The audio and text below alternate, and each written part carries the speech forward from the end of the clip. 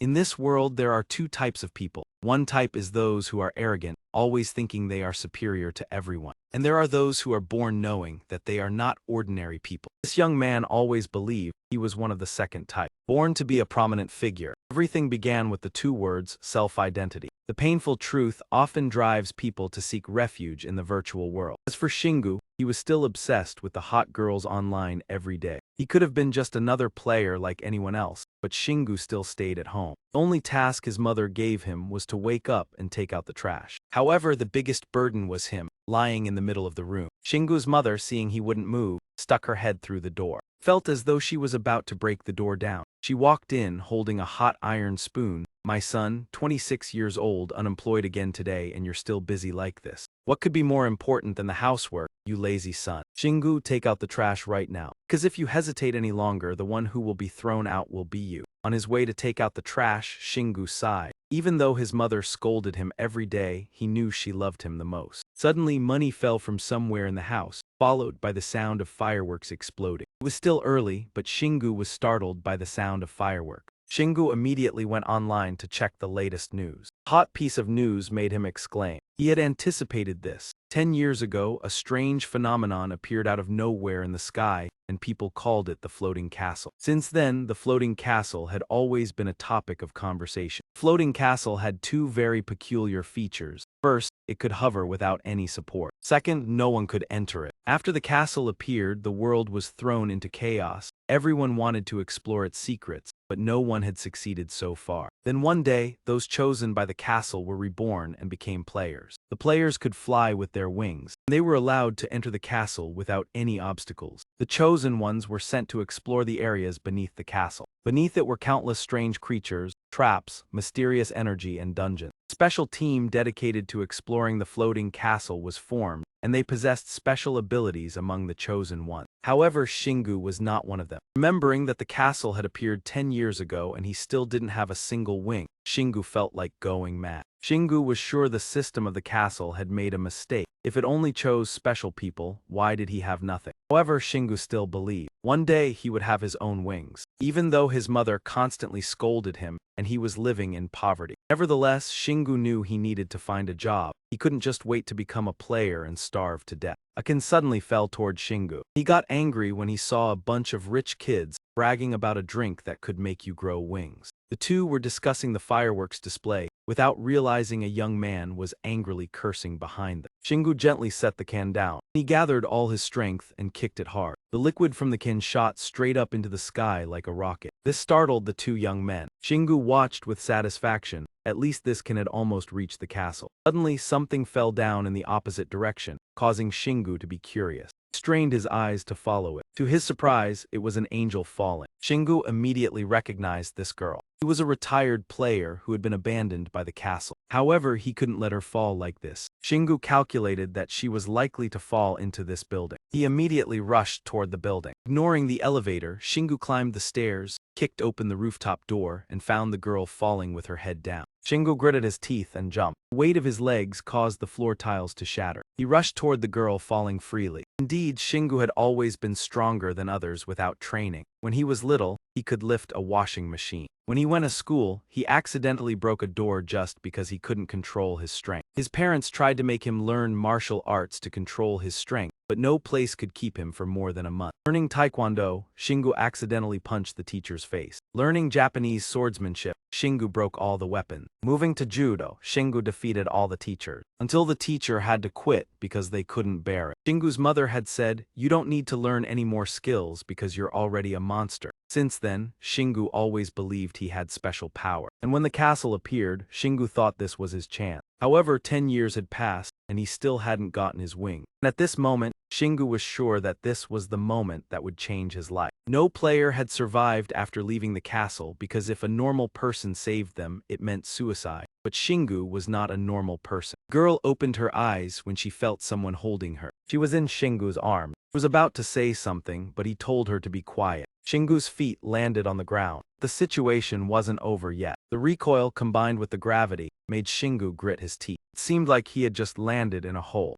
Sure enough, 3 seconds later, the hole began to cave in. They continued falling to the ground. No one knew when it would stop. Finally, they stopped after a heavy shock and were still alive. Looking at the girl trembling in his arms, Shingu spoke with an authoritative tone. Sorry, let me set you down safely. The girl awkwardly thanked him for the rescue, herself surprised to have survived. Where is this? Shingu realized players don't always understand everything. Still, he didn't want to get stuck and tried to find a way out. Shingu stepped forward powerfully, ready to throw a punch. Suddenly, a strange sound echoed from somewhere. Ram bread. The Anzan open world activated. You are lucky to be selected to challenge the underground world-clearing Wild Wing Cemetery to become an underground player. For the girl just abandoned by the castle, this was like a fresh chance at rebirth. When they called back, the cave remained silent as if nothing had happened. Shingu scratched his head to dispel the tension. Perhaps we should talk later, first let's introduce ourselves. Shingu confidently showed his personality as a 26-year-old unemployed young man who had graduated from university. Unusually, the girl was astonished to learn Shingu was ordinary. For who would be crazy enough to climb the rooftop to save a girl and then fall into an abyss with her? Facing the girl's blunt truth, Shingu gently patted the mouse on his forearm and chewed a bit. He was strong, born to protect others. The girl shook her head, incredulous. Of course, some people are born to become players. But that only happens when they possess basic elements, like wings to fly. In short, to become a player, the castle above doesn't have to provide mana. Shingu was like a blank sheet. Until now, he thought mana only existed in fantasy stories. Unbelievable that player abilities come from real magic. That secret the girl signaled to Shingu. Then she opened her eyes and observed carefully. She confirmed Shingu had no mana thanks to her perfect insight. Shingu pondered. She was surprised that an ordinary person could possess such power. What was strange about that? Even without mana, humans can still have extraordinary strength. Girl nodded in agreement. It's just that the arrival of a player changes the concept of power. In short, the girl met her Superman, was saved from the castle, and both fell to an unknown place, now facing the challenge to become an underground player. She sighed, unsure if the player was secret or public. She was certain this place and the castle above were not connected. The voice they heard sounded exactly like when a player entered the arena and dungeon. In Shingu's mind it flashed, though he could not officially become an arena player. He could take the back door thanks to his God-given strength to conquer the mysterious place.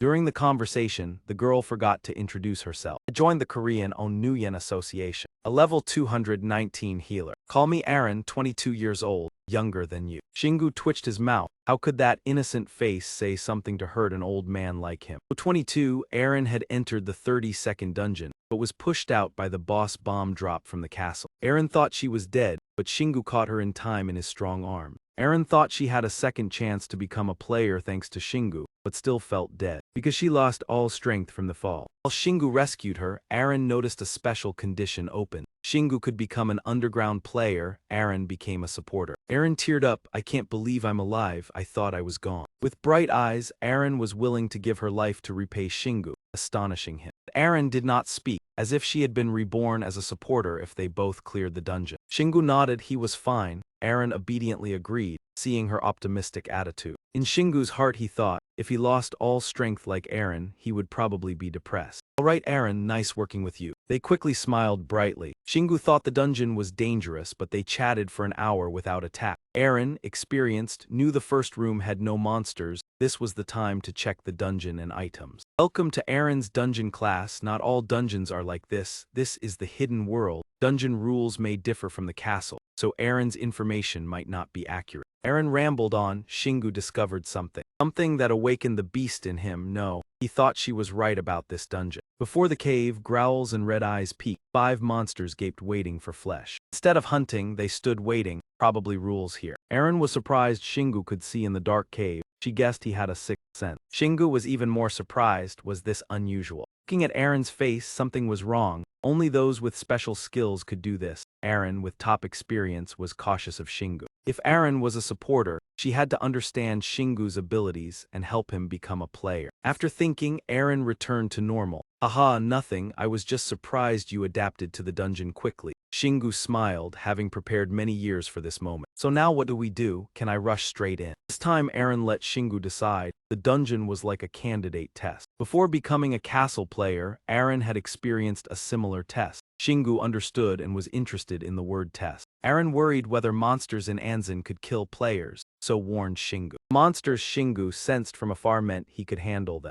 The monsters were diverse, no matter skill or talent. Shingu could be overwhelmed, needed caution. He began to observe carefully. Gripping a piece of cloth, wrapped it tightly on his arm, ready to fight. Eren murmured to remind Shingu to be careful. She had lost all healing ability. Avoid maximum injury. Shingu cracked his knuckles, eager to fight all 5 monsters. Sounds easy. Eren nodded, paused jumping. Shingu began to act. In just 5 seconds, Shingu dashed like an arrow. He lifted his foot and appeared at the spot, in front of 5 monsters, leaving them stunned. A wolf bared its teeth. The wolf monster said, "This human looks appealing." Eren sensed this energy was unusual. Immediately signaled Shingu to stop. It was a predator. They were level 50, but why appear in a test dungeon? Wolves began to attack Shingu. Eren could only shout, telling Shingu to run fast. She berated herself for not anticipating the situation, causing Shingu to fall into a dangerous predicament. The roar echoed. Eren opened her eyes, seeing Shingu lying in the midst of chaos. Who would have thought that the wreckage was the jaw of the werewolves? Shingu seemed very interested in punishing them. Eren, frozen by the second strike, enjoyed watching Shingu's performance. Shingu used his bare hands to knock the head off a werewolf. Then he continued to punch another one, knocking it down. Werewolf lunged at him with its claws, but it was shoved back by Shingu and crashed into the wall. Only one werewolf remained. The scene was so intense it made one feel pressure. Eren dared not open her eyes to watch. The last werewolf collapsed, and Shingu confidently dusted his hands off. "Why did you tell me to stop earlier?" Eren was flustered, not expecting Shingu to be so strong. Eren cleared her throat, preparing to explain that there was something more important, the loot from the monsters. Every monster in the dungeon carried treasures. Shingu just needed to collect them, but only those who contributed a lot had the right to grab the loot. Shingu proudly showed off his strength, and Eren nodded, letting the issue go. There were usually 2 types of treasures, money or monster seeds that increased mana. Shingu focused on the money, not realizing it was in US dollars. Eren confirmed that the money dropped in USD. Shingu was surprised. It was no wonder rich players existed. Eren Hohan with her angel wings and superpowers, so it was normal for monsters to carry money. He moved past the money debate. The monsters also carried pure gold, but it was very rare. Shingu wondered if the money dropped by the monsters affected the island. Details like exchange rates and serial numbers gave Shingu a headache. Eren advised him to ignore it and focus on the monster seed. They were more valuable than money, almost priceless. When throwing the seeds into the altar after the dungeon, players would receive valuable rewards. Simply, this was a method of item exchange in the game. Example, weapons, shields, or other items. Shingu admired Eren's clear explanations, like reading a guidebook. Shingu could trade many seeds, but the altar only rewarded based on the seed's value. Shingu hadn't cared much about the seeds, instead focusing on the altar that appeared after clearing the dungeon. Did the altar prevent the monsters inside from getting stronger? Eren nodded, acknowledging the harsh truth. Close to Shingu, Eren realized he was exactly her type. Handsome, strong, and smart. Returning to the explanation, they started from the dungeon to inspect. They would receive nothing from the dungeon. Rewards or leveling up were the same. Even killing many monsters did not improve skill. Only in real dungeons would Shingu level up after clearing them and encountering a shrine. Shingu thought previously Eren was level 219,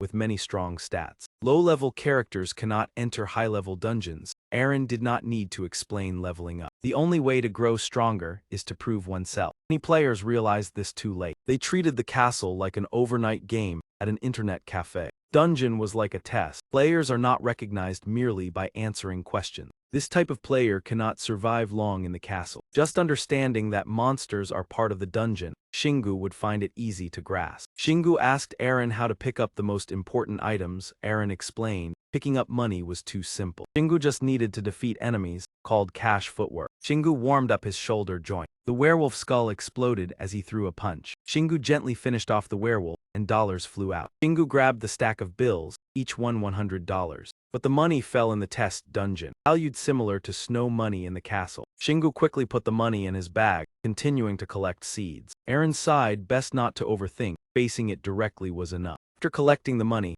monsters without seeds disappeared along with the dungeon. Most monsters had seeds. Shingu was not worried. Collecting seeds differed from money, requiring the monster's body to be finished. Shingu was surprised. Looting also required effort. Without destroying the body, they could not be taken or others would lose them. Eren nodded. Talking with an intelligent person saved energy. Shingu smiled. If effort was misallocated, there would be no treasure, making it more interesting. Shingu could not waste strength if he wanted to clear the stage. This system was truly troublesome. Watch, Shingu grabbed the werewolf by both legs in a perilous stance. Wore a sly smile. If the dungeon wanted to test me, let it try. Shingu piled the werewolf bodies into a mountain. He stomped and jumped, dropping the bodies down. Weight created a strong gust as they fell, making it hard for Eren to hold her skirt. She rubbed dust from her eyes, worried Shingu would destroy the seed. No, the seeds fell after the impact. Shingu collected the bodies quickly to save energy. Eren had seen spell users collect items, but no one had ever crushed them like this. He felt very proud of his intelligence. He thought he was ready to dive into the real world, but that didn't happen. For certain actions Shingu had to take after each challenge. First, he checked for any missing pieces of meat or bones, then checked every corner of the room, and finally assessed his strength and mana. Shingu scratched his head. Even though the shirt he had torn into gloves, his body had no wounds whatsoever. Eren sighed, continuing to walk with Shingu without saying anything. Since he didn't know where this dungeon would end, Eren kept reminding Shingu to be cautious. However, the reality was that the monsters in this dungeon were the ones to fear. This dungeon was what Shingu really needed to watch out for. Wherever he went, he wiped everything out, even created special moves just for wolves. It was no surprise that every wolf had a fat round seed. Eren chuckled, no longer surprised. Shingu had just eliminated 140 wolves in 3 hours. He ever trained in a martial art. Basic ones like Taekwondo, Hapkido, Judo, and Kundo were what he had gone through. The powerful martial arts Shingu considered basic left Eren speechless. He didn't train to become stronger, but to reduce his strength. Finally, with incredible speed, they reached the boss Kai's room, which managed the Wild Wing graveyard. Eren took a deep breath, then asked Shingu to check his strength and mana before entering the room. Checking strength and mana was an important step before entering this room. For example, preparing mentally and preparing the incantations.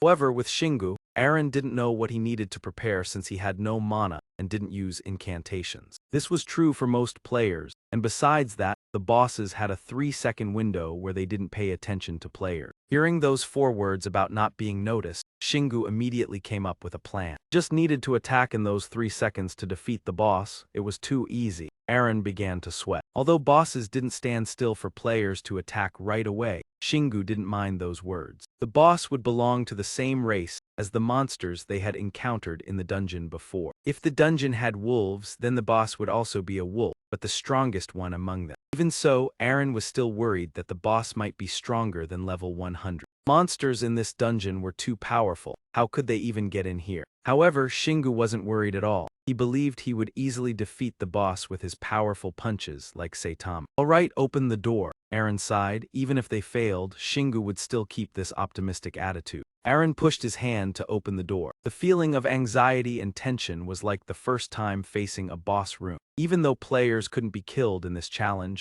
the suffocating feeling in the room was still very real. Eren pushed aside the negative thoughts because she knew Shingu would pass this test. Some people might go back to their normal lives after failing the first trial, but she didn't know what would happen if a candidate couldn't pass the world's Anzan challenge. Even if Shingu failed, Eren hoped they would be able to return and escape from this dungeon. But if they couldn't and Eren failed to protect, what would happen then? The heavy responsibility, Eren felt more anxious than ever, because everything so far had gone so smoothly, like a dream. It's coming, thank you. Shingu suddenly spoke, causing Eren to freeze in place. When had the door opened, and why was she still standing still? A large mouth with sharp teeth lunged out. Eren fell to the ground, her legs trembling, her face pale. That was the level 100 boss, the giant dark werewolf. The dark werewolf was drooling like it had gone mad. While Eren was still muttering things that were hard to believe, Shingu rushed to attack. Compared to the boss, Shingu was like a tiny mosquito. He was trying to make the most of the precious 3 seconds to begin the fight. Shingu jumped high, facing the dark werewolf, yelling loudly, "I can fly, woo-woo." Shingu then threw a powerful punch and landed. In his hand, he was holding the werewolf's eye. It was pitch black smooth, like a brand new ball. "So I can take a part of its body in the middle of this fight. Don't slack off, this monster only disappears when you kill it," Eren hurriedly reminded Shingu. Black werewolf angrily lunged, wanting revenge. Shingu continued to throw the ball, holding the werewolf's eye like a baseball. Shingu twisted his body, returning the eye to the werewolf. The werewolf hugged its face, howling in pain. Eren stared in shock, not understanding how Shingu could calculate the timing of the attack so accurately. "Oh, did I throw it accurately?"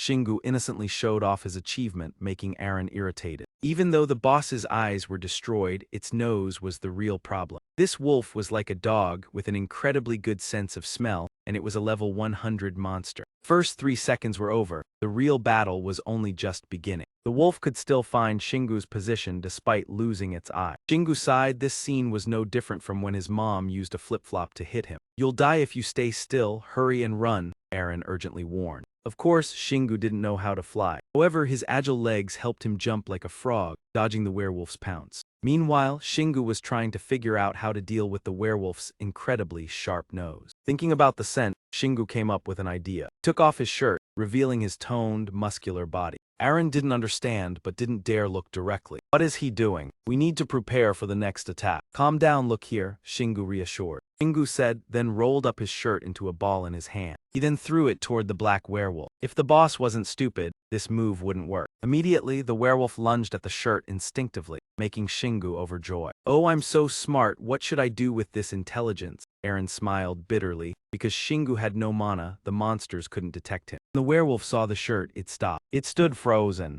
Shingu seized this opportunity and used both his legs. Kicked hard at the werewolf's knee joint. Frost cracked and crunched, blending with the wild wolf's roar. Shingu sighed, surprised the boss's bones were so weak, even considering stripping if the previous move hadn't worked. Now the wolf could no longer chase Shingu, and he began to enjoy the game with it. The sound of armor clashing rang out, mixed with the wolf's painful scream. Eren looked on, feeling pity for its fate under Shingu's hands. Finally, the massive, dark werewolf was defeated. Shingu obtained 15 $100 bills and 1 black seed. Eren stood stunned, unable to believe a regular person without skills could defeat a level 100 monster so easily. Beep beep, countless notifications appeared suddenly. Shingu had completed the challenge, and the account was activated. Golden panel appeared, reporting that Shingu took over 3 hours to clear the dungeon, defeating 150 werewolves and 1 boss. This is the standard interface all players have. This feature also allows Shingu to check how many players are present in the castle. Moreover, it does not obstruct the player's view,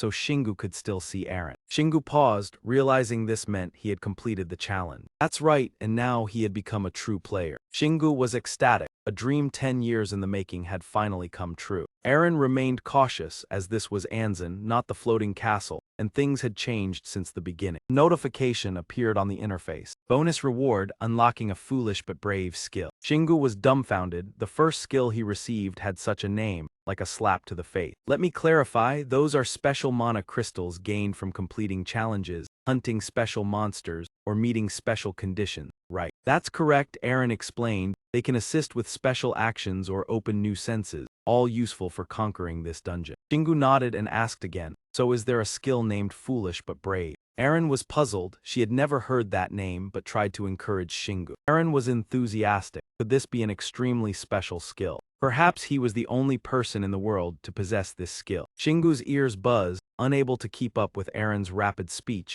She could not remain silent for 3 seconds. Screen lit up again. Notification displayed. Shingu had become a stealth player and received a skill exclusive to stealth players, Chaotic Tail. Simultaneously, he unlocked his inventory and leveled up officially. A sudden surge of electricity ran through his body. Both Shingu and Eren convulsed from the shock. Eren didn't expect to receive a reward as well. She only offered a few tips and guidance for Shingu. Shingu endured the first headache of his life, feeling pain worse than any hit from his mother. The reason was mana and dungeon energy entering his body and altering it. While the electricity surged, Eren tried to explain to Shingu. Simply put, the mana seeds were implanted into every cell in Shingu's body, strengthening his muscles and removing all residue before the mana appeared. Naturally, the mana also enhanced Shingu's strength, a difference even outsiders could notice. Current stats showed Shingu at level 10. He felt his body was falling. When Shingu touched the ground, he felt 3 more legs. Shingu was startled, thinking that his middle leg had grown longer. But no, he had grown a long, impressive tail behind him. Shingu began to gently wag the tail. Why wasn't it a pair of wings, but a rough tail like a lizard's?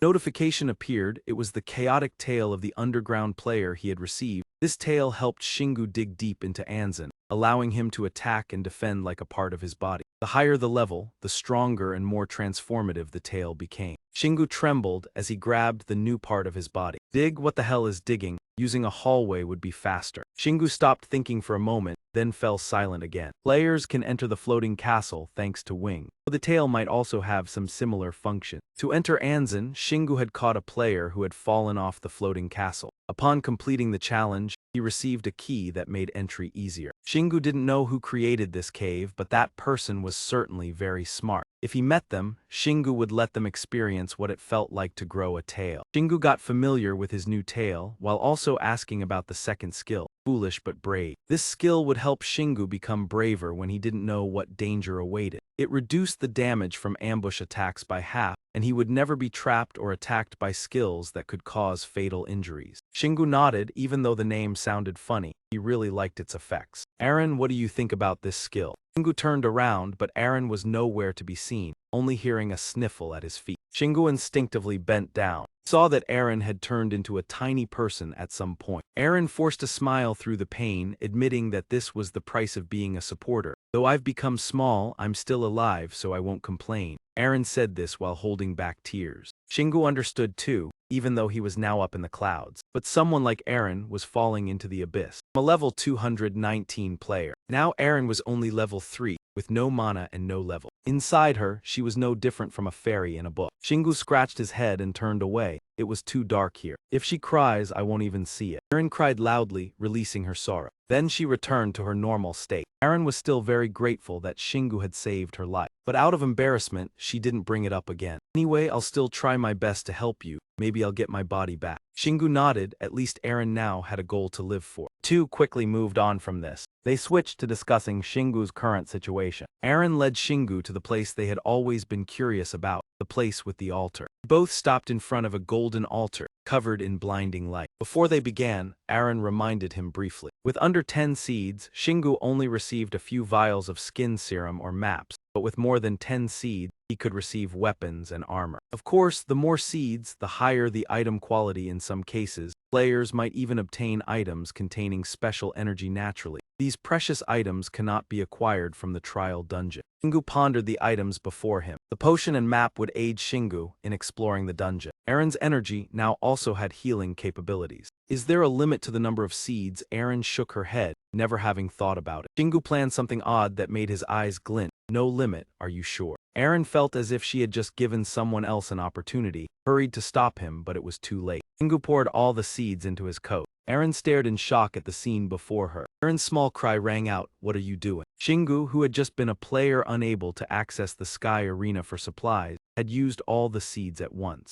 Shingu innocently asked, "Can't you heal me? Not enough." Anyway, it was already too late. The poem section received the seeds from Shingu and began functioning. Aaron closed her eyes and prayed, even if it was just a piece of iron armor, hoping it would protect Shingu's weak point. Shingu was puzzled why she made such a fuss. He could have bought armor before entering the dungeon. Aaron had experience and knew this couldn't be ignored, otherwise she wouldn't have gone crazy like that. Aaron needed to remind Shingu that items sold outside the market couldn't be used in the dungeon. From firearms and wireless devices to melee weapons and advanced tech, all were useless. Shingu found it complicated, but this was just a trial dungeon. The seeds from dungeon level 1 weren't valuable for later dungeons, so Shingu preferred to use them all for a useful item rather than save them. Aaron found it reasonable, but that was only true for the Sky Castle. Here in Anzan, they didn't know what would happen. Knowing that since Shingu saved her fall, he had lived a life without direction, weak in skills but courageous, right? What did she just say? Shingu was curious about this unique skill name. According to Aaron, the test monsters were stronger than those in the Sky Castle. Just a few seeds could yield rare items. Shingu thought differently. If the test was hard, dungeon level 1 would be harsher. Aaron was surprised the test had wolves. The next dungeon must have stronger monsters. Aaron marveled at Shingu's reasoning. Did you plan this before throwing the seed? Of course not, I just wanted the best item. Aaron held her head in pain, sometimes finding Shingu smart, other times clumsy. Aaron understood why she had to support Shingu, not just to educate him but to train him as a player. Aaron also had to restrain Shingu's impulsiveness if she did her role well. Shingu could be as strong as top players. If mana and innate power harmonized, he could be the best in the world. Of course, this prospect existed only in Aaron's mind. Saying it aloud would make Shingu reckless. Hey Aaron, something huge is about to appear. Shingu's anxious voice reached Aaron. When she turned, the altar had grown to XXXL size without her noticing. Shingu pointed at it, hoping a rare and valuable item would drop. The final moment had arrived. A gigantic war hammer appeared. Shingu grabbed it, and information began to display. The hammer was named Dark Wolf Claw D++, containing the power of the wolf's front claw, difficult to wield due to its weight. Shingu felt the hammer was light as wood. He spun it a few times like a magic staff, unclear effect but looked cool, so he liked it. Aaron noticed its D rank. D rank weapon for players level 100-150. More plus signs meant rarer. Shingu could use the hammer up to level 150. Luckier than normal C rank weapons. What did you say? Come closer, Shingu asked blankly. Aaron annoyed but just feared him swinging the hammer recklessly. The hammer also had a yellow question mark. Only using it long enough would reveal its power. If he didn't wait, Shingu could check the info on the interface. Should I introduce him to an appraisal player? Shingu shook his head, thanks. With 10 years of experience, revealing now could cause trouble for Shingu. He had always been treated specially due to his power. If they knew Shingu was an underground player, how would they react? At least Shingu wanted freedom in using his power, confident as he was. But compared to veterans, he lacked experience greatly. So Shingu reminded Aaron to hide this when appropriate. Aaron nodded excitedly, thought she was about to have an awesome disciple. Right, Shingu, if you want, I'll help you conceal yourself. Aaron declared boldly, promising to become the best assistant for Shingu. First, Aaron would teach Shingu how to hide his wing. Wings, are you sure? I meant your tail. Aaron regained composure. Even with a two-pronged tail, the mechanism was the same. Shingu just needed to use mana to wrap it and tuck it into his body. Speaking of mana, Shingu remembered the strange energy when becoming a player. Had to try anyway. Aaron pointed to the chest when thinking about wings. Shingu knew what to do with the tail. Up the auxiliary wings vanished. 3 seconds later they reappeared. Every time pointing at the butt they vanished. Releasing her hand made them drop. Aaron hid her face in embarrassment. Training a top server disciple was so hard. Still, Aaron could only give advice when Shingu failed the first time. Aaron still eagerly anticipated Shingu's transformation. See how he would improve in the future. After a few minutes of testing, Shingu tucked the tail into his body without tearing his pants. The second lesson was about the inventory, something all players had. Shingu spoke, a transparent cube appeared in his hand. It kept growing, causing Shingu to lose control. Fortunately, the inventory was also given to underground players. Shingu could put anything inside it, from phones to food. Of course, the space inside also had certain limits. Shingu was extremely excited. Now it felt like a role-playing game. Shingu tried stuffing his heavy dumbbell in, and the inventory absorbed it immediately. Soon after, the hammer appeared as an icon in the phone. Everything was easier than Shingu had imagined, so he quickly adapted. Aaron wanted to remind Shingu of 2 important things. If he remembered carefully, Shingu could fit in anywhere. Of course, except for those sensitive to mana, everyone else was fine. Suddenly, the altar glowed, and beside it was something like a teleportation gate. Shingu felt a pull drawing him in. Indeed, I told you it was user-friendly. Aaron confirmed that it was the gate leading to the dungeon from the floating castle. Perhaps they could leave here through that gate. Before stepping through, Shingu hoped his tattered clothes were still intact. Outside, night had fallen. Shingu ran to a spot, breathing a sigh of relief as the darkness kept people away. Aaron, didn't you need to call your parents? Aaron smiled. Since her parents had passed, she lived alone and had nothing to worry about. Shingu admired Aaron for having her own home at such a young age. Truly a top-tier player. Shingu told Aaron to hide in his pocket until he entered the room. The door opened fully. Shingu stepped in cautiously. Reaching the door of the room, Shingu almost held his breath. Chilling voice echoed, "My dear son, you finally came home." Shingu screamed, knowing that his mother had recognized him. In the kitchen, his mother struck his back hard, leaving a mark on his shirt. She was angry because Shingu had disappeared without a trace, while trouble roamed outside. "Want me to see you on the news, huh?" Ah, his mother's voice scared Shingu. Finally she exhaled, exhausted. "Take a shower, aren't you hungry?" As his mother prepared dinner, Shingu returned to his room and Aaron quickly slipped out, surprised that he always changed clothes after a few days of disappearance. He didn't hear the words, the power that comes with responsibility. So he caused trouble too, Shingu, already 26 years old. Aaron's words hit Shingu like a direct punch to the face. If he weren't a player, Shingu would be like the grass on the road. While showering, Shingu reminded Aaron to stay in order, and asked about dinner plans. Shingu opened the drawer containing food. He handed Aaron a protein bar. Yes, it was quite large. Aaron refused, the protein bar could crush her. Shingu used the skill to split the protein bar and gave it to Aaron. The scene of Aaron eating the snack was vivid. This scene held Shingu's gaze, unable to look away. Aaron almost finished the protein bar, her stomach rounded. After showering, Shingu found the scene both funny and puzzling. Feeding Aaron each day only required 3 energy bars. Once finished, Aaron was full of energy and began sketching plans that left Shingu helpless, not letting him rest. But Aaron was also worried. The stronger Shingu became, the easier she could reclaim her old body. Shingu, please focus a little. Becoming a player is your dream, isn't it? Are you willing to dedicate time to the dungeon? Of course, mentioning the dungeon instantly excited Shingu. Nothing was more important than conquering the dungeon, since he was unemployed. Even without wings, his conquest of the underground world hadn't been recognized.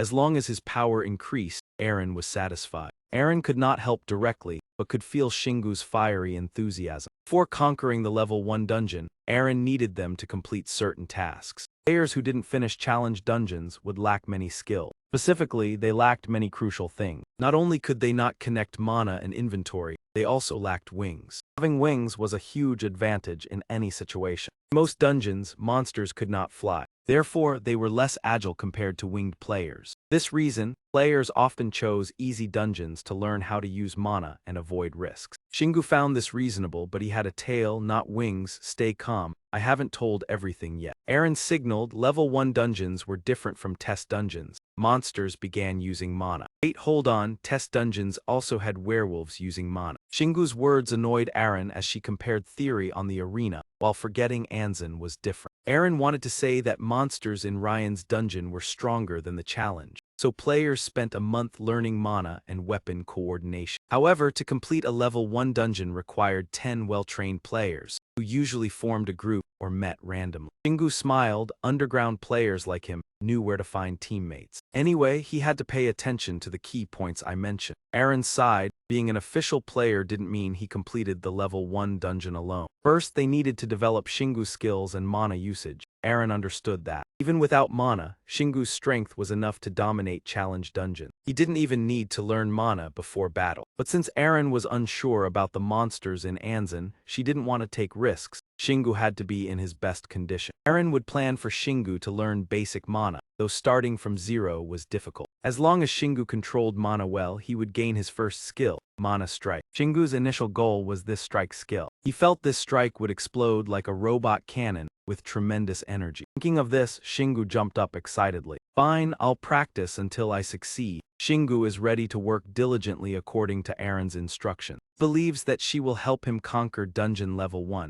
Although Shingu is very cooperative, Aaron still feels worried. Because Aaron might have to spend a lot of time and effort training someone like Shingu, especially since he is not particularly intelligent. Shingu easily loses control of his moderate strength, which could lead to failure when he attempts the dungeon challenge. However, looking at Shingu's abilities, Aaron is sure that he is someone special compared to the other players she has met. Aaron cannot apply the same training methods as the players at the Sky Castle, but she believes that if she shares her experience, Shingu will become stronger very quickly. In fact, his rate of progress far exceeds that of everyone else. To Aaron, this feels like a character training game. Very interesting. Training must go hand in hand with rest. Aaron allows Shingu to sleep when necessary. Shingu looks at his small bed, wondering where Aaron will sleep. With Aaron's small frame, he can't imagine where she would bathe. They both went to the supermarket and signed up for the channel, and they bought a dollhouse. Shingu was stunned by the price he had to pay. Not only that, the supermarket staff looked at him with a confused expression. He was sure his daughter, or perhaps his granddaughter, would love it. After getting the new house, Shingu went downstairs to watch TV, so that Aaron could comfortably take a bath. Unbelievable, Aaron had to bathe in this room. Even though it's just a dollhouse, Aaron still bathes the doll. But everything was more comfortable than she expected, as long as there was peace and she could soak in the bath like this. Despite the surrounding noise, she still felt at ease. What is that noise? Shingu suddenly opened the door, holding his phone and rushing in. Aaron, there's a problem. Aaron looked at Shingu,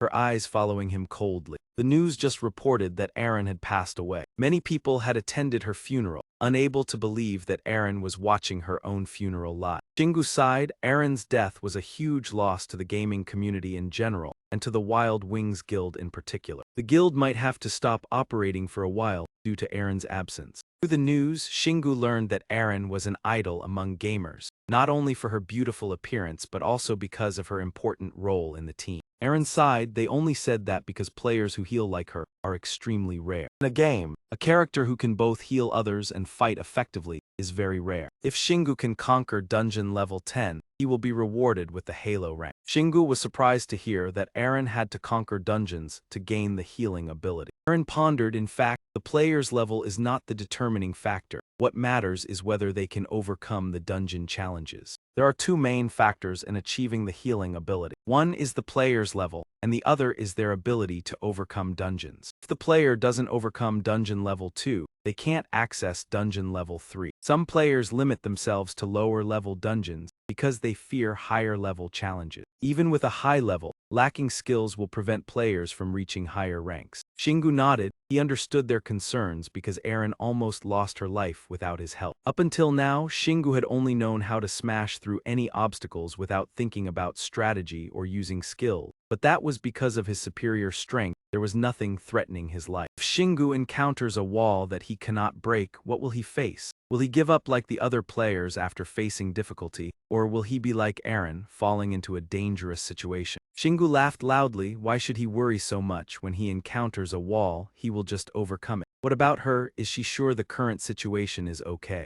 Aaron went silent when Shingu mentioned her funeral. Aaron always said no one cared about her, and those who attended her funeral were her classmates or former teammates. Aside from the fact that most of them were men, they all looked tired and disheveled. It seemed like they really cared about Aaron, not just because she was a player, but because of who she was. Aaron placed her hands on her hips and sighed, guessing that most of them were just people seeking benefits from her. It was best not to encounter them. It seemed that Aaron didn't want to mention her own matters, so she returned to training Shingu, making him uncomfortable. A few minutes later, Shingu was panting heavily, as if he had just run a long distance. Due to Aaron's strictness, Shingu had to lift 12-kilogram weights until midnight. Although lifting weights seemed easy for Shingu, the goal of this exercise was to stimulate the mana in his body, called increasing internal power. The thought that Shingu couldn't lift the weights made him feel very amused. Every weapon requires mana to enhance its power. Simplest things also require mana to unleash their power.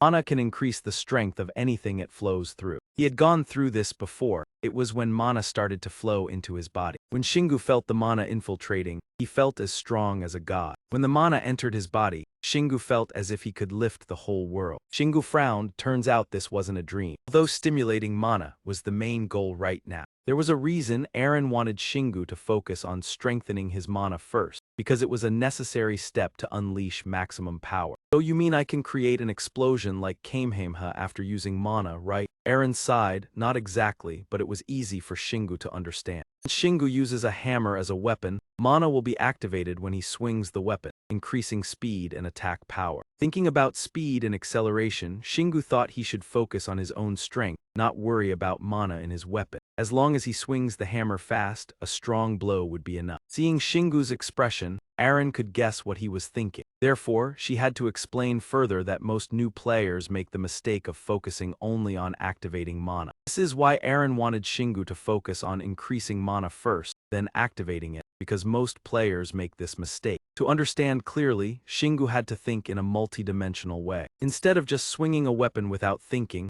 Shingu would find it easier to add mana to the weapon to enhance its power. But this had its drawbacks, because when using mana while swinging the weapon, he could lose accuracy. This is why high-level players always have the ability to control mana's movement. They only achieve this through diligence and patience. After hearing this, Shingu felt like his mind was clearer. So I can't use mana immediately. Shingu proudly showed off his appearance and confidently claimed he understood how to control mana. Aaron couldn't help but feel frustrated with his attitude, but if he wanted to take risks because of his carelessness, she didn't care. Even though this made Aaron feel a headache. But they could start with mastering the 3 conditions of mana activation. I believe you can do it, Shingu Oppa. Shingu sighed. He was convinced by just one sentence from Aaron. Shingu was curious if there was anything without intrinsic mana. If he added mana to the dumbbells, could they become stronger weapons? However, He knew this would only slightly increase their power and cost more mana if not enough was available. So what if I added mana to my hands and legs to make them weapons? Shingu asked. Eren could only shake her head. Theoretically, he could increase the strength of his punches, but that would also cause pain to his body. After a while, Eren thought that Shingu only needed to use his fist. Many high-level players had applied this tactic in the later stages.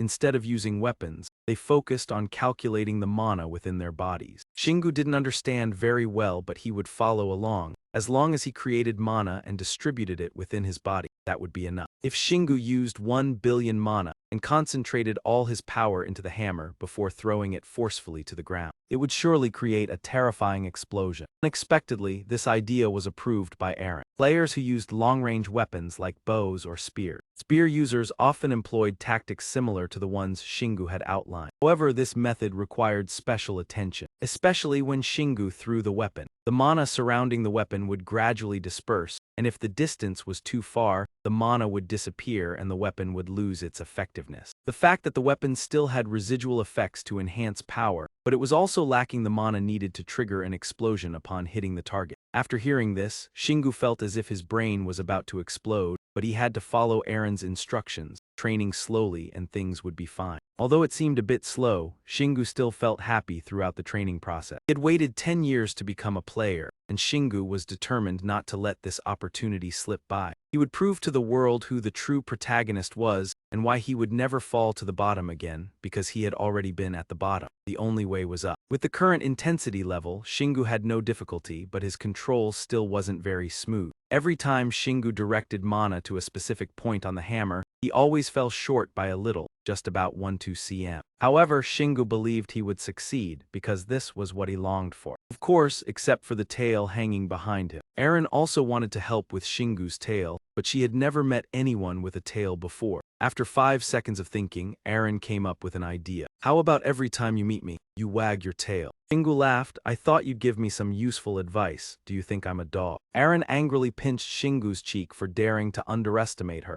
just as her phone beeped with a notification. A young man claiming to be Eren's fiancé, Harian, the leader of the Waterspout Guild, suddenly announced that Eren might still be alive. Shingu and Eren stood frozen, not because the news of her being alive, but because of the news that she was engaged. Shingu was very surprised as he watched the live broadcast, struggling to digest what he had just heard. Eren saw her name in the headline, blushing awkwardly, not knowing what to say. Then, as if by some magical connection, both of them blurted out at the same time, unable to stop laughing. During the interview, Harian firmly stated that the Guardian Stone in the Heavenly City did not record Eren's name, and he would mobilize the full strength of the guild to search for her. Both listened carefully to every word Harian said, and other players confirmed that Eren's name was not on the Guardian Stone, making the situation even more serious. Shingu, who didn't understand much about the game, asked, "What's a Guardian Stone?" Eren explained in detail. It was a monument that automatically recorded the names of players who had passed away, and no one could take a photo of it because the Heavenly City didn't allow the use of modern technology. Eren seemed to have a slightly skewed understanding, but he's not your fiancé, he's just talking nonsense. She responded lightly. No one said anything, but you hurried to explain. You're still busy conquering dungeons. Don't misunderstand me, okay? Shingu felt a bit awkward, scratching his cheek before saying, "It's nothing, but the Guardian Stone is the real problem." Suddenly, Shingu became serious. He had a feeling that the coming days would not be peaceful. He felt that many troubles awaited him from now on. Conversation ended, and after a while, it seemed like they had both forgotten about the information. Shingu walked, thinking deeply, appearing quite happy. Then he turned to initiate a conversation with Eren. 2 weeks passed quickly. She asked him about his training, and Shingu eagerly replied, "Yes, let's see if I've made any progress." Shingu proudly boasted of his accomplishments. "I've learned 2 skills through being a hidden player in the test dungeon. One skill is called Chaotic Tail, proving I'm a hidden player." Eren knew it was a bit of a tease but couldn't resist teasing him. "And the other skill is, the disorienting skill is the courage that makes you braver." Hearing this, Shingu suddenly felt discouraged, his face falling. Taking advantage of this opportunity, Shingu asked back, "You also have some special skills, don't you?" Eren didn't hesitate to share. "Yes, I received 2 activation skills." She twirled around, showing a bit of her finesse before saying, "First is the skill that uses mana to revert to my original form, Savior's Body. This skill helps increase the power of all techniques, but it consumes a lot of mana." She proudly talked about her ability, The second skill is invisibility. It helps me hide. Shingu tried to open his eyes wide and stare at her, but he could still see her. Aaron was angry, thinking that he was intentionally teasing her. Because I'm your support, how could others see me? She was very confident in this skill, continuing to explain, unlike Savior's body, invisibility is a very valuable skill. With this skill I can remain hidden for up to 3 hours. He cheerfully continued without stopping. On the first day I was shocked because I didn't have enough mana to use it, but now no player can detect me anymore. Shingu could only laugh helplessly at Aaron's excitement. Okay. When they stopped, Shingu concluded the conversation. When you run out of mana, just tell me. I'll hide you until you recover your mana. Saying that, he pulled a white cloth in front of him to reveal a very cool red motorcycle. He shook the key in his hand, ready to take her on an adventure. Training at home is boring. Let's go find a new dungeon. Shingu had prepared well for this expedition. Aaron had agreed to let him conquer the top-level dungeon in the ant nest, so there was nothing to worry about, and he had been brave from the start. Suddenly there was a giggle. She tried to stifle her laughter and said, "But Shingu, your bike." He was thinking and suddenly looked over. Finally, she couldn't hold back and burst into laughter. Why is it a delivery bike? Shingu realized he was being mocked, but he chuckled meaningfully. It seemed like everything had been planned beforehand. You're right, just say whatever you want. But Aaron still wouldn't accept it. I think it's too strange. He complained about how Shingu used his bike. He bought it for over $10,000. How could anyone use such a fancy bike to deliver food like a Chinese delivery guy? Shingu sighed tiredly. Don't look down on food delivery gangs. She embarrassedly realized she had gone too far and listened calmly. Oh, you've thought it through. Shingu seriously reassured Aaron, in this country, no one thinks food delivery bikes are strange, so no one will pay attention. Shingu became more enthusiastic as he talked about his wish. I'll easily surpass this country. Quickly put on the helmet, firmly held the handlebars, and was ready to go. You, get on the bike. Aaron, who was still crying, blamed fate. HMPH, I didn't expect my first time riding a motorcycle would be with a delivery guy. However, she obediently crawled into Shingu's jacket pocket, still feeling resentful. Shingu didn't think any further, and told her to hold on tight before starting the journey. The large motorcycle roared as it sped down the road, the engines rumble powerful. Scenery on both sides blurred as the wind howled past. Shingu rushed swiftly through the traffic. Aaron carefully looked outside, starting to enjoy the breeze blowing into her face. Not wanting the trip to be boring, he and she happily chatted. Now we just need to find the dungeon. Have you thought about it? She asked a question that startled Shingu. Do you remember how we found the first ant nest? She recalled their first experience together. You fell from the sky, then I caught you right away. Then the two of them fell to the ground into the ant nest. It's hard to believe there was a test dungeon there from the start. Aaron boldly stated her theory after thinking for a long time. I think that test dungeon might have been built along with the condition to unlock me. Shingu thought for a moment and asked, so you fell into it and the dungeon unlocked right away? Actually, this was just her hypothesis. It couldn't be confirmed. Maybe the dungeon was moved there, she just guessed. Shingu understood her meaning and agreed to search for the dungeon. Based on what they had experienced, it could be concluded that they needed to find the places where players fell to their deaths. Shingu knew what to do next, but he didn't know how to find the spots where players had died. She kept searching online for an answer.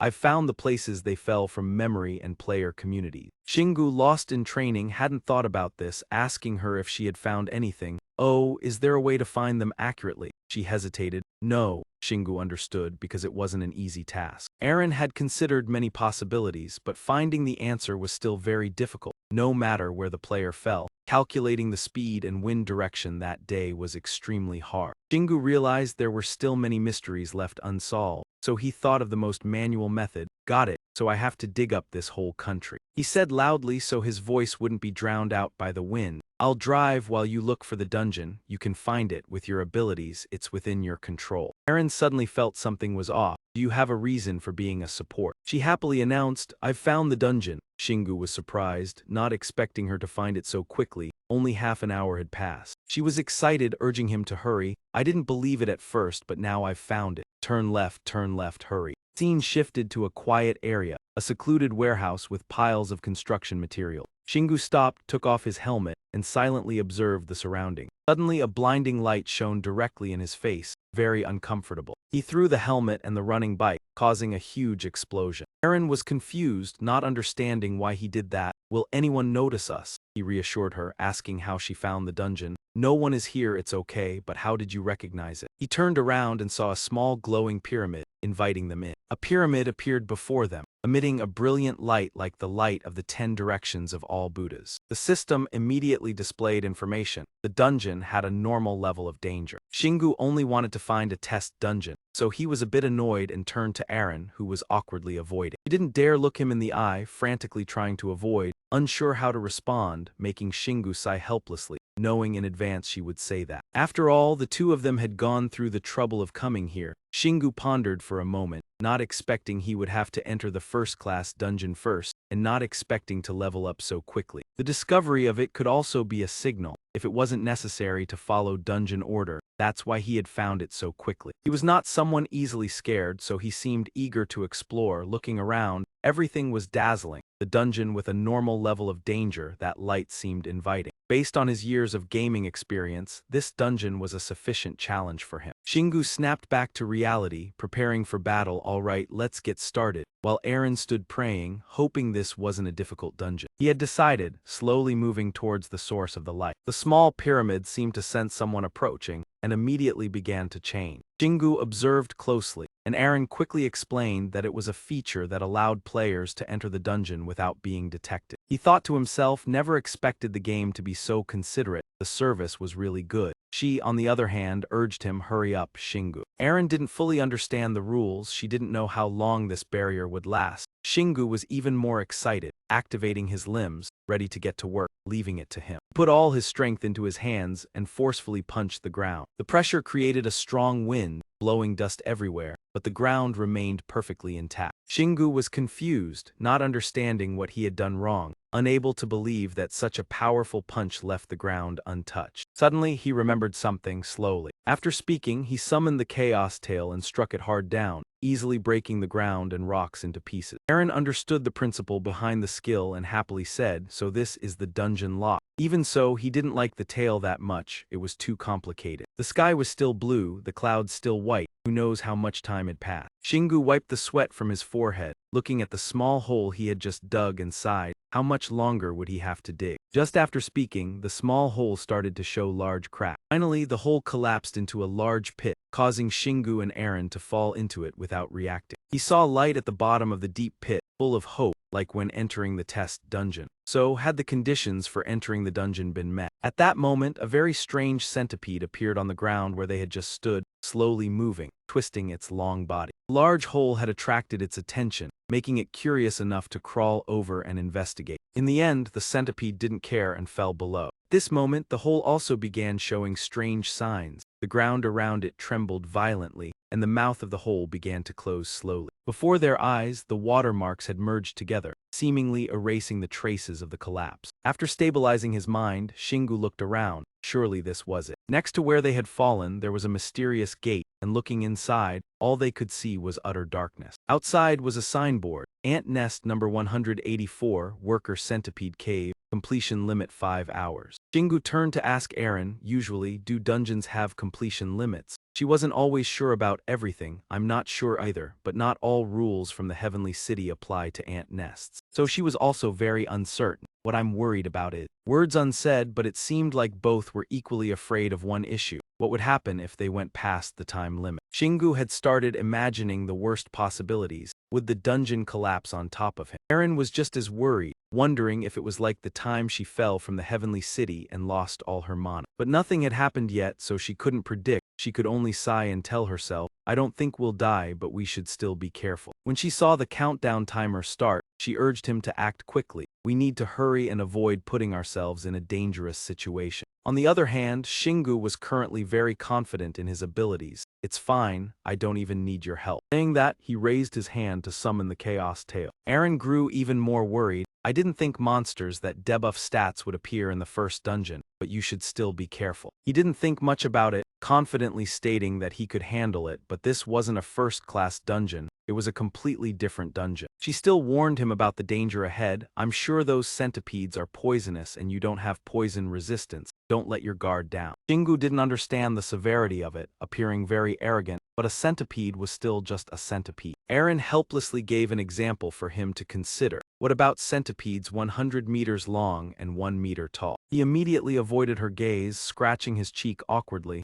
Do they get that big? She sighed in exasperation. You're hopeless. Anyway, as a supporter, she was even more worried when she couldn't help him. I've got a few moves for support, but I don't have mana, no healing potions. I'll have to use skills to heal you, but using poison-resistant skills against centipede toxin. Having to plan ahead made her realize many risks. I can only use that skill twice. In the worst case, it might not be strong enough to counter the centipede's poison. It seemed Shingu didn't really listen to her, eager to lead the way into the cave, thinking that worrying wouldn't get us anywhere. Aaron could only stay silent and follow. I knew you'd say that. She quickly settled into Shingu's pocket as a habit, and the two began their journey of exploration. All right, let's go, don't jump out of my pocket, even though he hadn't sensed any monsters yet. Aaron felt very puzzled and asked, again, how do you feel this? Before he could answer, she was startled by a cold chill running down her spine. Before them appeared a strange black figure, making her scream in fear.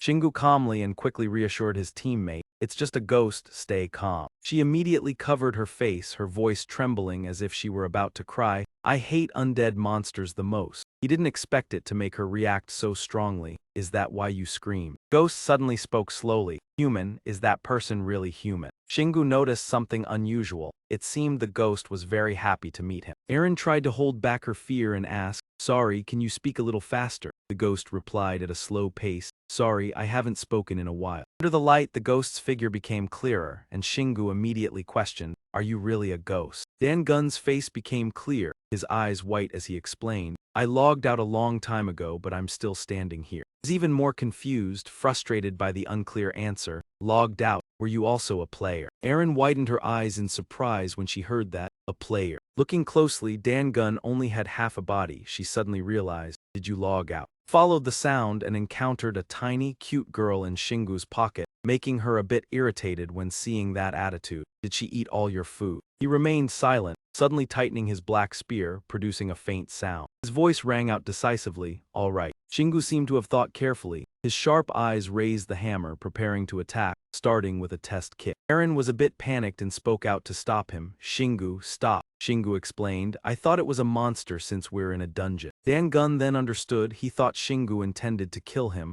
Wait, if you attack, I'll die. Shingu sighed in frustration, you're already dead. It seemed he was really scared of being killed, trying to explain, I'll have a more glorious death. Shingu suddenly had a flash of insight. So, you're the enemy. Dan Gun lost his temper from being misunderstood constantly, shouting in annoyance, I'm not the enemy, I've been waiting for someone to come since I woke up here. Someone will avenge me. Someone will complete my task for me. Shingu was surprised to realize the key point, the task. System immediately displayed a message. Dungeon quest detected, the vengeful spirit in Cave Z. He quickly read the message, a vengeful spirit with a name and spirit form trapped underground, requesting the brutal killing of the one who murdered it. Finally, the progress update began counting down the task. Kill all the killers in the cave, no more than 150. But right after, the system presented an option. Do you accept the mission? If you refuse, you will be penalized. This made Shingu feel as if he were being forced. After receiving the information, he thought for a moment and concluded, so the request of this spirit is to assign the mission to me.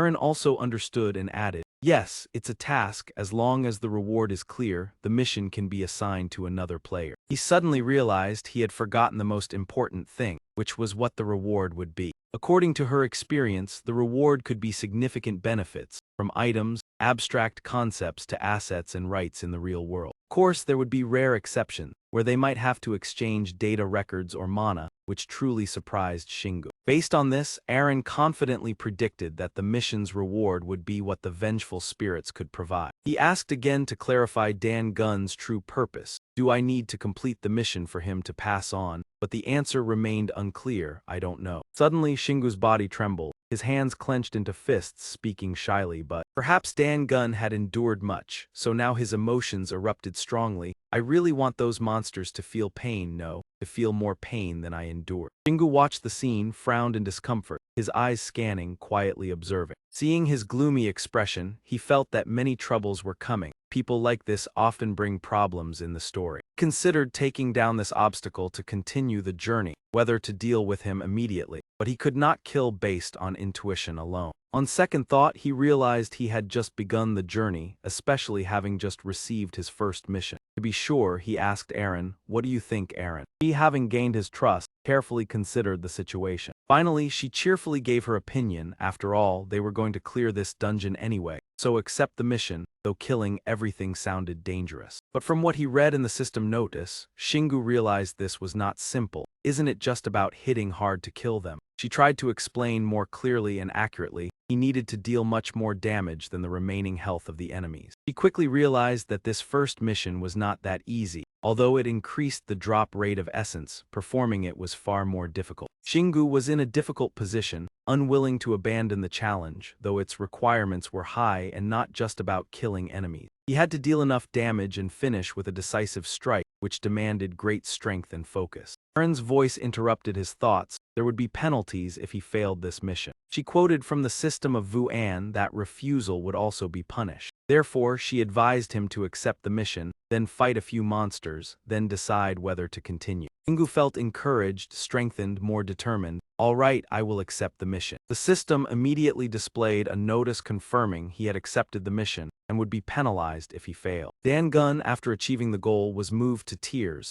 happier than having a child. "Thank you." Everyone looked at his reaction helplessly. He believed he would complete the mission, but could be penalized if he failed or refused. Not wasting more time, he turned to leave to begin the fight. "Then I will go fight the Z," he said, reminding, "Their teeth are poisonous, be careful, I will assist." Each time he recalled being defeated by the worms, Dan Gun could not help but feel angry. They always attacked when he was inattentive. "That's why I was bitten at the start." Shingu did not want additional troublesome tales, nor to refuse outright. He hesitated.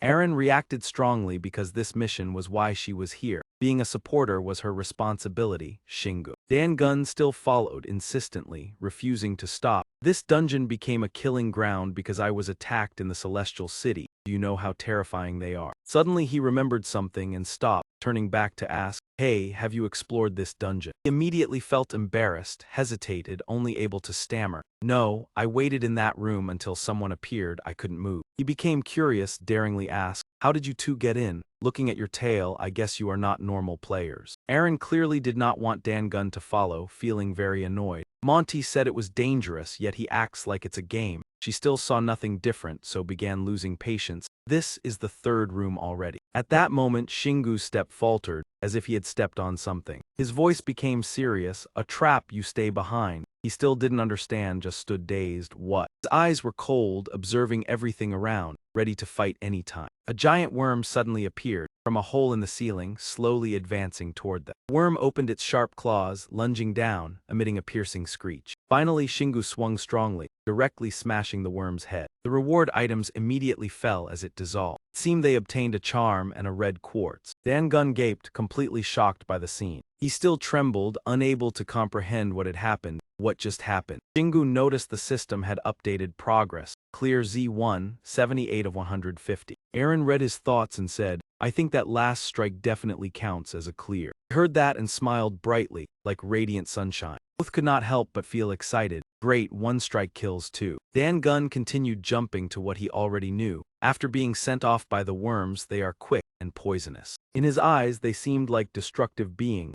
monsters specializing in assassination. Aaron also reminded, "Heightened vigilance is never too much. They have extremely hard shells. Do not underestimate them, Shingu." As she spoke, two more giant worms suddenly charged, emitting piercing screeches. Thanks to keen intuition, Shingu quickly recognized the danger, ready to strike. In an instant, both worms were cleaved by a powerful swing. The system continuously updated. Clear all worms in the cave, 78 of 150. Despite witnessing countless times, Dan Gun was still amazed, mouth agape. He could not believe a single swing had defeated several worms. They should be at least level 80. How could they be killed so easily? He began to fear Shingu's power. "Can you tell me your level?" He replied coldly, 10. Dan Gun was speechless, completely shocked. Aaron, though close to Shingu, did not expect this. I should have known Shingu had grown much stronger with the D++ weapon. All her initial worries now seemed pointless. No wonder he found the worms' hideout and ambushed them, but I did not expect he could defeat them with a single swing. Shingu remained joyful in his own world. If I find the right impact point and focus, I don't need to swing with full force to utilize the weapon's power. He fought so easily that Eren did not need to use support skills, only stood behind observing. The dungeon level seemed suitable for Shingu. He did not know whether to feel happy or sad, realizing his sixth sense and natural combat instinct made this dungeon very easy.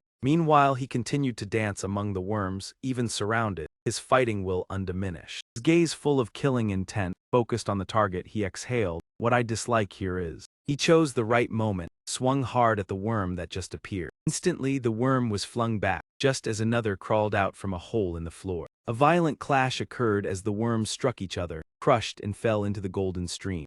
Gun stood aside like an overexcited fan, cheering at the beautiful strike. Great, one strike kills two. Shingu, after victory, laughed excitedly, his momentum increasingly overwhelming. Not done yet. Two more fearless worms emerged from behind a rock. In the blink of an eye, the black wolf swung, easily cleaving them in two.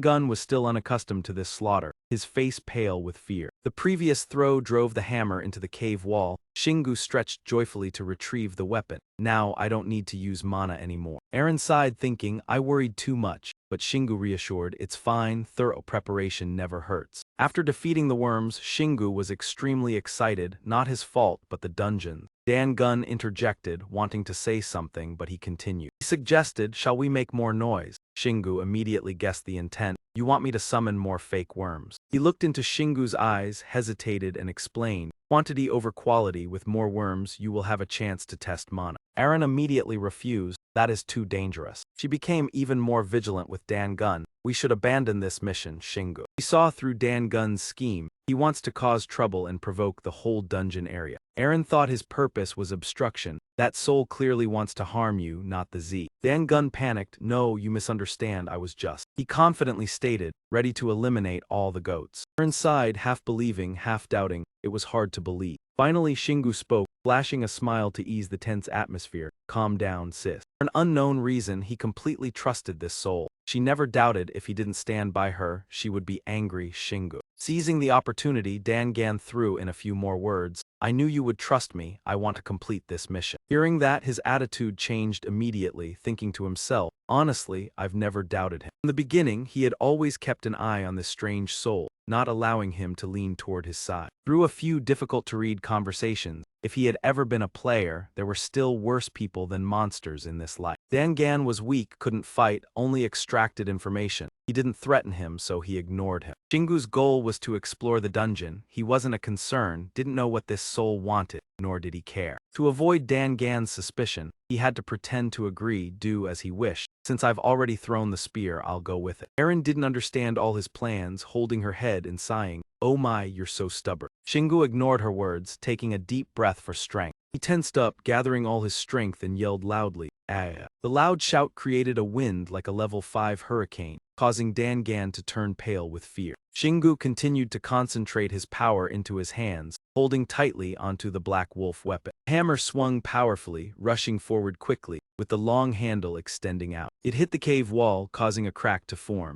Shingu took a running start again, ready to strike once more. He held the hammer tightly, running while breaking through the wall to create a wide hole. Gun was startled, his whole body shaking. What is this? Eren was also shocked. This was insane. Could the dungeon be destroyed? Shingu didn't care, continuing to destroy every corner by himself. Monsters lost their shelter, rushing out with debris flying everywhere. Eren was worried, fearing they wouldn't escape. The centipedes were coming with no place to hide.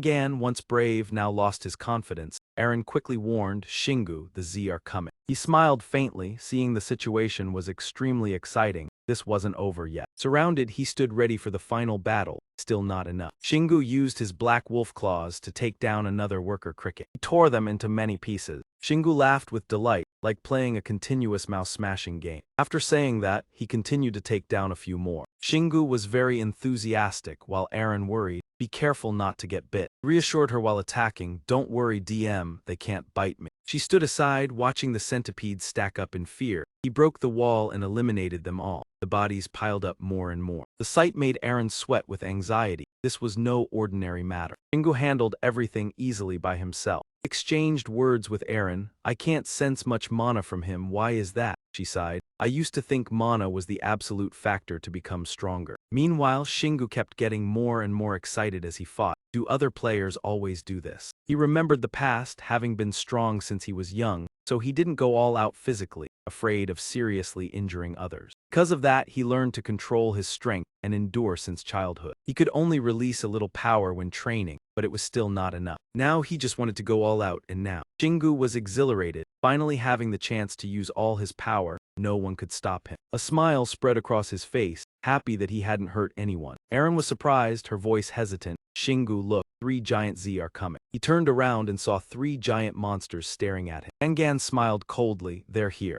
The centipedes let out terrifying screeches. He observed and said they should have fought one by one, but the wall had been destroyed, so they had to fight all at once. It was fate. This made Dangan laugh with glee, finally. Shingu's actions made Eren angry. Shingu muttered in front of the centipede swarm, oh my. He locked onto his target, crouched down to gather strength. In the blink of an eye, Shingu shot up. He used his black wolf claws to attack each one's head. In an instant, they were shattered to pieces. Dangan witnessed the scene, his face frozen. Shingu looked at the debris falling, smiling faintly. He was quite proud, thinking he should save his mana for the next battle. A few seconds later, a notification appeared. The mission was complete in the cave. You've completed 300%. Shingu was surprised, realizing he had killed 3 times the required amount. The +3 was for the 3 giant centipedes that appeared last. Seeing Eren, he asked quietly, the system reported an overkill. Is this good? She confirmed. The rewards differed depending on the mission. He explained the rules. The rewards got more and more enticing. The rules of Heaven's order guaranteed. While speaking, Eren glared at Dangan, no longer trusting this mission. Immediately, she became alert. He had shown his true face. It would be hard to get the rewards now. She analyzed quietly. He had to reward them for completing the mission, but he was already a soul. If he did anything, he could be destroyed. After a while, Dangan decided, I'll give you the reward. Hearing that, both Shingu and Eren were surprised. Without hesitation, she rushed out to shield him. You wanted Shingu to die, and now you're giving a reward. Dangan finally admitted the truth. I really wanted that. I didn't want to get hurt or die alone. Back then, I was full of hatred and didn't think clearly. Eren listened intently. Soul summoning occurs when a pure soul is tainted by emotions and mana, evolving beyond the effect. Considered a monster, but seeing the centipedes completely wiped out. The soul seemed to be soothed, finally coming back to clarity. At this point, Dangan's expression softened, a slight sense of relief. He had completed the mission excellently. Eren still couldn't believe what she had just heard. Shingu spoke frankly, I don't mind. If you attack, I would have stopped you immediately. Dangan wasn't angry but looked somewhat regretful. If only I had a teammate like you, but it's in the past now. He gently said he would give a reward, but Shingu waved him off, no need. Confidently said he still had the strength to exceed the target. Dangan's eyes widened in surprise. What?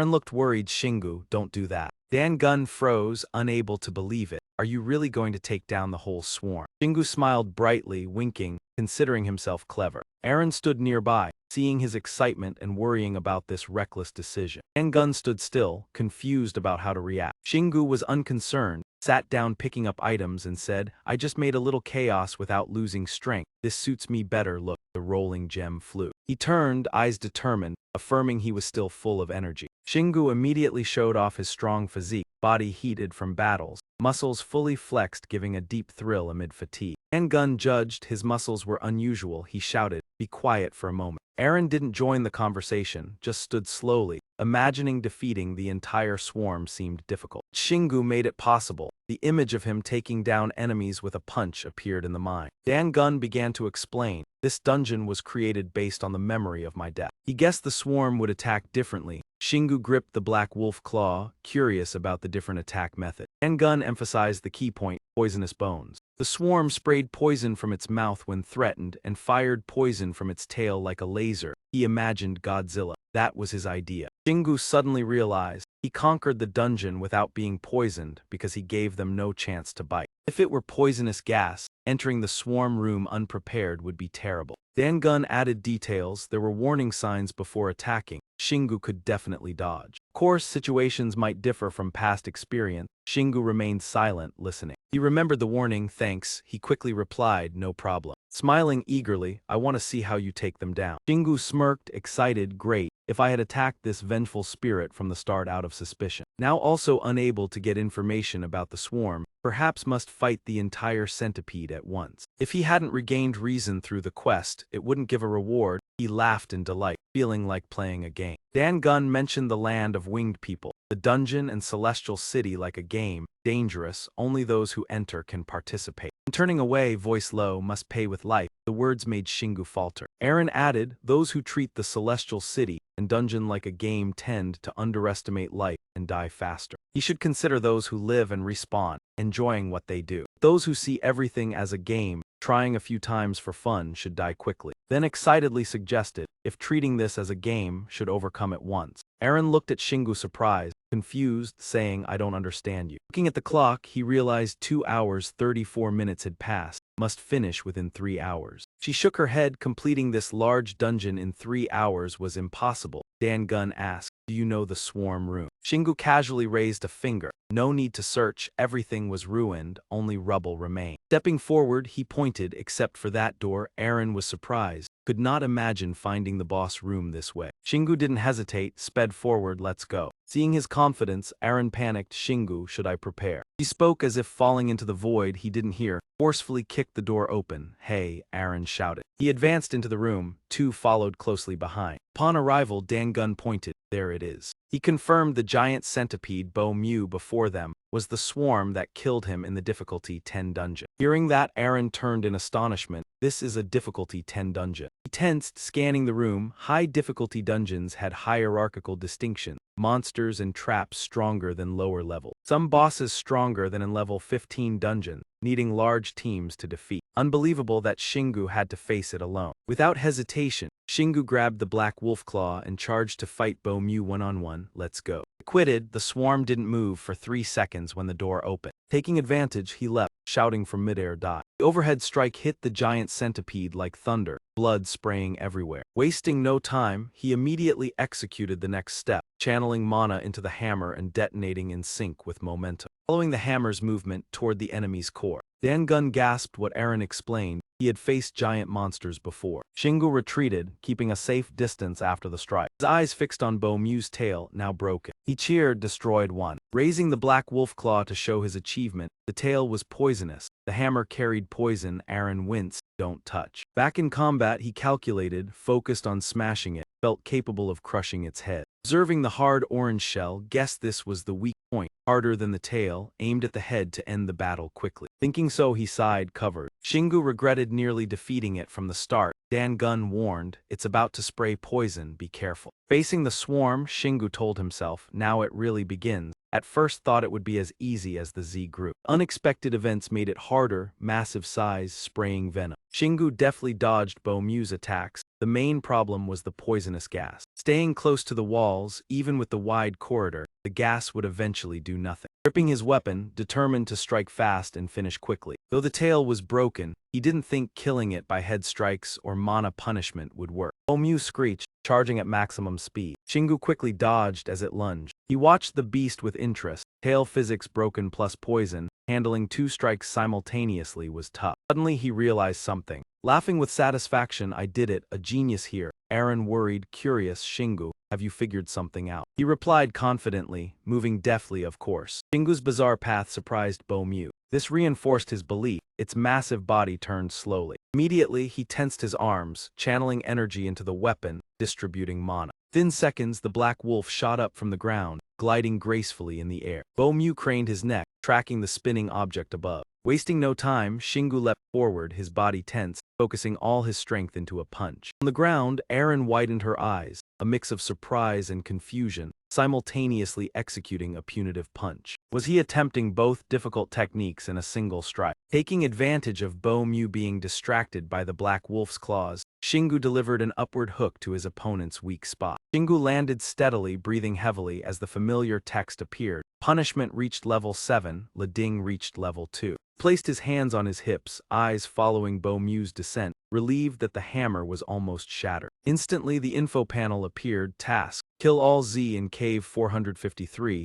add 3+1 on 150. You've completed 500% of the task. Cave area 184 has been cleared. Aaron couldn't believe it. He had killed all the bugs without noticing. Shingu remained silent, following the next lines that appeared. Dungeon completed, results being calculated. Completion time 2 minutes 46 seconds, all traps destroyed. 503Z workers eliminated, 3Z attackers, 1Z giant. Special reward, innate poison resistance acquired, completion rank S. Special reward locked in the resting area. Shingu and Aaron were too surprised to speak. After a pause, the system announcement sounded, "You have leveled up 5 times." Shingu looked astonished as energy surged around his body. He felt a difference, not like his first encounter with mana. Aaron flew over to explain. This time it was merely enhancing what he already had, so it caused little pain. At that moment, a series of stats appeared before Shingu. Player reached level 15. Strength 112, Agility 111, Endurance 125, Magic 15. He then checked the next category, Skills. Innate Skill, Chaotic Tail level 1, Lading level 2, Poison Resistance level 1, Active Skill Distribution level 9, Punishment level 7. Reading this, he unexpectedly clenched his fist. A long sigh escaped, carrying fatigue and curiosity. After careful review, Shingu realized strength, agility, and endurance increased by 2 points per level up, while magic increased by 1 point. He muttered, "I'm still not used to seeing my power as numbers." Aaron was excited for his progress. Even seeing Shingu's improvement was encouraging. He scratched his head awkwardly, then remembered next was the reward. Shingu was surprised reviewing the new skills, especially poison resistance, although he had never been poisoned. Aaron pondered, "I'm not quite sure either." He quickly regained focus, remembering the strength of the new skill. After all, it would be crucial with many poisonous monsters appearing in the future. Then he bowed, retrieving another item from his body, a new key. Item info appeared, locked to the resting area, granted to players with the potential to use by planting it into the ground. He frowned, the description was vague, unclear about the resting area and planting into the ground. Aaron tilted her head, gently said, "I think we need to try it to find out." Shingu, annoyed, tossed it into the storage space, indifferent. He twirled the weapon in his hand, looking at Bo Mew, deciding, "All right." Dan Gun's eyes widened, astonished by the unfolding scene. Suddenly, a loud noise startled him. Shingu swung the black wolf's claws skillfully. In a flash, everything before him was obliterated. He grabbed the item in his hand, turned to Dan Gun and said, "I have gathered all the essence, give me the quest reward." Dan Gun flustered, "Ah, right, your reward." Dan Gun clenched his fists, gritting his teeth inwardly. He has excellent reflexes and superb punishment skills, far too outstanding for a level 10 dungeon player like me. If I help him, would my existence gain meaning? He immersed in thought, forgetting Shingu was still waiting. Finally, he spoke hesitantly but determined, "If you have achieved 500%, then it can be done." He placed his hand on his chest, paused, then continued, "I will give you the essence from my memories." Those words made both of them suspicious, exclaiming in unison, "Essence from your memory."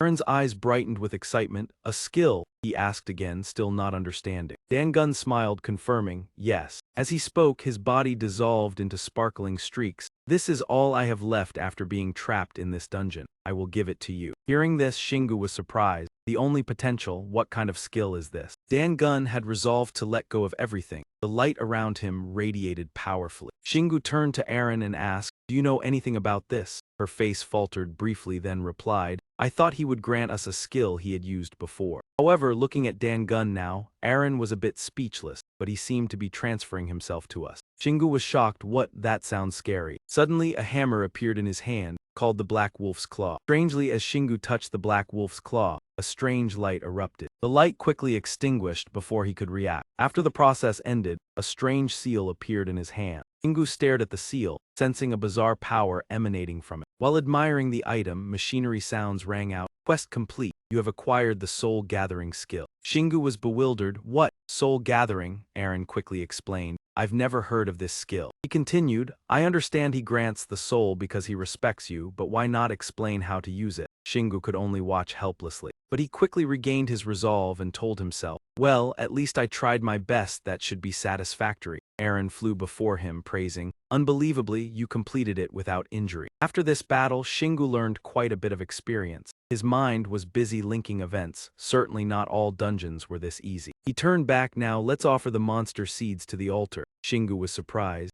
Before him were two sparkling altars. Shingu pointed to the red altar and asked Aaron, "Why is the red altar next to the white one?" Aaron could only smile. "I really don't want to explain." Aaron looked at the red altar, realizing it was the enhancement altar, appearing only after completing the dungeon with extremely high scores. He could enhance equipment by offering monster essence. She continued explaining comfortably, not paying attention to the change on Shingu's face. The result will depend on the type, quality, and quantity of essence. A malicious glint suddenly flashed in Shingu's eyes. Understood. Without hesitation, he moved toward the altar with Aaron trailing behind. "Shingu, can you try to get some armor first?" Shingu quickly responded, "Even if we run out of essence, we might not get any armor." He held in his hand the monster essence he had collected, smiling happily as he spoke. "Besides, who knows when we'll come across an enhanced altar again, so I want to upgrade my weapon first if possible. Attacking is always the best form of defense." Aaron, hearing this, could only agree helplessly and follow him. Shingu placed the collected items onto the red altar. A brilliant ray of light suddenly appeared. Suddenly, two monster essences flew out and fell to the ground. Shingu saw this and panicked. It had already used up all the essence. At this moment, a mechanical voice echoed, "Enhancement complete. This item cannot be enhanced any further." Aaron sighed in relief, while Shingu gritted his teeth in anger. Seeing Shingu's displeasure, Aaron quickly explained, "The Black Claw was already at a very high level from the start. It was upgraded to the max using the last essence and a high-level monster essence. We might have to enhance using what we have here." The enhancement process continued, and once again, a dazzling light appeared. Enhancement complete, the original item was upgraded to a D+ tier H-Land Claw, with attack ranging from 450 to 1070. It has a chance to poison when attacking. Below it was a note, "This war hammer carries the strength from the front legs of the great black wolf, along with a strong poison effect." Shingu happily grabbed the new weapon and tried swinging it a few times. Aaron, standing beside him, shyly reminded him, "You got a D+ weapon right in the test dungeon and upgraded it to D+ on the first try." Shingu smiled confidently at Aaron. It even gained an extra attribute, though he still didn't know what the first attribute was. As if remembering something, Aaron quickly spoke to Shingu. "It might be similar to the properties of the Great Black Wolf. Just keep increasing the weapon proficiency and you'll unlock it, don't worry." But he had some doubts, really. Aaron's face reddened a little. She secretly thought, "Next, we should get some armor, although there's no guarantee it'll appear." Shingu looked at the bag in his hand and fell into deep thought. "It would be better if I use all of this for enhancement." But, without thinking further, he poured all the essence onto the altar. Aaron felt something was wrong and fell into thought. "Using it all at once again, now I can only do one thing." On the altar, the mystical light appeared once more. Shingu stood silently observing. While Aaron was standing respectfully, it felt like she was praying. Suddenly she burst into laughter, tears streaming down her face. "Ha ha ha." A new weapon was created, the D+ tier Venom Fang of the Rampaging Worm. Shingu looked at the new weapon, his eyes lighting up with interest. Armor there. Aaron was completely helpless with his cluelessness. Armor? What armor? Then information about the new weapon appeared again, a pair of gloves made from the essence of the highly poisonous Z species. Very tough and with hand protection capabilities, with small, hard spikes that can be used to attack enemy. Seeing Shingu put on the gloves, Aaron was a little unwilling. After all, it felt more like he was wearing a weapon. "I know the rewards will change depending on how we complete the dungeon, but..." Before Aaron could finish her sentence, Shingu quickly interrupted. "I can wear them without anyone noticing. After all, it's better than fighting barehanded." Aaron happily flew over to Shingu. "He's right, from now on, we'll find easier dungeons." Shingu sincerely replied, "Thanks for worrying about me." Suddenly the sound of flowing water echoed, causing Aaron to freeze. She rushed over in a panic to remind him, "The dungeon is collapsing," but he was unfazed. On the contrary, Shingu calmly reassured her, "It's fine, the exit is right over there." In her heart, Aaron was a mess and remembered what had happened before. It's strange, the dungeons in Celestial City almost last forever unless there's a special mission. But all the dungeons in the ant nest disappeared after being completed. Could it be because they were created by the players who had died? Both Aaron and Shingu quickly ran toward the light, but in her heart, she still wondered. This means Shingu can't farm experience by repeatedly running dungeons anymore. Shingu was also thinking, why is the ant nest so difficult, even harder to understand than Celestial City? Layers of rocks and soil fell down. Shingu hurriedly said, "Let's get out and see what the resting area is." Aaron immediately asked, "What's wrong, Shingu?" It was like a gate leading them out of the cave. The two of them were now safe. Suddenly a thought flashed through Shingu's mind. He furrowed his brow, his expression growing more serious. He sensed something had changed. Aaron stopped and asked, "What do you mean?" Both looked up at the sky. The surroundings were quiet. Shingu quietly spoke, "The atmosphere, don't you think it's too quiet?" Aaron didn't understand what he meant, but this is a normal day in the village. Isn't it supposed to be like this? After hearing this, Shingu rubbed his temple. Now his head was starting to ache. It's definitely not as simple as that. Suddenly Aaron flew up, her eyes sparkling with curiosity. He said, "What is the resting area?" Shingu spread his hands, excitedly showing off the key. "This is it. It's that simple." Aaron looked at him blankly, like a nader, seemingly not understanding. "There are no players in Celestial City." Shingu turned back and smiled at her. "Did you imagine a hotel scene? They already have a whole castle. Maybe the resting area is like the base in Celestial City." But Aaron shook her head confidently. She propped her chin and thought, "That makes sense. Celestial City represents the dungeon, but also serves as a base for players around the world." She felt uneasy about the possibility of someone else being there. Could there be other players in the resting area? "I don't think anyone could get to the ant nest like you did." Shingu clenched his fist, reassuring her, "If anyone arrives first, we might be able to get some information about the ant nest." He pointed towards the path ahead, full of determination. "Let's go right now." Aaron quickly stopped him. "Please slow down, but be careful." Suddenly, she made a mind-blowing realization. "Oh, I get it now," but Shingu was still confused. "Get what?" She quickly explained, "As long as you hold the key tight, you'll be invisible. It's hard to use in combat, but really useful in daily life." Aaron marveled at how useful it was. "The convenience of this feature is great, but I don't know why you're shaking," she called out Shingu. He slammed the key into the ground, annoyed, but then, "What's the point of checking the machine?" Aaron was helpless against his stupidity. "I told you so."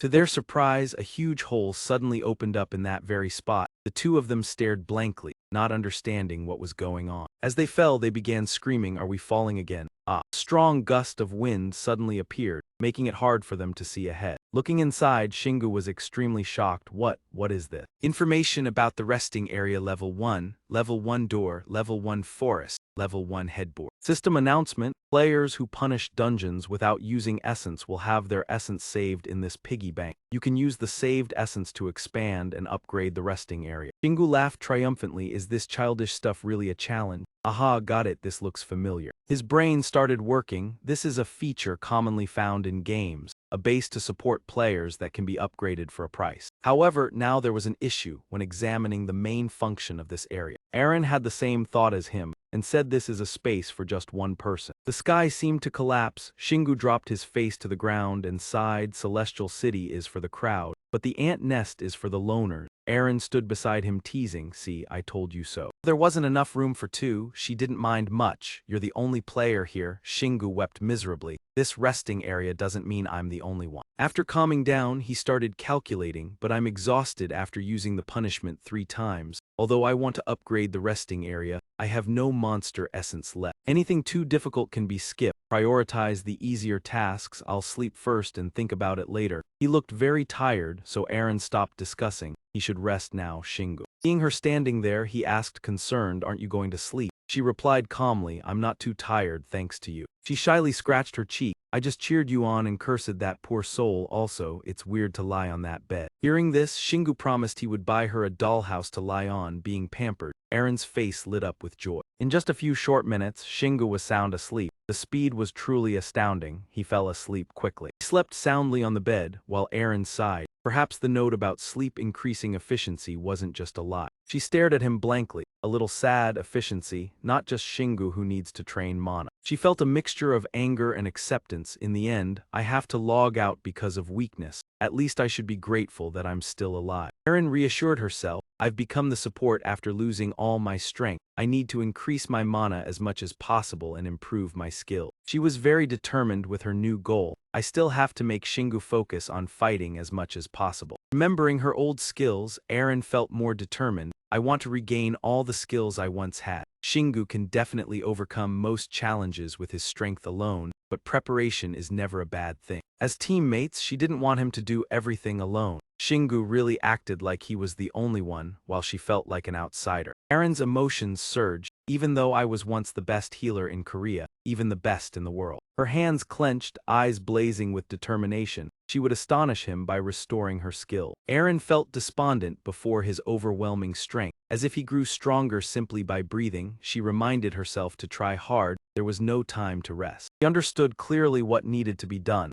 taking advantage of his sleep to train and close the gap. Exhausted to the point of nearly failing, Shingu's eyes slowly opened. Looked around for Eren.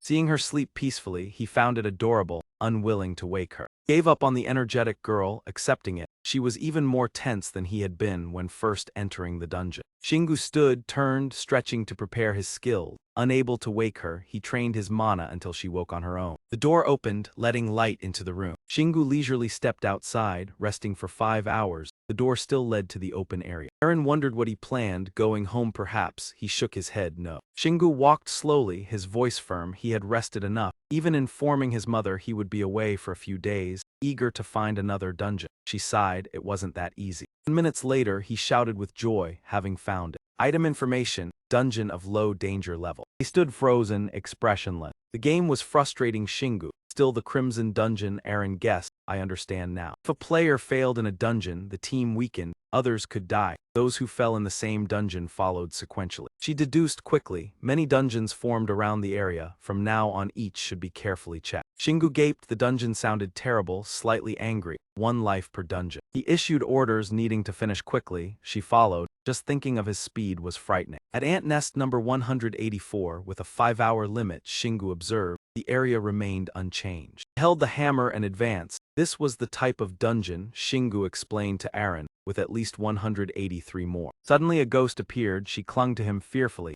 a single soul. Jai stepped forward, raising a hand to touch. Was it really a person? Shingu lost his patience, got to the point, now give me the task. She was arrogant like Niter, Shingu activated a threatening stance. I know everything, give me the task, she stammered tremblingly. The next 3 days, Shingu needed to patrol 6 dungeons with ants, diving into monsters. The door suddenly opened from outside. Shingu and Eren returned after completing the dungeon. Completing 1 dungeon left her exhausted, crying. He reminded her to go home but rest a little here first. She finally agreed, only then acting like a player. Shingu remembered the ants just defeated, wondering if there were more dungeons. She was bored, not wanting to see any more ants. He was tired, sitting on the soft bed. A while later, Shingu focused on summoning the information board, checking his status first. Board displayed data. Shingu level 25, strength 132, agility 131. Viewing the information, Shingu smiled, pleased. Yet still unsatisfied, wanting to upgrade poison resistance, Eren shed tears, aware someone had to take damage to level skills, unexpected that he did the same. Shingu saw no serious issues. Skills required several injuries to train. If she didn't heal, he wouldn't do it. She still wanted to refuse.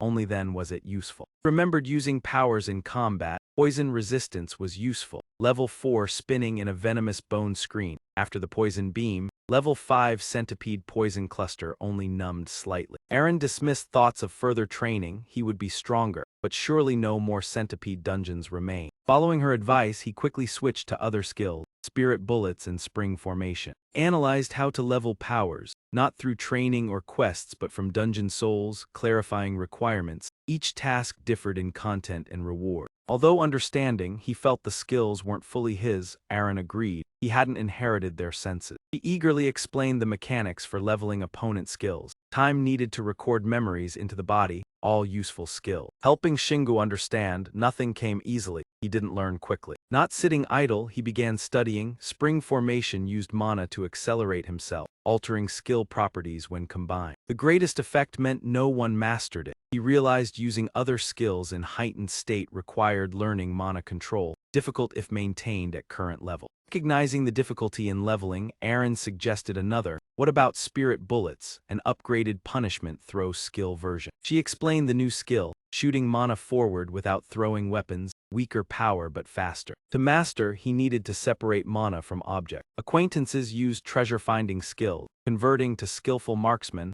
rare and unique skills attainable. Remembering legends, Eren asked about dungeon souls. When alive, they were famous players, yet hadn't cleared level 10 dungeons. He dismissed negative thoughts, smiling at him. Mastering it would earn gratitude. Shingu feigned indifference. To prevent Eren from rambling, he distracted her. The treasure from the dungeon after absorbing centipede essence was armor combined with gloves, right. Shingu donned armor, poison chaos D insect D plus defense 550-850, proficiency 27-200, unknown traits. Only basic data, detailed info, armor made from Z's extreme toxic essence, hard, retaining poison since Z lived. Testing poison chaos D, Shingu remarked, good armor, possibly because not yet poisoned, useful in dungeons. Players carefully choose sets. Unsure how many centipede dungeons remain, he did not risk it. A while later, Shingu eagerly attended to other matters. Centipede dungeon completed. Checking remaining seeds at the resting area, she reluctantly responded. He was truly skilled. Unlike Aaron, he noticed his physique change, not sleeping yet full of energy, probably due to much sleep on this bed. Shingu touched the companion bed, deciding to upgrade it first. Not favorable notification. Upgrading furniture required upgrading resting area. Thought it wouldn't cost much. Reality hurt Shingu. Using 80% essence to reach level 2 would it upgrade. Reading the board, he was dazed, eyes distant. Only then did he shout, needing 80% essence to upgrade the resting area. Nevertheless, he gritted his teeth facing reality, unable to upgrade the bed with the remaining 20% essence. Disappointed, Shingu despaired. Gathering essence from 5 dungeons, she comforted him, thus the resting area was valuable. Accepting a feasible plan, he complied, no other choice fine. The golden piggy bank glowed brightly before them. The room shook violently. Shingu and Aaron struggled to stand. The bug lost balance, nearly fell. After the shaking, notification appeared. Resting area level 2, area increase. Many amenities developed, level 1 bathroom added. System update, level 1 bathroom functional for bathing. System provided special shower gel, soap, cleansing poison, curses, harmful effect. Evident as he inspected the bathroom, living here was acceptable. She agreed, upgrading resting area was worth it. Unable to be more satisfied, Shingu scratched his head, tired from moving between house and Crimson Dungeon. Truly great. Aaron agreed, couldn't live like a doll, would bathe first. He didn't want to spoil her mood, thinking the resting area was meant for humans, Aaron would struggle to use it. While thinking, Shingu was driven out by Aaron. He asked, "How long will you stand there?" Answer promptly, "Sorry." The bathroom, Aaron's body covered in steam, satisfied, breathing lightly. Contrary to Shingu's thought, she quickly mastered the bathroom while soaking. Realized he couldn't assist, leaving her to manage on her own. A new notification suddenly appeared, leaving Shingu stunned for a few seconds before he began examining the data, showing the ability to craft a basic detector. To help players understand the item, the system carefully added explanations, stating the detector can sense nearby dungeons using accumulated essence. However, nothing is free and the item is not easily obtained. You can craft the detector using 50% of remaining essence. Do you wish to continue? Though he hadn't seen the item directly, he imagined it fully in his mind. The detector would surely be more convenient than his home bathroom. Shingu quickly planned to use the item for the future. Otherwise, he would waste time traveling without a place to rest or upgrade with essence. Without much waiting, the small detector appeared neatly in his hand. Holding the item, an information panel appeared, instructing how to activate it for 3 minutes using 10 Weaver essences, surprising Shingu at how cheap it was. The system continued, showing how to recognize colors on the detector. Blue is easy, yellow is normal, red is hard. Thanks to the system's detailed guidance, he quickly grasped the information and usage method, understood. His phone in his pocket vibrated unexpectedly with a call, startling Shingu and causing him to drop the detector. Even Aaron in the shower heard the sound and wondered if it was a call. In the room outside, he was stunned by what appeared on the phone screen. Seeing the caller, Shingu broke out in a cold sweat, trembling as he answered, "Mother, Mom." A familiar voice spoke, "Son, you're not in Manhwa, are you?" He froze. It was a dungeon coordinate, replying with a familiar nickname, "Kind Radar Mom." Adam called with a request, "Good, a friend of Mom opened a shop there. She sent the address for you to rescue." Shingu felt relieved but had not yet processed the information. Apparently, after seeing the news, she worried and called her son, seeing they were weak on TV, or he was not strong enough to fight the mutants. Adam had grasped the situation. Most players in the Celestial City could not reach. Shingu remained in a difficult state. Seeing his son dazed, she immediately understood. Checking news or the internet would clarify. He also reacted, quickly go online to rescue. At that moment, the bathroom door suddenly opened. Aaron finished showering in a good mood, thanking him for the new outfit. Shingu. Turning, he put on his helmet. Urgent mission alert, I have to go. Monsters spread worldwide. She was shocked. What? At the critical moment, the detector beeped, discovering a new dungeon. Shingu did not hesitate, tossed it aside, focusing on the mission. Moments later, a delivery motorbike sped down the street. Aaron warned as she saw him not slowing, still red, but he calmly said, "Hold on tight." Shingu ignored the signs, speeding past. She advised against it. Would he be fine? He said, "The harness is on," removed the plate so it's fine. Aaron could not imagine he was so reckless. Breaking the law, exemplary citizens shouldn't do this. Shingu ignored, observing around, closer to the destination. Roads were empty. People seemed evacuated. He suddenly remembered the focus. Are they real monsters? Monsters from the celestial city should not exit the dungeon. He guessed, startling Aaron, probably emerged from the ant tunnel. By experience, she had never encountered this. Celestial city in 10 years never had escaped monsters. Why does he think it happens now? That perspective forced her to reconsider. It couldn't be, must be the ant tunnels. Shingu thought carefully to find a reasonable cause, though reluctant to believe. He saw it as plausible. He analyzed based on what he saw. If only monsters appeared, no doubt, but detecting a dungeon in Manhwa, monsters appeared coincidentally. From that he concluded, probably not his fault, but ant tunnels were certainly related. Another problem unresolved. What about players? Aaron, seriously, no rush, they owe. He suddenly remembered and cheered. Today is the auction day in the Celestial City. From that detail it could be inferred, most players in the Celestial City, electronic devices not working, unaware of the events. Shingu quickly grasped the situation, combining information. Someone might be deliberately causing trouble today. This made him uneasy. Similar events could be happening elsewhere. Aaron shouted, "Look over there." The road ahead was blocked. Police ordered vehicles to stop. There are monsters. Shingu decided immediately, accelerating strongly, allocating mana. A surprised officer did not understand what he intended to do. Finally, Shingu's group executed a flight like an eagle, soaring over everyone. Aaron felt the thrill, Shingu confident, of course, any man could drive if unharmed. Jumped off the vehicle, letting it crash straight into the storage gate. The scene left observers stunned. The motorcycle disappeared along with the player. Shingu landed in the quarantined area looking extremely cool. The police barely reacted, raising guns, hands up. The blink of an eye, he removed his helmet and dashed off, moving so fast only an afterimage remained. Shingu's spirit was tense, senses sharp, detecting monsters on the ground and cries for help. Aaron observed and shouted, "Shingu, look, there are monsters." The scene was horrific, corpses of civilians strewn, some tortured by dwarven monsters. It stopped as if sensing something unusual. It slowly turned its head, revealing a grotesque face and fierce eye. Aaron saw just in time, stunned, horrified, realizing their identity. Dwarves were the most terrifying threat ordinary people could face. Shingu grew fierce, gritted his teeth, wondering when he would face them.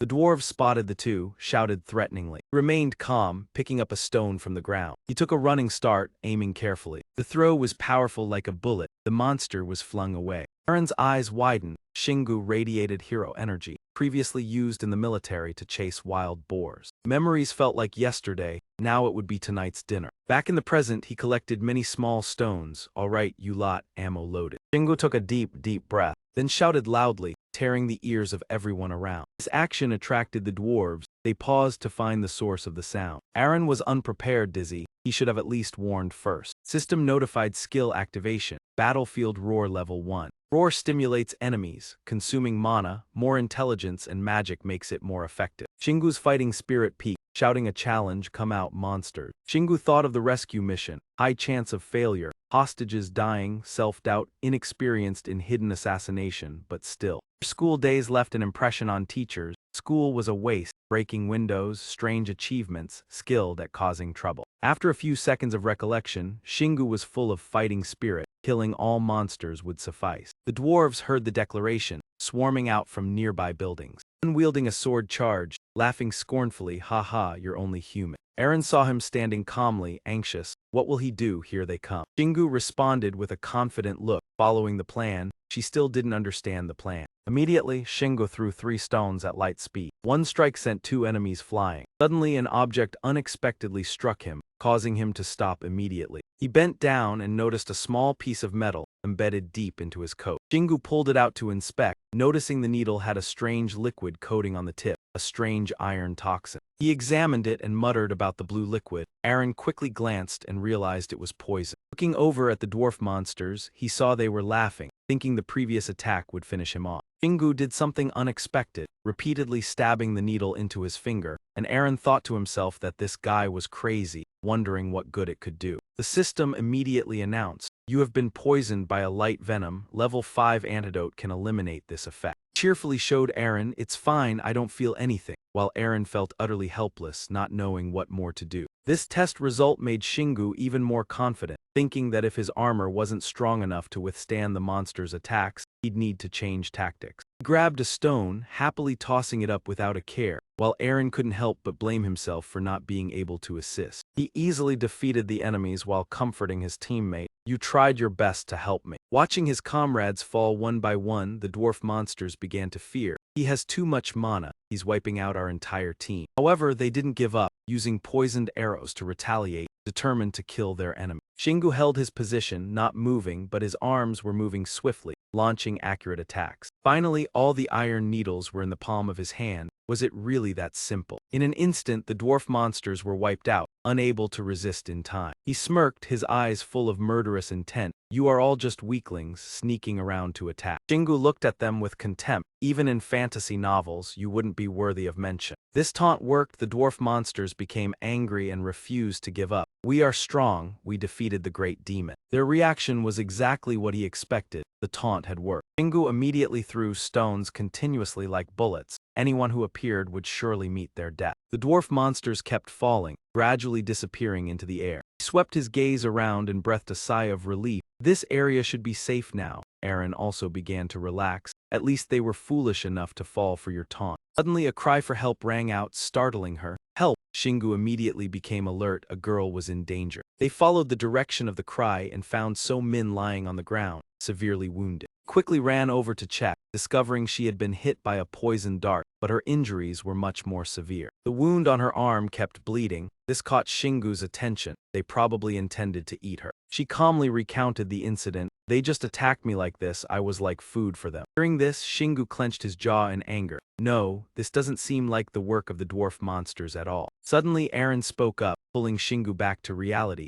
"So who are the dwarf monsters then?" Eren saw through his thoughts. "You think they capture women for reproduction, don't you?" Shingu blushed in embarrassment, not expecting Eren to figure him out. "I couldn't attack while protecting her, but now it's safe, we need to find shelter." She pointed towards the distance. "There are more monsters over there, and many people are still trapped." Shingu received the information and prepared to take action. Before he could turn away, he saw a large group of dwarf monsters charging towards them. Eren panicked. "The whole group is coming, what do we do now? We're out of stones." Shingu remained calm, clenching his fists. "If we're out of stones, there's another way." A powerful punch struck the ground, creating a large crack. Pieces of earth shattered. Shingu's strike speed was as fast as lightning. Stones flew one after another, wiping out the dwarf monsters before they could react. However, maintaining this wouldn't be a long-term solution. "Yeah, I need stronger artillery," he thought. Shingu was eager to end the battle. "This move won't work in such an open space," Eren quickly suggested. "What about magic bullets?" Shingu immediately prepared, focused his energy, and shot it out from his finger. "Give me your sight to target that demon directly," Eren said. Surprisingly, the demon wasn't seriously injured, only stunned from the strong blow to the face. Shingu was disappointed, weaker than throwing stones. Eren quickly explained, "It's not that the skill is weak, you're just too strong." A dwarf monster suddenly appeared, roaring, shaking the earth and sky. Shingu felt a cold breeze run down his spine. The roar was unlike anything he'd heard before. Above, Soppa jumped down from the roof of a nearby building. His massive form hit the ground, causing the earth to shake and rocks to shatter. System announced, "High-level monster, veteran dwarf demon has appeared." Facing this new opponent, Shingu couldn't hide his anxiety. "I knew it." Soppa and Shingu were like opposites. Soppa was tall, strong, and his aura completely dominated. Soppa growled, his face filled with fury, as if he wanted to devour both of them. Eren looked at Soppa, sensing he was stronger than all the previous dwarf monsters. "He's much stronger than the other monsters." System warning screen. "If not defeated immediately, the dungeon will explode and the monsters will destroy everything." Shingu carefully calculated, "We need to defeat him and clear the dungeon before it's too late." Soppa looked down at the dwarf monsters beneath his feet, praising, "You're really strong." He looked at his companions disappearing. "You killed my soldiers just by throwing stones." Soppa was furious, "You can't kill me like this." Shingu agreed, gripping a stone in his hand. "You're right, I didn't think I could kill you with just stones." Soppa was extremely angry. "Are you playing with her?" Shingu held his weapon in his hand, challenging, "Come here, I'll show you the difference." He sped up, charging forward, using combat skills to deal with Sapa. Sapa was surprised by the ferocity of Shingu's power, but at the same time, he felt the aura of a warrior. Sapa couldn't react in time, taking a blow that felt like it came from the heavens. A strike from Black Wolf Fist shattered Sapa's weapon completely. Shingu's face stiffened, the corner of his mouth twisted up. "You're this weak and you still dare to act tough." Eren watched the scene, forcing a smile. Killing this dwarf demon is way too easy for him. He doesn't even need to use mana. Eren's expression suddenly turned worried, as if she realized something unusual. He fearfully pointed towards the distance. "Shingu, look." He looked, huh. In the sky a black hole appeared, sucking everything inside. The dwarf monsters couldn't escape, they screamed, "We're being sucked in, it's all because of that guy." The pulling force from the black hole grew stronger, pulling all of them inside. Moments later, the black hole disappeared as if it had never existed. The system announced, "The monsters have been sealed in the dungeon. If not dealt with quickly, they will escape." The system continued to warn, "Activate the dungeon, 4 hours remaining to complete." Shingu looked at the countdown screen, chuckling, haha. His hand accidentally brushed against the pouch on his side, feeling as though he was playing a game with others' lives. Shingu felt uncomfortable being drawn into this game. He felt as if he was being tricked. Eren clenched her fist, worried, "I can't believe the monsters appeared. I've never even heard of them in the Celestial City." Shingu's gaze turned cold, realizing the meaning behind her words. A fragment of memory surged back. When the Celestial City and the new dungeons appeared, everyone was terrified of the monsters on the surface, which also became the driving force for the players. Eren anxiously thought about the existence of the ancient races, but it seemed like they had been forgotten over the past decade. Now, cities, dungeons, and monsters were just tools for making money and increasing power for a select few special individuals. She cupped her face in boundless worry, trying to find an explanation for the situation. But why now? Could it be because he became an illegal player? But who would do such a thing?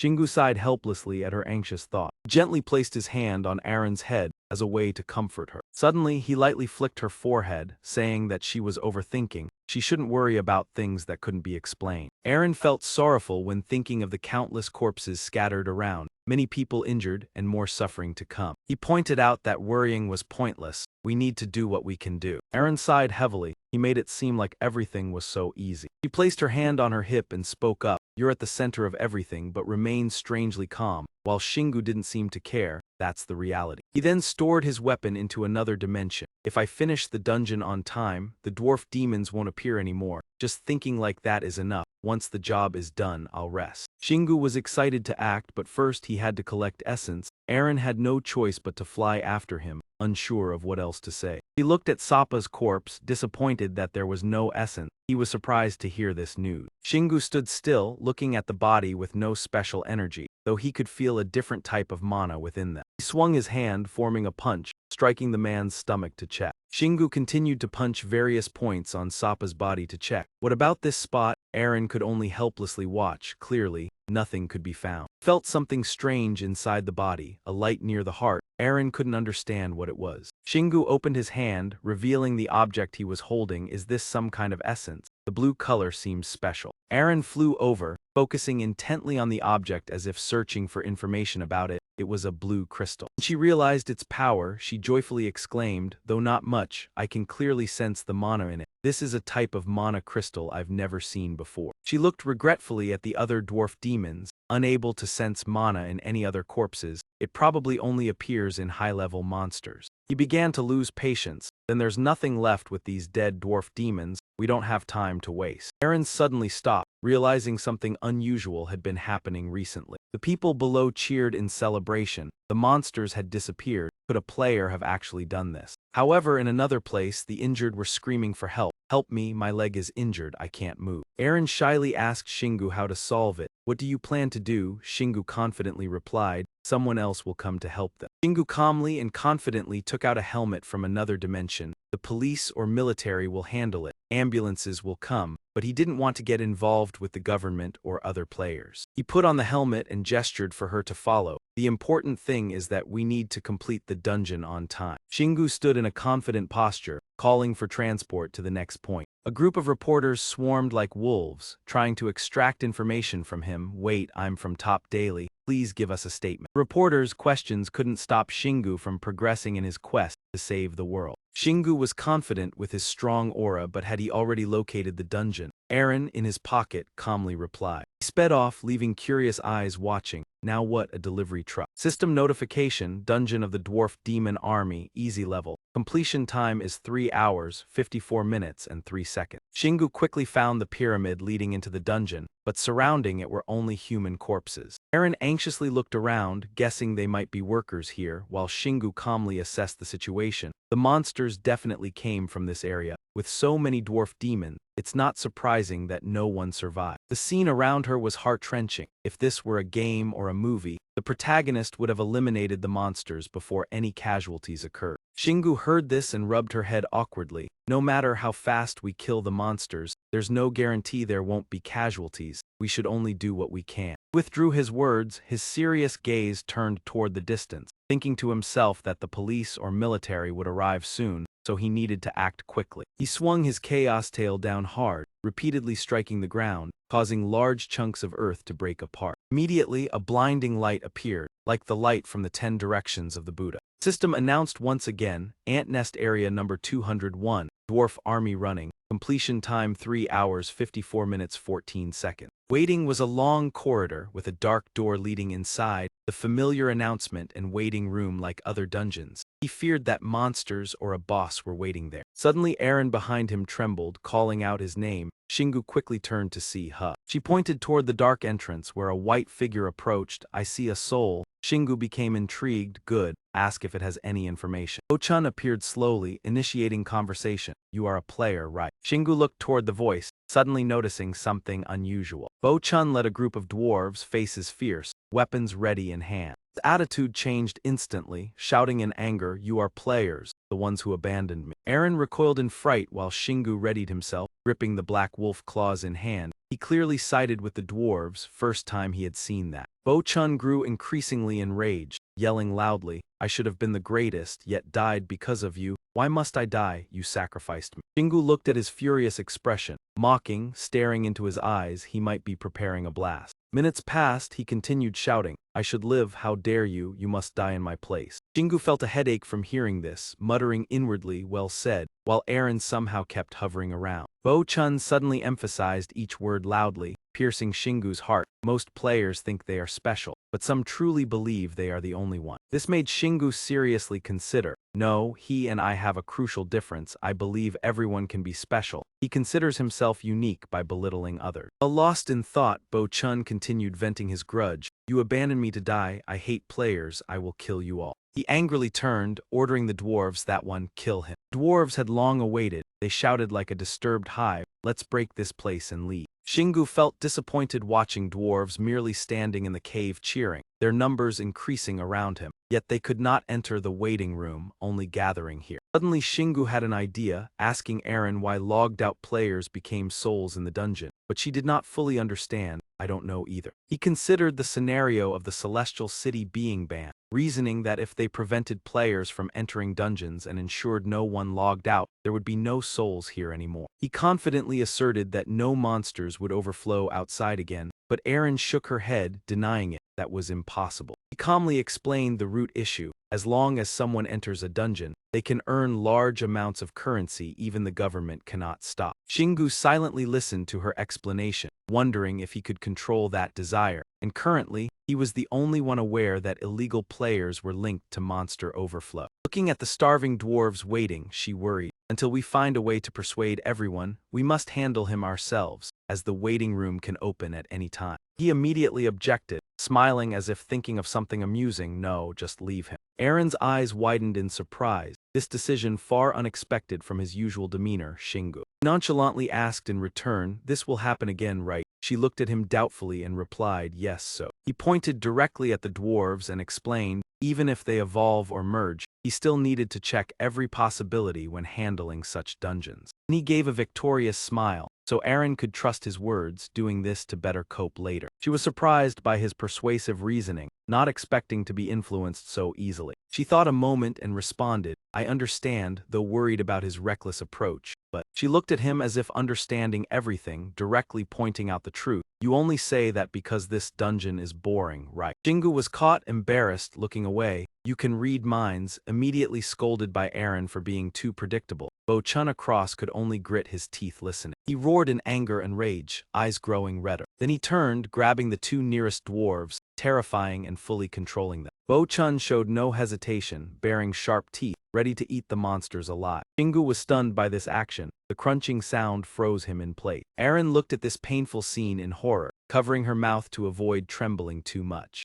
Suddenly, the system announced, the restless soul is going berserk. If you do not stop it before awakening and absorbing energy from other monsters, you will face a stronger enemy. Shingu was more excited than a midwife, leaping with joy, while Aaron frowned, unable to understand his happiness. He followed the warning as a reasonable explanation, everything going as planned, causing her to turn away and shout, did you see that? Mixed with the pitiful screams was the constant chewing of Bo-chun. Eating each dwarf demon only made him stronger. But Shingu remained stubborn, oblivious to the gravity. Eating just increases strength. Aaron, annoyed, said nothing, reach out and see, but push. He drifted back into his thoughts, more concerned why the dwarf demons were left for him to eat. The other souls he met all hated monsters. Watching him devour them frenziedly confused him more, yet it seemed he had control over the dwarf demons. Suddenly the system warned, the spirit had just awakened for the first time and turned into an evil soul. If it awakens again, it will escape the dungeon and enter the waiting room. As if ready, Shingu shouted to challenge the enemy. Well then, come on. At this moment, Bo-chun's entire body emitted an extremely intense energy. When he turned back, fully enhanced, his body surrounded by a blazing red power. He looked intently, assessing seriously. The mix of dwarf demons and souls must conflict with Aaron's panic. Oh no. Stronger than before, Bo-chun was still unsatisfied. Not enough, far from enough. The game was easy, so Shingu deliberately intensified the situation. Agreed, you are still weak. Provocation ran deep. Come on, is that all? The words drew his attention. He didn't stop, continued attacking. There are still dwarf demons inside, right? Go back after you eat it. Aaron's face twisted in fear, unable to understand if this guardian was suicidal. Sharp teeth devoured the dwarf demons. Hearing the constant chewing, Shingu frowned in dismay, barely opening his eyes. Glanced at the time on his phone. Mouth constantly moving, just 5 minutes and hundreds eaten. Aaron next to him trembled with anger. She yelled into Shingu's ear, he has eaten 1,000 demons. What if he gets stronger? He lazily responded with a wave, still lacking. This stunned her. He adopted a serious stance. The image of Soppa appeared. First awakening or something allowed him to reach high-level dwarf demons, so he needed more strength to fight. After speaking, Shingu gleefully continued clearing the dungeon. Aaron sighed behind. What a headache. Notification appeared. The spirit had turned into an evil soul. Instantly his eyes gleamed with interest. Here it is. The crunching sound rang out. Bo-chun tensed and shouted. His legs blurred as he advanced. He focused, showing his excitement, entered the waiting room. Aaron rushed. He had escaped the dungeon. Looking at the small figure before him, he scorned. You've kept me waiting too long, playing. As he spoke, a fireball appeared in his palm. Shingu was astonished, not expecting him to do it. Magic. Aaron guessed it was due to eating the dwarf demon. Bo-chun's gaze was cold. I will kill. Fireball shot toward him, radiating immense power. Unafraid, he defiantly replied, come and see. His eyes full of rage, as if launching thousands of daggers. Shingu gripped his weapon, slightly disappointed. You are still too weak, joking with me. He unleashed a move, the strike rebounded. Bo-chun took the hit, groaning in pain. Surprised, devouring all the little demons, yet still weak. He looked at Ari, puzzled. Using mana on the weapon could enable magical attacks. She next to him helpless, still not understanding. Bo-chun froze, unexpectedly defeated miserably. Suddenly alert, he clapped to extinguish the flames on himself. Turning and running toward the cave entrance, leaving a threat, I will return stronger, leaving Shingu slightly disappointed. Aaron watched the figure leave, probably sad but still heartbroken from the treatment despite transforming. Realizing she shouldn't pity, she scolded herself, shouldn't be careless. Turning to urge him, Shingu, eliminate him immediately. What if he awakens again? Shingu laughed loudly, surely gaining great essence. Aaron impatient, are you teasing me? Confident he knew this strategy would work. He devoured nearly all the little demons the next target will be. She was astonished, couldn't believe it. Piercing sound echoed from the gate. Gosang brandished his axe, refusing to believe. Bo-chun turned around. I let you eat my subordinates for daring to oppose. How dare you eat me? eyes blazing, but dwarf general demon, I will end you. Shingu missed nothing, surely fighting the boss, Aaron doubted, opening the boss room. Bo-chun resisted Go-sang's axe with fire and stone, absorbing the momentum. Sound made Aaron exclaim, still sensing the fight outside, though the dungeon was easy. He was not idle, planning the next move. If he wins, he will transform again. Aaron rushed, need to be quick, he Shingu. Bo-chun opened his mouth, confident he could defeat the previous foe. I will kill. Go-sang didn't lose, mocking the steel shrimp, HMPH, I won't lose to a struggling soul. Noticing the timing, Shingu hurried toward the door. The chewing replaced the previous banging, causing him to pause. It was imaginable inside, the soul devouring the dwarf general demon. Loud roar, Bo-chun's head was thrown rolling on the ground. Go-sang exuded minor power, smug, I will win, kill that player. Shingu was unafraid, deliberately teasing with transformation. She tried to remain cold but blushed. You don't need to care. Even if I die you can't intervene. His eyes studied his sister, probing, sure he was stronger than the other. As he spoke, fire attacks came from multiple directions. The ground cracked, Shingu nimbly dodged to one side. Crouched, successfully avoiding a strike. His face showed no fear, yet he was fine. A strike fell, shattering the ground into pieces. From the cracks, magic surged continuously. A pair of legs approached, Shingu took notice, immediately preparing to fight. Go-sang's entire body was blood red, twice as large as before, staring at him. The scene shocked Aaron had he transformed. His voice confident, you won't dare underestimate me again. Contrary to expectations, unafraid, Shingu was even intrigued. Yeah, your transformation is strong. Go-sang fully red, aggressively swung the axe downward. Shingu faced him, assuming a combat stance, staring at the opponent. Two direct strikes, metal clashed with a piercing sound. Visible power spread from the impact. Watching the recent developments, Aaron was surprised at the balanced strength between them, not expecting the opponent to be so powerful. Worried she might get hurt in the fight, he turned to warn her. Aaron stepped aside, otherwise DM would be in danger. As he spoke, Shingu's eyes flashed with an expression of disbelief he could hardly hide. Go-sang's body suddenly engulfed in flames, hands still gripping the kite, exuding an intimidating power. Aaron stood beside him stunned, thoughts racing through his mind, watching the flames burst over his body, wondering if it was magic. Conversely, he observed closely, realizing this was no mistake, the flames were too weak. Shingu continued the attack, the weapon in his hand lunging straight toward Go-sang. Sensing it was time to get serious, the energy on Shingu's shoulder glowed, focusing intensely. He stomped a foot, his whole body flying through the air with momentum, aimed for the center of Go-sang's chest and struck. After the blow, Go-sang lost balance, flipping backward. Aaron was pleased. Shingu turned slightly, as if understanding Aaron's intention, soothing. He was fine. Aaron worried, noticing flames raging on his shoulder. Concerned about severe injuries, Aaron quickly bandaged his brother. Go-sang refused defeat, shouting, do you want to self-destruct? Shingu was unafraid, leaping onto him. This wouldn't be enough to take him down, might even help him improve. Power radiated from his hands in pale yellow, punishing him. Strike heavily damaged Go-sang's arm. Refused to yield, screaming, ah, what method did you use? His eyes reddened, questioning. You should have been burned already, your legs have no armor. Shingu raised his weapon high, face cold. He was used to pain. Giving Go-sang no chance to question, he slammed the axe down. His skull shattered, no explanation needed. Shingu's back hovered, trying to prove himself special without letting that power crush him. Immediately after, the screen announced dungeon completion. One evil soul destroyed. A level 1 fire resistance innate reward appeared. He glanced at the notification, sighed in disappointment, expecting something else, but it was a special result. Remembering Go-sang's ability, he looked at him lying on the ground. This reward was perfect for the situation. Shingu briefly wondered, thinking the result and reward link might be a coincidence. Notification sounded, completing level B, receiving an extra return orb. Subsequent notifications, the return orb magic allowing instant dungeon exit. He seemed to understand, sighed, completion level low because not all monsters were defeated. Aaron began to lose patience.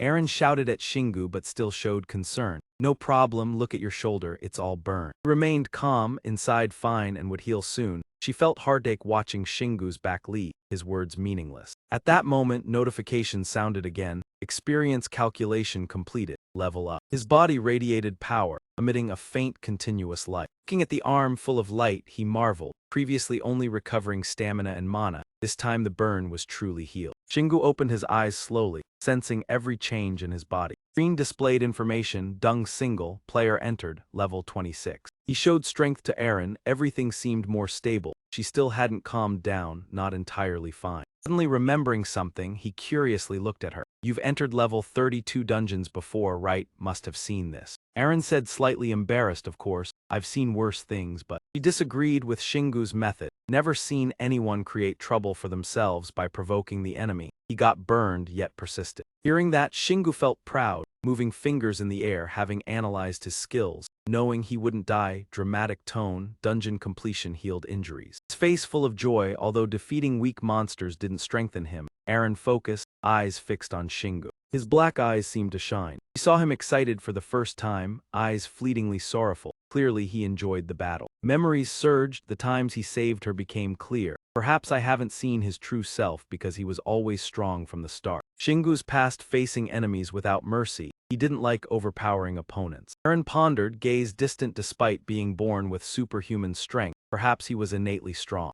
Shingu's back firm, silently observing forged weapons, always waiting for danger to make himself stronger. Aaron couldn't hide worry. If results increased strength, Shingu would willingly enter harder battle. Her eyebrows recalled, still thinking, he was brave but reckless. After a while, Aaron spoke helplessly. "Fine, as long as you live it's enough." Image of her small falling freely above massive celestial city. I realized the difference. Maybe logging out because I'm not like him. Fear of something bad happening, her voice slightly sad. "Don't risk your life. If you die, I don't know what will happen." These words shook Shingo. Feeling her affection, he smiled slightly. Wanting to reassure her, he appeared determined, would pay attention. Nothing more meaningless than dying while trying to grow stronger. The fallen Gosang lay still under the soil. From afar, Shingu's voice echoed, "Go get the monsters." Aaron didn't hesitate. "Let's go." A loud explosion rang out. Finally, Shingu finished off Bo-chun. He received the reward, totaling $200,000, along with a red stone and red monster essence. Shingu sighed, didn't understand why making money was so easy. Aaron stepped up to stop him. "Wait, Shingu." She looked at the stone in his hand.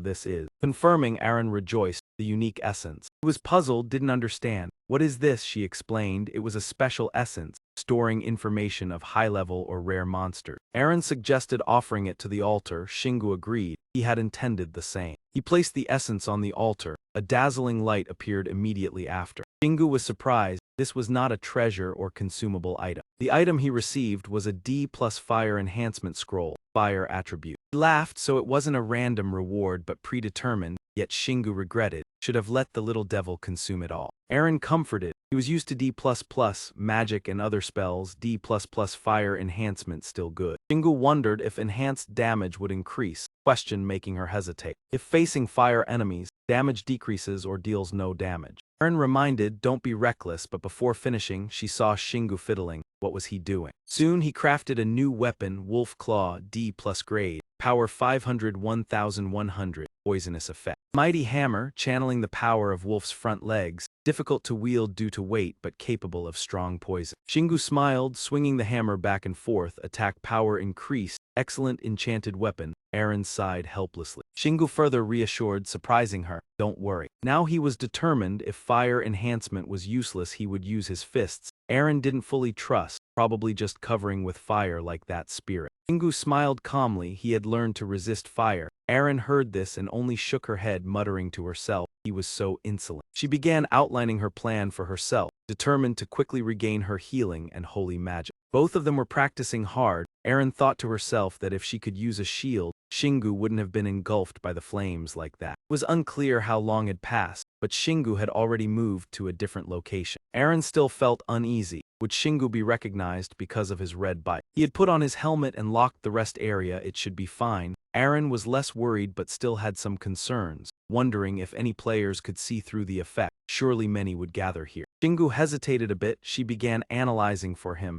The issue wasn't just with the motorcycle. "I know you've covered your face, but not everyone looks like you." In the end, he listened to Aaron. "Fine, you're right. Shall we go back to the main area then?" She agreed immediately, yes. Everything didn't go as Shingu expected. The situation was much worse than he had imagined. The situation quickly worsened after just a few hours. When the world was shaken by the events in Manhwa town, other countries also began to be flooded by monsters. However, they were still able to control the situation. Luckily, not too many strong monsters appeared, so some countries used their military, police, and even special forces to contain them. Some countries still couldn't respond in time. but some couldn't do anything because they were attacked by bulletproof monsters. Casualties quickly spread, so they had to wait for the appearance of players from Celestial City. Millions of people worldwide were injured or killed. People realized that things were much worse than they had imagined, as the monsters were quicker, stronger, and much smarter than beasts, unexpectedly attacking and devastating many cities. This disaster made earthquakes or volcanic eruptions seem insignificant. Because of this, public opinion began to change. People turned their backs on Celestial City and started blaming that the monsters came from Celestial City. The news spread quickly. Celestial City hurriedly held a press conference to explain the situation. Although the players completely denied it, since they also didn't know the origin of the monsters, the situation didn't improve. Now everyone could only feel helpless against the monsters that humanity couldn't do anything about. Even though there were many protests from humans, they couldn't make any difference. Celestial City and the dungeons remained out of reach for civilians. Even nuclear bombs couldn't harm Celestial City. The only thing humans could do was accept the appearance of the monsters and the existence of Celestial City. The disaster still showed no signs of stopping. As things got more serious, the monsters spread from everywhere. Even the countries with the strongest militaries couldn't control them. The city was heavily devastated, and the use of heavy firepower in the urban areas caused many severe losses. The monsters had evolved to the point where they no longer feared weapons. Monsters of a certain level had become completely immune to modern technology, just like Celestial City. The exchanges between the two sides also happened quickly. Although they tried to contact the players, all the players refused to cooperate with any country. In the end, humanity had no choice but to cooperate with Celestial City. But instead of cooperating directly, they negotiated privately with each country and acted with the support of that country. Thus, worldwide, every country had to submit to Celestial City. Countries no longer had any choice but to treat the players like bosses, but in return, they could control the monsters better. All attention was now focused on South Korea, the first country to be attacked by monsters, drawing special attention, while other countries continued to be attacked. However, one place remained completely peaceful.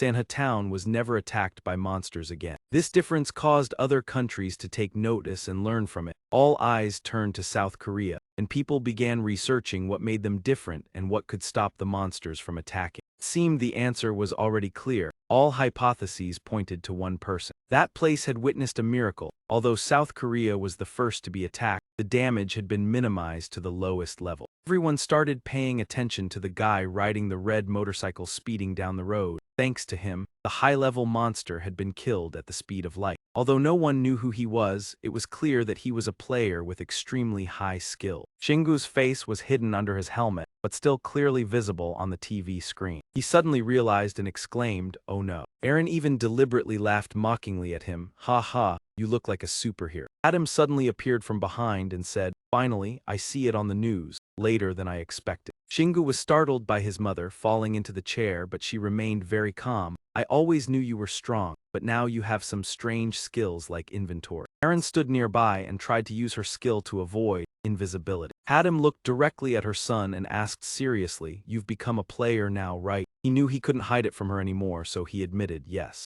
She wasn't angry, on the contrary, she was a little proud. "Finally, you've achieved what you wanted, but why didn't you tell me?" Her sudden question caught him off guard. "What's going on?" The sunlight still shone brightly, creating a peaceful scene. Not sure how much time had passed, but Shingu and his mother finally calmed down and sat down to talk. He explained to his mother that he was different from other players. It was best to stay hidden for a while. Adam felt a little hurt hearing this. "So does that mean I caused you trouble? I shouldn't have asked you to save my friend." Shingu just smiled and replied, "It's nothing, I already saved all of Manhwa." Adam began imagining her son's battle. Could it be that he stopped the monsters from coming to Manhwa? Shingu didn't hesitate to nod in acknowledgement. She remained silent as she received the answer, thinking deeply. Adam reminded him, "Don't teach others to kill monsters overseas. They should be able to handle it themselves." He sighed upon hearing his mother's words. His mom was too cold. Adam didn't care. She always loved him the most. Next, she explained further, "You're not the only superhero in the world." After that, Adam cut a small piece of apple from the plate. Then she stabbed the apple piece with chopstick. She brought the apple piece to Shingu. "Let this little one eat some apple." This statement surprised both Shingu and Aaron. She was a little confused, thinking to herself, "I'm giving a picture to hide." Shingu asked suspiciously, "How do you know?"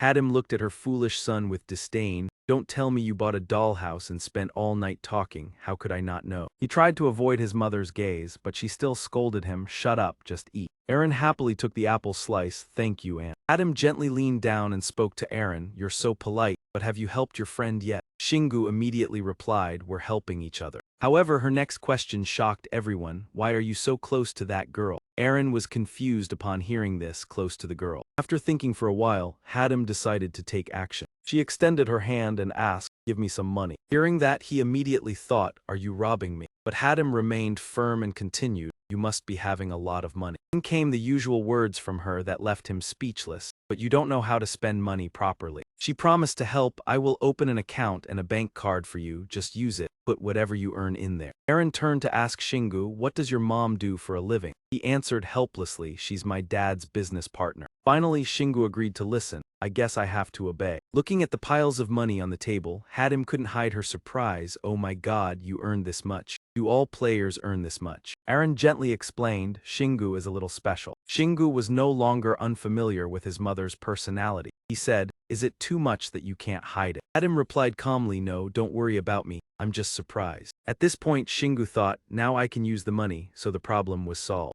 Hadim suddenly suggested, you should live separately. Everything happened too fast for him to react. Hadim winked calmly, I don't need the money you earn because you'll be busy. No need to come home at night. Shingu was surprised by his mother's suggestion. Yes, anything else. Before he could continue, Hadim interrupted, don't worry about me. He continued, now you don't even have time for yourself. Shingu felt his mother was right and blushed in embarrassment. Aaron was now very confused by the rapid change in the conversation between the two. Yes, well, may I leave now? Do you want me to find a house for you? No, I'll find it myself. Hadim cheerfully went to the kitchen to prepare food for a big meal for him before his journey. Shingu politely replied to his mother, I will go prepare my luggage. After eating, I will fix the bike. Aaron witnessed everything and couldn't help but praise. His mother is really perceptive, however, he seemed indifferent. She'll have to learn to give up some things with a child like me. And why are you praising me? Time passed quickly. Shingu had finished packing everything, ready to leave at any moment. Before he left, Hadim took out a notebook and handed it to her son. This is your savings book. No one can say anything about how you use it. But Shingu asked confusedly, so it's a fake, Mom? She showed clear disappointment upon hearing this. Do you think you can make that legal? Hadim didn't forget to give more advice. Son, many people are looking for you. Remember to wear a helmet wherever you go. Shingu nodded, signaling that he understood. I don't really want to, but it's fine. He wasn't reassured yet, so she reminded him again. Aaron, your son is really foolish. You need someone clever to follow him. She agreed without hesitation. Yes, of course. Hazim quickly agreed, then trust me, receiving her mother's confirmation. Shingu was very happy, yes. Got on the vehicle and sped off quickly, only having time to wave goodbye to his mother. Aaron, now tucked into his pocket, curiously asked, are we just going to keep running until we find the dungeon? Shingu, now confident, responded, I have a detector that works within a 10-kilometer range, so don't worry. Even though he didn't have much essence left, his vehicle sped down the road, weaving through large trucks. Now he realized the importance of the resting area, so he couldn't just throw all his essence onto the altar. He decided to use essence in two situations, one for easy dungeons and the other when entering dungeons of the same level. He seemed very confident in his own goals.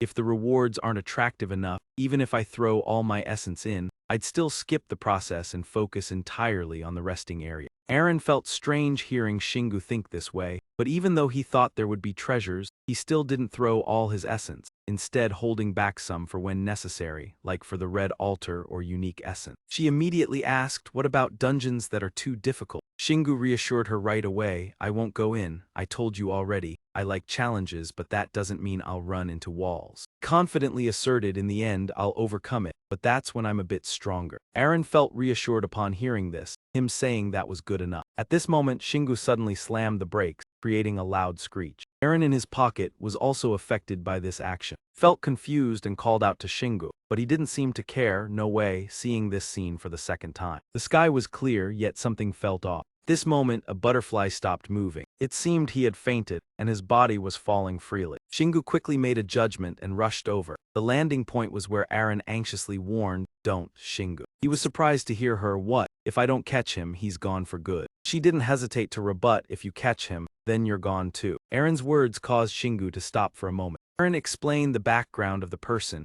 He used to be a teammate in the Windstorm Guild, though he was a lower level. He had tried to conquer dungeon level 25. Shingu was still uncertain, but if he has to log out and we enter his dungeon by catching him. Suddenly a thought flashed through his mind, got it. Shingu figured out the solution. The ant nest dungeon will recreate how players log out, meaning a dungeon far beyond our level will open. He still believed in himself and ran quickly, but he'd be fine once he caught you from dungeon level 32. Aaron still tried to argue. That's a trial dungeon, no means no, Shingu. Before he could finish his sentence, something unexpected happened, but oh. Shingu reassured Aaron, I have the reversal gem, it should be fine, if it gets too difficult I'll just escape. She suddenly remembered the reversal gem. After thinking for a moment, Aaron felt that his approach was fine, it should work. But while waiting for Aaron to react, Shingu was already at the edge of the skyscraper, preparing to leap to save the person, which startled her. Oh, when did he? He exerted himself to build enough momentum, causing the ground to crack. The scene before them suddenly went dark. He slowly opened his eyes, letting out a soft sound.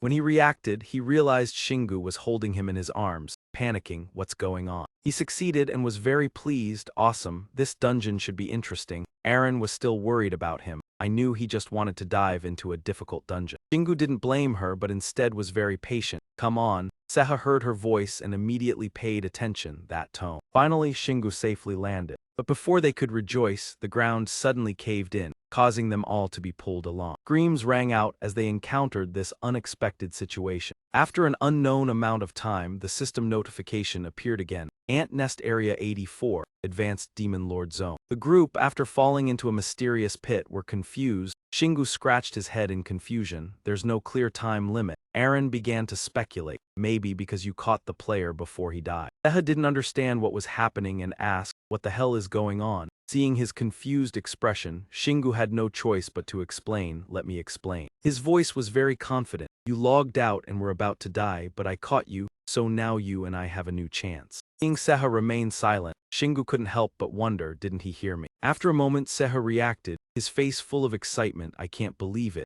I'm glad I'm not dead, but oh my god. Shingu saw the strange look on Seha's face and was very curious. What is he mumbling about? Aaron also guessed, maybe his incarnation is showing him something. He suddenly bent down before him, showing his gratitude, thank you for saving me. Shingu waved his hand, no need to thank me. I'll run if I see danger. Seha looked at Aaron after all. He still expressed his gratitude. You can't change the fact that you saved me, and I'm happy to see that you're still alive, Aaron. He slowly walked out, a little flustered, oh right. Seha looked at Aaron and then smiled faintly. He shared with them, I've got a handle on the situation. I know this is a mission dungeon. Shingu couldn't believe it, really. Seha confirmed, of course. Aaron explained further it's a hidden quest. Some quests only exist in secret. The entire dungeon could be part of a quest, think about it, Shingu. I should have died but became the support. While you're the undercover player, this can only happen in a quest reward. Shingu nodded, looking at Seha, got it. I guess he took the same quest as Aaron, and since I'm the undercover player, there's no separate quest for me. He suddenly smiled wickedly. Anyway, now I have to go through the dungeon with him. I'm sure I'll get a huge reward for clearing. Aaron put her hands on her hips and spoke. Let me explain clearly, Seha. You immediately listened seriously, yes ma'am.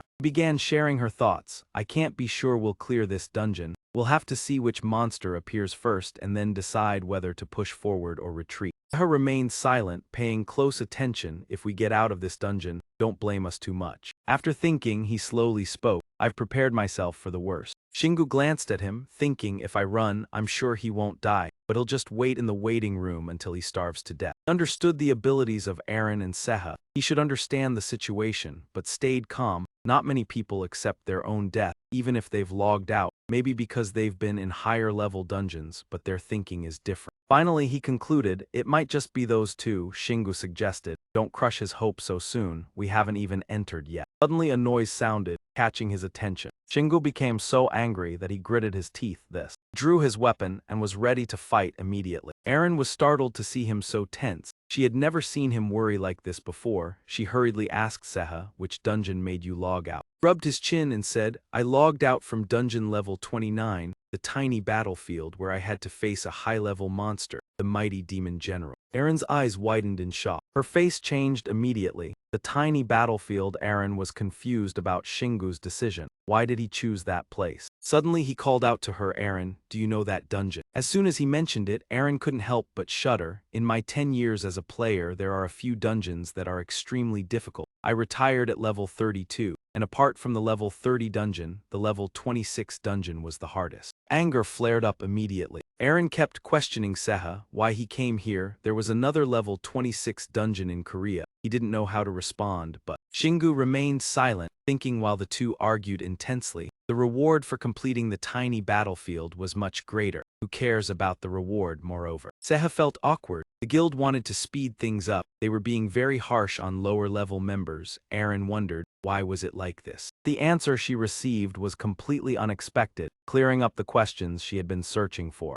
The space suddenly fell silent, not a sound to be heard. Aaron seemed lost in self-blame, wondering if it was all her fault. Then, Shingu had to listen to Aaron's detailed explanation to understand the situation. The tiny battlefield was a dungeon where players entered to decide the world's fate and defeat the boss monster. Of course, the difficulty wasn't simple. This place was full of all sorts of monsters, most notably numerous high-level monsters. According to veteran players, among all the monsters there, one was even scarier than the Iron Serpent boss. That was the Iron Demon General. It wasn't by chance that it was called the boss of bosses. The Iron Demon was a giant monster, enhanced with mechanical and magical powers, and the general could utilize that power to the fullest due to his long battle experience. Aaron seriously warned Shingu not to underestimate this opponent. He just needed to pay attention to the repeating moves and powerful strikes to defeat the boss monster. But he couldn't defeat the Iron Demon General with just his existing knowledge. Barzak's invincible power was described as even more terrifying. Even the Iron Demons under his command had put many players in danger because of their combat skills and strength. Aaron knew this well because she had faced them before. Even her main group had to avoid fighting the Iron Demon. Seha also awkwardly scratched his head, agreeing, we feel the same way. He turned back, bowed his head to apologize to Aaron, but unfortunately got caught. I'm sorry for disappointing everyone. Shingu was a bit confused seeing this action, and thought to himself that perhaps the guild placed great importance on hierarchy. At this moment, she seriously advised him, Shingu, I think we should retreat, although I also feel sorry for Seha. This is the worst-case scenario. Aaron understood very well her teammate's stubbornness. She tried to convince him with all her reasoning. Even the Iron Demon soldiers are stronger than level 150, and the general is probably around level 108. If we're too confident and don't know our limits, we'll be in danger. I know you've faced many strong monsters, but the Great Black Wolf and the Giant Centipede are only level 100, while the Evil Spirit is around level 120. He particularly emphasized the superiority of the Iron Demon. They could easily wipe out the monsters you just mentioned. However, her advice seemed ineffective. He still didn't seem to listen. But you're the same.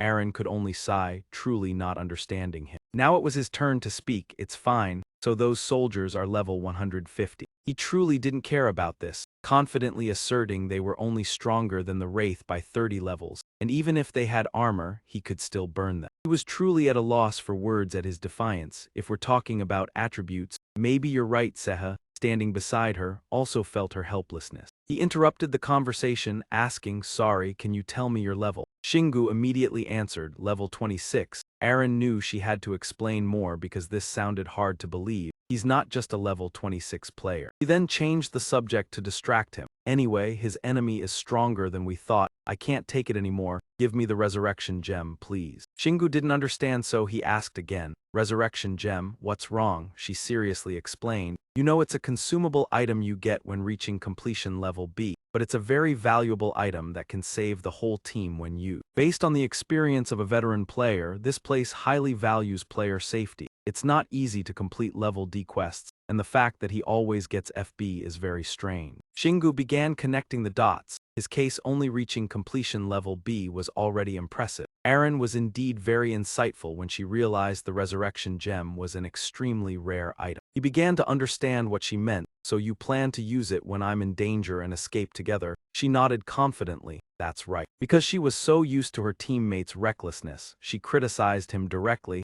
I can tell just by looking at you, you never make calm decisions when faced with danger. Shingu pretended to be innocent, scratching his cheek as if clueless. Why do you think that? Eren showed no mercy, emphasizing each word as if criticizing him to the core. You're just happy to find an opponent stronger than the ones before. Even caught in the act, he still tried to explain himself, even playing the victim. But he knew how to value his life if necessary. He would use the resurrection gem in a critical situation. Do you really need to scold me like that? Eren couldn't believe his words because his concept of danger was too different. She stopped trying to stop him but still reminded him, fine, but if you use it when I'm not in danger, prepare to be scolded. Shingu could only remain silent, unable to resist the pull from the giant gate ahead. Eren began to take on the role of a supporter. Seha, you've lost all your abilities, so you should fall back. Ambushing them is no longer an option. The image of Gajak appeared in his mind. It seemed he had noticed the presence of the stranger. At the same time, Shingu had a similar feeling.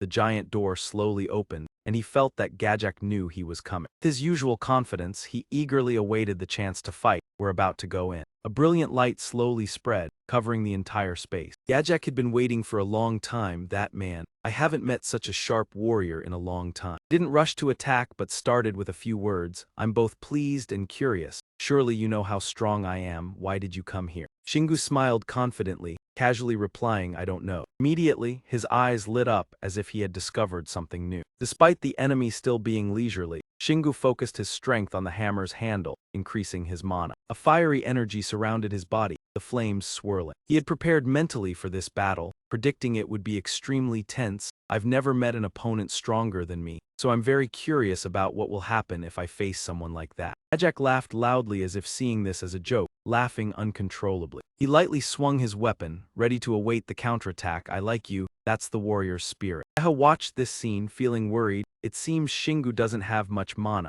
level 26, but his mana is so low. Eren, what do you think? She also noticed this. That's right, Shingu's mana increases very slowly. He doesn't care about this. He probably doesn't realize it. Eren thought the problem was due to his progress being different from normal players. I think it has to do with the incredibly terrifying physical strength he has, but that doesn't mean he doesn't know how to use it. Although she sometimes complained about Shingu's warlike nature, she was very proud of her teammate. You'll be surprised by what he can do despite having so little mana. Seha felt confused by this statement. Incredibly terrifying strength. The match officially began. Shingu didn't hesitate to declare war. Come here. Gajak also didn't back down, shouting loudly, come on. That man made a huge leap, moving as fast as the wind. He prepared his stance, raising his weapon to strike down on his opponent. When Shingu got closer, he struck with a sharp blow. Shingu reacted quickly, using the black wolf claw to block the strike. The collision was powerful, creating an explosion of fire. Both were strongly impacted, their bodies trembling.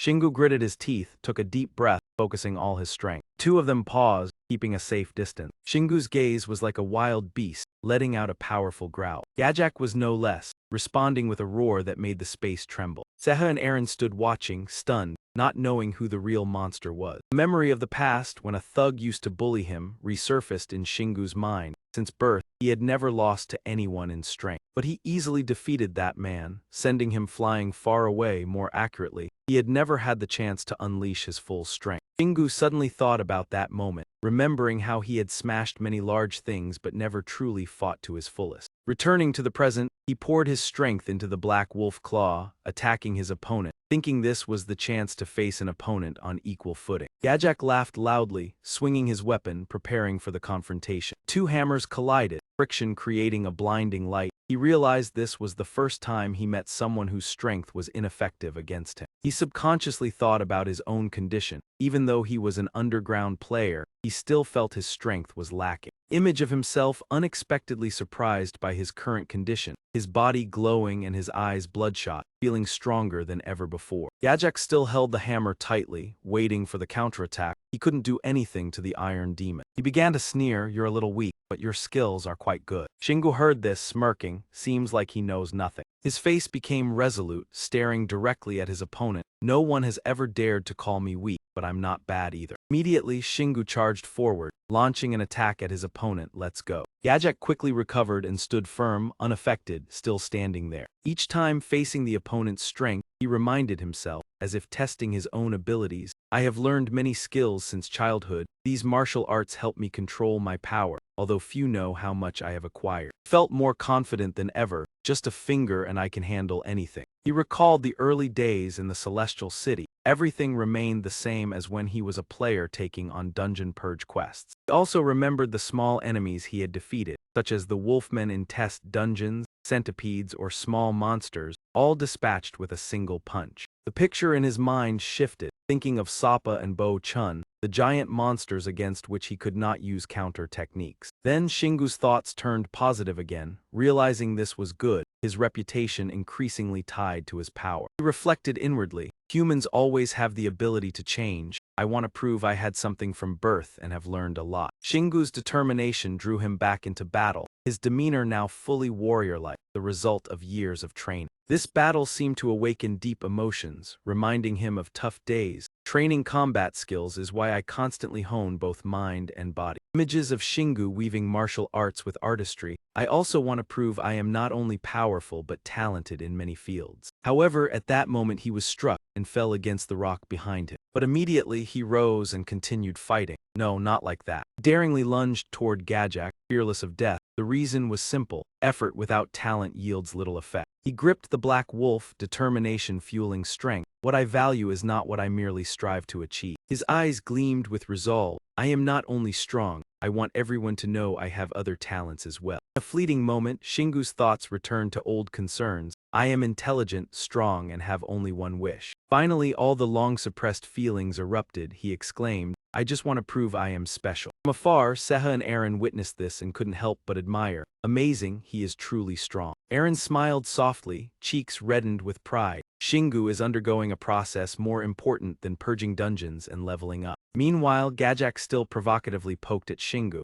A skilled player dodges well, but who can use these moves? Shingu refused to be outdone. You are not bad either. Just after speaking, Gajak suddenly fell silent. Gajak immediately roared as if venting anger at Shingu. Your attacks are too weak, unworthy of my endurance. Force behind his words made Shingu wary. A bead of sweat rolled down his forehead. This is the first time I dodged out of fear. Memories of training days resurfaced in Shingu's mind. Although I learned every way to dodge, I never had to use them until now. He whispered to himself, I didn't expect to be so good at dodging. Perhaps this is the first time I've trained seriously. Shingu spun, preparing to attack. Training under stress was never easy. He felt his muscles, veins prominent, senses awakened moment by moment. Instantly, Shingu struck Gajak's chest with full force. Hit landed, Shingu smiled. From the start, I knew entering this dungeon was amazing. Aaron from afar could read Shingu's expression. He feels very comfortable. Seha was speechless, only shaking her head at the scene. Shingu took the opportunity to strike Gajak's leg once more. The blow made Gajak collapse to the ground. Gajak groaned in pain. Haha, you are quite good. Seha couldn't help but wonder at Shingu's strength. An ordinary person couldn't learn to fight like that, but Aaron explained that applying weapons into combat techniques is key to his success. Aaron looked at Shingu affectionately. He has a simple desire to become the strongest in the world, and that dream drives his continuous progress. Gajak angrily swung his hammer, but Shingu dodged unexpectedly. Shingu shouted, I knew it, you would do that. Immediately, Shingu swung the black wolf, striking Gajak's face. The powerful punch knocked Gajak down, making him vanish. Haha. Gajak's hammer fell, proving his defeat. Seha and Aaron couldn't believe their eyes, looking at each other and smiling joyfully at Shingu's victory. Shingu held his head high, proudly pointing at himself. You are still weaker than me. Gajak lay at Shingu's feet, completely unable to rise. Shingu exhaled in relief after the exhausting fight, finally done. Seha was completely surprised. He dared face a great iron demon. I didn't expect that to happen. Aaron stood nearby, smiling softly. Indeed, great iron demons are very difficult to defeat. Seha explained they are strong not because of magic or special attributes, but due to high strength and defense, and they use weapons unpredictably. And thus, they are hard to handle through normal combat, Aaron continued. But Shingu overcame them through skill and weapon combination. Seha shouted, that's why players should never face a great iron demon without high-level skills and strong weapons. Not everyone can fight them with pure technique. Moments later, Seha looked at Shingu with admiration. He accomplished something I couldn't believe. Seha's gaze followed Shingu's back. I am the main fighter, yet I cannot match Shingu. Seha's voice deepened, hands clenched. Though I am a high-level warrior of the Windgale Guild, I realize I need to focus on technique rather than just level and skills. Seha turned to Gajak, who remained unconscious, suddenly opening his eyes. Gajak struggled to stand, while Shingu remained firm, unmoving. Gajak's return made the atmosphere tense. Both were fearful, cold sweat streaming down their foreheads. Shingu looked at Gajak with contempt. "What are you doing?" Gajak finally spoke. "You dare treat me as a test subject." Shingu replied immediately, "If you don't like it, try harder." Gajak was furious, snorted sharply, blood spattering, haha. Gajak continued attacking with a series of moves. Shingu gripped the black wolf, eyes darkened, full of killing intent. Seha watched in fear. Why is he standing still? Wait, this means. Shingu attacked immediately, thrusting his weapon into Gajak's abdomen, punishing him. Immense force caused Gajak not only pain but astonishment. Such powerful fire. Now Gajak realized Shingu's intent. Right, great iron demons can resist bombardment and fire weapons. Aaron nearby added, but they cannot withstand weapons aided by fire magic. Gajak refused to yield, stubborn. Don't think my armor will burn and I will retreat. Shingu paid no attention, spinning immediately, preparing to continue the assault. Fire is only part. Attacked again, forcing Gajak back, his weapon flying, creating a loud noise. Shingu quickly retrieved his weapon, then warned, never underestimate the truth. After speaking, Shingu focused his strength to strike Gajak's neck. Once more the scene fell silent. Gajak collapsed before Shingu while he panted, exhausted. Shingu looked at his opponent, cursing inwardly, truly troublesome. Gajak, face battered, remained resilient. You cannot kill me. Shingu stood tall, looking at Gajak challengingly. I have won this battle, but it's not enough. I have yet to complete the dungeon quest. The image of the giant demon flashed in Shingu's mind. Just it alone was enough to push him to his limits. How could he deal with all the demons in the dungeon? Thinking this, he rested his chin on his hand, realizing his lack of strength, skills, and experience. It had been a long time since he felt so powerless, needing immediate recovery. Instantly, Shingu pointed at Gajak, his voice firm, declaring no mercy. Next time I will completely defeat you, just wait. His words caught him slightly off guard. Suddenly he gave a strange, unreadable smile. Gajak bowed slightly, speaking softly, "End me now." This attitude left Shingu somewhat stunned. Not only him but Seha and Aaron also felt confused. He did not wait for a response, slowly explaining, "I can sense this place." Gajak paused for a few seconds, inhaling deeply before continuing, "It will spread across the land." His face tense, brows furrowed, as this place contained too much magic. If not contained underground, they would invade the surface world, targeting Sanha town. Shingu thought of the demons harming civilians, a chill running through him. Gajak weakly raised his hand, producing 3 small orbs, but if he died, that magic would vanish and the invasion would be delayed for a time. Finished speaking, he looked up at him. The magic here can recreate his memories and body. Next time, be ready. Gajak smiled unusually, yet it carried respect for Shingu's strength. I will fight with a renewed body, mutually beneficial. His decision surprised him. Seha and Aaron looked more bewildered than shocked. Shingu also smiled, I see. Gajak looked at him with gentle eyes, entirely different from his previous contempt. I hope you improve, young warrior. He gripped the black wolf tightly,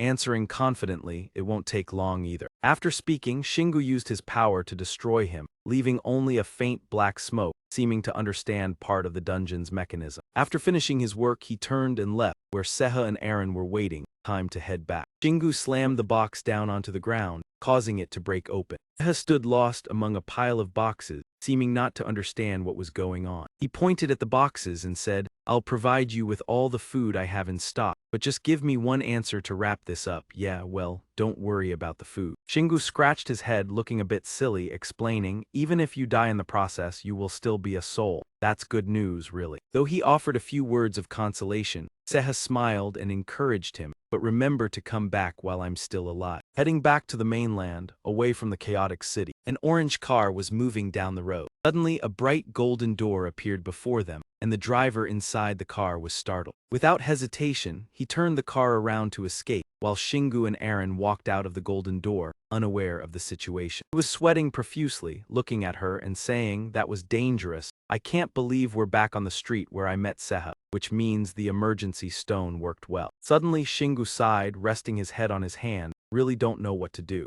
Aaron noticed his exhausted demeanor and kindly asked, should I heal you? But he refused, no need, just let's head back to the rest area. With those words, he walked away confidently, and she flew behind, he needed to focus on thinking first. Shingu's pensive mood made Aaron worry. The rest area, in a room with just the two of them. He sat on the bed, talking to her. Never thought I'd feel so powerless, though encouraged. I didn't expect to feel so disadvantaged. Yet Shingu felt helpless. Feeling inferior to himself was no different from feeling disheartened. Spoke while recalling the previous battle, quietly analyzing, if I hadn't used fire, I might have lost, even though that's still a move I can use. The image of himself severely injured, bloodied in the battle, appeared in his mind. It would have been stupid to think I could win just by using that move against the big monster. This thought made Shingu turn to Aaron and say, now I need more training. The issue isn't just that monster, but also the future. Then he remembered the image of Gajak holding the hammer, the terrifying monster in dungeon level 26,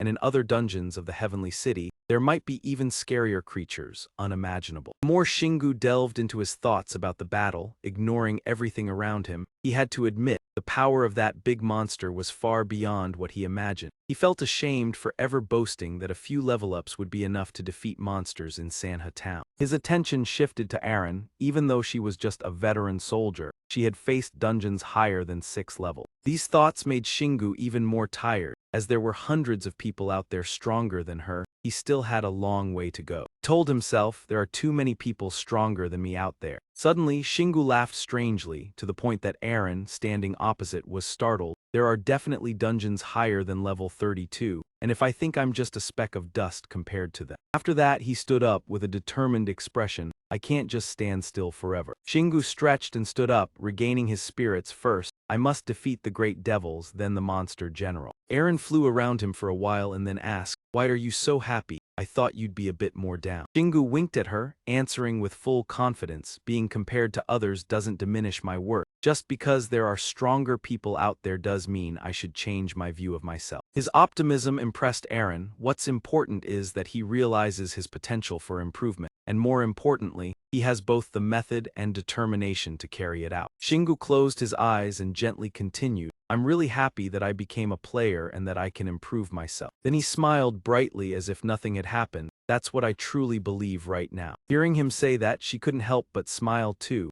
unable to hide her emotional feeling. At that moment, Aaron teased, so you tell yourself you'll be stronger after losing a battle. She tried to hold back her laughter, saying, you're as cute as a child. His compliment made him blush. Shut up, you. Not long after, Shingu went into the bathroom for a bit. When he finished, he came out, drying his hair while informing Aaron. He would prioritize leveling up, of course, but that's still not enough. The emotions inside him began to surge. All progress begins from facing his own weaknesses. She agreed with that view and added, indeed, just today, his combat skills improved greatly facing that great demon. However, Shingu didn't feel much joy, only watching his burning hands and thinking, but that still wasn't enough. He needed more experience and practice immediately. Finishing his words, he clenched his fists, thinking silently, the result will be. Aaron smiled gently and continued, the skills, including passive skills too. She unconsciously crossed her arms, pointing out some knowledge for him. Her expression serious but still cute. Active and passive skills seem similar, but are very different. Active skills form when mana is continuously applied in a certain way, creating a conduit in the soul. Aaron analyzed and concluded, that is why this skill doesn't easily manifest outwardly, yet the mana effect when used is extremely strong. She even practiced directly to make Shingu understand better. Passive skills are used continuously.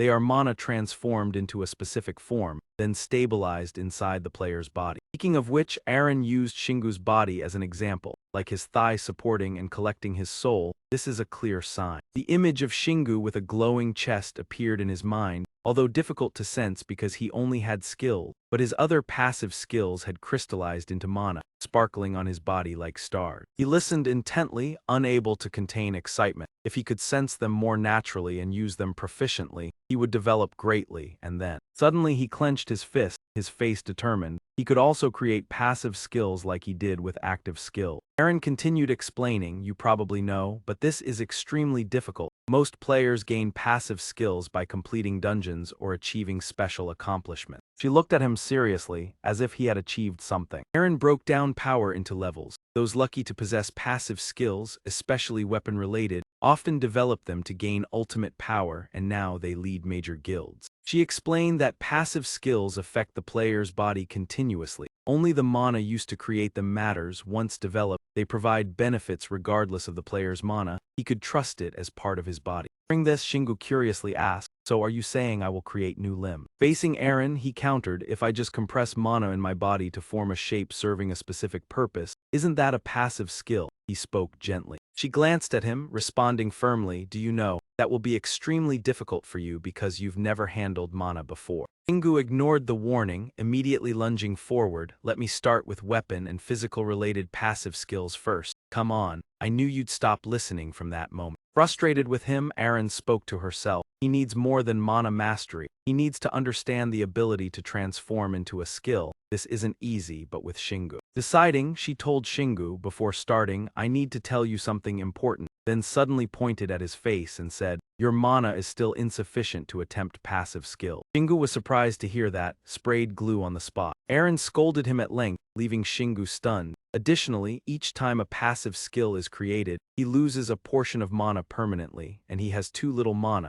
so he might not have enough for active skills later. He didn't respond, only ruffled his hair, thinking, low mana is indeed a major issue. Pondered and found the solution for himself. There was only one answer. The best method is slow and steady. I will conquer dungeons and level up that way. Use innate strength, train weapon and physical skills by fighting monsters, then use mana to create passive skill. Of course, Shingu did not forget the most important prerequisite. Everything must be done before Seha dies. His smiling image appeared in his mind. Don't forget me. He leaned against the wall, his face determined. Now I have an answer. We must act. We need to find more dungeons before the essence is depleted, Eren asked. Are you going immediately? Shingu confirmed. This mission involves more than us. He needed to act fast to save her teammate. Not wanting to waste time, he hurried toward his vehicle. Let's go. Eren settled in his jacket pocket, hands clasped, silently praying to find easier dungeons. As Shingu prepared his helmet, a sudden sound rang out, followed by news about players. On the large screen of a nearby building, the latest news aired. All players escaping dungeons with escape items reported increased difficulty. The Tornado Guild, Korea's most famous guild, also announced that despite careful preparation, information about Seha's departure was also reported. Yet they still lost many members, including John Smith, Seha, reporting that difficulty increased as monsters rebelled everywhere. The news kept updating, especially regarding winged players. The number of players surged again, something not seen for a long time. According to survey estimates, just in Korea there were 1,000 new cases. Compared to other countries, the number of new players was even larger, hundreds of thousands worldwide, igniting hope for those suffering from monsters. Yet debate continued whether this was wholly good news. Shingu listened carefully to the news. Players could earn millions in dungeons, but where did the money come from? And why was there no inflation despite large earnings? Reporter Kim Icon will report. After hearing all the news, the red motorcycle sped along the main road.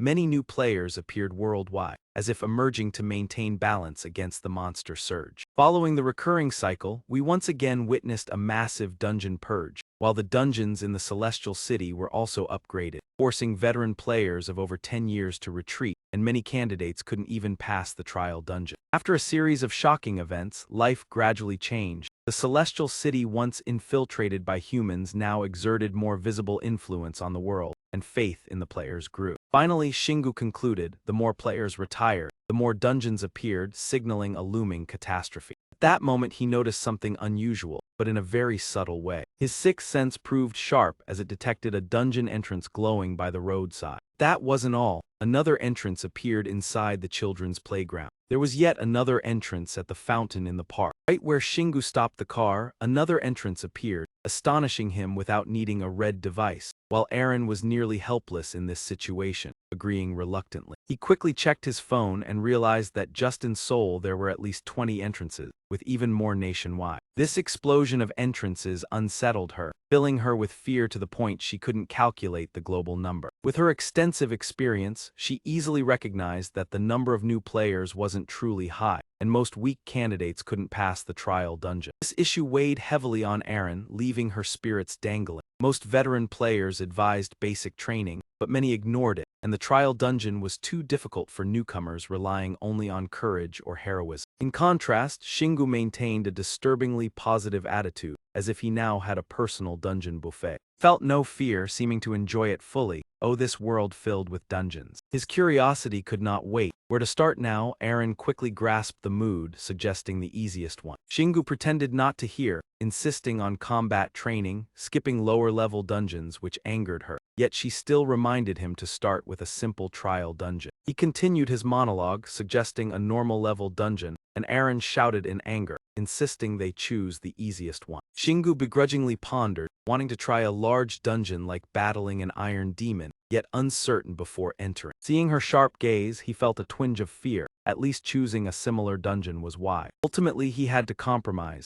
No other choice. Aaron calmed slightly, yet emphasized she hated him. Shingu began calculations, realizing he could still train skills in lower-level dungeons, gain experience, and collect essences, compensating for any deficiencies with quantity. At this moment, the system notified that District Kongqin number 231, first-grade demon clearance, would be completed in 3 hours. He entered the dungeon with steady steps. Silence made Shingu uneasy, constantly complaining, choosing a random safe dungeon, yet no player souls were present. Suddenly, something from underground caught his attention. A swarm of first-level demons slowly crawled toward him. Faced with these monsters, he had never felt fear, but these hopping creatures threw his inner calm into panic. Shingu suppressed the panic, asking Aaron if these were first-level demons. She observed and replied, recalling that early on one had to pass many similar dungeons. First-level demons are classic weak creatures, appearing in all fantasy works about structural origin. The creatures have unique structures, formidable strength, immunity to physical attacks, high corrosiveness, always appearing in large numbers to destroy. In theory, compared to Shingu's physique, Aaron was confident. These could be defeated with a poke or light hit. Even stepping lightly would suffice. He quickly grasped this. Suddenly the swarm lunged simultaneously. He activated combat, energy flaring in his legs, swinging the dark wolf in his hands, charging into the encirclement. First-level demons caused no damage, shattering like water balloons on contact, merely running through the dungeon like a children's mobile game. He used his Battlefield Scream ultimate to swiftly end the fight. The sound carried far, attracting the rest of the first-level demons. Shingu charged straight, letting them melt under his mana. He noticed an issue. Some skills worked better on weaker enemies, feeling slightly monotonous. Gathering them with a scream and finishing with the ultimate was enough. This task seemed easy. The ultimate skill could kill just by running, but Aaron understood the reason. It wasn't entirely so. She was too familiar with superior strength. His body like a weapon. Shingu got more excitement, so he practiced 2 skills in the easy dungeon. After some running, he saw the end point. The boss room door appeared. Watching the first-level demons rush out, he grew impatient. Clearing the dungeon, Aaron hurried from behind, calling, "Wait for me." That moment, a large first-level demon appeared blocking the way. Shingu observed seriously. This one couldn't be defeated with a single strike. He gripped the dark wolf, preparing a critical hit, needing to combine ultimate and punishment skills. Shingu lunged, swinging the dark wolf ready to strike the first-level demon. Suddenly Aaron flew to warn him. In just 2 seconds, the large first-level demon could stiffen with mana. It quickly defended itself with a hard net. Nevertheless, he struck directly at the first-level demon. It shattered into pieces like droplets. She watched from afar as it turned to stone. Shingu knelt by the goo pile, lamenting, hard to switch skills when mana was fixed. He turned to ask Aaron about its special ability. Receiving a flustered expression, she said nothing. System notified dungeon completion in 17 minutes 5 seconds. 341 first-level demons and 1 large first-level demon slain, unlocking special achievement. Speed increased by 5 points. The results pleased Shingu, unlocking the special achievement, only needing to clear a short dungeon, increasing agility by 5 instead of the usual 2. He unconsciously pondered his own strength, wondering if stats could rise after the special achievement, noticing agility increase and muscle change. She interrupted Shingu's thoughts, looking like a fool. The stronger the better, agreed. In his joy, he noticed something. A notification appeared. You received the secret of the special achievement, becoming an activist for peace. Shingu read the info, expecting a different special achievement, but not. What secret was this? He felt as foolish as a monkey. The secret so simple anyone could know, yet it troubled him. Thinking so, Shingu shook his head. No kidding. Aaron uneasy. Why nothing? His expression serious. If every dungeon had hesitations, no day would pass. Why the harsh message still felt positive had to see. The system continued. FB completion awarded large first-level demon essence. 1 essence containing the demon's power, consumed to gain memories, completion experience points. Goo pile of first-level demons vanished. Dungeon had no level. FP completion reward was too strong. Two opposing thoughts before he could think. Aaron interjected. Didn't expect him to get an essence. Turns out FB level reward. In his hand, 3 small crystals contained memories and mana of boss monsters. Even bosses hadn't been tried in low-level dungeons yet. He winked knowingly if he wanted to clear everything, too greedy, and asked how many first-level dungeons remained in the city. He ignored Aaron's question. What mattered was being called greedy. Shingu angrily walked, sarcastically replying, "Good, then keep all in the inventory, don't just consume." He tossed the 3 new essences, unlikely to gain much even if offered all, best to store in the rest area. Suddenly Shingu had an idea. Clearing low-level dungeons could save a lot. A golden triangular block appeared, dungeon with 3 question marks, very low danger. Aaron ahead was startled. A new dungeon generated in 20 minutes while she was there. Shingu Tao Hai thought differently. Scaring her or reducing Earth's population, genre-swapping story she feared. He remembered Jia Chun and Bo Gun, distressed. Too many ant-hill dungeons from trials, but idling was useless. Everyone knew danger sought uniqueness. Shingu clasped hands laughing. If not suited to be a player, many dungeons remain to gather large first-level demon essences. Winking at Aaron. Should collect essences first. Sounds good. Should go to safe places. Scene shifted to roadside residential complex. Inside the building were small holes like giant ant nests. Immediately, the system displayed a warning, stating that the ant tunnel 237 in the rodent paradise must be completed within 4 hours. Both quickly entered the tunnel, and after just a few steps, he sighed, always having to do this. Suddenly, a rustling sound startled Aaron. Rats, rats. She reacted with fear, clutching her head. Mouse dungeons always being a terrifying challenge for beginners, she tried to avoid them. Unexpectedly, Shingu quickly grasped it because she feared touching them. Aaron stiffened, nodding helplessly. Yes, exactly. She sighed and explained, at least other monsters have forms, but mice or dogs are scary in their own way. The image of a terrifying mouse appeared in her mind, but in dungeons, the monster mice were still just mice. She remembered previous players entering the tunnel, most complacent when they shouldn't have been. Yet Shingu still looked puzzled. So what? They overwhelm by numbers over quality. Aaron calmly explained further. One slip and they surround you,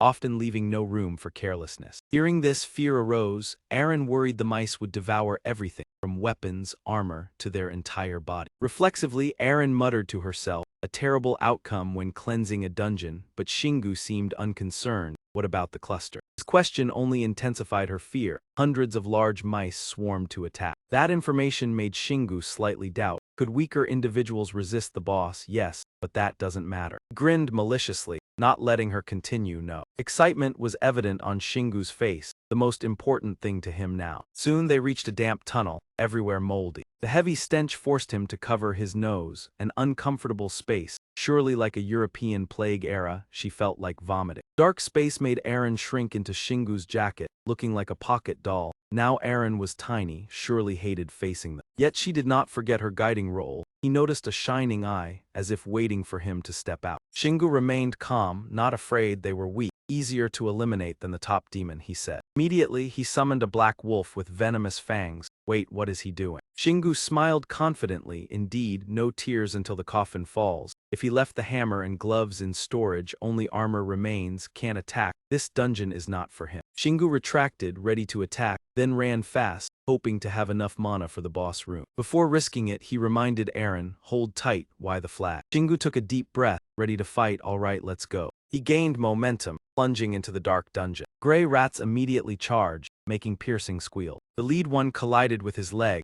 and instantly exploded like a water balloon. Then with just a light touch, they would explode. Shingu was frustrated. The game was insultingly easy. They rushed in, leaving no time to use battlefield roar, easier than the top demon. Each gray rat defeated continuously dropped rewards. Aaron shouted reminders, essence, Shingu, essence, but the faster he ran, he collected all after clearing the final cluster room. She was confused. The final cluster room, Shingu fought while analyzing his hypothesis, clear the dungeon first, only fight the top demon with battle rifle and the only weapon. To test his argument, he tried something different, system suggested, as if pitying, what if he didn't use weapons from start to finish? This was something he had never witnessed, growing curious. What happens if he clears the dungeon by running past without attacking monsters? Aaron was speechless. Despising him, he seemed insane. Being scolded, Shingu was slightly annoyed, gritting his teeth to endure. He reasoned if he killed all without fighting, he could earn a peace action award. He ran far, many gray rats charged and perished. Engaging was a secondary skill, not primary. Eren didn't want more explanations. Snapping, ridiculous, which part is nonviolent. He felt uneasy, thinking he could kill all without fighting. His body was already a weapon. From deep in the dungeon, gray rats charged noisily, numbers unchanged. She imagined them like a swarm of rats running into the river in a fairy tale. Becoming monsters didn't mean intelligence. Hundreds exploded, green blood splattering Shingu.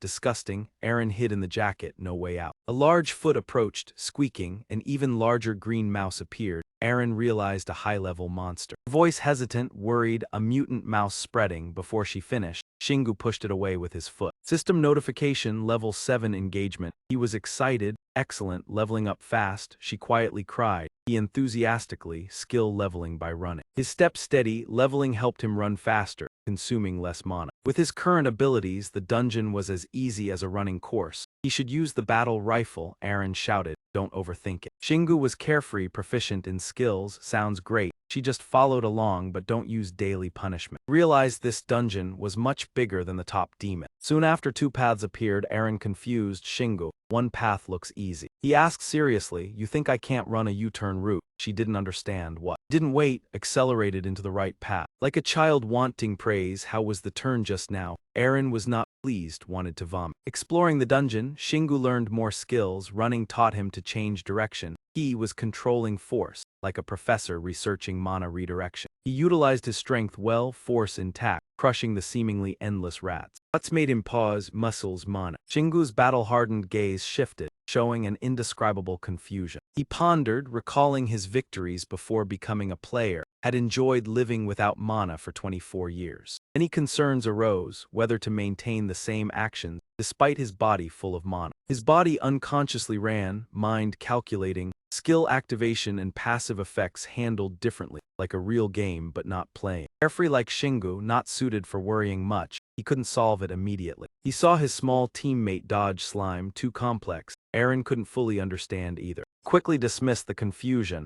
focusing on engagement. Eren cheered Shingu, did you see the final cluster room? What about the rats? She guessed few remained behind. Hearing this, he displayed his skill, using speed to change running direction, just that U-turn. Gray rats saw him turn, fear pale on their faces. Shingu felt satisfied at their reaction, thinking, I'll let you live. Every step he took, the entire swarm was eliminated. Ready conditions, entering the final battle, returning to the final cluster room. Eren panicked. Shingu, you're running straight. He confirmed running as fast as possible. Messy jumps irritated Shingu, just wanting to pass and shower. She was tired, cradling her head, crying me too. The final dungeon door opened. He saw the mutant rats lined up waiting. Eren, terrified, screamed miserably. Hundreds of rats bigger than cats. Shingu activated hunting mode, shouting a declaration, come here. Gray rats heard the shout like a hive disrupted. They charged frantically. Within a minute, his slaughtering power cleared the nest. The system displayed a message, indicating that the battle had reached level 8. Eren finally agreed to leave.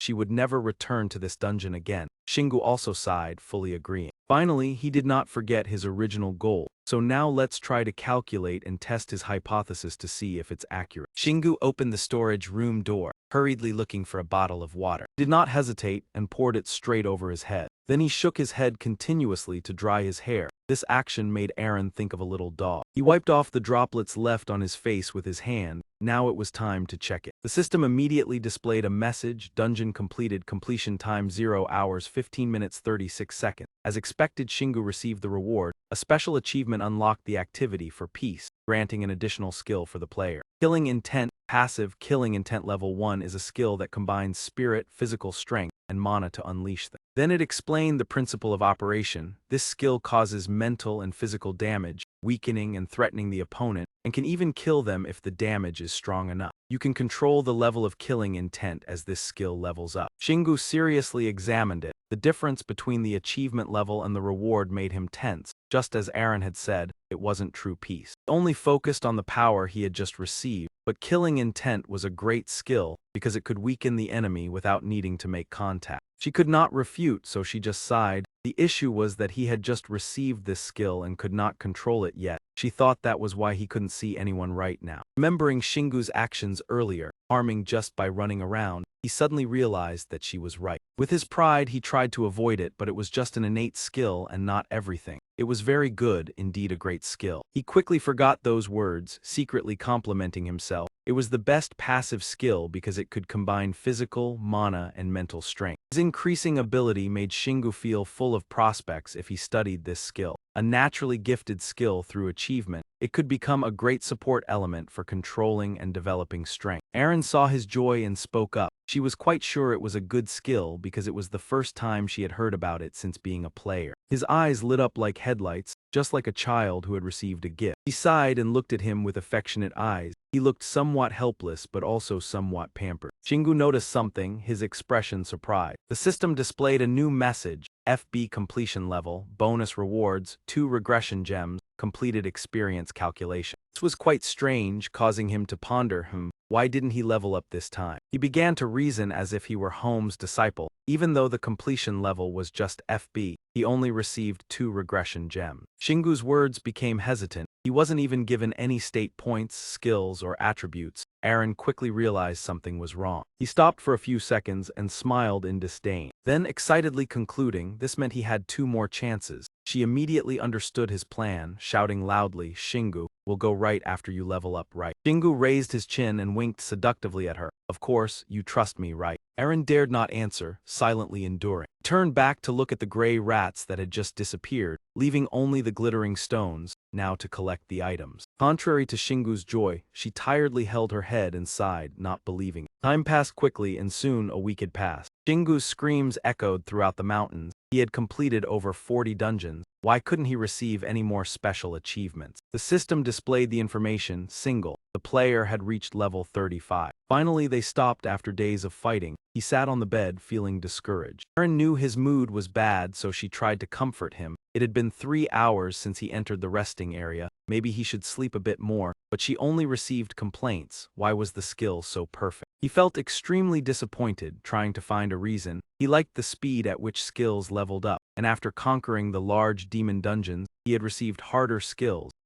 that would save his life one day. The more he thought, the more confused he became. Shingu suddenly got frustrated. Why couldn't he receive any more outstanding achievements? Aaron tried to find a way to comfort him, fearing he would go crazy if she didn't. Watching him react incessantly made her laugh. His current state was indeed strange. He slowly explained, an ordinary player could not receive 2 state points for strength, flexibility, and stamina each time they leveled up. This was very normal. They could receive bonus points if lucky or unlock new achievements. Shingu stopped and listened attentively, but the mana state point only increased by 1.5 each time, making it easier to control. Finally, Aaron pointed directly at his face and concluded, the way he leveled up was completely different. He was always different from other players. His mana only increased by 1 point each time, so little. As a result, his physical state points increased by 2 points, meaning he was much stronger than others at the same level. Shingu nodded in agreement, sitting quietly and listening to her lecture. Mana didn't affect much, but how he used it did. Aaron paused for a moment and then said seriously, "But Shingu, you..." Her attitude suddenly changed, happy that her teammate was stronger than all the other players each time he leveled up. He stared blankly, eyes wide in shock. Seeing that he didn't understand, Aaron continued to comfort him. He could feel worried, but she thought this was good for them. Though Shingu said nothing, she still analyzed that his leveling up was clear evidence of this. She was very knowledgeable about the game's mechanics. Distribution was the highest level in skills related to mana. She smiled as she watched his reaction. Raising its level depended on the development of mana-related skills. She knew he was very good at mana control. Shingu sat in silence today, thinking deeply, but his rate of development far exceeded what she had imagined. Aaron did not notice and continued to lecture.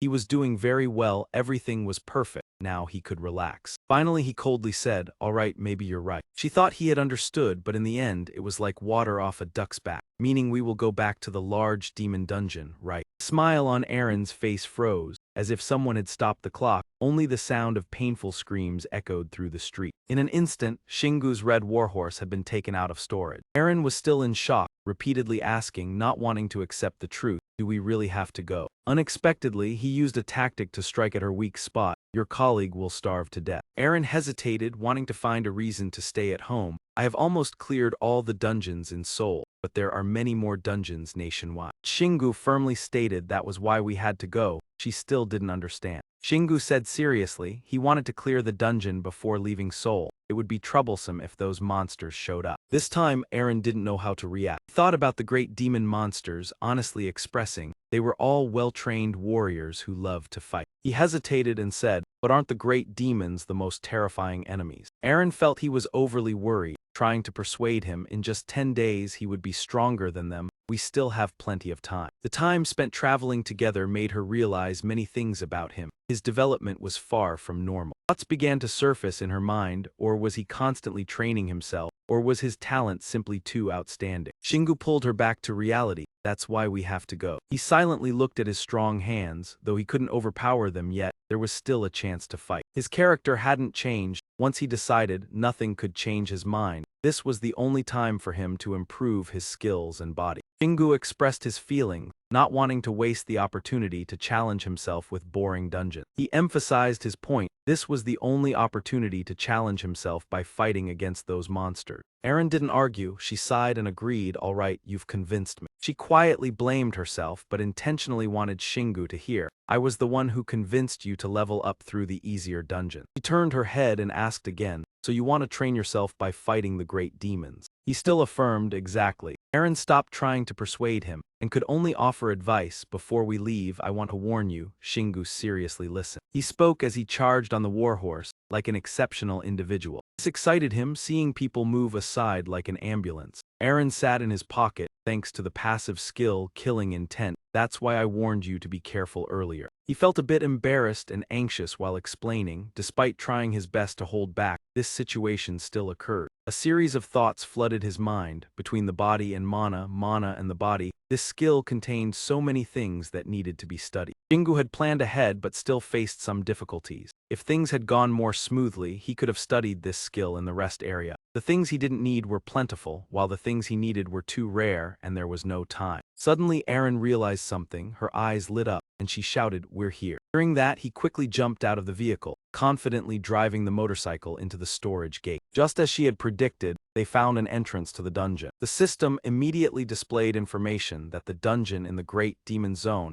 had a very high danger level. Shingu noticed the large crack on the road, possibly from his last visit, but the entrance seemed quite weak. He could even open it with a light whip of his tail. Without hesitation, he continued to sweep his tail down, feeling that this tail surely had other functions besides breaking things. Immediately, a shockwave sounded, causing rocks to scatter in all directions. Then they proceeded inside. As usual, they easily entered the area with the ceremonial hall, the ant nest, and the advanced Great Demon Zone number 84. The time limit for completion was 3 days. Both were surprised, Shingu actively shared his thoughts. There's a time limit for completion here, which means. Aaron quickly understood and continued to analyze. They won't make exceptions for us on the second try, or perhaps another player entered the ant nest, making the situation more complicated. This statement made him feel a bit uneasy. It seemed this was related to him. A dungeon that couldn't be broken had now become dangerous just because of his intrusion. However, Shingu tried to shake off that thought. After all, this was difficult news and quite annoying. He began walking, leading the way inside. The dungeon will restart when we stop in the field. Aaron sensed many potential dangers. We just need to send an anonymous report to the Cyclone Guild. He agreed with that idea but still had to prioritize something else first. Let's go find the vehicle. At that moment, she used her sharp sixth sense to feel the position of their teammate. Women's intuition is always accurate. Aaron pointed in the direction she just looked. He's over there. Seha appeared looking ragged, with all the food already consumed. Seeing him in this state, Shingu couldn't help but tease, "Did you die?" He startled and awkwardly replied, "No, not exactly." He looked at Aaron as if to refuse. "I'm trying to get used to not having a body anymore. Slowly, I can shrink to Aaron's size." Seha's tired eyes closed, his voice became melancholic, then slowly faded away. She was very easy to get emotional, and his words made her feel sensitive. "Shingu,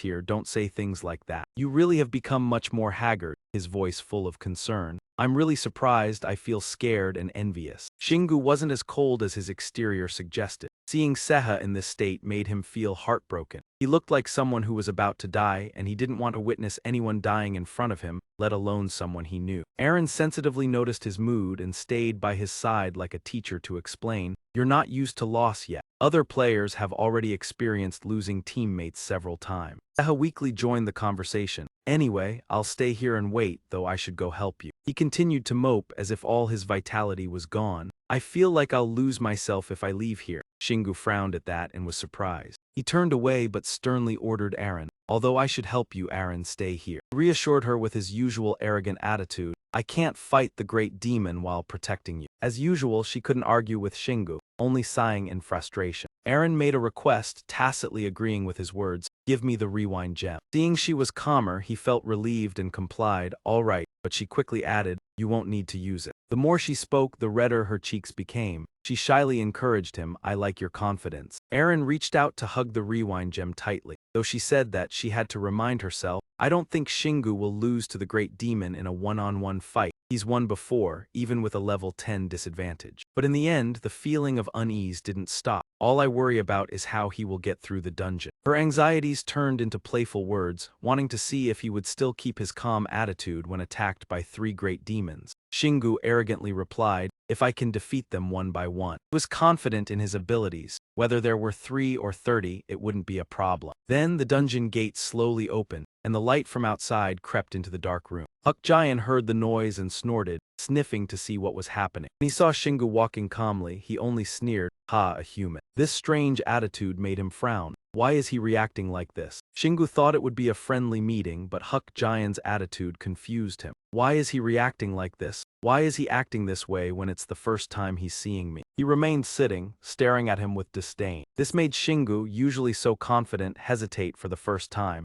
No way. Shingu quietly observed his opponent. Is he another great demon? Huck Jiang began to frown, his eyes narrowing as he assessed Shingu from head to toe. Tense atmosphere made him feel fear for the first time, standing still like a statue, not daring to move, unsure of what to expect. Finally, he took the initiative to speak. "You're a great warrior. You're truly different from the other mutants, those with unstable mana, though they're still weak." Huck Jiang complimented Shingu's abilities, stable body, and skillful techniques. He shouted happily, revealing his sharp teeth. "Amazing, I didn't think there would be a human warrior like you." Complimented so highly by the opponent, Shingu awkwardly replied, whatever." What he just heard allowed him to probe Huck Jiang. At least he was still saying similar things. Thinking of that, he tightened his grip on the black wolf, charging at him, ready to fight. His battle cry echoed throughout the room, "Take this." Jiang laughed delightedly, very pleased with this opponent. What a courageous and risky attack. He also stood up, preparing to counterattack, getting into position. Shingu used mana to create an energy flame that enveloped his entire body. He used his internal energy to roar,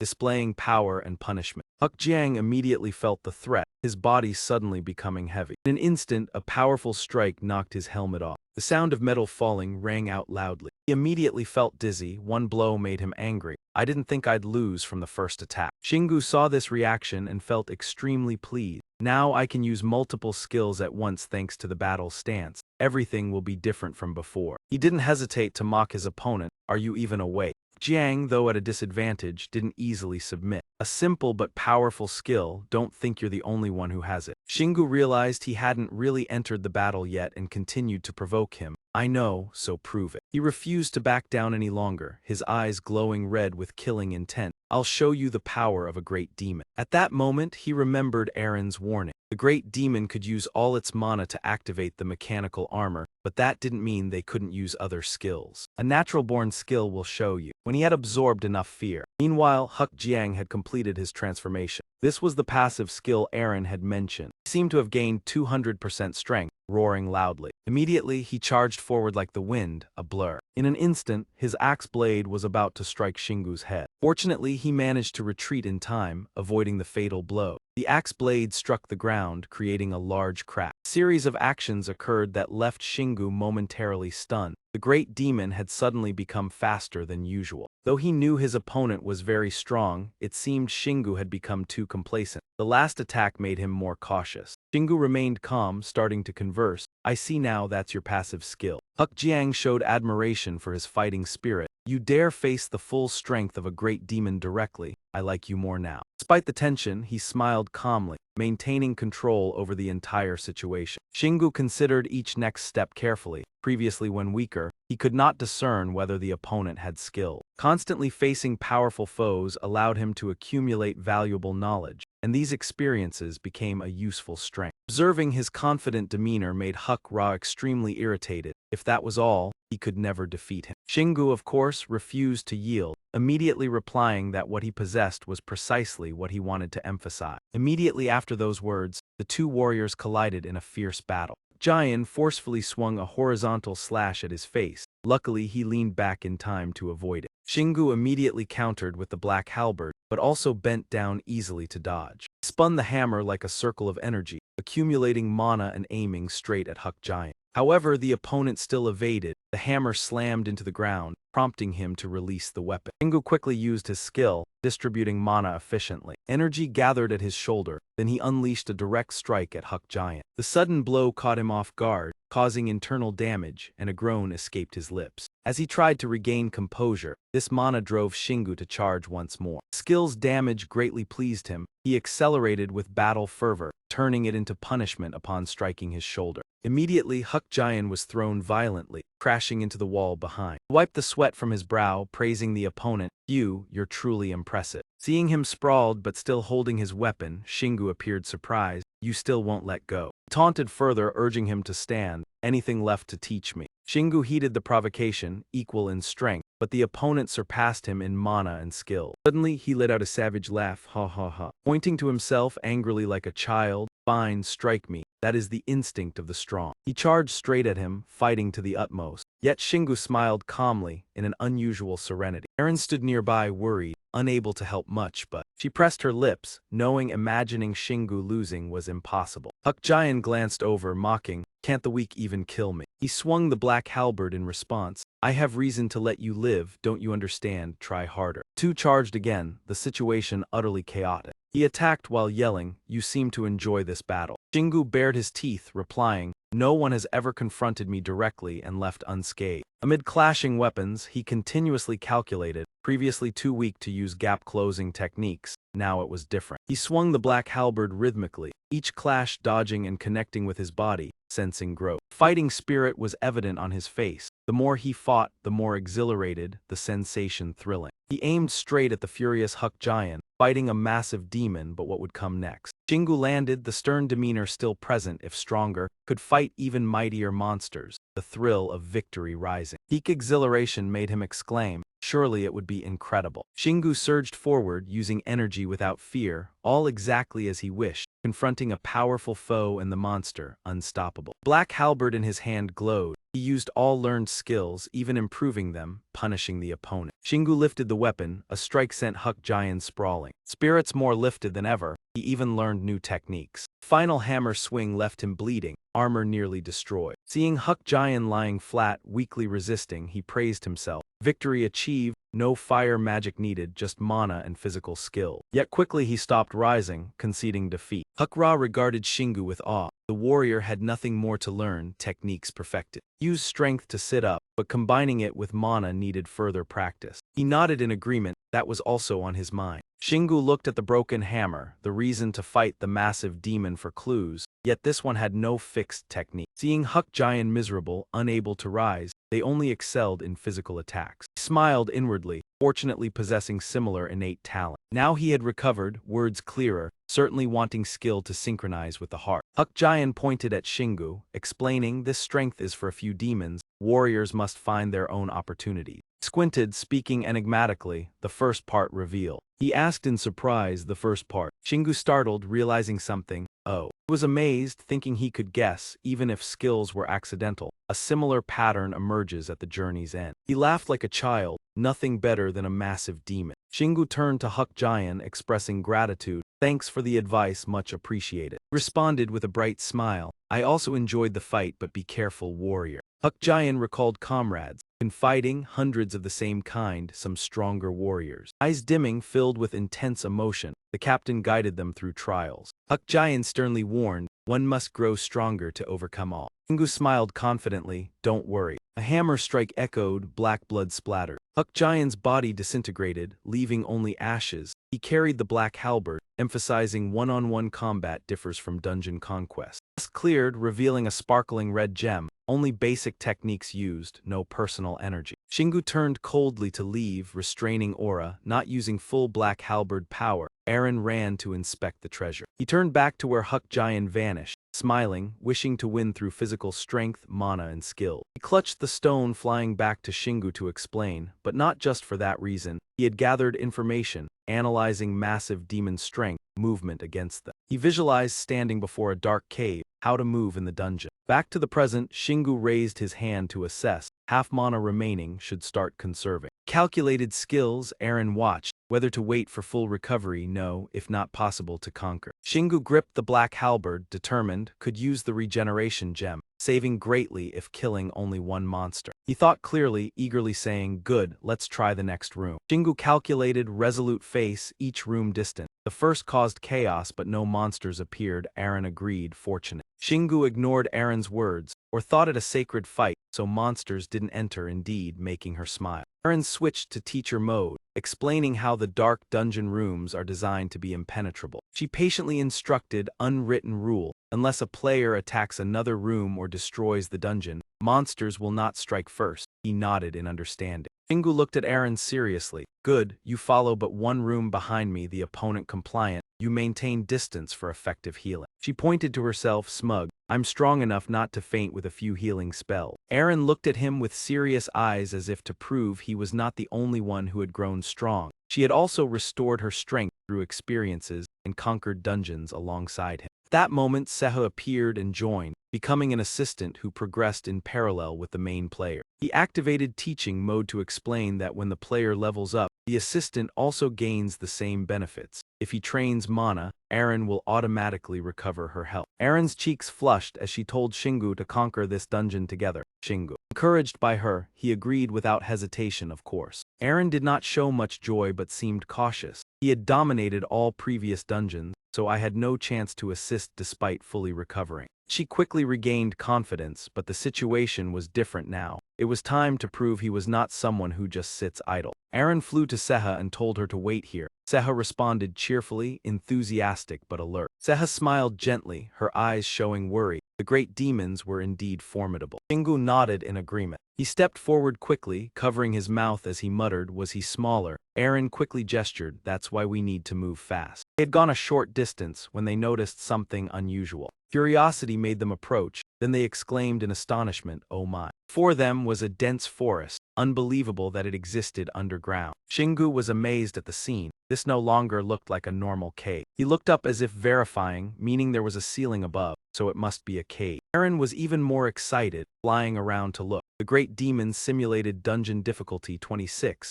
convenient as no other monsters but challenging for speedrunners, Shingu thought. Their appearance quickly attracted two iron great demons, each observing the intrusion. He was not afraid and grinned mischievously. Ah, finally you show yourself. Two iron great demons were surprised to see Shingu at the entrance. Was this a human intruder? Looking at them, he just smirked. You have appeared. They angrily charged at Shingu. Die, I will teach you a lesson. Aaron's face showed astonishment. Two great demons. He restrained his anger, looking at the mocking demons. You are too slow, turtle. Anger flared in their eyes. Turtle, humans dare oppose great demons, I will show you power. Shingu smiled at their foolish actions, enjoying their carelessness. He gripped the black wolf claw tightly, eyes determined. Though facing two, he knew his opponents well, so he was not worried. The crack of teeth echoed through the silent air. Shingu's precise strike severed the horned hand. It flew away. Aaron excitedly watched the broken horned hand. The iron great demon accelerated like a jet engine. Shingu used the hammer to blast compressed air.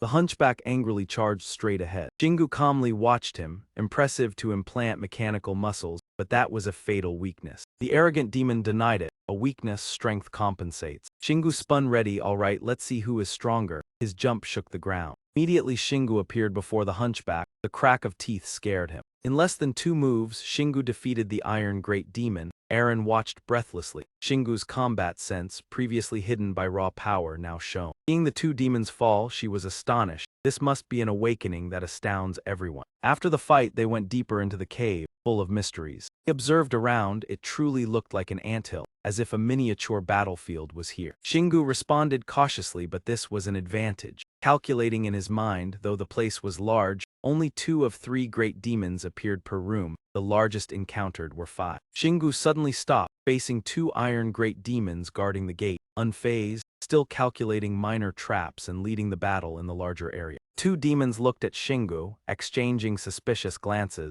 Why didn't humans alert to an intrusion? Shingu swung the black wolf claw, smiling warmly. Are you scouts? Like a real army. Suddenly, the bosses appeared like fireworks. A large tree rushed at him, startling the demon. Shingu continued guessing they were careless with only one intruder. He reacted quickly, waving his hands to push all trees aside, nothing threatening. Shingu appeared looking at him with a sinister smile. The demon just sighed. A panicked voice came from behind the tree. Aaron smiled reluctantly. Shingu looked like a warrior or hunter. 3 iron great demons blocked Shingu. Eyes alert, he was too strong, so they attacked simultaneously. Shingu smiled, a reasonable choice, but demons were used to fighting alone. Calmly observed the charging steps. Forcing coordination only revealed more opening. A quick strike, a demon's head fell. Watching this, the iron jaw screamed in pain. He lunged to question, how dare you kill Simon? Face dark, scary grin, you will meet him soon. Aaron laughed, he was like an independent villain. Lunging down like an arrow from above, you've gone too far. Thanks to agility, he spun to counterattack in time. The black wolf claw sliced through the air, striking his face. The hollow-faced demon saw the claw fly and cursed, idiot, just threw your only weapon. Before he could react, Shingu punched without using a weapon. He looked at the demon with disdain. Weapons are just tools. Hollow face foamed at the mouth, face turning pale. Shingu was slightly surprised. He continued striking the demon hard. The demon writhed, screamed, why did you use poison? Shingu was shocked. Poison. Aaron explained about his glove. He looked down at his gloves, thinking these gloves work for both defense and attack, used many times, but this is the first activation option. Information about the poison fang appeared. Additionally, gloves made from essence of extremely poisonous Z species, durable with small spikes for attack. Shingu observed the poison fang. Curious, Aaron explained, appears earlier or later depending on strength. He looked at the black wolf claw. First feature has not appeared. Right, she was correct. He reasoned based on prior info, the H-Lang claw had 2 features. Could poison enemies like the gloves but not yet appeared. First feature still undisclosed. He achieved half the combat style, slowly looking at Aaron. So what happens when fully mastered? She gently explained, weapon stats increase and can be used at the fusion altar. Many such altars exist. Shingu clenched his hand, must go far to retrieve. We'll ask how the altar works when obtained. He found it interesting thinking about that. Good to increase power, first fire, now poison, fun to use multiple powers. After thinking, he turned to ask Aaron, how long since entering the dungeon? She cheerfully replied, more than a day. He should have met only 5 great demons in the first half. Went too fast. Hearing this, he felt slightly sad, probably forgot time rushing forward, engrossed in combat and growth. After thinking, he told Aaron, rest about an hour. Aaron was surprised. Are you a machine? Shingu excitedly flew, you should rest too. But she quickly flew into his jacket pocket. I'm not like you, not sure I can sleep an hour. Aaron finished speaking and immediately fell into a deep sleep. Shingu couldn't help but feel a slight sense of helplessness in response to her sweet gesture. He found a nearby tree to lean against, silently wondering when the person would appear. A large figure silently observed from a distance, his red eyes never leaving Shingu. Gently closed his eyes, lost in thought, considering how this person had surely been waiting for an opportunity since the battle ended, not because of skills or mana, but purely his intuition. The monster patiently watched while Shingu remained aloof, though it was clear the opponent didn't notice this, or else he wouldn't be so careful in approaching. While Aaron slept soundly, Shingu kept his guard up. It would be perfect if someone attacked right now when he was about to relax. The iron giant demon moved closer with quiet steps. With his sharp instincts, Shingu immediately sensed something was off. Something's not right. He might be analyzing my breathing pattern. After a moment's thought, he smiled faintly. As expected, this guy is sharp, his presence stronger than any iron giant demon he'd encountered. Finally, the iron giant demon appeared. His name was Blood Seal, and Shingu guessed he must be a high-level monster. Though his eyes were still closed, Shingu listened carefully to the footsteps. They were getting closer, then backing off a bit. Shingu stood still, his calm exterior hiding his inner calculations. I need to get him to come closer. Shingu glanced at Aaron, sleeping soundly in his arms. Sorry, but I have to wake you up. He sank back into his thoughts. But after this trial, only hardship and waiting lay ahead. I'll have to endure. Blood Seal started to accelerate towards him. Shingu focused all his attention on sensing his movements. Too fast, 20 meters, 17 meters. When the distance shrank to 10 meters, Shingu suddenly opened his eye. Blood Seal charged forward without a hint of doubt, straight into the trap that had been set. Collapsed to the ground, a strange light flaring up around him. Shingu watched in surprise. What just happened? He tightened his grip on the void fang in his hand and thought, it doesn't matter, I can't miss this chance. Blood Seal glared up at Shingu angrily. You set a trap that even I couldn't detect. You must have known I was coming. Shingu smiled lightly, swinging his void fang, his voice confident. Of course, I knew everything. After speaking, he launched a swift strike. Luckily, Blood Seal managed to block it in time. Looked down at his hand where a bruise had formed, didn't expect a trap there, but he would use all his strength to fight back. Suddenly he roared, the sound shattering the silence in the air. Powerful blow landed on Blood Seal's chest, followed by a loud explosion. The contact knockback made both of them take a step back. Shingu charged forward without hesitation, silently appraising his opponent, a formidable warrior with a strong spirit, which explained why he was a high-level monster. Blood Seal looked at Shingu's fist with disdain.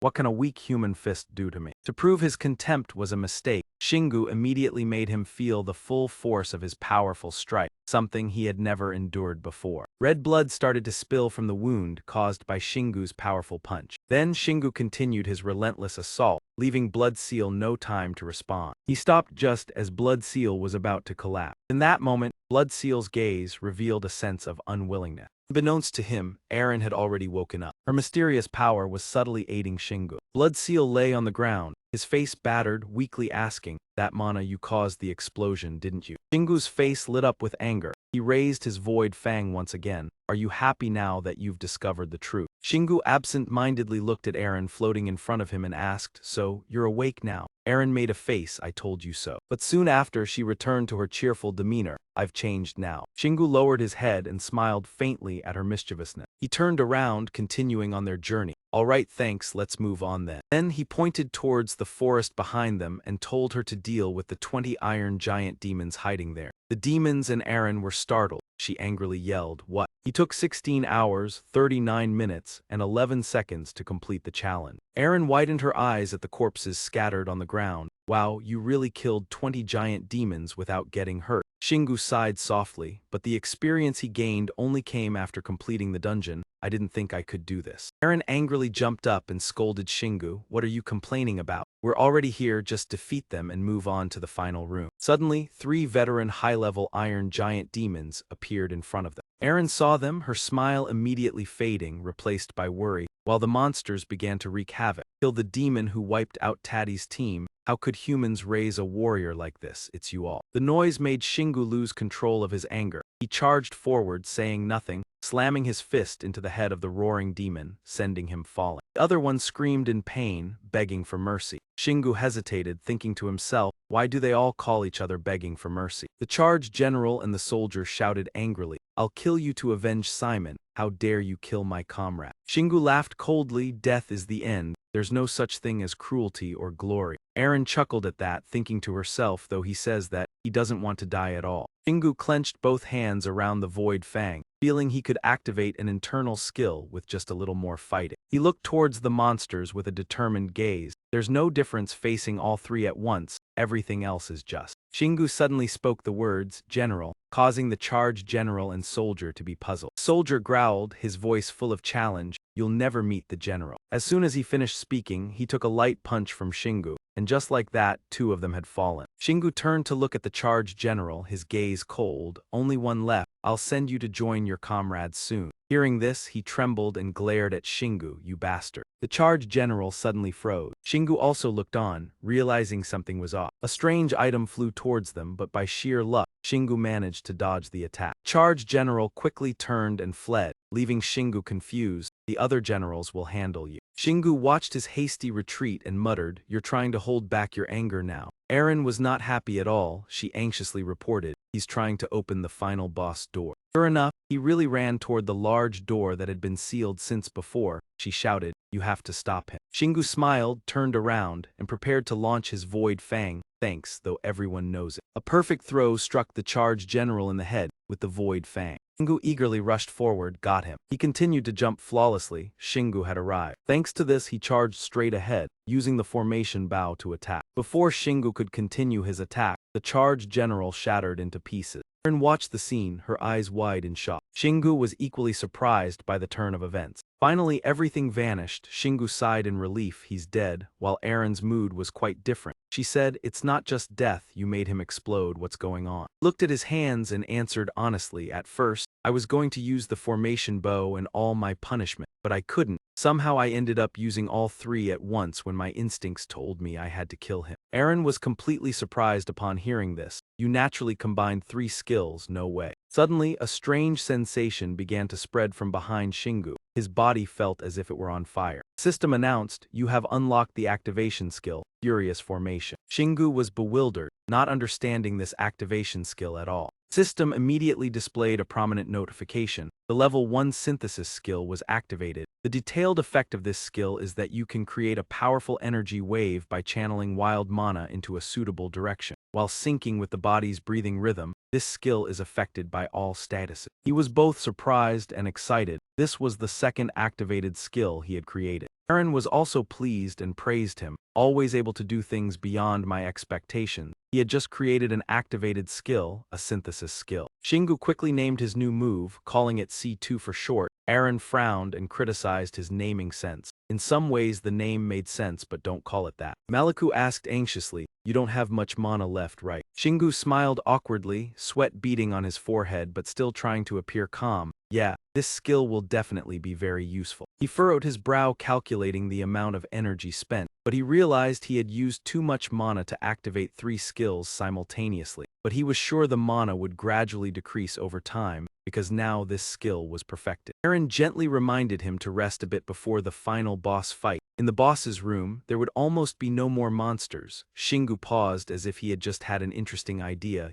but before entering. He picked up the hammer and smiled, let's destroy these traps first. Erin thought absent-mindedly. Dungeons usually contained a lot of deadly traps, not only for monsters but also for players. But after Shingu encountered the first trap in the trial dungeon, he had destroyed all the remaining traps, following the principle that it's better to kill wrongly than to miss one. The more she thought, the stranger it felt. He had never been wrong. How did he always detect those traps? It felt like something was off, even though he was just randomly smashing some places. While she was still thinking, Shingu had already destroyed a few traps. He didn't stop smashing each one, and strangely, he always guessed right, never wrong. Then a tiny blue creature suddenly appeared. Erin was surprised at its cuteness, but Shingu frowned, as if about to get angry. It slowly opened its eye. Then it happily invited, would you like to quench your thirst with a glass of cold tears before entering the final boss fight in the dungeon? Both of them were surprised, not understanding what was happening. After regaining his composure, Shingu picked up his hammer. He looked at it with a suspicious gaze. I should destroy this thing since I'm not sure what kind of trap this is. Erin quickly stopped him. Wait, Shingu, don't do it. After a moment, the goblin explained everything to them. She was shocked after hearing it. She didn't expect this at all. His reaction was exactly the same. Goblins were so confusing. At this point, Zuda cheerfully introduced herself. Yes, I'm the goblin merchant Zuda. I can fly anywhere you want. Shingu observed her closely. She didn't seem like the players who had left the game like Aaron or Seha. He asked, are you a monster disguised as a player? Though misunderstood, she calmly explained, you can call me a monster or think of me as a retired player, or conclude that I'm related to the dungeon system. Yuta shrugged, I'm just a merchant. I offer wonderful items at reasonable prices to you. Shingu turned to ask Aaron for her opinion. She gently reassured him, in the Heavenly City, there is no one like this. He hesitated to express, I know the Heavenly City has many unexpected events but no creatures like this, however. The appearance of someone who isn't like a monster is quite strange. Aaron looked at him with a determined gaze, trying to convince her teammate to trust her intuition. Someone like this is really suspicious. Zuda just stood silently, watching them argue. Shingu realized something basic. She must be a supporting character, the type you often see in role-playing games created to help players. He thought to himself, that's right, she's exactly like those NPCs I've met. Seeing that they hadn't come to a conclusion yet, Zuda quickly reassured, I know I look suspicious, but don't worry, calm down. She wanted them to know that she meant no harm, had no intention to hurt them or cause trouble. Although she said that, Shingu still felt the need to be cautious. That's why these people become dangerous. He pretended to be friendly. All right, if you're a merchant, what do you want to sell to me? Zuda excitedly replied, actually, it's a trade of goods, all I need is essence. She began listing the items available for trade, from potions, regression gems, equipment, and many other things, everything you need in the dungeon. I will provide for you as long as you pay a reasonable price. Shingu seemed convinced because she needed essence, not money. Wait, I can trust her a bit. He started joking him, just a step from deceiving others to deceiving my friends. How ridiculous. Shingu was rambling. Aaron sighed helplessly. It's not important. He said sadly, I don't have any friends. She heard that and sprayed the glue stiffly. Why compare like that? Yuta stood there smiling, watching the two talk in loneliness. She quickly found another direction, a unique business approach. She presented an item to the customers. Since you can't fully trust me, I'll give you a free gift just this once. Shingu widened his eyes, incredulous. A gift. This vitality potion looked very real, from the size of the bottle cap to the label. Yuta handed it to him. She was completely confident in the product she sold, the official packaging, so it definitely wasn't fake. Check it out. System displayed product information, vitality potion. A type of potion that can easily be mixed into water to reduce the strain on the body, restoring vitality and stamina. Shingu felt something was off. You're watching me, aren't you? Yuta grinned maliciously, without answering his question. She happily explained, you seem to really need a rest. He didn't hesitate and drank it immediately. Aaron worriedly tried to stop him. Shingu smiled reassuringly at her. It's fine, the packaging can't be fake. She was a little worried but didn't refute him. System notified, your vitality and stamina have been restored. A gentle light radiated from Shingu. He felt something healing his body. Oh, that's wonderful. After absorbing the potion, he felt full of energy. Aaron could only remain silent and watch. He seemed much happier. Shingu felt his muscles change noticeably. This is amazing. I've been running for days without rest. Now it feels like a dream. Feeling the right moment had come, Yuta hurriedly invited, would you like to buy another bottle of mana potion? I'll give you a special discount for your first trade, 5 essence of Great Devil Steel. He invited, I'm sure you'll get a great reward if you recover now. It's better to wait until the monster dies before recovering. Shingu declined flatly, I can't trust you. Despite being rejected, Yuta still cheerfully responded, oh, I'm starting to like you, you know. Shingu said that but still didn't hesitate to trade for the good items. All right, give me the Manani potion. Yuta, with her merchant nature, quickly took it and put it away. I'll take the 5 essence of Great Devil Steel, thank you. After receiving the payment, she placed 5 vitality potions on the ground. After Shingu drank them all, he felt the effect. It seemed his mana had been restored. Seeing the customer full of vitality, Yuta was satisfied. Do you need anything else? I guess not. She politely said goodbye, see you next time, remember to treat me well, Goblin Merchant's Yuta. Then she disappeared in the blink of an eye. Aaron waited for her to disappear and then smiled, I hope we don't see her again. Shingu gently reassured her, at least we found a creature who could talk about the ant nest. He guessed that she might know some secrets about the heavenly city. Looking at him confused, Aaron didn't understand either. She pulled him back to reality. She won't easily reveal anything. Shingu thought the same but still had hope, we'll see. He immediately changed the subject to focus on the final boss. Those things don't matter anymore. The most important thing now is the Great Devil General. He looked around the boss's room. This place seemed built on top of a mountain, too vast for him to run over and crush the boss's head. In front of them was the Great Devil General T-Mo, sitting firmly on the throne. Beneath his feet were the corpses of those who had fallen. He asked in a threatening tone, his face terrifying, is the one who imprisoned me here human? Shingu just sneered, not replying to him at all. The silence, full of mockery, only made the situation more tense. T-Mo felt extremely frustrated. No one had ever dared to challenge him like this. Despite appearing cold, Shingu thought to himself, his gaze alone makes me feel suffocated. He exudes an entirely different aura from the other great demons. After a period of silence, he spoke up. It wasn't me, but if you want, feel free to think it is. Contrary to Shingu's confidence, Aaron was so scared she turned pale, not daring to speak a word. Imo saw that his opponent seemed strong and chuckled with glee. He was extremely excited looking at Shingu. Do you realize my fury and my own weakness? Yet you still dare to say those words. Shingu winked and smiled. I think it will be easier to fight you if you completely lose control. Aaron stood beside him, wide-eyed in panic. He's provoking the enemy even though he's not sure he can win. Imo growled like a wild beast, feeling insulted. Shingu thought to himself, I've always been curious, how will I act when I run into a wall? He was determined to win this fight, guessing that the answer would come right in this battle. He confidently faced forward, I've never given up. He charged into the battle with a proactive mindset, for he had never abandoned anything in his life. In my life, I am not afraid of failure, no matter how high the wall is.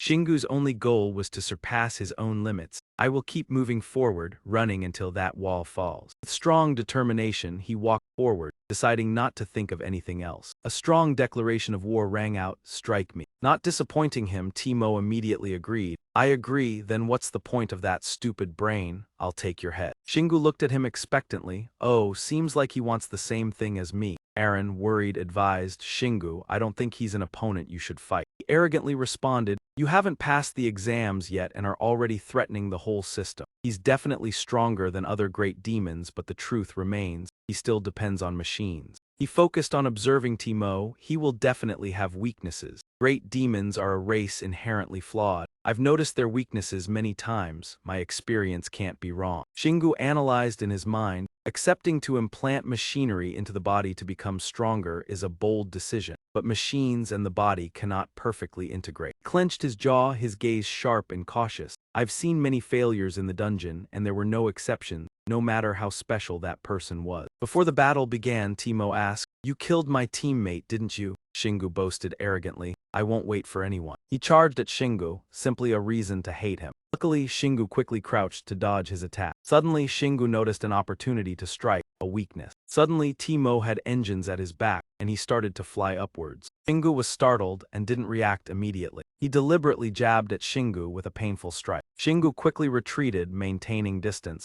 He intentionally exposed a weakness and rushed towards me. That's the same tactic I use. Timo thought he was fighting a weak opponent. You'll never defeat me if you just dodge and watch. Shingu replied, I'm sure you can't keep swinging that weapon forever, right? Being struck only made him angrier. In an instant, he swung his axe, aiming to split Shingu in two. However, Shingu stood there. I know he won't get tired of swinging the axe for a few minutes, but I'll be the one who tires first. He dodged the attack and prepared to counter. I need to find his weakness and hit hard so he can't retaliate. Aaron worried, don't stress too much, Shingu, you can run away anytime. Shingu comforted her, don't worry too much. He quietly waited for an opportunity. I won't run. Just one more step and I'll be able to trigger my passive skill. Shingu carefully calculated, I don't need to use mana, my body is enhanced enough. I just need to utilize this power. Seeing his opponent's speed slow down, he carefully observed the gap in the enemy's armor, preparing for a more effective attack. Timo saw Shingu standing firm and cursed. Are you going to shrink back like a coward after provoking me? Ignoring his insults, Shingu simply smiled slowly. Next, he swung his weapon, creating a brilliant fiery light that rushed toward the target. Aaron saw him disappear, calling out worriedly, Shingu. In the thick mist, Shingu reappeared, raising his hand in provocation. Show me more, it can't just be this. Timo swung his axe and cursed Shingu, you talk too much. A mutt like you running away thinks you'll have more time. In an instant, Shingu dodged his attack. His armor would have shattered from that blow. If they hit even once, I'll be in danger and could die immediately. Whether it's level 10 or higher, nothing changes. But even knowing that, I still can't take my eyes off him. Shingu watched every move Timo made, looking for a new strategy. His body and weapon are working as one. Closely examined his skills and body, feeling intrigued. Impressive, if I could, I'd fight him 1,000 times like a disciple with a master. Shingu kept analyzing his opponent's techniques. I'll ignore the activation skill but will develop my passive skill to the highest level. He's creating a skill no one else can do with that monster body. Aaron, watching from afar, said, I see what Shingu is doing. He's only using the minimum amount of mana to dodge the demon's attack. I know what he's doing. She sensed the abnormality, but thought it wasn't worth risking his life like that. The demon soldier lost patience. You're really good at dodging. Shingu accepted the compliment, feeling pleased. So you mean I'm good at dodging? Suddenly something happened right in front of Timo. What the hell? Shingu, unfazed, challenged him. I've never had to run, but you know I'm really good at this. I think I'm different from you. Frowned, his eyes full of determination. Timo began to growl, shouting as if comforting himself. You're just all talk. You mean you're using me to practice your dodging skill? His words were like nails on a chalkboard, prompting Shingu to respond. Then show me more of what you have.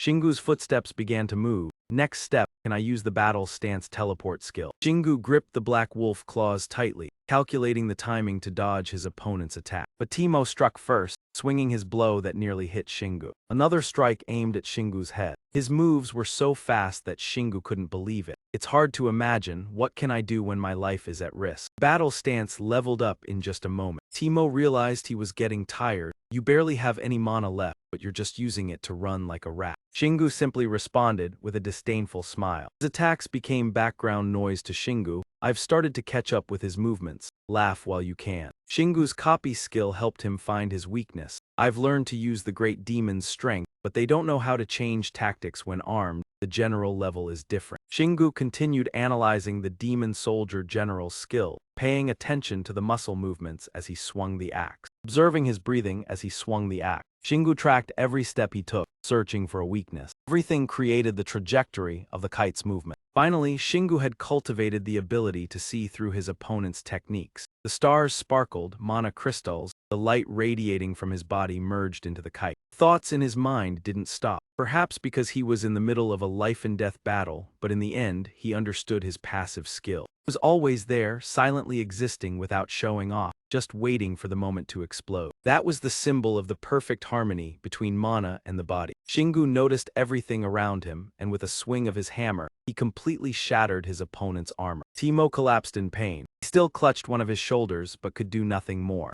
Shingu was not surprised to see him in a panic. You can't sense any mana, can you? Timo was enraged as if mocked. Did you learn this from me? How could you do it in such a short time? Shingu only scoffed and continued, I told you, I'm not just good at dodging. As soon as he finished speaking, he charged, I'll show you. Timo had no ability to resist, you bastard. Shingu struck him fiercely. The demon general's kite swung up instinctively, but now he could see through it more easily than ever. He felt immensely proud of his strength. This was the result of understanding his opponent's passive skill and creating one for himself. He turned to Timo and teased, sometimes I surprise myself too. Timo had to endure a powerful attack that forced him to use his strength to push Shingu down to ease the humiliation. You seem so full of yourself, especially for a rookie warrior. Shingu didn't like long-winded speeches during fights. Are you sure this is all I have? One blow from him went straight for his weak point. He followed up with a punch to another critical spot. Eren witnessed it all and couldn't help but marvel at his power. The passive skill truly unlocked the hidden potential in his body and could reveal any latent ability. To develop a passive skill, you need to deeply understand an action, master it, and harmonize mana with that action. He had extraordinary strength, even before absorbing mana, but now he couldn't use his body properly after it had changed. However, through his fight with the great demon general, he had a better understanding of his body and weapons.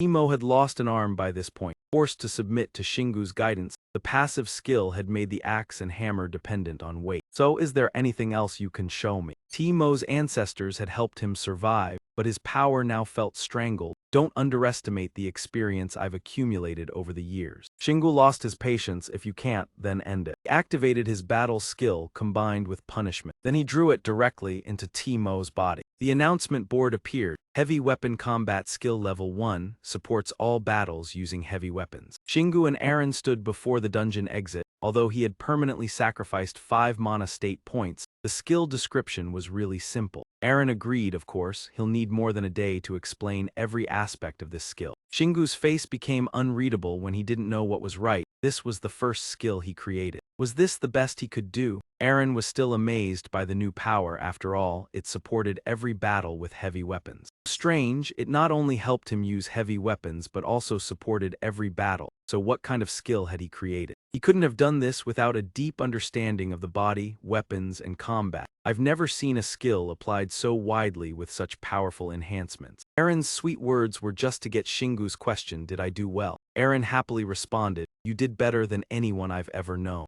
Just this was enough to make Shingu feel proud, so that's great. Now let's clean up this dungeon. The demon soldier had fallen, only foam left at its mouth. Eren wondered, why didn't you kill the demon general right now? Shingu calmly replied, it's quite simple because I have perfected my passive skill. His eyes lit up. Killing him now would help level up that skill. He made Eren afraid, reassessing. He truly was a demon. Her words empowered Shingu, making him more arrogant. Thanks, it's been a long time. Timo screamed in agony. Then Eren prayed for his soul to rest. The final timer stopped. Dungeon completed. Time used 2 hours 8 minutes 35 seconds. 455 great demons slain. 32 former great demons, 1 demon general, completion level B. The reward received was a summoning scroll for a harmony canon. Experience calculations completed. You have leveled up by 15 levels. Eren joyfully looked at the system notification, as Shingu had challenged himself through a dungeon above his level. Therefore, this massive amount of experience completely belonged to him. And as a result, she imagined Shingu's body brimming with passive energy. Shingu also noticed a huge difference, feeling the enormous mana surging through his body and changing him from the inside. Though he could feel it clearly, he still couldn't get used to this sensation. His body suddenly lit up. Then he sighed with relief, as if he had just shed a heavy burden. The system announced, player Shingu level 50. Passive skills, Chaos Tail level 1, Bleeding Courage level 2, Anti-Poison level 6, Activation skill level 20, Punishment level 15, Spring Battle level 14. Frowned, feeling the new attributes. His gaze darkened, looking at Aaron. His whole body emanated a new power. Heavy weapon combat had leveled up to 2, even though he had just received it. He knew killing the demon general after receiving the skill was the right decision. Shingu clenched his fist. Although losing 5 mana points was quite bad, he was still extremely confident. I'm sure this passive skill at this point will be very useful in the future. He just realized Aaron, the little girl. Aaron also felt the level up effect. Oh, I was affected too. Aaron awkwardly moved her body. Shingu noticed the change in her. You've grown. For some reason, Aaron angrily yelled at him. Not just my size changed, but I leveled up, recovered mana, and activated my passive skill again. I no longer only have 4 healing spells per day. I can now enter tougher dungeons because I've fully recovered. Contrary to her fighting spirit, Shingu wanted to return to a peaceful place. No, let's go back to an easier dungeon for a while, though this made her angry. You just got motivated. Shingu smiled bitterly. He wanted to fight strong opponents but didn't want to die. This dungeon was really too hard. Aaron didn't trust him. He'd soon regret it. Then was there something unusual that made Shingu realize. He turned his head sharply. Something was coming. Seho appeared with a bright smile. Thank you. Surprised both Shingu and Aaron. Seho was so happy that he almost jumped. I thought I was going to die, but you guys defeated the demon general. Shingu looked at him and said, I disabled all the traps and monsters, but the final boss's room is quite far from the entrance. I'm the group's vanguard. Both ignored Aaron, making her upset. It's not just him. Seho apologized to her. Oh Aaron, I'm really sorry. Shingu regarded Seha as a talking toy, glad that he wasn't as depressed as before. But he was too small, could fit into his hands. Why was he so happy? Seha clenched his hand. Thank you so much, D-Sep. Shingu hesitated. Don't call me like that. It reminds me of the past. Seha's eyes lit up. But that's the only way I can show my gratitude and respect to you. I swear my loyalty to you. I'll handle all obstacles because I'm the vanguard of the group. Aaron wanted him in the group. I like how enthusiastic he is, just don't make mistakes. Shingu felt like he heard a threat, so he stopped. Shingu looked at the 2 mini-sized support members who would be joining him. They had to keep a close eye on the player reaching level 40. He smiled secretly. Because they could return to their original size thanks to mana, he could use them as a secret weapon. Shingu butted into their conversation. What about everyone's gear? Aaron replied, we use the same equipment as when we logged out. We can use gear when we return to our original form, but it was downgraded along with us. Hearing every word she said, Shingu scratched his chin and thought more, guessing the gear changed with their size. That means I won't have to find their gear in the future, so. He slammed his hammer down, fresh paint splattering against the rock wall. After a while, Shingu took out a red essence. He had completed the task of collecting. Now it was time to receive the reward for his efforts. Aaron had been waiting for a long time inside Shingu's stomach. He intended to settle everything in one go, making Shingu feel uncomfortable. She knew him well enough. Then he continued by presenting a golden plate filled with rare essence. Golden plate suddenly glowed brightly. The strong light made everyone look up. Aaron widened his eyes in surprise. How could there be so much essence? There must be about 200 pieces of essence by now. Shingu slowly lowered his hand, taking a closer look at the item before him. This is. System congratulated him. You have reached the highest reward level available. The light from the essence plate gradually faded. His excessive hopes left Shingu feeling deeply disappointed. Why is this happening? Is this some kind of joke? Aaron silently reassessed everything from the enhancement altar to the reward altar. Why is it like this? Then she realized something. Even though this dungeon was full of powerful monsters, there was always a limit to the number of rewards that could be collected in a dungeon. Shingu looked at her when he saw her thinking. Indeed, it was a smile that was not at all pleasant. In return, it was a lifetime lesson for Aaron. He couldn't receive the Dragon Essence reward in the demon dungeon, Shingu rebutted. He still managed to collect all that essence in this dungeon. Aaron continued to explain. He had collected all the essence by conquering the dungeon on his own. And by pure chance, he encountered good luck with the amount of essence, even including the number of attacks he had made. She was right, she knew that this day would eventually come. Shingu scratched his head, feeling tired, not fully understanding, but it didn't matter. It didn't help anyway. I should still check what the reward is. From the essence plate earlier, a hat suddenly flew up. Shingu immediately recognized the new weapon, a black helmet. He didn't know its function, but it looked sturdy enough to withstand a few hits. System notification gradually appeared. Sea-level willpower helmet. a helmet created from the warrior's strong willpower, infused into every layer of metal. At that point, he discovered it had superior defensive capabilities compared to armor. Eren breathed a sigh of relief. A good piece of armor, now we can relax a bit. Shingu remembered the old helmet, although it wasn't bad. But now he no longer needed to wear the old helmet while driving on the road. He put the battle helmet on his head. Then he ordered Eren, "Done, let's leave here." Eren still wondered about the excess essence. "Do you plan to use the remaining essence for the resting area?" Golden Pig had been replenished with enough essence. After all, he had collected so much. His eyes lit up as the upgrade limitation was lifted. Now we can upgrade it. Seha didn't understand what they were talking about. "What is the resting area?" Shingu replied. "You'll understand when we get there. It's where you'll stay from now on." He took out a golden key, pointed down to the ground, opening a secret chamber for the resting area. The ground lit up, forcing everyone to close their eyes. Door opened. Seha was still hesitant, thinking that this might be their chance to ascend to heaven.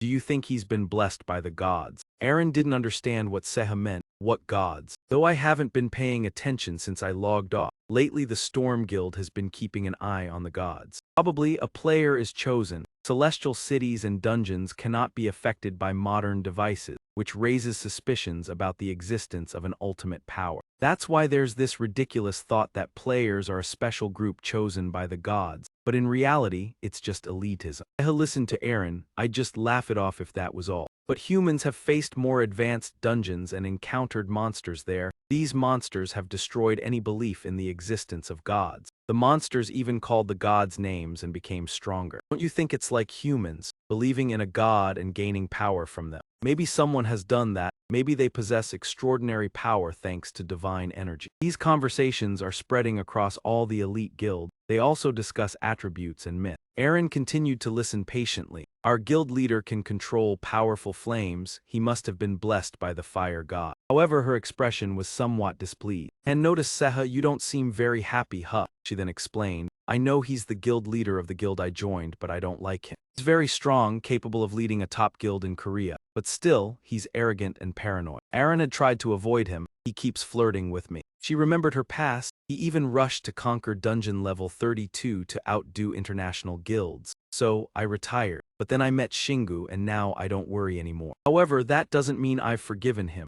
Thinking of this, Eren shifted to another topic. "Anyway, I won't believe in the existence of gods until I see it with my own eyes." She turned her back. "If he's blessed by the gods, I don't need those gods." Seha interjected. "Oh, this reminds me of the rumor about you being engaged to." Eren immediately interrupted. "Shut up, it's all just a rumor, don't ever mention it again." Seha remained cheerful from start to finish until he realized Eren's anger. "Oh, okay," he thought to himself. "I can feel her anger." Eren was tired of her not-so-good past. "No one dares to get close to me because he's so public about it." His obnoxious face haunted her mind. "It's all his fault, making it so I couldn't hold a man's hand until I retired." Eren was still angry about the person from her past. "I should have had at least one experience of being loved, but him, especially Seha, doesn't understand anything."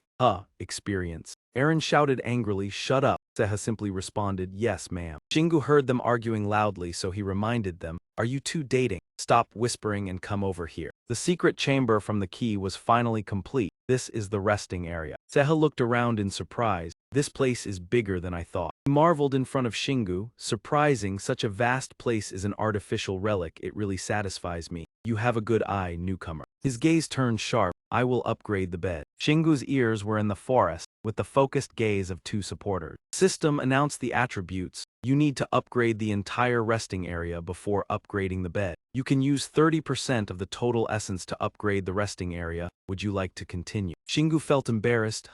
Didn't I already upgrade the resting area before?" While thinking Shingu was played a trick by the system, he was constantly angry. "What is going on? This is definitely a scam. Call GM here for me." Eren also worriedly followed him. "Shingu, calm down, let's find a solution." Eren asked, "When you upgraded the resting area last time, did it tell you that you had to upgrade it to level 2 before upgrading the bed?" An awkward silence ensued. Shingu snapped back to his senses. "No, it didn't specify those details." He thought to himself, "I thought I could adjust the furniture according to the resting area level. Maybe I've been tricked." Eren explained more clearly. "You can't upgrade the bed even if the resting area is level 3. Seha broke the silence. "Living independently isn't easy, but hang in there." He easily cracked his knuckles. "Upgrade the entire resting area first." System continued to update. The resting area has been upgraded to level 3, the space will be expanded. A level 1 refrigerator has been added. Shingu was startled, a refrigerator. The level 1 refrigerator can preserve food, and after a certain period it will create a random potion. He was satisfied with the new addition to the resting area. They always find ways to comfort me with alternative options. Shingu stared inside. The strange and realistic furnishings kept increasing. Their usefulness was exactly what I needed. I can't help but doubt someone is messing with me. One day I will definitely punch that bastard. Shingu executed a perfect self-destruction, thinking first and spewing fire in front of the two assistants, the person trying to distract me from the bed with something else. I realized it all. Aaron reminded Shingu, stay calm. System notified that you can upgrade the interior, improve the bed, use 20% to upgrade the door,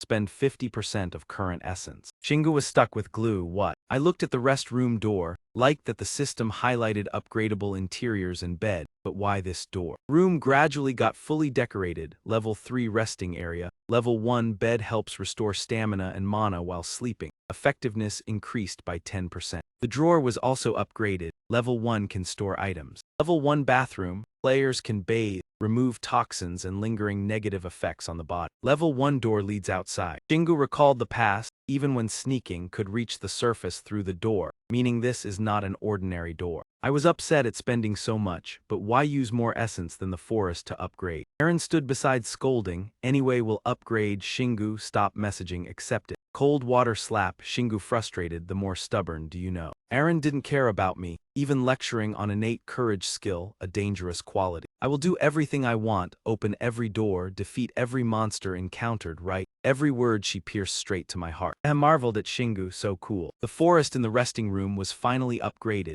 area larger. They also noticed the forest is now bigger, pillows and bed frame better. Shingu sat down sadly on the bed. They gradually felt the comfort after upgrading the bed, soft and pleasant. Only cart 2 got kicked out, go away. System notified, level 2 bed can sleep on it, restore stamina and mana by 20%, slowly improve skills over time. Shingu was surprised by the bed's new feature. Aaron marveled, can improve skills just by sleeping on it. Cart 2's imagination, maybe I will train you in your sleep. Shingu, too tired, wants to flop down but conditions don't allow, though wanting to immerse in bed. But many constructions remain unfinished. Shingu looked at the door, then imagined, does this door lead anywhere? Aaron imagined traveling. Shingu, you want to go to Greece? I helplessly handed essence. Here's essence. System reports, level 2 door leads outside. Use essence to enter nearest dungeon, or use resting key to get similar result. Upgraded door not special, only leads to dungeon. Shingu couldn't picture passing the door, felt like a girl with medieval hair. Aaron dismissed the thought, I don't even have a daughter. She analyzed each time into the dungeon, at least I don't have to dig with tail. Really good news. Shingu finally yielded, objectively, this is a good choice. Aaron boosted the group's morale. Soul dungeon nearly depleted. If dungeon erupts, just plant key in ground. No worry about others' gaze. But she forgot Shingu is stubborn, not easily influenced, of course still limitation. Shingu mentioned drawbacks of using door into dungeon. Flees to Demon Lord Castle, must run immediately. Aaron bored of overthinking, so I know to run. She still cheerfully reasoned, should only use when enough demon refund. New change didn't make Shingu better, made him overthink. After conquering Great Demon Colony, current mission, didn't know what next. He angry, alright, bathe and sleep. Aaron Su Feng next, you second. Seha had something to say, now what should I do? Shingu's face darkened when receiving Aaron. They went together to convenience store. Bought a toy house. Store clerk praised, granddaughter must like it. Then day and night intersected. Shingu and Aaron woke, searching for new dungeon. She blocked. No, he needs more rest. He embarrassed, just resting. Aaron sulky like little wife. Won't bother if he just needs sleep. But different from level sickness. Shingu paled, level sickness. Seha heard conversation clearly, really. This doesn't happen to normal people, but Aaron elite background could be experienced. Aaron explained he must have overworked. He kept conquering dungeons, trying to learn innate skill in higher dungeons. Big problem, he leveled up too fast, just resurrected, so needs to slow down, reason for sickness. Aaron reminded, sudden level up causes mind and body mismatch, easier to get sick. Continuing dungeon fighting could cause serious issues, need time to adjust body. She concluded, focus on balance and professionalism. Shingu noticed, her words correct, prioritize understanding body before activating skills. Body exceeded 15 level. Using skills now would cause issues. Aaron emphasized rest needed to develop. Shingu didn't resist, helpless, all right, going to rest. Looking at current body, lying watching Flora waste, should train body and senses. Aaron saw through him, made Shingu shiver, why look like that? Teased, thought your life would be lonely, Shingu shivered, what did you just say? Room filled with chaos, should go shopping together, on new roommate, one doll house not enough. Not just doll need bathroom and bed, even small still no hunger. Shingu thought, hadn't considered, but unlike placing food here, wish home just needed be. Looking at new fridge in room, proud, now have fridge, Aaron no, looks arrogant. Lectured young wife lesson, he can buy hundreds of fridges, besides, earns mountains of dollars from level 100 monsters. Shingu resisted, not time yet, easier to get caught. Aaron annoyed, running from who. After speaking, Shingu put on helmet, went shopping. Aaron quickly stuffed into Shingu's bag. Seha gradually arrived too. He got scolded, thought what you doing, bag full. Seha avoided sorry. He leaned on Shingu, his body warm, Shingu shivered, spine chilling, don't say that. Two conversed on scooter, license plate, reattached it back, reassured. Remember traffic rules, I know. Red light, Shingu stopped bike. Observed surroundings, yes. Many identical motorcycles parked beside Shingu. Thought why so many riding now, all like me. Familiar white-red plate, oh I'm hungry. Seha only cared about food. Many Chinese restaurants opened nearby, only Aaron noticed side events, they surely copied him. Shingu didn't understand, why copy him, she explained. He was unlucky when photo leaked on bulletin. Aaron sighed, he didn't understand influence of news. Shingu attracted widespread attention globally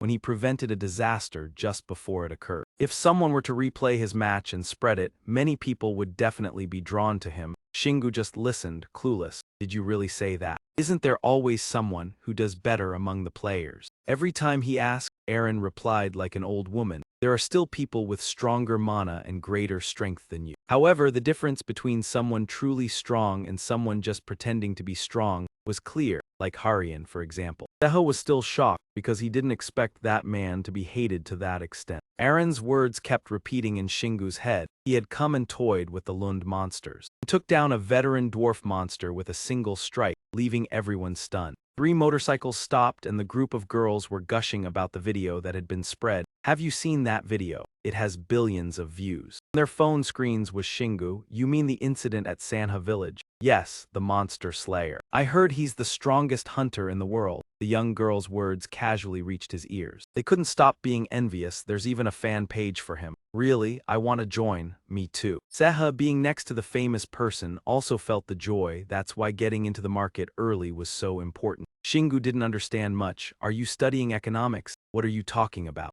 Seha explained further, there are players in the Celestial City, but you were the one to deal with the monsters underground first. Aaron wondered, what about the other players? He remembered an auction he had watched. That day, everyone gathered in Celestial City because of the auction. Shingu muttered, damn, I shouldn't have attracted attention at this time. Aaron agreed, I like how you're speaking now. Then Shingu realized that as long as there were many people like him, they wouldn't be able to tell who he was. They entered the crowded shopping mall. Shingu remained wary of the monsters. There are too many people here. Seha excitedly ran out to look. People are just buying simple items. They mainly bought long-lasting food, in case they had to stay home for a long time, and also bought weapons like axes or staffs to fight against monsters. Seha showed Shingu how to shop like a normal person, significantly reducing the number of thefts. Shingu didn't notice he had wandered into the kitchenware section. Aaron suggested, the resting area doesn't have a kitchen, should we buy something here? Shingu immediately declined, I don't know how to cook, and there's no electricity in the resting area.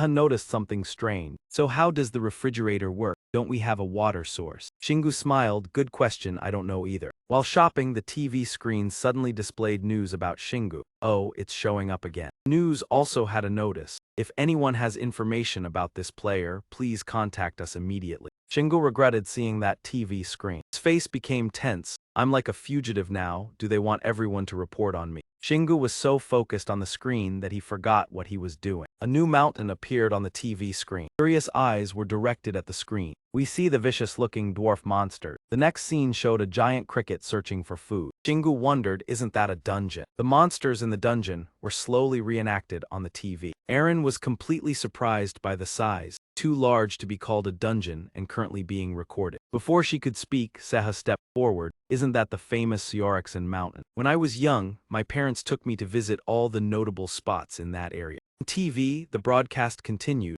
Monsters around the Birian waterfall in Seorexen were being dealt with by summoned players. The brave announcer recounted that many new monsters appeared in a short time. They spread too fast to count, plus many residents were trapped on the mountain, so the government could not act quickly. This number only reflected a small part of the global monster spread. In Korea, the first hunters controlled the situation and destroyed the dungeon in time. In other countries, the dungeon could not even be destroyed. 2 consecutive catastrophic destructions led to global dungeon outbreaks. If it continued, monsters would breed and expand territory. Would humans just stand by? The news ended by searching for Shingu. If you know information about the player who can handle this situation, report his location immediately. Hearing the news, everyone around panicked. Isn't it him? But now many imitate. Is he really a player, even without wings? Shingu briefly thought, I understand. That's why everyone is hunting me. Aaron, worried, looked at him. What are you going to do now, Shingu? He fell into his own thoughts again. Handling the rest of the dungeon was difficult. If the last one escaped, what could I do? If they see me as cleaning for God, I must prove them wrong. Shingu realized the issue. Surely stronger players were present, meaning they could handle the monster. Even he alone could not save anyone else. Aaron objected. I don't think there are many players stronger than you out there. Seha interjected. If others hear, they'll ask what they've done in the last 10 years. Aaron replied, it wouldn't help anyway. He was proud of Shingu's strength, comparable to level 100 players before he became a player. Then he played covertly at level 50, activating innate skills alone. He paused. Whatever. Shingu pointed to himself, needed rest for his body to return to normal. Seorexen is still a battlefield. The card and Aaron still listened intently. He would go check. Shingu's gaze was serious, could find alternative solutions even if the dungeon erupted. In his mind, he envisioned the essences after defeating monsters. Even without them, he still liked mana crystals from higher-level monsters. Then he and the assistants rode the motorcycle, returning. Group returned to the resting area. Shingu entered a meditative state. He began sensing sparkling stars from deep within his body. Not just seeing but feeling. Something rushed in his emotions. Only its presence could be felt, yet he was certain of it. Stars connected with Shingu's body, each shining individually, proving their existence. There were 5 stars in total, 2 fewer than his innate skill count. The smallest star lay between 2 others, representing poison and fire resistance. 2 stars shone brightly when fire and poison attempted to invade the body. Small power, but with training, Shingu could overcome weaknesses. He closed his eyes to sense, wishing for more immunity factors, these 2 only effective when attacked. The next star was a new innate combat skill, heavy weapon combat. Didn't think it only applied to hammers, axes, swords, or any heavy weapon was effective, useful in combat. He imagined upcoming battles, analyzed and used weapon weight precisely, aiding quick movement and heavy damage. That was the purpose of the skill. Shingu gradually realized his own abilities, grinning confidently at the thought that any creature approaching while he held the hammer would be smashed immediately. This skill was the result of Shingu's effort to improve speed and eliminate delays in attacks, though he still felt a little anxious as the star oscillated. Shingu tightened his grip on the black wolf as it reacted most strongly to him, and the harmony between it and his body made it an extremely deadly weapon. He looked at the setting sun, its growth proportional to the number of times he used it in combat, a real advantage since it depended on both body strength and weapon. Shingu proudly showed Aaron, thinking he had completed familiarizing himself with his body, but Aaron's disappointed gaze forced him to rest and check his body before using the heavy weapon. Shingu clenched his fists with determination. His body had changed greatly, and now he believed he could fully utilize its potential. He wanted to rush out immediately to try swinging the hammer, but Aaron extinguished his dream, reminding him to check other skills while he was here. Shingu winked slyly. He had been thinking the same thing. She still couldn't believe it, really. Next were the 2 brightest stars, farthest from the others. One was aura, the other a mysterious, innate ability. Shingu's gaze became calculating. Carelessness was courage. His attitude changed completely, the surrounding atmosphere suddenly full of authority. If Shingu viewed it as aura, it was a skill tightly linked with all power, including body, soul, and mana. It enveloped his entire self, clearly defining him and radiating outward. This was an innate skill capable of dissolving an enemy's soul without consuming energy. Shingu closed his eyes, trying to connect everything. If he delved into this skill, he could learn to link other skills and understand the conflict between energy sources he had yet to control. He had to give up on the thought as it wasn't something he could do at that moment, with too little energy remaining. Next, carelessness is courage, the first innate skill Shingu possessed and also the greatest mystery. This skill minimized the impact from ambushes before Shingu was aware, unrelated to physical condition or mana existing in his body because it relied on perception and external factors. Even Shingu didn't fully understand how it worked. Staring at the innate skill it produced, he felt capable of conceptualizing a skill beyond normal awareness,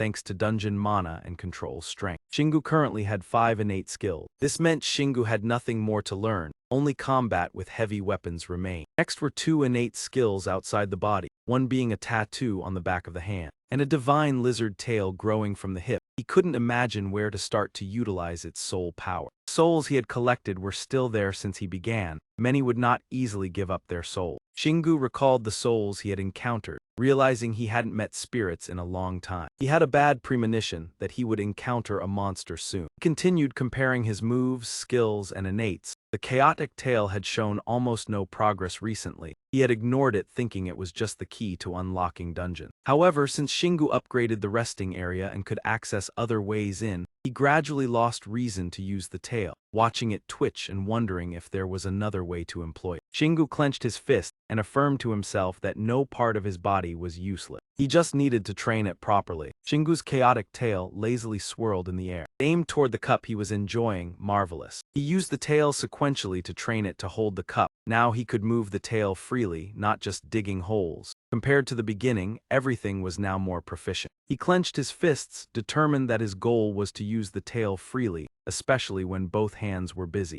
Seha saw the chaotic tail and flew close. I envy you for gaining an extra hand. Shingu nonchalantly proposed. Do you want to trade my tail for your wings? Seha quickly replied, I'm sorry. Shingu looked at the 2 assistants surrounding his tail, thinking why hadn't he considered this earlier. Players could fly freely with their wings, so they had high mobility from the start. Thus he could conclude that he could also use this tail in combat. Suddenly Shingu recalled when he used the chaotic tail to dig dungeons. Both subconsciously and in reality, he hadn't realized that the tail twitching in the resting area was large enough to be applied to combat skills with heavy weapons. Eren couldn't stop him and could only dodge. He would destroy the entire floor. Shingu recalled the monsters again. The tail wasn't long enough to attack enemies in front, but once he mastered using it, he believed he could handle enemies behind. As Shingu's thoughts concluded, he turned to Eren and asked, what would happen if my tail got injured? He imagined a scenario. I'm pretty sure your tail is just like our wing, and our wings will never disappear no matter what happens. It's not the injury that makes the wings disappear, but they get transferred into the body. Eren continued to explain the recovery ability of the wings. Injuries could be healed with medicine or healing magic, but if the damage was too great, these methods wouldn't be effective. Shingu understood the issue implicitly. He would die if he couldn't protect himself using his wing. Eren felt worried thinking that part of her body would disappear if her energy ran out. At that point, she wouldn't be able to fly anymore. And if that happens, I'll have to log out and fall to the ground. Shingu tightened his knees, telling himself at least he didn't have to worry about his tail being cut off during battle. He happily sat up. Well then, let's go fight. Seha saw him and exclaimed in surprise, do we have to fight right now? Finally, I can help you. Shingu just ignored it. If you do too well and get recorded by the camera, you'll be in trouble, so just stand still. No matter how much Seha is in pain, there's nothing you can do. Shingu smirked. The Storm Guild's defense was in chaos because both Eren and he had resigned. Isn't it interesting if I show up with both of you? Saying that, Shingu raised his hand, pointed at his friends, and began to lecture. I know you want to repay the person who saved you, but isn't there a dungeon nearby? I'm really looking forward to seeing you perform in that dungeon. Seha obeys. Understood, boss. Eren saw them suddenly getting close, feeling a bit jealous. They looked so close. Shingu responded, he's just a bit excited. First of all, you have to stay alert if caught. You'll have to fight that man Harian or someone else. Eren immediately imagined the one she hated most in her life. Seha understood Shingu's sarcasm. He's the bastard who claims to be Eren's fiancé. He knows what he'll do if he meets us. Just thinking about him made Eren's skin crawl. Seeing her like that, Shingu couldn't help but speak up. I really don't like being around people who only think with their lower bodies. He only regretted not being able to avoid the girls' chatter. It sounded like he had experienced something similar before. Shingu bluntly replied, he didn't need to go through it to understand that. Then he covered her mouth. All right now. Let's go to Siorak Mountain. The three of them happily walked together, leaving chaotic sounds on the trail. Maybe we should buy more potatoes and corn when we get there. Don't discriminate like that. Even though I really like potato rice cakes, I guess we know what we're eating for lunch today. Despite their innocence, Siorak Mountain witnessed a different turn of events. The militia was hiding in the grass. A puff of black smoke rose. The helicopter had crashed. They realized we were watching them. Sounds from the communication devices continued. So what, as of yesterday, they hadn't made any organized moves. Could this event be related to that light? One person in the group stayed alert. The enemy could ambush at any moment. Their elite forces were still trembling. Even though we could destroy weak monsters like the dwarf demons and first demons with guns, we couldn't be sure we were completely safe. And the helicopter had recorded images of powerful monsters cornered, making them furious. Damn it, I just finished my vacation last week. In that moment of great danger, the two soldiers were still joking. That's why it's better if you go outside now and something happens, you'll have to come back immediately. I didn't think that far ahead. What do the players look like? Nothing was very impressive. I heard their group was so large that it was impossible to count. Two gun barrels pointed at the sky, focusing on the target, aiming carefully and shooting everything lower than a person. I don't think they'll achieve such a great distance. If all the players have fallen, we will be the next ones. Be careful. Shingu's voice suddenly rang out. Oh, I can't use a motorcycle here.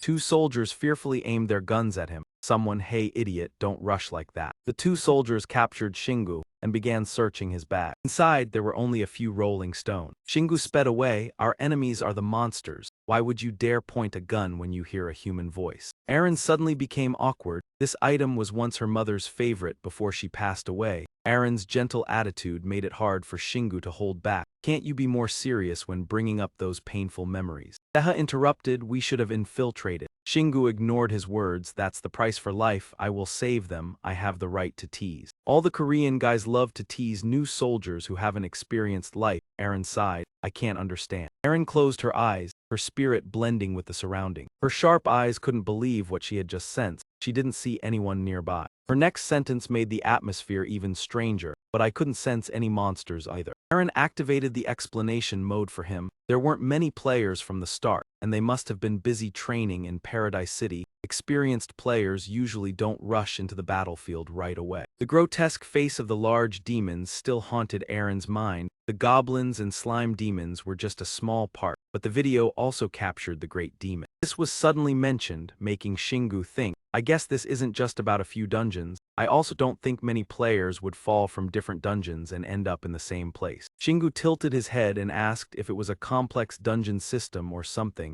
The innocent question made Aaron laugh. Dungeons aren't parks, Shingu. She tried to explain with the simplest words. Not even an ant nest would have this. It could be explained if the whole little world fell into the water, but it's most likely impossible. Aaron looked at the surrounding trees and pointed in a new direction. Maybe something happened when the dungeon was destroyed and the last monster escaped. We'll find something if we ask the monsters. Shingu agreed with her idea, turning to point in a different direction. They might have escaped when we left for a while. Seha was still stunned by his sharpness. It's amazing that you can sense them from so far away. Echo rang in Seha's ears. This is really my boss. Shingu didn't dare show his panic. He'd get angry if I said it was just a hunch. He suddenly accelerated and ran deeper into the forest, thinking that if he ran in one direction for a long time, he would find something. Wind rushed past his head, as if to blow away the rising faith in his heart. He would encounter a few monsters here. Screams from somewhere suddenly hit Shingu, causing him to step back, his face pale. Help me. The air felt heavy. Aaron could clearly sense the presence of a monster. I can hear someone. Realizing that, he began to worry. How could they survive being trapped on this mountain? He turned and ran quickly toward the source of the sound.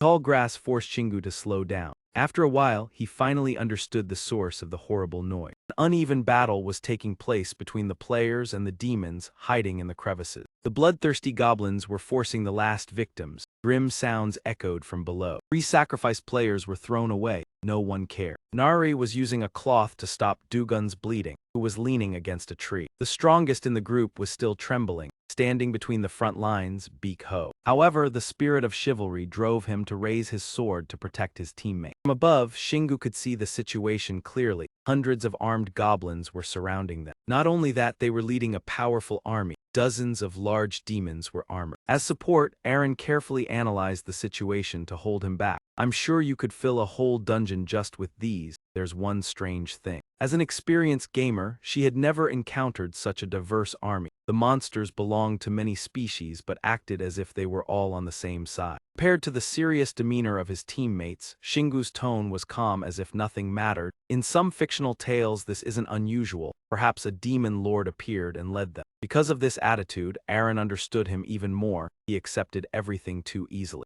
He realized she was distracted by his humorous words. Her voice turned angry. No, not now, we must save them. Shingu, unexpectedly fearful, broke out in cold sweat. He took a run and dashed off the cliff. His steadfast will propelled him forward without hesitation. As he landed, he was fully equipped with helmet, armor, and weapons, hands firmly gripping the black wolf. Nearby dwarven demons detected life and quickly cheered, a new sacrifice and offering. They used improvised guns to continuously attack him, trying to kill him. Shingu confidently awaited those feeble attacks. He screamed in fear, "Step back, he is not an ordinary man." He readied himself to counterattack the monsters swarming around him. He used the black wolf to maintain the advantage. Shingu silently activated his skills, preparing for battle. A loud explosion from behind drew the attention of the leading demons. No one expected that, in an instant, the demons themselves flew into the air without wings. Shingu charged forward, forcing all blockers out of his path. Before touching the large dwarven demon, he flipped artistically to evade, startling it. What? He landed perfectly, precise like a hero in a movie, in front of the gamers. Shingu commanded Bok Ho, "Protect your friend." His firm tone made him hesitate. Understood. He stood relaxed when the dwarven demons threw darts at him. His beautiful outfit now had a hole. Shingu painfully pulled it out. Anger flared within. His gaze radiated killing intent at them. His strong hands threw back the darts, responding to their action. Darts flew at lightning speed, sending a few dwarven demons to their eternal rest. One demon, seeing this, immediately fled, powerful yet opposed by allies. "We will kill him for the offering." Shingu swung the black wolf, the aura around him seething. "Sacrifice this one." The strong swing against the ground generated massive force. Ground cracked, debris flying into the sky. His handsome face uttered threats. "Keep running and I will hit harder." Dwarven demons dared not act, only stepping back in fear. Shingu saw them frozen, delighted as if striking gold. "Good, just stay put." The king's mace was raised. The slaughter officially began. The artistic hammer swept clean. Demons fell like autumn leaves. Bok Ho was amazed at his strength. How is he so strong? Nari watched the battle, eyes sparkling, constantly praising. He must be a high-level player. Seeing the impressive weapon in his hands, Bok Ho doubted. Does anyone in Korea use a hammer like this? He rummaged her memory to validate her guess. I think it's him. The build is very similar. The hints made him recognize the person, someone who had appeared at Sanha. Unlike human calm, the dwarven demons decided to strike fast out of fear. Another offering for the new world. Watching the prey voluntarily offering themselves, Shingu smirked. They rushed like moths to flame, all the better. He reduced body gravity to gain high vantage before executing the monsters. No need to move much, just swing the black wolf. They hadn't realized where he was before seeing the weapon in his hand break in two. He swung strongly, like building a combo, each strike precise, every hit landing. Even Seha, hiding behind the leaves, had to admit his words made Aaron nod. He looked like he was playing whack-a-mole. In panic, the dwarven demons shivered, trembling as if about to be sacrificed.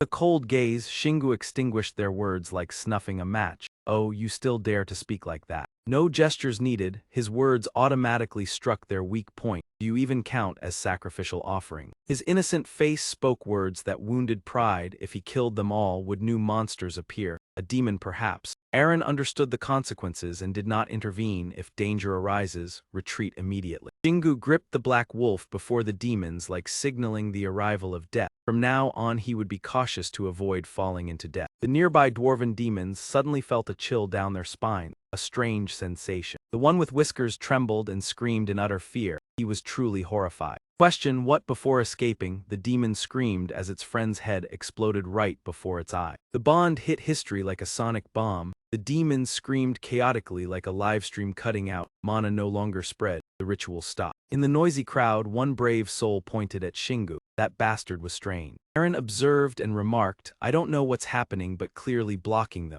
possibly related to Shingu being a covert player. He listened carefully, eyes flashing with a strange brilliance. Anyway, it's not my business, focus on taking them down now. Aura spread, frightening the dwarven demons. They retreated quickly. He leapt up, voice full of excitement and determination. You may attack, but don't expect to escape. Weak birds scattered at the sound of hammers echoing everywhere. Demons' bodies slowly turned to dust, like Thanos' snap that year. As the battle neared its end, the hero's silhouette exuded extraordinary authority. Troops, having recovered slightly, were stunned by Shingu's ability. He had taken them all down. Bakho couldn't hide his admiration, voice soft. Did he really do it all alone in such a short time? Familiar notification appeared. Single leveled up to 51, other stats stable. He was surprised by the good news, leveled up. Everything became interesting. Eyes thoughtful, passing over the dusted dwarven demons. Killing monsters alone leveled him to A, unlike previous experiences. Eha needed to check stats, even us as support could level up. New knowledge left Aaron confused, could level up realistically by killing dungeon monsters. He wondered if everyone thought the same. Shingu pondered the new concept. Did it apply to all or just him as a covert player? Aaron decisively expressed her view. I think it will apply long-term. Girl opened a temporary analysis. This place looked more like an ant nest than a city. Memories of demons flashed in her mind like black and white film, explaining their panic. Immediately after speaking, she inspired Shingu to verify that. Before the next action, he asked the three players, did you level up after killing these monsters? Bech Ho answered no way. He shared normal leveling knowledge. We killed countless monsters without leveling. Only when clearing dungeons do we level. Assessment confirmed, Shingu pondered, so that's it. He asked the injured player, are you okay? The wanderer shyly replied, we are fine, Nari added, will be treated upon return to town. He bowed in thanks, inadvertently revealing 2 melons. He blushed, it's fine. Nari asked long-held question, are you from Sanha? Shingu abruptly changed the subject, this place is dangerous, leave quickly, understood. Simple but effective move, not only Nari but also Zugan turned pale. However, she turned back, voice faintly sad, our teammates have fallen. Bodies covered with dust, silence for the grief farewell. Shingu looked at Nari's back full of emotion, unwilling to turn away. They weren't used to this scene. He saw Aaron and Seha join the acceleration rhythm. They might lose a few, then retire, falling to the ground. He told himself in spare moments, dead players leave only bodies, interrupted by Bak Ho, cannot abandon. Nari reluctantly worried, but what can I do? I can't even carry one person. Shingu sighed. He suggested you can store them in the equipment depot. The three cheered right. Rarely did Seha and Aaron agree. No one said inhumane, better than letting decay or wild beasts consume. Suddenly 3 layers of white cloth glowed. Everyone shielded their eyes. The light spread continuously for no clear reason. Bak Ho nearest sensed something odd. The bodies disappeared. He ran, hands stopping in vain. No, damn it. 3 glowing spheres hovered in the center. Shingu stood still. The 3 spheres shot toward him in front of everyone. Light intensified as it successfully touched him. The figurine in his hand released 3 small clouds of purple smoke. Sin, who stared, information appeared, collected souls leveled 2, total own souls 4. All the strangeness confused him, not understanding, yet the feeling was not bad. He looked at Bak Ho crying, thought they too didn't understand what just happened. Shingu spoke to stop spreading sorrow. Regular players' bodies disappeared. Stop crying, Nari sobbed, unwilling, but curiosity and concern ended. He turned decisively. Whether you cry or monsters arrive, I don't care, Nari clung, wait. Shingu stored his undying will in the depot. His aimless steps separated many new thoughts. Ordinary players weren't strong from underground hunting, but he was different. After the demon fight, the new concept unknown, he hunted further. Maybe they escaped from wild ant dungeons. At least he knew gaining experience and mana didn't require clearing dungeons. The symbol on his hand glowed, attracting him. Dead players' souls entered him. Shingu's face darkened, anxious over possessing them. He looked up at the birds flying free,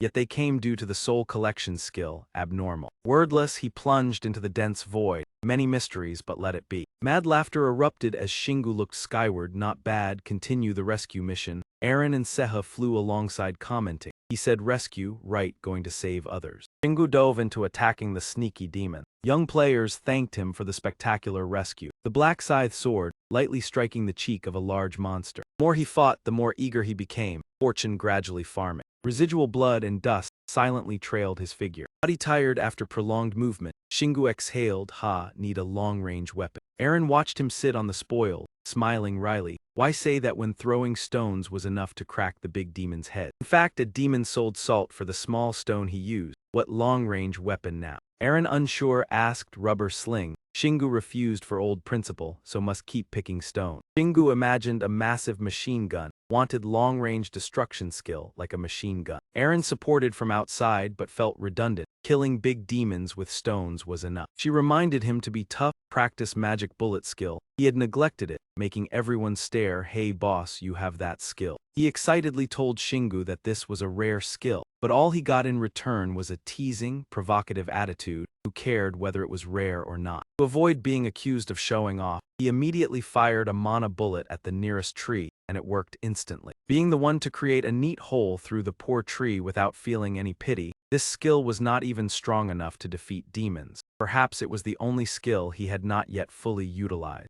A moment of inspiration, Seha seemed influenced by physics. What if he made it spin? In comics, skills were always stronger when they rotated. Eren sat listening to the idea and began imagining that magical scene. The image of the spinning bullet moving in sync with gravity made Shingu consider carefully. The spinning balanced the center of mass and increased damage significantly. He looked up at the sky, recalling past training. The problem was that repeated attempts failed. He gave up because it was even harder than creating a new innate skill. His mind suddenly sparked with a sharp idea. But what if combined with another skill? Shingu switched into genius mode with Eren, the bullet originally applied from the punishment skill. What if combined with mana burst, like creating a burst with heat that drove her desperate? How would he handle it? Eren explained the skill mechanism. Mana burst transmitted destructive energy and speed to mana while stabilizing it. The academic-sounding words made him ponder. It looked simple but was actually complex due to changing mana attributes. Shingu's body was filled with vitality after synthesizing all the problems. He had noticed this trait early and trained a lot, so now he could control the mana of mana burst like breathing. A wink looked cool, but the content of his words made anyone listening want to explode. That was why he created frenzied mana burst. Sometimes this method was simpler. Temporarily taking the guise of a professor, Shingu held a class teaching how to operate unusual skills to control mana burst with heat. It was necessary to fill the body with the mana of mana burst, detonate according to punishment principles, then distribute mana in all directions for synchronized activation. Seha scratched his face in confusion. Just hearing it made him dizzy. Did he come up with that skill? Eren sighed sympathetically. I told you so. She enthusiastically promoted him like a star. Even though Shingu had little mana, he knew how to utilize it better than anyone. Shingu watched the idle couple act freely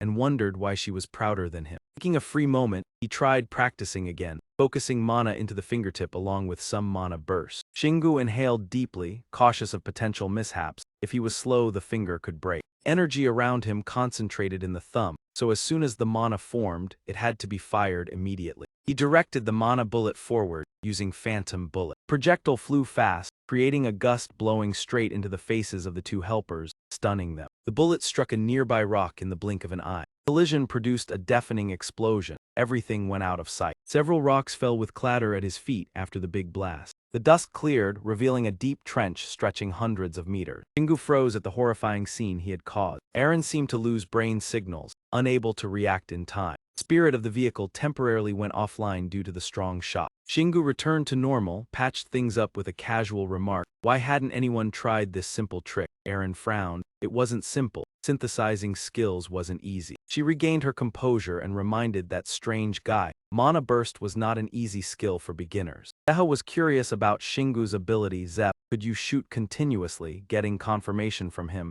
it was actually quite simple. Shingu scratched his head awkwardly at the mess he caused, but now he stopped, needing to observe the environment. Seha praised him. Very wise. Still got caught in thought about the new proposition. Phantom bullet combined with mana burst consumed much more mana. Shingu moved his limbs, bent down practicing under judgmental eyes but without pressure. Emotional highs and lows increased his happiness. A simple experiment revealed a powerful weapon. Suddenly pain spread through his body, making him dizzy, breath irregular. Frowned, eyes confused, reacting as if receiving heat mana burst. The body adapted to the rare phenomenon. The difference was old memories were transformed, not new. A notification appeared as he acquired the skill. Phantom bullet transformed into enhanced bullet, level 1. It also explained the reason the skill evolved through synthesis, firing enhanced mana bullets to defeat targets. After reading, his gaze turned solemn. The skill changed. Aaron commented almost correctly. She flew at Shingu's eye level, suggesting, I guess it's easier to use now since it's an official skill. Seha sweated, recalculating the skills he had, 2 active skills and 1 innate in a short time. Kid could only think of one reason, surely blessed by the gods. Aaron was annoyed but silent. Meanwhile, Shingu returned to his reasoning system. Finding treasures for Phantom Bullet wasn't bad either. His brain immediately created 2 shooting targets for easier visualization. Enhanced Bullet was strong enough to kill demons, both regular and great demons. Aaron silently worried. Shingu was strong and now had a long-range skill. Seeing his proud posture, she shook her head. No one could stop him. On the mountain, Aaron, tired, asked Seha, how long has it been? Voice as fast as wind, 3 hours. The reason Aaron's voice was tense was because Shingu had switched to non-stop monster hunting mode. Level 53, achieved. He looked across the hills. The mountain, 2 large, even following monster tracks took a long time. Aaron stood aside, thinking she couldn't imagine how many dungeons had been destroyed, thoughts fleeting. Some places seemed like former dungeons. Looking at monsters lying on the ground, her head spun, a little anxious, but there were still many monsters. None of them repeated at the end. Shingu inhaled and asked about the situation outside. Anything on the network? Aaron scrolled on the phone, replied, no, accurate information. Helicopters might have been shot down by monsters. Her eyes instinctively reacted. Shingu noticed something unusual. What was going on? At this moment, Harian and teammates appeared boldly. The Wind Guild had conquered the dungeon. Shingu was delighted. Very good. He pointed, taking responsibility. This place was too vast to handle alone. Still needed to find a few civilians' bodies.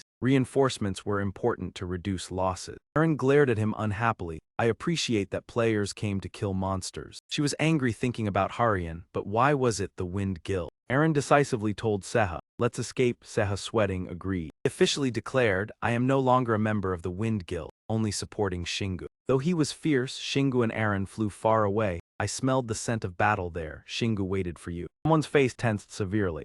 Ho and teammates fighting demons in the East Tunnel. At the same time, Shingu observed from afar. The group was fine, Seha replied. They completely won. Aaron reminded some players mana even larger than his. He was embarrassed, replied, all right, leave them alone. Shingu carried the crane wolf claws and left coldly. Seha flew along encouraging, you're skilled and stealthy. Aaron said, don't be arrogant. Suddenly his face tensed, realizing on many battlefields monsters valued corpses more. Monsters were scared when seeing corpses disappear. Even when players were busy fighting to protect teammates, monsters still worried. Shingu coldly observed, perhaps monsters were searching related to mana. Monsters panicked quietly among themselves. The Emperor's tribute vanished. They were confused seeing the corpse disappear. No trace of Jin tribute. Shingu absorbed the soul, flying into his hand slowly. Rune appeared on the back of his hand. Notification appeared, soul harvest skill upgraded to level 3, total souls 13. Seha stood behind seriously, emphasized, I understand, you suspect monsters target mana. Aaron analyzed, mana or souls, I cannot control souls. Mana relates to souls, the important thing is.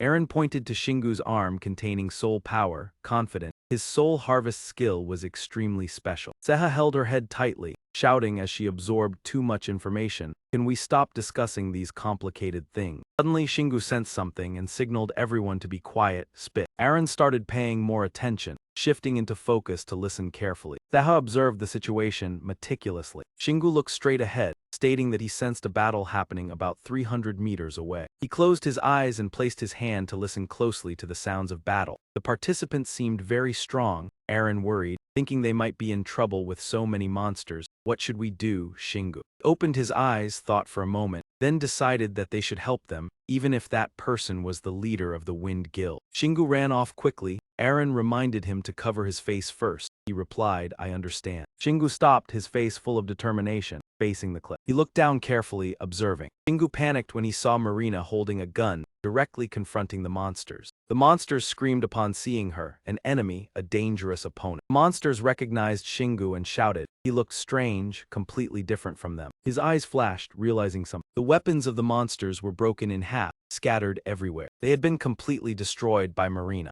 Shingu thought to himself, there were so many monsters, including powerful ones, don't tell me that. He was astonished witnessing Marina's strength. She had defeated them all alone. He looked up and shouted at Shingu, you're human, right? Can you help me? The elite high-level monsters she mentioned were numerous at Siorak Mountain, some even stronger than level 100. They lay scattered on the ground, those powerful monsters all defeated without time to resist. Shingu thought for a moment as Marina tried to shout, In reality, it would be impossible to defeat all these monsters without a high level. She gestured, "Are you human?" After a moment of thought, he sighed.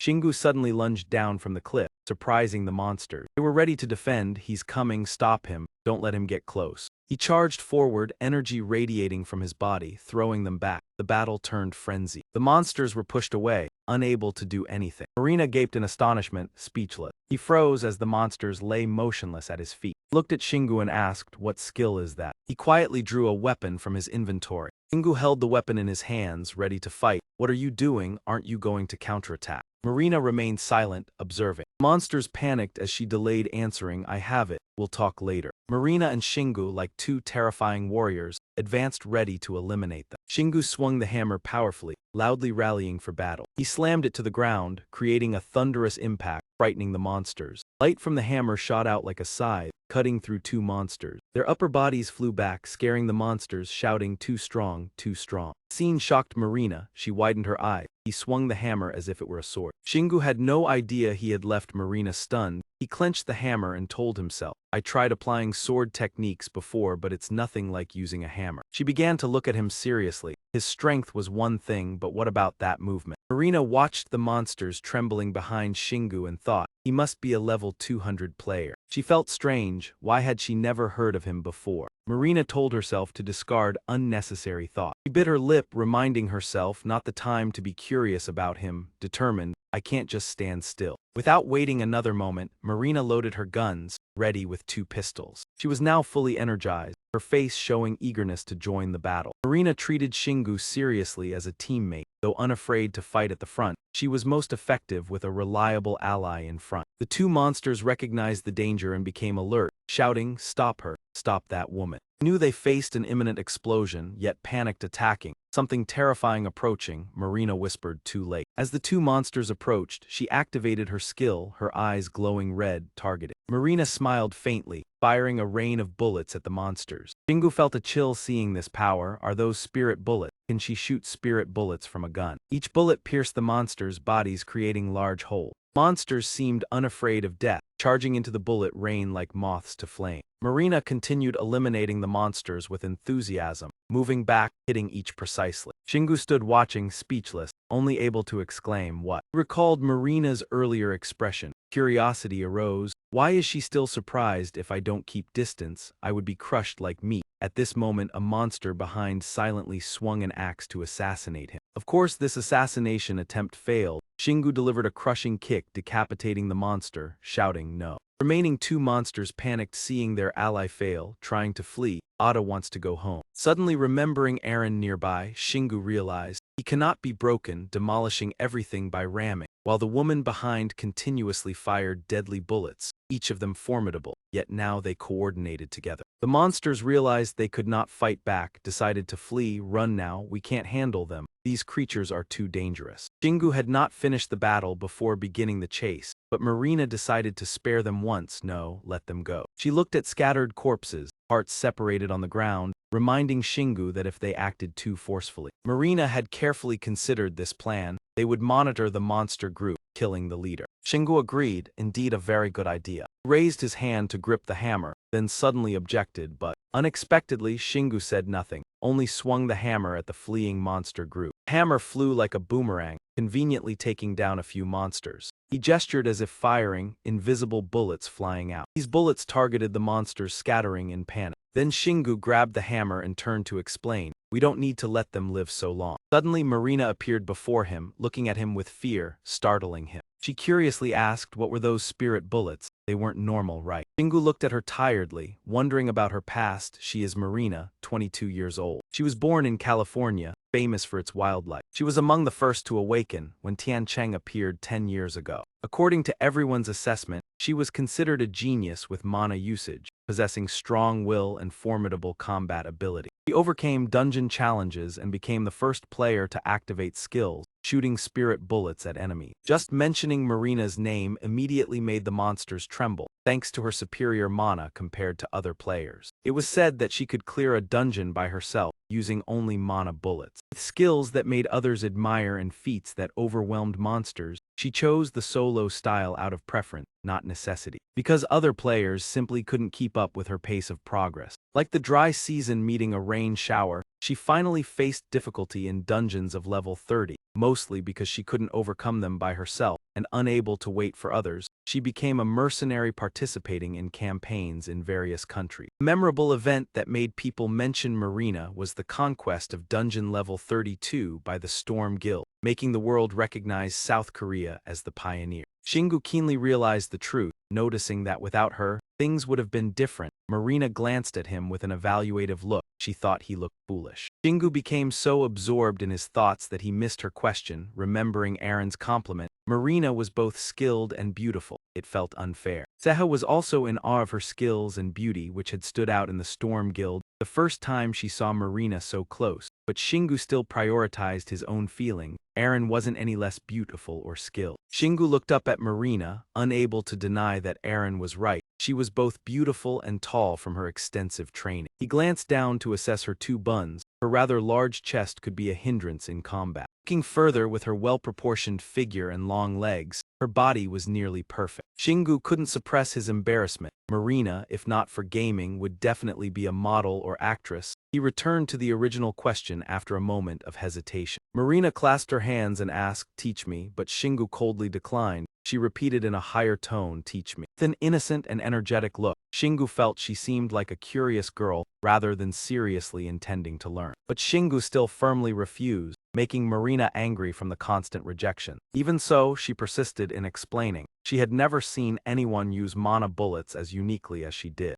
Marina justified, "I was the first to use mana bullets. I have a responsibility to know everything about this skill." Shingu didn't meet her request and taught her a lesson, making her realize that the vast world couldn't be conquered just by whining. Congratulations. Shingu looked around the scattered monsters. This battlefield was the largest since entering the mountain, with many high-level monsters. Quickly dealt with their bodies. High-level monsters could drop mana crystals like last time with the veteran dwarf demon. As expected, after vanishing, the glowing crystal appeared. Shingu happily picked it up, feeling elated inside. Marina behind him also noticed, "Oh, you know about foul." Marina remembered her initial intention, shouting playfully at him, "That's not what I meant." She turned into a cute girl, pleading with Shingu, "What is that mana bullet? Tell me, come on." He looked at this scene, 3 dots clearly visible above his head, no words. A few minutes later, he sighed and answered half-heartedly, "Even a stray cat could do better," making Marina blush in embarrassment. She didn't expect her heart-stealing tactic to be bluntly criticized. The useless cuteness, he really is. Shingu just smiled at her mischievousness. She wasn't exactly spoiled. He looked serious, pretending to be cold to test her reaction, enjoying that she didn't mention violence. In terms of mana or achievements, she excelled over him, but the fact that she didn't use strength to solve problems was praiseworthy. Knowing what's right but implementing it is really hard. The more he thought about it, the more frustrated he became, grinding his teeth, but she was still too young. If she realizes not everything can be answered, she should find another way to solve the problem. Finally, Shingu set a condition. What would she give in exchange for learning? His serious expression made Marina scared, unable to react. Drew a conclusion: deals don't begin with threats but with understanding. To maintain value, he repeated his request. He would consider it if she gave a reasonable price. You should respond as well. Normally, Marina was rarely put in a difficult situation, so this situation made her angry and shaking. Shingu remained firm, the principle of giving and receiving. Finally, she gave in, agreeing to the deal, promising not to share, but the skill was truly worth it. Seeing this, his eyes lit up as Marina opened her storage to search. Then she pulled out the thunder gun. Though the weapon was too bulky and threw off her balance, Shingu quickly helped. It was too heavy, take it fast. He held it easily, examining the spoils meticulously. Marina was surprised by his demeanor. Realizing he was strong swinging a giant hammer, she couldn't lift it herself. Even after handing it to him, she remained uneasy. But this gun was still better than her pistol. Shingu reassured her, "Don't be sad," but Marina felt teased. The gun was truly amazing. She pointed the gun in threat, saying she would shoot if he treated it badly. He felt a bit worried and just shrugged. He came up with an idea after carefully looking at the size and shape. Shingu thought of a famous weapon, high quality. Marina grew even more concerned. "No, not like that." She seriously explained, not understanding why the thunder gun was a rifle. Shingu's imagination condensed into 3 words: Thunder Book. The system displayed a notice. The thunder gun was sealed, B+ grade, created by the god of thunder, with mana bullet skill enhanced. Seal would open under special conditions. Shingu didn't expect the gun to be so complex. Oh. Holding the rare item, he felt pressure, having just received something exciting. Energy was different. First time seeing a treasure named after a god, massive damage, yet still sealed. This made Shingu think carefully. Tilt left then tilt right. Finally he told Marina he could not accept it. He was surprised, didn't expect him to change his decision. This item was even more valuable than the information he held. Actually, Marina didn't care. Improving the mana bullets was more important. She let him have it. Shingu was surprised by her obsession. He smiled, finding her intriguing. It was this obsession that made her so remarkable. He asked to be certain. If the information was valuable with the skill, Marina replied, I would collect the skill. Shingu saw her as extremely capable, a daring mercenary wandering the world, impossible to refuse. After thinking, he kept the thunder gun, as agreed. Time passed quickly, they completed the transaction. The demonstration left Marina stunned, unable to believe in combat. She was terrified as if meeting a monster. This skill enhanced mana bullet power. How could he combine melee and mana bullets? Her reaction made Shingu embarrassed, her mood worsened. Marina kept yelling, how could he manage? He suggested, do you want the gun back? But she shouted no. Stubborn like Shingu, determined to achieve the goal, enhanced bullets would surely work. He looked at her as if looking at himself, understanding her ego wouldn't allow regret. The strong always have reason. Marina curiously asked, haven't seen anyone stronger than him. Where have you been all this time? The vague question left Shingu unable to answer, considered a draw. This made her recall something. She reached out, introducing herself, I am Marina. She smiled shyly, having done dungeons with the Windstorm Guild, later left due to difficulty, invited here to assist. Shingu remained cautious, observing silently. After a few seconds of silence, he responded yes, but didn't reveal personal information, leaving Marina disappointed. Because Shingu was determined to remain silent, Marina began to guess. You must have enhanced your strength while concealing your identity, so you won't easily reveal it. She spoke to herself, feeling quite ridiculous. Damn it, I'm not someone who can be fooled so easily. He coldly replied, that's the strangest thing you've said today. After that, Shingu turned around, preparing to leave as the conversation had ended. Marina hurriedly stopped him. Wait a minute. He suggested they continue traveling together. We're headed in the same direction anyway, let's go together. Just as he was about to feel relieved at escaping the noisy girl, Shingu sighed in exasperation. What now? As if he would refuse, Marina continued to persuade him. Aren't we going to chase after those monsters together? He reluctantly admitted. That's right. Marina appeared very confident. Don't worry, I won't be a hindrance, I'm a skilled hunter. Shingu began to hesitate. That's true, but if she wants to test her wings, I'll be in trouble. Suddenly, he remembered his two teammates who were struggling to escape. Not to mention, Aaron and Seha also want to go outside. At this moment, Marina used a provocation tactic. I know you're trying to back out. Recognizing Shingu's stubborn personality, she deliberately said, if you do that, I'll go ahead and handle all of them. Aren't you chasing the last bug? Aaron noticed Shingu was about to agree and reassured him not to worry. We won't be left behind. It will be better to deal with the monsters with her help. Seha also agreed. I think so too. I want to see her up close, but I'll follow your decision. Too much information left Shingu feeling confused. All right.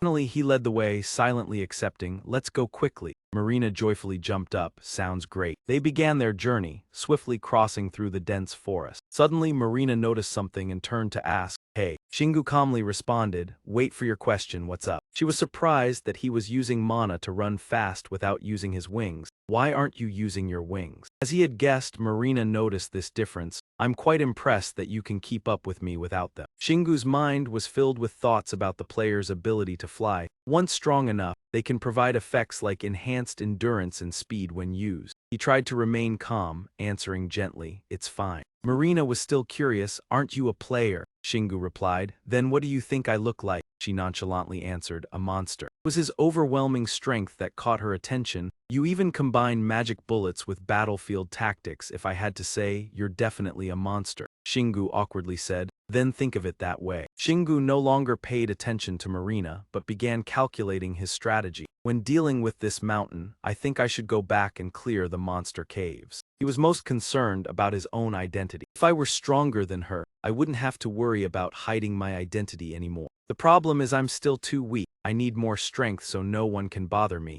even if I openly reveal that I'm a sneaky player. While pondering, Shingu glanced at Marina to probe. I need enough strength to control every situation. This was only safe with Marina, but with higher level people, it wouldn't be as easy. Suddenly, a person came to his mind, especially the name Harian. That man will definitely give me a headache. To lighten the mood, Shingu spoke. Are you sure we're heading in the right direction? Marina confidently replied. Yes, I can already see them. She looked far ahead. I see the tracks. Indeed, there were some small monsters running around in a panic. They seemed to have some kind of motive attached to them, constantly urging each other. We can't do anything without him. Hurry, he will be pleased with the sacrifice. Shingu's group had already hidden, watching them dance. Let's give it our all for the future of the world. Shingu did not rush to chase them but calmly commented. They're quite formidable, exposing part of the enemy's identity for us to keep speculating. Marina felt very confused. I can't understand why you're so interested. Anyway, I still don't get it. Shingu interrupted, pointing in a direction. I see where they're going. Shingu quickly identified the key point. They're definitely heading towards where the helicopter was shot down, the highest point of Mount Siora. The image of the majestic mountain appeared in his mind, the great peak. Seha couldn't hold back his emotions. My father used to take me there. Shingu continued to follow the trail of the small monsters, passing through the bushes and venturing deeper into the forest. Suddenly he stopped, his eyes full of surprise as he discovered something. At the foot of the mountain, a group of monsters was causing a ruckus. We're almost done, keep killing them. The challenge echoed like a creepy symphony, shaking the entire area. The monsters growled, showing their sharp teeth, standing by waiting for orders. Another corner, huge monsters like cave demons were readying their weapons. Marina couldn't help but be shocked when she saw this scene. What is this? She realized she had made a noise, quickly covering her mouth, her face pale. Are there really this many monsters in real life? What's going on? She silently observed carefully, feeling dizzy at this vast army. I've seen this number of monsters in dungeons, but I've always avoided them. Suddenly, Shingu spoke. I'm sure that's not all. There are many more monsters around Mount Siora. This vast area has probably been occupied by them. No, maybe just at the foot of the mountain, everything looks suspicious. Marina became even more worried upon hearing this. We need to report this to the South Korean government immediately. If it's just South Korean players, we can't stop them. Looking at this massive army of monsters, Shingu realized this was a huge threat. We need to gather all the players in Daehan, or we might have to blow up this whole mountain. Marina quickly took out her phone. We must report this to the government before things spiral out of control. However, Shingu quickly stopped her. Wait. Looked at her with a determined expression. There's something more worth trying than that. Look at these monsters. Shingu had analyzed thoroughly. Most of them are just low-level monsters under level 100, so we only need to focus on the stronger ones in the middle. So the first step is to find their leader. Shingu started observing the prominent figures, not him. Rather ferocious-looking beastman, not him. Shingu's gaze finally settled on one point. A smile appeared on his face, clearly pleased. Down below, Ungor stood on a high platform, giving orders. We need more blood, mana, and souls. Shingu looked at this leader, unable to hide his surprise. What a source of violent energy. He's stronger than the great demon general. He stared at Ungor, his voice cold. We need to kill him. Marina was worried. Is there anything good that comes from killing him? Marina appeared anxious. We're acting too quickly. If they're being controlled by their leader, they'll become aggressive if we kill him. Aaron listened, finally feeling relieved. I wouldn't feel at ease with just a single person. Indeed, Seha had similar thoughts, but if the two of them cooperate, the chances of success will be higher. Shingu took a deep breath, then sighed heavily.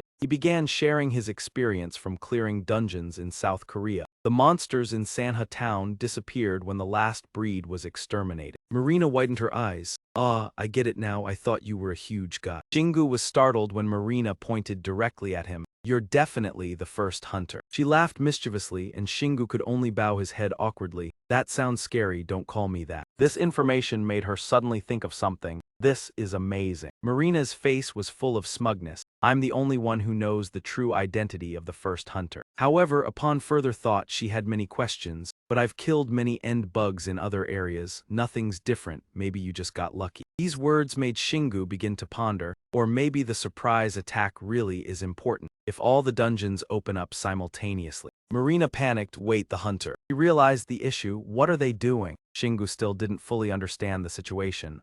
Down there, the monsters inexplicably picked up their weapons and began stabbing themselves. Aaron popped his head out and saw this scene, immediately feeling disgusted. Truck, hearing the noise, wanted to know what was happening, but upon seeing it, it quickly backed away in panic. Shingu's face became increasingly serious, his eyes carrying a threat, clearly devoid of any expression. At this moment, Ungor began directing the army. The time has come. We cannot delay any further. Who is your god? A few of them were about to open their mouths to reply, our body is, but he cut them off. You have lost your way. He continued to shout louder, your origins have been taken from you, now answer, who is your god? The entire group of monsters shouted in unison, their voices echoed throughout the forest, our body is. Shingu watched this scene and felt like he was watching a play. They kept dancing and chanting nonsense. Their mana and memories were spreading everywhere. Meanwhile, Marina stood next to him, grinding her teeth in anger. Damn the followers. Her words immediately caught Shingu's attention. Followers. She was both frustrated and explained, all monsters believe in one god. These gods are troublesome and annoying. Her suicidal act seemed intentional. It was a sacrificial ritual for the gods. I've seen this a few times before, but this time it's too much. Shingu's mind was congested, unable to fully process what he had just heard. God, she cheerfully repeated, I'm sure you know about them. Aaron listened to the conversation and felt somewhat irritated. She thought Shingu knew everything like she did, but in reality, he didn't understand. Marina replaced Aaron as the tutor, explaining their gods. They always try to expand their influence.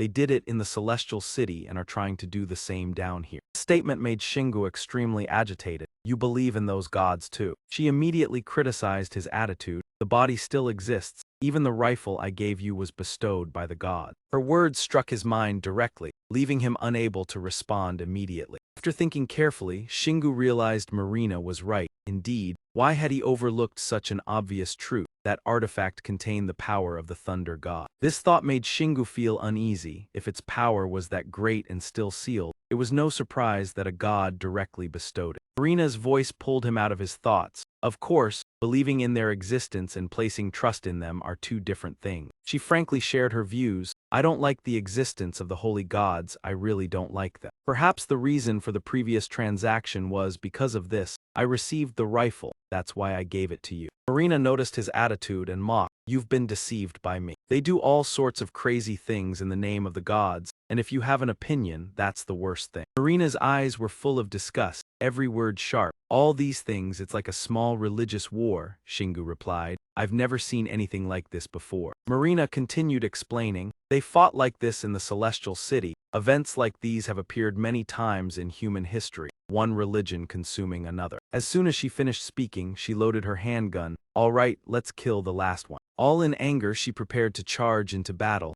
I don't think we're capable of waiting for the government. Realizing she had spoken to herself, Marina turned to urge Shingu. I think we should kill the lion-masked man first. What do you think? He was still confused after coming back to the present. Moreover, there were many unclear things. Quickly, his fighting spirit returned. He was ready to sweep away anything that stood in his way. The two formed a battle team. Marina was excited. Great, let's get started. C2 looked at the young duo in perfect harmony, unable to stop himself from exclaiming, this is the combination of the strongest pair on the planet. The statement made Aaron even more jealous. This is just a temporary team. Marina was worried before charging in. Will you be okay? There are so many monsters here. Shingu calmly replied, the number of enemies is never an issue for me. His strength was always unquestionable, whether there were few or many. The problem was whether he could protect himself. Hearing this, Marina realized she had overthought it. It seemed illogical but was very convincing. Shingu began implementing the plan. It's simple, one will attract attention, the other will attack. I'll take on the role of drawing attention. Marina was surprised. What? She couldn't believe what she just heard. Quickly reassured his teammate, what are you worried about? They seem much weaker than me.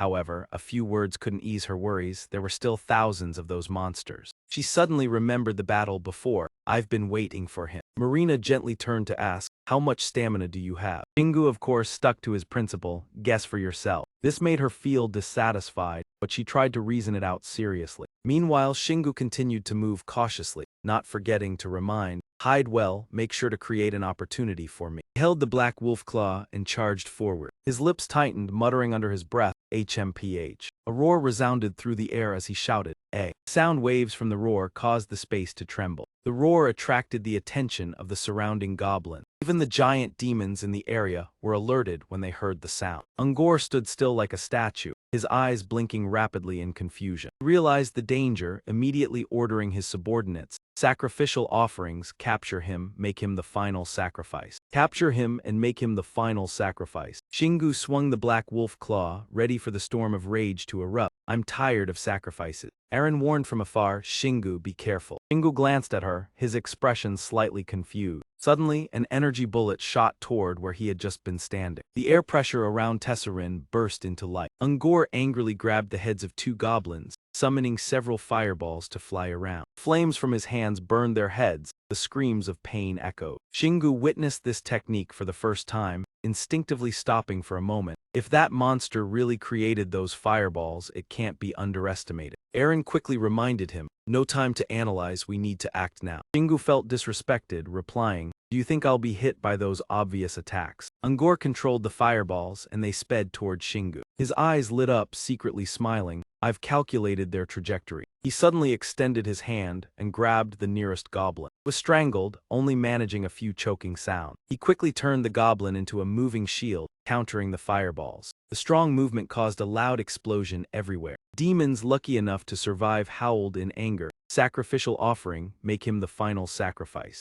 Shingu gently realized something. "It's calculated now, their trajectory is clear. It won't hurt much even if I'm hit. No need to waste effort." But Eren sensed something unusual about him and doubted, "Should I take a hit to improve my fire-resistant skill?" Shingu crouched, reducing the wind force, speeding up. "I'll dodge what needs to be dodged, block what needs to be blocked. If I can't, I'll stop them midway." Eren, after hearing Shingu's words, commented, "I also want to try a strike with my eyes wide open to see everything clearly." Seha nodded in agreement. "I really feel the same," and Shingu just keeps going. Shingu rushed through the fire, the strong wind scattering them in all directions. Marina gaped, amazing. He dodged hundreds of fireballs perfectly. The demons summoned by Ungor spoke mechanically. "Master ordered us to kill him now." Demons immediately followed the order. "Sacrificial offering, this is our ritual. Everyone take him down immediately, finish him off." He swung the hammer with masterful technique, quickly obliterating the reckless monsters in the blink of an eye. Eren sat inside his coat, eyes worried, reminding him to conserve mana during solo fights. Nevertheless, he responded calmly, "Mana, I don't need it." The unexpected reply stunned her. He spun the hammer with fierce momentum, striking the monsters, the power seemingly unstoppable. In moments, the monsters were repelled, opening a wide space for continued combat. Even though Eren was an experienced fighter, she was surprised by his bold actions. He doesn't use mana, so it's all physical strength. This has nothing to do with level anymore. His power did not depend on his condition. It could be considered divine. Meanwhile, Shingu, the main character of the battle, was in a state of extreme excitement, feeling like he had a second heart inside. Sensation intensified, every hammer strike packed immense power, striking harder with each blow. He could feel himself growing stronger with each passing moment. Emotions exploded fiercely, each swing like an unavoidable critical strike. Excess force from the dark claw caused a small explosion right in front of him. Shingu continued using his unique AA sonic wave skill. "I only use mana for battlefield roars. These small fry don't need my mana." In a moment of inattention, Ungor had created more fireballs from behind. He quickly jumped back to avoid them. Eren covered her mouth, thinking, "He still throws fireballs at us even with his troops nearby, as if he wants Shingu, even if it means killing everyone." His deep voice echoed throughout the space, the altar gradually soaked in blood. "Everything would be perfect if I sacrificed him too." Shingu only heard the main words and fell into thought. "An altar. Is it any different from what I know? Surely he won't answer me." Marina stood frozen, unsure what to do witnessing his action. Flames surrounded Ungor now, smoldering. Shingu keenly sensed something was wrong, had the fireballs stopped. Eren immediately noticed and warned Shingu, "It's not over. He not only uses his own mana but also that of high-level monsters. He will strike the moment you are distracted, may use speed and invisibility spell."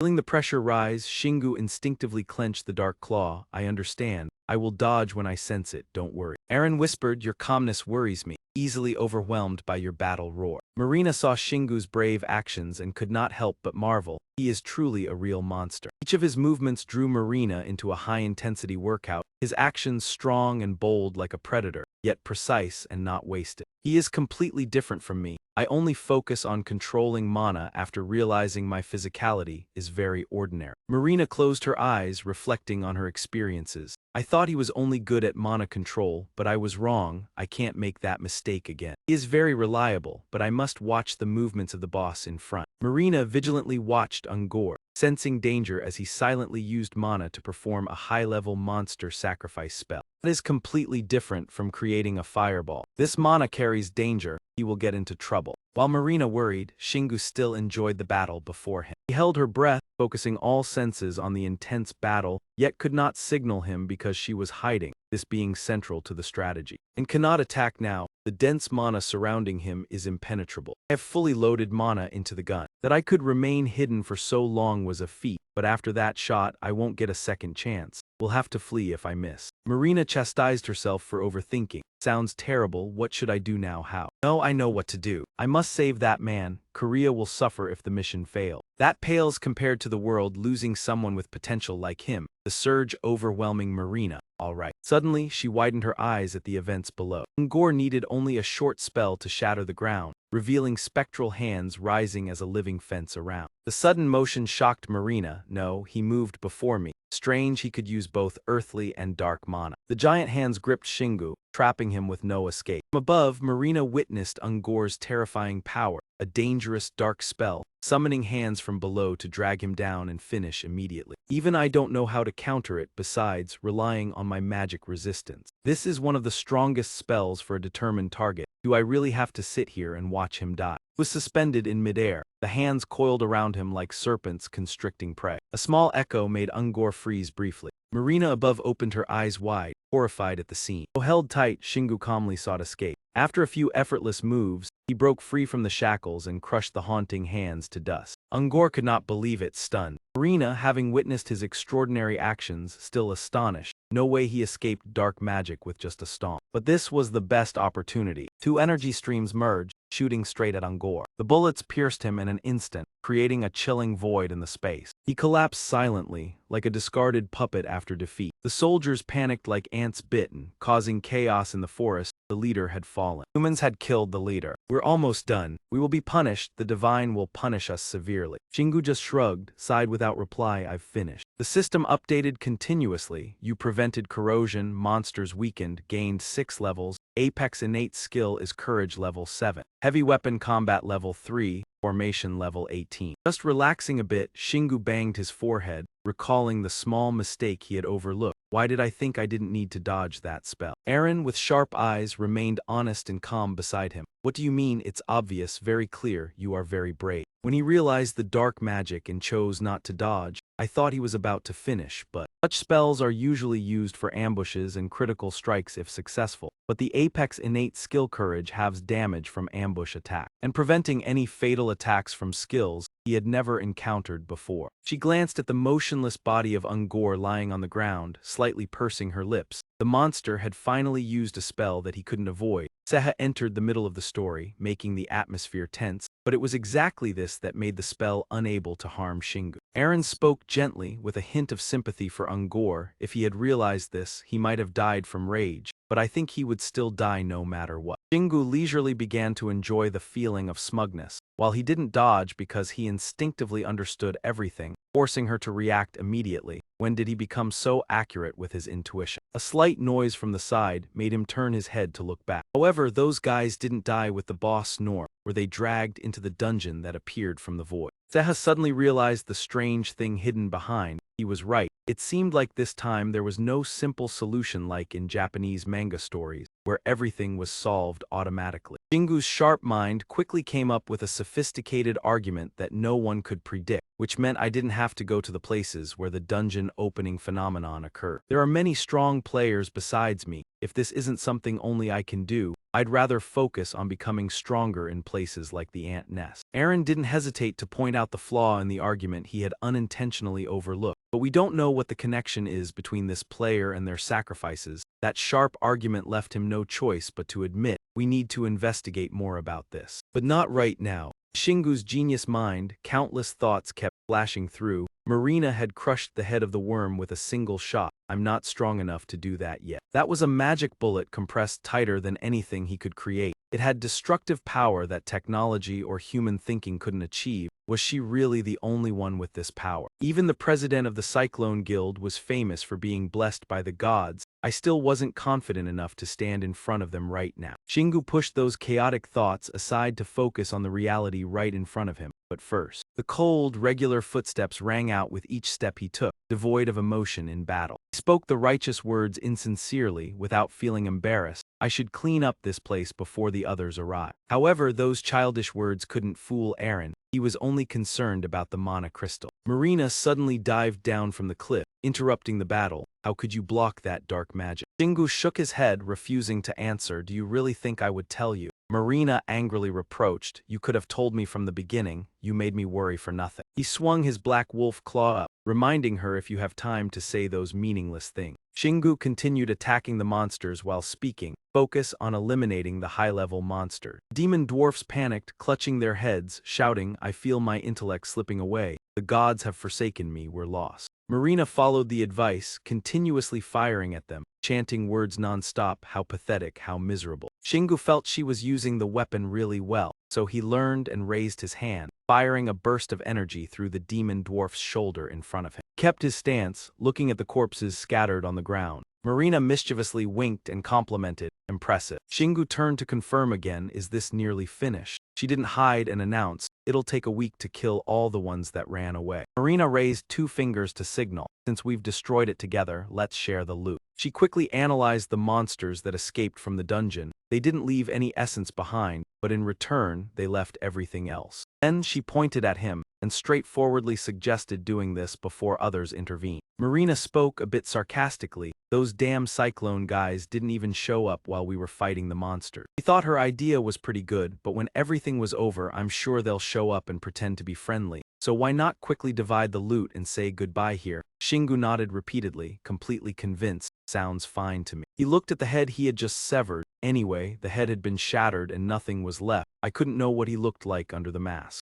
Marina took the mask and speculated, I'm sure this is also a treasure. The system displayed information about it. Pressure accumulation Karen, B++ grade. Behind it was a detailed user manual, made from the head of a high-level Tectarian and a temple guardian monster. Its defense isn't very high, but when worn, the user will have the ability to enhance their charisma, making enemies fearful and impressing allies, and mysterious feature is hidden. Marina couldn't believe her eyes. Temple Guardian, don't tell me this is related to the temple. She began to take her time thinking. Then she unexpectedly held the Tesserin pressure before Shingu. All right, do you want to take it? Didn't hesitate to turn down. You can keep it if you want. I already have a helmet. Marina kindly pointed to another item on Ungor's body. All right, then take the Shin Guard. Shingu asked in confusion, Shin Guard. System displayed more information. Tarota's Glory, B+ grade. The detailed information behind was also lengthy. The Shin Guard was made from the tendons and skin of Taratha, a high-jumping frog species. They were not only very durable but also increased the wearer's jumping ability. He smiled with satisfaction at the good deal. I've always wanted armor for the lower body, and now I have a B-grade Shin Guard.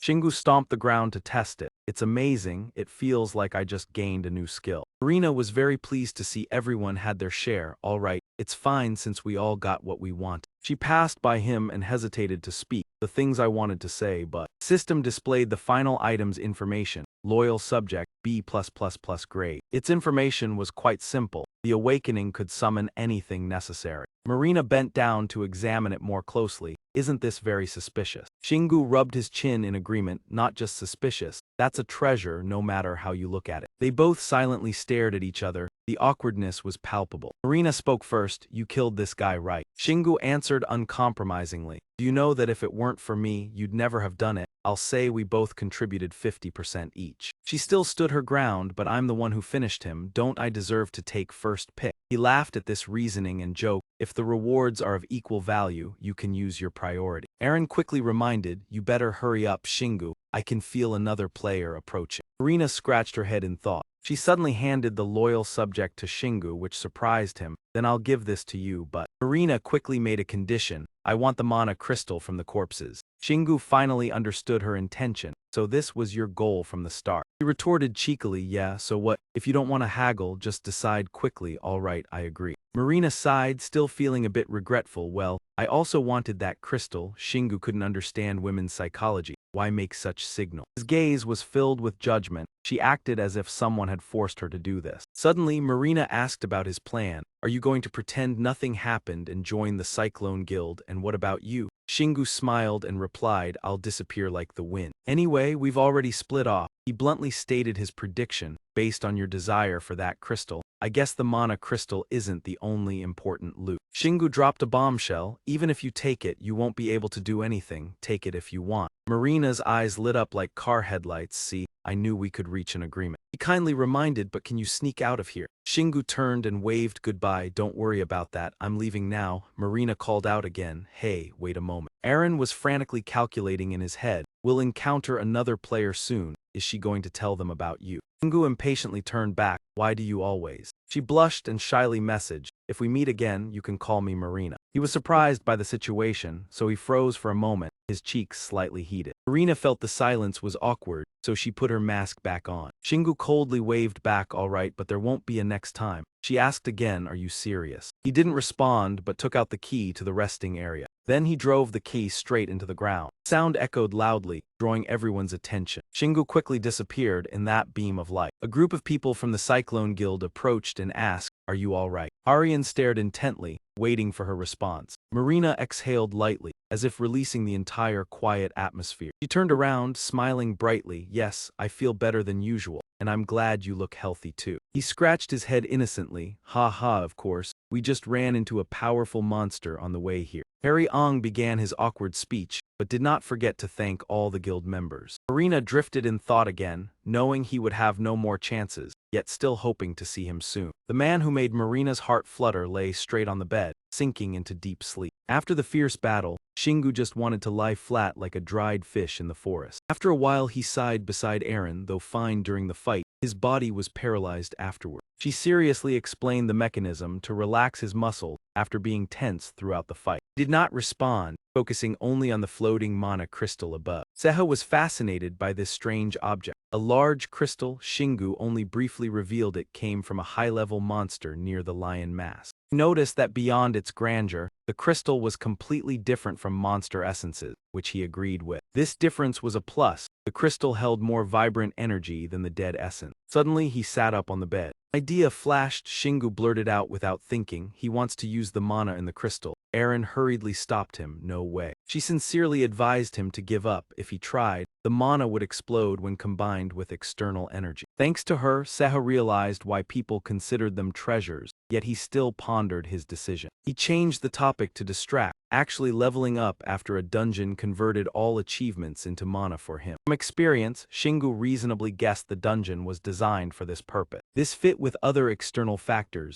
optimizing mana transfer from monsters to players. Both stood still for a few seconds, amazed at this convincing logic. Aaron was the first to regain composure. Interesting hypothesis, I never thought of that. He knew the hypothesis still had gaps. Why level up when clearing monsters on Seorek Mountain? She hesitated slightly, suggesting maybe he didn't need to process mana. Eha also suggested, or he processed mana himself even outside the dungeon. Once the chance came, Shingu quickly grabbed the mana crystal. No reason to hesitate. Before anyone could react, he swallowed the crystal as if afraid of losing his share. Aaron tried to stop him but failed. The truth was he had already swallowed it beyond saving. The green crystal in his body ignited with mana flames. He immediately calmed himself to convert the new power. It felt like fire spreading throughout Shingu's body and beyond. However, nothing was visibly changed. Shortly after, he left the trance and opened his eyes. He hurriedly asked Han about the situation. Is Shingu okay? She worried too. A timely notification appeared, confirming the bold action. Mana increased by 1. Though expecting it, he was still surprised. Aaron still did not fully believe. Tell the details. Yes,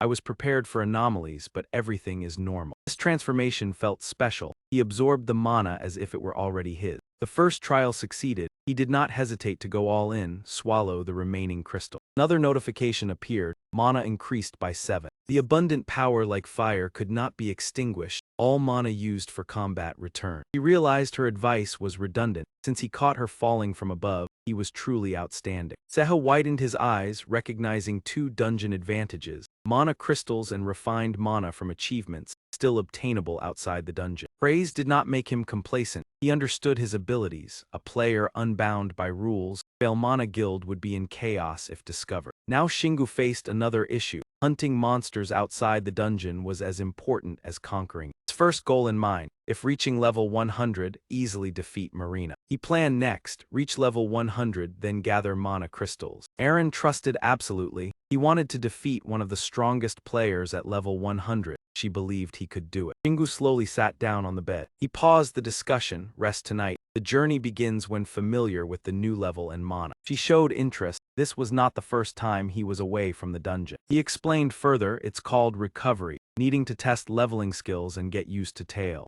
Still felt worried, sensing what was on Siorak Mountain wouldn't last. She sighed reluctantly at Shingu's obsessive attitude. Aaron could only share her heart. He could not protect the entire world. Other players were helping, no need to overextend. He thought, thinking of Marina, she felt a premonition.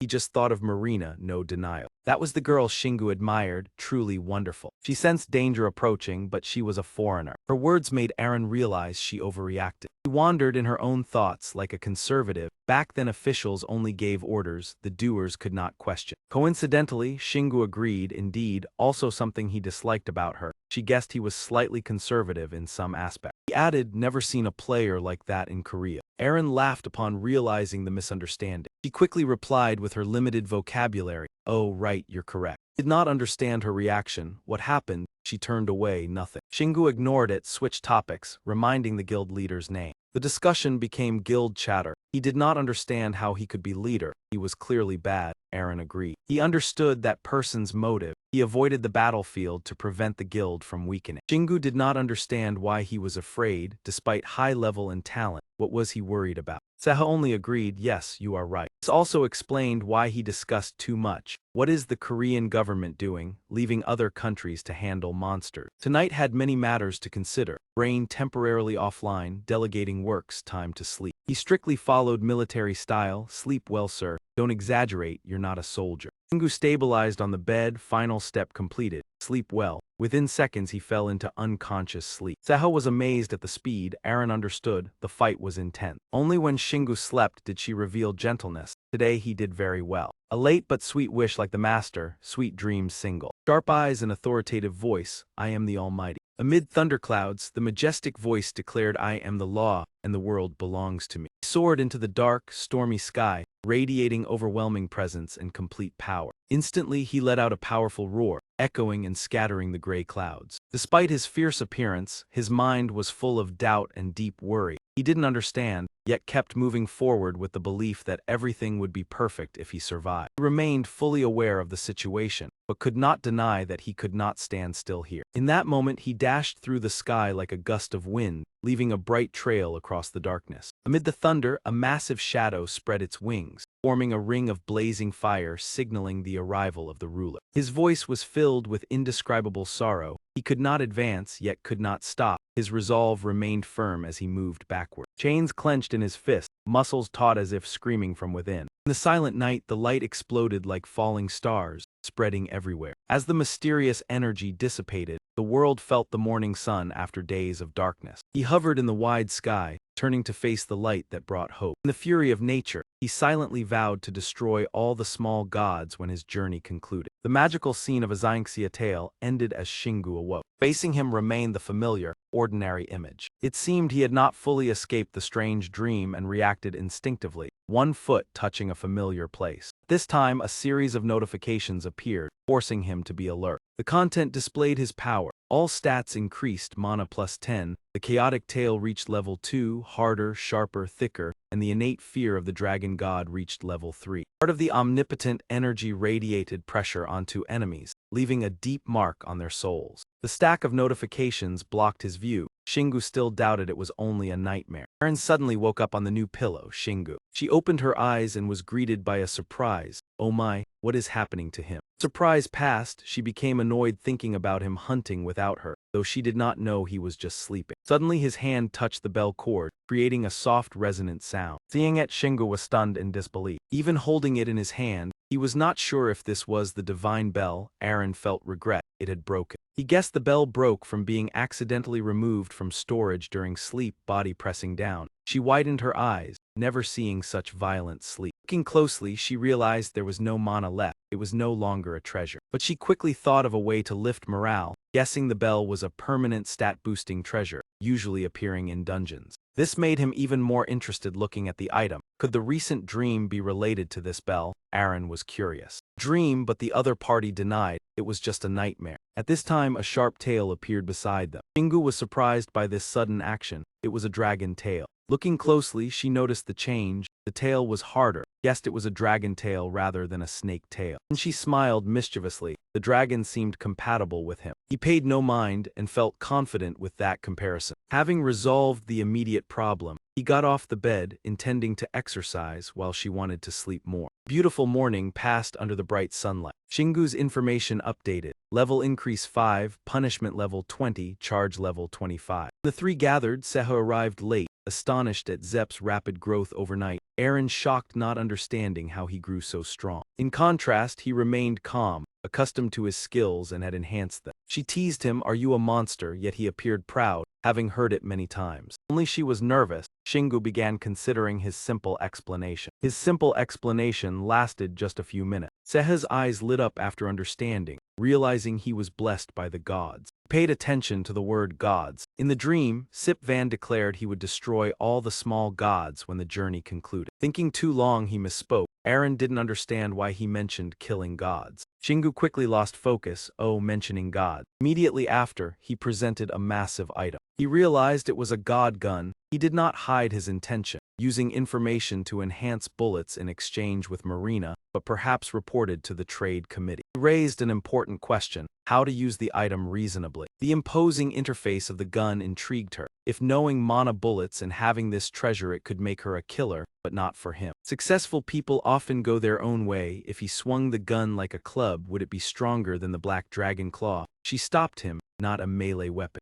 Uncertain of its use, Shingu retrieved the item with slight disappointment. He realized after holding it, the item was long and heavy, so kept it in storage, only taken when needed. Aaron provided encouraging information, called it an exchange. After familiarity, it would assist greatly. He set it aside to practice later. Shingu put on a basic coat and wore the chaotic fang loosely. Prepared, he planned the next step, returning to the arena to test the gun. Even without deploying the weapon, he imagined the scene, feeling like military target practice. Ziha smiled, reminding him the gun was not a K2. He did not want to stay longer, stepped through the teleport door. Let's go. A notification appeared. Ant Cave 126, Syrian Graveyard, completion time 12 hours. The scene made Shingu curious. Confirming it was a living corpse dungeon, Aaron panicked. Upon mentioning the location, she burrowed into his jacket. This mission was Inscription. She hated living corpse monsters, not surprising, had told him before. Words spoken inadvertently, listener took note, her mood brightened. Ziha reminded her to stay calm. Aaron should calm down. Shingu became serious, understanding the meaning of the number after the area, and she had to pay for speaking bluntly. Even though teammates corrected, he explained clearly. This is the difficulty level. The smaller the number, the stronger the monster. Shingu assessed the dungeon. Demon Sewage 231 largest, Iron Demon Village 84 smallest, much weaker. Aaron reminded Shingu not to drop guard. Living corpse dungeons harder than same level dungeon. He recalled her words about the Iron Demon Village. She emphasized the difference. He quickly spread information: hard to kill living corpses. All monsters are poisonous and move in packs. Just imagining made Aaron pale. They smelled of rotten onion, eyes decayed, giving her goosebumps. Not restraining emotion, he chose Seha as assistant to explain. He immediately obeyed. Two fates changed quickly. She couldn't believe it. He filtered necessary information. Anti-poison skill helped avoid effects, but stronger living corpses appeared. Caution required. Though useful, Shingu only considered attacking. Thanks for the warning.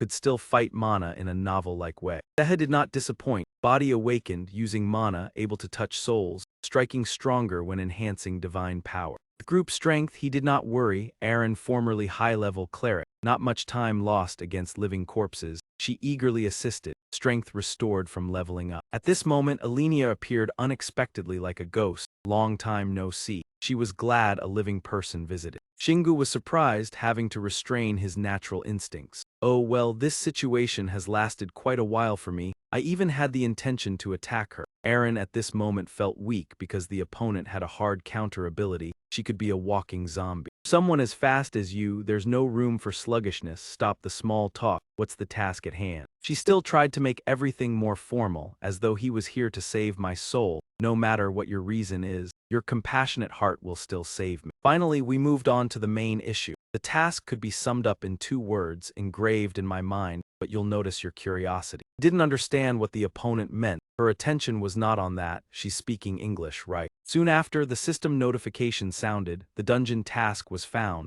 the hope of the Syrian graveyard priestess. Alenia lost all her teammates during the dungeon journey. Help her and uncover the identity of the sealed ghost in the graveyard. This task is related to the free spirit. Refusing it will incur punishment. Shingu immediately turned to Seha. How is this different from killing the final boss of the dungeon? To explain the task mechanism clearly, not all dungeons are easily completed. Some dungeons hide deep secrets. Although the information wasn't very clear, he quickly realized that this ghost was not the final boss, but a special creature that could only appear when the right conditions were met. You confirmed immediately, yes. Now he realized he had missed many opportunities. Had he known earlier, he would have tried to uncover hidden details in other dungeons. Aaron gently advised him not to feel too bad. Not all dungeons contain secrets. He knew how to comfort at the right time. If you could handle them quickly like usual, Shingu, it would be the best decision to face them as soon as possible. Seha agreed with her words. He said, that's right. Someone strong like you shouldn't waste effort looking for them. Therefore, he wasn't as frustrated anymore and focused on the current task. The dungeon in the city and the dungeon in the ant nest. Are you sure they are the same? Alenia placed her hand on her chest sincerely. They all contain the mana that makes up the dungeon,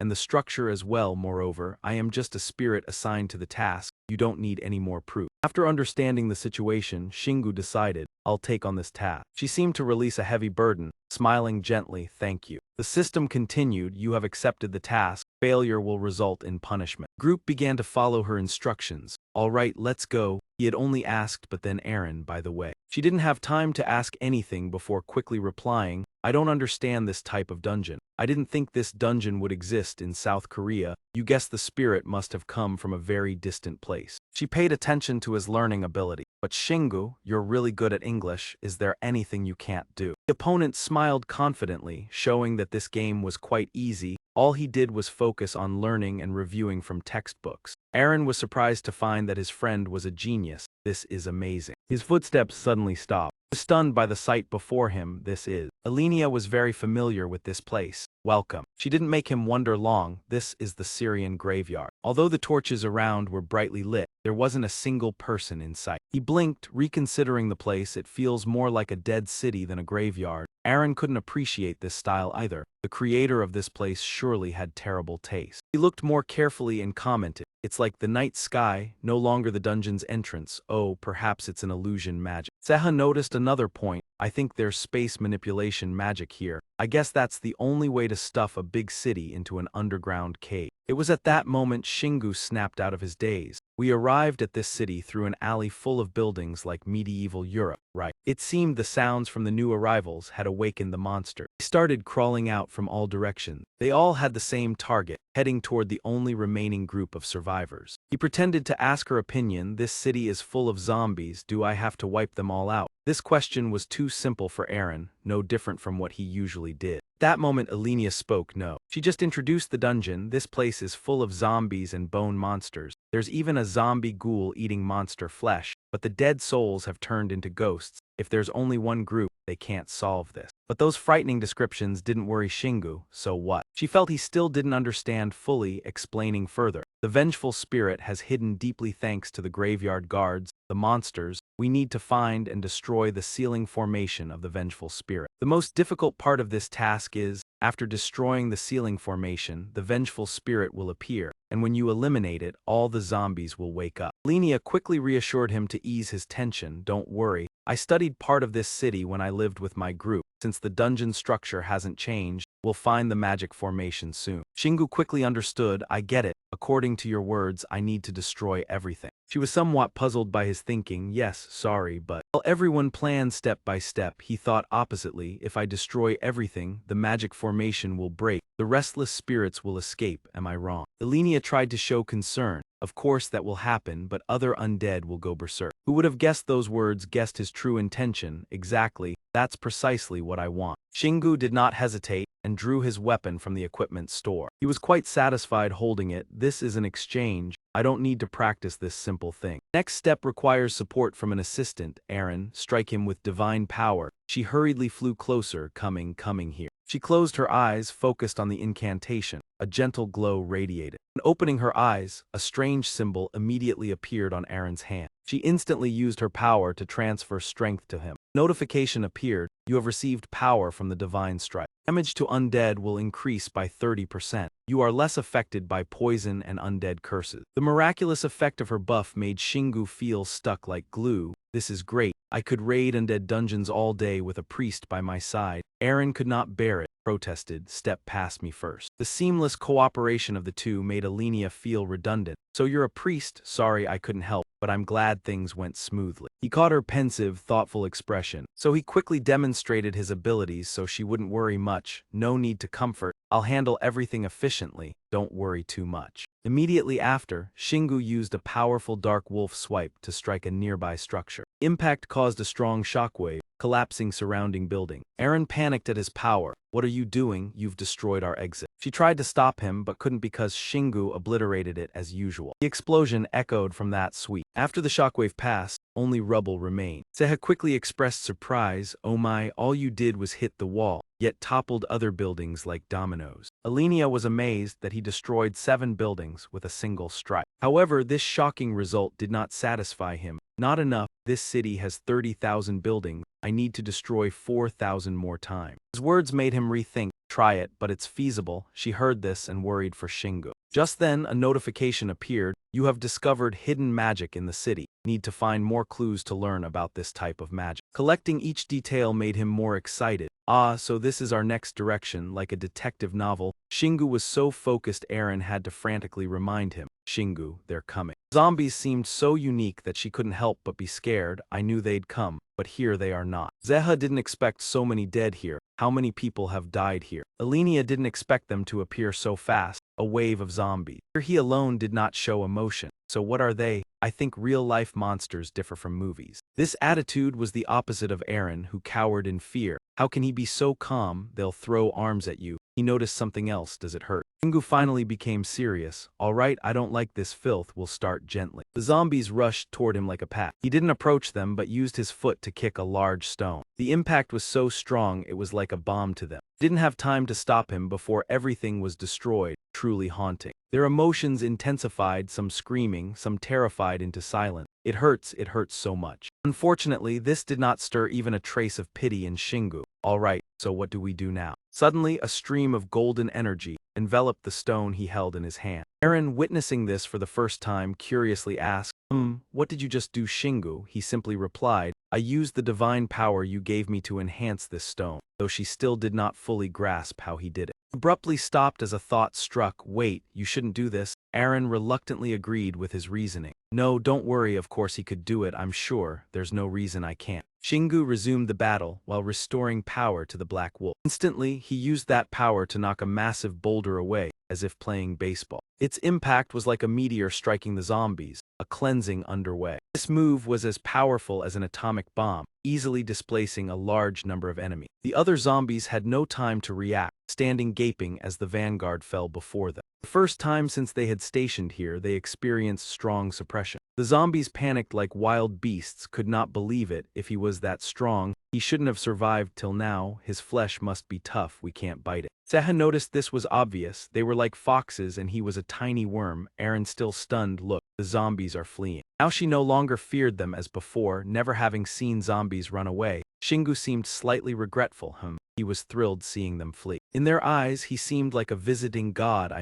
He didn't care what they were doing, marking the start of the zombies' apocalypse. The weak fleeing would bear all suffering. I don't want to die, never again. He immediately charged forward, eyes blazing with the chance he couldn't miss. Oh no, don't even try, she hurriedly warned him. Shingu, be careful. Even before the zombies fully retreated, he struck powerfully at their center. Seha and Aaron could only watch helplessly as their leader turned the zombies into essence like candy. He could not believe the near absolute probability. The dungeon was already crowded with monsters. But how did all become essence? Shingu remained calm, nothing unusual. This happens often to me. You must accept such luck. I see nothing strange here. System notification. Time remaining to complete the mission is 11 hours 13 minutes 42 seconds. Seha was used to completing missions without effort. We've been here less than an hour, yet he has already destroyed half the city. Suddenly, not far away, a large monster that could not escape took a whole building. Everything happened too fast for him to process, the previously strong monster now weak. She too felt fear, though unable to verify as it died before appearing. Another notification appeared. You have identified the preliminary location of the sealing magic. However, to weaken the sealed monster, you must destroy the living corpse enhancement spell. Shingu was slightly surprised by this information. Is there a way to weaken spirits? Alenia did not fully understand. This is the first I've heard of it. He began thinking on the significance. Weaken? I guess we can't simply destroy everything here. Aaron finally had a chance to interject, so he just now realized that basic fact. However, he firmly maintained his view. If he weakens the spirits by destroying the wrong building, the amount of essence and mana recorded will decrease. She felt powerless as both worried about completely opposite matters. Understanding Shingu's power, her attitude became much more cautious. Should I lead you around this city then? Only now did he realize he had missed a memorable tour. If we had let the spirits guide from the start, we would have had a fun and unique trip. Compensate, he quickly agreed. All right, lead the way. Alenia was so happy she almost cried as he finally seemed like a normal person. Good, I guess we'll find the sealing magic faster since the city is destroyed. She guided while reminding everyone, this way, stay quiet. Seha felt the other overthinking. The monsters are fleeing from us. Aaron agreed, no need to do anything. Shingu certainly wouldn't miss this opportunity.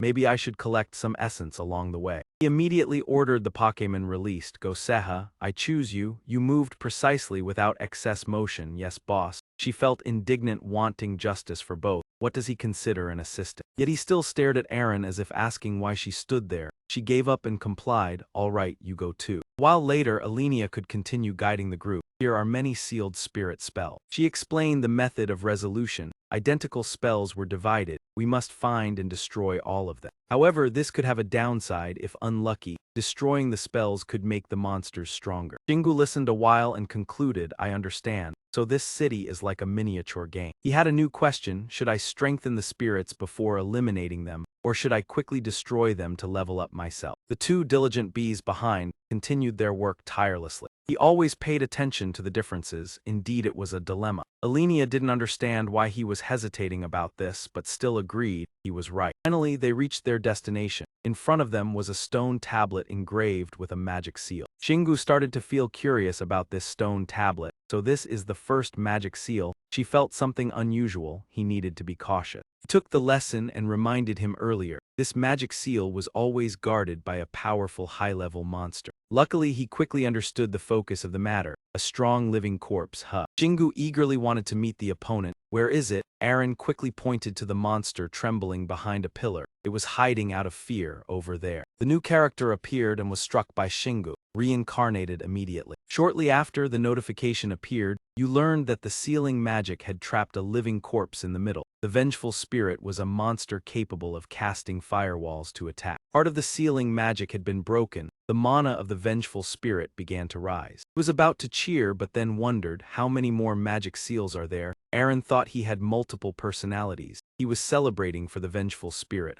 Only Alenia kept reminding, there are 8 more. After hearing this, he felt even more excited. Great, let's move to the next building. Upon arrival, Shingu immediately destroyed another magic seal. This time, the notification was updated. You discovered the past of the vengeful spirit, which was once a fairy who committed suicide. After being enchanted by the death magic, she became an evil spirit spreading death to humans. Now, part of the vengeful spirit's seal had been broken. She felt pity when she learned the story. The second one was also a fool, while he only focused on the last sentence. so I can find the vengeful spirit's past but make it stronger, huh? However, Shingu still wanted to break one more seal for satisfaction. The notification appeared again. You discovered the past of the vengeful spirit, a living corpse that can change form. The seal was broken, and its mana increased again. After completing the stone-breaking task in Kalan, he scolded Alenia. Your prediction was terrible. She quickly apologized. I'm sorry. Eren and Seha no longer had the mind to care about those details. Shingu, the vengeful spirit's power is flooding this city.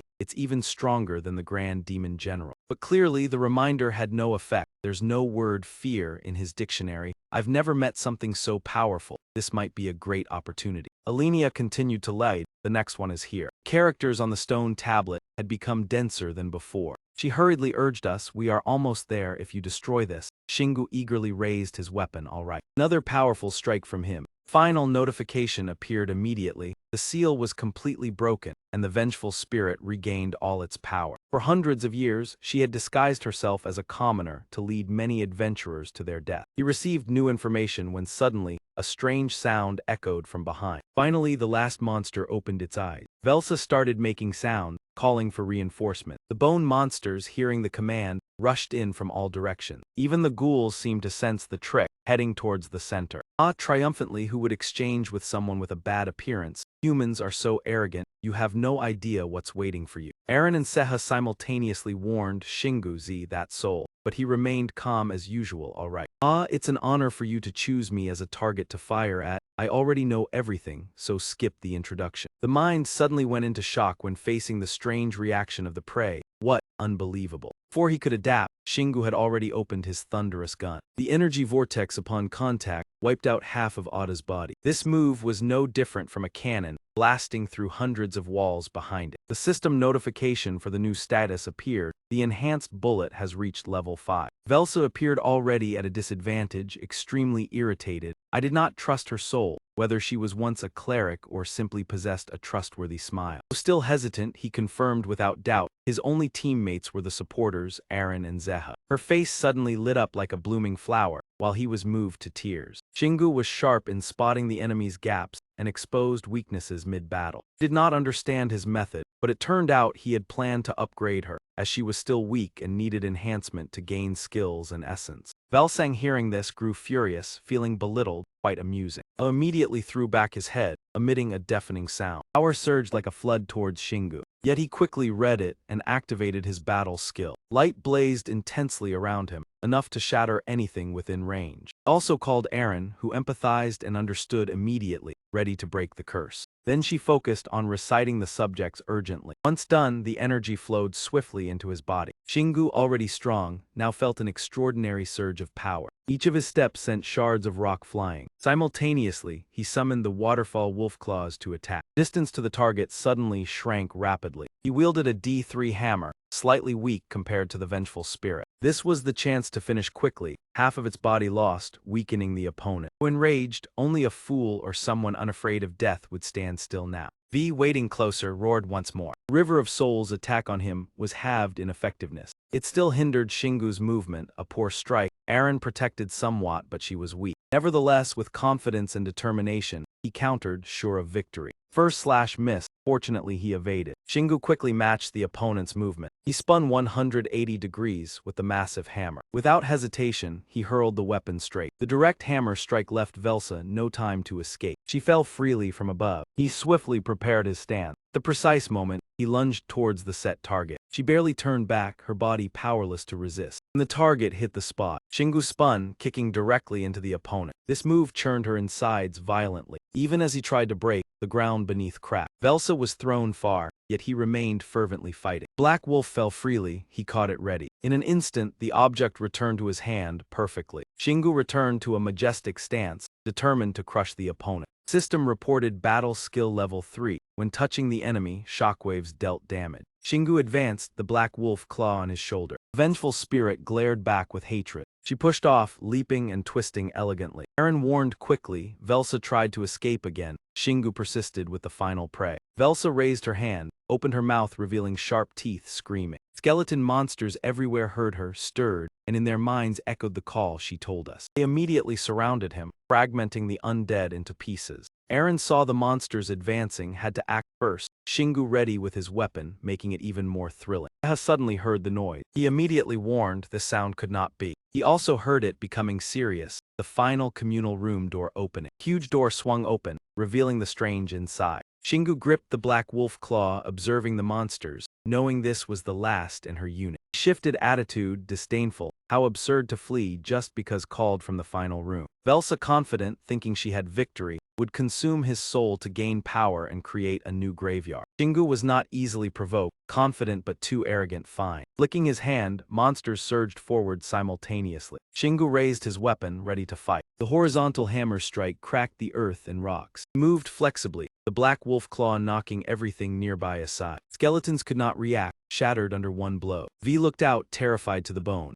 A sensed danger, swiftly flying up to escape. Did not easily relent, following closely. Velsa screamed again. Her body radiated energy, shockwaves spreading continuously. Shingu could not approach, waiting for the right moment. This time he had to be serious. Aaron's power gone, unable to rely on the curse-breaking skill. She behind waved her hand, shooting spirit bullets. One could end everything. Shingu hesitated, aware of this, but had no mana left. Before they could plan, a huge figure approached from afar, Z2 fearful. The final monster advanced. Aaron did not expect it to appear so fast. It was. A roar echoed. Zaroth with sharp claws appeared, the giant hungry spirit. Shooting out, unable to hide excitement, the opponent made a fatal mistake, one all arrogant humans fear. From above he threw guns and chains, moving. The target must belong to him. The solid object surged toward the target like infinity. Shingu assumed a defensive stance, preparing to attack. Unexpectedly, the chains headed straight to his hand, binding tightly. Aaron flinched at the sudden action. Shingu. She rushed forward, using her skill to remove the shining chain. Divine blessing. Aaron sensed the opponent's power, his heart uneasy. No, perhaps still not enough to counter the ghost's curse. The chain still tightly bound his limbs. He calculated how to endure the curse, defeat the last monster, clear the battlefield, then subdue the ghost. But that would take time. Better to deal with the ghost first, then handle the final monster. His brain working at full capacity, faint golden light sparkled from Shingu. Mana adjusted by Aaron became holy power capable of weakening and erasing the curse. Though not self-generated, it could be enhanced based on energy transfer principles. Seha appeared in solid armor, looking entirely human. Aaron flew down, evading. Seha then reverted to true size. Seha adapted quickly, full of confidence. I will join the battle too. He leapt up holding a sharp long spear. Wow, wind shadow brave strike. Aaron's jaw dropped hearing that. He was praising himself. Seha cheerfully explained, that is the skill's name. Nothing could stop him. Each injured monster pierced through. Mission complete. Seha exhausted, returned to original form. The strike used all mana. Aaron looked at the result in disbelief. Seha stopped, his gaze serious. On Shingu's hand, the iron chains remained. Zaroth approached. Seha's roar echoed. The last one had arrived. Aaron nervously called the name Shingu. Seha repeated, Zep, he is coming. Shingu sunk into thought, understood if he did this. His body flashed, immense energy breaking the chain. The notification panel appeared, leveled up to 27. Velsa stunned, unable to believe what. Aaron looked at fiery Shingu, puzzled. What had he just done? Velsa now feared, couldn't believe it. You cannot easily break the chains of my soul. Velsa refused to accept, shot the chains again. Die human. Right around Shingu solid, nothing could penetrate. He prepared to grab a chain. Situation reversed. Shingu excitedly yanked hard. You're going to sleep. Velsa couldn't dodge, pulled forward. Arrogant, thinking of countering, Shingu's hand ready to strike. The divine punch struck Velsa. 5 punishments enhanced with holy power. Action rapid, vanished before sight. Only smoke remained before Shingu. Skill sequence didn't scare Zaros. On the contrary, it provoked him. That man clenched his fist, stopped roaring. He smiled confidently. Don't worry, I'll bring you to your master soon. Zaroth showed no mercy, grasping the skeletal body. Force descended slowly, bringing prey into mouth to tear apart. Aaron and Seha astonished. That was a cannibal. Zaroth fueled, radiated great energy. The giant hungry spirit consumed all slaughter, became stronger. Shingu coiled his arm to strike. Nam's punch hit the center of the opponent's red circle. Zaroth's breath dissipated, Shingu skeptical but weak. Aaron wondered at remaining energy, unusual final boss. Shingu closed eyes, realized the issue. When the final boss grows stronger,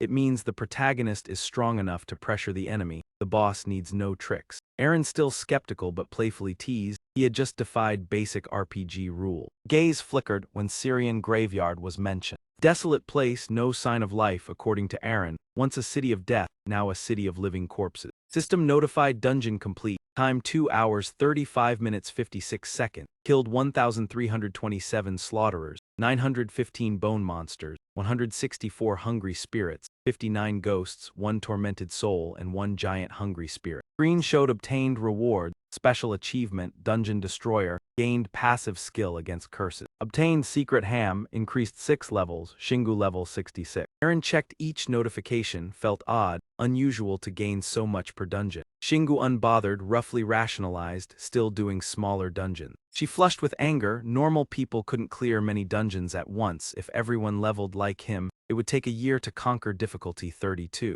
Shingu lazy, you're good, just check the special reward. Screen showed item, secret ham, calf grade magical item detecting dungeon secrets. Approaching the secret, it glowed, would appear and vanish after 3 uses. He held the item, cunning personality, though lost after 3 uses, could search area to discover secret without using it. Seho observed, impressed, thrill seekers would love this treasure. Aaron sensed it wasn't simple, just completing the dungeon granted the top item. Shingu held reward, ready for new quest, now to find the shrine, exchange ghost and giant hungry spirit essence for treasure. Aaron followed, recalled, by the way, Shingu, how can you contain such divine blessing? Shingu explained seriously, increased but in a different direction. Aaron excited hearing that, he used star increase. If anyone could do that, no one would fear living corpse monsters. Shingu calm, this cannot be simply because no one tried. Aaron eager. Priests lost privilege knowing how to use divine power. Altar radiated golden light. Shingu a few seconds later said something silly. Essence seems to overflow if poured all. Aaron focused, hoping for more boots. Shingu didn't hesitate, threw items on altar, using ghost essence, giant hungry spirit, and high-level monster. Bright light shone, familiar weapon appeared. Seha and Aaron looked at weapon's silhouette, puzzled, seems a hammer, yes, he already had one. Shingu crossed arms waiting, weapon enchanted but needs further upgrade. System displayed info, giant whale, grade C++, power 1350 1950, mastery 0 400 traits. Hammer contained mid-level living corpse power. Humans touched would fear, much power still hidden. He held it, observed, felt heavy, much more than thunder gun. Aaron crossed arms, giant whale appeared, guessed real level still hidden. Shingu first time found it hard to believe. Many weapons and attributes appeared per Aaron. This was a treasure-changing grade when mastery full. Traits revealed, also called hidden fragments. Seha regretted, disappointed when dividing loot only by public grade. Shingu watched him collapse, exclaimed, indeed a terrible wound. He put away weapon, prepared other matters, set hammer aside, maximized mastery of Black Wolf Claw. Aaron looked at glowing altar, asked current amount. Shingu replied shortly, now 229. Aaron heard hammer level, fans amazed, wow.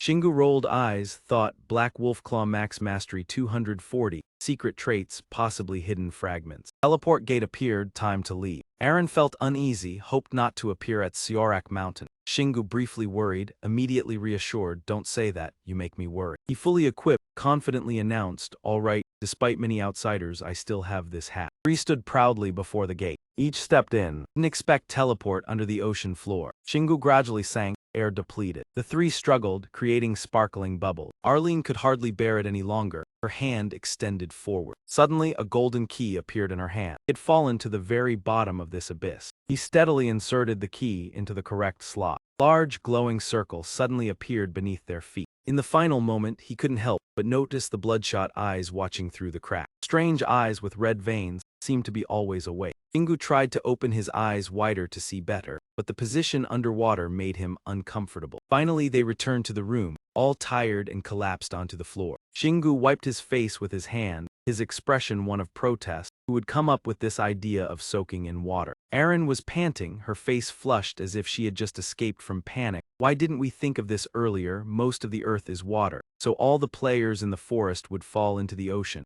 not onto land. Shingu slowly took off his heavy jacket. Regarding the matter, he thought they should deal with the creatures they encountered before returning. Aaron, when caught in prison, had no time to observe her surroundings. There was a creature underwater, and he was sure it wasn't a whale. Shingu looked directly and casually asked, do you want to go outside and check? With Arinko, who was afraid of water and small in size, the only answer was no. Shingu picked up his phone to check notifications. He checked and felt a bit disappointed. There was no new news related to them. Aaron gently looked in and reassured him on second thought, it makes sense. The image of strange mutated creatures seemed to have appeared long after the first appearance of monsters on land. These creatures required more conditions to appear underwater, the first being they had to be able to move underwater. Seha finally stood up. If dungeons also developed underwater, can you imagine how many monsters would drown when they escape? Shingu stroked his chin, seriously analyzing. The ocean must be heavily polluted. Erin crossed her arms, searching for a reason. Maybe the nations had already invested in the ocean to collect monster remains. Shingu joked while teasing, do you think the fish eat them? Seha blushed, unsure how to explain. If the fish ate them and turned into new kinds of monsters, we wouldn't be sitting here talking about it, would we? Both Shingu and Erin were surprised by Seha's bold thinking, quickly explaining that only happens in comics. Seha did not expect the two of them to react so strongly, hurriedly clarifying that only happens in comics. Shingu suddenly spoke, no, maybe that monster is eating other monsters, like escaping from the dungeon. It seems to completely match our goal. His genius brain imagined the image, fish eating zombie corpses. Erin was really speechless with these two.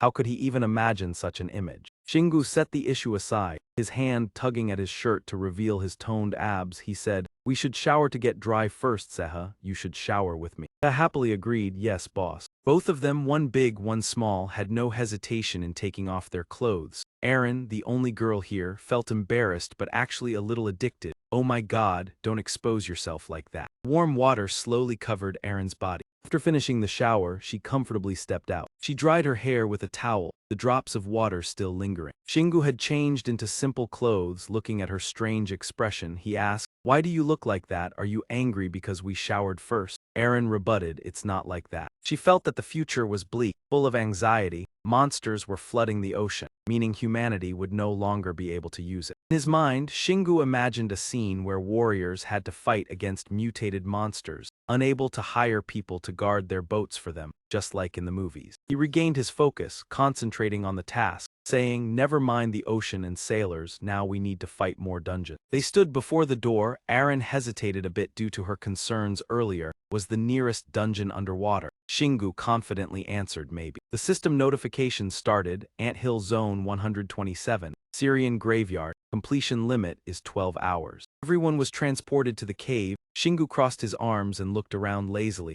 Ah, I knew it. Erin looked around, a bit discouraged. Seriously. Seha pointed at the person who just appeared. Z, the soul this time is an old man. The old man with a hollow face, his teeth barely left. Finally, you came. The heroes will avenge me. Shingu noticed the old man's strange behavior, whispered in his ear, has the ghost disguised itself as someone else? Erin stared intently but couldn't judge. I think it doesn't know we've already completed this dungeon. The mission continued. Shingu was a little distracted as he thought about the easiest way forward since this was the second time he had been in this dungeon. One side was increasing the strength of the ghost as much as possible. The other side was letting it be. The more zombies and starving ghosts, the better, then the final monster would be stronger. They quickly passed through the entrance. Shingu destroyed all the magic traps according to the ghost's instruction. Finally, they exited. He pointed at the approaching monsters with a cold expression. Oh, look, zombies and starving ghosts. Everyone thought there would be a big battle, but Shingu suddenly turned into another alley. Let's go back. The old man observed them from the start, thinking to himself, he is avoiding everything, even those small monsters. He is too weak. Next path also revealed floating white shadows.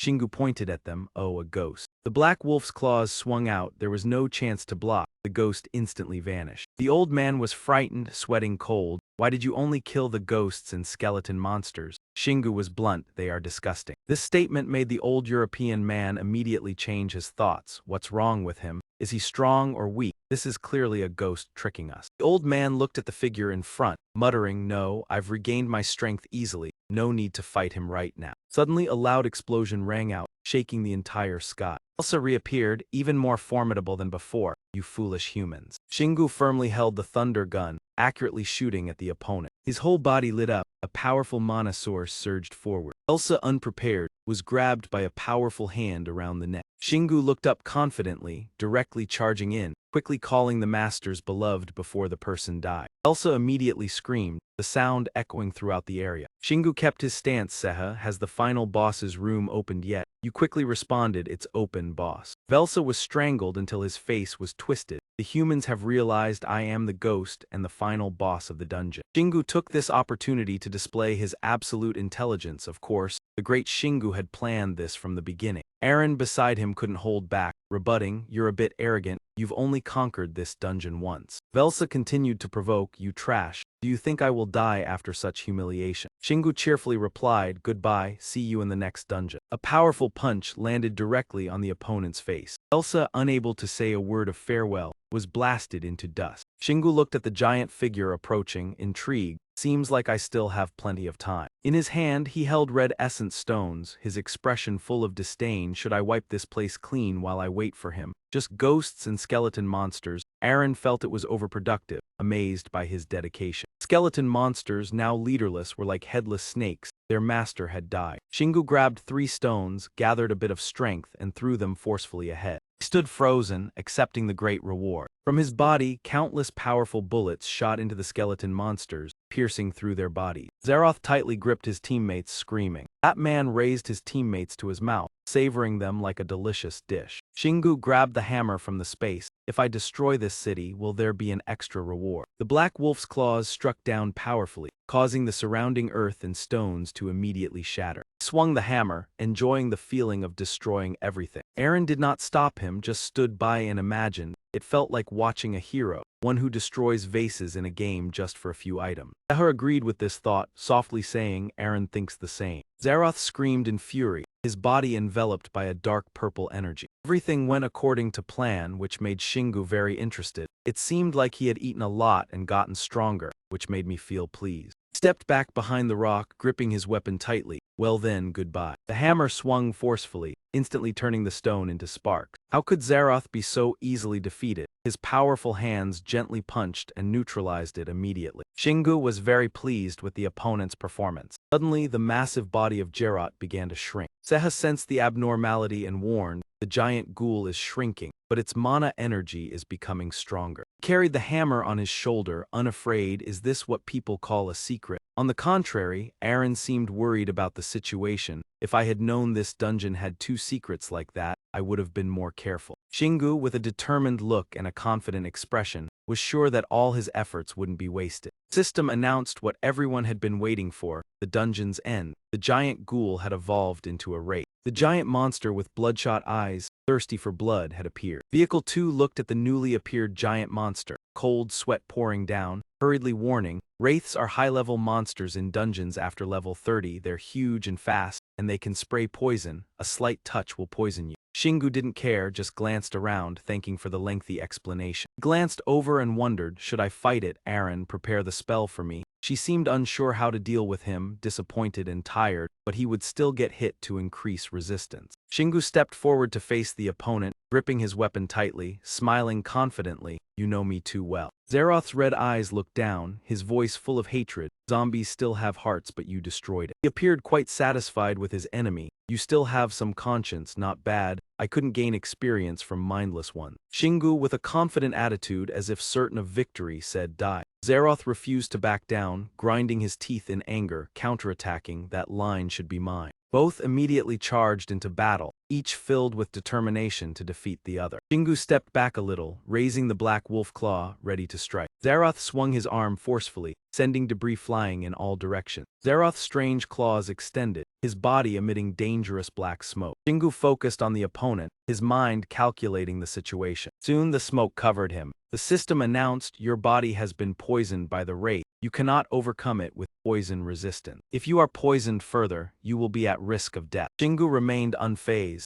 his grip on the weapon tightening. He slightly furrowed his brow, thinking to himself, it's all right, it's not that bad. Zeroth roared with full force, I will use poison to melt your body. Shingu regained his confident stance, gripping the hammer tightly. I will practice my strike. Shingu's agile body easily dodged the powerful punch. Instantly, Shingu circled behind, kicking strongly at the opponent's leg. Zeroth was attacked unexpectedly, unable to react, falling into the rocks. Shingu didn't miss the opportunity, firmly holding his weapon and preparing to end the fight. Zeroth lay on the ground, unable to resist, as the black wolf claw slammed into his face. However, Zeroth wasn't so easily defeated. His sharp claws suddenly lunged at Shingu's face. Zeroth gathered strength, standing up and swinging his arm to attack. The blow just now generated a strong force, pushing Shingu back a few meters. Shingu looked down at the black wolf claw, regretting, Perhaps he wouldn't be able to use the hammer anymore due to the aftershock of the previous hit. Eren, concerned, suggested change weapons. Shingu only smiled confidently. Everything is still on track, no, just one more hit and I'll be perfect. The corner of Shingu's mouth lifted higher, his expression showing clear enjoyment. He would definitely enjoy being hit like that. Eren was still uneasy, advising him, I think the hammer will break. Shingu didn't hear anything else, gripping the hammer tightly and charging again.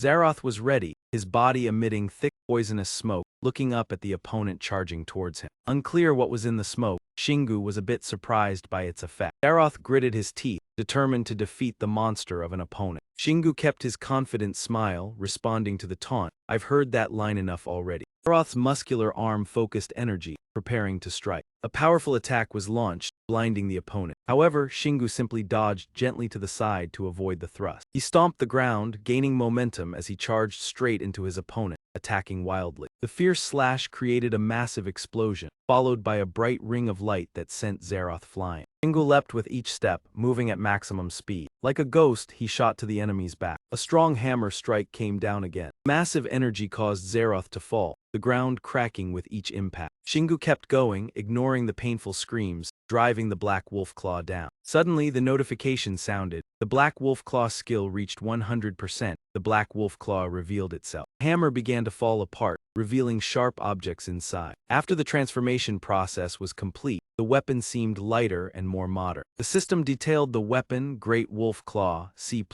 grade, attack 850 1750, proficiency 240 480, fire attribute D+, poison ability when using mana. A sledgehammer with the strength of the two front legs of a giant black wolf, both hard and strong but too heavy to use. Then the dungeon completion notification appeared, along with the number of monsters defeated and the rewards received. Player skill level up, innate expertise and intelligence. Your biological ability has been upgraded to intelligence expertise level 8, FB completion level. You received a stalactite pendulum, completing the experience task. You gained 9 level. Shingu raised his hot weapon high, his eyes sparkling like stars. So now he had a new treasure. This charm looks impressive. Eren focused more on the second notification. It seemed he liked that more than the level up. I didn't know the Black Wolf Claw could evolve too. Shingu suddenly stopped, declaring seriously, but I need to change my original plan. Eren asked confusedly, what are you going to do? Shingu recalled the original plan and explained slowly, I intended to max out proficiency and combine it with the giant's howl, but now that proficiency has increased, I have 2 C++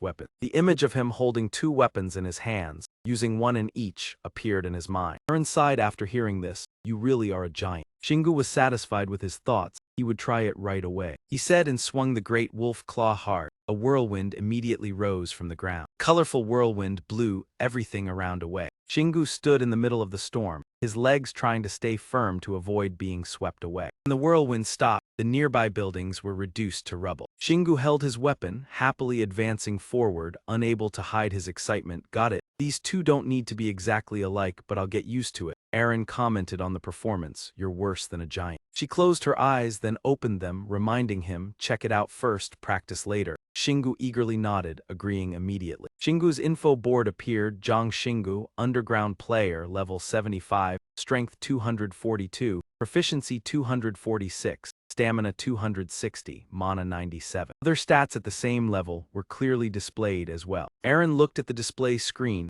The fans couldn't help but marvel, meeting him and already seeing him at level 75. Seha acknowledged and praised, level 75 surpassing even level 200 players. I wonder how strong he will be at level 200. Shingu focused on his information board, most skills at level A, only one new skill. The screen displayed the new skill, Enlightened Intellect level 8, Sixth Sense to detect invisible things. Eren noticed and felt puzzled, a brief explanation, yet Shingu sensed something wrong. The odd thing, the new skill was already level 8, perhaps because he had a similar ability before. Eren recalled previous signs and tried to connect them, surprised that Shingu had possessed enlightened intellect since birth. She had seen him sense monsters and traps without prior knowledge. Shingu thought for a moment, then voiced the idea. If he could make it a passive skill, converting the 5 senses into skills might be easier. Eren had not considered this, then he would be stronger. But if he has spare mana, go ahead. Shingu was scolded but remained silent. Suddenly, a new notification appeared. Stalactite pendulum B rank, proficiency 0 of 500. Has the ability to find hidden treasures. When containing mana, it leads the owner to treasure. Shingu held the stalactite pendulum and confirmed this item relates to a secret detector. Aaron acknowledged and was somewhat surprised. The stalactite pendulum is the dungeon's most valuable treasure. I didn't think you'd find a B-rank relic here. Shingu was very satisfied with this achievement and turned, let's go to the altar. Aaron folded her arms behind, slightly confused. What does he intend to do there? Seha still remembered before, remarked that most people rarely find dungeon rewards, so they join auctions or frequently raid dungeons, but he was incredibly lucky. Aaron already understood and explained, Shingu cannot join auctions or reconquer dungeons, hence he needs such luck. Seha had to listen and endure Shingu's sharp remark, understood, so harsh.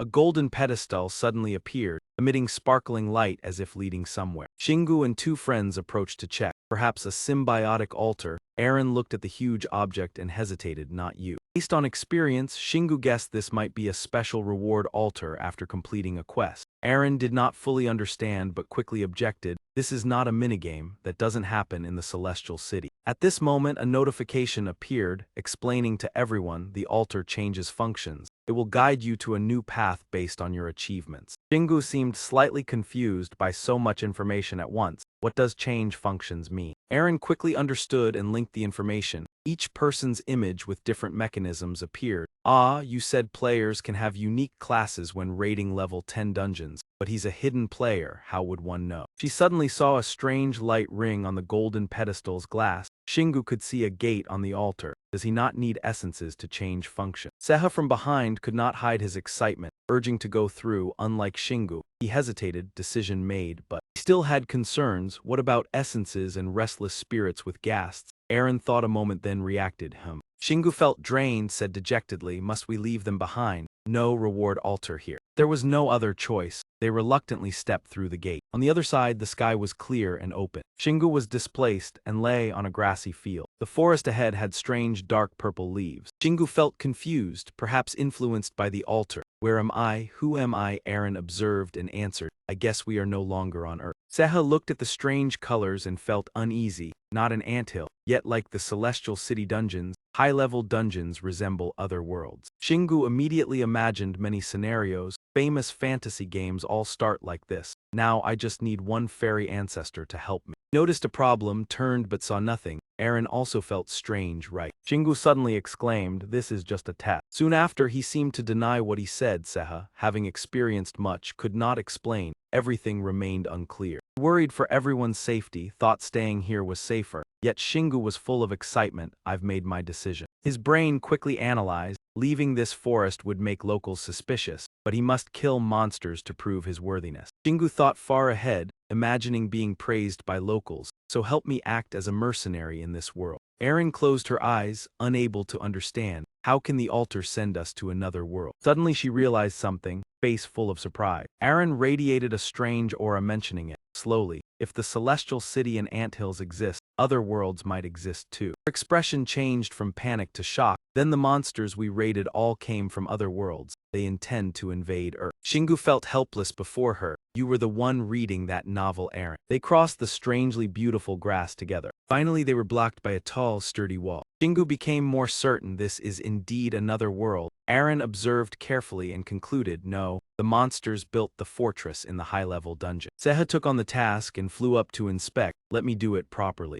Two watched Seha fly to the highest point of the wall. Less than 2 seconds later, Seha returned hastily, boss. Shingu looked up seriously, many monsters. Seha waved frantically indicating a bad situation, only saw an empty city. Aaron was shocked, can't believe it. Shingu sensed the upcoming difficulty, empty, can't see anything. Seha recounted what he saw, signs of destruction but no traces of people or red fluid. Shingu pointed down the path and decided, go inside, likely to find a gate there. They reached the end of the path and found a wooden door locked tight. However, the door could not stop them. Aaron and Shingu easily dealt with it. The three entered. Before them were ruined and desolate scenes. This place was completely silent, no living creatures. Seha felt uneasy, too quiet. Aaron flew ahead and felt strange, all houses dusty, abandoned for how long. Suddenly, she widened her eyes in surprise at something. Cold sweat dripped. She pointed at an object and said, I thought medieval cities were alike, but this place isn't like Syrian at all. Shingu didn't notice anything unusual, felt slightly confused. Why is Seha resisting? She tried to recall memory.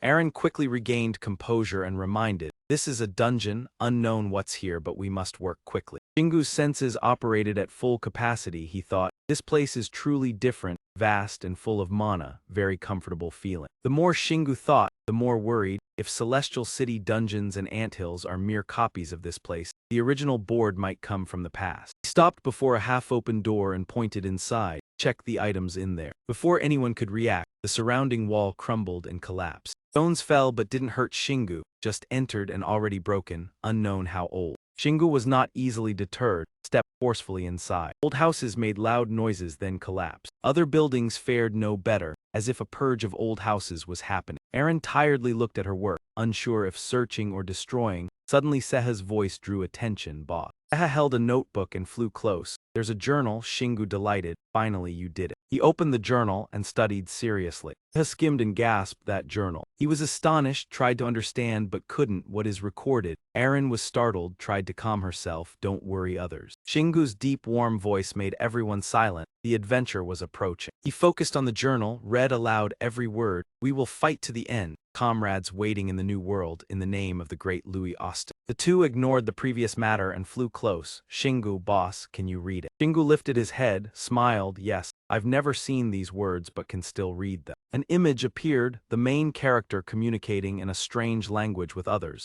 as if all fantasy works have basic reading skill. Shingu looked quite pleased. Light seemed to radiate from behind him. I knew I was in a different world. How wonderful it was to feel like a protagonist. Aaron looked at him with confusion. So, who is really the one in control here? After the lengthy, meaningless conversation, Shingu returned to the diary to continue reading. After a while of careful study, the content mostly discussed the decisions and family matters of the diary's owner. But from the middle of the diary onward, the language gradually became vague, and by the last page, it became even stranger. Finally, he found a passage he could focus on. The disciples had been resurrected. We no longer have hope. The seal will soon be broken, and everything will go according to his will. Aaron widened her eyes and commented, it sounds like a sad ending in a game. Seha's attention shifted to another detail. He analyzed further. The final dot extended into a streak, and the blood stain there formed a perfect picture. This makes us need to be more cautious. An attack might be imminent. After hearing both of their words, Shingu made his final comment. In short, the warriors serving Louis were harmed by a woman, a disciple of Sedna. Aaron seemed serious when mentioning this issue. Louis, have you ever heard of him and found his traces in dungeon level 31? He is the god of light worshipped by the monsters. Shingu's eyes paused for a moment. He thought that humans could also believe in the religion of this god. The previous reasoning made Aaron suddenly realize, I think I understand this mission now. We need to investigate the conflict between these two gods in this city or possibly in the entire world. Just after speaking, the sky suddenly turned dark without any warning. Shingu looked around. He guessed we had made a mistake. This made Aaron feel confused. He said nothing and suddenly jumped high. Then he landed firmly on the ground nearby. He looked around and asked, do you see anything? A group of monsters, from zombies to strange creatures, were approaching from a distance, seemingly without any stopping. Shingu confirmed that this was the task to exterminate them. Indeed, everything he had done so far involved fighting monsters. There was no mission too difficult for him. However, the silence from Aaron made him feel suspicious. Aaron, what do you think? Aaron's strange behavior startled Shingu. Could she faint right here while standing? Just after speaking, she snapped back to her senses, as if he had woken her up. At this point, Aaron anxiously reminded him, Shingu,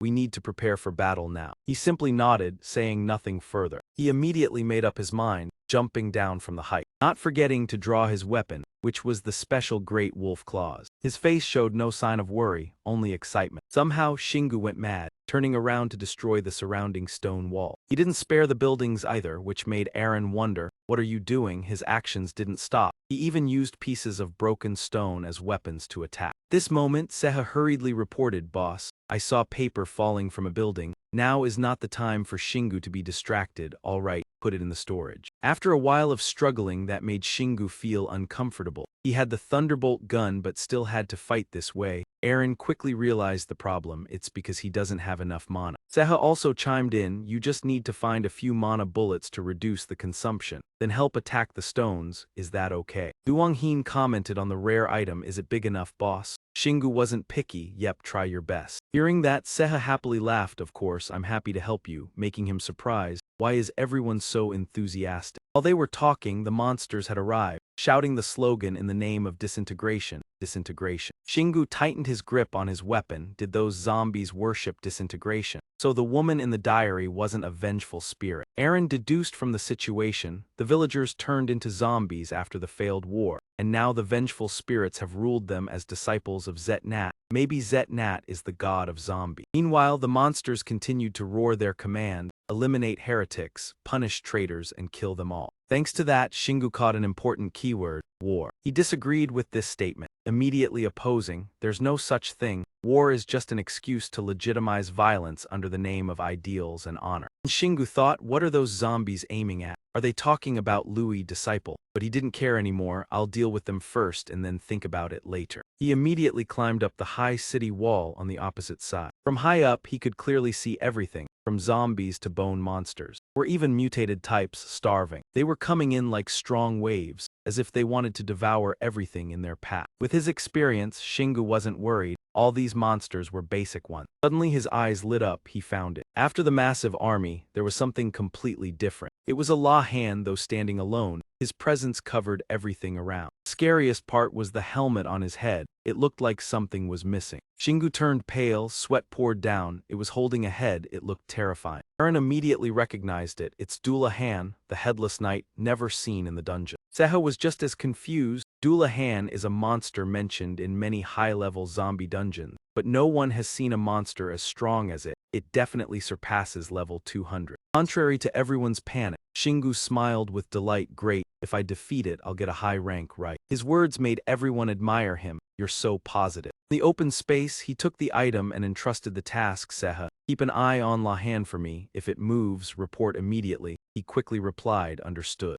Shingu's gaze was sharp. Aaron, prepare holy energy. She had no objections, yes. Then he quickly used the stones he had prepared earlier. I'll save mana to fight Lahan. The rest I'll use my strength for show. He swung his arm strongly. All of his strength went into it. That blow caused the zombies to explode into fragments. Aaron, standing nearby, had to admire him. Wow, you're even doing a professional baseball throw stance. He swung his arm again with another powerful strike. Stone flew straight toward the target. The stone shattered into small pieces and continued flying forward. Its impact was even stronger than the previous blow. This scene surprised Aaron. He calculated the affected area through the timing of when the stone would explode. Could anyone do that? This made Seha think of Harian, surely the president of the Wind Guild, though he wouldn't do this without mana. Lahan, the mastermind of the battle, was watching the fight. His gaze was fixed on Shingu, the source of the recent explosion. A sudden sound from Lahan echoed, "Are you the gunner?" That voice reached Shingu. Did you hear that? Aaron quickly explained.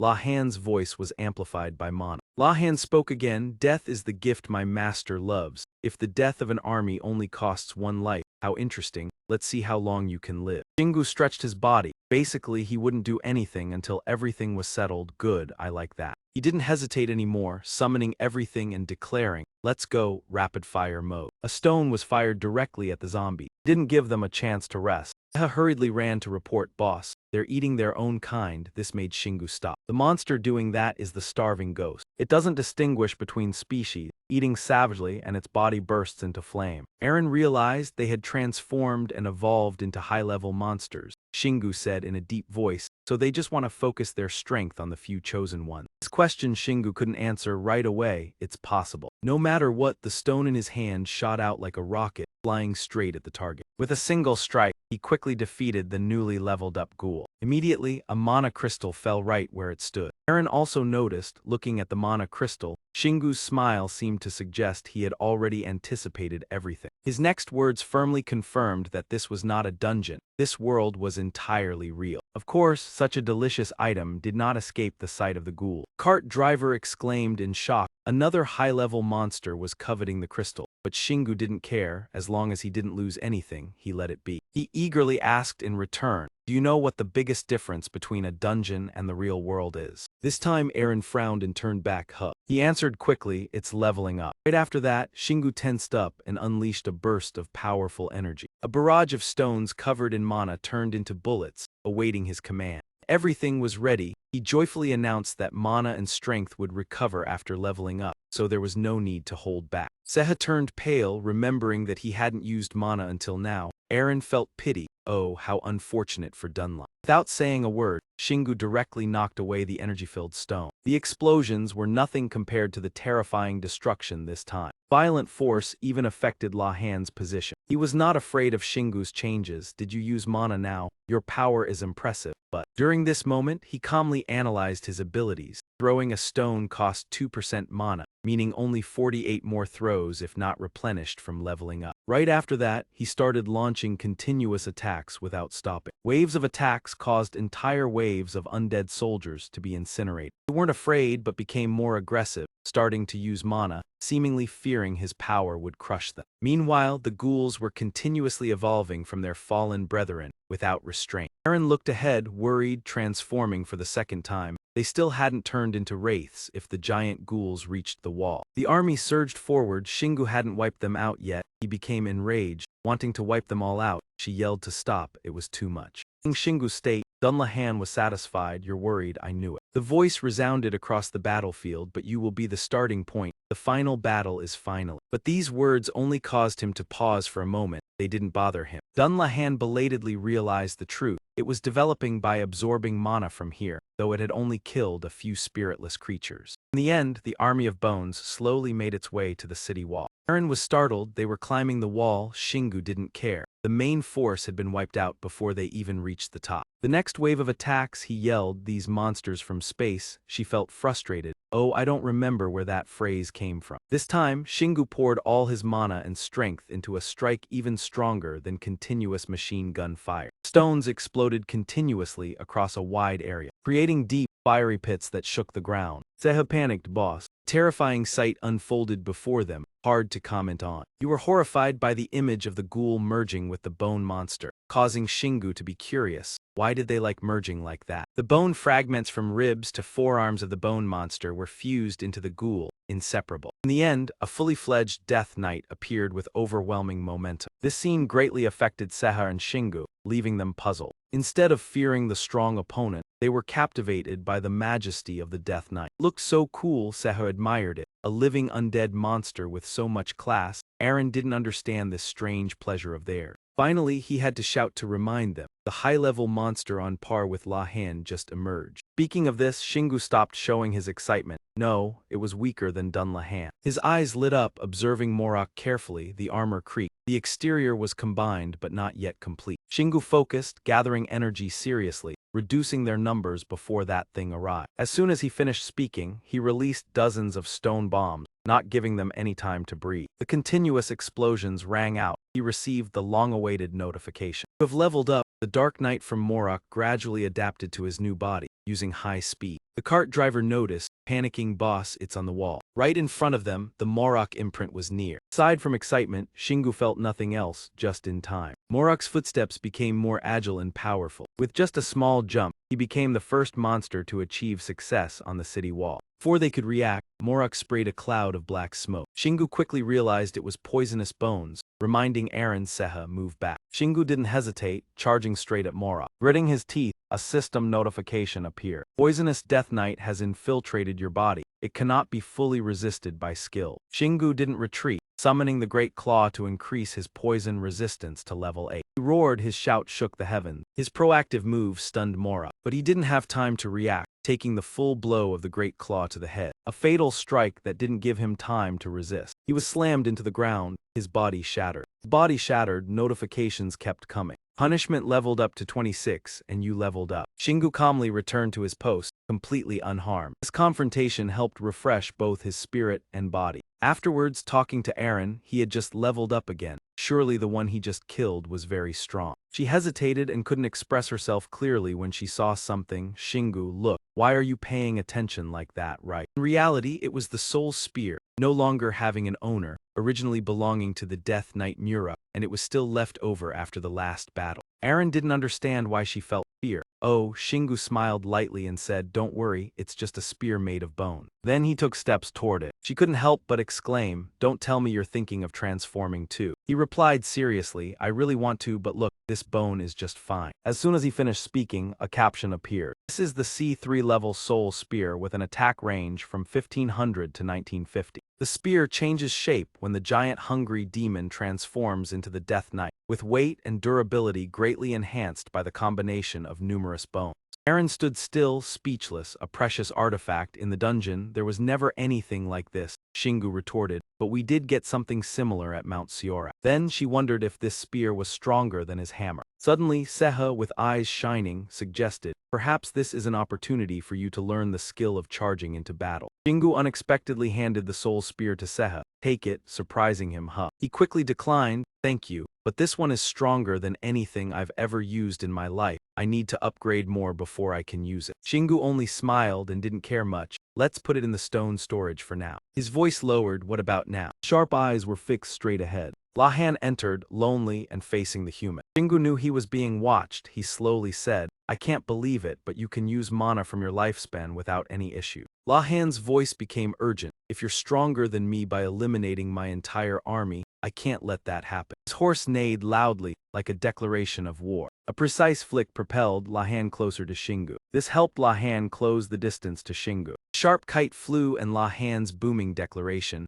I will take you down myself, you human from Earth, the one who rejected our holy war. Finally, the battle officially began. A boss fight was here. Lahan's evil horse with powerful steps soared into the air. However, Shingu was not one to easily endure. The rattling sound echoed, making everyone feel like their hearts were about to jump out. The two chased each other around the city wall. In an instant, Lahan quickly caught up with Shingu. Shingu furrowed his brows in thought. He's too fast. Even though I'm using a strong attack skill, he's still passing me. Shingu couldn't stay calm. He shouted in jealousy, I want a horse like that. But he only coldly replied, it's not for humans, forget it. On Lahan's sharp axe blade suddenly concentrated dark energy. Shingu's thoughts revolved, so much mana, but it only served to enhance the weapon's power. He didn't only know how to run away. Shingu directly swung the great wolf, without needing to focus energy. Two faced off, creating blinding sparks all over the area. Shingu didn't stop. He decided to summon another weapon. This surprised Lahan. What is this? A strong attack from Shingu's howl made Lahan falter before his defensive weakness. Shingu's decisive move sent Lahan flying off the horse. However, Lahan still landed firmly on the ground without difficulty. Shingu continued attacking without stopping, balancing everything out. King Dai Lan retrieved the horse's head,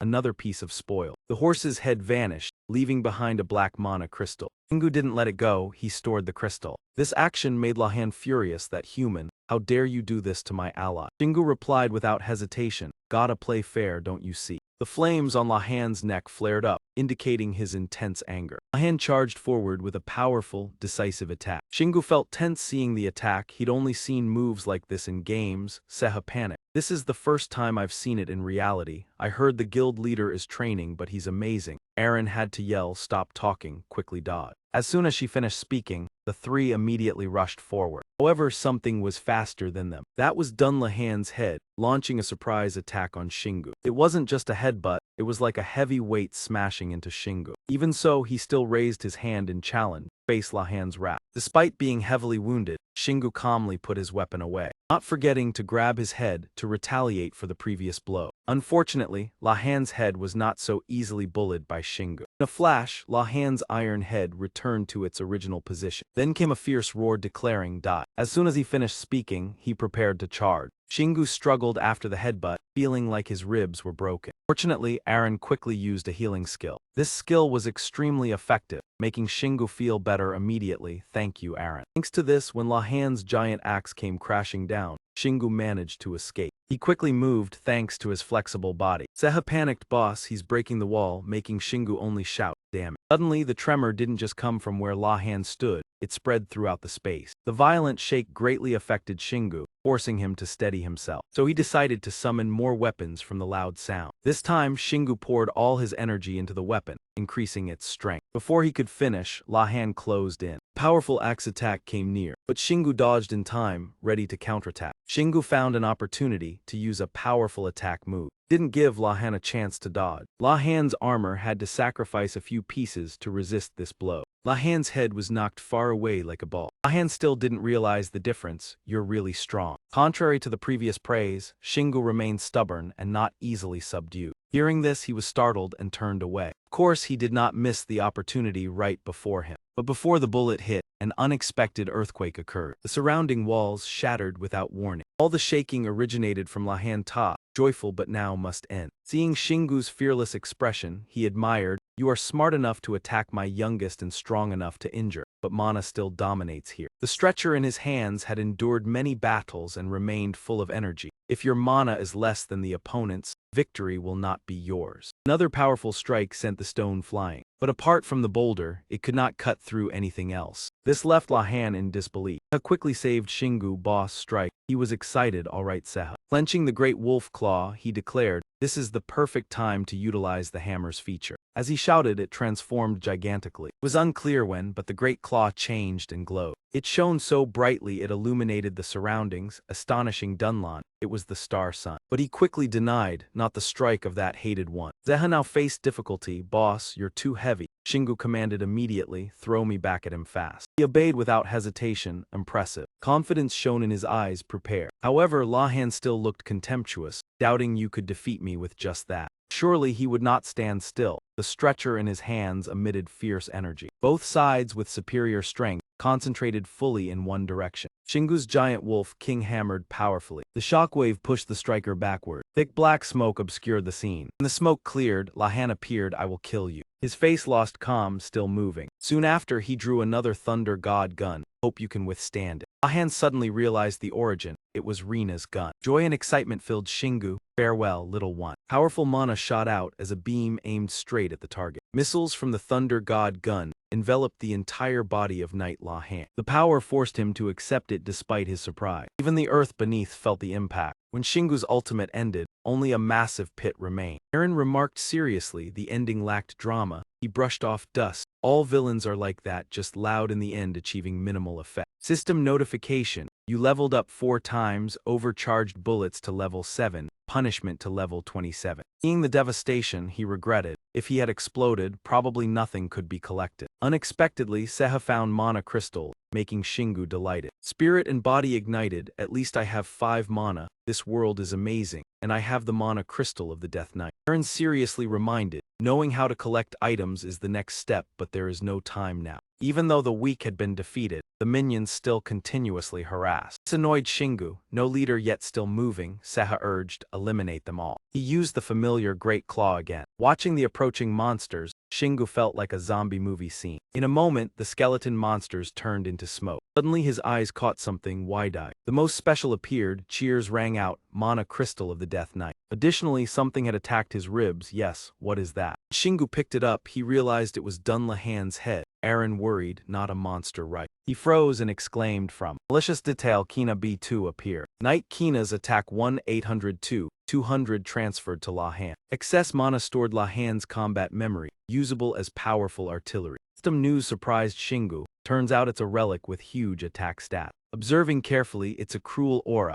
also sucking in surrounding air. Eren turned pale seeing the helmet, but inside a decomposed face. How should Shingu use it? After consideration, the gun consumed mana. This is more convenient. Next, evaluating Kina's malice, let's see. Threw it far away, hesitated just a bit. Kina's malice had just passed and captured the head of the hungry ghost. Also, knowing to return like Bumerang. Wax in Shingu's hand precise, automatically returns after throwing. This ability pleased him pretty good, always returns. Eren, though unwell, agreed, good, throw Dunlaha's head freely. A sly smile appeared on Shingu's lips. If it returns after throwing, he can use it. The Great Claw King was used repeatedly by him. Strike sent the ball flying perfectly, lightly but also eliminated the giant hungry ghost. Pitiful for Kina's malice, returned only to be struck again. Helped Shingu collect more than 10 heads. Skeleton monsters panicked and scattered. Death, he is death. Aaron happily gave 36 likes. Hina must be pleased. Seha trembled, even scarier than Dulaha. Shingu's expression was grim. The mana used by this head matched overcharged bullets, difficult to shoot continuously. Then put away Kina's malice enough. Only black sky and desolation remained. At this point he realized, everything destroyed, Aaron helpless, even he thought so. Thought the zombies had fled, but a few remained. Shingu immediately entered combat mode. The zombies are still here, come on. The great wolf in his hand brimming with energy, he declared,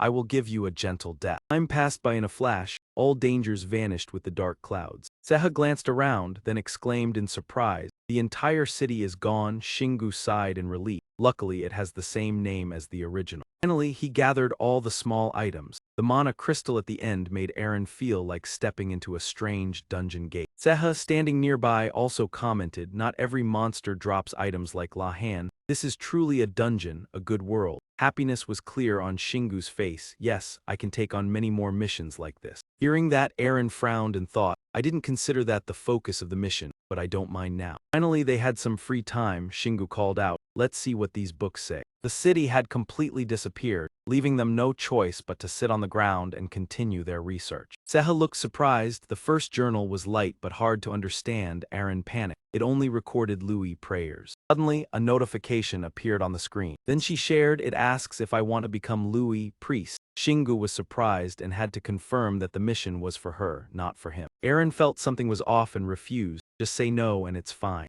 This moment, Seha brought another scroll, boss. What about this one? It looks so old. Shingu was excited. Awesome. Important hints are usually in these. His voice was deep and slow, echoing, my lord, we can become anything you want for your holy war and no one will dare oppose. Based on the information found, Seha doubted, do you think it's talking about the Sefneg war and Louis? On the contrary, Shingu denied him, I don't think it's just about this world. Mentioned, Lahan said Earth is against the holy war. Aaron calmly replied, it seems we need to use strategy to counter. Suddenly something caught Shingu's attention. It was the new notification system. You learn that the god's followers in another world are targeting Earth. The heavenly city has blocked them but reached its limit. Their memories and mana are slowly flooding into Earth. Because of that, Shingu was 100% sure they wanted to invade Earth, which means the heavenly city is indeed. This time the system asked, you have proven suitable to become a guardian, tracker, and destroyer. What do you choose? Words in front of Shingu stunned and delighted him. Aaron quickly assessed the new notification from Sin Vu.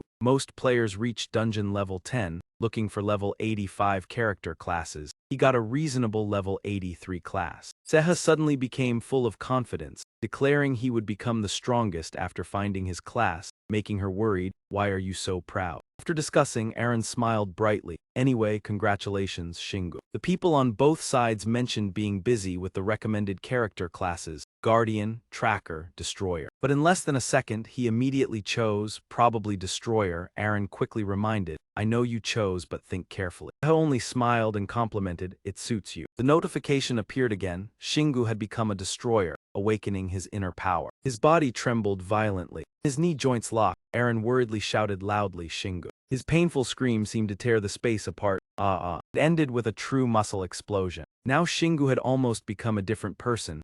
Class change, does it always hurt like this? She immediately retorted, of course not. Suddenly something caught Aaron's eye. Ground shook violently, but there was no boss nearby. She panicked when she realized the truth. This place is collapsing. At this moment, Seha panicked. Aaron, I see something big, it could be. A pair of eyes gleamed, bending both space and time. The sound echoed throughout the area. Earth appeared. A chilling sense of fear and dread immediately spread over Seha and Aaron. At the same time, a notification appeared. He had leveled up twice. The top skill was Courage level 8, able to endure all pain. His whole body was completely alert. He exhaled deeply. Shingu was nearly exhausted, paying no attention to his surroundings.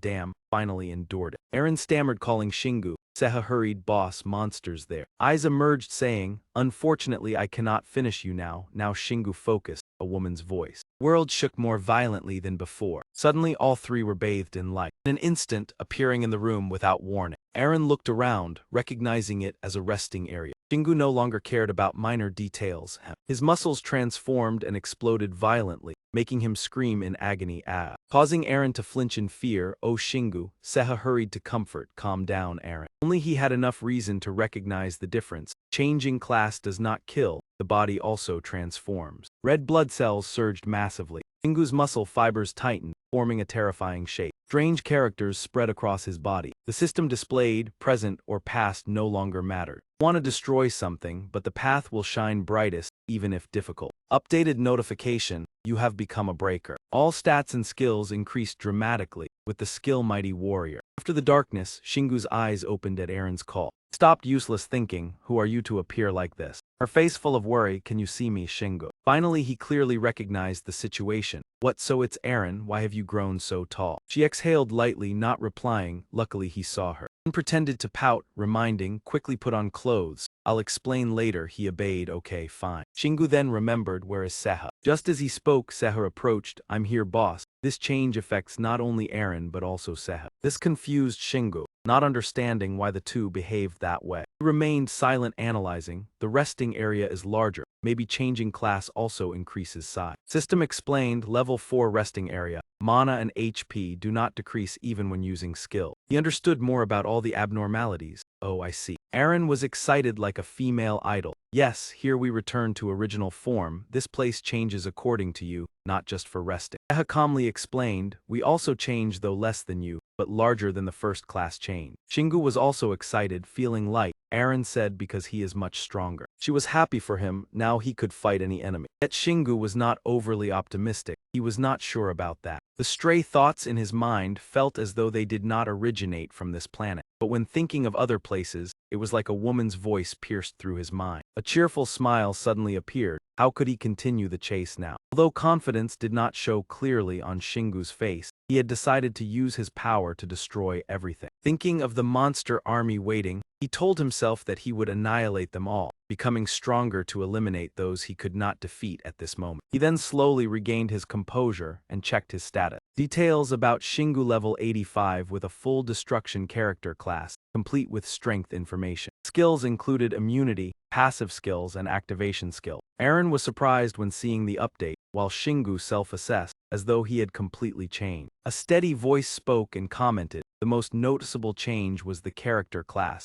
He had transitioned from an anonymous player to a destroyer. Aaron focused on observing, all stats had increased, even the passive skill had. Shingu replied, indeed, miss. He then summoned the tail. Watched it with great interest. The chaotic hybrid tail was longer and thicker. Seha rejoiced, his eyes wide open. He looked much more imposing. Shingu then wanted to learn more, and I even received a new activation skill. The level 1 giant warrior skill, using mana to maximize a chosen body part. It could tap into unlimited strength, but would bear the consequences. These words surprised him, simple yet effective. Suddenly Aaron realized and pointed out something special, Shingu. He had a tattoo on his hand. This oddity made Seha doubt, that's strange, the activation skill isn't like that. Shingu agreed, that's right. He then gathered information from the system and said, Giant Warrior is an activation skill but has the characteristics of a passive skill. If I use it more, my body will become stronger, but the side effects will be severe. Difficulties ahead made Shingu have to think carefully. It wasn't easy to use in battle. Aaron could only make an objective remark. Pain and fear are things every player has to face. The thoughts on how to handle the current situation were clear in his mind, and courage was the key to overcoming fear. This decision helped him officially make the choice. He had to train this skill. However, Aaron disagreed, loudly advising Shingu, you don't need to push yourself too hard. Resting for a bit is fine. Facing her determined gaze, he could only step back to rest, but in his heart he secretly thought, she was so cute when she was little, but now. Seeing him like this, Aaron sighed, I want you to rest for a whole week, not just one day. But for him, that was too much since he overworked himself. Shingu decisively confirmed he would not let himself miss the opportunity opening before him. Then he said with interest, maybe to rise, I must first bow down. Aaron didn't know how to respond, it didn't sound good, but as long as he agreed to rest, it was fine. And Shingu changed the subject, we need some private space if we want to maintain that size. Aaron was slightly surprised but then understood, yes, that's right. Aaron thought to herself, surely this bed is enough for two, then she said, I'll lie next to you. As soon as she finished speaking, she quickly reacted and stopped herself. Embarrassed, she turned away, reducing size while sleeping is fine. Shingu paid no attention to Aaron's change, you're right. Unlike your hesitation, Seha was straightforward, I can sleep next to you. However, she was startled by a cold air from Aaron. Oh no. Suddenly, Aaron's eyes widened as she discovered something. It turned out at some point, Shingu had been playing chess with Chu Gong. He felt happier than when she leveled up. He must be tired. Aaron then gently showed concern for his health. He couldn't help but laugh lightly. Observing this scene made Seha smile gently. Aaron sighed softly. Well done, Aaron. Her eyes still followed Shingu. We finally arrived here. The tenderness in her gaze could turn into a waterfall. Though we haven't solved anything yet, I'm happy with what's happening. As soon as she finished speaking, Seha transformed and said, I'll rest first, good night. Aaron was startled. Wait. She didn't have time to say anything and awkwardly left 3 dots. Then she encouraged herself, just leave it for a moment. And unconsciously she looked towards Shingu. He was sleeping soundly without a care. The stray thoughts kept flowing in the still air. Did he look more handsome now? She thought about the reason behind it. Mana was the energy that helped everything evolve and grow. Those with higher levels became more attractive. Aaron's face slightly changed, but she still liked him as before. Suddenly, the vibration of the phone interrupted her thoughts. The sound of Shingu's phone ringing drew her attention. Aaron hesitated, not knowing what to do. Finally, he was asleep. She couldn't wake him up. Aaron finally made her choice. She gently said, this is Shingu's phone number, but he can't answer right now. The other side was surprised, Shingu's new girlfriend. This left Aaron silent with 3 dots. She responded, yes. The other person exclaimed, I see. Aaron didn't mind, wanting to end the conversation faster. Is there something urgent? He's sleeping. The person continued, I need to tell him something. He always wanted to become a player. Aaron replied, thank you, but what does this have to do with this call? If it's important, I'll pass the message on. The other side then clarified, I found a way to become a player and want to let him know. He'll be very happy to hear this. This made Aaron very surprised. What? The person emphasized, I'm serious. There's a way to create a player. Time passed. Shingu was enjoying a good sleep, stretching out, greeting a beautiful morning. Then suddenly, he noticed Aaron's tired expression. Did you stay up all night? Aaron sighed tiredly. I did sleep, though not well, but I could say I didn't sleep at all. Then her eyes became serious. Someone called you while you were sleeping.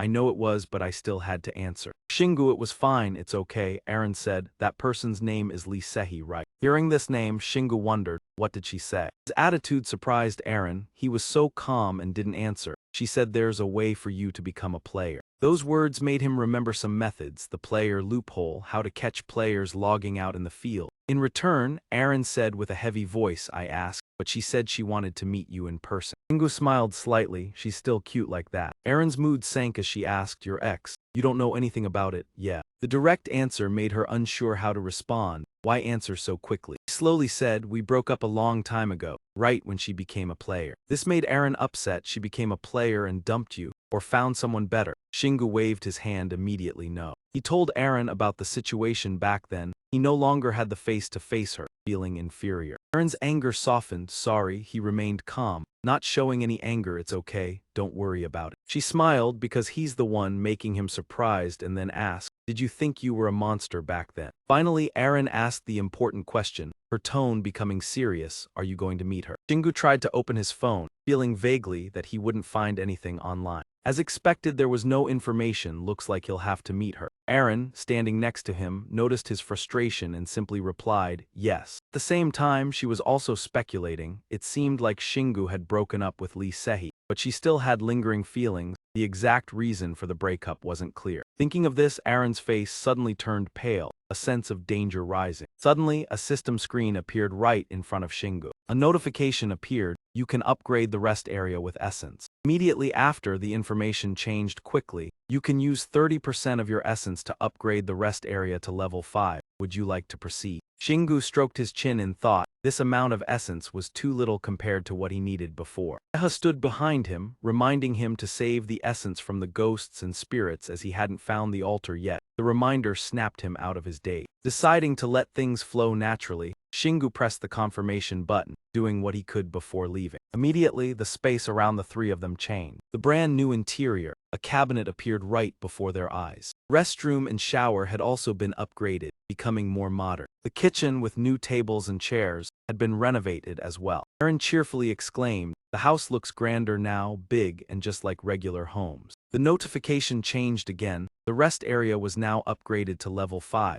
and the interior quality had improved. A series of new features appeared one after another, such as the level 1 stove that could cook and process monster mana, or the ability to upgrade the cabinet. The refrigerator, door, detector, and level 1 gym for strength training without losing control. Shingu read attentively and muttered, I wonder if I can upgrade the interior and create a gym. The system immediately responded that you could do it with 97% essence. This information made Shingu excited, so it was still possible. Still a smaller vehicle while saving essence from ghosts and spirits. Immediately, Shingu turned back and warned Seha, keep quiet, damn. A moment later, the fully equipped gym appeared. His rest area had reached level 5, including a level 2 forest where he could sleep and recover health and mana while resting, with a 10% increase in efficiency. There was also a level 2 cabinet, capable of storing items and gradually recovering the items inside. The door had also been upgraded to level 3, allowing entry and exit to the nearby dungeon using saved essence or a key to the rest area. Thanks to this door, he could also identify 3 familiar points for convenient entry and exit. Additionally, the level 1 shower was equipped for bathing, removing bacteria and harmful spells. The level 2 refrigerator could store items and create 2 random potions every 10 hours.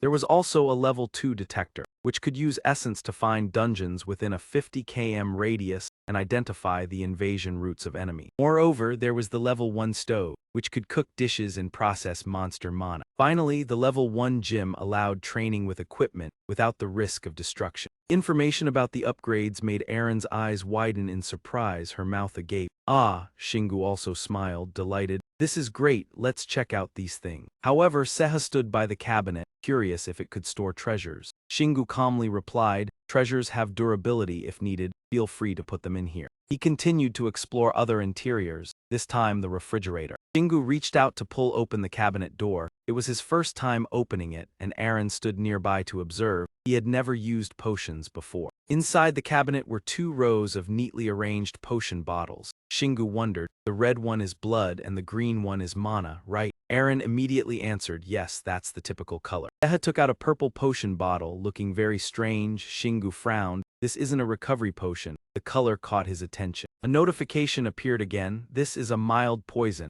odorless and tasteless. Anyone without poison resistance will be paralyzed when consumed. The effect of this potion sent a chill down Shingu's spine. Was he planning to kill someone? Seha continued to take out 2 more strange potions. Look at this. Shingu shifted his attention to them. In her hands were 2 potions with colors like snow and fire. One was a mild freezing potion, containing mana fluid that could freeze, causing a freezing effect within a certain range. The other was a mild explosive potion, containing mana fluid that would explode when the bottle shattered. Shingu immediately grabbed and threw the red bottle into his bag. His eyes gleamed with a wicked smile. Explosive potion, definitely useful for real battles. Eren, standing next to him, had to worry if it fell into his hand. She imagined a rather grim scenario, like a bombing, right? That was not something Shingu was concerned about. He didn't care since he had no need for potions right now, but the refrigerator had a lot of potential. Seha began counting other items. Now they needed to check out the gym, detector, and door.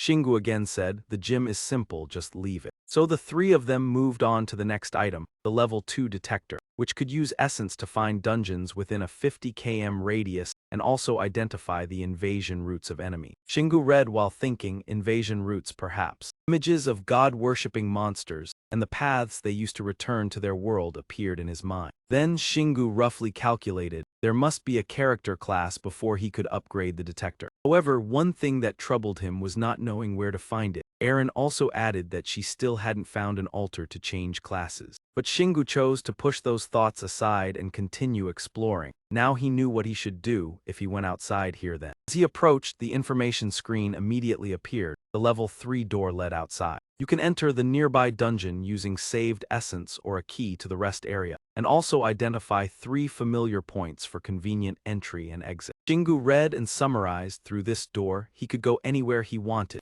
Seha behind him was extremely excited. No need to fight random monster lairs anymore. But Shingu showed indifference. He wanted to fight the sea monsters instead. Eren immediately objected, saying he couldn't swim right. Shingu reached out to operate the control panel. Then the exit route would be to his house. Suddenly, he paused upon realizing he wasn't going into the water. After showering, he would go. Eren stood beside him, tapping his shoulder. Oh. After changing clothes, the 3 of them walked through the door. And stepped outside, everyone stretched their arms and breathed in the fresh air. This feels so good, thought they'd have to fight there. Eren smiled cheerfully. This outfit looks great on you, man. However, in front of them, the street was eerily empty. There wasn't a soul in sight. Where did everyone go? Shingu felt puzzled. There were apartments and restaurants around here, it wasn't always this quiet. Aaron guessed, I think the event at Mount Siorak has changed a lot of things, the other countries too. Seha thought the opposite. Probably everything was the same until the other players got through the training phase and became useful. Shingu decided to pull out his phone. I've already messaged Lee Sehi. Phone immediately vibrated as a reply came in. Hong said to the other two, she's at the cafe, which greatly surprised Aaron, who exclaimed, oh. She wasn't happy, thinking to herself, didn't Shingu say he already had her? I don't like the way she acts because she knows too much about him. Seeing her attitude, Shingu thought she was worried about something else. Are you afraid she'll see you? You've hidden much better now, it should be fine. Aaron just replied, yes, hope you don't get caught. Finally, he decided, let's see what the players are really doing. On the main road, people and cars were bustling. 3 of them walked down the street, observing their surroundings. He spoke up, there are some people, they don't look very happy, is this normal? Aaron quickly stopped him, don't say that, don't lose hope. They arrived at the cafe they had agreed on. Everyone in the cafe was talking about the beautiful girl sitting alone by the window. That girl was Lee Sehi. Space seemed to shiver, making her turn back to look. Shingu stepped up to the table, hey you. His appearance made Lee Sehi's face light up. Shingu. The people at the opposite table immediately looked stunned. Clearly a couple in love. Lee Sehi glanced around the room, asking if he came alone. The question made Shingu a little uneasy. What's wrong, you? She answered mysteriously, nothing, I understand. Lee Sehi looked at Shingu with a smug, puzzling smile. Aaron in the suit felt annoyed. Why is she so self-satisfied, already ahead? After a while, they sat opposite each other to talk. Shingu spoke first. When was the last time we met? Lee Sehi lowered her head slightly. 2 years and 3 months ago. Number surprised Shingu slightly. Seeing that, she smiled. Do you want me to say the exact number of days? He immediately explained, just kidding, don't remember exactly, I'm not following, and pushed the drink toward him. Here, I ordered a drink for you. Shingu quietly took the glass, hesitated slightly, thank you. Aaron in the suit glanced at the glass. Shingu must really like tea. Thought startled her, snap out of it, Aaron. Then she angrily scolded Lee Sehi silently, just a textbook lover, clinging to the point of almost touching the book. Lee Sehi continued talking, you look taller now. Shingu replied, just a little, you still look younger. Hearing that, she happily said it's the privilege of a player, making him roll his eyes. Ah, forgot about that. Shingu recalled the privilege she mentioned. Players age slowly, even get younger when leveling, bodies always strong like 20. He thought to himself, I thought I looked different in the mirror. While distracted, Shingu caught Lee Sehi's cute smile. Her sparkling eyes startled him, what's wrong? She just replied, nothing. Meanwhile, Aaron in another pocket hugged his chest, tingling feeling, shouldn't have followed him here, boss. Lee Sehi smiled, aren't you going to ask me? Shingu knew her nature and replied, if I asked you joke and not tell the truth. Lee Sehi teased him, but before he didn't care, rushing into everything, Shingu just said, everyone changes eventually. The answer made Lee Sehi silent for a moment, looking frustrated, not sure 100%. Shingu calmly said, then I guess so. Suddenly Lee Sehi lightly touched her finger to the table. A circle of energy appeared, centering them both. Shingu observed, silently admiring, soundproof, pretty strong. Lee Sehi's serious voice, there's a rumor among players that city-born monsters believe in multiple gods. The information startled Shingu slightly. Lee Sehi continued, knowing he disliked trouble, so went straight to the conclusion. She recounted events in the city. Recently monsters appeared on the globe, evidence of gods and influence on humans starting to show. She shared personal experience. Her guild found traces of a god, even heard the deity's voice. Shingu asked directly, that god said it could turn normal people into players. Lee Sehi confirmed, yes, at least I must believe the god exists and spoke to me. Shingu's mind just lies. The one granting power isn't allied with the gods Lee Sehi mentioned. She sat closer, saying, you are always special, Shingu. You'd be stronger if you became a player. Then she touched his hand. With concern, she said, you just go to where you truly belong, what you always wished for. She looked straight at him, cheeks blushing. Shingu met her gaze as well. Her hand tightened over his, position only her guild knows if he still wants to become a player. With a sincere face, will you go with me? I have no proof, but can you trust me? Shingu coldly withdrew his hand, thinking if the guild found that place she could tell the truth. Lee Sehi insisted, I am the leader. Shingu worried. If others knew, they would be angry. She remained firm, you are the first and last I tell, need a reason or not. Shingu didn't respond, she softened, all right, we'll tell when you truly become a player. Shingu intended to speak but stopped Lee Sehi him. He thought won't regain lost feelings just to become a player, otherwise would have called her as a secret player. Long Ann pondered, would she slap herself if telling the truth? Shingu redirected his thoughts, must investigate the god and traces she mentioned,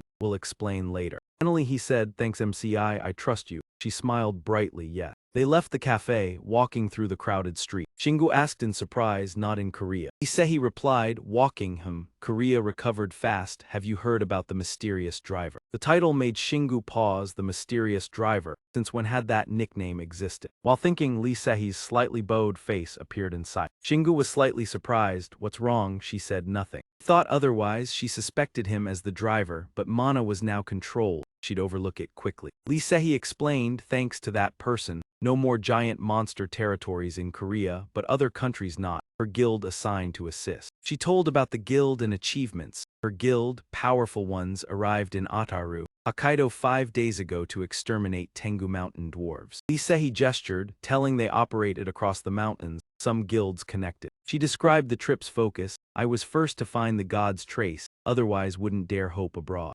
Memories flooded back, small shrine in the forest, I and several members found it. Memories engraved, we secretly entered and discovered. What they encountered was a giant demon warrior, with guards protecting the shrine. Each collision, each slash still vivid in CI's memory. Fierce battle with armored monsters in the shrine, we destroyed them together. Victory was clear, strange light appeared, we heard the god's voice. Lee Sehi's voice full of faith, the deity said, I grant power to destroy monsters if you worship. Shingu associated, could it be what Athas heard when picking up Frostmourne? Though puzzled, Lee Sehi continued, when you arrive you'll see the power is real. Other members ready to kneel, Shingu still skeptical. His attitude made Lee Sehi sigh, not like that. Frustrating, Shingu still silent. Are you doing multi-level marketing? Ignoring his irritation, Lee Sehi still believed, thus asked if the deity could turn normal people into players. I called immediately when it was said. Shingu straightforwardly questioned, let's say you found it first, but he didn't think other players would easily ignore that. Immediately Lee Sehi responded with extreme confidence, like a protective shield. Her voice full of pride, he wasn't the first to join the game but had become a leader thanks to this skill. She pointed at herself proudly, unable to hide her confidence.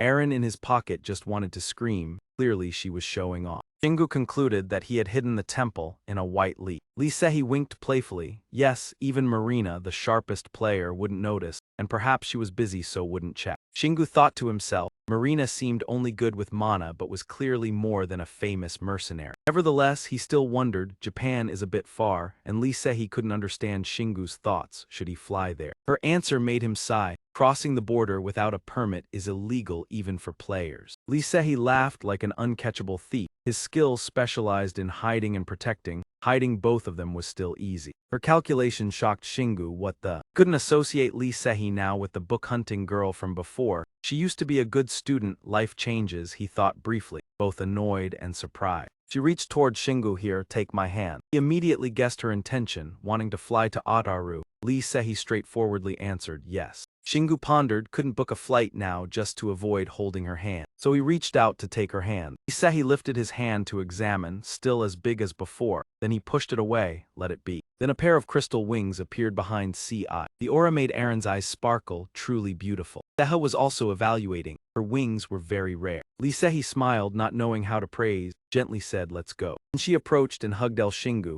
surprising him. His face reddened from the intimate contact. Lee Sehi explained, blushing, this way is safer for moving. Shingu stiffened. He said nothing. Immediately after, Lee Sehi hugged him and flew up. Spreading wings, flew into the sky. While flying, she reminded, it's dangerous, hold tight. Shingu knew his place and held onto her arm. Aaron in his pocket gritted teeth angrily. That girl was clearly flirting with Shingu. Seha worriedly warned, Aaron, be careful. She heard your teeth grinding. While flying, Shingu thought absurdly. She flew over 400 km to the temple. You have the chance to fly long distances in an ex-lover's arms. Lee Sehi asked, why is your body so strong? Shingu answered casually, just working out. The answer made her face red again. Aaron heard the dialogue and frowned, yes. Seha prayed to escape the atmosphere, so suffocating, please hurry. Shingu continued flying at high speed for a while longer. Soon he landed. As he folded wings, Lee Sehi said, we're here, under 2 hours. Shingu was annoyed, didn't want to go through it again. Lee Sehi smiled. Surely he would be able to fly back by himself anyway. Then she signaled to him, now follow me. The two went into the forest in a line. Shingu wondered where were the guild members. Lee Sehi answered immediately, told them to wait at the hotel below the mountain. Showing up would arouse suspicion. Shingu smirked, really waiting at the hotel, sounded hard to believe. Silence made Lee Sehi ask, anything wrong? Shingu just answered nothing, secretly hoping his worry was unnecessary. but comics and novels often make worry become reality. Lee Sehi suddenly sensed, approaching the shield, she could feel it. Shingu paused a little. Lee Sehi didn't trust her sense. Thought she had cleared monsters near the shield already. Shingu continued, she sensed monsters here. She turned to confirm, yes, the shield wasn't perfect. Saying that, they sped toward the temple. While running, Shingu laughed excitedly, knowing it wouldn't be peaceful. Aaron didn't understand, why still smiling brightly after what just happened. He replied casually, the worst is not knowing what happens. When it happens, just deal with it. The attitude annoyed Aaron. She didn't understand why. Shingu took out the item just received, the secret basket. The cave vehicle turned around, rattling violently. Shingu frowned, surely something in the temple. Arriving, Lee Sehi was both surprised and confused at the scene. Before them was chaos, monsters roaring madly, crashing rocks wanting to break the final barrier. Lee Sehi gritted teeth, couldn't hold back, silently cursing, damn too many. The voice drew attention, everyone turned. Monsters' footsteps echoed, slow but full of rage. Playing with a squid in real life, she stammered, the enemies, they are coming to the shrine, enemy. Lee Sehi's face was serious like never before, sweat streaming, I was wrong, Shingu. She closed eyes, focused magic, creating an energy orb, confidently said she would handle it first. He should hide. His face with a light smile said not done, hide, really smile. Then Hinan stepped up like a supermodel, 3 dots style, didn't understand what he was doing. A monster charged like lightning, a huge axe aimed at his head as a trophy. That simple physical attack, Shingu punched its head flat with bare hands. He handled it easily, making her eyes wide, jaw nearly dropped. Wanted to call him back, Shingu, but before she could, he turned as if reading her mind. Surely she forgot. Looked back, fist clenched, eyes full of passion, wingless but full of strength. Shingu advanced toward the monsters, spinning hands to start gym training now. Voice full of excitement, beginning the most boring battle in the world. Didn't know if they understood, perhaps Dogeman's bread translation. Still screaming, people, people, people. He didn't hesitate, punched the wrong step opponent in the face. Yes, it was him. Next came a series of lightning-fast boxing combos. Soon knocked down a few, still confused in hell, didn't understand how life turned upside down. Shingu's power didn't stop. Threw them far, hitting the ground with a thud. Like slow motion, monster souls flew up, glowing, heading straight toward Shingu. He swiftly absorbed them into the back of his hand, the seal clearly visible. Update notification, collected souls reached level 4, possessing 18 souls. Gradually grasped how it worked. It seemed that when he defeated the divine monsters this time, the soul collection process had been activated. Not missing the opportunity, he immediately attacked. Chaotic situation now was no different from World War III. Despite that, he still protected Lee Sehi, truly a considerate guy. She choked up, asking softly, Shingu, how are you? After the battle, he seemed tired, sighing deeply. She also noticed and gently asked Han, are you okay? Shingu didn't want to worry her. He replied that he was fine, reassuring her that as long as he was okay, that was enough. Thoughts of the past surged within, unable to hold back praise. I know Shingu is really skilled at martial arts, but I didn't expect him to fight so excellently against those monsters. Shingu really is the ideal player. While thinking, he unconsciously rested his hand on his chin, but is it really okay to turn him into a player? If he's already this strong, then how much stronger will he be as a player?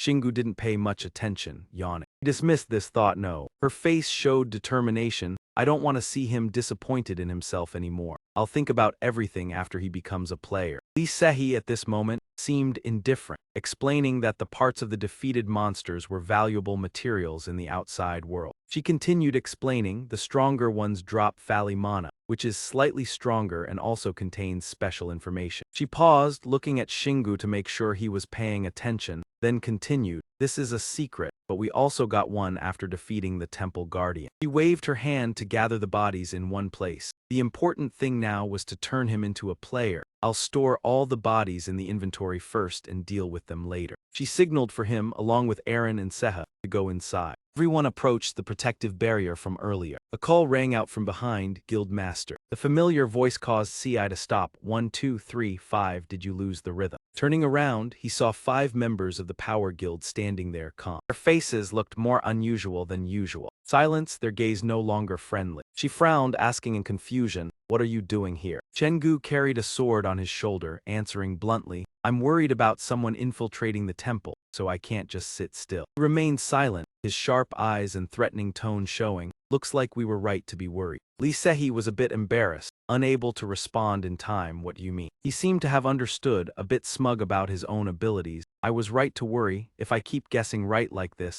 maybe I'll see the future. Feeling something was wrong, she cautiously asked, I thought I told you to stay behind. Tengu didn't answer but immediately switched to another matter, pointing his sword at them. So what are you doing here? Who is that person? Lee Sehi didn't have time to predict, her body bristling like a hedgehog, shouting, do I need to report everything to you? He frowned, sneering, we don't care what you do, but this temple is different. His gaze questioned, did you tell other guilds about this? Didn't you say this had to be kept a secret? Bo Siak immediately shouted, are you planning to sell it? I found it strange when you made us wait. Lee Sehi immediately denied, I'm not selling anything, nor did I stop you from using it. I'm just exercising my rights over this temple. She argued back, why are you questioning me? The fat guy Minjun didn't let it go, immediately criticizing lies, she's lying. Isaac didn't back down either, his eyes wide with anger, stop making excuses, tell me, why did you make us wait down there? Are you planning to keep the temple for yourself? Lee Sehi didn't expect to hear such words, what's wrong with you guys? Listen. Besides Shingu, he couldn't take it anymore, pointing to his head, it's clear they've figured it out. Interrupted, she was startled, instinctively asking back, Shingu. He patiently explained in a long-winded way, Lee Sehi, I know they just misunderstood, and I can explain it to them. His face grew cold, his voice no longer warm, but logic no longer mattered to them. He realized what was going on, facing the red-eyed stares of the group. They had gone mad from the power of that god. The group still didn't back down, continuing to point their swords at Lee Sehi. Their eyes were red, their voices filled with rage, it's ours. It's ridiculous that you want to take most of it just because you're the guild master. You couldn't say anything in response to such unreasonable arrogance. Without my barrier, you wouldn't even be able to get near the temple. Bosiak shouted again, shut up. Despite their attitude, Lee Sehi still believed there was something hidden behind this. Do you think there's a curse I don't know about? Is that why the members of my guild? Shingu interrupted her, getting straight to the point. We don't have time to analyze this. They're preparing to attack you. She hesitated but still trusted those who had lived and died with her. This is unreasonable. Why would they attack someone from their own guild? Before she could take back her words, a weapon flew through the air, just inches away from striking her. Luckily, he reacted quickly, grabbing the knife with his hand. The attacker turned out to be Bo Siak, and when Shingu held the knife, he seemed to lose balance. He pointed to reality, asking again, she brought people here, why try to kill her? The cold expression, he said, don't tell me you're stabbing with all your strength knowing I'll block it, right? He didn't believe he would fail, his other hand pulling out the dagger from his chest, bastard. Before his action could take place, Shingu delivered a powerful kick to him. Minjun, seeing his team fail, immediately cast magic to retaliate, bastard, I don't know which guild you're from. Not giving the guy a chance, Shingu threw Bo Siak into his fat belly, looking at them like two piles of straw discarded. The scene was impressive, though not a perfect 10, but he responded appropriately, because I don't know the person, so let's consider it nothing. Isaac couldn't tolerate this disrespect, stomping his foot, his wings flapping, falling down below. He rushed quickly to attack from all directions, yet not a single attack landed on him. Instead, he threw a knife that struck the thin leg of the opponent. The situation became tense, and Chengu quickly dove in, starting with a sword strike. Dongju, seeing everyone joining the fight, couldn't stay out, grabbing an axe to join in. In just a moment, Shingu was surrounded from above. Lee Sehi didn't want to believe it, but had to believe she was truly betrayed. She immediately used her ability. Purple light beams shot straight into Chengu and Dong Rieru's heads. Don't forget Bo Siak was still struggling to get up behind. Minjun wasn't going to let it go either. As a group of 5, Isaac couldn't easily escape. She gripped the 5 beams of light, questioning, so you've all colluded together. A trusted friend has turned their back. Are you really attacking me just because you want to take the temple? Aaron observed the battle, quietly assessing. She was both attacking and defending with mana. If she's really a player from 4 years ago, sooner or later, she will become a pioneer in the dungeon. Sehi tried to calm everyone, wanting to sit down and negotiate. She was almost like a Buddha with her calmness. I'm sorry for bringing people here without prior notice. You can sit in the temple, but please wait until everyone's spirits settle. Suddenly, Dongju fell freely in front of Chengu's astonished gaze. He didn't resist and crashed heavily to the ground. The strange scene made Lee Sehi unconsciously call his name, Dongju. He transformed, his body swelling rapidly as if filled with baking powder. She was confused, hoping to find an explanation. Shingu, Dongju looks really strange. He gestured for her to look the other way. It's not just him. Crowd suddenly started to behave like a mass of moths. The wings faded, the cracked face revealing a hard shell like a snake. At that moment, the white membrane behind crackled loudly. They were completely shattered, their vine-like tentacles flung in all directions. Lee Sehi realized with confusion that everything had gotten out of control, her shield. He pondered deeply, calculating every possible outcome. A towering statue of the mountain god Tengu appeared before him. The aura from the statue made it impossible for anyone to look away. People had transformed into strange creatures, Rundo's voice echoing like a phantom, "Follow me." Light shone down from the top of the hat, covering the surroundings. "Your faith will guide you to greater rewards." He continued talking about victories, while he observed carefully and concluded it was only a facade. She seemed to catch a glimmer of hope in this chaos. "My lord, my allies look so different." He explained, "Appearance doesn't matter. Their will and body were too weak for my power, so they abandoned everything to accept me." Rundo continued to utter grandiose words. "If they truly belong to me, they will find their new selves in me." However, he was not easily deceived. He looked straight and said, "Meaning you turned humans into monsters." Lee Sehi turned to look at him, as if verifying credibility. She shouted, all the anger she had held up burst forth. "How could you do this to them? Even if they gained power, they are no longer themselves." Stepped back from the frenzied, screaming strange creatures. He gradually saw the nature of the problem, finally concluding, he didn't give them wings, he stole them. Moreover, he could transform ordinary people into warriors. Lee Sehi quickly waved her hands, using her abilities. Shining spheres appeared and trapped them. In this form they seemed not very intelligent, standing still. Only after a while did they kick and scream to escape. "Yes, human." She resisted while asking, "You said you would turn Shingu into a player. So, are you going to turn him into a monster?" Finally her voice became hoarse. "I just hope what I say comes true." He remained calm, affirming his decisions are always correct. Players need not cling to appearances. Strength does not matter. Finally, he promised, "But I will grant wings if you truly wish. The power they bring surpasses that of creatures who already have wings." Every word carried deep intent. "With that power you could do anything, I do not deceive you." Lee Sehi stood still, her body sweating, fear overwhelming her. Rundo kept whispering sweet words into their ears, saying they need not worry about becoming like those creatures. "You and that man have proven your worth. You will be able to use all my power in your current form." He affirmed once more, arrogant and proud, "You are different from them. I have chosen you, not those vermin." He immediately realized, his mind spinning, analyzing every situation proven himself, he meant the monsters around them.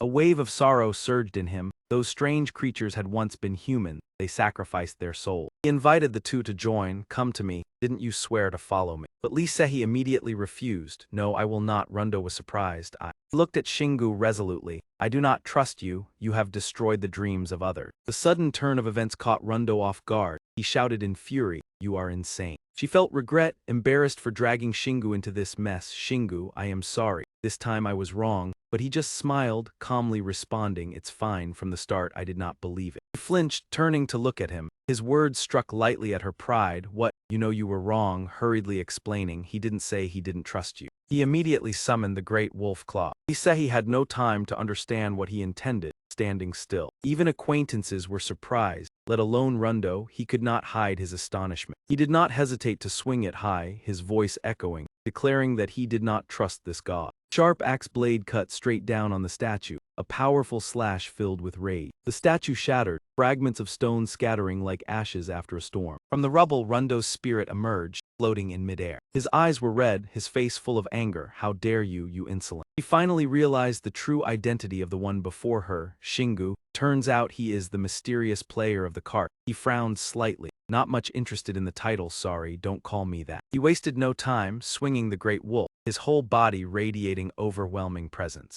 At that moment, the weapon in his hands shone brightly, a surge of powerful energy emitting. The great wolf transformed, becoming larger and more formidable than ever. Feeling the tremendous power, Lee Sehi whispered unconsciously, eyes fixed, "How that is full of mana." Seeing Shingu show no remorse and continue attacking, Rundo exploded, "Insolent, stop immediately." But he remained unwavering. He laughed, a challenging smile. "Keep going non-stop is always the best way." He swung the great wolf forward, gaining momentum and slashing down with all his strength. The strike was so strong that the ground shook, rocks and gravel flying, magical sparks streaked like power lines. Rundo had to accept reality. I understand you." But before he could finish, a cold sarcasm from Shingu cut through. "How do losers like you have so much free time?" Rundo's spirit gradually faded, sucked into the energy vortex from the slash. After finishing, he placed the great wolf on his shoulder, calmly saying goodbye. If you want to complain, see you next time, farewell. He turned away, leaving behind an explosive tremor, fragments and echoes of the torn spirit. He walked calmly towards Ci. Lisehi was astonished by that decisive action. How could he destroy the shrine? She wondered, did I hear the god's voice and hide with the shield? But at the time I couldn't do anything, and Shingu paid no attention to her astonished expression, calmly replying, very comfortable. Looking at the strange creatures, beings with no trace of humanity, they no longer had divine power, thus they could not be called humans. Aaron flew closer, voice full of confusion. They have become monsters. I don't know why it happened. She opened her eyes wide, suspicion and fear shining, seriously saying that is really normal for them. He nodded, understanding. They had been transformed from within. Eha spoke, yes, they have become monsters. This assessment is completely accurate. Analyzed seriously. Luckily he realized early,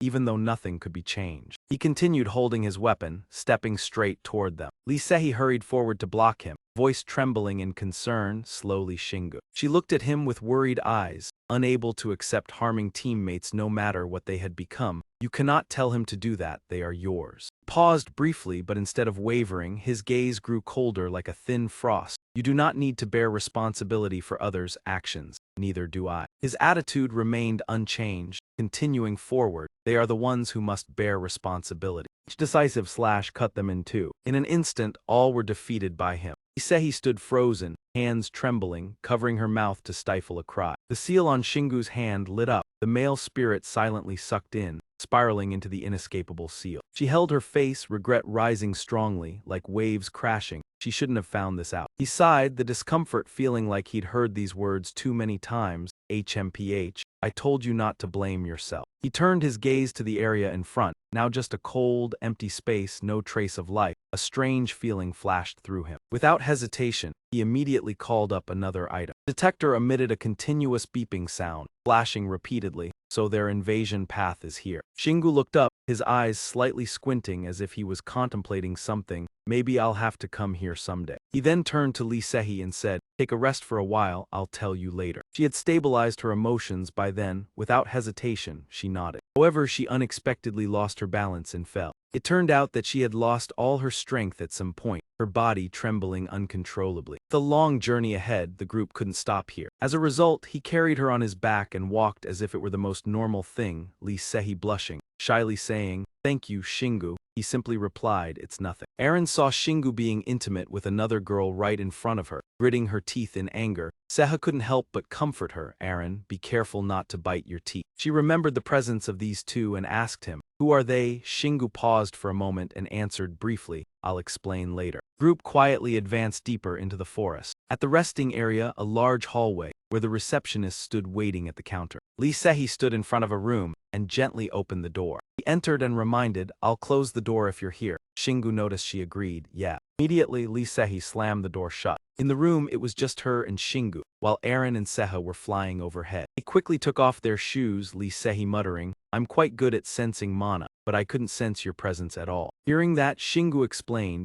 his hand holding the badge on his shirt, it's a special item. However, in his mind he thought, I didn't expect the stealth option of the resting place key to be this strong. Suddenly she looked up, her gaze moving to the ceiling, where Seha and Aaron were flying. So who are these two? Seha struck an elegant pose, smiling as he introduced, my name is Seha, while the one next to her seemed a bit uncomfortable. Aaron quickly adjusted her clothes and hair to look presentable. Longsway shyly greeted, I'm Aaron. Looks can be deceiving, we're not kids. Lisehi listened, propping her chin and thinking for a moment. Was Aaron a member of the Windstorm Guild that just disbanded? Suddenly she gasped, shouting as if she realized something. That voice, it was the person who answered my call. Lisehi moved forward, her gaze suspiciously focused on Aaron. Do you have a fiancé? Then why are you with Shingu? Before she could finish, she angrily dismissed, no, he was just talking. At this point, Shingu spoke up, cutting in between the two. Aaron and Seha have both disbanded. But they're not ghosts, they're still very much alive. I can't go into details, but I'm not lying. This information made Lisehi somewhat doubtful of him. Could this be related to how you became a player? Shingu didn't hesitate to admit it, his expression serious, yeah. Suddenly, a large tail sprouted from behind his trousers, causing his coat to flap. Swung in front of her as if proving something to Lisehi, Shingu stood straight, seriously explaining, I'm not an ordinary player. I can't enter the heavenly city yet, I'm a half-human,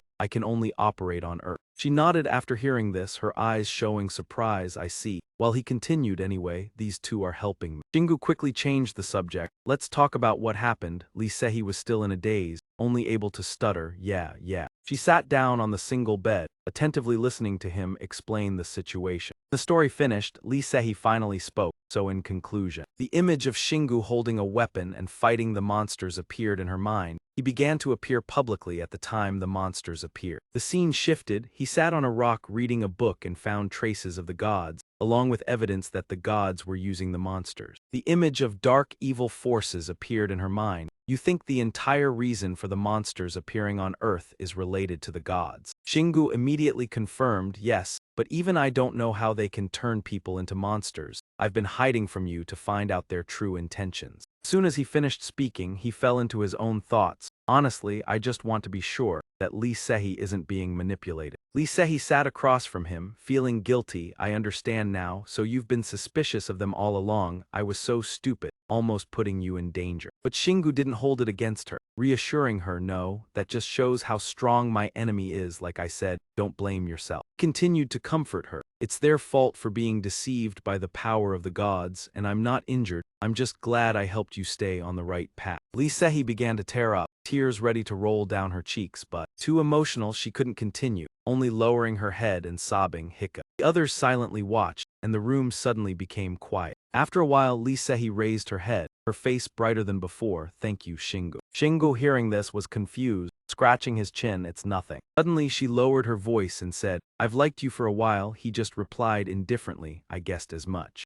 Lee Sehi's emotions poured out, her cheeks starting to flush. Maybe now I like you even more. Shingu just showed a helpless expression, as if not too surprised by this. I didn't know that. She continued to express herself in front of his confusion. When I called you, all I thought about was helping you become a player and starting over. We could conquer the dungeon and everything together, but Lee Sehi began to sit up. She stood facing Shingu, her expression determined. I think I should walk this path alone. I need to stand strong on my own. He didn't respond, just looking at her seriously. This path might be difficult. She smiled gently, her eyes a little sad. I can't drag you into this with me. Lee Sehi looked up at Eren, startling her. I know I've asked too much. A soft smile appeared, but there was still some sadness on her face. Lee Sehi pointed to the room next door and said, There's a room my guild members used to stay in. You can rest there tonight. Tomorrow I'll take you home. Shingu politely declined. It's fine. He stood up and decisively said, I may not have wings, but I have my own way of moving. Shingu coldly walked past her, his heart filled with self-blame. I'm sorry I had to leave her alone, but if I stayed, I'd only make things worse, especially when she wants to stand strong on her own. He said goodbye and said, I'm leaving now.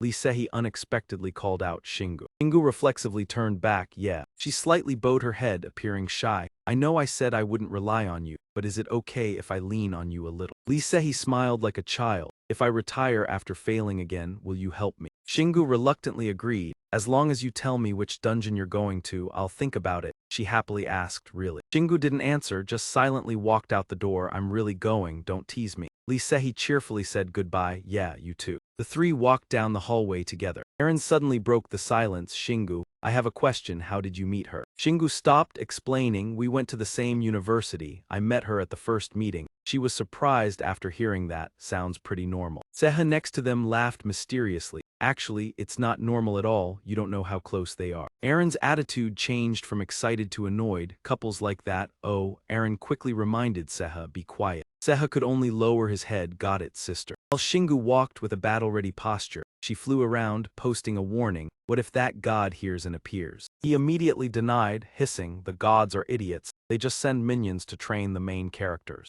Shingu smirked. Even if the god really shows up, I still have ways to handle them, even eliminating them right from the start. This attitude made Eren so angry she nearly steamed. How can you be so relaxed? The scene shifted to Tengu Mountain, with majestic natural scenery. The three walked along the deserted path, only Shingu with his hands in his pockets, strolling like a man who had given up on life. No one else was seen. Eren immediately switched to lecturer mode, correcting what he said. Those creatures are called rolling gods. They come in various forms depending on their environment, but I have never seen any with such a color. She told herself perhaps they were creatures that had been mutated. Immediately, Shingu spoke up to explain, although it is not certain that only rolling gods worship them, so you may not have encountered that god. A moment later, they stopped before a vast land, as if a meteor had just struck this place. He turned to ask Seha while his hand was performing some summoning spell. "There's no one here, right?" You stood in midair and answered, "No one at all." Detector appeared on the screen showing 4 directions: east, west, south, north. At the same time, a sign appeared, showing the way to the Iriha world with a high danger level. Shingu confirmed with a confident smile, "That's good." Immediately, his tail began to grow. It quickly dug deep into the ground, preparing for the next journey. System displayed another message. 100 people have logged into the IREA world. The 3 of them were immediately swept into the space vortex and entered another world. Just a moment later they arrived, with Shingu landing first. Before them was the scene inside a dilapidated building. Eren felt scared by the gloomy atmosphere and shrunk back. "It's done. The class change mission has brought us to another world." He remained calm without a hint of fear, observing his surroundings and said, "The air here is so different. Luckily I can still breathe. This is another place where the class change mission was carried out." Seha felt anxious. Surely there are many worlds. She beside him was no less restless, and felt the divine power here was clearly stronger than the small temple on Earth. Shingu glanced at his 2 friends and explained, "But the power here is very strong." He turned back and looked at the scene in front of him. A dark, terrifying color. The danger is immense. Even though the danger level is very high, he remained determined, feeling a strong force covering the area and all of it heading towards them. Eren began chanting a spell to sense the surrounding space. "The peaceful mana here was disturbed when we arrived, but they still haven't pinpointed our location." Seha couldn't keep calm, turned to ask Shingu, "What should we do now?" The captain replied, "The answer is clear. We didn't come here to explore the secrets of this world." He smiled confidently and said, "There's nothing to fear. What needs to be done is to destroy everything we see." At the same time, the system displayed a message. "You have entered the Thunder God's temple in the EHA world. You can reduce the impact of that god on Earth by 3.69% by destroying the entire temple." This new information made Shingu pause for a moment. Thunder God sounds familiar. Eren had to remind him, "He's the one who created your rifle. You've been enlightened. Snap your fingers to wake up." "Oh right, then consider this a repayment. I'll destroy the temple in a more impressive way." As soon as he finished speaking, the system displayed a warning. "But if you make too much noise, the living body might bless the guardian." This made the mission even more dangerous. You need to destroy as much as possible and leave before the entrance closes. However, Shingu calculated his own path. "We don't have enough time to destroy something this massive in 5 hours. Moreover, the words destroy and sneak can't go together." While speaking, he chuckled. "Now I'll do exactly what my class name implied." Eren saw and was surprised. "I knew you'd choose that." While Seha predicted the future and could only sigh, "This weapon is the best tool to destroy the temple." The weapon Shingu was holding was Malice Kina. He stared at it seriously. Although Kina's durability could decrease due to the divine influence here, the seriousness of the situation made Seha, standing beside him, unable to say anything. "You even named it. Looks like you really like it, Captain." Only Eren seemed to dislike Malice Kina. "Keep away. I think its neck is broken already." Immediately, Shingu drew his familiar weapon. A powerful strike hit Malice Kina, as if a baseball bat sending it flying. It flew diagonally and struck the stone pillar in front of them. Afterward, the broken pillar caused a small collision sound and then returned to Shingu. He continued to raise the weapon, attacking once more. His face could not hide his excitement. "Must break all the stone pillars." Immediately, Shingu continued to knock Malice Kina far away, as if playing baseball. He didn't hesitate, holding the weapon and smashing it hard onto the ground, the force strong enough to scatter rocks everywhere. At the same time, Malice Kina returned and continued attacking the place it had just left. It flew wherever the stone pillars shattered, unable to resist such immense power. Once the job was done, he raised his hand and caught Malice Kina. At the same time, it returned to its master. System displayed a progress update, destroyed 7% of the temple. Shingu looked frustrated and spoke with contempt. "Too easy." This attitude made Eren feel annoyed. "Easy. You'll make it happen." He turned to look at the rolling gods legion approaching, shouting, "All the monsters here are coming." Each of them looked at them with hostile eyes, wanting to devour the invaders, daring to destroy their sacred temple. "Kill him." Shingu calmly lowered Malice Kina to the ground. He once again used the wolf claw to knock it towards the rolling gods. Malice Kina flew in a curved path and hit the ceiling,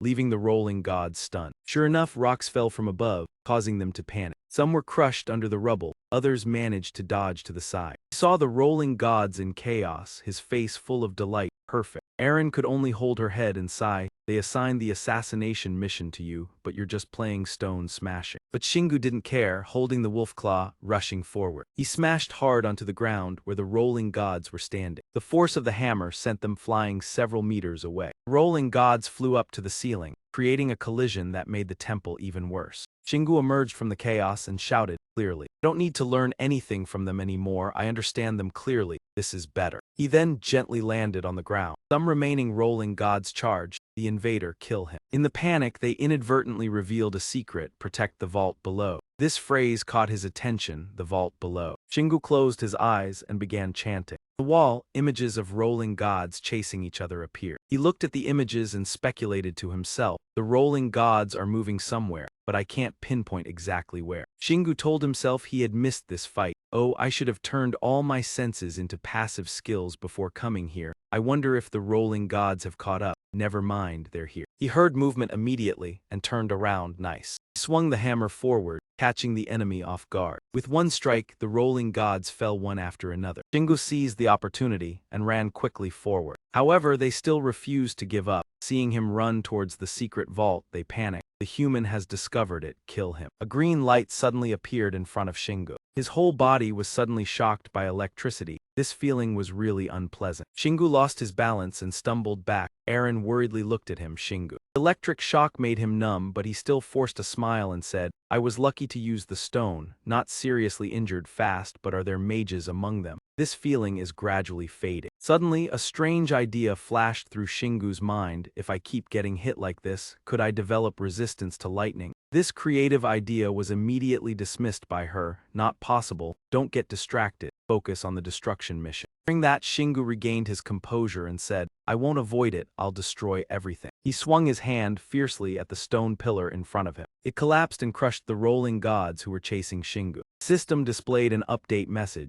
Progress on destruction 13.5%. He gripped his weapon tightly, smiled confidently, and affirmed, true strength depends on how you aim at the target. Shingu held the great wolf claw in his hand, rushing forward. Behind him, the lizard men relentlessly pursued. He stayed vigilant, continuously observing Aaron. Do you see the monsters' levels are too low? Aaron hesitated. No, they're on par with the Iron Demon General. She focused not only on the monsters but also on this temple. I don't know what it's made of, but extremely sturdy. Looking at Shingu before him, he couldn't hide his admiration, but Aaron proudly boasted. Usually he could even defeat a demon general before having a unique character class. Seeing the lizard men suddenly change direction, Shingu was briefly surprised. As if realizing something, excitement quickly returned to his face. Surely that's the underground treasury, let's pursue. Saying that, he didn't hesitate and changed direction immediately. He dashed forward, his face showing clear excitement. Suddenly the object ahead made Aaron pause. Mana reacting, a trap, watch out.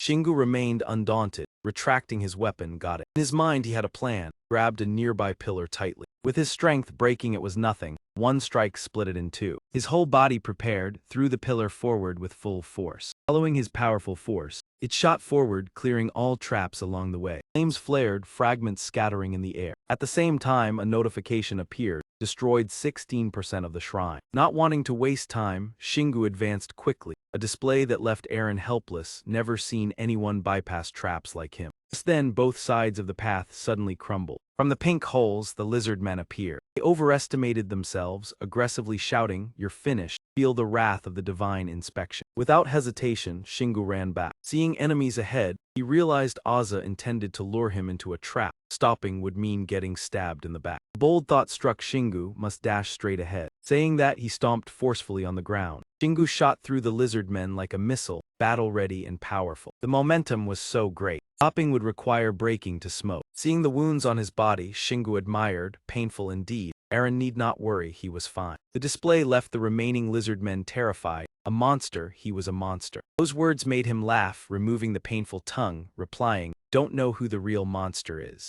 Shingu focused on his palms, breathed a sigh of relief. Lucky the heart and head were protected, body unharmed. Aaron used healing power on him, continuously encouraging, "Go Shingu." Not wanting to trouble her, Shingu gently said, "Probably no need for healing." Aaron embarrassed but continued, "Rest now." Suddenly he used the spears just removed from his body, targeting the lizard men, making them tremble in fear. One decisive motion, the spears shot forward. Like lightning, aimed directly at the lizard men ahead. watching their bodies collapse before him. He was briefly surprised, curiosity clear on Shingu's face, knowing they feared but still reckless. Seha guessed maybe his divine fear caused it. He proudly recalled the previous pillar takedown could increase effectiveness by instilling fear. Clever boast made Eren anxious. Don't risk yourself to boost skill, Shingu reluctantly replied. We'll see. The three slowly entered the large room. Suddenly something made his gaze sharp, as if firing ice. Before Shingu, a giant electric eel twisted in the air. Below were aggressive lizard men. Wasn't afraid but excited. Turns out it's a treasury with guards too. The lizard men still overestimated themselves. I will defeat anyone who dares challenge you. Notification appeared. Cedria sensed you. Shrine mana increased. Guard stronger. Blessing process incomplete. Blessing weakened as shrine destroyed. That line stunned Shingu. What? He turned to Eren, thought destroying monsters would make them stronger. She comforted, knowing he was disappointed. Shingu looked at the giant before him, wondered. Giant serpent. Eren focused, pondering. Not an ordinary snake. No scales, slipping limb. Realizing something, she hesitated slowly. That is. Before Eren could speak, the object shot a binding electric beam. That face stunned Shingu. Electric discharge came. He snapped awake, quickly dodging aside. Looking at the fierce electric eel, he was surprised. Not a snake but an electric eel. Not sustained long, Shingu continued untying. Could he eat it, leaving Eren helpless? Its electricity transferred to the lizard men below. Power boost made them confident. You won't escape. The odd blade will die. He remained unflinching, grabbed the great claw from the door, handling the lizard men easily. Saying that, Shingu aimed the weapon forward, fire ready. Immediately, the great wolf claw dashed forward, blowing away the lizard men. One strike sent them flying like dust. Seha exclaimed, Shingu proud, simple. Just then, the electric eel over there opened its mouth, preparing the next attack. Danger close, Eren shouted warning. Shingu, it shoots. Get ready, step back. From the storage door, Kina's malice gradually appeared in his hand. I will handle it with this. Shingu looked nonchalant, not a hint of fear, facing a massive enemy. The electric eel immediately shot forward. Shingu did not hesitate, flung Kina's malice to block the strike. It lunged forward, facing the incoming electric beam. The impact hit hard. Kina's outer armor cracked, revealing a skull inside. Watching it charred and smoking, he felt remorse. Sorry, Kina. Shingu sighed, returned it to the storage door, testing how strong the helmet was, visualizing the wooden cabinet, hoping to restore it. Otherwise, he'd need a new one. Eren's scream echoed. Shingu, it attacked again. He quickly dodged aside, avoiding the powerful strike. Seeing smoke rise from the ground, he continuously analyzed. It seems to be slowing, perhaps due to the previous tremendous power. Now the more it attacks, the slower it becomes. Based on his judgment, he quickly found a counterattack opportunity. Then he will be able to get close. Not wasting time, he swung the great wolf claw once more, preparing for the next battle. He advanced, skillfully dodging the continuous strikes, soon reaching near the thunder wheel. A decisive strike was launched by he, this being the first attack. Instantly, the great wolf claw lunged, piercing the wheel's skin. Electricity flowed through the weapon, numbing his body. The scene caused Eren to worry Shingu. She did not hesitate and immediately moved to assist, relieving his numbness. Felt slightly more comfortable, but his eyes remained wide with surprise. The wheel's tail suddenly swung towards him with extreme force. Dun lost balance and fell. He quickly stepped back, landing safely. He held his stomach, feeling sore, just joking, too stiff. Finally realizing it was a guard leg, but the previous electric shock did not hurt him. Looking at the whole wheel, he pondered where to attack. His gaze stopped at the continuously bleeding spot on its head. He maintained a defensive stance, silently deciding, knowing it isn't strong in defense, so he will. Thinking, he resolved to grip his weapon, killing it before it could counterattack. Confidently moved towards Eren. Eren quickly healed him. She did not delay, yes. With the newly transmitted strength, his body was full of vigor, stronger than ever. His entire body surrounded by flames. Just then a lightning bolt came. Avoiding in time, he continued to close in, approaching the enemy step by step. He charged straight at the giant wheel, relentlessly attacking. A powerful strike was launched, aimed at its body. Not much different from before, he was shocked by the electricity, causing Eren to feel helpless. You only think that far. His whole body was covered by the striking electricity. Embarrassed to explain, if attacking from a distance, only Kina or the gun remains, but Kina is broken. The Thunder God gun might only make it stronger.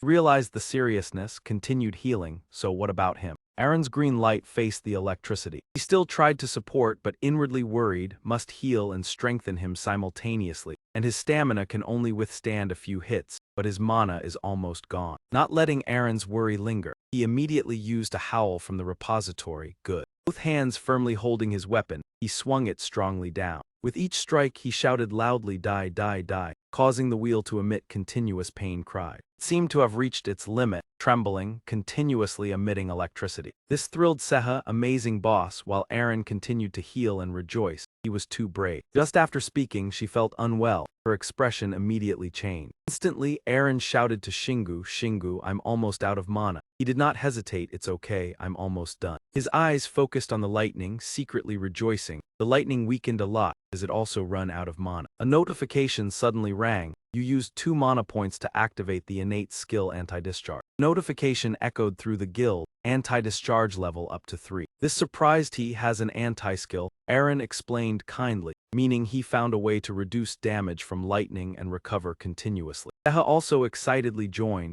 He has a skill not from special achievements or dungeon challenges but from taking hits and recovering. Before finishing, the wheel's tail lunged. It struck Shingu's hand, surprising him slightly. He quickly regained confidence, said directly, this is nothing compared to the Thunder God, and your Thunder God does nothing to me. He shouted loudly, then swung his hand, using full strength in the strike. Consecutive strikes made the wheel's head explode. The final critical strike arrived. The great wolf claw embedded firmly in the wheel's body. Coldly landed on the ground, leaving the swaying wheel behind. When his feet touched the ground, the entire wheel also fell heavily. A notification appeared instantly. You leveled up 3 times. Continuous cries, Thunder got up to level 4. He retrieved his weapon, excitedly exclaiming, oh so fun, leaving Eren beside speechless. Fun for what, he's just happy, almost got wiped out. Understanding her worry, he turned to reassure. People don't die that easily. This fight is easier than against Lahan. Seha couldn't contain curiosity but wasn't defeating Lahan easy. He didn't bother to turn back. Danger depends on whether I hit it in one strike. Speaking of which, he was ostentatious. That's how Lahan could kill me, but the eel cannot, so I used my body to restrain it. Eren listened to all of Shingu's words, began to think, if that's how he gauges danger, no battle is difficult for him. Unclear since when a potion appeared in his hand, right,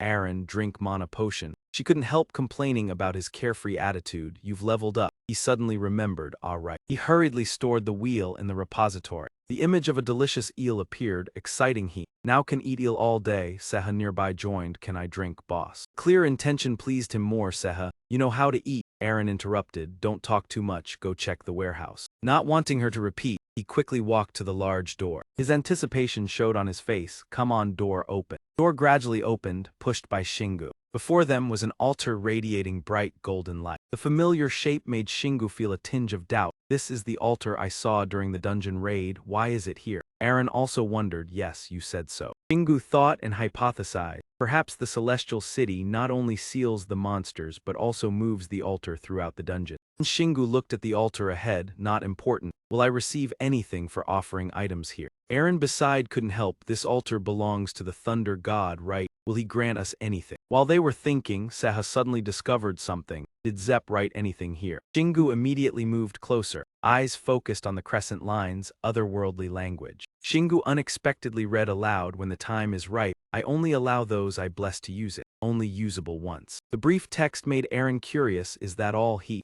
Shingu pondered, perhaps the Thunder God relics have their own instructions, this isn't a user manual. Shingu thought a moment then said, I have enough information. This sentence amazed Seha. Shingu explained, this passage gives me 3 things. Ripe time means must be used under necessary conditions. Blessed by me means the object contains Thunder God's power, that is, endowed with power by Thunder God. He continued rambling about the altar, last sentence. This altar is only used once. Based on the information received, Shingu hypothesized, no need to offer anything. Very likely it is used to enhance creatures, not create new ones. These words made Eren understand, that's why they guard the warehouse. He placed his hand on the altar, explaining, according to the message, this altar has only minor power, like a small shrine. Shingu pondered, the words full of implication. For him, this small altar is very important. Eren still asked in confusion, Shingu. He didn't answer, merely closed his eyes slightly, the heartbeat echoing with a light breeze. At that moment, a surge of energy erupted from the altar, engulfing him. This power caused him to exclaim in astonishment, can a creature be this powerful? Seha softly spoke, unsure if it truly existed. Shingu remained focused, I can feel it. In his thoughts, the image appeared clearly. When facing a powerful enemy, some people would feel confused or in awe like he did. Thinking this, he withdrew his hand, firm in his resolve, telling himself, I must overcome this enemy. Knowing he had a plan, Eren curiously asked. Shingu carefully replied, I dare not predict, but he couldn't hide his excitement, tired of fighting the Lola, but if it's the goal, he would try. She was convinced, quickly shifting her attention to something else. It's good that you're passionate, but what does the altar intend to do? Shingu had already planned he would use it. Saying so, he used all his strength to pull the Thunder God gun from the storage. The sight amazed Eren. Seha was also excited. It looked truly powerful. Shingu looked down at the Thunder God gun in his hand, its power immense, because it was made from parts of the Thunder God. If real, the altar could increase its strength even though it wasn't a creature. Eren cautiously said, I think so too, Shingu, but aren't you afraid? He sighed upon hearing that. I wasn't even planning to take out my gear, but this altar is too powerful to ignore.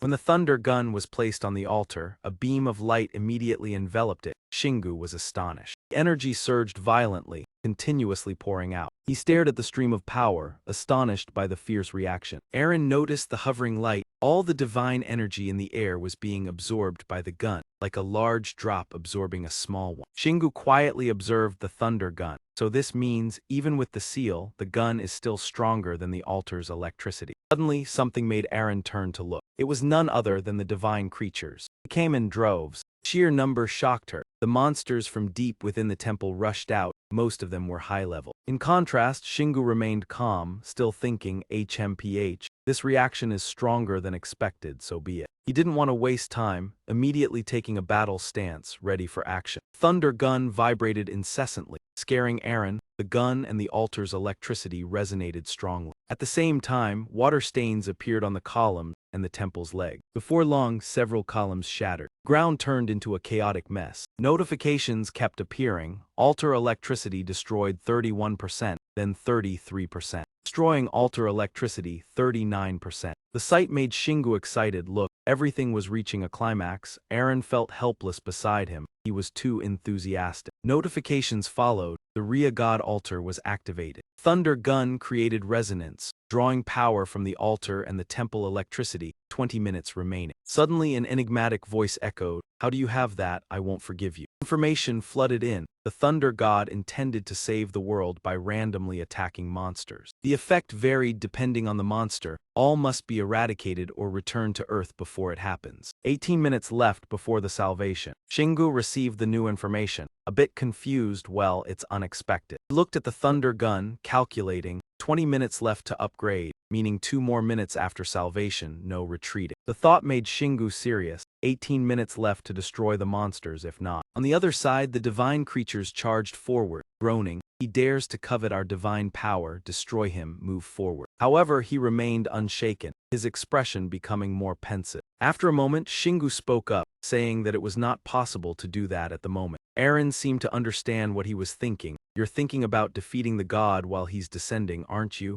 I can't believe it. This statement startled Shingu. What? No, don't worry about that. His denial surprised her. He acted wise, his mouth never stopped babbling. Of course, I'll face it. It's just about choosing the right monster, because the god's power depends on the monster chosen. Every word he said brought up different images of gods. He had thought about the god merging with the highest level monster here. At this point, Shingu suddenly stopped, feeling a little embarrassed, but he still wasn't strong enough to defeat it. Eren really didn't know what to say. He quickly regained his composure. Then let's start by killing all the high-level monsters here, Seha. You should help out too, Seha. Hearing him, Seha stood at attention. Yes, sir. He confidently took his battle stance. I was a warrior who surpassed level 26 of the dungeon. It's time to prove myself. After saying that, he flapped his wings and shot forward. I'll go ahead. Boss, Shingu was a little disturbed. Is he showing off his wing? He turned back to remind Eren. Yeah, Eren, please keep an eye on it for me. He quickly responded, got it, boss. After feeling reassured, Shingu enthusiastically rushed forward. Let's go. Shingu and Seha simultaneously launched death strikes, aiming to overwhelm the large army of monsters ahead. The orange bees and the blue birds clearly had the advantage, dominating the sky, constantly emitting wild and ferocious sounds. Seeing their arrogance, Seha couldn't stand to lose and declared loudly, I have wings too. Immediately, he boosted his strength around his body to create a powerful burst of speed. With just one long slash, he ended the lives of 2 unlucky little creatures. Not stopping there, he continued to use his great spear to pierce through the blue bird's large body. However, this result didn't satisfy Seha. His teeth clenched. He felt it wasn't enough. It seemed like he still couldn't use the bone spear effectively, but at least now he could handle weaker monsters with his strength. As he withdrew his weapon, a thick stream of black liquid poured out from the monster's chest. The other orange bees saw this and rushed to support their fallen comrade. All of them simultaneously shot deadly lightning at the enemy. Seha immediately found himself in a difficult situation. I don't have the lightning resistance like Shingu, but in the end he decided to summon a substitute, the round shield. He bravely rushed forward, despite countless attacks falling like meteors. One hand tightly gripped the shield, the other focused strength into the sharp sword to prepare for a spear thrust. Before long he pierced through the orange bee's defense,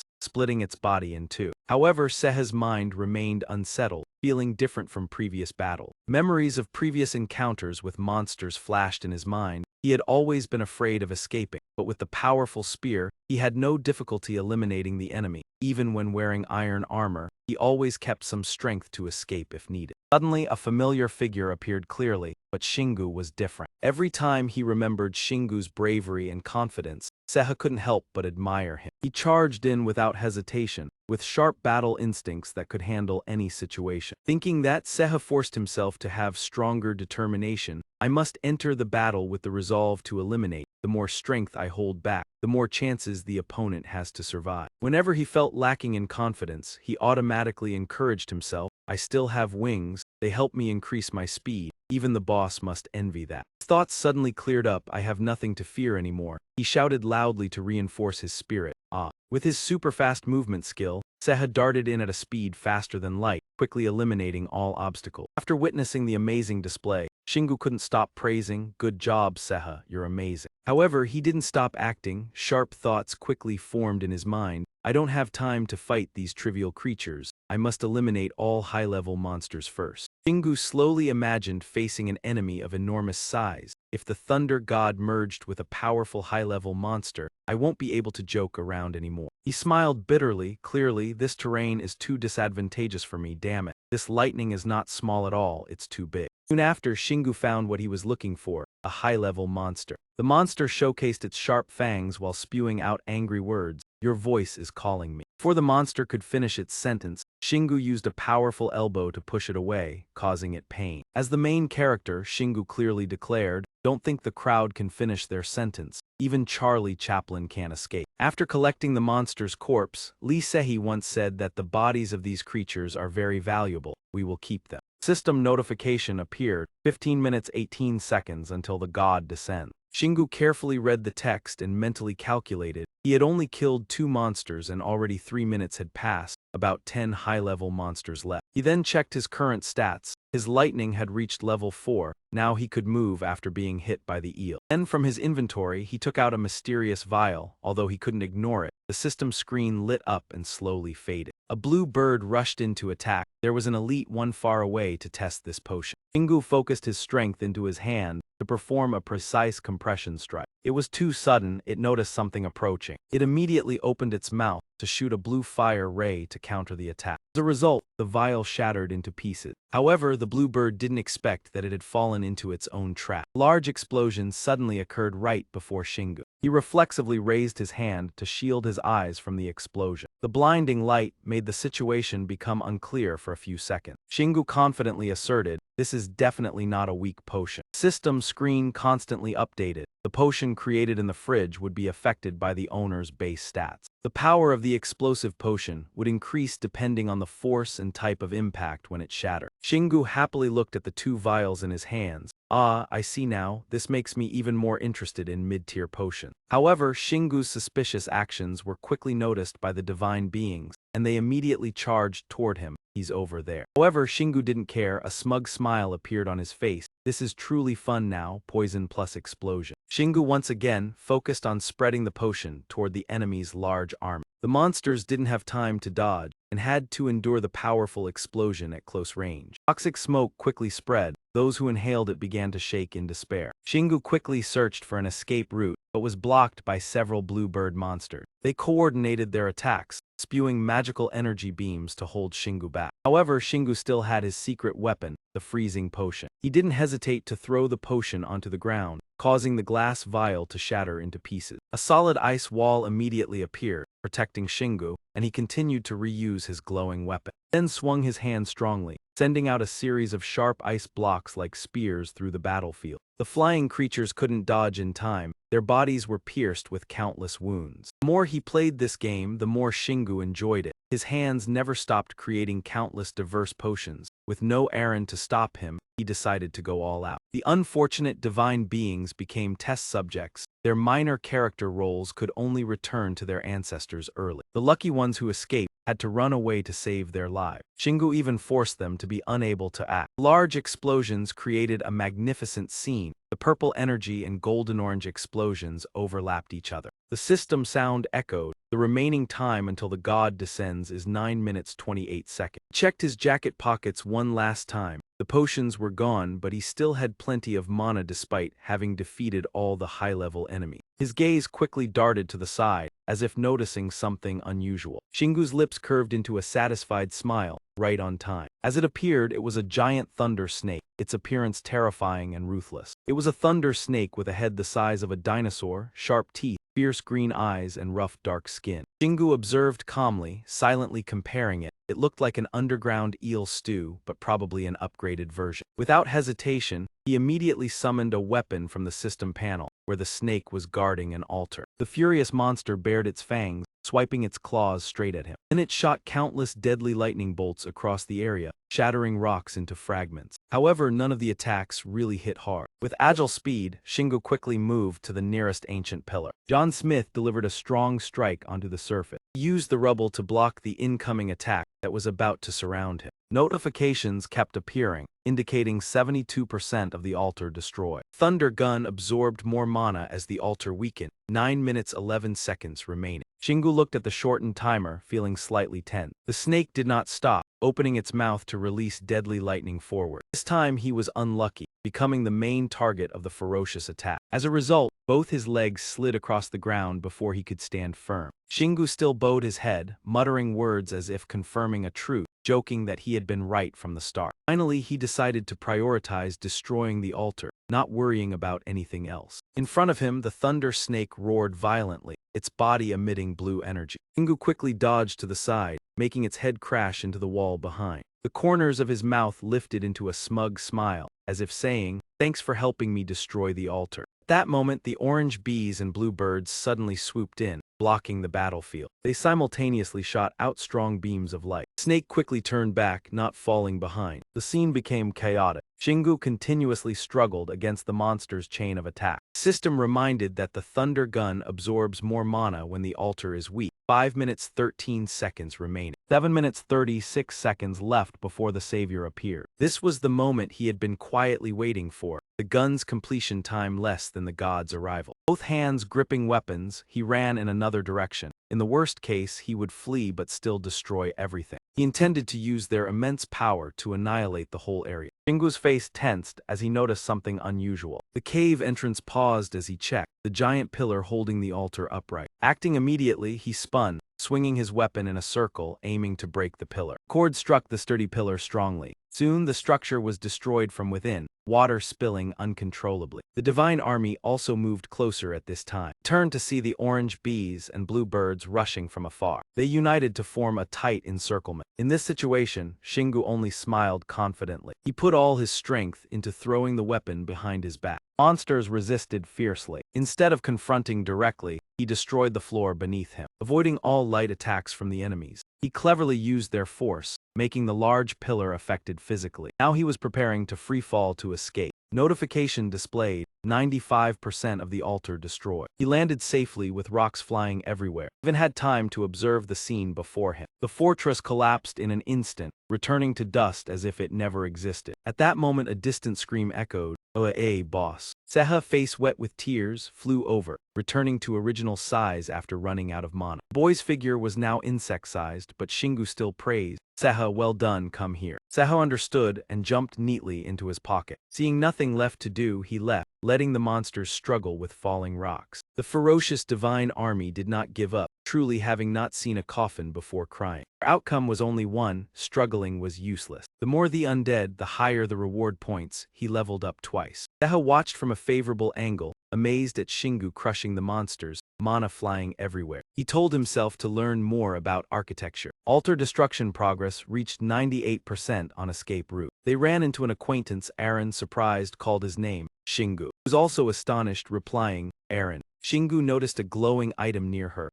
Returning to the warehouse. Before thinking long, another corridor suddenly knocked at the door. In the darkness at the end of the hall, eyes glowed like two sparks of fire, standing out in the silent night. He immediately instructed, "Seha, protect Aaron." The boy obediently replied, "Yes, boss." Both hands gripping weapons, cold sweat running down his face. Damn, should have killed the most dangerous one from the start. Shingu did not expect that fierce serpent to dare follow him this far. He identified the species. The familiar notification appeared on screen. Check the new target, 3 minutes 3 seconds remaining. The thunder snake raised its head, its roar echoing across the space. Continuously unleashed extreme energy, destroying all surrounding rocks and ground. Shingu observed carefully, waiting for the right moment to strike, frustrated but rational as the altar was damaged. Notification appeared immediately, 3 minutes 3 seconds remaining. Calculated his next moves, needing to finish within 3 minutes. Mana recovery after leveling up. Surrounded by the Aurora Matrix, Shingu stood tall, the exhausted monster after being hit by debris he could not lose. Suddenly the destruction speed skyrocketed, leaving him stunned in amazement. The furious lightning bolts swept through the rocks, roaring loudly in their rage. System sound kept ringing, damaging almost the entire shrine. The shrine was almost completely destroyed, and all the mana was sucked by the god cannon, with only 35 seconds remaining. All the monsters in the shrine became weak, their bodies losing strength to accelerate their reaction. Time left 17 seconds. Seeing this, Shingu showed clear joy.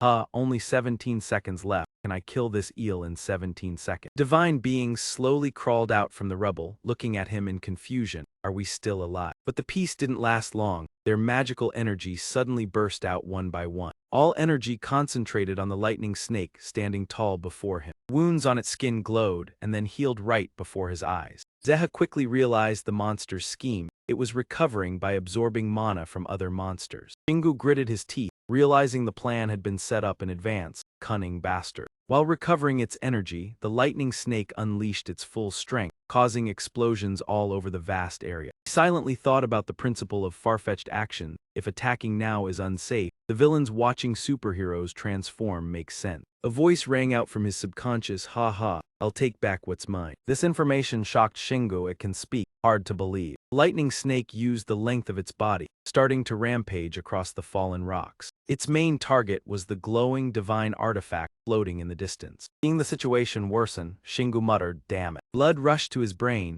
He strained all his strength to throw the great wolf claw forward. Luckily, it hit its target, landing a strong blow to its head. Shingu continued charging forward, creating a burst of speed that cracked the ground beneath his feet. He rushed in front of the monster, raising his hand to block the returning boomerang weapon, quickly catching the black great wolf claw with satisfaction. Shingu took on the role of guarding, directly wielding the claws to block the enemy, not allowing it to advance any further. He boldly declared, "I guarantee it's mine." The lightning snake growled angrily when blocked. Greedy bastard. It continuously regenerated from the rocks and floating dark clouds. She focused the light shining down on the monster's entire body. Layers of scales as hard as stone rose up forcefully. The outer skin was also significantly reinforced. Soon the lightning snake evolved into a new form, looking extremely terrifying. The update showed that the Via lightning snake had attacked a high-level monster. The current threat level is very high. It opened its mouth, gathering an enormous energy ball, then aimed it straight ahead without hesitation. Shingu had to protect the sacred artifact. He couldn't dodge the attack carelessly. If he dodged, the shrine would be destroyed.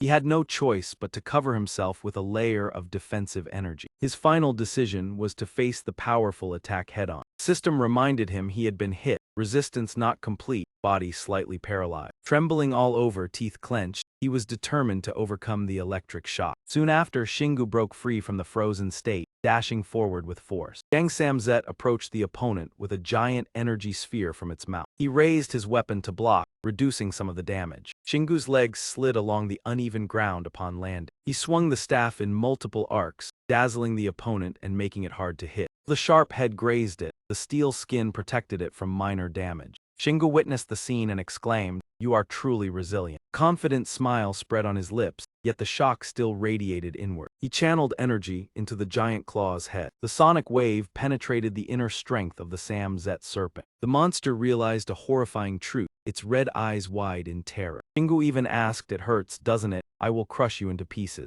Constantly provoked, the Samzet serpent's rage reached its peak. It unleashed a series of deadly lightning bolts in all directions. The great Land King emitted a purple sonic wave. He observed closely. It seemed ready to charge. If dodged, it would hit the altar. After considering, he held his weapon across his chest, determined to stop it. His foot stomped the ground, making it tremble. A flash of light appeared like a moon prism. At the moment the maximum energy shot forward, the surrounding space felt compressed. Quickly, only an endless beam and rubble remained. He and the monster fought fiercely, neither yielding. The Samzet serpent roared with wild intent, "Die, you insect." Shingu did not yield, twisting back that eel. "You are the one who dies." The situation was tense. He activated his trump card, the powerhouse. His muscles developed rapidly, sleeves torn apart. Shingu's weight plus push force cracked the ground. Yang Samzet, though massive, did not hold complete advantage, still weak. He braced himself, screaming with all his might. The force spread rapidly in all directions. Seha and Aaron in the distance had to react to shield themselves. Muscles bulged densely, yet the situation was still not reversed. His hands felt like breaking. He endured. The veins on his face strained as he exerted once more. Silhouette imprinted in the Samzet serpent's eyes, startling it. Shingu realized the difference. It had weakened. This was the opportunity. He focused energy into the giant claw, striking with power that left the opponent unable to react. In this difficult situation, it cursed silently, "Huh, bastard, why this way?" Its whole body trembled before the fierce strength of the small human. At that moment, light flared from the altar behind. Red eyes suddenly contracted violently, revealing clear fear. Right. A new notification immediately appeared. The Thunder God gun had fully awakened. The first seal had been broken. A gun surging with powerful electricity suddenly appeared out of nowhere. Seha was now fully armored, ready to take off. Ale was prepared. Both hands quickly gripped the weapon. Then he swiftly ran out of the danger zone at maximum speed. Once everything was settled, he announced loudly, "Boss, the weapon is ready." Aaron anxiously asked, "Shingu, are you okay?" The confrontation between man and beast grew more intense than ever. System screen kept warning. The temple's destruction at 100% had weakened the Thunder Serpent's body. The Thunder Serpent suddenly sensed a change, as if noticing something abnormal. Focused his strength in his legs to leap forcefully toward the monster. Naturally, it would not yield, raising its long dangling head high. From the monster's mouth, a barrage of blue attacks shot out. He bravely faced the powerful attacks head-on, his strength increasing significantly. "Your ability has reached level 7, no longer affected by weaker Thunder Serpent attacks below grade A." He concentrated power into his arms, preparing to strike with full force. The attack immediately aimed straight for the serpent's head. Fresh blood erupted like a fountain. The monster screamed in pain, hissing sharply. He landed successfully, amidst flying debris from the cracked ground. A victorious smile spread across his lips. "Good, I will win." In contrast to the hopeful light here, the monster, after suffering serious damage, fell into extreme confusion. Bitterly thought, "This isn't my real body, yet it still carries my power." He declared clearly, "You will see the day I damage your real body." Though he proclaimed strongly, he understood his own state. The berserker effect was about to expire. This battle had to end. Aaron shouted anxiously, "Shingu, the gun has gained a new skill," Seha speculated. "It must be to weaken that serpent." With this information alone, he felt confident in victory and decided to use it. The Thunder God gun surged forward at extreme speed. Rage reached its peak. The vermin fled. He ignored those words, focusing solely on charging forward. This time, the target was not Shingu but Seha and Aaron in the distance,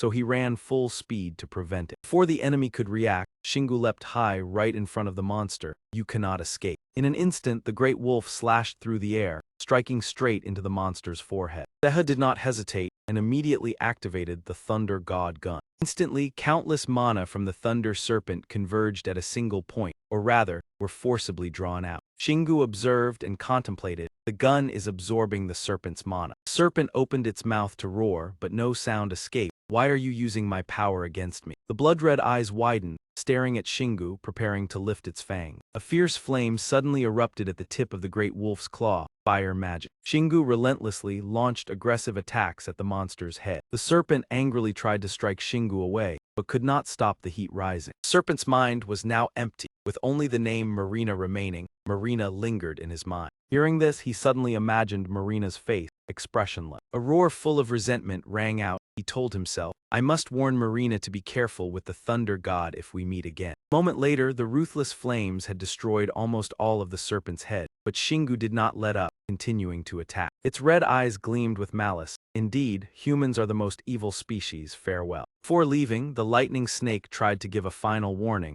Don't think you can protect everything while you are still too weak. Shortly after, the snake was completely reaped by the scythe of death. At the same time, a large explosion erupted from the point of impact, and the system notified the result. You have defeated divine power. The flame on the great wolf hammer has permanently leveled up. The mighty warrior has reached level 2. Shingu stood frozen, watching the brutal scene he had caused. Suddenly, a series of purple energy orbs flew out from the fire. The orbs quickly merged, gradually entering his body. Shingu sighed in relief, feeling more at ease. Eren flew over with a joyful expression. Shingu. Seha was also excited. We did it. He stored his weapon in the storage. Thanks, everything was thanks to your help. Then a series of information and stats were updated. The small shrine was destroyed. The thunder god Zedria's influence on the world had decreased by 36%. The influence of the thunder god Rhea decreased by another 7% as the god had been killed. You've leveled up to 7. Your lightning ability has reached level 9. The fear of divine lines has reached level 7. You've gained the ability Internal Sight. Shingu read this information and couldn't help but wonder,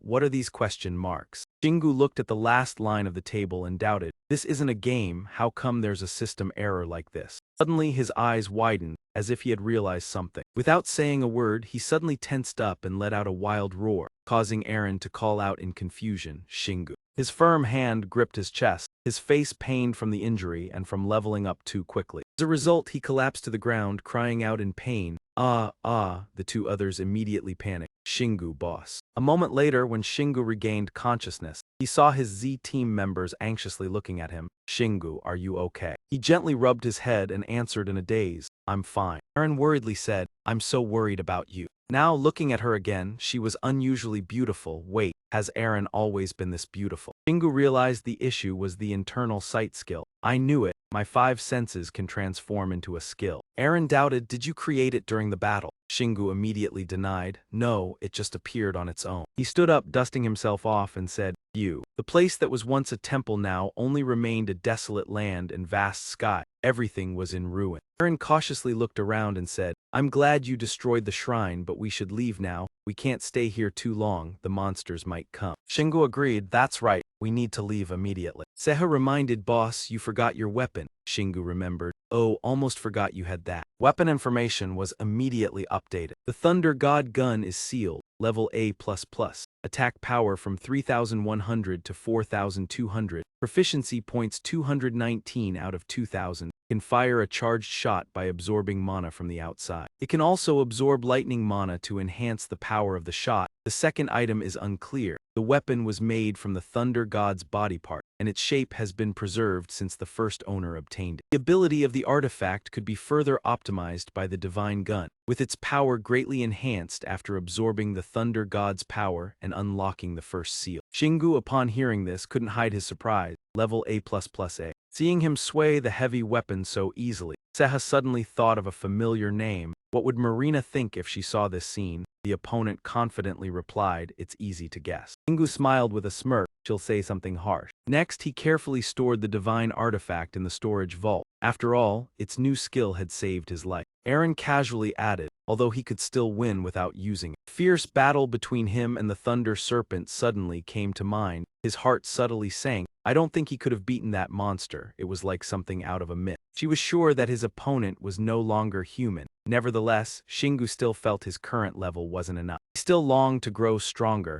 The eel had proven that with his current strength, he couldn't do anything. His gaze suddenly stopped on his toned arm. It wasn't even the real body of the Thunder God, moreover, its mana had been depleted. He only had enough strength to defeat it, so there was no reason to feel proud. Suddenly his hand clenched into a fist. His spirit seemed to rally quickly. He needed to be stronger. Seeing the intense aura from him, Eren didn't know what to say. How could he be so excited? He then hastily pulled the key out of the rest area. Now let's go back, she cheerfully urged. That's right, hurry up, let's go back. Shingu gently planted it into the ground, An unexpected surge of power emanated from the point of contact. Soon after, a large door formed, large enough for everyone to pass through. Seher excitedly suggested, "I want unajisen." He smiled with a confident yet affectionate look. "All right, let me show you guys the cooking skills of a real man." Erin also shook her head at the two guys. "Let me cook, you two can rest." The group entered in turn, and their figures gradually faded away. Scene returned to calm. The ruins were now silent under the vast sky. The summary was finally revealed. He was now at level 97 of destruction. His strength and dexterity both reached 366. His stamina and mana were 346 and 142 respectively, with immunity system,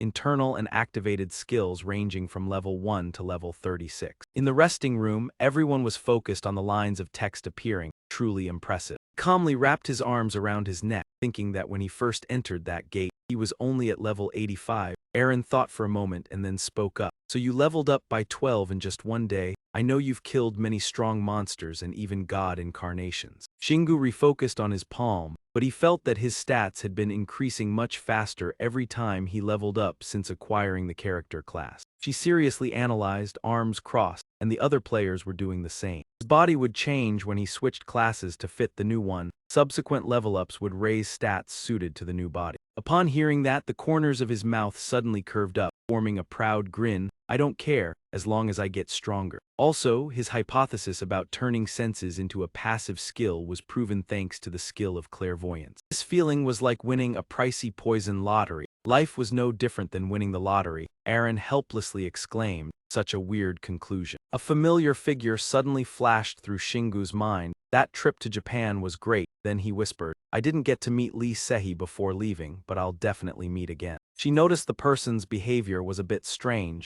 but didn't know how to react. Finally, she skillfully changed the topic. "Hey, Shingu, you want crispy unagi, right?" He turned back to ask, "Can you cook?" She firmly answered, "At least I cook better than you." He stretched his body to relax after a long, tiring day. "I should eat before going to bed, right?" Brilliant idea suddenly flashed through his mind. Maybe he should use this time to deal with a few monsters. Since the resting area had expanded after leveling up to 5, he could summon a few giant monsters. Shingu immediately took a pile of items from the storage. He admired them for a while before making a decision. "First, I need to collect mana crystals." Soon, the cubic stones and several other odd items were neatly lined up. Recalling the past, the mana crystals he got from the class change quest were still here. He gently touched the iron armor of a demigod, when suddenly an idea flashed through his mind. Then he asked himself, in the game, they use monsters and other things to craft items. I wonder if the Thunder Serpent's armor is hard enough to make armor. This novel idea left Aaron feeling vague,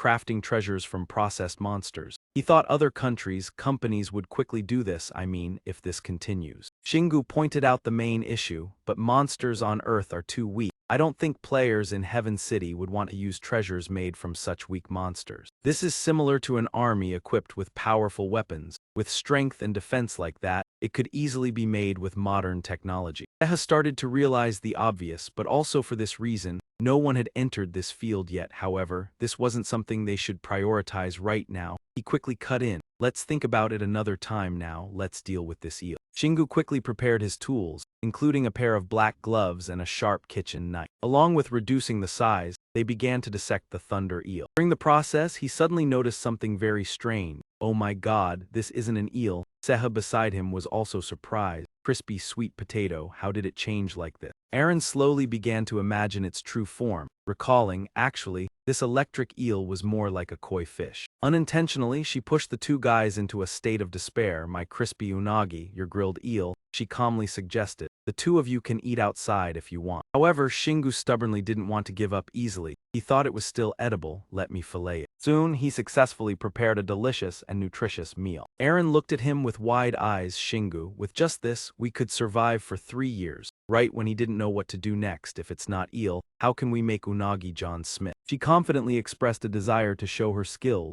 "Just try." Then she cheerfully took the water-soaked piece of meat to another place. "Hee. You'll be surprised." Shingu seemed to be controlled by hunger. "Then I'll eat these while you cook." He really put some of the crystals in his mouth. So he ate them as if they were delicious dishes. "Oh, not bad," making Seha curious. "How does it taste?"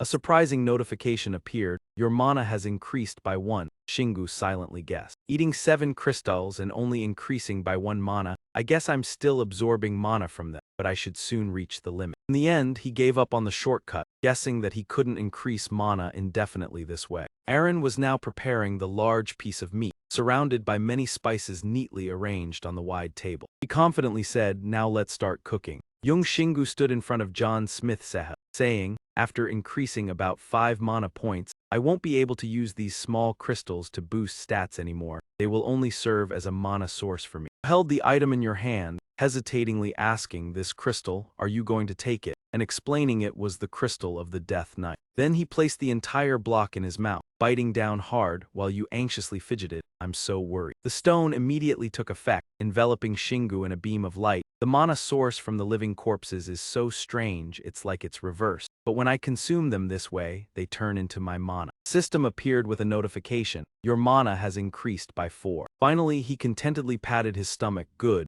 now I feel energized. What's next? He looked at the crystals lying on the ground. Those are the crystals. System indicated that these are common demon crystals, mana crystals containing the essence from demons. They have special handling properties. Shingu put his hand in his pocket, staring at them for a long time. Essence. Special handling, what does that mean? Erin suddenly popped her head out to call him Shingu. He hesitated for a moment before speaking. "I think you should come over here for a bit." He didn't hesitate, grabbing a handful of green crystals and replying, "Here." Shingu used the time to stuff all the stones into his mouth. And along with Zeha, he leisurely walked over to her. Sensing something unusual, he seriously asked, "What did you just do?" Just as he finished speaking, a huge beam of light energy suddenly erupted from the center of the room. Aaron innocently explained, "I was just about to cook, but something related to cooking happened, and then this cutting board appeared." He seemed to realize the cause and finally bowed his head to look at the crystal block. Could it be because of this? Then Shingu brought it close to the center of the bright table. The crystal, originally full of mana, became even more abundant with energy. System notified. The mana crystal is suitable for attachment to a writing treasure. Medium size has been confirmed. You may process it by adding material. The system carefully provided information. One-on-one writing means ingredients 2 reached 364 out of 500 kg, completed ingredients 596 out of 50. Processing began, and the amount of ingredients would determine the product's perfection. He watched the entire process, thinking deeply, not just about crystal processing, but the ingredients were complete. She anxiously called for help. "What's wrong, Shingu?" Shingu's smile was full of mischief. These ingredients were quite strange. He guessed they wanted him to complete everything. Quickly planned the upgrade. This was not simply crystal processing but creating a treasure. By adding ingredients to the specific mana crystal, activating the hidden function of the upgrade kitchen. Seha was excited by the vehicle. It was hard to check other ingredients. Shingu was busy researching but still responded, "I have an idea." He bravely selected some items, scales, bones, and eel skin, probably the main materials for completion. Countless pre-processed components fell onto the tray automatically. He outlined the next steps. The mount had to be advanced technology, unusable in a dungeon.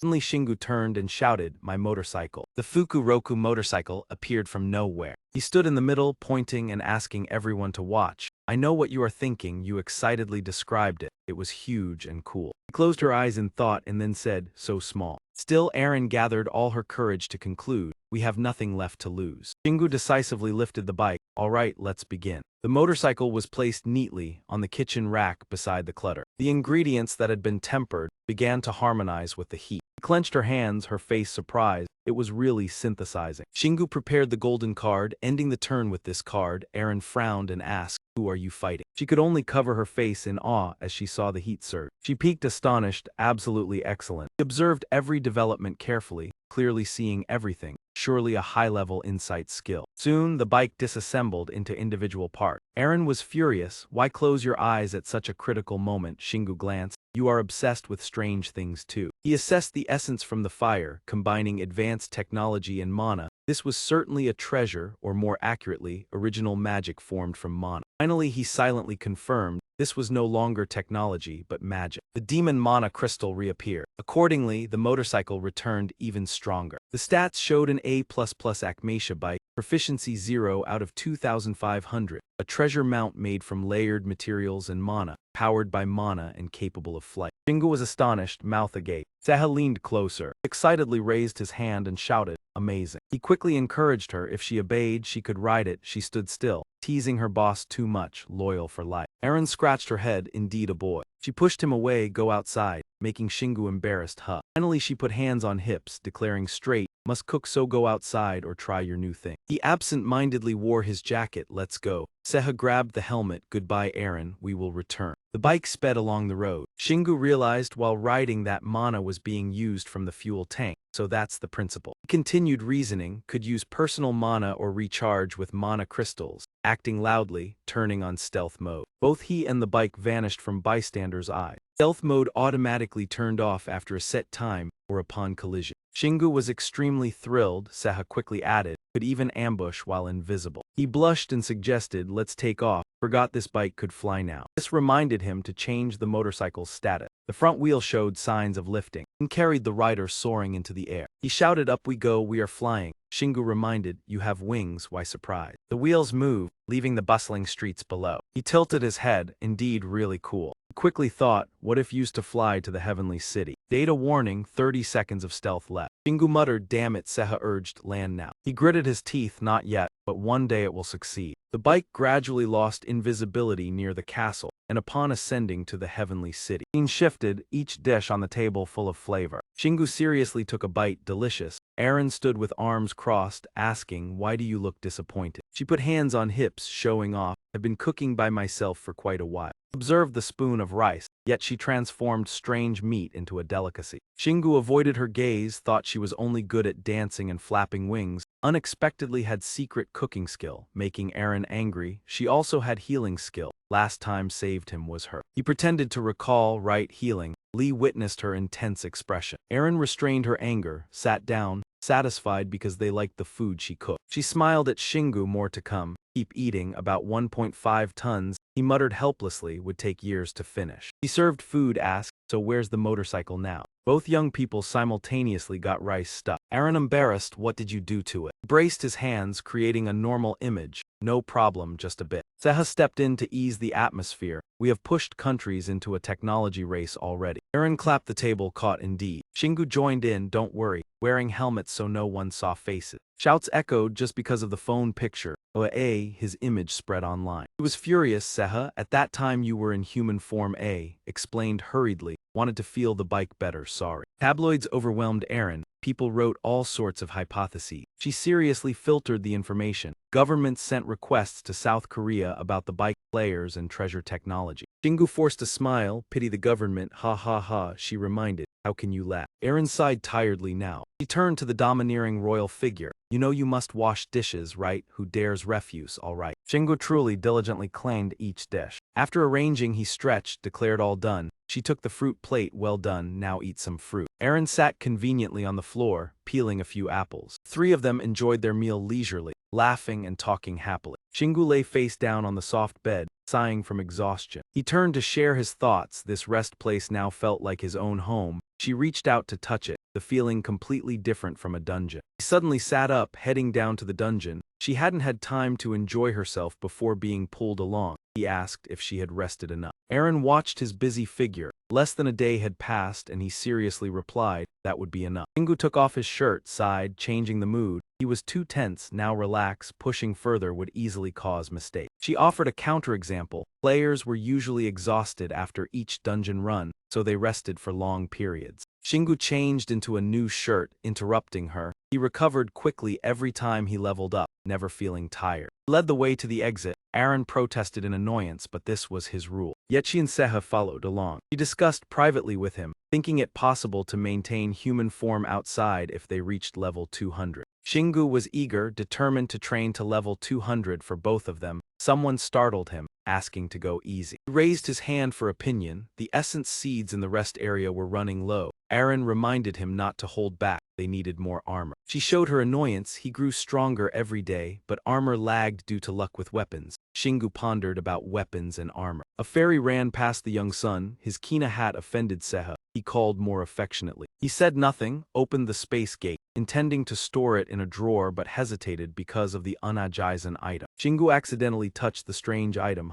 What was in his hand was a kina head. The three of them were silent for a moment. He honestly admitted, I didn't know Kina was a girl. He held his head, criticizing himself as weak. The name sounded feminine. Shingu changed the topic, fixing the hat first. With this hat he looked like a villain embracing a beauty. He placed the hat in the last drawer of the cabinet. His serious face suddenly showed a hint of doubt. Then he led the yelling. Aaron followed suit, scared but curious. How could the head move again? New item card appeared. The essence was a B++ Kina core. The armored hat once restrained her. The armor was destroyed due to contact with divine power. If one found stronger divine power, the new body and soul would react specially. Shingu, annoyed, kept it. Now it couldn't be used as a cannon weapon. She was speechless. He worried. A special mark flashed on the back of his hand. He analyzed. The soul-collecting tattoo glowed. This seemed like a key but needed more soul. Aaron gathered materials, some bones and scales from the eel, but still not enough. Shingu stored the armored hat. Kina would rest long in his inventory. His mind filled with images of heavy weapons. The awakened gun now shot with wrath, consuming less mana. He closed his eyes, telling stories passionately, not exhausted after a shot, enjoyed throwing Kina. She gently reminded Shingu. Marina would be upset. He changed the topic. Enough dungeon,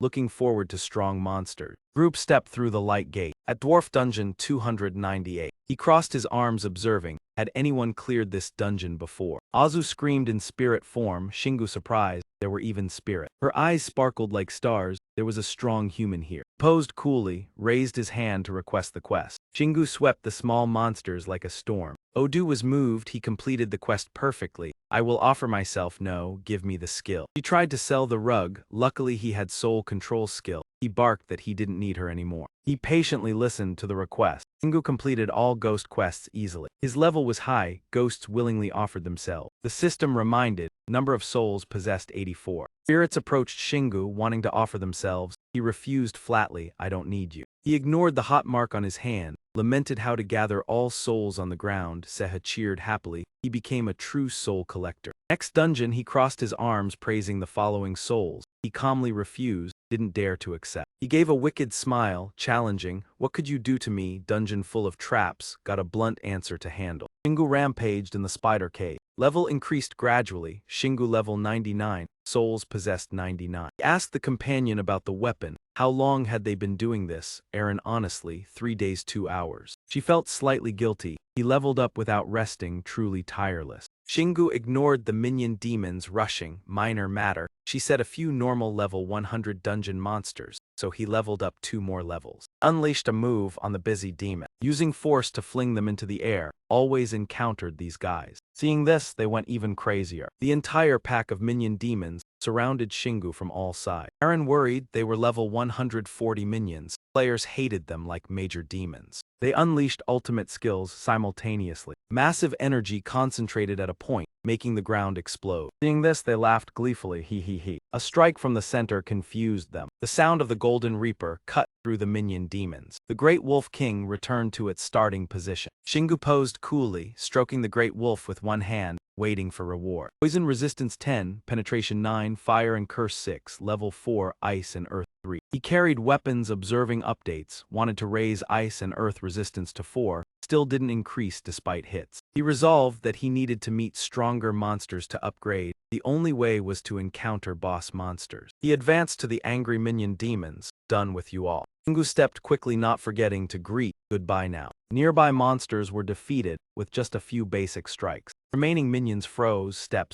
They applied the pin-down strategy on him, move aside. Shingu concentrated, swinging the scythe of death high. 360-degree sweep brought golden light, cutting them in half. The explosion representing the reward echoed, even though the aftershock remained. His hand quickly grabbed a random stone from the pile of loot. The holder of the amethyst carefully examined it for a while. Even though there was only a narrow path ahead, was it due to trust? Aaron provided some more clues, but we still didn't understand the origin of the monsters in the ant lair. They first appeared from a heavenly city. While the material collection vehicle was moving, Shingu continued talking without paying attention. So where did the mana and the creatures in the ant lair come from? From other worlds, of course. He was slightly confused by the question. Were the invaders from other worlds using players to create these dungeons? The hero declared that he no longer cared much about these complex questions. Shingu sneered. He didn't care about the actions of the gods, just destroying everything in front of him. Aaron crossed his arms and questioned, how could you make such a simple and decisive conclusion?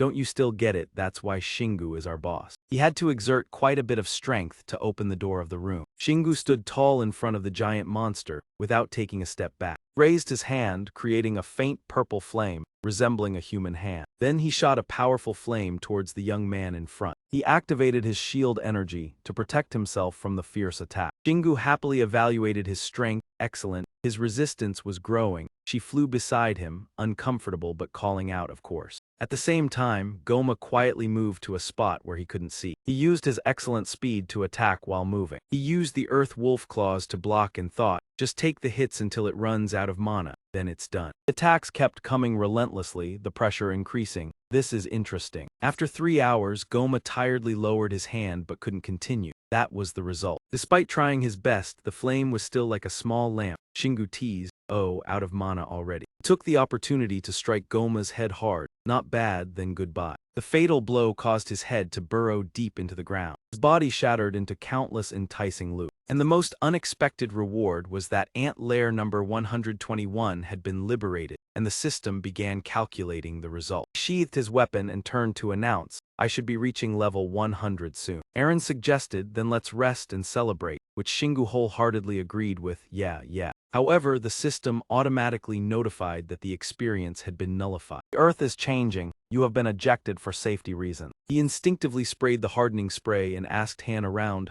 what's going on here? Shingu suddenly got angry. Why is the server under maintenance right now when I'm about to get my reward? The server said nothing, immediately transferring all 3 out of the dungeon. The information board appeared. The Earth is transitioning to a new era. All access to rest areas and dungeons will be restricted until the transition is complete. He closed his eyes and sighed helplessly. A new era who came up with such a name. Seha noticed something strange. I think this isn't just it, look there. The city had unknowingly been engulfed in flames and ruin. Shingu couldn't believe his eyes. What the hell is this? The ground around him shattered into pieces scattered across the earth. Shingu witnessed the entire process, his face changing drastically. It seemed like the earth was being torn apart. The outer shell was torn and new flesh was rising up to fill the cracks. He seriously assessed the situation, feeling a dense mana source. Eren stroked his chin, thinking, it's interesting to see that you have become a true mana user, though I'm not at all happy with what's happening. Shingu stood and looked at the flames, feeling strange. This mana isn't from the players nor the gods. He immediately connected it to the earth and concluded that this was the earth's mana. Zeha floated nearby and asked, do you think the invaders are doing this too? He already had a preliminary guess. This is too big a problem to just be caused by the invaders. It seems more reasonable to think that the earth itself reacted after sensing mana from the players and monsters. Shingu suddenly remembered the blurry monster in the previous dream. The earth is now filled with dense mana. Eren flew over from afar, calling his name Shingu. He calmly walked, gently reassuring both of them. It's okay, I don't have time to care about those blurry memories. Shingu looked at his phone but still kept a tense expression. The important thing is what's happening to the earth. Mom might be in danger. The bell kept ringing but no one answered. He irritably checked the signal. Really, both the phone and the network were cut off. He added, as usual, maybe a few signal stations were destroyed in this chaos. Shingu stared intently, looking determined. Then let's continue until the phone gets a signal. He decisively opened the space portal to summon his magnificent warhorse. Then he put on the helmet that protected his entire head. The civilians accidentally witnessed the supernatural scene, unable to believe their eyes over there. He came closer, excitedly pointing. Isn't he the mysterious motorcycle rider on TV? Give us a ride. Shingu didn't care about their words, just sped off quickly. Oh, what a hassle. Motorcycle, after running for a while, automatically flew into the air. He discussed with his teammates. They weren't in immediate danger, and his bike was too small to wait for people who only wanted a ride. The people running hurriedly chased after the motorcycle, begging for a lift. Oh, take me with you. Shingu glanced down, feeling that the situation was a bit like refugees. Suspicious voices echoed. What's going on here? Eren witnessed this scene for the first time, very worried. Do you think they might sell salt? He deliberately said to her, yeah, many people will meet their relatives again, but there's nothing we can do. His words suddenly stopped. His eyes lit up with astonishment. The ogre demon was ravaging the city, a terrifying monster. She asked Shingu, do you think any nearby dungeon has broken open? Seha was so worried that sweat ran down. If the monsters break into the city now, the consequences will be unimaginable. He screamed madly, charging into a car, growling. He opened his mouth full of sharp teeth, eating the screaming human. Shingu gritted his teeth, uncomfortable, muttering, "Damn it." He activated the highest combat mode, stepping into the fray. Car shot forward, accelerating fiercely. The demon source detected the danger, staring at them. Couldn't react in time. A beam of light fell precisely on his position. He seized the opportunity to save the two innocent civilians, pulling them out of the danger zone. They were grateful, thanking him, but he coldly urged, "Run now." Shingu gripped the handle tightly, drawing attention. "I don't have time for this. I have to make sure Mom is safe." He clenched his jaw, thinking, "But that doesn't mean I'll let a cannibal stand right in front of me." Finally, he used the great wolf claws, resolutely facing the monster. "Hurry up." Eren hesitated, saying, "I've never seen this monster, but looking at its mana, it's definitely stronger than level 200. He groaned in pain, yeah, but his wounds quickly healed. Shingu mumbled, "It's healing itself." Seha realized it was an ogre demon and spoke up. After that, he clenched his fist, reaffirming his stance. "Only fools could regenerate such power, although I only encountered one like it in the Heavenly City's database."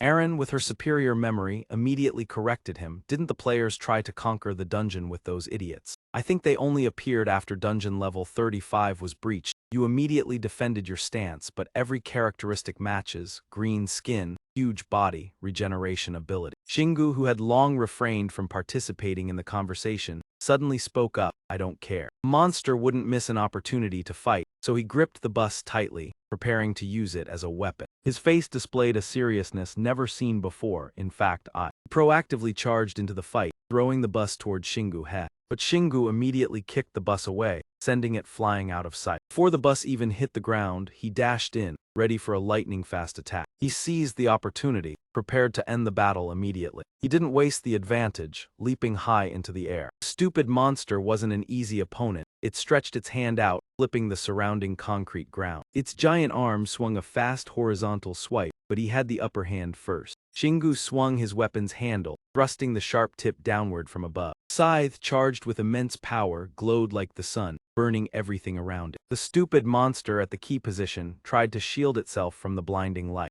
Shingu's words were like a sentence, just one more hit. A strong mana stream poured out, summoned by Shingu, sweeping the monster away. Gently set his gun down next to the monster's burning corpse. Seha, watching closely, hurriedly reminded him, "It can't regenerate while it's being burned." The real-world system notification appeared. "You've gained experience and leveled up." Shingu sighed, exhaling, "Phew, I leveled up here because I couldn't do that in the dungeon." Shingu raised his hand, releasing blazing energy, then captured the huge monster into storage space. Suddenly, someone from the group called out loudly from afar, "Help us." Our car flipped over. He rested his hand on his hip, letting out a tired breath. "You." Then he turned to emphasize each word, "You guys handle it. Don't think I'll do everything. This job is heavy too." After speaking, Shingu climbed onto the war vehicle. Yoga charged straight into the center, surprising everyone. He touched his hat, sending out a sonic wave to scan the surrounding. After a moment, Shingu glanced at Eren, confirming that he couldn't sense any other monsters in the area. She was surprised. If there was a nearby open dungeon, there would definitely be more idiots around. At least there should be traces. Shingu smiled and guessed, so it can only be one thing. The idiot monster naturally formed there. Seha beside him curiously asked, "Wow, what's going on with the world?" Shingu quickly skimmed through the phone screen, then replied, "Maybe Earth has changed to deal with all invaders." Suddenly he shouted, "Ah, my phone's working again."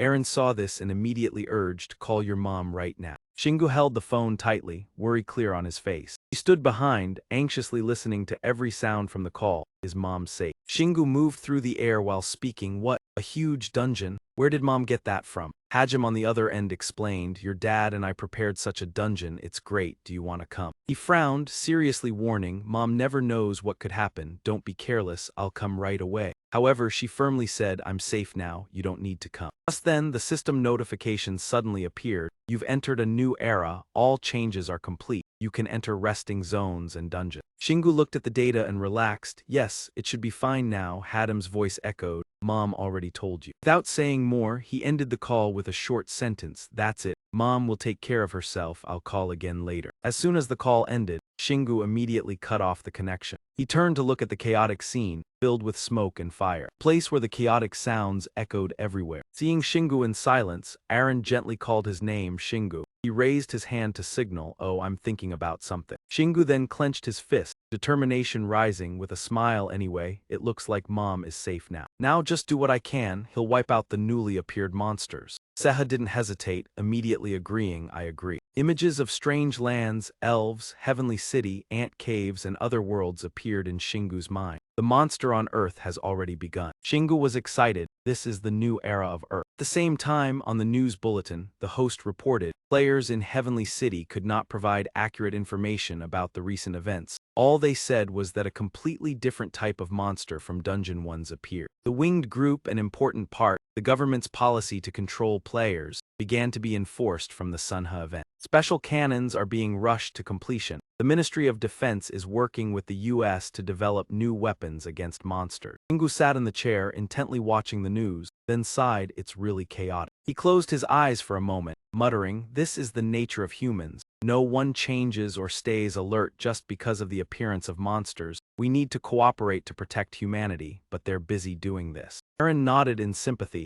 I also think everything the government is doing is useless. Shingu stood up, hand on his hip. Anyway, I need to return to my work. Too bad for what happened to Earth, but at least I can easily find mana crystals. Then excitedly he quickly walked. Let's go monster hunting. A frantic scream echoed in the ruined sky. One of them screamed in panic as they were chased by the monsters. Help, help me. Suddenly, a sharp sound rang out as the monsters charged at the powerful strike from Shingu. The young man looked around, trembling, realizing all the monsters had disappeared. The person next to him bowed their head to express gratitude. Thank you, thank you. He patted the young man's shoulder. Yeah, if you're really grateful, pay me later. Pointed toward the person pretending to lie under the rubble. I know you can stand up now. Get up by yourself. After everything was done, Shingu took the secret probe rod and quietly scanned the area. But after walking for a while he sighed, I guess there's nothing here. Shingu pondered, if this isn't the invader's path, then maybe all these monsters were created right here on Earth. Seha flew beside him, speaking softly, at least we haven't encountered monsters as powerful as the stupid ones last time. Aaron held her phone, eyes glued to the screen, reporting to Shingu. I see some posts praising you online. He calmly replied, the government always uses this tactic to turn someone into a hero, making people think they should be like that. Feeling something's wrong, he turned back. What, me? On the screen was the photo capturing the moment he delivered a powerful blow to the monsters. Seeing this, Shingu covered his mouth, exclaiming, oh God Sanaga. She crossed her arms in front of her chest, wondering, so your faith lies there. Shingu didn't miss the chance, eagerly posing. He looked pretty cool too. Aaron angrily waved her hand. You're making me more annoyed.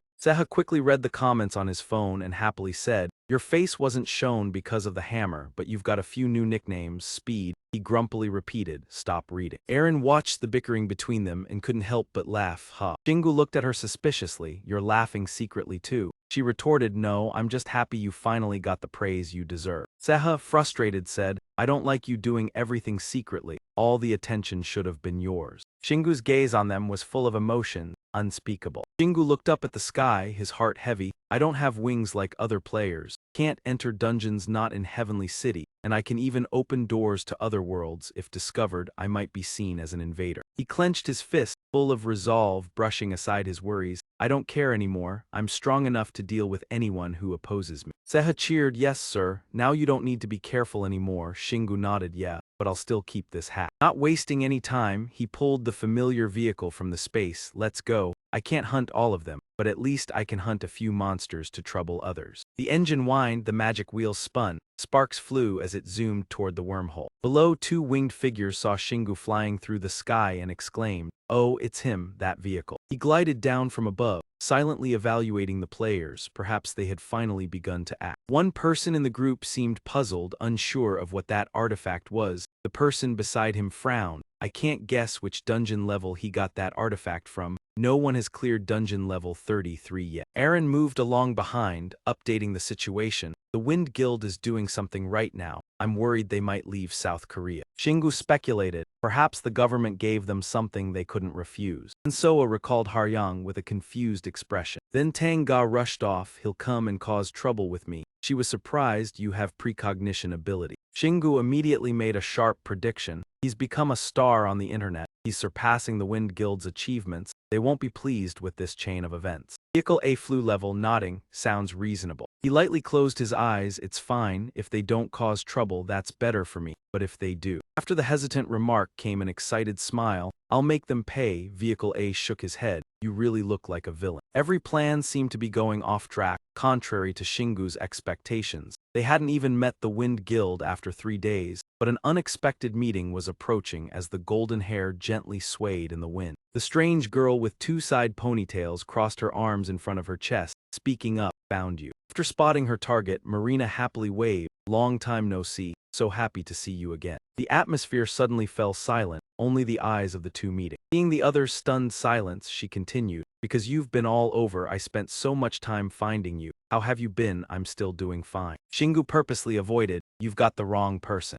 Marina was a little disappointed upon hearing this, "Really? We went through a battle together." He looked at her in confusion. "A battle? I don't remember." This indifferent attitude made her stand there frozen. However, Marina didn't give up. She kept asking John Smith, "What have you been up to lately? Are you still going to the endless time room? You look like a different person." Unable to endure the interruption, Shingu admitted, "You seem a lot stronger too, yeah." As he pondered, Marina's eyes lit up with anticipation. After recalling the memory, Shingu called out Marina's name, making her smile brightly. "Great, you remember my name now." Marina didn't miss the chance. "Then tell me your name." He didn't rush to answer but suggested, "This conversation might take a while, shall we go somewhere?" He pointed to the city below. "I'm happy you're talking, follow me, I found a place." Then both accelerated toward that direction. Aaron turned to mock, "You're more obedient than I thought." Shingu replied coldly, "That's because I have something to discuss with her." Didn't know what was going through her mind, but she seemed stunned. "Talk to her." Luckily, he explained in time. "She's the one who gave me the Thunder God's gun, but I killed his avatar, so he'll feel betrayed by Marina." He lightly scratched his chin, apologetically, "I won't be able to sleep peacefully if I don't tell her I accidentally offended the Thunder God." After hearing the entire story, Aaron suddenly questioned, "Is that it? Don't you have any other plans?" This made Shingu wonder what plan. Aaron hesitated before speaking after interpreting the vague scene. "Are you asking if I'm going to do something to her?" Shingu thought thoroughly. "Why would I do that to someone so talented and kind? I'm not the type to pick fights." His decisive answer made her a bit embarrassed. "Oh, of course not." Then she secretly smiled. The giggling sound confused him. Marina excitedly announced, "We're here." He quickly introduced the building ahead, the South Korea branch of B&Y. Zeho was surprised. B&Y, the famous IT companies in Silicon Valley. Soon they safely landed on the rooftop. Shingu asked, "Were you hired by this company?" Marina replied shockingly, "My brother owns this company." His smile froze instantly.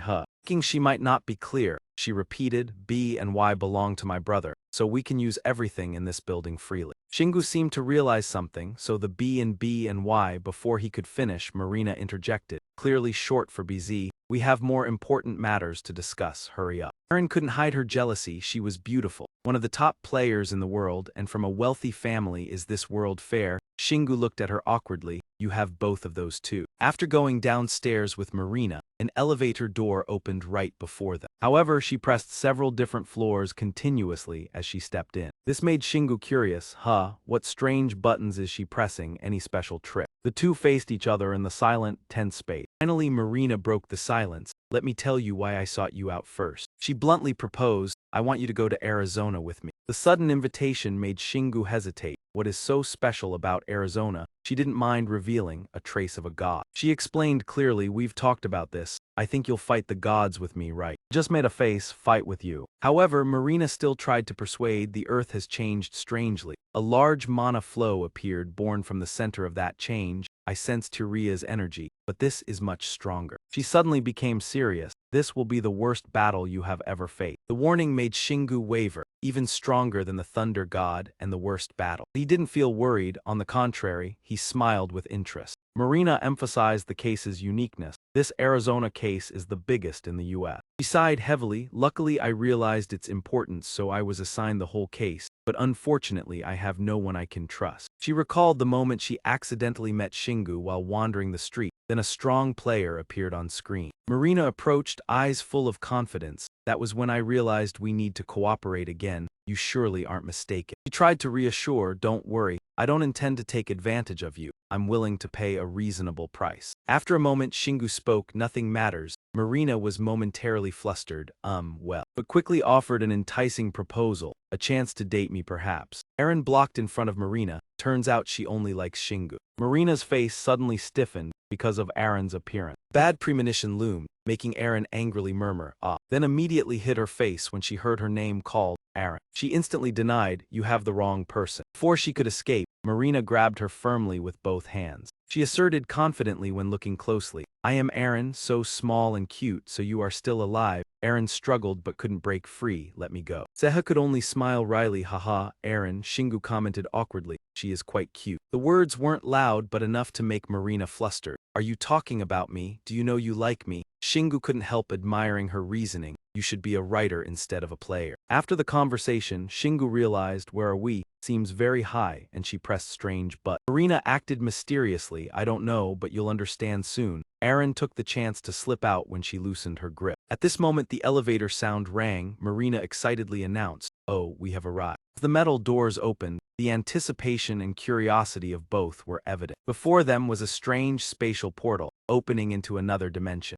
The emerald green membrane of the portal continuously rotated, creating a mesmerizing beauty. Shingu couldn't hide his surprise. He spoke in confusion. This is. Shingu immediately guessed it could be a connection point between stars, but Marina dismissed it. This is a teleportation portal. He clenched his fist, feeling both surprised and angry. I can't believe Earth's civilization has advanced so quickly, and I didn't know about it. Taking this opportunity, she began to boast about Felmana Zaber and Wise research, saying the technology had been developed in the other world, and now they just needed to replicate it on Earth. She continued sharing about the plan. We've created a portal, but it consumes too much mana. However, the air on Earth is now richer in mana than before. Based on the information from Marina, Shingu realized she had utilized the abundant mana in the air to activate the portal. She gestured precisely with her index finger. Although currently, this portal was only used for teleporting between the South Korea branch and the headquarters. He wondered why it was South Korea. There must be many other viable locations.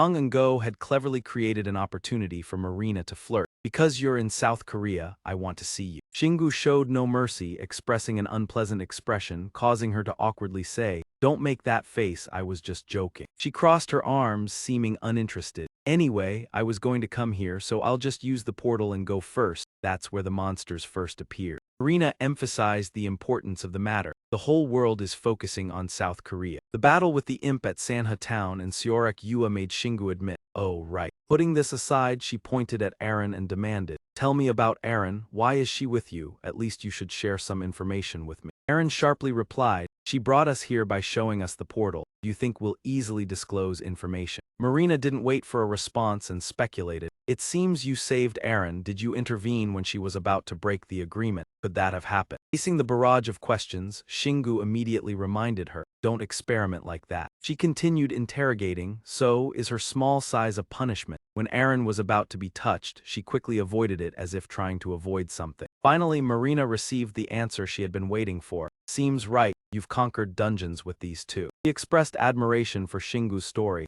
That's interesting, but you know. Marina was also curious, what's your name? Still a secret. Shingu decided to remove the mask. No more reason to hide. His appearance left her stunned for a few seconds. Finally, Marina realized, so you're Shingu. She didn't hesitate to express her curiosity. Shingu, why do you hide that handsome face? Shingu replied briefly, I have my reasons for not going public. Marina snapped her fingers and teased, so you know you're shady. Well, I don't care much. To save time, he quickly put the item away and said, let's get straight to the point. What's the price for me to help you? He immediately replied, nothing. Her words left her frozen in place. Huh. Shingu scratched his head awkwardly. You might not know, but I owe you a favor. Let's call it settled. Marina blushed. You owe me. Next came a recollection of their previous battle. After hearing the whole story, she asked in surprise, you fought the Thunder God's avatar. That's cool, you must be really strong. Marina became even more excited recounting what she had just heard. You used the Thunder God's power to enhance the rifle. Did you teach him a lesson he'll never forget? Shingu reminded her. I think he'll hate you for that. She wasn't afraid. Instead, she said confidently, it's fine, I was planning to deal with him anyway. I'll treat it as if you did it for me. Marina patiently repeated, so you don't owe me anything, you really don't want anything from me. Shingu shrugged, if you want to help me, then help me once when I need it. After reaching an agreement, she hurried to the teleportation portal. For sure, are you coming with me? He hesitated for a moment, worried about the chance of failure, but Marina reassured him. 0% failure, it's been working fine, even though it's only been used once. She stepped into the portal first. Shingu scratched his face in embarrassment. I hope it won't kill me. Finally, he decided to step into the teleportation portal. The four of them hovered in an undefined space and allowed it to carry them toward the light. Except for Shingu, everyone else fell to the ground when they emerged. Seha tried to speak. Dave, I feel like I just went on a roller coaster for 100 rounds, while Aaron just let out a faint hiss. Aaron's expression was completely dazed. How are you still okay? Shingu confidently responded, I'm good at everything related to the body. Aaron, hearing this, was slightly annoyed. Yeah, you're really hard to deal with, but I'm jealous. Marina also struggled to get up after the impact. I'm fine, let's go, staying here might cause trouble. As soon as she finished speaking, the elevator made a sound signaling someone's arrival. This made Marina cautious, watching the direction of the sound. Seha and Aaron immediately created a protective barrier, camouflaging. The person in the elevator that everyone was wary of was Ethan. He appeared with a bright smile. Marina, did you really bring him here? Marina showed her annoyance upon seeing the person. Oh, Ethan. Shingu stood still, silently evaluating. Looks like today won't be lacking in trouble. He called Marina by a nickname, and from her reaction it was clear he was her brother. Ethan, with his refined appearance, made Aaron exclaim, wow, he's really cool.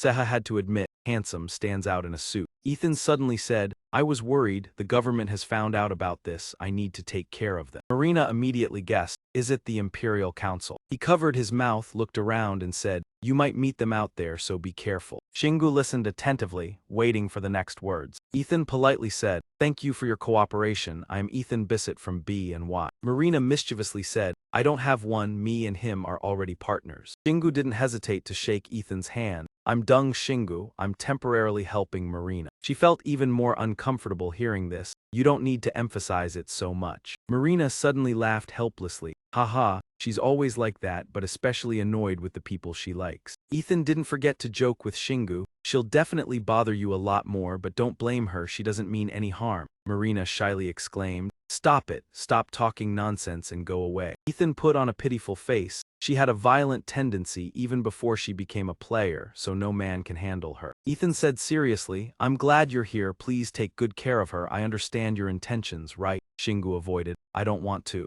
Marina grumbled, Ethan, luckily you're also scared she could kill me. Ethan laughed, I'll stop here. Turned back to the elevator, I've spoken with Marina, but some people out there want to block our way. Just do as you wish, Mr. Dung. The elevator doors closed, Marina sighed, finally he's gone. Shingu awkwardly asked, you really hate him, don't you? She didn't answer, just changed the topic. Now let's go to the Grand Canyon. Soon after, between two cliffs, a light white smoke gently rose. Shingu and Marina were moving in a beam-riding vehicle. However, Shingu seemed unenthusiastic. I never thought this would be how I'd visit the Grand Canyon for the first time. She was very excited, turning back to say, I thought it would take a long time even if we flew, but this guy got us there in the blink of an eye. Shingu proudly introduced, my Nia is pretty fast. Aaron curiously asked, did you name it? He gently explained, it's short for Slepnia. He just felt tired, you don't have to explain. Marina showed interest as she asked about the vehicle, could he share how it was made? Shingu replied cleverly, B&Y invented the teleportation gate. I think they could easily make this vehicle. Even knowing the other was deliberately hiding it, Marina felt uneasy. Copying magic from another world and combining it with Earth's technology are very different things. She reasoned for herself and proposed a reasonable hypothesis. Could this be divine power? He had gained a god's power when fighting Rhea. Shingu immediately refuted, no, this vehicle naturally became stronger when I defeated monsters. At that moment, he suddenly stopped when he noticed something ahead. It turned out a swirling black vortex appeared on the path before them. This made Shingu cautious, not good. He had sensed this energy before. Marina also recognized the danger and became more tense. Indeed, it was the energy of the most terrifying monster god. Majestic Reaper stood in the midst of the radiant light. It even opened its mouth to threaten its opponent. Marina did not hesitate. drew her gun, and prepared to defeat the Reaper. Needless to say, she quickly destroyed the Reaper without hesitation. Shingu glanced to the side to observe the shape of the bullet. He used the wind to dart toward the target. The Reaper fell before it could do anything. This swift attack even impressed Shingu. It was a true critical bullet. Marina retracted her gun, showing pride. That is my unique skill, combining critical bullets with other skills. She did not forget to add a little bait. I only tell you because I couldn't figure it out without you. Shingu truly felt drained, nothing left to teach her. She could leave now. Marina immediately urged now he must match her skill. He will surely find a better way. He replied briefly, unsure if he had enough time. That was not his main skill. He quickly caught the implication. He was hinting he lost in the training match. Shingu responded indifferently, making Marina a little annoyed. She did not like his tone at all. He decided to land and continue moving. He twisted the throttle and shot forward like an arrow, leaving only white smoke behind. It turned out he was trying to escape pursuit from the two Reapers. In the air, there were 4 others holding weapons ready to attack. Surrounded, Marina did not hesitate to draw her gun. She coldly aimed at the opponents, holding the gun firmly. Gunfire erupted, a stream of bullets flying out. This allowed both to easily accelerate forward. However, the recent situation made Shingu worried. How many monsters were in here? Marina thought and judged. Perhaps they were expanding territory while we talked. Even he had no intention of killing all, so just target the main threat. He agreed with this, so where is the main target? But she said, I don't know either. Shingu sarcastically, very reliable. Another surprise ahead drew his attention. He found a monster nest right ahead. They were fully armed and laughed eerily. Shingu smiled, watching them for a moment. Oh, they start again. He recalled a previous confrontation. The shredded one reminded him of earlier battles. Shingu suddenly frowned and held his forehead. Kina. Marina immediately sat up.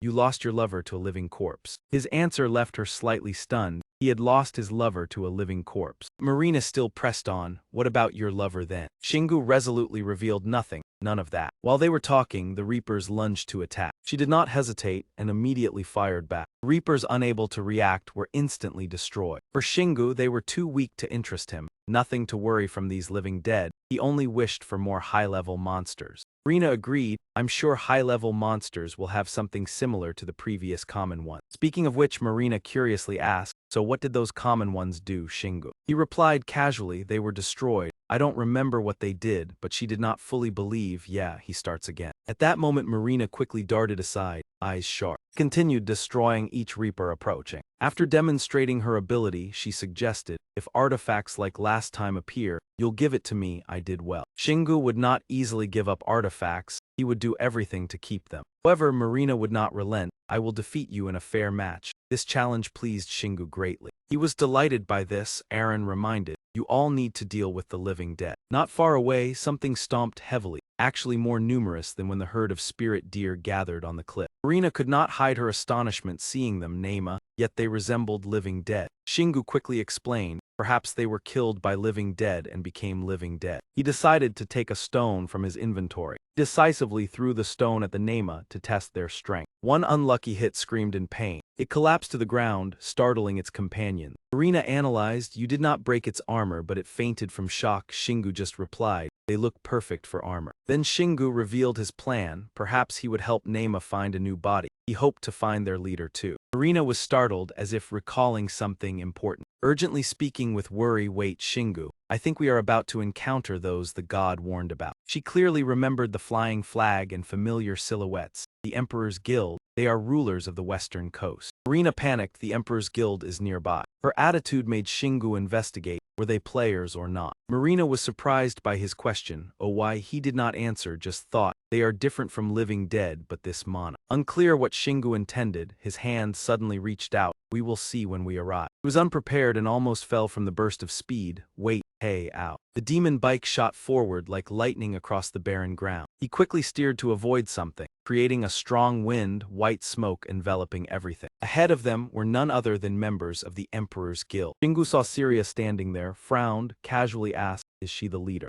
Compared to previous encounters, he sensed something different. Sometimes straight hair, sometimes a ponytail. Were they doing this on purpose? Before the others spoke, Shingu warned, we arrived first, so step back. Syria found his words amusing. You arrived first. When was that important in this monster hunt? Shingu saw her point, turned to whisper to Marina, "Oh, it's not important then." Nevertheless, she decided to handle it. "I will talk to her. We have had a few unpleasant encounters." Having said that, Marina stood up, waved like an old friend. "Syria, long time no see." Contrary to expectations, Syria gritted her teeth angrily when she saw Marina. He recognized her immediately. Still, Marina remained calm. He heard her group had trouble in Utah. Why not go there? She crossed her arms and replied calmly, "Where we go is my decision. What's here is more important than Sun Tech." Then she sneered, mooching off B and Y and still trying to order us around. Tense while hiding, Shingu interjected, "That makes sense. Not helping but annoying Marina more. Whose side are you on?" This drew Syria's attention to Shingu, but who was that man? Marina placed a hand on Shingu's shoulder, confidently saying, "Oh, he is my associate." This made her eyes widen. "An associate." Regaining composure, Syria still taunted, "Huh, strange. I thought you were in the dungeon all this time." During the conversation, Shingu observed silently. Others didn't notice, but he saw clearly thanks to his skill. Not far away, many reapers made him cautious, living corpses advancing if near. Shingu didn't hesitate, drew the Thunder Judgment gun from storage. He aimed straight ahead.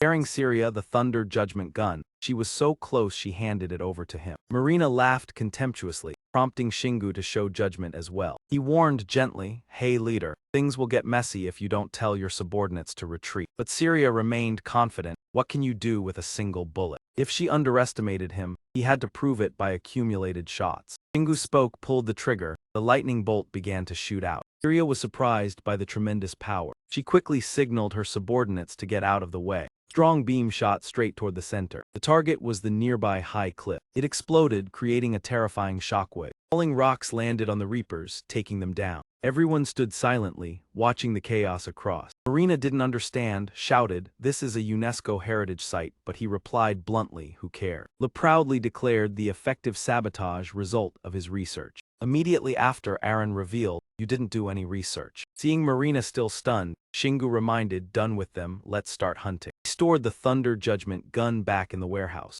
Before mounting the demon motorcycle, Marina asked, "Aren't you using the gun anymore?" Shingu revealed, "Not enough mana just now." Both dashed off like arrows. Syria and her subordinates just watched, taking no action. She was still shocked. Even Marina didn't cause much damage with a single bullet. Syria showed a horrified expression. Who was he? The Emperor's group ignored it, but the Reapers kept chasing. They screamed, leaping from cliffs when they saw opportunity. But one was immediately taken down. The remaining one met the same fate. Culprit was none other than Marina. She looked to the left and saw a new target. This time the Reaper learned, threw sharp weapons at the opponent. But Marina shot them apart before they could approach. Both her hands pulled the triggers continuously, eyes fixed on the target. Finally, she took down the stubborn Reaper. But the dense black sea of monsters awaited. They were armed with various weapons, making piercing sound. Numbers overwhelmed Marina. Knowing she couldn't break through, Shingu calmly stored the bike. Both leapt up, letting the bike charge straight into the item warehouse. He casually grabbed another weapon, then slammed down hard, creating a shockwave. Coordinating with Marina from above, Shingu clenched the great wolf claw. Now the battle begins. He raised the weapon high, shouted loudly, "Make room." Following his command, the great wolf claw enlarged, stabbing straight into the sky. Shingu's cold gaze met the Reaper's. Then he delivered a decisive strike, shattering the ground. In an instant, the horrific shockwave spread all around. Earth and rocks flew everywhere. The shockwave destroyed the Reapers. Taking advantage of the chaos, Marina and Shingu advanced. Landed safely across. System notification, level up. This boosted Shingu's confidence, reaching level 1010 perhaps, guessing the Tepju were dealt with. Marina listened, glanced, what does that mean? Many strong opponents remained. Finally she concluded. Reaper was unexpectedly taken down right before Marina. Syria and the Emperor's group caught up, firing continuously. We won't lose, attack. She was satisfied with her guess. Surely he had used all his mana, not taking down high-level monsters favored us. Shingu deftly twirled the great wolf claw. A single sweeping circular strike took down many Reapers. This left Syria mouth agape in astonishment. She just stood watching Shingu enjoy the result. Turned his face back with a sharp glare. Who benefits? Syria angrily choked, didn't use mana just now. Before she could speak, Shingu noticed something. Another wave of Reapers joined the fight. An armored one jumped forward, shouting glory for destruction. Shingu drew another weapon, making the battle even more intense. He then delivered a powerful strike straight into the enemy's face. Howling sound, following a beautiful arc, made everything seem to freeze. His recklessness stunned Marina, each hand gripping a giant hammer. She was also surrounded by the continuous screeching sound. Marina quickly got fired up. telling herself she couldn't let him have all the fun. Saying it, she threw herself into the encirclement with 2 guns in her hand. Each shot she fired brought an enemy to the ground. Syria stood outside, grinding her teeth, wondering if Marina had really grown stronger in such a short time. Marina proudly responded, "Thanks to my teammates, I achieved this." Her words confused her. Was this the power of love? Marina glanced teasingly, showing sympathy. Shingu interrupted, "If you have time to joke, go kill more monsters." Finally, the Emperor's Guild entered the battle. He stood aside, observing how they used their strength. Ian noticed the brilliant golden light surrounding the Emperor's Guild members. Shingu realized why they called themselves the rulers of the West. The Lee Sehi Guild was no match. They controlled divine power very well. Just then, 4 Namas discovered his location. They immediately attacked while Shingu was distracted with his thoughts. They were surely convinced that he had gained that power, as if those abilities had been under divine control. With a few precise strikes, he easily wiped them out. Afterward, he continued to think, if something happens, he would eliminate them before they turned into monsters. Marina called out hastily Shingu. She shared his concern. "We must prevent them from coming into contact with the fragment of Sednak at all costs. The Emperor's faction is extreme. They believe we must harness the power of the god." This made Shingu smile. He silently praised her for being skilled in mana control. She must understand the danger of divine power.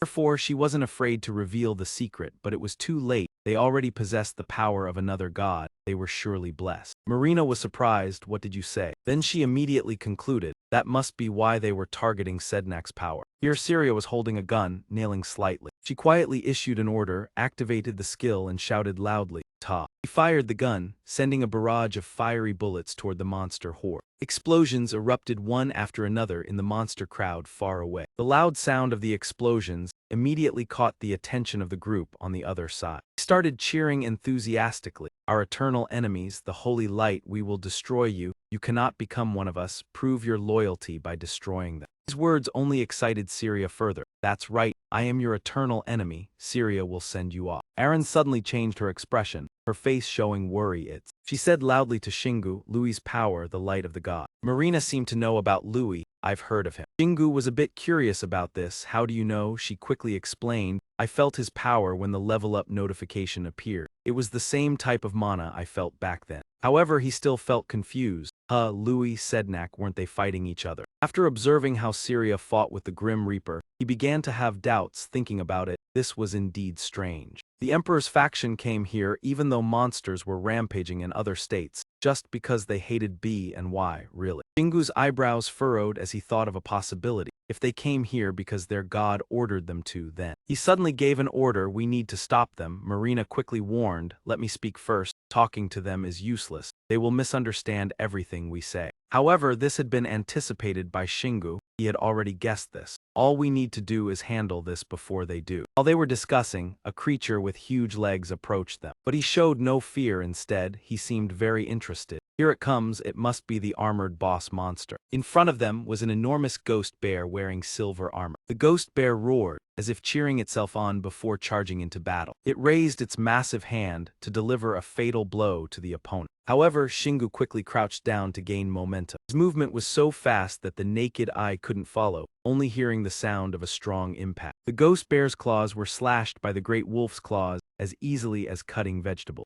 Shingu thought it would be very strong, but to his surprise, it was easily defeated like this. "You're done for." Of course, he didn't wait for the opponent to react, swinging his hand to deliver a golf-like strike. Giant bear flew up into the sky. Syria looked up from below, her eyes wide in shock. "Oh my god." She gritted her teeth, panic-stricken. "It's not a player, it's a monster." Meanwhile, Shingu was extremely focused, enlarging the great wolf's claws to catch the ghost bear falling down. It looked at the tiny human below, realizing its fate. "I'm finished." 2 lines of tears fell, silently wishing, "Crush me to pieces, take me to you." Shingu swung his weapon to form a beautiful arc. The ghost bear shot away at the speed of light, causing the surrounding rocks to be affected. He stood watching, enjoying the huge explosion he had contributed to. The explosion created shockwaves, almost sweeping Marina away. The weakest monsters below huddled together like students waiting for their exam results, their eyes still following the flying ghost bear, unable to regain their composure. Shingu smirked slightly, his gaze filled with smugness. "Very good. The monsters have humbled themselves after their leader died. That's how it should be. Then he coolly waved his hand to order, everyone, it's time to collect the loot. Aaron and Seha quickly flew over, yes, boss. Shingu turned around, his eyes meeting with the two, causing Syria to be startled and her as well. His voice grew low, not loud but full of menace. I've warned you, your divine power is incompatible with the energy here. His gaze was cold without any mercy. I'm saying this for your own good. Go back now while I'm still being gentle with you. Those words made Syria furious. She pointed directly at his face. We came here to bring back the trace of the god and will not sit still while you take it. This plan of recruiting the dead made Shingu laugh. Louis and Sednak are fighting. You can't keep the power of both. As soon as she heard that, Syria immediately panicked. How do you know that name? He didn't answer her question, only coldly emphasizing each word. I'll say it again, go back now, before you lose your human form. Of course, who would believe it without experiencing it? She stubbornly tightened her grip on the gun. Nonsense. We decide what we do, go preach somewhere else. Having said everything he could but the opponent remained stubborn, he shrugged and turned away. Fine, suit yourself. After walking for a while, Shingu turned back and whispered to his teammates, I've done all the steps, now if they turn into monsters I can just say I warned them and no one can blame me. This action left Aaron speechless. When he said that, he had already become the villain. Shingu didn't care, he waved his hand, getting back on his demonic motorcycle. Let's go, Marina. She grabbed her gun, excitedly running over. All right. After they were settled, Do-Ga prepared to leave. This scene made Syria gape. What? You're giving up this easily? In response, all she heard was the sound of wind rushing by with Shingu's voice echoing back. Good luck. Don't go up on the altar too soon. Goodbye. This extremely indifferent attitude made Syria furious. You people have made everything worse. A soldier from a distance asked in confusion, what do we do now, master? She rubbed her chin thinking, I don't care what they say, our goal remains unchanged. In her mind, the image of the city being destroyed by the monsters appeared. The earth was in chaos, but at the end of the tunnel there was still light. Syria silently made a vow, I need more power to rise to the top. Then she loudly declared, Sednak's power is ours. While Shingu was leaving, he encountered some obstruction. The gods rushed in like flies, carrying energy orbs of various colors in their hands. Marina quickly drew her gun to attack first, shooting energy toward the enemy. A blinding beam of light flew straight toward the enemy, successfully sending the gods back to hell once again. Before they exploded, the blessings like fireworks were dazzling. She glanced back with disdain. The living corpses with magic are the most annoying. Shingu knew his friend was capable of handling them. He wasn't worried, just keep doing what you're doing. Aaron spoke up from her pocket, her voice asserting ownership. These weak living corpses can't hurt him.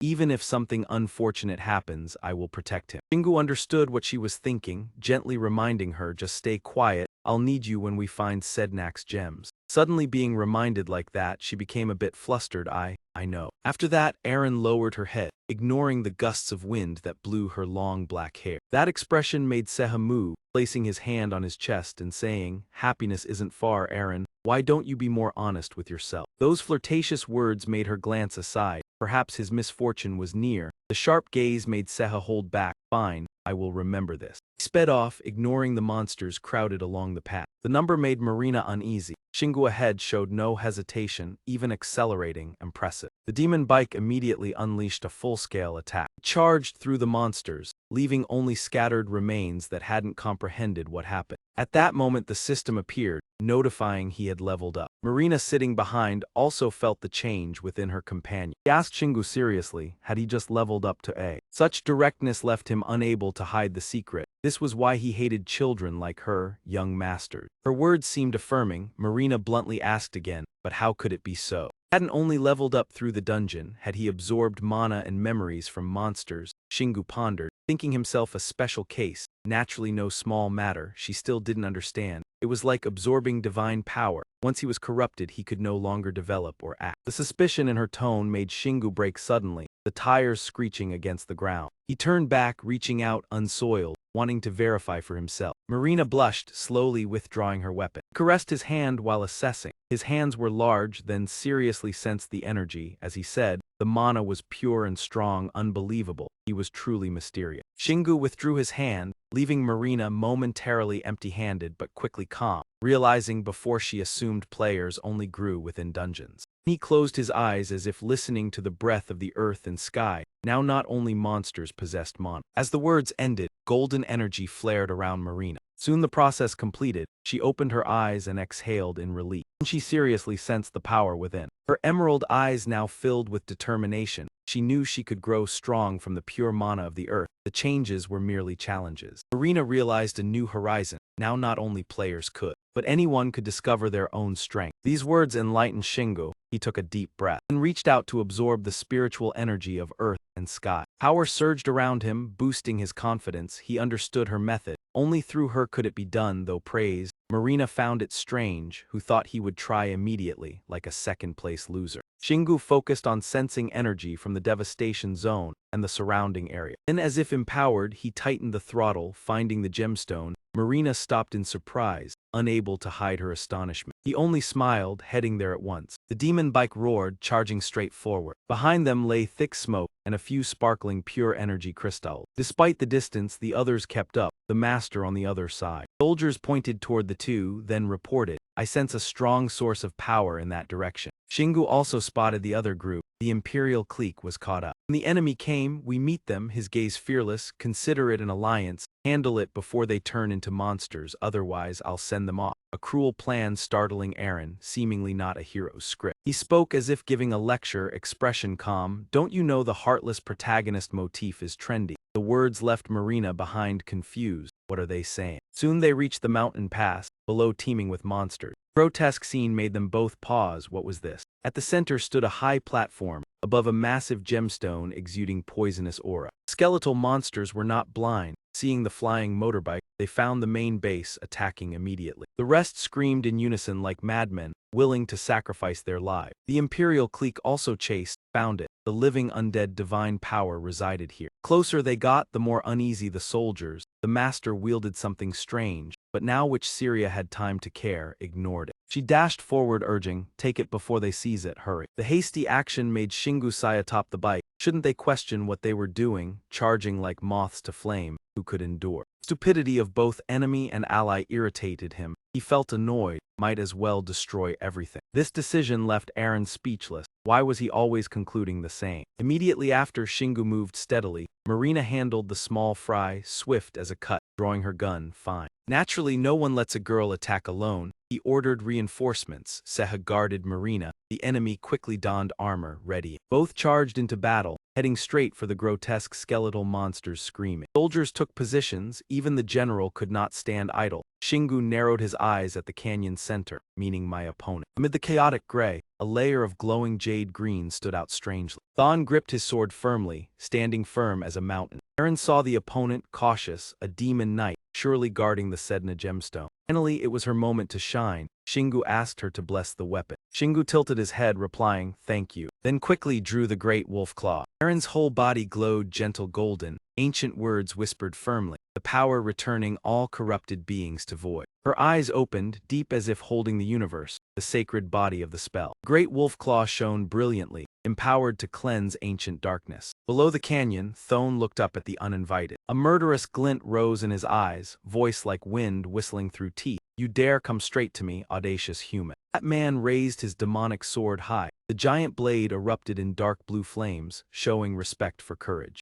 "I will send you to hell." Scream echoed across the battlefield, immediately activating the surrounding skeletal monsters to roar wildly. The piercing chorus irritated Shingo. He roared, "Demons down." Two brief words struck the monsters' souls like thunder. Flinched, their eye sockets glowing, trembling slightly. Then the whole group seemed pressed by invisible force, demons rolling to the ground. All bowed their heads, not daring to look at Shingu radiating light above. Some trembled, terror flooding the brain. A dragon, impossible, no way. Scene before Marina excited her. Unsure what he did, but the living dead stood still, really cool. She immediately drew her gun, shooting swiftly. Perfect high arc firing like rain, slaughtering the chaotic skeletal monsters below. Amidst fire and chaos, Thon remained still. Shingu did not rush to attack, analyzing in his head. The recoil from the strongman too powerful couldn't be used recklessly, but his lips curved into an arrogant smile. "I don't need to use it on people either." Thon didn't care, repeating coldly, "I will kill you then resurrect you. Your power will belong to my god." In response to that, a powerful swipe from the great wolf's claws sliced through the air.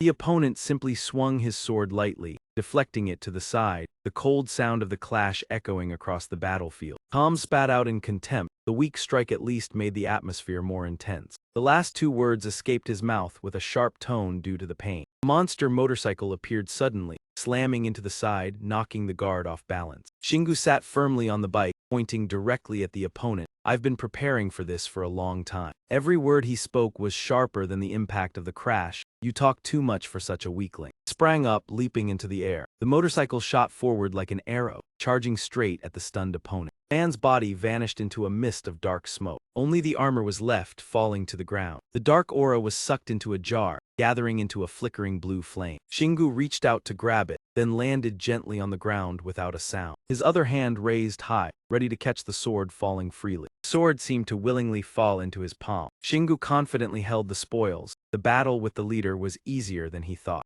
First, he put the newly acquired items into a bag to examine later. Shingu dusted off his hands, carefully observing the floating purple crystal on the pedestal. Then he stepped into the glowing circle on the floor. A deep voice rang out, "Come to a gentle death. You will find eternal peace without pain." That temptation didn't sway Shingu. "I see the undead as nothing more than a book. You're lying." Perhaps realizing they were discovered, they fell silent. He let them tap against his body. Breaking them would probably take centuries. Shingu looked up at the sky and assigned tasks. "Marina, you handle the others, I'll take care of this." He was interrupted by the cold sound of metal striking. Seha quickly raised his shield in front of Marina, blocking the surprise attack. The strike made her frown, her gaze becoming stern. "Do you really want to face me, disrespecting me for divine power?" Syria was also panicked. "What are you doing? I didn't order an attack on Marina. The mission is to protect the Setnakoma gem." Everything spiraled out of control. The soldiers' reason slowly vanished. "We need to handle this swiftly." Facing that powerful gaze, Marina turned pale and shouted, "I'm not an idiot." Shingu knew the situation was beyond saving. He coldly ordered Marina, "Take it easy but end it before they transform." The group of soldiers lost control, raising their weapons, preparing to attack the target. Marina struggled a bit, dodging the continuous attacks. Then gritting her teeth, she aimed the gun at them. But TR letter 1EA7N, TR letter 1EB still couldn't pull the trigger. Her compassion stopped her from harming her own kind. They were still human. Hesitation made Marina change direction. She spun around and kicked the soldier in front of her square in the face. At that moment, another man charged from behind with his sword raised high. Luckily, Seha rushed in just in time to save her. He stood in front of Marina, silently protecting her. "Marina, I'll protect you." He spoke decisively, his gaze blazing with fire, a promise to Shingu. The chaos of the battle didn't faze Shingu. "Hey, this is about to happen." They're unstable, stepping into Sednak's territory. He had anticipated this, analyzing the situation, perhaps due to the war between Sednak and Louis. Destroying the stone might save them from its influence. The thought flashed and he nodded. "If it doesn't work, I'll plan the next move. It feels perfect." Without hesitation, he placed his hands on his hips, looking at the purple crystal. "So while Seha and Marina deal with them, I'll destroy this stone." His voice was likely loud enough to wake the monsters below, who immediately screamed in unison. The screeching sound confused him. Why do they always call their god's name? The number of these formidable monsters couldn't be denied. They couldn't break the stone if they charged at once, so he decided to ask for help. Aaron used the shield. Their coordination was nearly perfect. Before he even finished speaking, Aaron had already acted. Her body glowed with intense light amidst the darkness. In an instant, she transformed like a version of Sailor Moon as a saint. A staff appeared in her hand,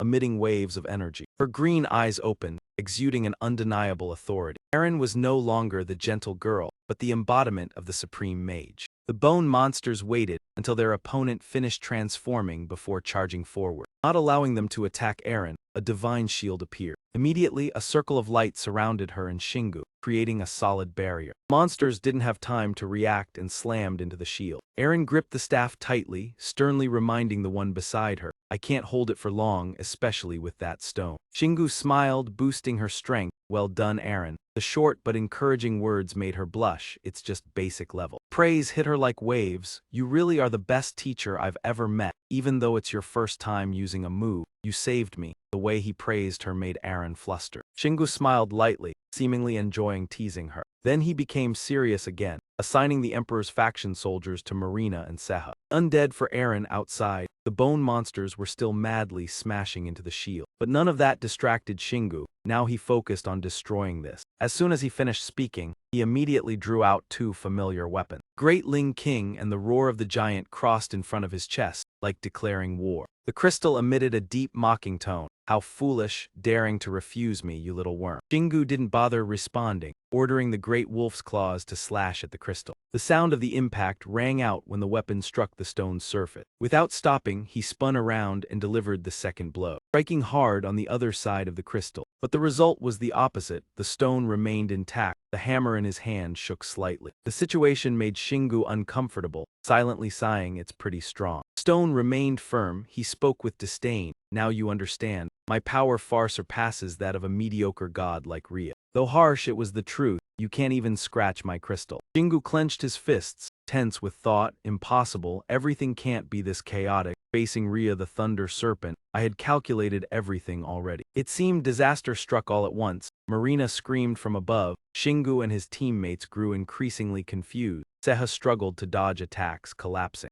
Over here, Aaron also started losing balance, her hands trembling while trying to maintain her spells. "Shingu, my shield is about to break." At that moment, waves of darkness began to spread. A seductive voice echoed in Shingu's mind. "Do you want power?" The words darkened his eyes, recalling past feelings of helplessness. "I have always craved power, but not the kind gifted by others." Determination was evident on his face. "I must always fight to obtain it through my own strength." Instantly, he activated the Overpower skill. His muscles exploded, his shirt tearing from the surge of strength. System continuously updated weapon information. C++ level Wolf Claw, attacks from 850 to 1750. Mana can be used to amplify, blasting C++ giants with attacks from 1350 to 1950. The option remains unknown. 1 second later, its rank and attack power soared, simultaneously opening the option to use mana to amplify. Shingu immediately used the new amplification ability. The strike hit the gem stone with crushing force. A final streak of water appeared on its deep purple surface. He pursed his lips, smiling coldly at the shattered stone, only dented this much. The streak of water Shingu created was insignificant against the shattered gem. He furrowed his brow, silently deciding, must use that move. The system immediately unlocked. Overpower upgraded to level 3, extending skill duration. The notification made Shingu hesitate briefly. Happy the skill upgraded in time, but aware the consequences after expiration would be severe. He resolved to destroy it before that happened.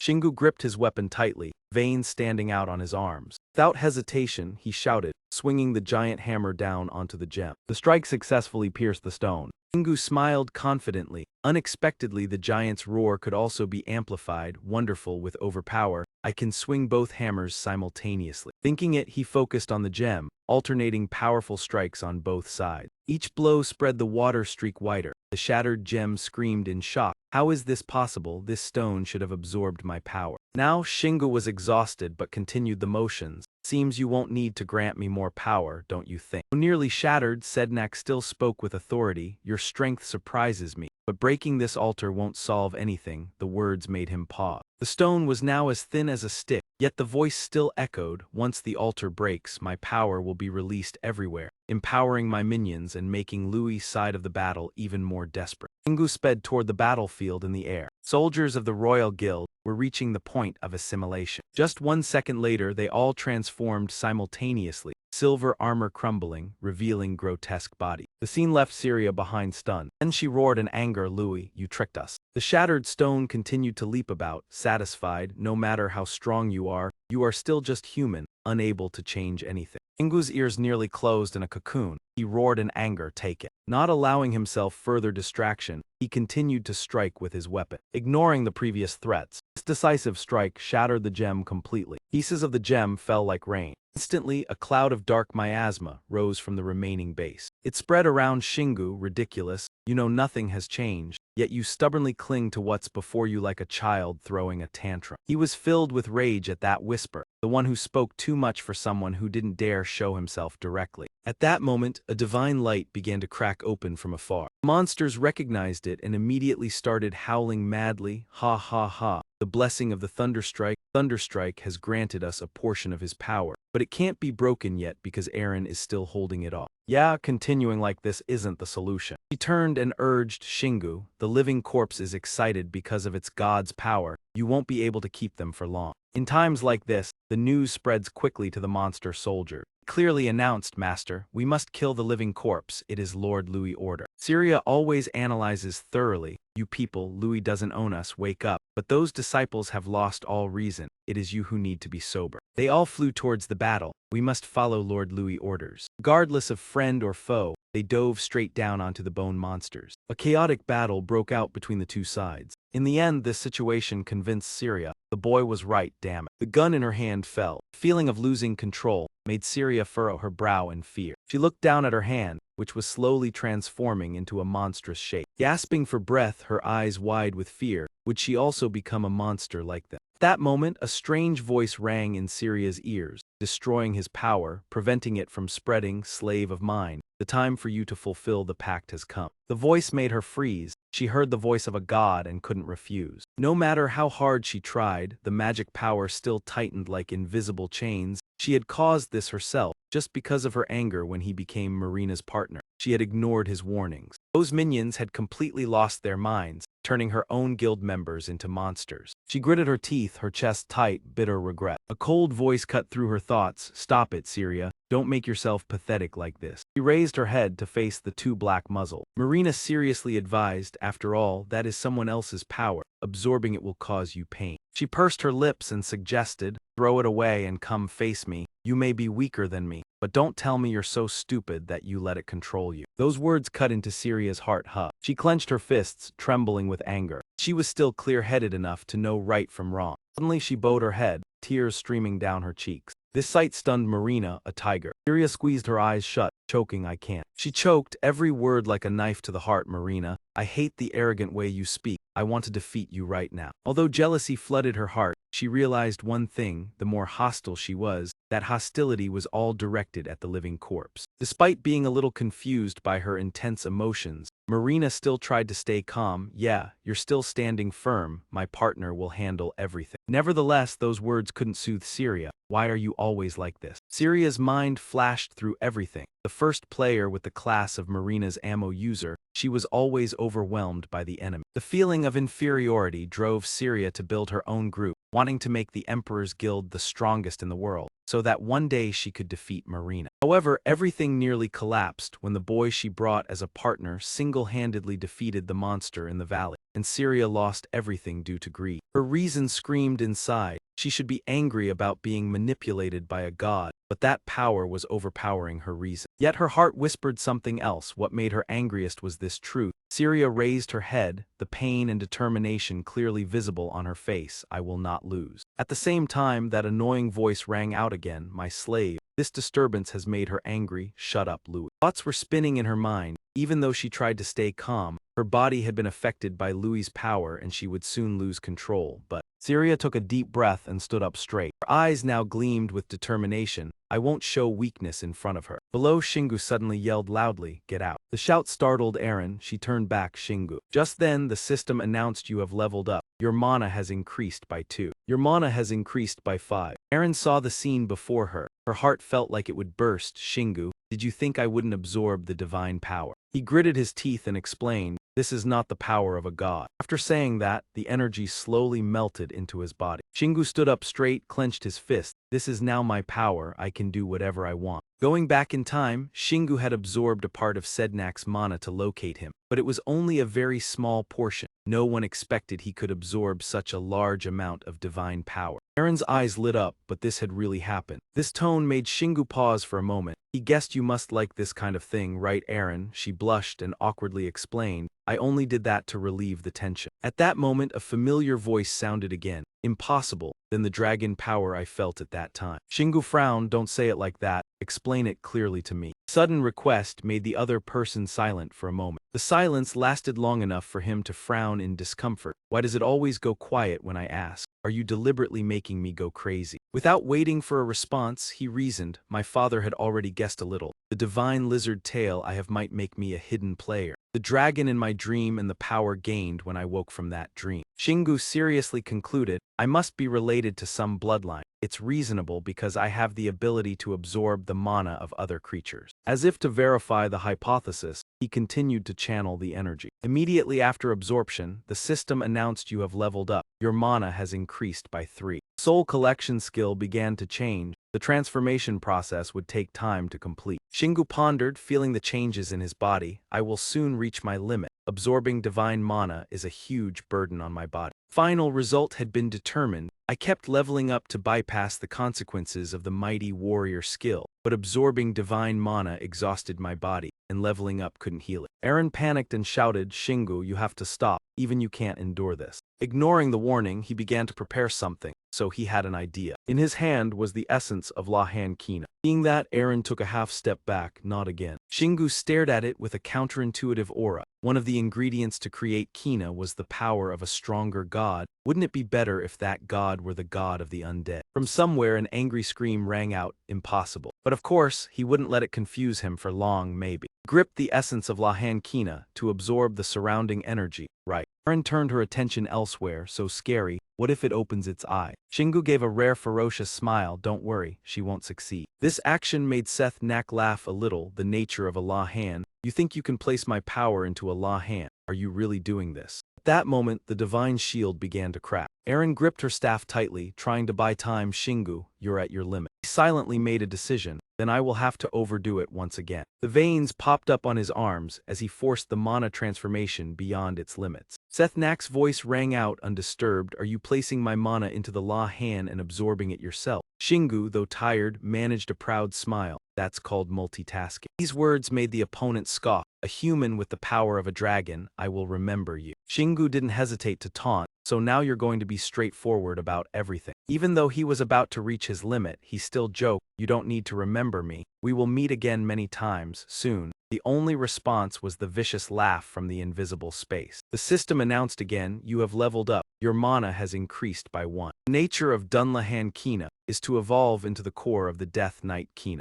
The head in Shingu's hand suddenly glowed. Purple mana bolts flickered through his skin like lightning. And all the remaining energy was sucked into his body. He felt a little tired and collapsed, but he had done it. Despite the trust, this result still amazed Eren. He really did it. He absorbed all of Seth Nak's mana just with his body and Kina. Shingu slowly looked up, sweat dripping down his face. I want to give it all up and take a nap, but there's still something to be done. After stabilizing his breath, Shingu carefully stored the essence of Dunlahan Kina in the space. He quickly summoned the demon machine. Shingu jumped onto the vehicle, gripping the handlebars tightly. It shot up into the sky, leaving a blazing trail behind it. Marina and the vehicle were startled by the sound of the engine, then turned to look at Shingu. Zip. He stared ahead and assessed. Seems like she's still holding on. Syria still stood alone in the silent space. Her expression still carried the look of someone fighting against something terrible inside. Marina quickly spoke up to report the situation, but she could barely keep her composure. Can't you do anything? Shingu slowly proposed, his tone both thoughtful and decisive. I don't know if this will work, but I've gotten used to this when absorbing Seth Nak's mana. So what if we convert Louis's mana into hers? Lengthy words made the other person weary. I don't understand, then just do it.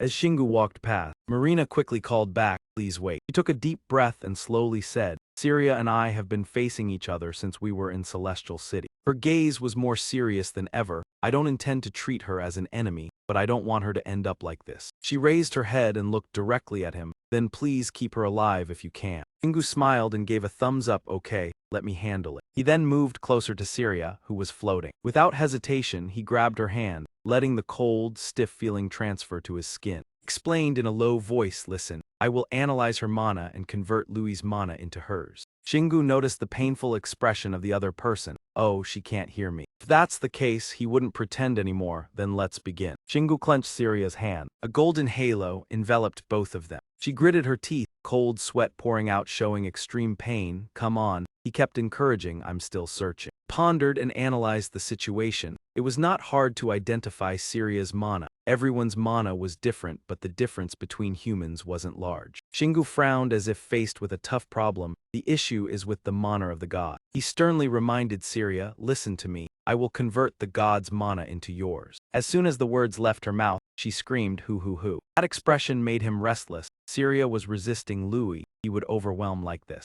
Two ignored the world around them, immersed in themselves. An unbelievable voice rang out. Impossible, this tiny human dares. Shingu reminded with a nod of praise, you need to be careful too. Syria's right eye glared with killing intent. obvious. He calmly sensed the mana flow. Louis's power had changed but still needed something else. Then he spoke in a low voice, oppose him. Shingu's expression was serious, requiring her to say she would not follow his will. She was slightly fearful, instinctively refusing, not necessary. The horrific memory suddenly vanished from Syria's mind. Her head throbbed, flashing memories of Louis. Finally she resisted with all her might, shouting, any other god, any other god. Syria's body burst with energy, pushing Shingu back. She panted, watching the fragments fall, revealing her intact arm. He praised happily, well done. Hoarse, dark voice filled with hatred, foolish one, you will pay, I will not forget. Syria was furious, veins bulging, you stole my words. Next time we meet I will kill you. Watched to make sure no mana from Louis came through Syria, guessing he was gone. Then happily he clasped hands, announcing, we won. Marina approached excitedly, you did it, Shingu. Seha was unimpressed, I knew you were amazing, chief. Disciples tearing bodies apart had to pause. One resentful, one condemned, you abandoned Lord Louis for humans. I was foolish to follow you as leader. Another threatened, with these hateful slaves, it's your turn. Syria hesitated, looking at them, you all. Shingu immediately reacted, I forgot them. He rode the demon bike toward them. He hurriedly reached out to stop him, wait, are you going to kill them? Shingu replied indifferently, yes. Syria stammered in persuasion, but you saved me, impossible. He was firm, she was special, they were not. They had intellect but their will was not theirs alone. He stated bluntly, they blindly follow the gods, they are monsters. Syria was powerless, unable to change elder. Shingu reminded her one last time, it's time they take responsibility.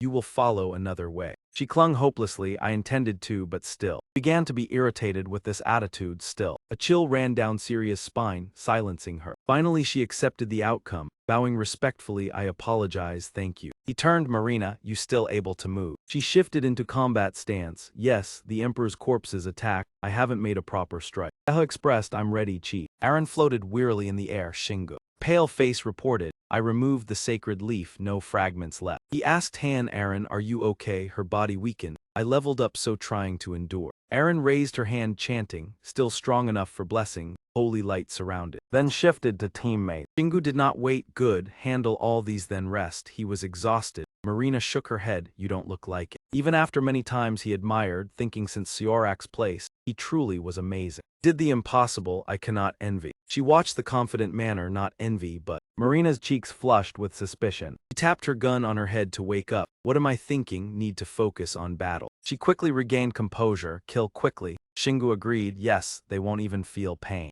Aaron added they all talk nonsense. Group rushed their targets together. The disciples' tearing bodies stirred. You didn't wait your turn. The vermin dared oppose the Lord. Want to die first. Marina slipped through a gap, finishing off the enemy. He leapt from the bike, slashing two at once. The scene shocked another. Marina kicked him hard in the face. He still had Shingu punched straight into his side. His body was torn into pieces. Seha's eyes widened, I didn't even act. Suddenly she noticed something. Marina examined the object in hand. Sharp dissipated, but Fali mana remained. Only a monster could do it. Judgment pierced Syria like an arrow to the heart. They truly had become monsters. The seal on his hand glowed, souls of the Emperor's corpses. Shingu silently considered, soul absorption only works on players. Guessing this was proof the souls were not fully transformed. His gaze swept back, meaning what remained was only. He observed the frightened army, a human touched our god, he won the Lord's mana. Shingu scratched his face confused. They would retreat without action. His stance was resolute yet could not ignore. They spread death even without Sednak's power. He shouted, begin cleanup. Marina agreed, all right then. Bike's mood was excited, I'm going now. Shingu accelerated, dust rose thick. Both hands held black claws and large claws, quickly to the target. He slaughtered all in range, explosions roared. Shingu continued sweeping mercilessly. He reaped lives like harvesting wheat. Marina refused to fall behind, firing bullets. He stepped back slightly to create distance. The soldiers took advantage of the moment, surrounding her from all sides. Marina's pile of souls suddenly came into view, triggering her skill immediately. She fired continuously, spinning in a circle, reducing them to a chaotic mess. Their bodies were full of bullet holes. The tank charged forward with serious, impressive force. He gripped his weapon tightly, piercing through the thick defense with ease. The divine prisoner stood tall, hands raised to brace himself. Recovering dark magic, he watched its actions cautiously, wondering if this was a spell. It fired beams of light toward the crane vehicle. The area it touched exploded instantly, friend or foe alike. A figure lunged out from the smoke-filled village. He darted past its body like lightning, preventing it from from reacting in time. Seha then launched the finishing strike of the Reaper's Light. They pleaded weakly, and finally we found peace. Shingu subdued them, silenced them. No more wasted space. The sound of metal clashing on the ground rang out at this moment. Marina grew slightly anxious. Hey, the armored monsters turned back. Seha was distracted. Why were there so many? She quickly fired to stop them, finished coordinating for direct combat. Shingu spun his weapon, creating a shield that shredded anyone daring to provoke. Metal shards scattered across the air. She still had time to collect items, but there were too many armor fragments to fit. Suddenly, a surge of energy blew away obstacles near Marina. Looked in amazement at the person who had just attacked Syria. Syria's wings shimmered brightly. Her expression was slightly embarrassed. Now better, I will join you. She lightly landed. Let's clean up this place first. Marina eagerly agreed. All right, thanks. The ancient dried soldiers charged at them. Syria aimed seriously, concentrating her fire. At a certain point, she decisively pulled the trigger. All enemies were hit, especially the four-pointed star-shaped one. They lost consciousness, collapsing onto the battlefield. Others trembled in fear, cold sweat falling at the cursed opponent. It seemed like a common enemy, yet different. Shingu observed her, analyzing Syria. He guessed Louis Mana had blended in during transformation. Eren asked worriedly how he felt after absorbing Setna's mana. His demeanor exuded confidence. He was fine, she expressed. I think staying unchanged is good. Seho expressed admiration. I like your current mana, strong and decisive. Notifications appeared continuously, collecting souls, evolving into soul control. Now you can summon your soul to command. The soul would disintegrate when taking enough damage and could not recover for a set time. Ability increases with skill level, along with the souls you possess. The seal on Shingu's hand blazed brightly. He pondered. Soul control was a completely different skill. Would Setna's mana influence it? He decided to try soul control. Immediately, a beam of light shot from the seal. They fell to the ground one by one, gradually taking human form, holding swords. The formidable army gathered before Shingu. He passed by them, implying, you know what to do, right? He bowed respectfully, replying, we will destroy the enemy. Eren was stunned at the sight. Shingu, these people. Marina was also surprised. Shingu, you. Gao ordered advance, fight the enemies. They obeyed without hesitation. Two sides began fierce combat, clearly showing the dried soldiers were at a disadvantage. Yet a few strong ones counterattacked. The scene became increasingly chaotic. Shingu stood calmly observing, noting weaker souls in life but recovering, growing stronger by defeating and absorbing mana. He smiled proudly. This was an army that could be built. Eren exclaimed, more terrifying than any power he had ever had. His mood uplifted, issuing commands without using mana. The obscure skill became excellent, another reason to explore the ant nest. Shingu ran forward to join. Good then. The others coordinated smoothly, a major attack. After a while, only the Soul Army remained on the battlefield. Eldrick was cornered. He refused to accept cursing. Did they all win? Cowardly, unbelievable, must move. He acted confident of the outcome, but it was over, body and mind at limit. Lord Setna witnessing as I passed divine judgment on the defiant. Shingu smashed Eldrick's face, cutting him off. You are the last. His movements powerless, he fell backward. The others celebrated joyfully. It's over, we finished them all. Marina grinned, slapping hands. Well done, Shingu. He happily praised back. Yes, you too. He was extremely excited, knowing they would be a great team. Eren appeared unimpressed, just hand claps. She froze, sliding aside. Marina thought Eren was jealous, hugging her to rub cheeks. You did well too, Eren. She pushed Marina's face. Let me go. Footsteps behind caught Shingu's attention. He saw her flustered, calling Syria. Her face was sad. The souls, my group members, are there too. Can I talk? Waved comfortably if she wanted. Syria slowly approached them. Shingu turned away, whispering they will not hear. The atmosphere grew silent. She opened her mouth to say something, but in the end, she could only remain silent and endure. She decided to accept the reality. Now I'm fine. The souls gradually turned into brilliant yellow streaks of light. They then penetrated into the mark on his palm one by one. The area ahead was empty. Only a few wisps of smoke floated by. Syria shyly touched her cheek, thanking him for everything. He repeated it several times, hoping she wouldn't forget what I said. He nodded in agreement. Yes, I will take responsibility, and she was truly grateful for what he had done. I will keep the secret of what I witnessed today. You're definitely not an ordinary player, but it was exactly this that helped me today. Marina immediately hugged Shingu's arm as if declaring possession. No one paid attention when she said, Chatterbox. You will have to get past me and B and Y to defeat Shingu. His face tightened. When did our fates become intertwined like this? Syria placed her hand on her chest with a serious attitude. Let me introduce myself officially. I am the president of the Emperor Association. Syria politely responded, I am Shingu. She hesitated, curious, are you Korean? I heard Marina recently went to Korea. At this moment her smile became more sincere. Thank you so much Shingu, you don't mind just waving it off, Syria. Syria looked at the other person, Marina. I am really sorry for what happened today. I'll take my leave now. Her voice was serious. I want to warn the world about the power of the gods. I hope we can talk about this issue together soon. Marina gave a thumbs up in approval. Anytime. You can call me if something like this happens. Syria turned and walked away under the watchful eyes of everyone. She turned back, her voice full of implication. We'll meet again soon, Shingu. And she flew off swiftly. Marina suddenly realized with a suspicious expression, don't tell me she's targeting. Aaron intentionally undermined Syria's value. Isn't it absurd to love someone just because they saved you? Don't you agree, Shingu? He dodged the issue, uninterested, just wanting to go home and rest. Marina pointed at the pieces of armor lying on the ground, but we have to clean up first. He tried to stuff them into space but failed. All our storage is full. She tiredly rubbed her forehead. No other choice, I'll call Ethan then. A moment later, a few helicopters flew overhead, trailing cargo boxes. Ethan stood next to the door, his eyes sparkling as he looked down. Marina, you're shaking. He happily ran over, both of them were safe. Shingu covered his face, not recognizing the familiar face. I want to go back to Korea before seeing him again. After everything was sorted, they moved to a peaceful room. Ethan happily praised, I've heard the report. Didn't think you'd handle everything so perfectly. Shingu was a bit awkward. You judge me well. Friendly suggested, feel free to call me Ethan. Then THU letter 1 EADN asked, can I call you Shingu? We might soon have the same surname. Both Marina and Shingu didn't know how to react. After joking around, he became serious. I have to apologize for something. Ethan's reflection appeared in the coffee cup. I had my subordinates follow at the Grand Canyon. That's how I saw you and those with you, Shingu. Seha peeked out surprised. Aaron also listened intently. Shingu stroked his chin, thinking, I knew this would happen. We haven't been careful at all, luckily, only Ethan noticed. He casually waved his hand, everyone come here. Two people appeared immediately. He sternly introduced them as Seha and Aaron. I'm sure you know them, right? Ethan didn't seem surprised. I don't know Seha, but I know her. But he still had to sigh. She was the best healer at the time. But I heard she tried switching to dungeon difficulty level 32 and gently put down his coffee cup. No, I won't ask anymore. I'll never bring this up again if that's what you want. Shingu seriously requested, you just need to stay quiet for a while. I can't hide this forever.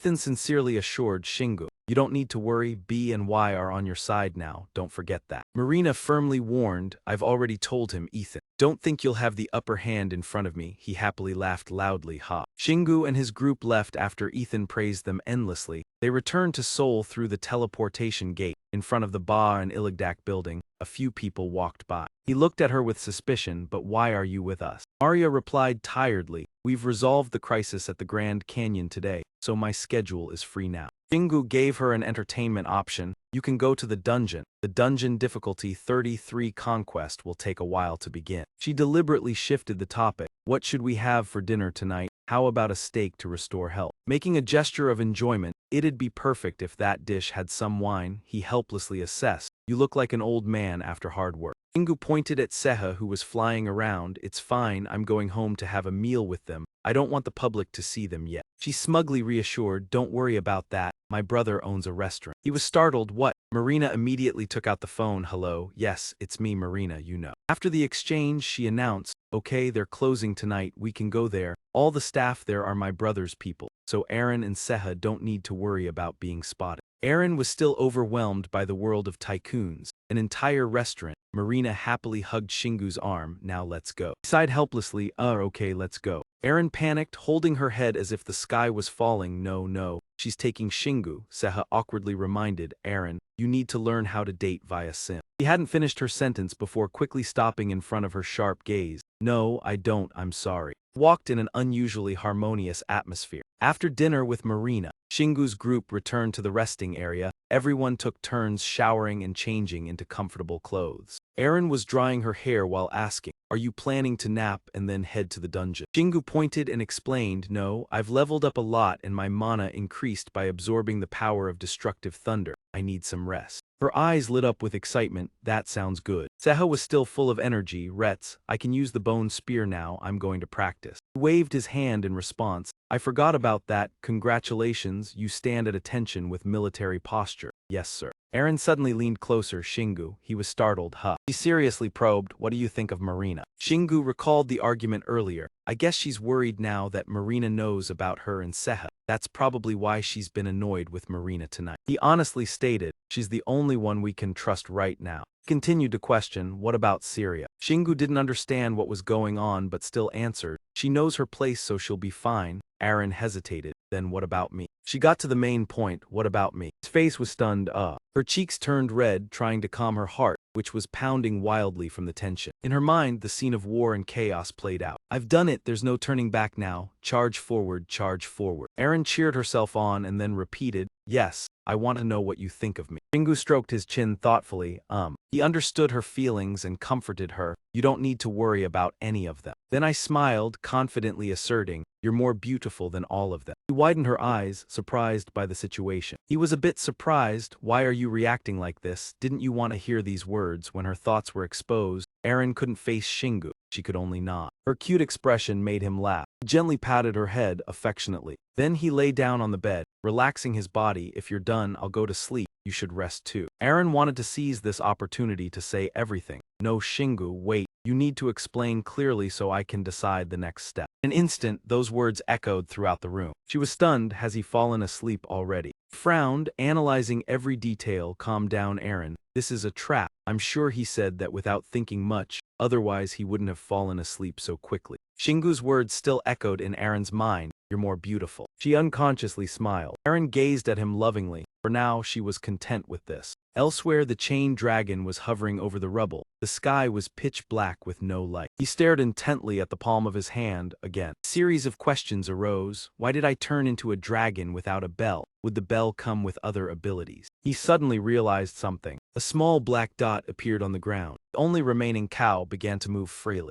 It couldn't contain his excitement. Finally, a perfect dinner. He immediately flapped his wings and flew closer to the meal. At the moment, he only cared about the cow that was about to become his meal. Zich opened his mouth wide, revealing sharp teeth, preparing to devour the prey. He focused all his mind, sensing the meat and blood of the cow flowing through his mouth. The taste was wonderful. A sudden notification appeared. You have learned the taste skill. Shingu suddenly sat up, feeling like being pulled out of a nightmare. His face was still sleepy. The steak he had just eaten was so delicious, he even dreamed about it. Status board appeared with full detail. Shingu couldn't believe it. Did he really have the taste skill now? Aaron covered her mouth, yawning. Oh, congratulations. I'm sure all chefs would be jealous of you. He stretched and yawned, not fully awake. Now I should practice a bit. I wonder if CH is still training. She immediately had an idea. Then I'll go cook breakfast. We've been fighting a lot lately. We haven't had a proper meal. Shingu stopped, turned to look at her. She waved her hand, waiting. That's the offer for the rest area. He felt curious about her mood. She looked very happy. What happened, either way, he would never refuse food cooked by her. Over there, Seha called out, are you awake? The letter 1 EBFP. He slowly walked over. Are you still training? He wasn't quite satisfied. The punching bags won't break no matter what I do.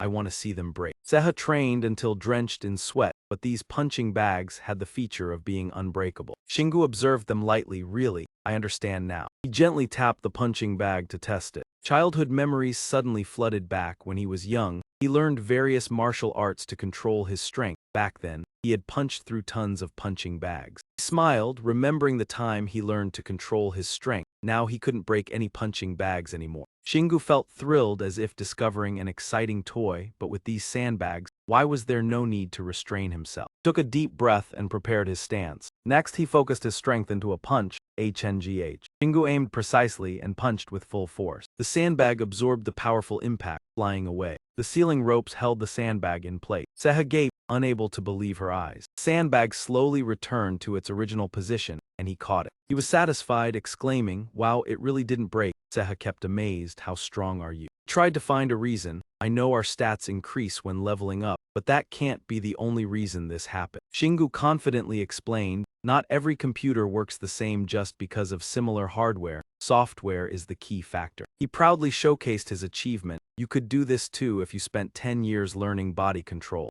Seha clenched her hand, regretful. Oh, where is a time machine when I need it? He suddenly reflected on his words, body and mind, hardware and software. This time I perceive more thanks to the dream, my senses expanded by mana. The dragon in my dream was created from mana and pure matter. Shingu imagined if the body is hardware, then mana is software. Innate skills are hardware while activated skills are software. Finally, mana flows from different directions converge to one place. He realized something profound. All of it would merge into a single entity. Seha couldn't believe it, both body and mana, along with innate and activated skills, all would become one. It surpassed her imagination, creating a new theory right now, but to test it, what do we need? Shingu clenched his hand, emanating strong will. I know, we need more mana and time. I can only do what I can right now. He trusted his ability. I will turn all 5 senses into skills and remain in combat state. I need to focus on these 2 things now. Affirmed, by turning the 5 senses into skills, I can synchronize my body with my innate skills. Just by maintaining combat state continuously, I can synchronize the body with activated skill. Then Shingu raised 3 fingers. Now I only need olfactory, analytical, and tactile senses. Hearing that, Seha grew excited. I'll try too. He seriously evaluated himself. None of my senses are skills and I don't have combat state, but I can manage other activated skills in my body. He looked at her with encouraging eyes. Yes, I'm sure it will help you a lot. At that moment a call came from outside. Shingu, Seha. Aaron entered, pulling the door. Breakfast is ready. As they stepped out, they saw hot dishes abundantly laid on the table. Shingu looked impressed. You should be the new chef. Aaron took the compliment proudly, saying later you try it first. He didn't hesitate, lightly tasting a spoonful of soup. As it touched his tongue, the whole mouth seemed awakened by the rich flavor. Shingu didn't know how to describe it. Wow, as if the whole universe opened in his head, while Aaron worried, what's wrong? Is the taste strange? Impossible. Afraid of misunderstanding, he quickly denied, no, then thought, I forgot my taste skill. My senses are too sharp. I can even guess the proportions in this soup. And he gave sincere feedback. That's fine, no need for too much detail. Can you give me a detailed report why this soup is so good? Aaron was a bit annoyed. Why don't you start with a compliment? After speaking, she joined the meal with the other 2. While eating, Aaron suddenly remembered something important. I noticed we're running out of food. Hearing that, Shingu spoke while eating. Really? Then after finishing, we'll go buy more. She laughed happily. Fine, I agree. Not long after, Seha stood, face showing anxiety. I'll go back to training. You 2 go shopping without me. Her words made him firmly set the bowl down. Now you're avoiding chores, and Aaron nodded. There's no reason for all 3 of us to go. Fine, you go train. Few hours later, Shingu strolled through the spacious supermarket. Suddenly, a light emitted from his hand.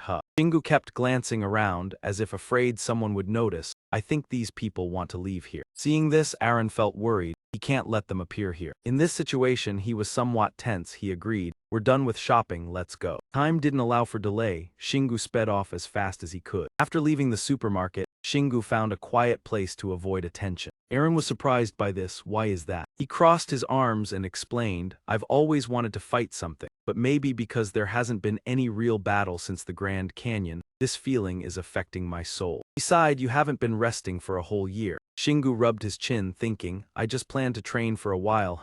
Wait a minute. At that moment he thought of those people. They were weaker than him, but when they teamed up, they became stronger than most player teams, right? And he imagined a future where he could fight monsters using only his soul. Aaron sighed after hearing this. Yeah, the streets will be full of monsters. Afterward, Shingu swiftly moved left and right. He needed to summon them to give orders. At this moment she reminded him, after the Earth entered the new era, people no longer enter alleyways. He thought for a moment, the people probably weren't used to using mana, so he guessed everyone was afraid that the monsters would attack. Aaron expressed her wish. I wish the gods could guide everyone more clearly. Shingu found this funny, guide all of humanity. Imagine if someone was left behind. She replied immediately, that would be terrifying. He raised his hand, controlling the soul. Immediately, powerful beams of light emanated from Shingu's body. At that moment, the soul army appeared before him. Shingu muttered to himself, there are 106 of them. Their levels are. He looked at the numbers above their heads. The highest level was 130 and the lowest was 10. Nearly half of them were over level 100. He would treat them like a powerful player team. He ordered them, you will hunt monsters. Focus on leveling up the newcomers. From thin air he pulled out a cloth. After that, Shingu's voice became serious. Bring me the mana crystals from the high-level monsters in these bags. Return when the bags are full. He reminded them carefully. No resting, no dying, no capturing. Always remember these 3 things. One of them took the cloth bag, yes. Immediately Shingu urged, all right, go ahead. As soon as he finished speaking, the souls dispersed to act. Aaron clasped her hands in prayer. I just hope I don't see them on the news. Meanwhile, he quickly walked on. We still have work to do. A few hours later, the streets were crowded, bustling with people. Some people were watching the news. In 2 days, the Korean player representative meeting would take place, and the United Nations would select players from this meeting to hold a world player representative meeting. Shingu commented, so after that, they'll form a world player alliance. The current alliances won't be pleased. Erin took her phone out of her pocket, but they no longer had the strength to deal with this issue. Then she looked at the broadcast screen. Some people started to act to gain the upper hand in the new alliance. Harry Kim spoke. As a well-known Korean player, I'm sure I will contribute greatly to the new World Player Alliance. Shingu repeated the name in his mind, Harry Kim. A few minutes later, he asked gently, the Korean representative meeting, should I attend? Erin worried, will you be okay? Shingu smiled brightly, it's time for everyone to fly freely. I think I can tell the world I'm an undercover player. With a determined spirit, he could now defeat anyone who had an issue with him. At that moment the phone rang. Caller was Marina. The call connected, and Marina on the other end immediately said, Shingu, I'm calling you to talk about a few things before returning to the US. Without giving him a chance to reply, she quickly listed the plan seriously. The Western representative meeting will take place soon. If I'm chosen, it will be the National Player Representative meeting, then the World Representative meeting. Couldn't hide his admiration. Yeah, I envy the scale of your country. Do you have to organize representative meetings? She put on her coat and replied, I've seen the list, but Syria isn't on it. Is she with you? Shingu remembered Syria's smile and immediately denied it. No, why is that? Marina felt confused. She asked for your number. Hasn't she called you yet? Shingu realized she had already sold him out. You're going around revealing my number. He nervously stammered in defense, sorry. She looked like she would cause a stir in the world if I didn't tell her, but strangely, she hasn't called you. Shingu didn't care about Syria anymore. He said calmly but with warning, make sure you don't give the number to anyone else. Then he informed Marina, I'll meet you at the World Player Representative meeting. Marina was surprised by Shingu's sudden decision. You're joining too? He looked at the crowd on the street, confirming again, yeah, but I have to be elected here first. He realized this was a good opportunity for both. Her eyes lit up with joy. If we both become representatives, we can openly date then. In contrast to Marina's joy, he wasn't interested at all. His face showed no emotion. You can date the dungeon bosses. I'm hanging up now. She quickly stopped. Wait, Shingu. Shingu didn't let her say more, decisively hanging up the phone. Marina could only look at the blank screen, helpless. On the other end, Shingu was proud of his decision without realizing he had just turned down a little wife. I won't date anyone, especially since I don't have time to train. Erin heard the conversation and could only sigh at someone like that. When the phone rang again, she immediately reminded him, Shingu, your phone's ringing again. He looked at the number on the screen, unable to hide his unease. The call connected. Hadim spoke warmly, son. Have you returned to the guild? I'm sure you've decided to go public now. He was startled, amazed at his mother's speed in updating news. A mother's intuition is truly remarkable. She knows everything, even though she doesn't understand what he's thinking. She continued, by the way, Lee Sehi called me a few days ago. She asked, are you thinking of getting back with her? The question made Shingu flinch. He didn't know how to answer, so he avoided it. I'm hanging up. Hearing this, she quickly stopped him. If you want to go, I'll add you to the list. Shingu paid close attention to this, quickly asking, how will you add me to the list? Seeing that he finally reacted, she immediately explained, I have connections with your father. Shingu felt helpless after hearing this, too afraid to ask his mother about that connection. He leaned in toward the phone and said, yeah, I'll go, thanks for your concern, Mom. Hadim was proud to be able to help her son. A mother's job is always to keep an eye on her child. Then she remembered someone and quickly asked, is Erin all right? In contrast to her worry, Erin smiled brightly, I'm fine. She didn't expect her to be here. Oh, so you two are still together. The two chatted happily. Shingu suddenly became an outsider without knowing when they really were in tune with each other. After 2 days, the Korean player representative meeting arrived. The other person carefully adjusted their clothes. Shingu, with a serious look, wore a white shirt, looking very neat as if preparing for an important job. Erin looked at his appearance and couldn't help but blush, thinking to herself, I've never seen him dress up like this. She imagined herself as his wife, always by his side, going everywhere with him. Her cheeks turned bright red from embarrassment. He looked so great with that tie. While she was lost in that thought, Seha suddenly interrupted. Sounds like that manga thing, Erin. She could only shout, shut up. Erin yelled at Seha really loudly. Seha sat in the small corner by himself. Shingu disagreed but could only endure. Ties are evil. Normal item, but when he spoke about it, it seemed like a terrifying thing. Companies make employees wear ties to remind them they are always bound. It sounded absurd, but Seha found it quite reasonable. He imagined a child being afraid of this seemingly normal item. Is that really so, Shingu? Aaron looked at Seha. Don't overdo it. She turned to him. We should go now. Do you need to do anything else? He replied quickly, no. Shingu opened the window linking to the equipment storage to check his gear. He figured he should check it over briefly. He wouldn't have checked if he hadn't, but when he did, he found something interesting. He pulled out a long strand of purple hair. Aaron was startled by Shingu's sudden action. When the item was fully pulled out, she stared at it in amazement. Kina looked more alive now. Her skin also looked brighter. As if to explain this change, the screen displayed information about Kina, a Death Knight, reaching level S with a mana absorption rate of 54%, and now she was ready to become a Death Knight.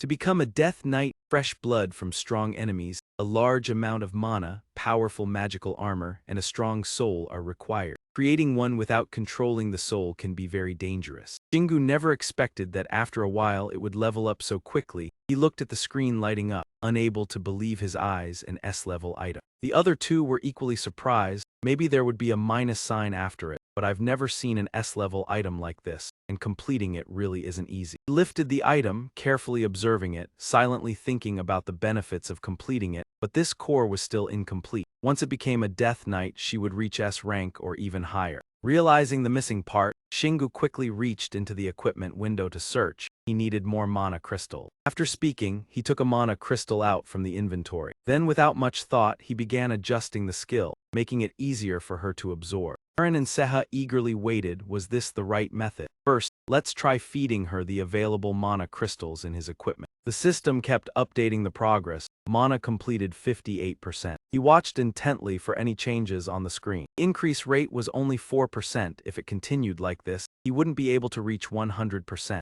Seeing the progress was too slow, Shingu rubbed his chin, thinking another method was needed. Aaron stood beside him, unable to think of a way. Suddenly, she remembered a place that might help solve the mana update speed issue. The Great Void Gran, where the fragments of Setnak were kept. Perhaps there was a portal to Setnak's world there. He tried, but it wasn't very effective. Shingu didn't think this was the right time. Kina had become the core of the Death Knight after absorbing Setnak's mana. He thought learning more about it was more important than feeding her mana recklessly. Shingu smiled smugly. It's fine, rest and recover. We already have the next plan of action. Time was running out. Aaron urged Shingu. We need to go to the meeting right now, or it will be too late. Everything has been thoroughly checked, so you don't need to worry. All right, let's go. In a ruined city, workers focused seriously on rebuilding the building. Shingu walked along the street, his gaze sweeping over the situation around him. Seha settled into Shingu's shirt pocket but couldn't help being curious about everything around him. Humans are amazing. They've even finished the phone line repairs. Shingu interrupted, shutting down these naive thoughts, but that will be broken very soon, unless we protect the citizens with magic. Aaron added, it's not surprising that large companies are starting to recruit players who can use magic. Shingu explained clearly to her, that's why the player meeting is so important. Countries around the world are trying to bring the strongest players to their countries. Some Korean players have already moved abroad for this reason. Gaze was firm, with no unnecessary emotions. This is the last chance for the South Korean government to keep their players. If they can't prove the new public system and reasonable benefits, they will be immediately eliminated. After hearing this, Aaron couldn't stop praising him. You're really smart. Shingu wasn't swayed by such praise. Where did you learn these lines? You certainly wouldn't let others talk to you like this. Shingu had spent a lot of time researching those who would attend this important meeting. Today's meeting wasn't just with government officials, but also with entrepreneurs. Shingu had a firm grasp on everything from the alleyways to deep within the houses. B and Y were special cases that could research on their own. Most Korean companies had to cooperate with the government regarding players. However, Seha's brain wasn't very sharp. Too much information caused him to be overwhelmed. Boss, I'm confused. Can you explain it simpler? He was very curious about the people who would appear. Would today's meeting bring any changes? And that was the simplest way to put it. The sun was scorching, but the road wasn't lacking in foot traffic. He stood looking around. Wow, so many people. This is where the strongest players gather. Everything seemed quite fine, Shingu confidently announced. Well then, let's go inside. Aryan led the group inside. A female reporter pointed towards them, excitedly saying, the president of the Gale Guild is arriving with his bodyguards. A staff member politely requested a young man to stand in front. Sorry, you need to provide an ID to enter.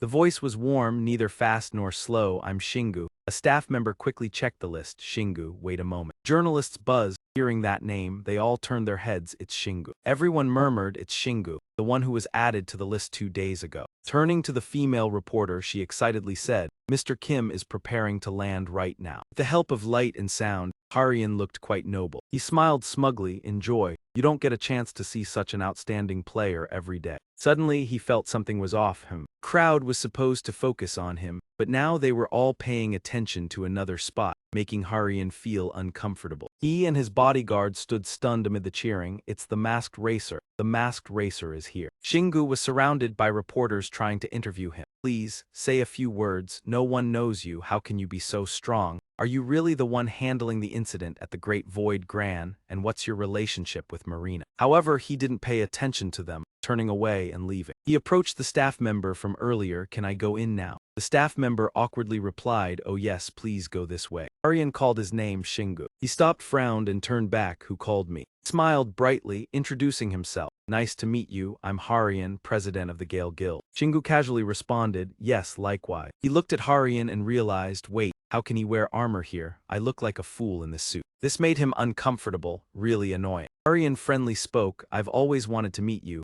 I have many questions for you. Kept talking like why are you close with Marina or your motorcycle, but Shingu cut him off before he could continue. Shingu immediately interrupted, sorry. Coldly asked, did I lose when we first met? Move aside so I can go. Harian still kept a smile, but it seemed forced now. After a while he realized the forced smile, Shingu had no time for small talk, turning and walking away, I'll go ahead. Finally, Shingu entered. A female staff member came forward and showed him to his seat. He followed her, observing the surrounding. His eyes swept over the neatly arranged rows of seats. He estimated there were about 50 seats. Only 20 were for players. He gently commented, there aren't as many players here as I thought. A man appeared out of nowhere, explaining, only players who have completed a dungeon with a difficulty of 30 are allowed to attend. All of them are above level 200, except for a few special cases. Wang Won paused for a moment and then continued, we only allow a certain number of players from each guild to participate. Shingu looked at him sharply, wondering who is this person. He's wearing a suit, so he's not a player or from the government. Wang Wu looked at Shingu with a sincere expression, saying, I owe Mr. Deng Si-wan a lot, you're his son, right? Shingu was a bit surprised but nodded. Oh yes, he bowed, I hope to meet you more often, have a nice day. He watched Wang Wen's back, his gaze full of thought. Some people on the upper row began whispering, does he know someone in the government? It must be true. Rumors about him being the government's secret weapon. Aaron didn't like Wang Wen, quickly saying, he has an agenda when talking to you, trying to make you look like part of the government. She realized she had misspoken. Oh, I didn't mean to criticize your family. Shingu gently reassured her. I understand, besides, I don't care what they do or how they know the government. He pointed to himself and asked, do you think I care about that stuff? Aaron slowly stopped feeling embarrassed. Oh, right. Finally, Shingu reached his seat with his nameplate. Sitting down, he noticed a familiar figure. Lee Sehi's appearance surprised him. He observed and silently assessed. She had become much stronger in such a short time, probably reached level 20. Shingu was surprised to see the name on the table next to him.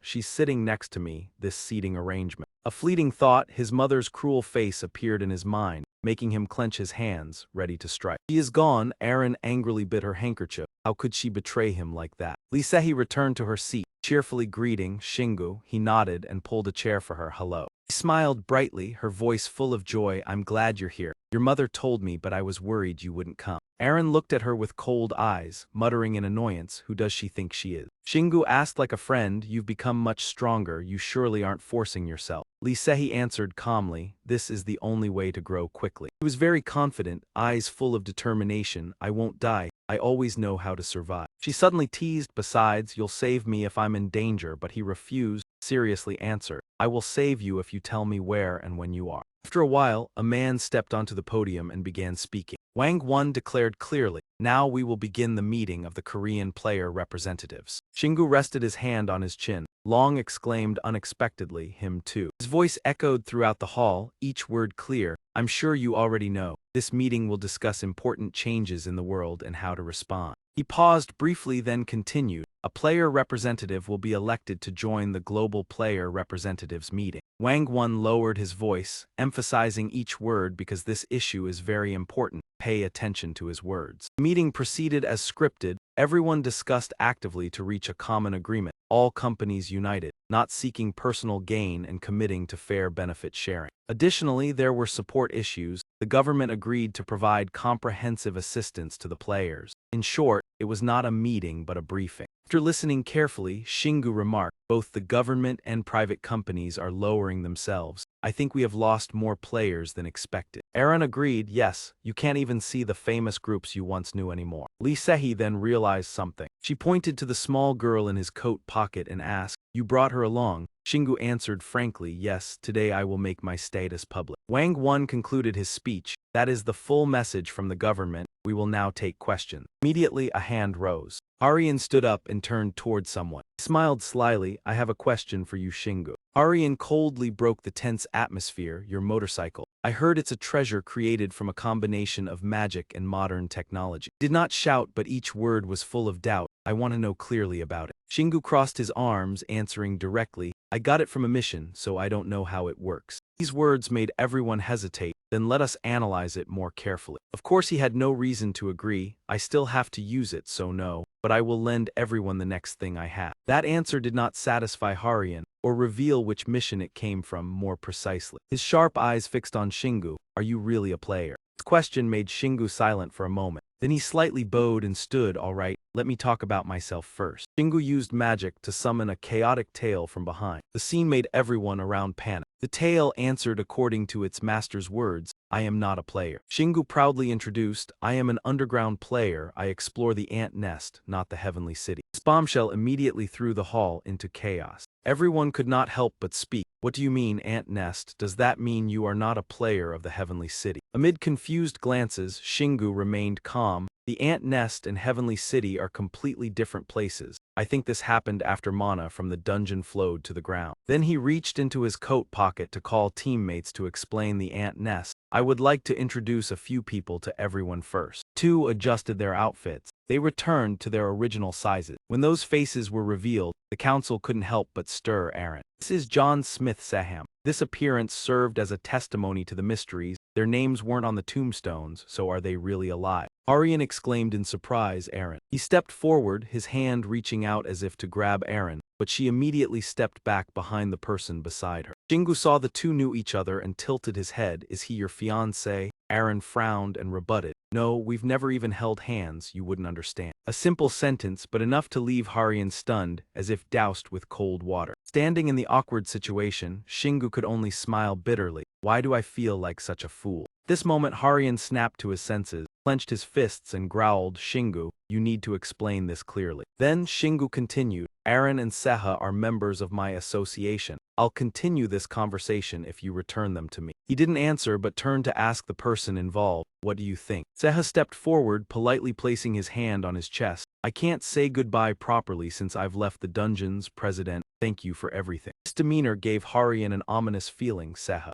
He didn't respond, still calmly continuing his words, but Shingu saved me and Seha when we got lost, and we decided to follow him forever. Seha resolutely said, furthermore, we've not been a part of the Wind Guild for a long time. Harian couldn't believe his ears. Did you control their minds? Seha laughed. He can't do that. He's a purely physical player. The other side still couldn't accept it, trying to salvage Aaron Yu. He blushed but still said loudly, I'll go with Shingu. Don't come near here anymore. This refusal hit like a thunderbolt on a clear day. Arian remained stubborn. Shingu, what are you? He also replied to the question, I'll address that, sit down. The arrogant words made him unable to hide his anger. Fine, we'll discuss the group issues later. After that, he reluctantly turned away. Aaron and Seha finished their roles, so they also became quieter. The spotlight shifted to Shingu. Let me continue. I'll explain why the exiled are still alive and what the ant caves are. He seriously recounted everything, from the first meeting with Aaron to the life-and-death battles. The story was like a myth. People couldn't believe it. No, you recruited an exiled from Mid-E. Do you think we haven't tried that? The words sparked like fire, igniting chaos in the meeting. Countless players have tried and failed. Moreover, based on what you shared, Aaron is no longer a player since you caught her. This anger didn't faze Shingu. If these things were easy, there'd be more underground players in the future. He smirked, his eyes full of confidence. I'm a big deal. This arrogance left everyone stunned. What? Shingu calmly continued, I don't care if people don't believe me anyway, my situation is completely different. My quests and rewards are programmed under a completely different system. That's all I can say. At this moment, a hand obediently rose. Arian raised his hand like a student asking to speak. So what's the relationship between you and Marina? His handsome face crumpled like a rag. That expression made Shingu scornfully assess. That bastard, aggressive and full of jealousy. His mind flashed the image of Harian filled with desire, targeting Marina, making him a typical villain. Then he bluntly confirmed we were just friends. A single word was enough to calm the other. Friend, yes, fine. Shingu returned seriously to the main topic. This is the time for questions if anyone wants, though I'm not sure everyone wants to hear this. Paul was silent, unclear if due to lack of reaction or no one had questions. Regardless, he didn't care. If everyone's done, I have nothing more to say. Lee Sehi blushed sitting nearby, exclaiming, so cool and impressive. Aaron suddenly blocked, shielding the other's enamored view. He's always cool, whispered, the meeting isn't over yet. After the stimulating opening, the meeting extended nearly another half hour. But no one focused, everyone overly attentive to Shingu, stalling the meeting. Despite the diverted atmosphere, Wang Won declared seriously, next is voting for 3 players. He paused, then emphasized, these are South Korea's representatives for the upcoming international conference. The audience was surprised at the announcement, only selecting 3 players. Shingu didn't react as Wang Won directly appointed. Dung Shingu and the Storm Wind Association president were both present. Side by side, Harian muttered in the noise, is he telling us to run for the remaining spot? Wang Won tried to control the crowd when a secretary ran up. That's information from the United Nations. A whisper was enough to stun him, unable to blink. He looked at the audience, announcing solemnly, they know Dung is here. The UN Environmental Department invited separately,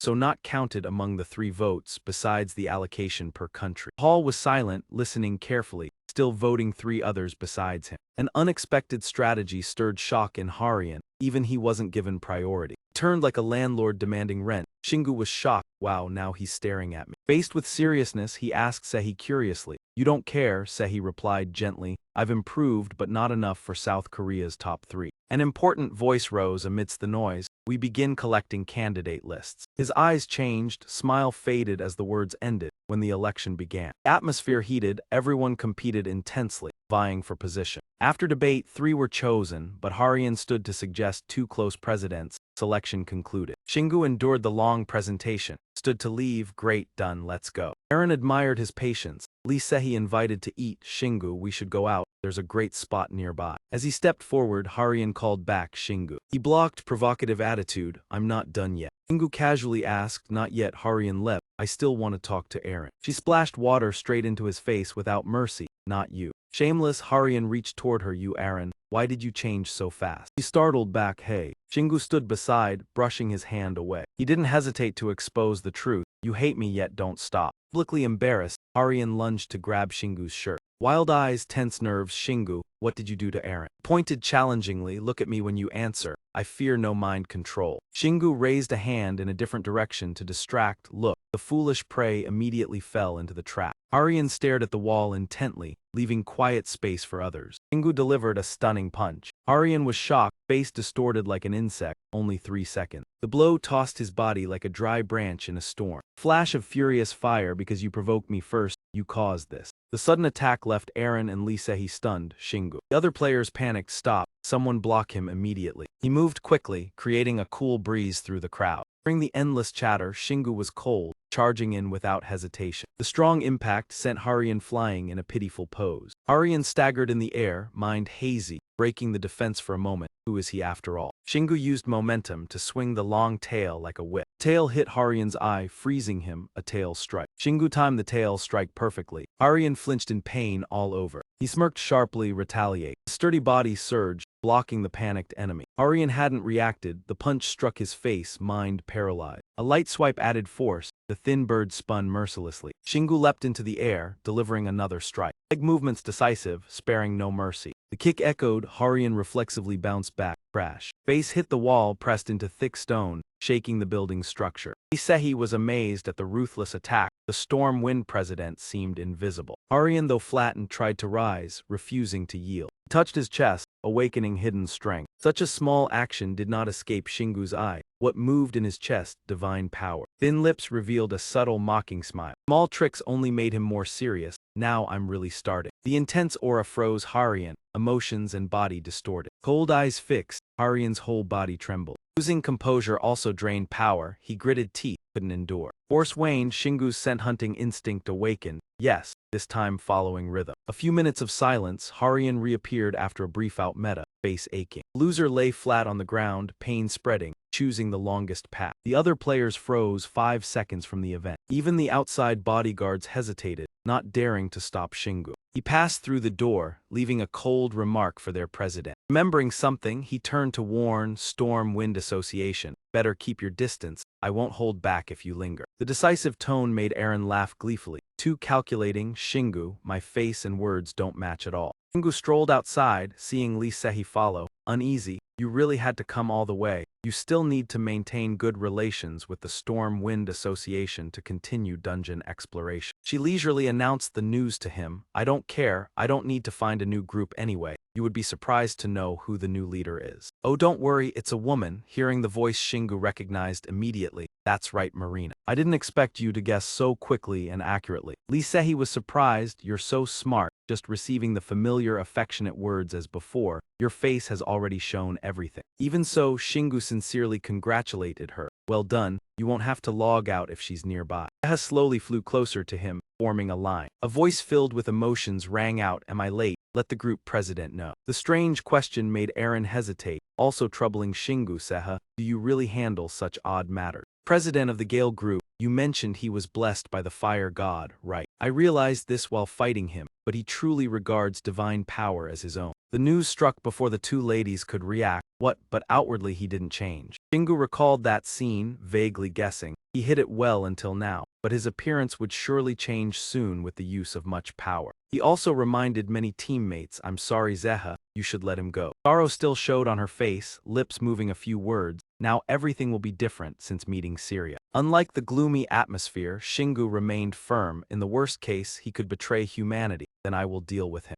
Zeha released her sorrow, speaking under the light of truth. I trust your decision. The memory of the meal with Shingu left only a heavy atmosphere around the table, where Lee Sehi led to delicious food, but the bitter feeling made it impossible for anyone to swallow. Lee Sehi waved goodbye. I'm leaving Shingu. He replied briefly, yes. Not realizing anything, he called her back slowly, wait, making Lee Sehi wonder. He closed his eyes, focused his power into his hands, summoning a soul with spiritual energy, able to summon one here. A ghostly warrior appeared unexpectedly in the middle of the path. Success surprised Shingu. It worked. Even facing double strength, did he really do it, Shingu? He asked her, yes, take him with you. Lee Sehi hesitated, raising her hand to refuse. Sorry, but I don't need you. He immediately understood she misunderstood. It's not like that. If he stayed with you, he could know which dungeon you are in, save you if logged out. Hearing this for the first time, Lee Sehi felt moved and excited inside. She quickly hid her shyness, bowing slightly. Thank you. I don't blame you even if you were late. The words displeased him. Don't say that. The adopted daughter left under the morning sun with a radiant smile. All right, then I'm off. The trio watched her back gradually disappear at the end of the path with that ghost. Seeing it work well, Shingu came up with a new idea. Good, send a similar one to my parents. Eren had lived with him long enough to develop her own ideas. Now just need to learn the skill to swap positions with them. Shingu immediately rejected, impossible. After returning to the retreat, he converted all senses into innate skill, starting with exercises with a small ball. Shingu threw it hard into the wall, adding a bit more force. His eyes focused on tracking the movement of the fast-flying ball, rolling back and forth across the room. This training area was built to explore how to transform sight and taste into innate skills and apply them to other senses.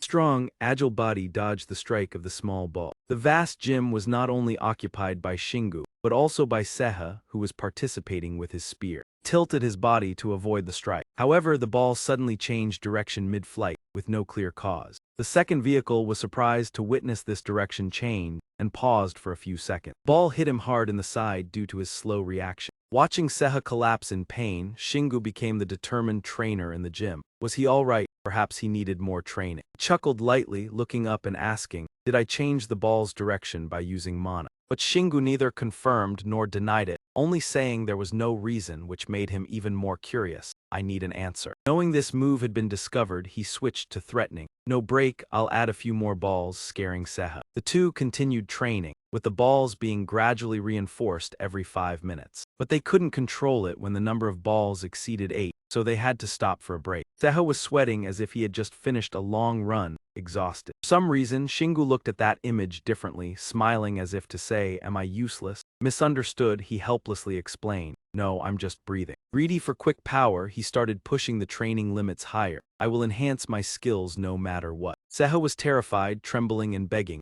no. The lab owner was even more resolute than a professional warden. Yes. 5 minutes later, Seha's body was covered in bruises, an indescribable scene. In exchange for the pain, the system appeared and delivered good news. Your skill has reached level 40. Shingu wasn't satisfied with this result, it leveled up but not his sight. Should I increase the speed of the balls? Seha's eyebrows furrowed. Hearing the words from the tyrant, was he planning to kill me with these things? Erin approached, her eyes shining as she asked, oh Shingu, are you finally taking a break? He stepped forward, ready to share some new information with her. Yeah, I ran into a few small problems. Suddenly, he blushed when he saw what was in front of him. The system suddenly announced, your sight has reached level 2. And his gaze caught the attention of the two assistants. What is it, Shingu? Erin walked closer, her tone teasing as if reproaching him. Really, you won't talk to me but turn your face like that? You're afraid you can't stand it, so you look up at the sky. No, it's just that you're too beautiful. Sudden compliment caused her to freeze, as if someone had pressed the pause button on her. Her heart raced as if it would leap out of her chest. Why so sudden? No, this is my chance to test his feeling. He might not mean anything by it, but the way he said it was very affectionate. Shingu awkwardly turned red, finding an excuse to retreat. I need to use the restroom for a bit. His words made Erin turn around in surprise. Now?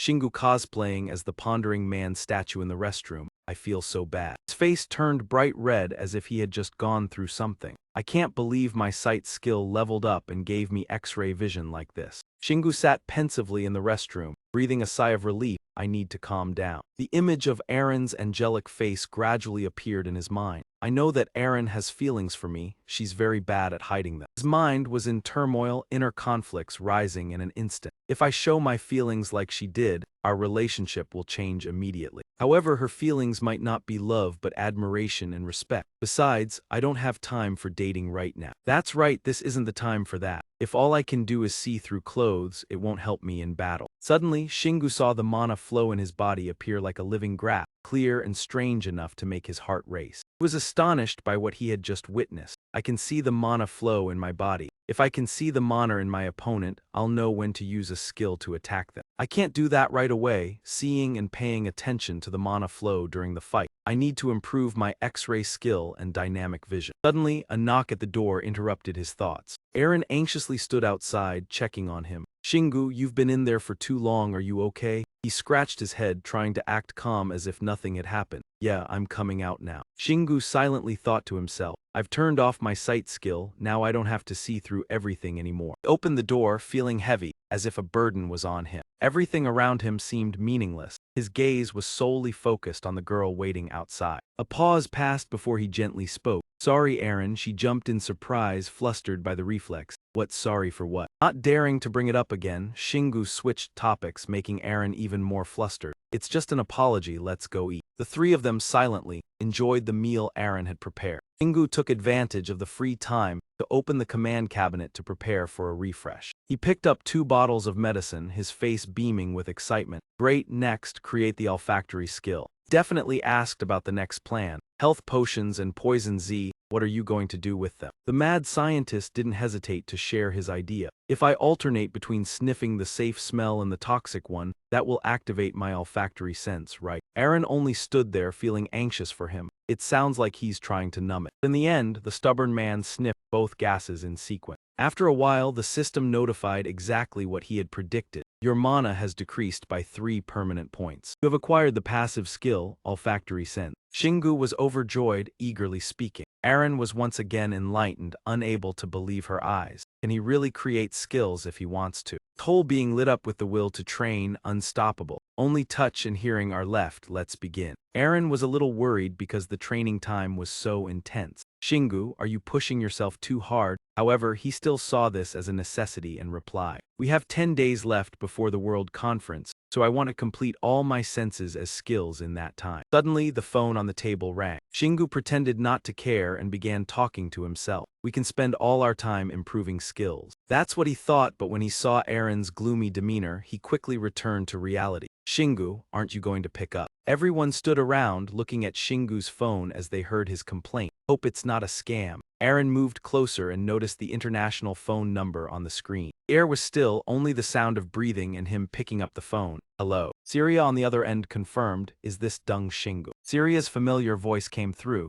gentle yet cold. He was glad to know he still remembered her. Yeah, I'm glad you still remember my voice. Before being put on the defensive, Shingu decided to take the initiative. I heard Marina gave you my number, so what do you want? Syria's voice gently spoke, I want to talk directly, is that okay? I'm in Korea too. Worried about the girls moving around, feeling uneasy in the air industry. If this continues, one day the airlines will have to shut down. Shingu chose a public water shop as the meeting point, but forgot how famous he had become. Curious eyes followed him, murmuring, there's Dung Shingu, I heard he fought Kim Harian at the conference. Look at that guy getting beaten up, so satisfying. Youngsters kept talking endlessly. If he ran to another country for revenge, it would be just like the villains in the movies. Shingu would still punch him. Aaron sat neatly in his coat pocket, unable to help but exclaim, Shingu, you really are famous. Seha checked the news on his phone, even stirring up the online community. Syria slowly opened the door. The tall, alluring girl drew all eyes in the water shop. She walked confidently towards the spot where he was sitting. Crowd around them whispered excitedly as they saw two strong people sitting together. Wow, she must be here to see Shingu, Marina commented first, followed by Lee Sehi and now a red-haired lady. He really has a whole lineup of girls. Shingu spoke up as soon as she settled into her seat, who arranged this meeting. She replied softly, you chose the spot, which made him a little embarrassed, excuse me. Feeling awkward, he stood up to offer a drink as a way to make up for it. I'll pay for the drink. Syria didn't refuse, thank you, then an Americano for me. The two sat in silence, enjoying their drinks before getting to the main topic. Not long after meeting the guest, Shingu wanted to wrap it up quickly, though he was grateful she came, but could she summarize everything? Syria agreed with him, her view was straightforward. Syria's mature demeanor unexpectedly suited him.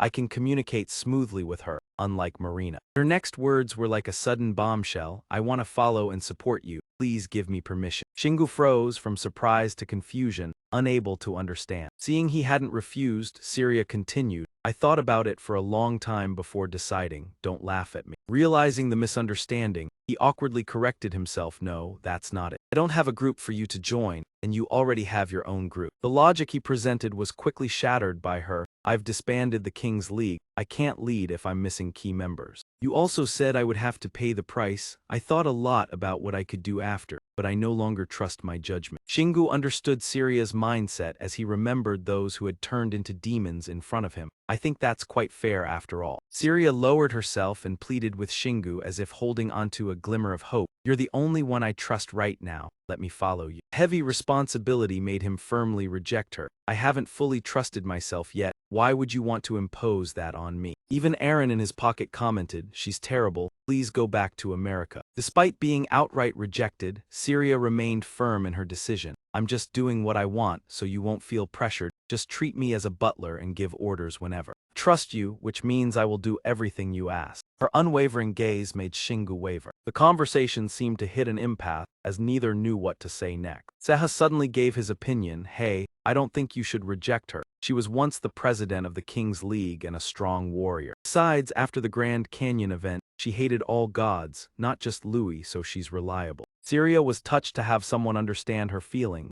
agreed. Shingu still hesitated, not seeing the benefit. She couldn't just become my assistant and join me in the ants' den. Seha presented a new perspective. Having a player from heaven supporting us wouldn't be bad. Seeing his resolve, Shingu didn't object, just shrugged. If Seha insists, fine. He bluntly announced the news, Syria, now you're with me, though this news isn't perfect. She sighed in relief, her voice softer, you can call me Syria. Seha joyfully exclaimed, thank you, boss. Shingu smelled something odd. Is he interested in Syria? His tone was cheerful. I'll be the right-hand man in this, don't worry. Seha's brainwaves didn't understand the hidden meaning. All right, boss. I trust you. In your eyes, that statement means becoming your leader. As soon as the work was done, Syria's expression changed. There are a few things I want to say before I say goodbye, master. Her serious tone made him wonder, what's going on, are you hurt? Shingu requested for her to speak more casually. Syria's smile flashed on her lips, haha. Casual, you're really funny. After the farewell, another issue bothered him. He felt helpless, murmuring to the two in his pocket. She didn't listen to him, lightly skipping over the sensitive topic. It was about directing the players' perception of divinity in the right way. Shingu eagerly awaited her next words. Syria summarized the impact of the incident when made public. The key was to show everyone the danger of believing in divinity. Not just players, but even civilians could be misled by them.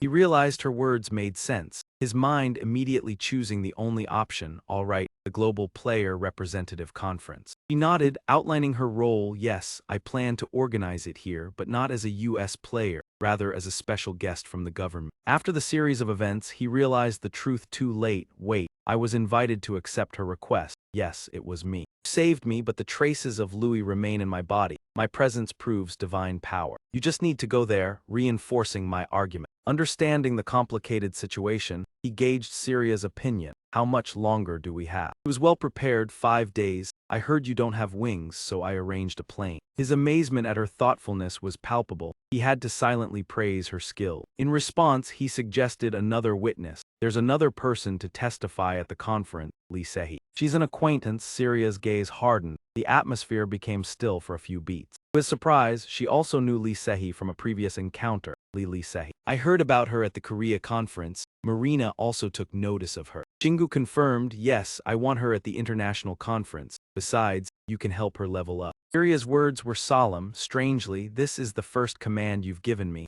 I'll complete it, even if it costs my life. It made him feel a little too much. Don't go overboard. Realizing he had gone too far, she covered her mouth, stammering, I have a small question if you don't mind. I'll give you a chance, yeah. Syria's face turned red, her voice stammering. Are you and Marina really in love? He, being honest, replied no. She spread rumors that we were a couple, but actually we're just friends. She jumped up, I knew it. Her talent now seemed hazy. She's so happy, huh? Why would she be happy knowing her rival is still single? Before finishing, Syria quietly spoke to herself, I knew it. How could someone so stiff make you fall for them? I understand, if you allow it, I'll carry out the mission. He watched her leave, silently sighing. He imagined her teasing Marina after she found out. When Shingu returned to his room, he began training his hearing immediately through meditation in a quiet space. Focusing on his ears made them more sensitive. Since I already have sharp ears, the hearing skill is easier to learn than the olfactory one. Method quickly led him to sweet results, losing 5 permanent mana points. He acquired the passive skill, hearing.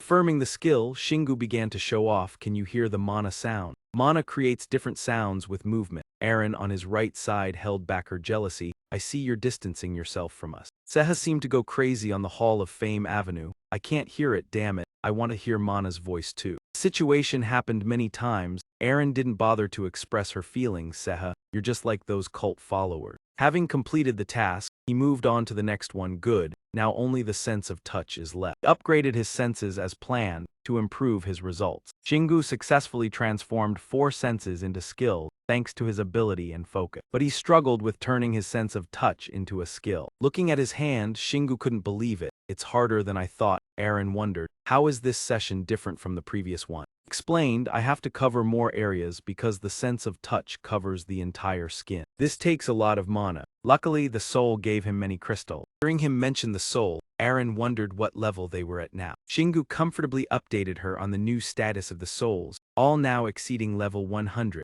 although the high-level souls grew more slowly. They were not easily fatigued, so if he let them hunt monsters, the results would soon show. After speaking, he put the mana in his mouth and swallowed it. The system immediately notified him. Your mana increased by 1 and cannot be upgraded with lower-level mana crystals anymore. He frowned, tossing the mana into storage in frustration. Fine, the rest will go into the equipment storage. Can't absorb more but will find another use. Shingu stood firm, training seriously from the start again, relieved. He needed to refocus. Brain could not handle thinking multiple streams while focusing, causing mental chaos, unlike when concentrating mana in one body region. But he now knew how to increase mana throughout the body. The blink of an eye, his body became extraordinarily strong, like steel transformed from flesh. It seemed this would repeat, sending the mana from his heart throughout his body. That strange training phase brought him a unique reward. You permanently lose 5 mana points. You have acquired a new innate skill, Tactile Sense. Shingu rejoiced at the achievement. Seha also showed delight. You successfully converted all senses into skill. Suddenly his face stiffened as he felt a throbbing spread across his body. His body was surrounded by jolting lightning, as if the heavens were testing him. Aaron tried to advance to support Shingu, but Seha stopped her. Don't worry, Aaron, it's just a skill. Jolting lights across his body. The 5 senses combined with intellect to form a new skill. A powerful white aura enveloped his figure, preventing the 2 supporters from averting their eyes. Shingu immersed himself in his own world, contemplating the developing skill. The sounds gradually softened. 6 skills returned to their original position. Felt there was still 1 step left. Shouldn't forget this sensation. The next opportunity will come soon. He was certain he would create another new skill. Time passed quickly. The World Player Representatives Conference occurred. The 3 country folk came to the city with new sights. Syria, dressed formally, stood next to the limo, bowing to him. Good morning, Shingu, this way. The car door opened. Lee Sehi cheerfully greeted him. Shingu nodded in reply. Feeling her change, Shingu complimented her for improving so much in a short time. She cheerfully recounted leaving the dungeon in Celestial City, conquering level 31 dungeons with Marina and Syria. Shingu shared the joy, glad she was safe. Only Lee Sehi wondered why Syria treated him so formally. He replied briefly, long story. Plane glided through cloud layers carrying important figures, while other passengers were sound asleep. The trio quietly by the window, eyes observing the outside scenery. Calm in appearance, but his mind was chaotic. From blurry glasses to the private plane, never experienced such luxury. He paused, sensing something outside the plane. Urgency made Shingu call Syria in a deep voice. She instantly sat up upon hearing her name. Yes, sir. He also called Lee Sehi awake. She drowsily responded, huh. Shingu ordered swiftly, eyes still on the window, raising a shield around the plane. The enemy was about to attack. The seriousness prompted Syria to immediately activate her skill. Yes, sir. The entire plane was enveloped in a sturdy protective layer. Suddenly, a strong impact shattered the shield. The plane veered off course. Flight attendant was thrown by the impact, landing on the floor. Syria was furious. The shield was broken in a single strike. Plane shook violently. Shingu looked at Lee Sehi. She understood and channeled her energy. She activated a larger protective barrier. Protective layer enveloped the plane, keeping it safe. The plane had barely traveled a short distance when the high target locked on. It unleashed immense power, breaking the shield from afar without approaching. The attack shook the cabin. Lee Sehi leaned, struggling to maintain balance. Shingu sweated, confused by the attack source from such height. Syria and Sehi needed time to recover the shield, unable to stop a third wave of attacks. He saw a strong light shining down from above. Without a shield, the plane was immediately bisected by the penetrating power. The clean cut caused everyone to fall from the plane due to suction. Everything fell freely through the air, creating chaos like an apocalypse in the sky. Shingu noticed the female attendant, thanks to her loud scream. He called for support. Seha rescue the attendant. He agreed immediately. Yes, sir. Transformed into a flying warrior. Pulling Ci along, you help too. Seha leapt to embrace the 2 nearby female attendants. Lee Sehi created a protective layer for the crew. 2 reported quickly, all rescued, including the captain. Mission completed, rest assured, sir. Heart rate settled. Shingu felt much happier. He summoned the demon motorcycle from storage. Serious expression facing the enemies ahead. Numerous points of light appeared in the sky, clustering into strange groups. Shingu immediately activated visual skill. From afar, a swarm of horrific monsters charged. Giant dragonflies bared sharp teeth, ready to devour prey. Today they collided with the mad one, unexpected. Syria flew behind, seeing his movement. I'm going too. She shot upward. He avoided answering, changed the subject. Doesn't matter if fragments fall to the ground. She responded lightly, it's fine, we're over the sea. Knowing Syria wanted to join, he smiled before encountering them, asked about insurance. She remembered, yes, but no compensation if attacked by monsters. He grasped the situation quickly without realizing excitement rising. Really? Shingu drew the Thunder God gun, eyes fierce at the insects. Let's make them pay. Electric energy fully charged at the muzzle, illuminating a corner of the sky.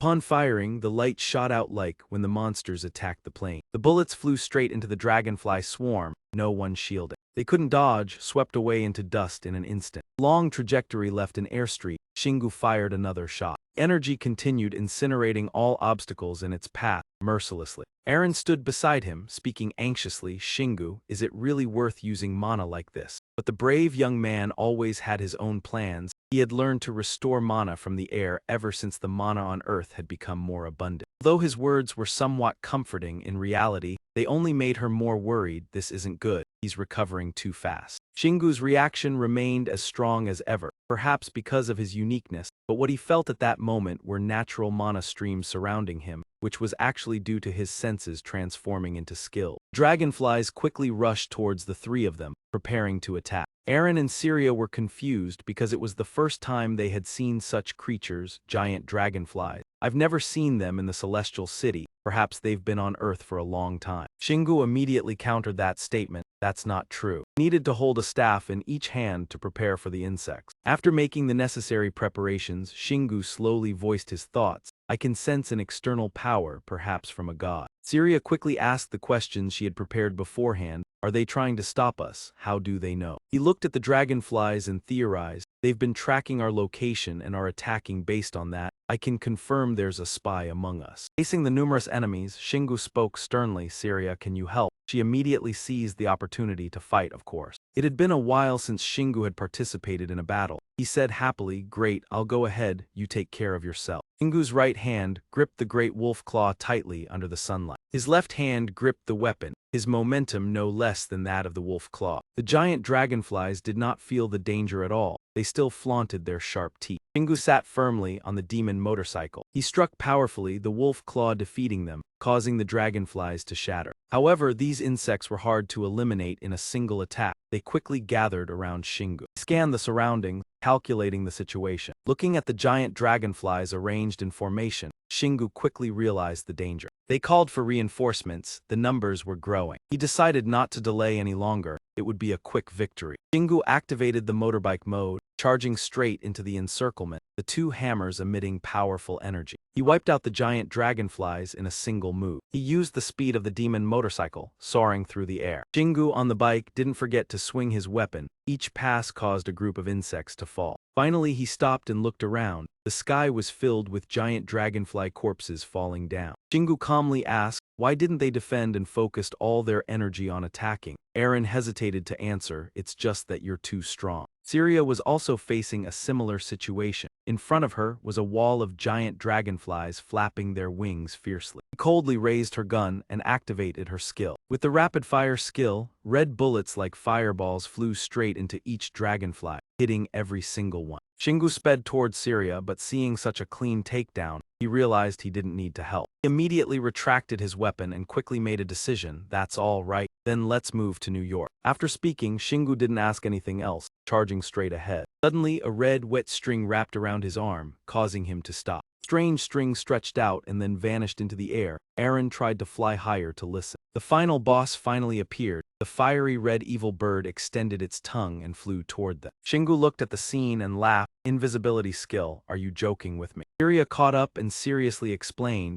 that's the evil bird, which means the giant dragonflies are also evil birds. Aaron rested her chin on her hand, thought for a moment, then said, I've seen one just like that in Dungeon Difficulty 32. This information made Shingu listen carefully. Aaron recalled this pet and said, it has rapid regeneration capabilities and its blood is poisonous. I don't think it's an evil bird, who knows. Shingu became aware of the opponent and suddenly extended the tongue-like object in his hand. Then Shingu used the wolf claw to sever this toy, causing the evil bird to panic. It was in so much pain that its eyes widened, emitting bright golden sound waves. In an instant, the other evil birds heard the sound and immediately gathered. Shingu, seeing the situation, sneered. They seemed to prioritize quantity over quality. Aaron panicked and raised her hand to cover her mouth. Warning, each monster is at least level 200. Shingu was not worried and asked in return, do you think other players at the conference were ambushed too? She tried to stay optimistic. If there were so many monsters like this in the world, we would have been dead by now. It was clear the evil birds would continue attacking us. Shingu prepared his weapons, ready to face them. He took advantage of the excellent elasticity of his weapon, throwing it forcefully ahead. Two evil birds were caught by their own companions, using poison against poison. Shingu pulled them close, then lifted the wolf claw from his other hand. With a powerful swing, the two evil birds were chopped in half. After eliminating them, Shingu said contentedly, I didn't have any trouble finishing them off. Watching the feathers fly wildly in the air, covering all the light. Shingu wondered, why did they appear in such large numbers? If we kill them all and then go to New York, it might be a bit rushed. A strange voice echoed from somewhere. Think again. He turned around, slightly surprised.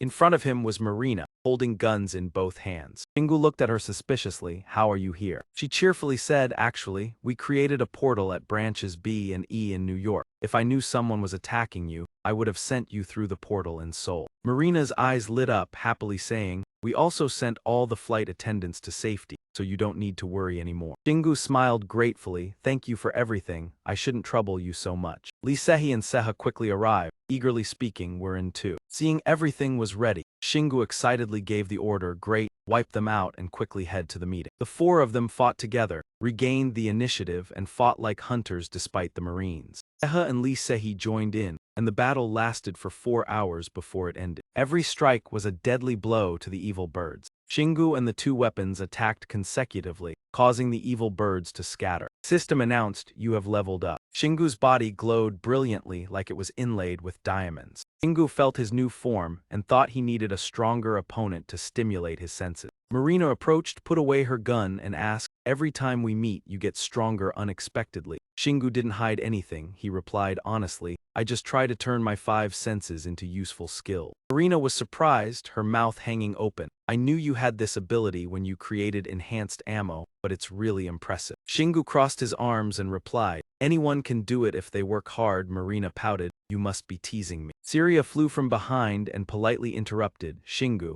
I think we can harvest the spoils from the monsters thanks to B and Y's efforts. Shingu replied briefly, that's good then. Marina reminded, we don't have time to waste. Everyone must be in the meeting by now. Although Aaron had predicted, Shingu still wanted to confirm Marina, has anyone been attacked on the way there? She immediately answered without hesitation, no. Feeling that her answer was somewhat sharp, Marina raised her hand to touch her chin and added, no one suspects anything. It's just that the president of the Gale Association is a bit troublesome, but that's a common thing. Aaron suddenly stopped when he remembered the scheming face. He was the most suspicious person. He sat still in the car, trying to analyze the chaotic information, but the power he sensed from the group of bad guys was completely different from what Harian had. After all, it could be that many gods were collaborating together. The more he thought, the more he wanted to push away all worries. There was no need to think too far, just eliminate them before they could spread was enough. He even thought of lands filled only with rocks and mountains. Maybe he would have to return to the Grand Abyss again, where the fragments of Setnak appeared. Maybe there was a portal there leading to Setnak's world. With the mindset to let things happen naturally, Shingu suggested prioritizing urgent matters first. Let's go to the meeting first. Marina agreed and encouraged, that's right, we need to stop any potential disasters. Aaron continued playing the antagonist and kept obstructing, but mankind was still foolish, and history always tended to repeat itself. She was so angry that even her 2 strands of hair stood up, grinding her teeth and saying, don't ruin other people's mood.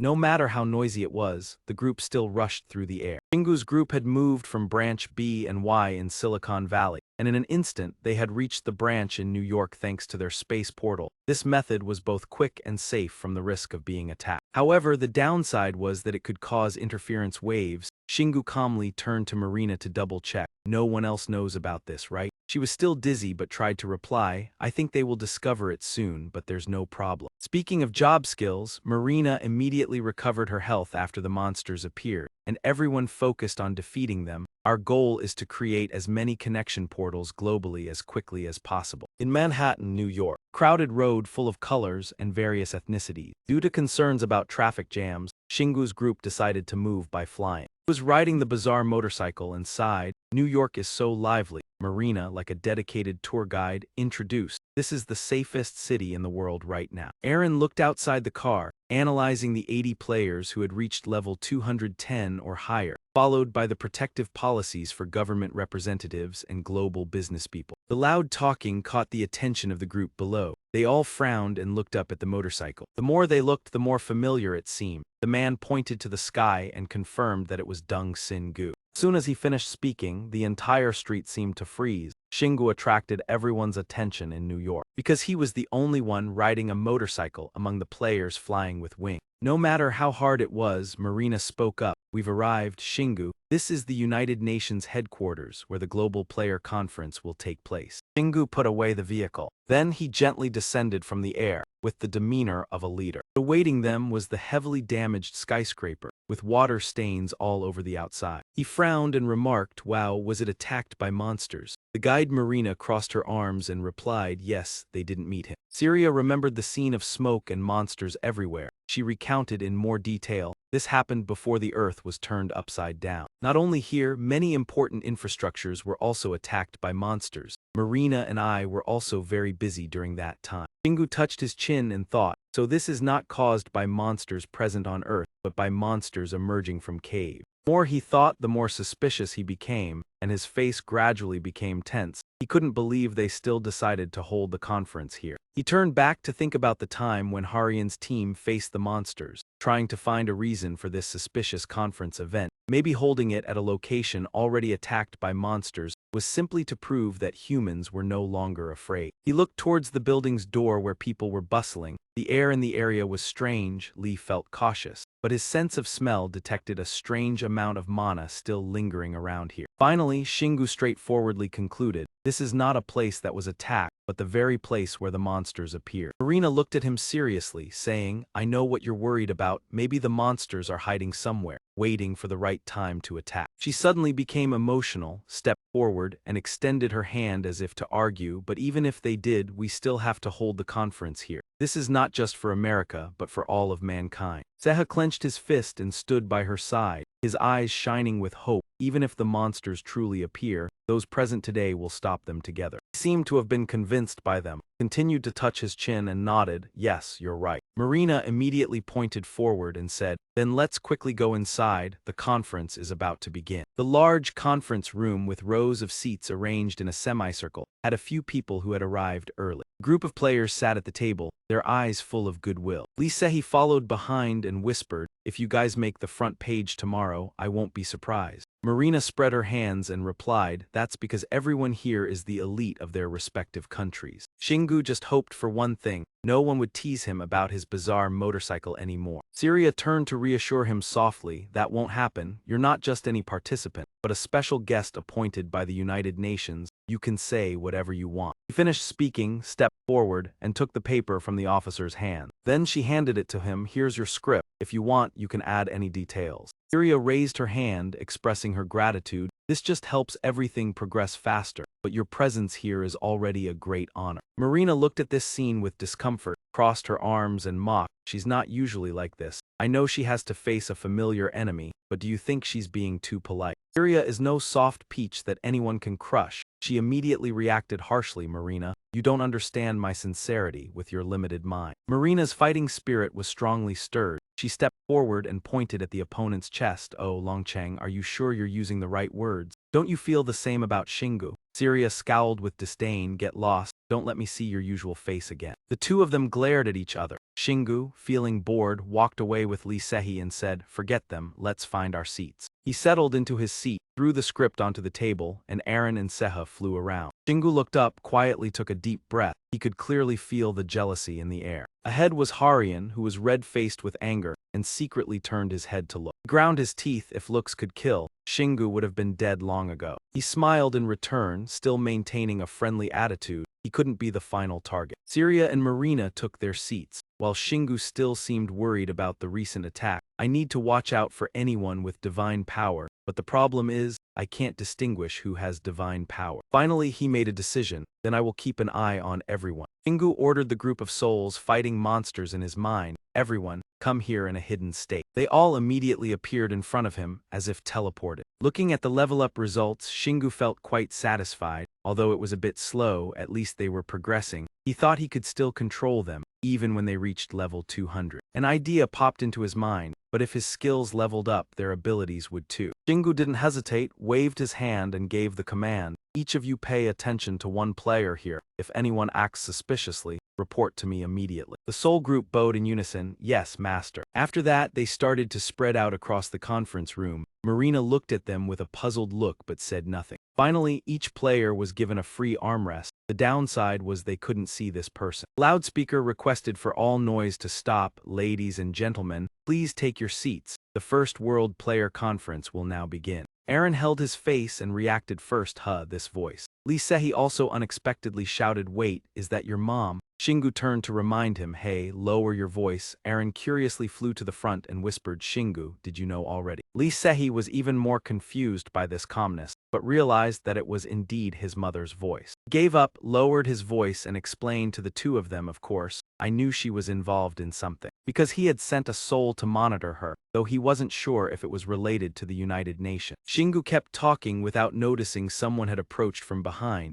After all, with his mother's sensitivity, there was nothing to worry about. Adam patted his ungrateful son on the head. "I told you not to call me like that." Looking at the woman standing straight, he immediately exclaimed, "Mom, is that you?" Shingu turned around, switched to a flattering tone, "Wow, Mom, you look like a lady in her 50s. She stood with her hands on her hips and replied, "I am in my 50s, you fool." Marion was still shaken by the shock, spoke up, "Is that Shingu?" Syria added, "Shingu's mom." Adam looked in the direction of the voice, raising a hand to his mouth, confused. Four beautiful women caught her eyes, with all sorts of figures to choose from. She leaned close to her son and whispered, "Son, you need to get everything in order before it goes too far." He just shook his head and said, "Things aren't what you think." Enough. Had him switched to a stern teaching tone. "Moreover, father reminded you not to hit any Korean children anymore, understand?" Shingu recalled the grenade that nearly caused danger earlier, raised his hands innocently. Since he had a grudge with Harian, he did not care about others but would deal with him.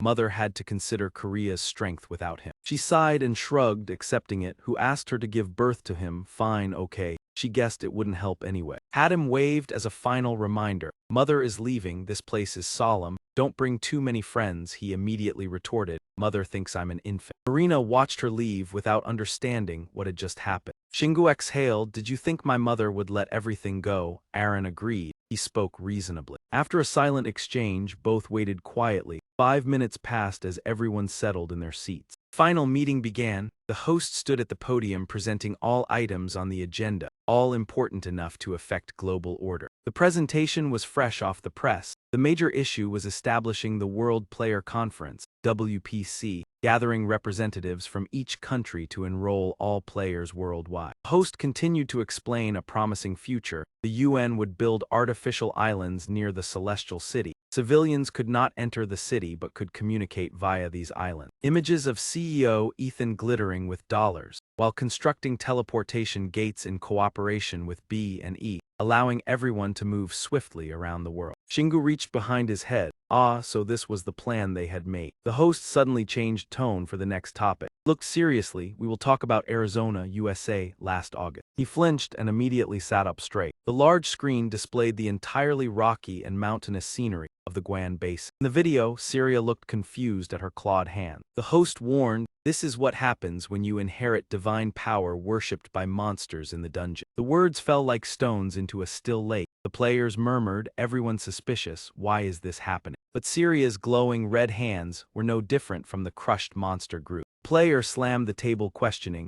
"Did they transform like monsters?" Host did not answer immediately, circling around the three kingdoms. Some saw Fuok Than as a mysterious item and coveted it. He emphasized the danger. "You know, it is terrifying power. Once absorbed, it seeps into the body. Soon, you will no longer be human." Syria saw the opportunity, suddenly stood up. Did not fear stepping into curious eyes, being judged and watched. The destination was beside the host on the stage. The player group erupted like a volcano, standing up in panic. It was the woman in the video, still under divine influence, who allowed her in. The host reassured, "Calm." Syria in the video had completely returned to normal human form. He handed the microphone to Syria to speak. He went straight to the point. "The only reason I returned to human was thanks to a player sneaking into the single chamber." Attention shifted to John Smith at the back near Shingu. Crossed his arms calmly. Hearing whispers, it was him again. Was this a joke? A player raised a hand pointing direction, attracting the crowd look. The screen showed Shingu wielding hammers with both hands, rampaging among monsters like a dance floor. When he set down the weapons, he flexed muscle, releasing energy like a super Zeta. Syria managed to narrate. Had no special power, only skilled in using mana. The image shifted to when Shingu found the recently transformed Syria. He shattered her claws to pieces. Players watching the footage were astonished. Syria recounted, "Later Shingu and I concluded divine power was too dangerous. Players and civilians needed to stop the heretical trend before it spread. Syria warned everyone, otherwise humanity would be destroyed." A frustrated player asked, "Are you making up seizing power?" can make a video. Syria strongly refuted correct, but cannot fake another's death, only personal power, why kill high-ranking council. The reasonable words made him doubt life itself. Syria ignored the background music, continued, the reason we stand here is to reject divine power in the name of humanity. She spoke passionately, we need your power. Unless divine monster's threat is neutralized and banished from the earth, humanity will decline. The audience nodded in agreement, unhesitant to voice opinions. She was right. I don't know why the Emperor's council disappeared. A fanatic shouted, don't believe her. The Emperor's council secretly seized power. Syria realized alone was insufficient to prove. The risk too great, invited witness Lee Se-hee from Korea to speak. Lee Se-hee quickly stepped up, replacing Syria. He narrated the situation encountered. Our council of strong individuals led the hunt for dwarf demons on Tengu Mountain. Fierce battle, traces of divinity found, members absorbing it transformed into monsters. Players murmured in rebuttal, we haven't heard, our council did not report traces. Lee Se-hee raised her hands straight, explaining why Shingu destroyed everything. We're astonished it was him again, surely not the one behind it. The host saw the atmosphere losing control, called on the microphone Mr. Dung to say a few words. Shingu finally stepped up without hesitation, all right. He approached the podium leisurely, without pressure. Shingu stood straight expressing, this matter is not just about me. Divine power has appeared all over the world, just hiding. The worst scene was the Monster Alliance, relying on player reports from the Celestial City. Syria Weasel, monsters of different beliefs clashing in dungeons, recently cooperating to invade the Earth. Shingu decided to throw the problem to everyone. Surely you also sensed it. Players showed different reactions, some crossed arms, eyes closed in thought. The one tapping the table slowly, everyone remained silent. He smiled contentedly. That's enough for today, sow doubt to prevent disaster. A question rang out breaking the atmosphere. How can we be sure all gods are the same? Shingu changed expression, looked like a knife cutting into stone. The troublemaker besides Harian, who else? Sharply questioned as said, gods have conflicts. How can one be sure all are hostile to humans? Players again suspicious, whispering discussion. Shingu candidly, the gods I met, Harian interrupted, only personal experience, little evidence. He elaborated his stance, assuming gods have invaders and protectors. Harian emotionally shook his hand, I trusted and worshipped the fire god, received much power that day, yet remained human. His gaze blazed with dedication. Suddenly the momentum spread across the hall, a golden energy stream made those around cautious. He shouted, I have always fought for humanity and will continue, for that is what he wished. Harian could not restrain criticism directly. Shingu was wrong. Some gods wanted to erase humanity, not wrong to judge them collectively. Shingu calmly listened, smiled, cursed the 18th generation of Harian, pity him. He frowned, sending a contemptuous look. He still acted righteous. Finally Shingu smiled grimly, blaming himself before, should have killed him sooner. The fiery passion within Harian blazed more intensely. Shingu ground his teeth in anger, took a deep breath and acknowledged that there were still benevolent gods siding with humans. All right, he would temporarily accept his own words as true. Harian felt deceived and annoyed, retorting, don't mock me like that. I intentionally disturbed everyone, but Shingu cut him off sharply. He stared at his opponent and emphasized, how can we distinguish which god is good and which is evil? Harian clenched his fists, drawing everyone around into the battle, each deciding their own way to participate. In his mind, Shingu still remembered those deformed by divine power, and the god's ability to control those who received power. No matter how sober he was, he still carried a ticking time bomb inside him. That man lost his temper and shouted, if you keep fearing, humanity will lose to the monsters. Shingu held the microphone and questioned, wouldn't it be better if strong players turned their backs on humanity? The moderator spoke sharply enough. He looked down to warn, representative of Korea Harian, please sit down and withdraw your power. Harian could only clench his jaw and sniff softly, restraining his rising anger. That man let go of his hands, trying to control his own energy. Moderator extended his hand to escort the guest.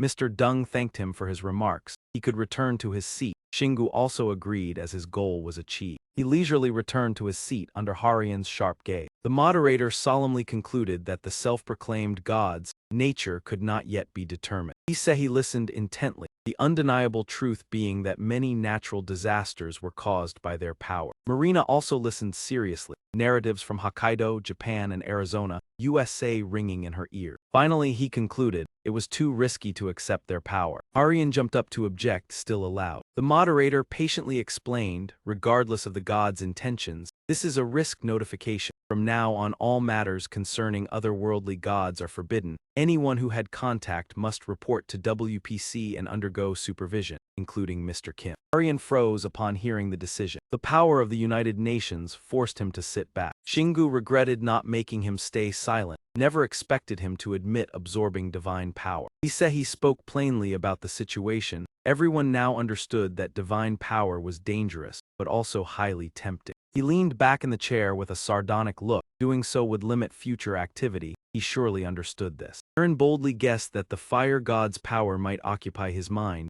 At worst, a cult could use him as a substitute. Shingu silently calculated, satisfied that the divine power was revealed. He would eliminate Harian when the opportunity arose. Ignoring the minor music, the conference continued. A few other topics were addressed, but mostly silence prevailed. The conference extended several more hours, ending at 5 p.m. New York time. Shingu slumped over the table, sighing. Eren flew over to console him, looking exhausted. Go rest. A strange crowd gathered in a corner, attracting attention, making him suspicious. Harian persuaded the reporters in front of him. His power was normal. The fire god supported them. His gaze swept past Shingu's group. Harian frowned, staring directly at them. Shingu was unfazed by the comment. That man enraged. Eren acted as a caretaker to advise. Shingu ignored and left. He scanned the hall. Results were in. No suspicious players. The soul's tracking had reported back. The one with strange behavior today was given special care. But there was still one for Harian. No one knew what he would do. The red sunset bathed the United Nations building. Shingu's group strolled slowly. Marina suggested, Shingu, the conference is over. Should we eat? She raised her index finger, proposing a favorite nearby restaurant she had reserved in advance, knowing the late ending. Eren crossed his arms and asked, why does she always try to win your favor with food? Marina covered her mouth, smiling secretly. I reserved for everyone, so thank me. Syria annoyed, why thank her? If not, I would take Shingu elsewhere, Lee Sehi gently said. Thank you, Marina.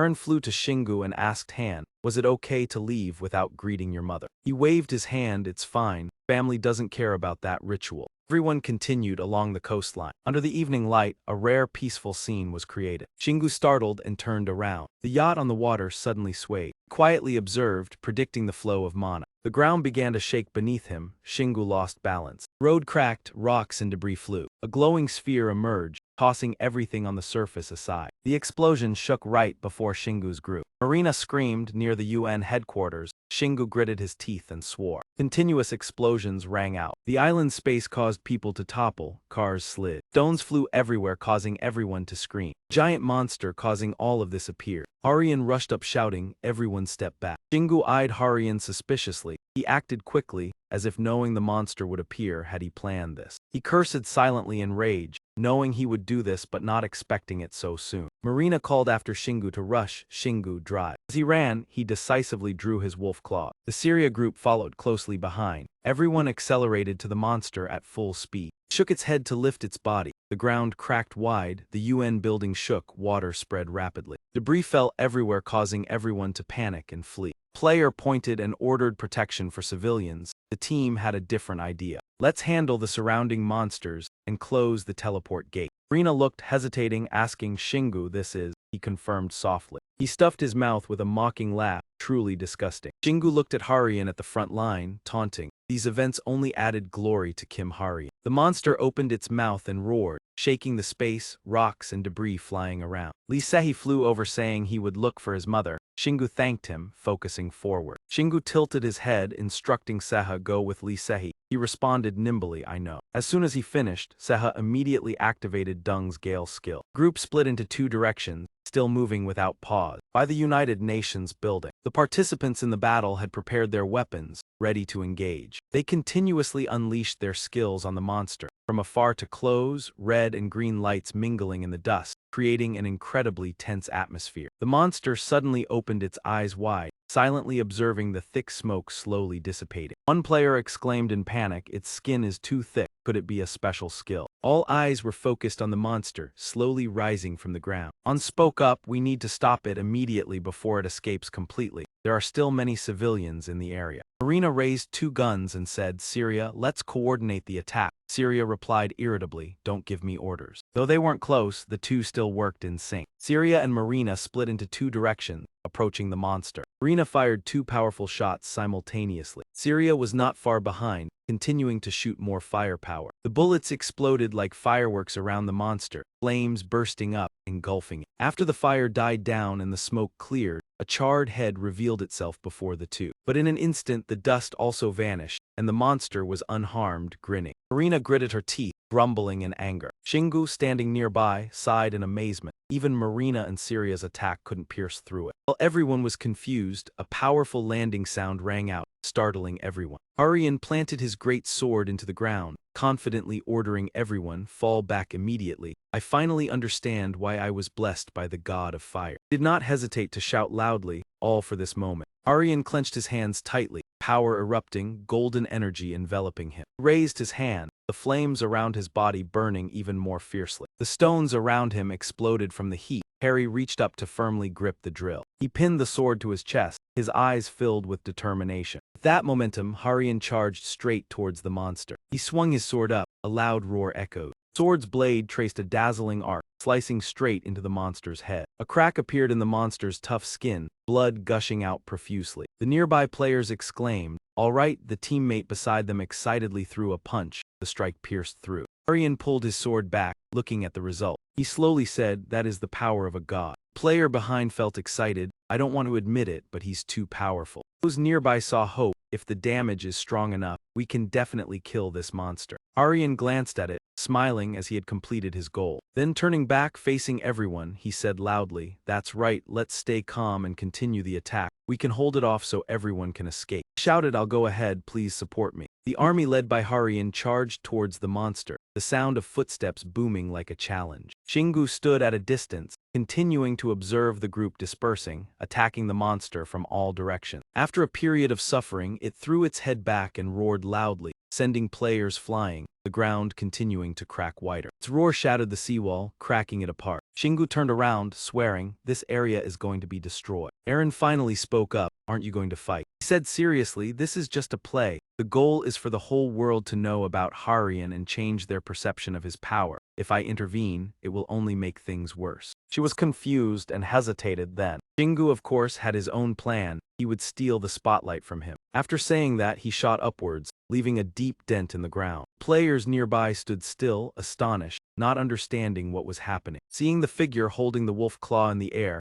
everyone shouted in unison, "He's flying." The closer Shingu got, the more worried everyone became. "Wait, he's flying towards us. Is he going to land like that?" The players thought they were facing an enemy, but it turned out to be someone familiar. They shouted loudly, "That bastard, be careful, he's coming closer." Aryan heard the noise, turned around and asked what. Facing him was Shingu, in the stance of swinging a hammer. Aryan swallowed his saliva, awkwardly jumping away. After dodging the strike, he faced the monster. One on the ground, one in the air, 4 eyes locked on each other. The monster opened its mouth, ready to spit fire for an attack. Shingu didn't hesitate, striking and saying, "Take this, you damn monster." As soon as he finished speaking, the wolf claw swung down forcefully, piercing straight into the monster's mouth, successfully stopping its attack. The monster painfully opened its mouth, spewing white smoke, its body flailing, causing the ground to shake. A nearby player sighed in relief. Unbelievable. The person beside him was equally surprised. How could he deal such powerful damage alone? Shingu backed off after the attack, looking up at the demon motorcycle in the air. He prepared to sit on the familiar bike, his gaze never leaving the monster. Shingu gripped the wolf claw tightly, flashing a provoking smile. "So shall we begin now?"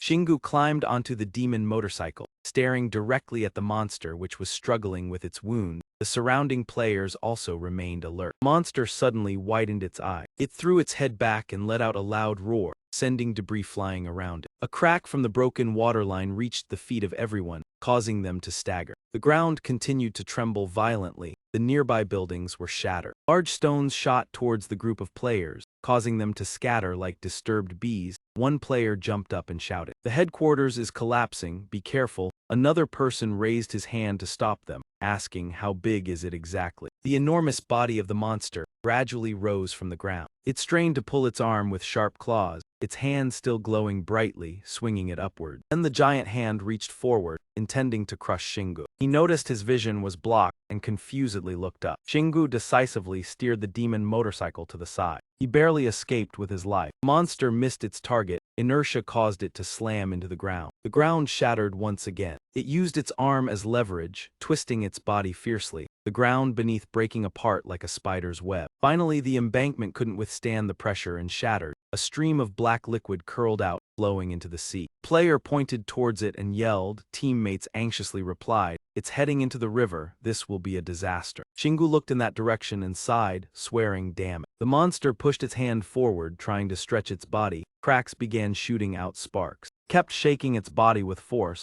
The space seemed to be experiencing an earthquake. A player gripped his sword tightly. Confused and afraid, it was trying to escape. Another teammate of his immediately rushed in, raising both hands in front of his chest to create powerful magical circles. "We can't let it cause more destruction. We must stop it." The monster also raised its energy-filled arm high into the sky. Then it gritted its teeth, extended its hand, and unleashed a powerful attack. The source of the monster's power turned into sharp missile-like arrows, launching quickly in all directions. In an instant, countless players were struck, collapsing all over the battlefield or hanging in midair. You witnessed the scene, tightening your hand, gritting your teeth and thinking, "God, how strong is this monster?" The person standing next to you was even more worried. "There's something more important than this. It's trying to destroy the world." Aryan shouted from afar, "Don't say that." As soon as he finished speaking, the monster fired another series of arrows. Aryan rushed towards the monster with maximum strength, confronting it directly, stopping those attacks. Everyone felt as if they had been saved. They all shouted Kim Haryan's name. He turned around and loudly reassured them, "It's taken enough damage, it's just too strong." Aryan pointed at the monster's wound on its mouth caused by Shingu. "Look, it's bleeding." Everyone cheered in agreement. "He's right. This monster is no different from the ones we've faced before." He turned to the group, conveying again, "This is not an unbeatable monster." So they all charged forward with all kinds of skills and weapons, supporting Kim Haryan attack. Aryan smiled contentedly. "Good, all attention is now on me." He was immersed in his self-satisfaction, not realizing Shingu was swinging his tail and leaping up behind him. King of the Great Wolf blazed with a fire spell. Its master shouted out with authority. Shingu swung the Great Wolf's claws down powerfully. The monster took the destructive blow, energy radiating around like a blazing circle. With the monster as the center, the aftershocks from this strike spread everywhere,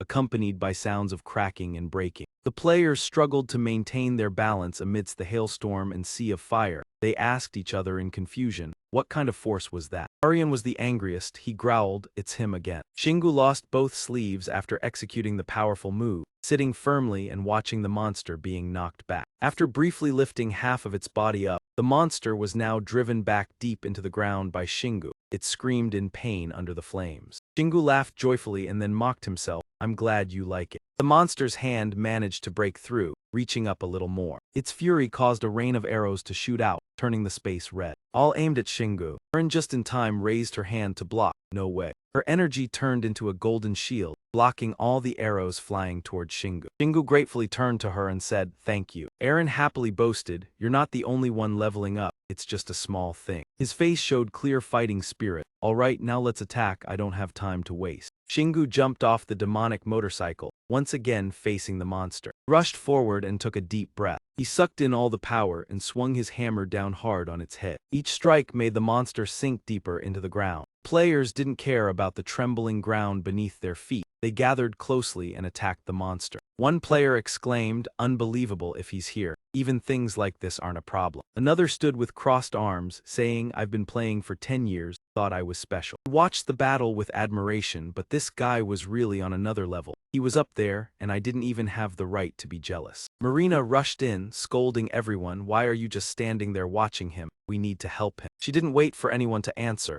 immediately drawing her gun. The monster, as if cornered, was hit by a few bullets, howling in pain. Everyone was even more excited seeing this. It pierced through. Marina turned around to explain, the reason it couldn't be pierced until now was because it always used mana to protect itself. But when Shingu attacked, it lost focus. She quickly commanded, "We need to deal with it before it recovers." Everyone raised their weapons in unison. "She's right. We can't just sit here and watch. Let's go." The one-on-one battle quickly turned into a free-for-all. Various attacks rained down on the monster. Everyone shouted, "We are the best players in the world." Shingu swung the Great Wolf's claws up and struck a powerful blow to the monster's head. When he withdrew his hammer, blood was still left on the blade. Marina and Syria flew in to assist. Two girls didn't say a word, shooting continuously at the monster. Other players also attacked from all directions, like a storm, countless strikes. Aryan stood stunned, dropping his great sword to the ground. He cursed under his breath, "Damn, this isn't going as planned." I was supposed to defeat it with divine power and become the hero. Harian clenched his teeth, regretting, I should have brought a stronger monster. He looked at the strong man attacking, angrily shouting Shingu's name.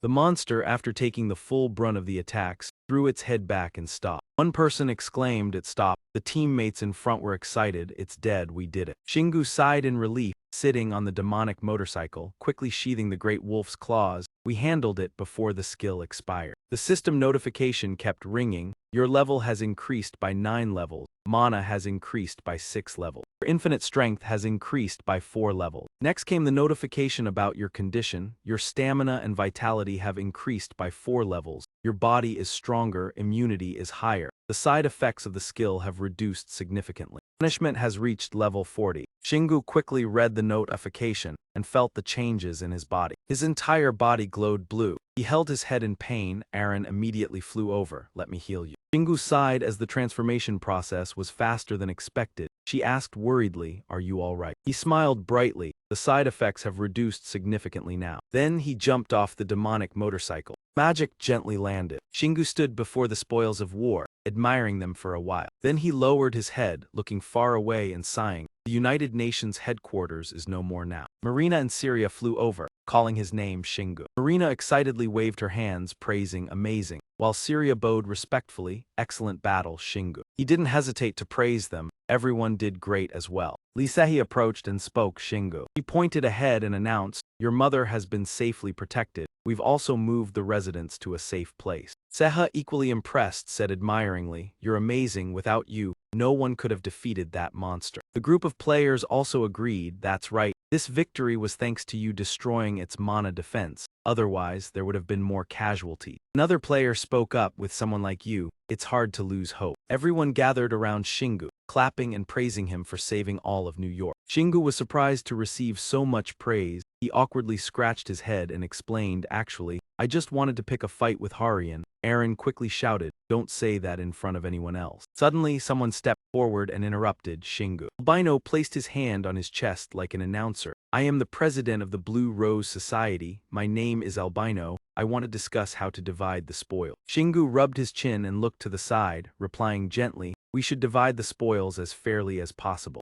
Everyone gathered in a group for a lively discussion. Since this was the first time this had happened, no one knew how to fairly divide the spoil. Seha gave Shingu the soul piercer and said, after all, everyone decided Shingu would take the first part because he contributed the most. However, not everyone agreed with this. Some believed he had already taken the best part and hadn't helped much. Harian gritted his teeth, his hands clenched in frustration. Shingu lowered his center of gravity, spread his legs, and swung the soul piercer up. He gathered all his strength for the swing. A sharp cut in an arc, severing the monster's head. The monster's head flew high, blood splattering everywhere. Shingu raised his hand and caught the result. He suddenly lifted the giant monster's head with just one hand, gently as if holding a stuffed animal, ignoring the blood staining his head. The system notified again, you have survived the poison of the world-ending evil dragon thanks to the level 10 poison resistance skill. After the praise, the system notified that his poison resistance skill had leveled up to 11. Shingu sighed and sheathed his weapon, muttering, thanks to all this blood, I now know the monster's name and leveled up. He frowned, looking at the blood dissipating, continuing to complain, but if it was just a small monster. Shingu flicked his hand to get rid of the blood and replied, I'm fine, but others aren't. Its blood is very poisonous. He turned to warn the players, even though I survived with my current poison resistance skill, if you come into contact with it, immediately level up your poison resistance. Syria handed a new set of clothes to Shingu and reminded him, your clothes are covered in blood,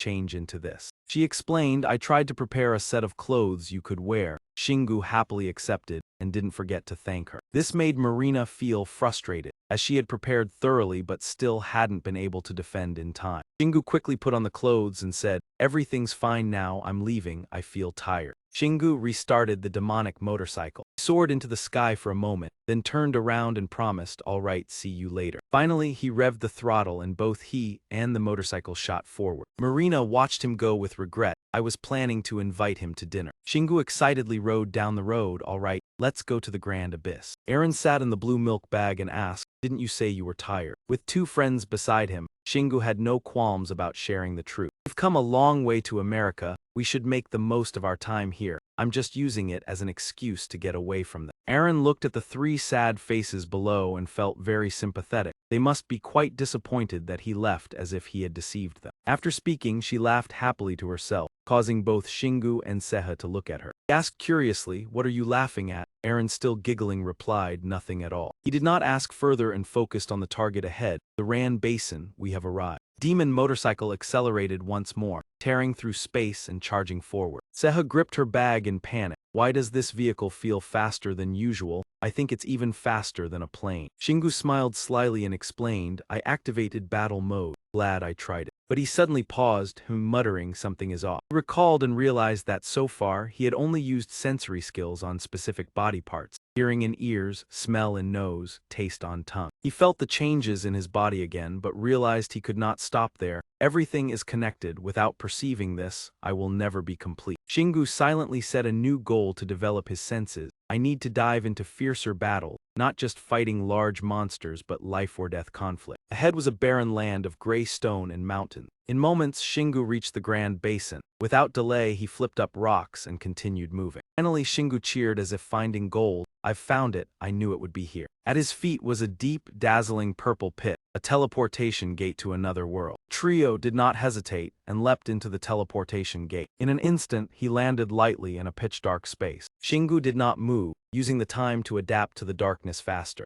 Aaron exclaimed beside him, "Oh, we really reached another world. I can't see anything." Shingu just snorted softly in response. The system quickly notified, "You have entered set arena number 73. Though low level, the monsters here are very strong." Next information stated, Sednak knows you are coming and will welcome you warmly. The gate will close in 3 hours. Destroy Sednak's castle and escape before time runs out. Finally, a warning, if the gate closes, you will be trapped in this world forever. Shingu calmly remarked, nothing new, but it seems this will be much harder. While Seha looked around and complained, seeing nothing, Aaron quickly got to work. This is magical darkness, perfect for a reaper. Shingu advised Aaron, you should probably close your eyes. She felt lucky she saw nothing in the darkness, asked, what do you mean? Starting from the dark corridor, footsteps echoed, mixed with roaring and orders from the lord. A horde of bone monsters charged from both sides, surrounding the three of them. Though she could see nothing, Aaron still sensed the danger, while Shingu praised, welcome everyone to this place. Though stiff-lipped, Shingu thought inwardly, this is tough, too cramped to use the hammer, but fighting barehanded would take too long. Seha seemed to read his thoughts and suggested, use the soul. Shingu quietly acknowledged. He raised his glowing hand, preparing to summon the soul. Shingu did not hesitate, swinging his hand. The soul manipulation skill activated. As the soul appeared, he immediately ordered it to attack, clearing the bone monsters. Each soul used its own skill, from stabbing to slashing, striking powerfully at the bone monsters. Shingu stood behind, observing the ongoing battle. Suddenly from behind, a bone monster lunged in an unexpected attack. He immediately delivered a powerful punch, sending it flying. When the bone monster fell, Shingu did not bother to look back. Nevertheless, he quietly warned, these are not easy to handle at least level 120. Aaron closed her eyes, covered her ears, and shouted, don't say anything to me. I thought I was just walking in a dark garden. Shingu pondered, the bone monsters in the Great Valley are not easy, and they are even stronger as this is Sednak's domain. He heard the sound of weapons clashing, signaling that the battle was still ongoing. The Soul Legion was fighting effectively, definitely leveled up, but their retreat speed was too slow. Shingu closed his eyes, focused all his energy. He had to find another way. The structure of the teleportation gate quickly appeared in his mind. He could even visualize their exact location. Shingu suddenly opened his eyes, placed his hand on the wall beside him and said confidently,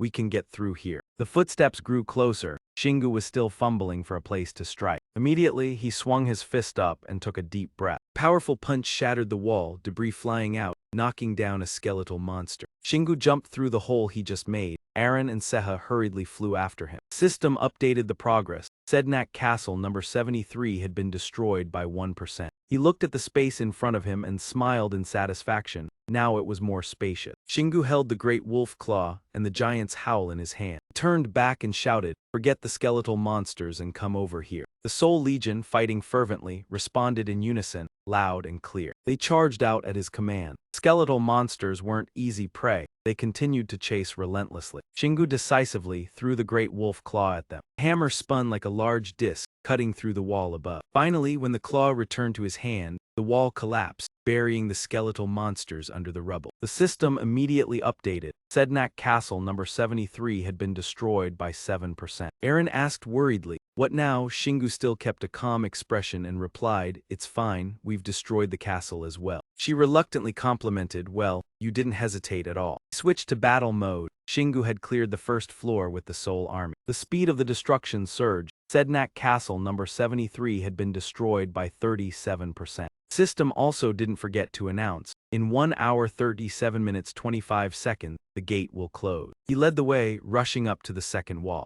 Seha looked at the floating pillars stuck on the wall. "Strange, I broke the pillar. Yet the castle hasn't collapsed, I don't understand." Shingu explained carefully, "Divine power. Mana is flowing from the highest floors, preventing the castle from collapsing." Eren bit her lip thinking, "So we have no choice but to go to the top." Shingu suddenly stopped, hesitated and spoke, "That's right, but..." He raised the great wolf claw and struck it hard against the wall. The position of the hammer emitted a shimmering light like water waves. Shingu realized a problem. Higher floors had separate mana. He didn't have enough mana to break each floor. He sighed and said, "There's no other way. Let's go for the fourth floor." As soon as he finished speaking, Shingu swung both hammers, breaking everything on the fourth floor. When there was nothing left to destroy, he moved closer to the edge of the wall. In front of Shingu was a deep pit. Inside it was an object emitting green light, as if protecting it. Eren stared intently at the glowing gem, unsure of what it was or if it was. He gently interrupted her, "That's right, you're not wrong, it's the soul mass." Eren exclaimed in shock, "Oh my, I thought it was." The soul mass began to speak, "Intruder, you are not allowed to approach the master." Shingu tilted his head and stared, wondering why each individual had to be connected to one another.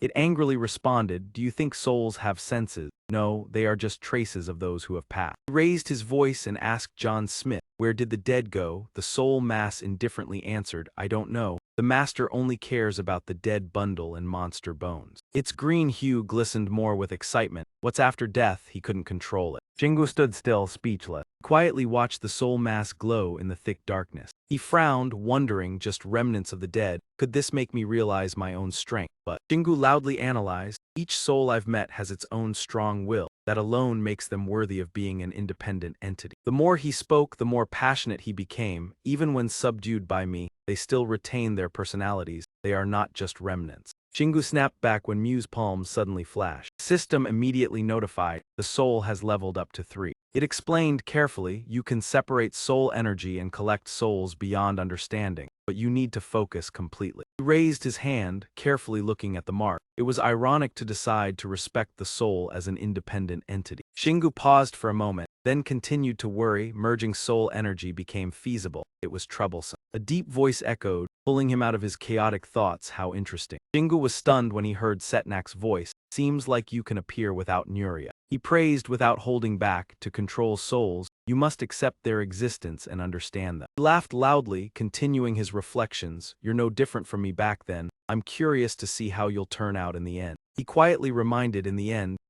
no more explanations, just prove it." Shingu stared blankly as he saw Setnak transform into green bubble. Eren screamed from the bag, "Wait a minute." Seha from the other bag also shouted loudly, "Get out of the way." Setnak's grand hall exploded. Rocks and dust flew up. Dust and smoke swirled and dissipated. Shingu stood firm. He lowered his hand in front of him, exhaling a long breath. Eren blushed with excitement, remembering how Shingu swung his hand to block the aftershock. He combined the soul army to form a shield that was fast. Shingu gritted his teeth. The best way to fight against souls is with souls, just as Sednak wanted. He was saddened with this chaotic formation. We'll lose troops, not entirely, but we won't be able to use them immediately. Eren looked at the purple bubbles behind them, warning loudly, "It's moving again." Seha was also worried, will it explode again? Shingu confidently drew the evil spirit sword, "Don't worry." The system confirmed, evil spirit sword level B++.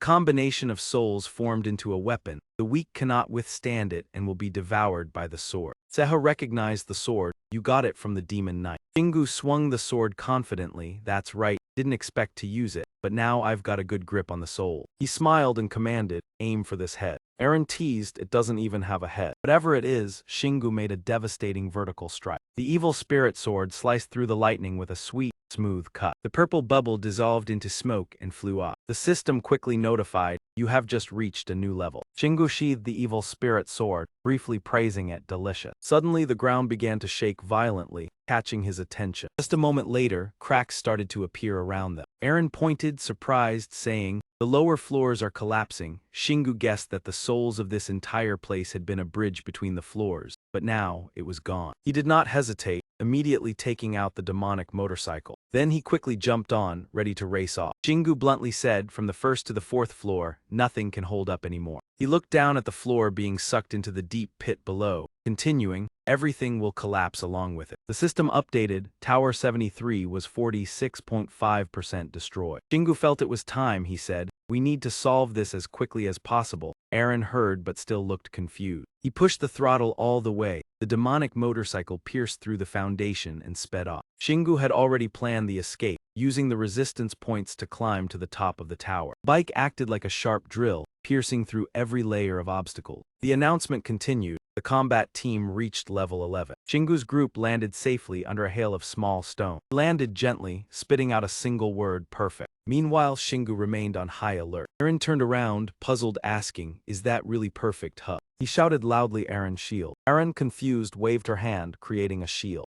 However, the shield couldn't hold for long and shattered into pieces. Despite that, the enemy admitted, "You're fast." Sound quickly approached them. Shingu was surprised, a female voice. Seha whispered beside him, "It's." He didn't hesitate, drawing his weapon and saying, "You are right." Shingu tightened his grip on the great wolf claws, preparing for this battle. Pointed at the opponent, the Death Knight. Finally the opponent appeared. "I am Beatrice, the Death Knight. All intruders must die." Eren flew over, unexpectedly saying, "Oh, unlike any opponent we've faced before." Shingu sneered, "It's fine, still weaker than me." Beatrice mocked, "You're confident, but you don't know if your shield can protect you." Then she crouched, preparing to strike. She swung her sword, charging straight ahead. Shingu remained cautious, watching the opponent disappear right before his eyes. He decisively activated his skill. The sharp great wolf claws attacked Beatrice. Force of the blow sent Beatrice flying, crashing into the wall behind her. Beatrice remained unfazed, immediately getting back up. Shingu looked at the result and spoke, "A good start." Without knowing when, a prop appeared behind Beatrice. She said hesitantly. He confirmed, "A coffin."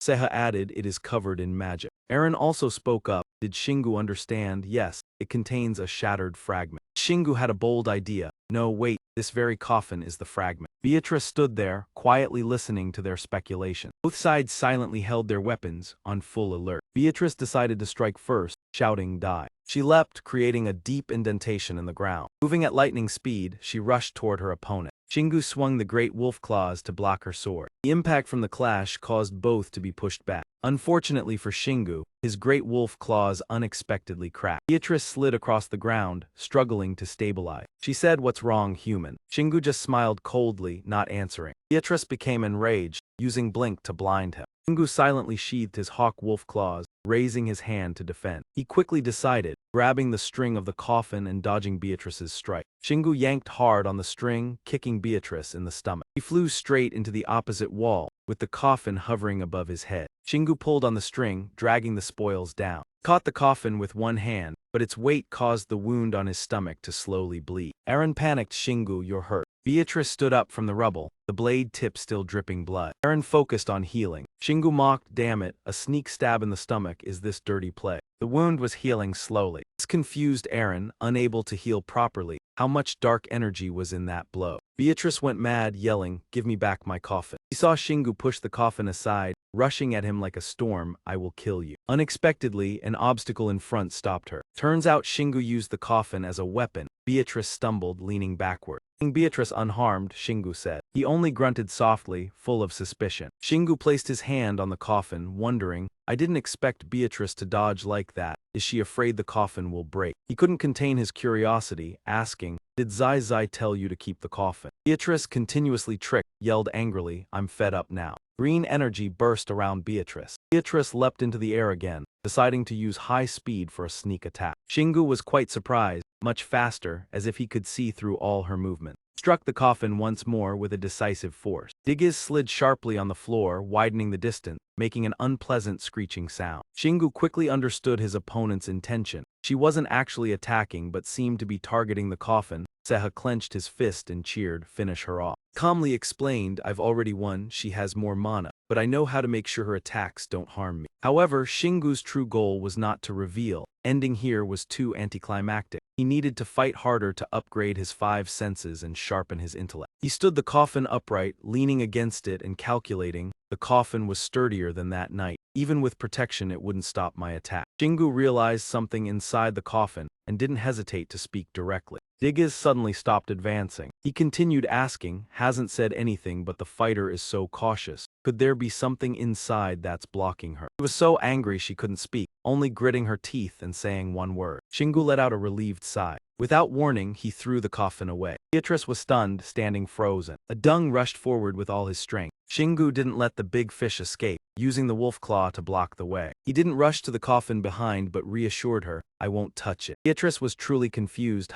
What's going on? Shingu smiled and hinted, no more hiding your cards, attack fiercely now. Eren teased him, he only replied dryly no. Shingu straightforwardly stated his plan. He would leave the castle with his 5 senses perfected, along with sharpened intellect. Beatrice confirmed, you're a knight from another world, right? Shingu didn't deny it, that's right. A changed attitude after hearing that, bowing and thanking. He stared as if trying to discern something unusual. Where Shingu couldn't see, Beatrice quietly sharpened her claw. Then she raised her hand, returning the sword to its original position. Gripped the sword hilt firmly. As Beatrice thrust the sword forward, dark energy erupted violently. Seha and Eren had to retreat midair to avoid the strike. Shingu and Beatrice once again seriously observed each other. The shadowy gloom enveloped. The real battle was about to begin. Shingu smiled as if agreeing with that. Beatrice stepped forward with measured steps. He slightly bent forward, admitting, I don't use magic. Immediately after, she lifted her head high. Even though magic was just a part of it, mana and physical strength were enough to create terrifying power. The energy around Beatrice flared up violently. Swung her blade, the speed tearing through the air towards her opponent. Beatrice moved the fastest around Shingu, weaving a bright mana web in the air. He watched as the web formed like discovering a new horizon, guiding mana and rushing forward, unexpectedly effective. In his mind, the image of chain movement appeared, the combination seen in dreams of dragons.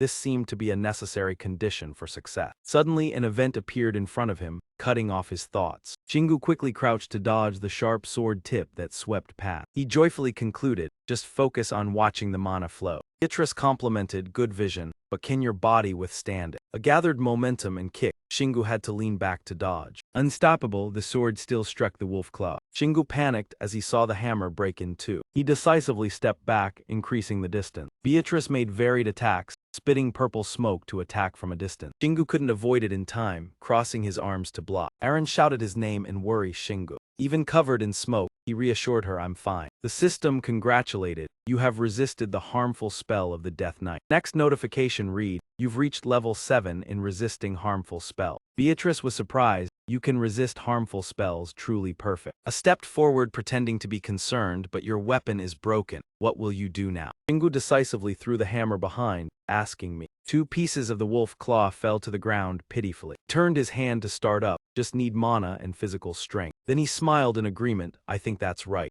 Beatrice was surprised, you're going to fight me unarmed, that's interesting. Immediately after, a disappeared from Shingu's sight. Alia's sword was at his throat. He had to jump to the side to avoid. Shingu couldn't take it anymore, he kicked the sword hard, knocking Beatrice off balance. The sword in her hand immediately cracked. He calculated and observed, the sword had absorbed some mana, not easy to remove. He was satisfied, vastly different from simple stat boost. Humble words, but there's still much to learn. Beatrice lowered her center of gravity, preparing to charge, sorry today, but the lesson continued. After finishing the aggressive aura, ended with the target's death. The two faced off, Beatrice raised her weapon at his head. He wasn't at a disadvantage, swinging his fist to push her with a shoulder strike. Both of them nearly didn't stop, exchanging blows continuously. The close combat was a bit exhausting. Beatrice decided to retreat. Shingu seemed to be inside her guard, 1 foot close behind. Beatrice panicked, he's caught up with me. He laughed, reminding her, I already know how to end you. A maintained speed, mocking, not revealing everything. Beatrice jumped back, but Shingu landed a strike. He landed a punch on the hand, holding her sword. Beatrice dared not withdraw her sword, so she had to continue retreating step by step. She pointed at Shingu, accusing his actions of merely trying to keep up with her by forcing his body to perform extraordinary reactions. He answered frankly, admitting that since he could not yet use mana to create anything significant, he had to rely on his own strength. Beatrice was extremely confused. What are you that even with little mana you can keep up with me? Shingu unleashed his power, taunting, thought just keeping up was enough. Perhaps you are the slower one. Unable to bear the provocation, Beatrice immediately swung her sword at him. Shingu slightly tilted his body, causing the blade to slash straight into the ground without hitting him. Taking advantage of the blade's proximity, he threw a punch straight at it.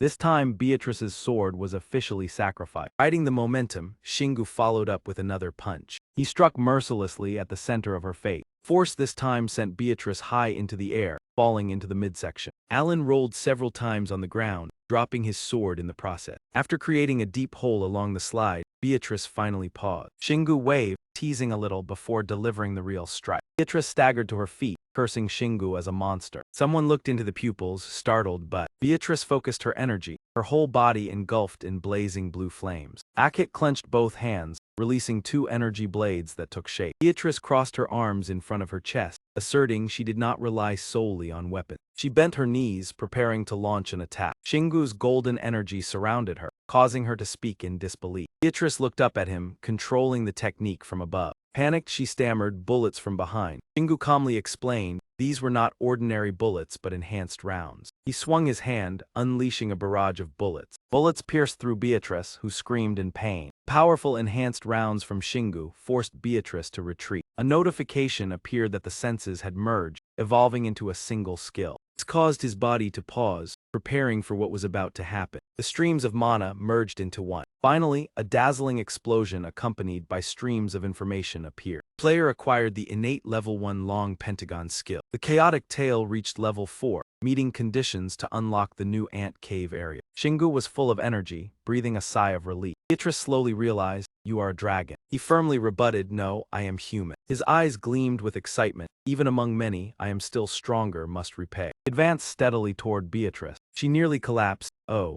Her voice was full of sorrow. In the end I could not protect him. These words caught Shingu's attention, considering carefully. Suddenly she denied it. No, the boy in the coffin, my younger brother. Before she could finish, Shingu shot a sonic arrow toward her. The unexpected event astonished Eren. Was Oda speaking, but his answer was reasonable. No need to listen to the enemy. The system appeared continuously. You leveled up 4 times and can absorb souls not yet understood. You can take Beatrice's level 262 soul. Do you want it? The lines of text surprised Shingu, absorbing a living corpse's soul. Bright light rose high. In an instant, Beatrice's life was subdued under his hand with a note. You have successfully absorbed the soul. Soul leveled up 4. Shingu was intrigued, curious to see what he obtained. He recalled the large wolf claw that had lost momentum under the knight's sword. Pondered seriously, the large wolf claw was heavily damaged, had to place it in the inventory for repair. Finally, he made a quick decision. Looking inside, Senna spoke, truly remarkable. What an interesting match. Shingu was infuriated, it was her again. He continued enduring the annoyance. When taking over the world, all became living corpses. Beatrice and her brother were the last 2 survivors. This made Shingu furrow his brow,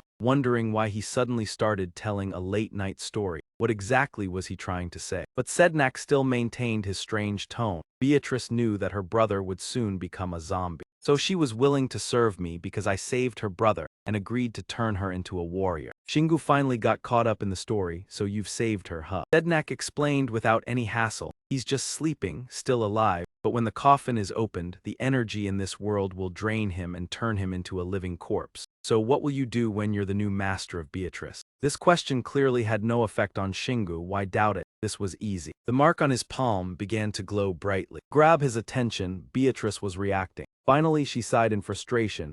Next, he waved his hand, calling Eren and Seha, come here quickly. Shingu was extremely excited, his momentum soaring. Let's go. As soon as he finished speaking, he hugged the coffin and flew away immediately. Running quickly on the empty road, jumped high and shot out. Without hesitation, he let himself fall into the deep abyss. Seth Nack's voice rang out again, confused. What are you planning to do by jumping into the hole you created? However, Shingu didn't care, emphasizing, Beatrice, you'll owe me a lot. Still, Sednak seemed surprised that you destroyed the lower floors. The gate has opened at the end of that hole. Are you planning to return to Earth like this? Shingu didn't rush to answer, simply replying, I'll cover the coffin with mana and synchronize them. His actions followed his thoughts, and the power surged strongly. He was becoming more urgent. That's my power, you can't just use your strength to control the coffin. However, Shingu's gaze was full of confidence. Annoying, but I can do it. Because I've got the 5 senses now. Easily slipping through the gate at the end of the path. This made Sednak feel panicked. How could he take a piece of me and leave, meaning? System appeared to explain, after losing the core, Sednak's castle 73 was completely destroyed. The impact on Earth from Sednak was reduced by 2.1%. This made Shingu feel dissatisfied. What? Only 2.1%. Aaron felt a chill down her spine, meaning Sednak was much stronger than Rina. Castle 73 was too powerful. Shingu ignored it and spoke up. Let's go to the resting area. She agreed immediately, so did Seha and I agreed too. 3 of them together observed the coffin, reflecting on what had just happened. Although Shingu had covered it with mana, he couldn't see anything inside with his current ability. Beatrice anxiously asked, "Is my brother all right?" He frowned again. "It's fine," but in his heart he felt a bit doubtful. Why could she always hear my voice? Shingu began assigning tasks. Aaron, protect the boy inside. She hesitated but was determined. I can't see anything, but I'll try. Then she focused her strength to cover the neck of the coffin. Shingu also began to summon the essence from Kina, then said, "Let's begin." From that moment, he used mana to activate its power. Sweat droplets rolled down Shingu's forehead as he purified Sednak's mana and drew it out using essence from Kina. The air became tense with each movement Shingu made. Suddenly, Beatrice spoke. "You make it look so easy." Shingu gritted his teeth. Does she think it's that simple? Ina's head glowed continuously. At the same time, the system notification sounded. Ina's S-level essence had reached 100% completion. Shingu was overjoyed. Wonderful. Coffin gradually dissolved, revealing Bito's body underneath. The boy seemed slightly shocked. It had been too long since he had seen fresh air outside. Instead, Beatrice, in human form, hurried out carrying the nest. She was extremely worried but didn't know what to do. Bito. The scene made Shingu feel helpless. She looked completely different. Aaron shared the happiness. Turns out it was family. Afterwards, they decided to leave. I should let her spend time with him. The system kept notifying, "You are eligible to unlock the village. Do you want to unlock it? No cost." This notice made Shingu doubt the condition. Aaron also didn't understand what a village was. He frowned as if thinking, could this be the condition? He inferred from the previous situation, whether rescuing the boy was the condition, or because we let outsiders in. Hearing this, Aaron exclaimed in surprise. Reminded, I thought only support could enter the rest area, right? He quickly thought of a reason, perhaps because they weren't from Earth. Regardless, Shingu made a decision. Unlock. The system announced the village was unlocked. Like a rest area, you can expand the village with collected essences. A gigantic gate appeared right before them. They stepped closer and began observing carefully. Aaron was still bewildered. Nothing had changed, just another door, but Shingu confirmed this was definitely the entrance to the village. He frowned. This place was for Bito. Must awaken him and bring him along. Just then, Beatrice approached. Shingu immediately corrected her. I am your master. Beatrice obediently adjusted. Master surprised Aaron. She complied immediately. She spoke seriously. I want a real body. I don't care if it's normal or undead. I just want Bito to see my face. Master, give me a new body. This made Shingu think for a moment. He smiled brightly. All right, I'll give you a very wonderful one. System updated information. You have gathered all necessary materials, including a healthy body, black magical steel,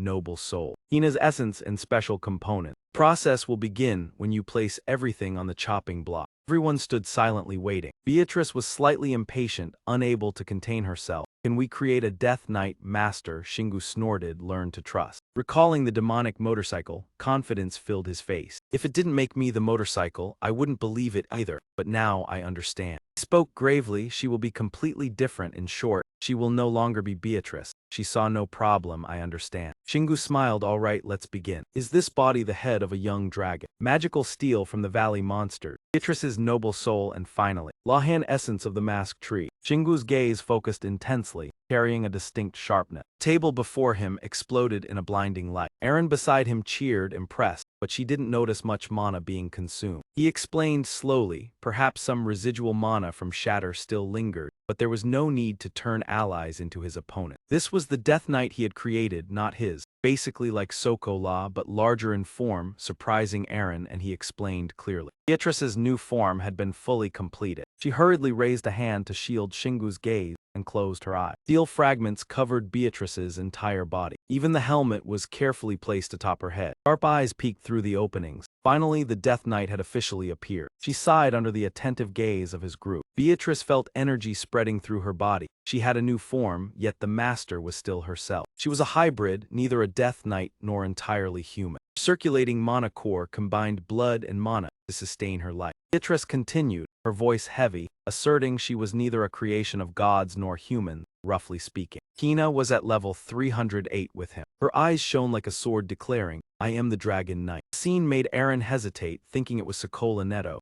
Shingu didn't know how to react, now Bree stood in Sokola's place. Beatrice in physical form approached Bito. The boy's help also awakened after his long sleep. Seeing Beatrice near him, he quickly asked Bito, did you recognize her? As soon as he spoke, Bito rushed forward to hug Beatrice. A mix of pain and joy surged, no longer the sister he once knew. Yet Bito firmly called out Beatrice's name, making Shingu feel strange, as if only she mattered. Then she turned to Eren's group, spoke about inspecting the village, and agreed to give them time together. Through just one door, they arrived in a world with houses. Shingu was completely surprised, Seha too. Was this place meant for only one player? He stepped forward. If a solo player indeed, this place was equivalent to a dungeon. No worry about others arriving like Bito. Eren noticed something special, even saw fruit. She hadn't understood the mechanics here. Shingu began evaluating. The sunlight and air sufficient for living creatures. Suddenly, Beatrice called from somewhere, Master. She approached with a cold expression. Told Bito she was done, the boy bowed in gratitude. Simultaneously, the system notified, you received blacksmith villagers, provide materials to build a forge. News made Shingu realize, you know crafting. Bito slowly reminded, my parents were a blacksmith and a mage. His eyes sparkled as he said, I learned from them and know a bit about mana crafting with weapons. He thought blacksmith father, mage mother, knight sister, like a fantasy protagonist. Shingu corrected the boy, Bito, I'm not your master but will protect you. Hope you help me repay a debt. Boy immediately showed determination. Leave everything to me. Shingu entrusted Beatrice, Kina. She would stay with Bito when not fighting. She replied immediately, thank you master, I will try my best. With everything settled, Shingu relaxed, now time to rest. Eren sighed wearily. Ever since the UN meeting it had been all fights.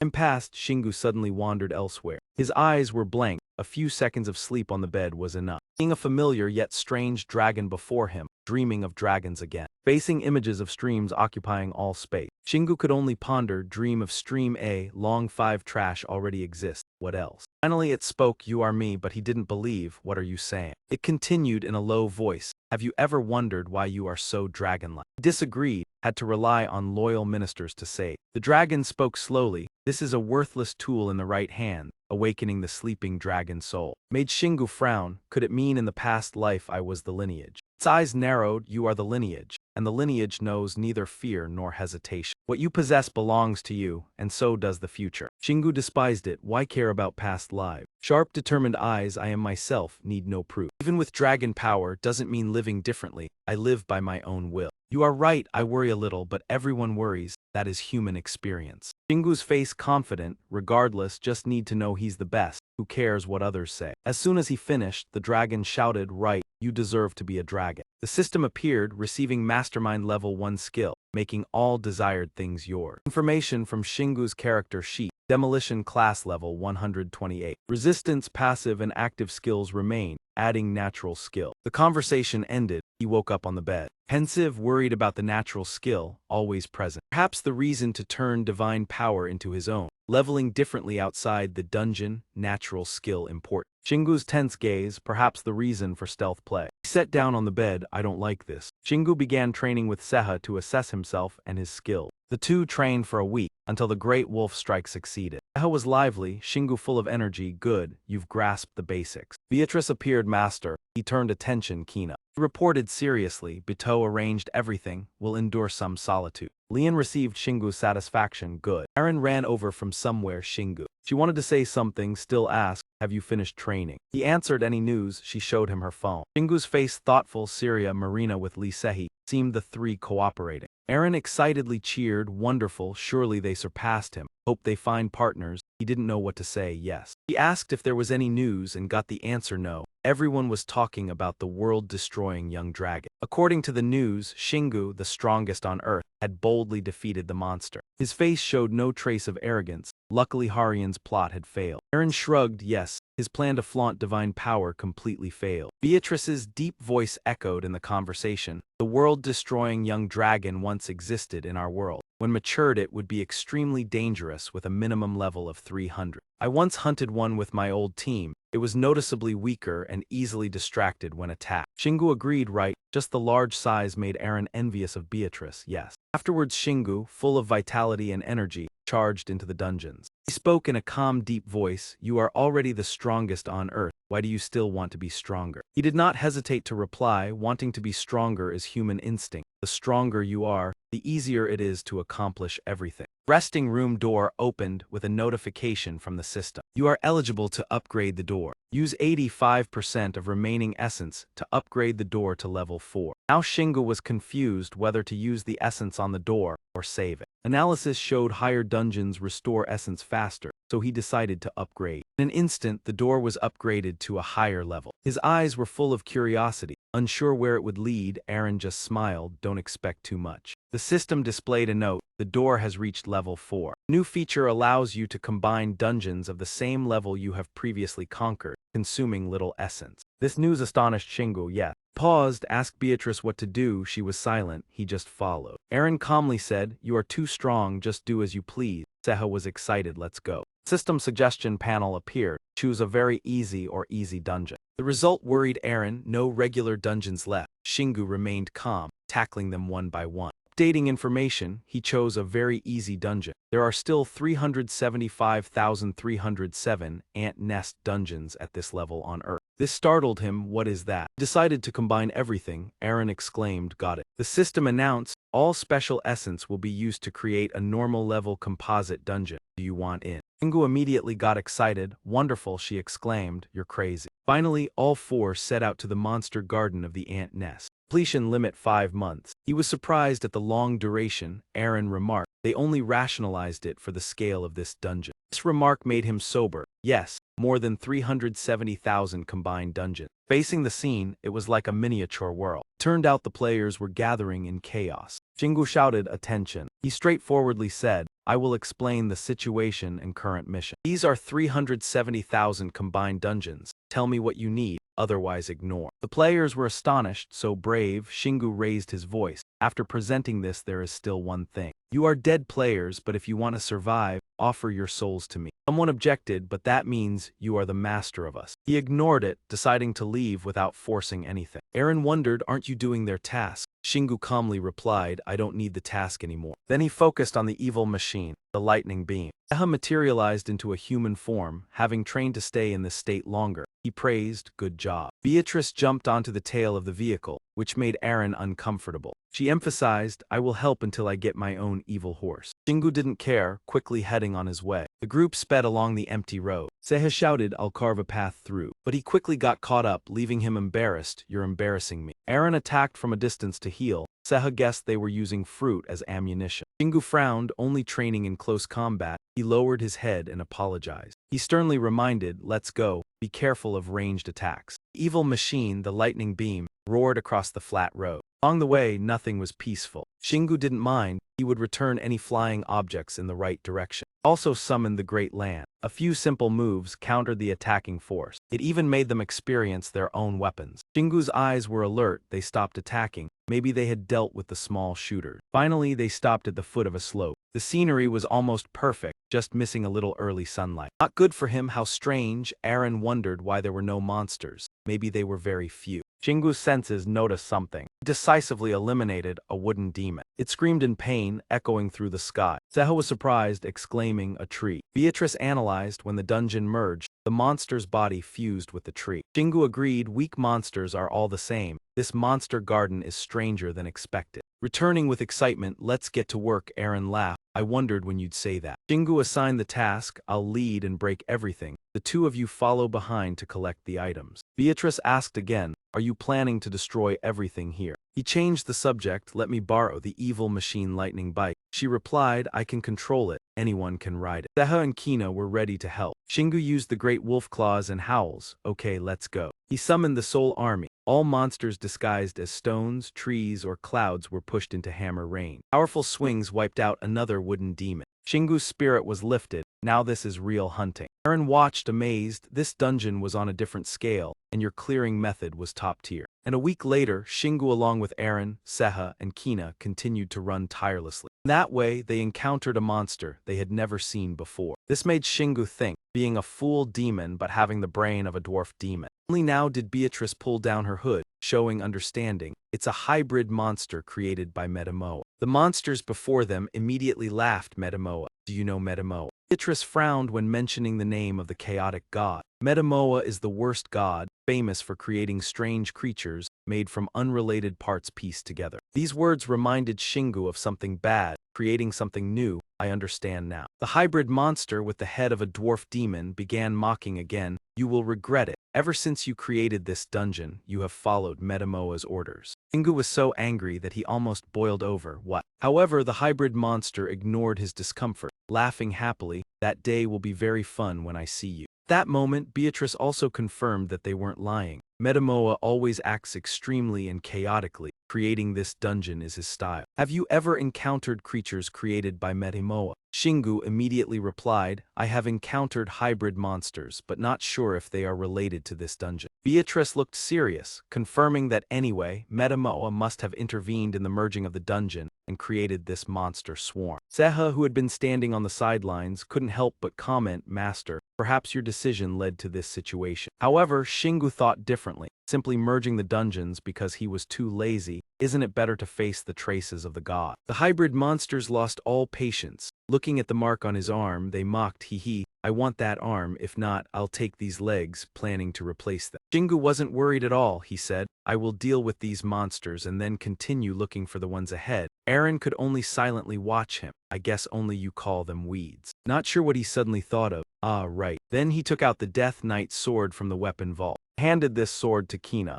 Beatrice immediately recognized this as her special weapon. This is the sword I used when I was a Death Knight. In a moment, her mana enveloped the weapon, changing its form. Seha watched this scene in amazement. Its changed form, Shingu wasn't surprised. Because she wasn't a Death Knight anymore, the weapon changed with it. Beatrice bowed her head respectfully, saying thank you, Master. Seha declared loudly, I will help, even if it's just a little, Master. Shingu didn't hesitate to charge. All right, let's go. With a single swing of his hand, the great cleaver struck the hybrid monster down swiftly. Its teammates could only gape, so strong. I told you, your arm is amazing. However, Beatrice didn't fall behind. She defeated them in an instant, collecting parts from the monsters. Seha shouted to show his power, ha-eh. Then they fought together until their last breath. A pile of loot from the enemies kept increasing. Nature monsters began to awaken, as if the battle had awakened them. Suddenly, Shingu asked, you said Metamoa is obsessed with chaos, right? Seeing the monsters being destroyed made him excited. I bet they'll be very thrilled when they see this. After 2 weeks, Shingu and his teammates continued fighting endlessly with the hybrid monster. They unexpectedly met an old friend they hadn't seen in a long time. It turned out to be the charming merchant Zuda. Greetings, honored guests. Please have a drink before fighting in the dungeon. Shingu tried to remember Merchant Zuda, right? She was immediately delighted. Thank you for remembering me. She looked at Shingu's troubled expression. Usually we would meet a few times along the journey, but you have easily overcome the challenges, so I haven't had the chance to appear. He nodded, understood, so that means you only appear when I face difficult situations. She looked mysterious. I cannot reveal to you how the system operates. However, thanks to your upgrades, I have the opportunity to appear and provide important information. Shingu pondered a bit, then immediately guessed. Ah, it's because you want to enter the village. Yuda's eyes lit up. Exactly, thanks to the new village. Now we can come straight to meet you. We have magical technical resources that ordinary dungeons do not, providing everything needed to expand and upgrade the village living space. As soon as she finished speaking, a notification interrupted. Merchant Zuda wants to move into the village. If you agree, you will be able to trade necessary materials for the village and side quests with merchants she knows. Shingu now understood Zuda's purpose more clearly. Not just entering but moving in permanently. She replied clearly, if I want to support you better, it's better if I live in the village. Shingu didn't wait to hear the full sentence.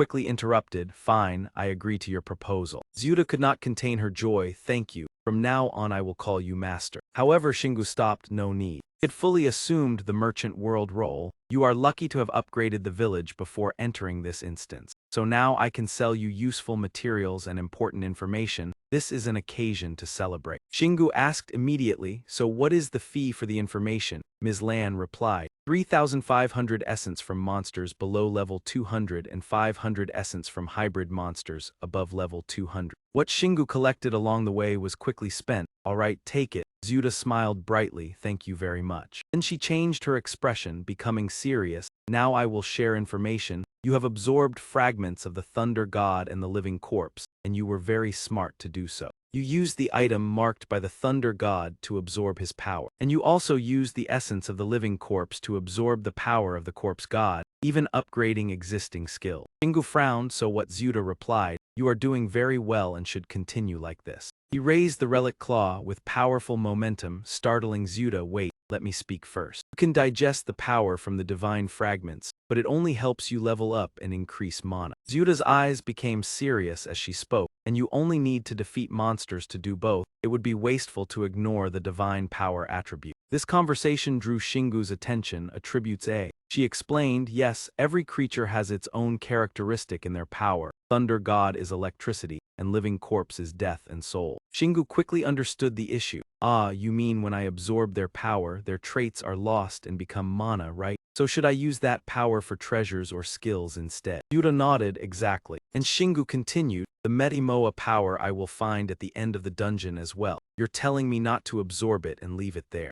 Zuda was delighted to hear the answer. "Yes, but not only objects. You can also apply the divine attribute to other things." As soon as she spoke, Zuda took out a scroll. Her smile became mysterious. "Do you know the spawn rate of super rare altars at the end of dungeons is very low?" Shingu immediately asked, "Altar, is it that one?" He touched it and the system immediately displayed, "Exchange altar, merged altar." This information surprised Shingu. "Can exchange even dungeon items, Aaron. Why didn't you tell me?" Zuda said a number, 7,500 essence from monsters below level 200 and 1,200 essence from hybrid monsters above level 200, made Shingu grit his teeth. He sighed, "But hearing about the attributes, I can't not buy, just take out the money here." She beamed, "Thank you very much." He eagerly urged, "Come on, tear the scroll. It will change the dungeon space, and surely you will have the combined altar at the dungeon's end." Shingu confirmed carefully, "So I just need to place Medimoa's power on the altar after leaving the dungeon, right?" Yuta replied immediately, "With Medimoa's chaotic power, you will achieve great results when combined with anything. Divine power is just additional support." Shingu decided decisively,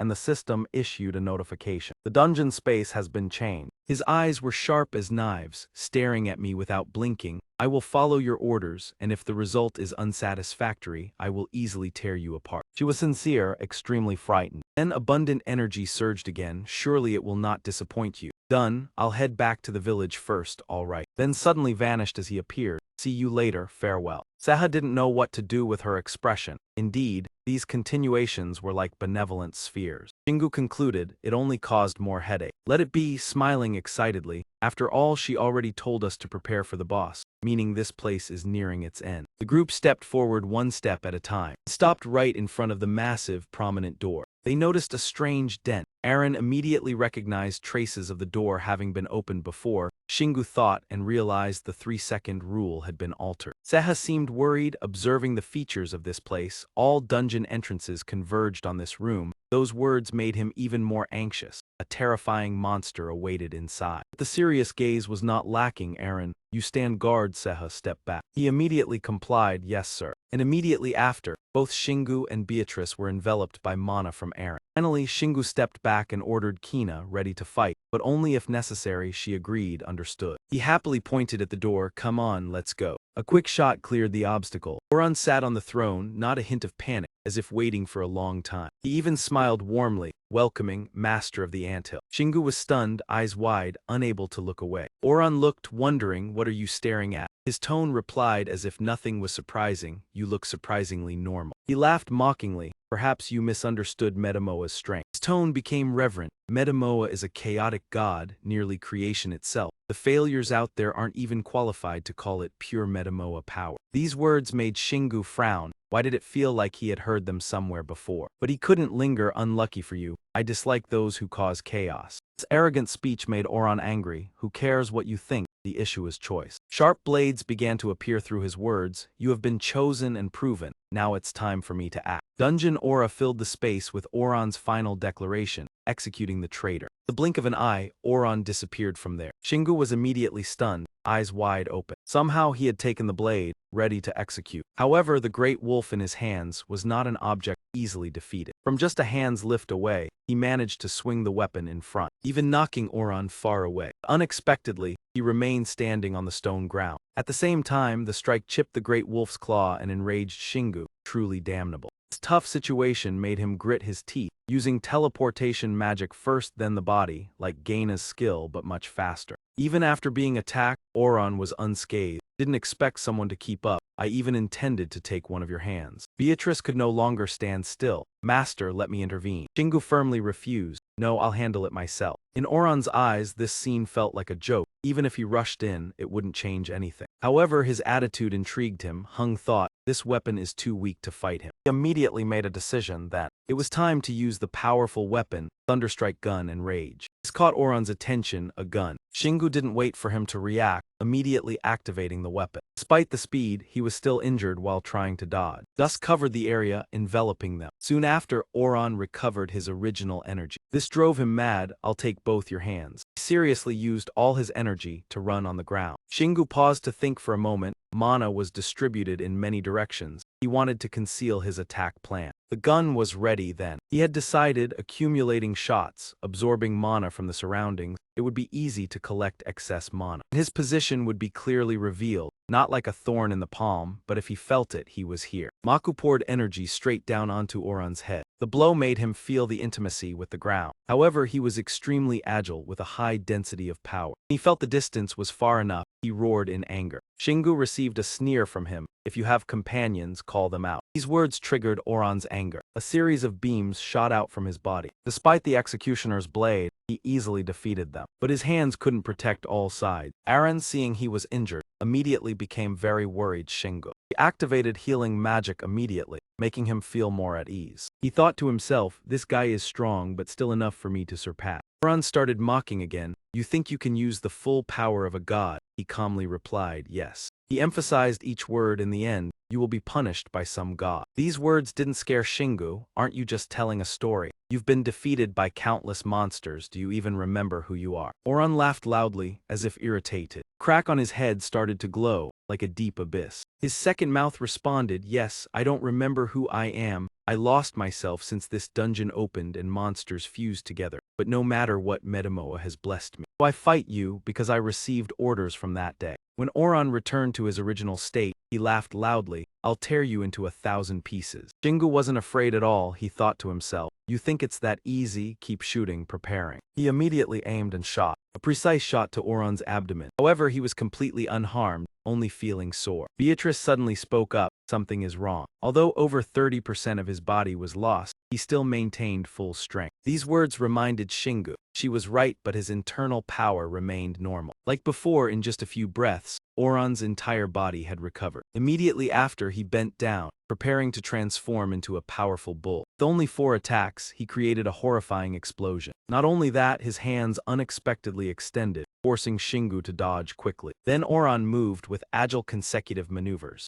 Would have thought a seemingly normal kick suddenly revealed a gun barrel, and a sudden shot forced him to struggle to avoid it. He struggled endlessly, the light shot straight into the wall. In an instant, the wall was deeply pierced, leaving a bizarre layer of slime. His eyes were filled with tension. The area of his body hit by the bullets spread, extremely dangerous. Just one could wear him down. Not just one, now both of Oran's legs had transformed into rapid-fire cannons. Shingu quickly dodged and launched a counterattack. The divine gun penetrated and struck the guard. Oran's fallen wings blocked most of the attack. He even felt anxious as he was changing form. He still wore a proud, powerful smile, as if this was the end. Not just a few, Oran's entire body now looked like a living fortress. Shingu paled at the sheer difficulty of the situation. Oran screamed wildly. This time everything seemed to be over. A series of black gun barrels appeared, making Shingu tense. He said little, focusing all his power to fire immediately. He didn't know how to handle this rain of bullets. He couldn't dodge them all. Deciding, he chose to fight head-on and launched a steel strike. Fully enhanced, Shingu charged without hesitation. The rain of bullets didn't scratch a single hair. Oran was surprised that humanity had not yet been defeated. He even found an opportunity to close in an attack, extremely dangerous. He didn't have time to dodge. His body was quickly cut in half. His eyes showed brief shock, unable to believe the truth. But a horrifying smile appeared. The two halves of his body rejoined perfectly. The situation stunned Shingu. He recreated that form. Of course, Oran's cutting tongue on his hands forced opponents to dodge. Shingu grimaced and whispered, now he understood. Put away his weapon while Beatrice watched in panic. Then he explained slowly the moment of attack and his recovery.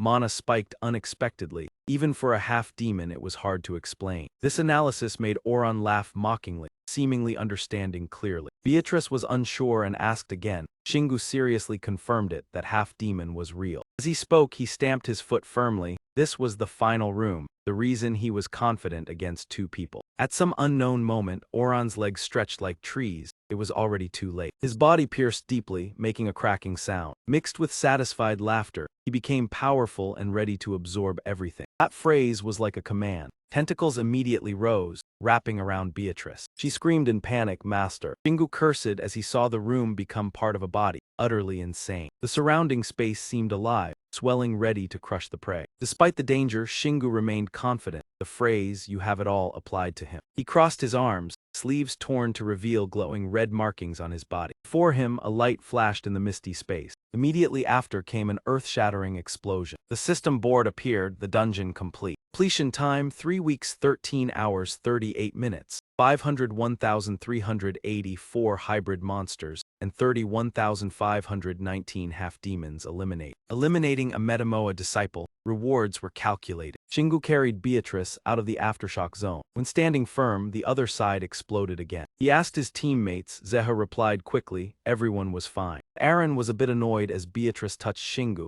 "Thank you, master." A breeze blew, fine dust in the room dispersed. Aaron was surprised, the occupying half-demon was gone. Shingu saw nothing special. Zeha didn't believe it yet, asked how to kill it. Shingu answered directly. He crossed his arms and recounted, only tearing the middle of its body. Ditchai's reminded that the explanation might be confusing. Then she removed her helmet to breathe fresh air. She narrated the half-demon was only a test of the master's strength. The battle measured not only combat style, but also prepared disciples to lure them in. Shingu added to the achievements. He needed time to visualize how to defeat it. He didn't know if it had a brain or heart. He had to fight to find its weakness. He emphasized his own importance, yet still hadn't found the mana core, realizing the real body spread throughout the room. Beatrice contributed. The monster didn't take direct damage, but damage was actually distributed throughout the room. The two reenacted the sequence together, identifying where the monster appeared to tear it apart. Simple enough. Zeha scratched her head, found it easy to understand. Aaron looked worriedly, her eyes empty. It seemed the system waited for them to finish narrating. Special hunter rewards, acquired poisoning skill. Special results, the hero of the world received corrosion-resistant skill, combined with natural level 4 skill. The results excited Shingu. Aaron coldly reminded, nothing special. The system displayed again. Special rewards, madamada fragments counted as experience points. He leveled up 7 times. As the notification appeared, Shingu's muscles tensed. His reaction worried Aaron. After calming down, he explained it was fine, just tired from using power and leveling up simultaneously. Rewards were not over. The peak was courage reaching level 10. Pain tolerance increased. Shingu rotated his wrist, exhaling in relief, feeling much more comfortable. The group began gathering to observe the 3 objects on the ground. Remarked with slight disappointment, "Is this all that's left here?" Aaron didn't pay much attention. This essence still held some madamada power, suitable for the altar. Shingu held the crystal and asked what kind of stone it was. Aaron answered like a living dictionary. In higher dungeons, they produce many items instead of currency. Information about the stone appeared immediately. Moonstone H. Lang S+ was formed from moonlight combined with volcanic magma vibrations, sturdy and a source of mana, commonly used to craft items and weapons. Shingu found this feature uninteresting. Turns out it's a material, not currency. Aaron was also surprised, strange, having entered a high dungeon and still only gold. Seha had an idea, why not use it at the altar? I heard a unified altar works better with high-grade materials. This suggestion felt familiar to Shingu,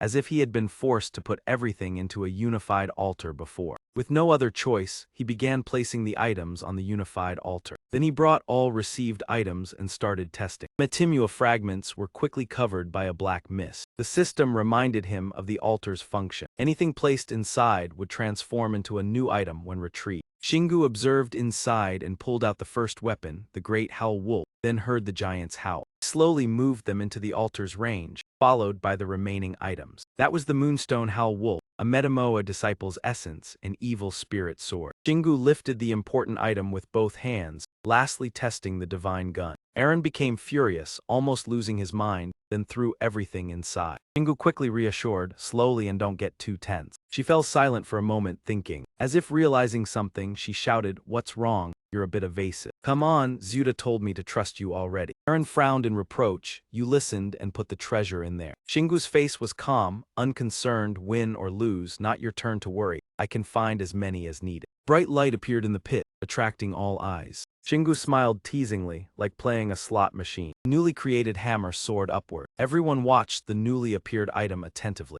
Zihang and Gu commented, "It's like a real war hammer." Explained gently, the main materials are the giant's howl and the great howl wolf. After speaking, he stepped forward and grasped the talisman firmly. Its system functions appeared. Heavenly Father S++, attack 4500, 6500, mastery 040000. Poison attribute B+, darkness A, hits hard by absorbing surrounding mana. Masterpiece from divine, human, and dungeon power. Can be upgraded by absorbing corresponding strength. Everyone was amazed at the functions. Aaron exclaimed S++. Seha also couldn't believe it. What? Shingu held it happily, truly a monster, worthy indeed. He immediately tested it, now having a new weapon testing skills. System showed power, Shingu's blast level 135, strength 485. Looking at that strength, he stroked his chin, new control resistance to block body or mind control attacks. Shingu pointed to the skill gained from the hunter quest. Notification appeared, poison level 1, close or melee attack. Damage spreads across targets, no mana cost. Level 1 deals 10% base damage to up to 2 targets within 10 m. Higher levels increase damage, target count, and range. Aaron was surprised, AoE damage, no different from regular AoE. He smiled, clenching his fist, already has AoE damage. When hitting a wall, the shock affects nearby enemies. She was embarrassed. Indeed hits rather than spread. Suddenly the dungeon seemed to shake, sand and soil falling continuously from above. Beatrice stirred, the master seemed out of mana, and the dungeon was collapsing. Skills are checked, let's go. Shingu suddenly remembered something. There's still work I must do. Thousands of phantoms floated forward from the door. He looked at them and said, listen to their answers. Phantom in human form flew toward him. Then seriously introduced, I am Jiang Xiao from the Golden Rain Guild, logged out at Dungeon Boss Room level 25. Seha realized Golden Rain is the second most famous guild, truly representing phantoms. Shingu said, probably the strongest here. Super explained, when dungeons unify, weak souls vanish. Wondered, are you the remaining ones? He smiled kindly, giving Shingu a brilliant light. Many wanted to thank him among those who vanished. Without hesitation, he reached out to take it. System notifications kept coming, power plus 26, agility plus 19, endurance plus 31. Shingu was confused, what's happening? He stroked his chin in amazement. Usually takes much time to level skills through each dungeon, but completing all at once levels up several times. Super's face was serious, sincere. The rest wanted to join the journey, though unable to be players but wanting a new life. System notification, total 3185 phantoms wish to follow. Do you agree? Shingu smiled slightly and clenched his fists, agreeing. He absorbed all phantoms into his hand. System displayed, soul control reached level 5. After finishing the dungeon, Shingu returned to rest with his team. He cheerfully removed his headband, happily said, come on, let's eat. Turning to Aaron, today I will cook since you always cook. Shortly after, delicious and visually appealing dishes were laid out. Bateau giggled, delicious. Aaron praised him like an expert. Beatrice calmly noted, the food is really good. Shingu slightly displeased, can't you praise me too? After a while, their hands had cleaned all the dishes. Aaron washed dishes. He called Seha over. Seha, check the stats after leveling up. After speaking, the two sat in meditation. silently cultivating. Face showing displeasure, called out loudly, "Hey, how long are you making me wait?" Inku with Zhangangu, why so confusing? He approached to ask, "Since when are you this tall?" She replied, "My normal size." Aaron was washing dishes, curiously ran out Shingu, hearing the girl's voice. Seeing Zyuda, she exclaimed, "Merchant Zyuda," shyly pressed against the door. Without waiting long, Shingu commanded, "Still some tasks, wait inside." Zyuda giggled, "If permitted, I will also enter the resting area." He coldly slammed the door, "I will find you on my own." Aaron's face showed satisfaction. "I like how you reacted." Suddenly Bito hurried over, "Master." Shingu was slightly surprised when he saw the boy. "What's wrong, Bito?" Bito's eyes showed determination. It seemed like he wanted to build a forge. "I can help you." He seemed a bit hesitant. "Who told you this?" "Ah." Immediately realizing, Shingu turned to look at Zyuda, who was smiling behind the door. In the end, despite not being able to do anything else, he had to agree. "All right, let's go," he thought. "Those things can wait. She and the little ones will cheer happily." Perfect. After that, everyone left together for another place. Shingu looked around. This place seems more spacious than before. At that moment, Zyuda happily explained, "Yes, this is a large residential area with many players, and when you complete dungeons, plants and animals will be added to your area." She smiled excitedly. "This place is great, there's a lot of mana." He immediately asked, "What components do you need?" Zyuda took out a piece of paper and shared the list. "Here, take a look." Shingu took the paper and read, "How much is this?" She quoted the price, 1% of the essence you have. He thought for a moment, only 1%. The essence I've gathered from the previous dungeon is already in the hundreds of thousands. He frowned slightly, "So 1% of that," she happily said. "You're lucky I'm running a promotion." But in the end, Shingu accepted. "Fine, just take it." Zyuda immediately smiled brightly, "Thank you." The wooden planks fell to the floor and broke into pieces. Then they automatically reassembled themselves. The system announced the remaining time until the forge was completed. 3H15M39's 59. His eyes widened in surprise. "Automatically." Zyuda laughed. "That's magic." Then she happily asked, "What would you like to build next?" To's eyes sparkled. "Wow." Watching as the items diligently reassembled themselves.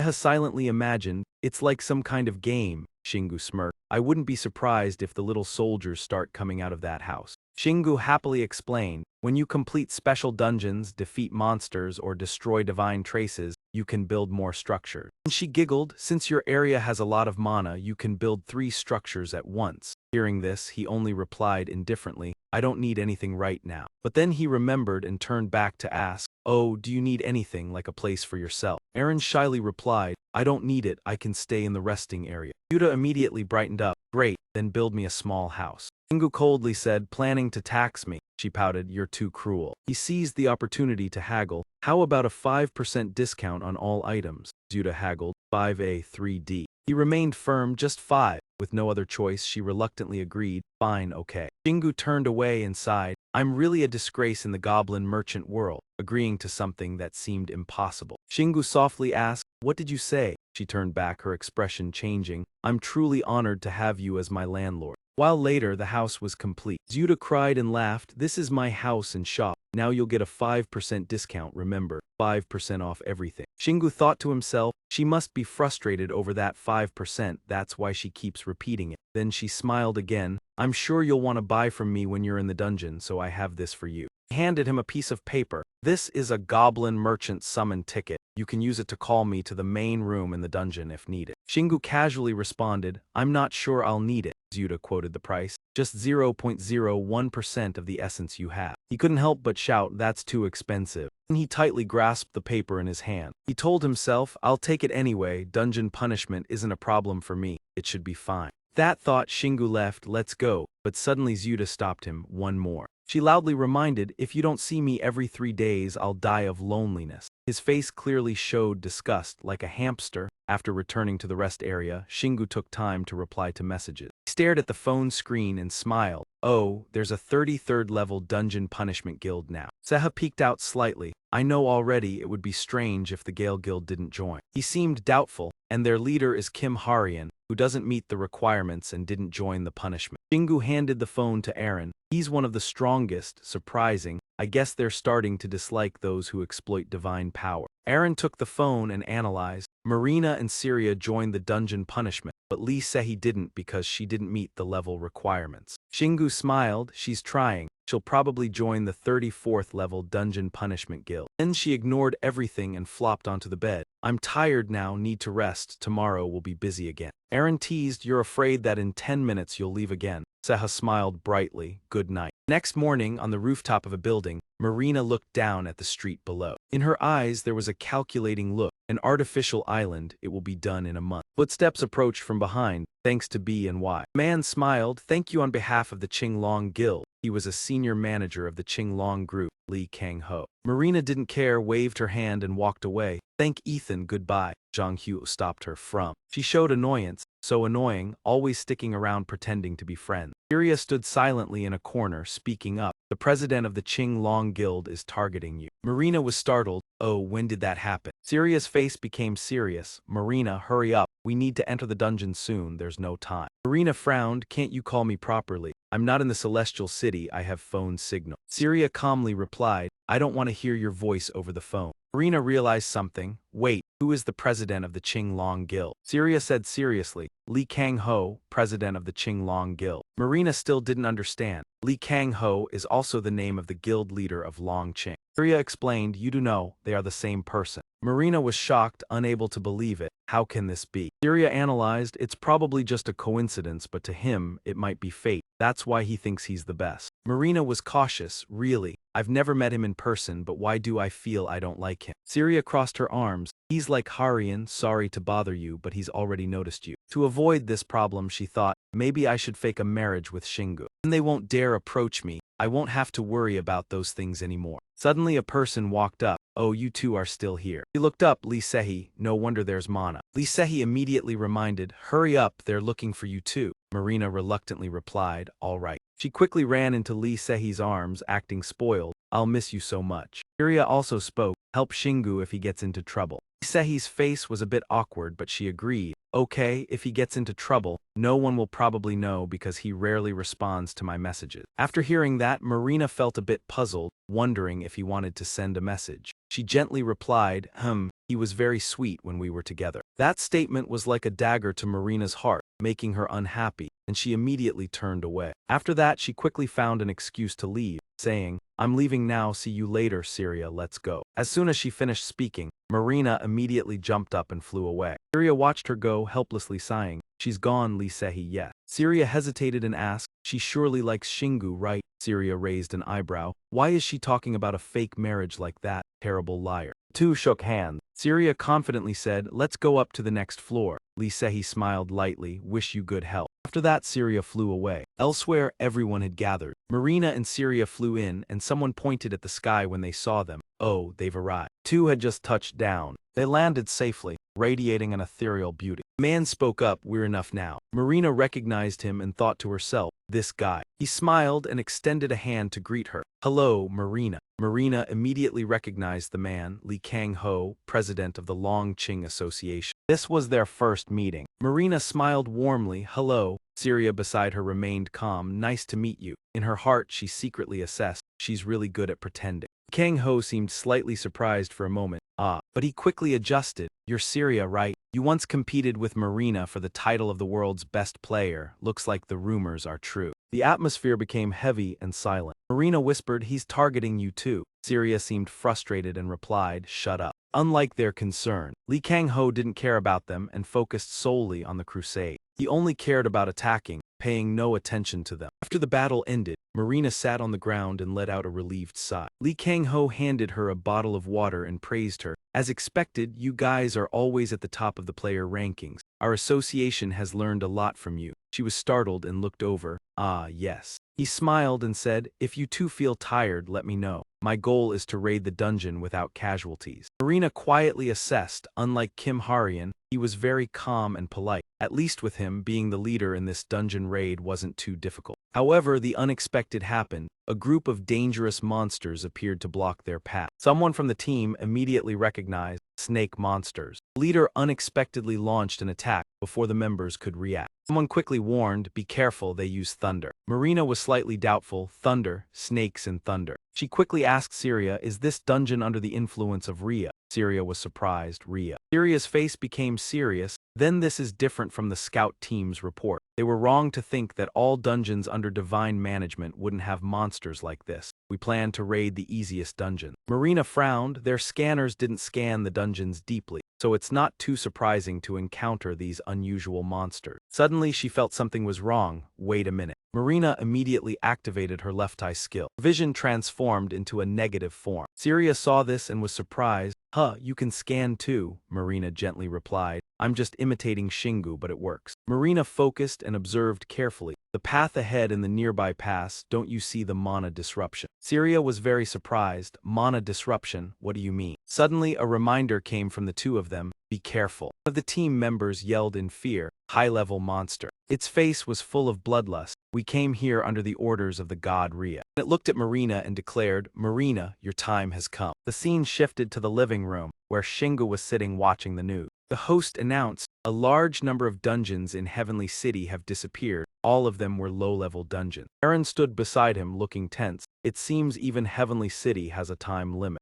Zeha entered, exhaling lightly. Just saw this and immediately said, Zeha, come here, look at this. On TV, a scene in a dungeon was replayed. Next is a report on why monsters no longer reward money when defeated. No one is sure if higher-level dungeons will be the same. He looked surprised. While player rankings must have changed. He stroked his chin. I knew this would happen. Money is used to motivate players, a clear and transparent incentive method. Most players participate for money, and this drives them harder. Shingu looked at his hand, but now, not just in Heavenly City, there were monsters outside too. Players were scared, fighting to protect their families and friends. Eren also understood the issue, so there's no money for fighting anymore. I see, no money, she said, making sense. Now it's harder for players to make money. She then speculated, that means players will have to get closer to sponsors. He responded bluntly, for the welfare of the earth it might not be that bad. Then Shingu looked at her and said, enough, eat. Eren smiled gently, yes sir. In the dungeon area, the head of the high-level monster was being attacked by a fireball vortex. Gun in Marina's hand was still smoking. Disgusting, Syria, standing nearby, mocked. Don't talk like that after blowing its head off. A few members of the team witnessed it and expressed admiration. What skill is that? Can it really do that? She glanced at them. Change the formation. Syria and I will handle the high-level ones. You guys just need to protect. Li Kangho stepped forward and reminded, Marina, there are more high-level monsters than I thought. Can you handle all of them? She answered coldly, I've fought with the minions of the thunder god Rhea before. I might be the most suited here. Seeing Marina's expression, he didn't know what else to say. All right, you're really trustworthy. He turned to the team member. Can everyone listen for a moment? Before, we acted according to the guild, but the scout team misjudged the situation. If we continue like this, our safety will be at risk. With Marina's determination, I want to hear everyone's opinion before deciding whether to continue or not. With Marina and Syria's certainty, the group continued forward. No one wanted to retreat. They continued to attack the dungeon. First monster screamed. Marina cut off its head. Marina fired a shot. It was sent down to hell. Another monster swung its sword, charging up thunder. Don't mess with us. But quickly, two teammates blocked its attack. Team member reported to her, leave the defense to us. Marina smiled at him, thank you. Syria is not inferior either, immediately charging towards the monsters. From the muzzle of her gun, brilliant streaks of bullets continuously shot out. After everyone had been sentenced to death, she landed gently on the ground nearby. Li Kangho's side was also continuing to deal with the monster. He looked towards the scenery behind him and couldn't help but admire. They are truly strong. They are indeed suitable for me. Immediately after, he revealed an unusual smile. I want both of them in my hands. That man is not worthy of them. Some monsters had been hit by Marina's bullets. Their heads had fallen off. Their mouths still kept repeating that phrase, Marina, take revenge. She was momentarily surprised, as if realizing something, and quickly looked at Syria and reported this discovery. Syria seemed to think that these monsters hadn't been here from the start, but Rhea had sent them down here. It might be related to why Rhea hates me so much, because I gave the god gun to Shingu.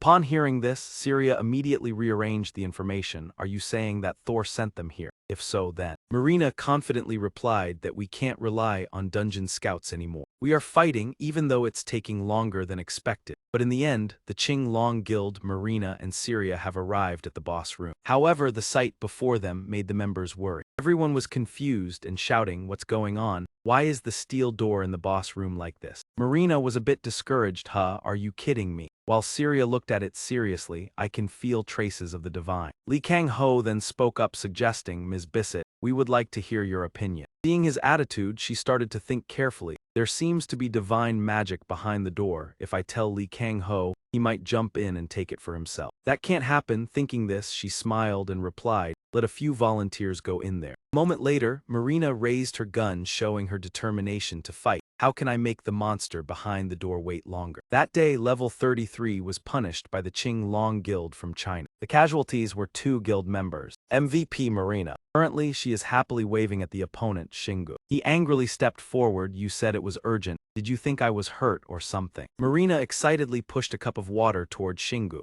"I have good news and bad news. Which one do you want to hear first?" He calmly replied, "The bad news." Syria quickly gave him a brief report. Ria broke the dungeon by sending her subordinates to the place that had been set up beforehand. Shingu was somewhat surprised. "Ria, that's the god I had already defeated and reduced the influence of." Marina smiled and did a bingo gesture. "Right, but I have handled them and reduced them once more." Syria also added, more precisely, "She succeeded with the help of many people. Otherwise, it would have been very dangerous." Hearing this, he seriously pointed to the 2 of them. "Wait, if everyone defeats a boss and the monsters have divine power, how will the loot be divided?" Marina immediately presented a glowing item. "This is the good news. I have successfully monopolized Ria's power as a special achievement reward. I'm worried that if it is given in essence, it will have to be shared with everyone who participated." "Can you handle it?" Shingu seriously replied, "Just like when I handled Liu Yo's power for Syria, sure." Quickly raised her hand in celebration. "This good thing is done." Immediately after, he slowly reported to Marina, "But I can't completely turn it into your power." Syria almost died. She almost became Louis' slave. "I don't want to do it the dangerous way again. I can't inject it into your body, but I think we can use it to upgrade your items. Is that all right? Since you gave me the gun, I'll do it for free." She agreed to give it to him. "Okay." Afterward, Shingu focused on converting the item into the gun. Sejia quickly reminded Lee Sehi, "Look and learn. That's the mana skill we are pursuing." She was still sitting by observing. "I know." When the process finished, lightning currents immediately spread out from the gun. Threw them towards Marina. "Done." She quickly caught them. That was easy. She eagerly examined them, gained an A+, then it became a ++. She laughed happily. "Thank you so much, Shingu." He raised his hands, signaling to stop. "No need to remind me." At the same time, he instructed everyone, "If anyone finds any fragments, just give them to me, don't waste time, or just hand them directly to me." Marina immediately waved her hand to reject. "How could you ask for something so crazy?" But Syria quickly nodded. "Of course, I'd be happy to give it to you." Suddenly, the phones of all 4 of them beeped. A joint announcement rang out. Lee Sehi looked through it for a moment and was shocked. An agreement about KPC. Marina also opened her device and called for players to come help when a country fell into an out-of-control situation. Shingu immediately slammed the table, signaling for them, "Get up and let's go." Then he blankly asked, "Where to?" She simply replied, "Germany." Then, as they moved, she pointed forward. "The teleportation gate is at the Berlin branch of BNY. Let's go there." He quickly rushed toward the motorcycle equipped with lightning spells. He then twisted the throttle, preparing to leave. No need for Kina. Shingu loudly signaled for everyone, "Let's go." The sun had risen high in Gusbach, Germany. Marina felt overwhelmed. So much mana. He also looked around cautiously but couldn't sense where the divine presence was. Everything has been blessed lately, so the monsters are rare. It's really strange. Suddenly, before them appeared a gigantic golden bear that had destroyed nearby buildings. Shingu looked confused, a teddy bear or a monster with a bizarre shape. Suddenly, something else caught his attention. It was a mass of magical energy surrounded by a black aura, making him think, could it be a gate to another world? But the energy emitted from it was very weak, as if it had just opened. The people here immediately cheered upon seeing them. "Look, it's Marina Bissett with Syria. They're here to save us." He said he felt a bit embarrassed inside. "No one called my name, of course not. I know I'm not as strong as them. But from now on, I will try to be stronger." Marina felt something was wrong. Where's Shingu? Syria replied calmly, "He wasn't with us from the beginning. If anyone asks you, just tell them that." She angrily muttered, he went again. Why does he always like to act alone? Syria further explained, "He believes we can handle this." She still replied, "Thanks, but I'm still not happy about it." Marina became excited again, summoning her weapons. Maybe it's time to try these upgraded guns. Use them up and then find that fool. The system notification repeated twice. "Welcome to the blessed world. The gate will disappear in 3 minutes. If you have a key to the resting area, you can use it to return to Earth. However, this can only be applied in areas not influenced by the power of the gods. Shingu reviewed the information in the system and felt extremely excited. Wonderful. This is why humans always need to experiment with new things. He could not comprehend the sparkling path ahead. Until now they had only passed through divine gates leading to temples and fortresses, but this gate was just a small part of divine power. Aaron explained openly in simple terms, this is only one of many gates allowing monsters from another world to enter Earth, and since it is only a temporary gate, no one knows when it will disappear. Shingu thought for a moment and concluded, from now on, we will call temples and fortresses temporary dungeons, and the space from another world through a gate will be called a field dungeon for clarity. An idea sparked in his mind. Wait, he thought we could turn this place into an entrance. Did you hear that? She was surprised. A gate. Shingu explained while operating the system panel. This will be like a place we can access from the resting area. I got this skill when upgrading the resting area. Currently there are 5 slots to bring this world in. Aaron suddenly realized the benefit, so we can come here anytime. Shingu replied confidently, yes, this is the field dungeon you saw. He stepped forward and set a new target for the future. Since this place has a gate connecting to Earth, it must have been influenced by divine power. From now on we will focus on tracing divine energy. Seha, usually silent, suddenly very excited. We rarely had opportunities to explore before. This must be the real journey. Shingu drove at high speed, passing the dusty road, tall shadows of trees flying by without a trace of green. After observing the surroundings, he remarked, I didn't come here to sightsee, but this place is truly desolate. Aaron wondered aloud, I wonder how this world connects to Earth. He sensed a strange energy, absent-minded this mana. He called his name to bring him back to reality, Shingu. He snapped to attention, immediately controlling the vehicle at extreme speed, sensing something ahead. Let's go. Ahead, players were attacking a giant golden bear. Shingu flew above, gradually closing the distance. Surprised to recognize this monster as the same type as the stuffed bear that had appeared in Germany and those players. Shingu could not help but doubt the identity of the players when he saw Tommy and his team struggling with the monster. Perhaps they are local players from this world. The brown-haired girl noticed the tense situation and advised, this is bad, no matter how much damage we deal, it just splits into smaller versions. The scene intrigued Shingu. Perhaps they are struggling, can we help? Shingu confidently raised both hands, ready to act. A series of bright magical rays shot out. They streaked past the flustered players. Rays pierced straight into the throng of rampaging monsters. Tommy was surprised. Who is that? Could it be someone from another world? A nearby player spoke, but he had no wings. As if rescued, Tommy hurriedly said, no matter where you are from, help us. Shingu responded, agreeing to help but not forgetting the condition, leave it to me and I claim the spoils.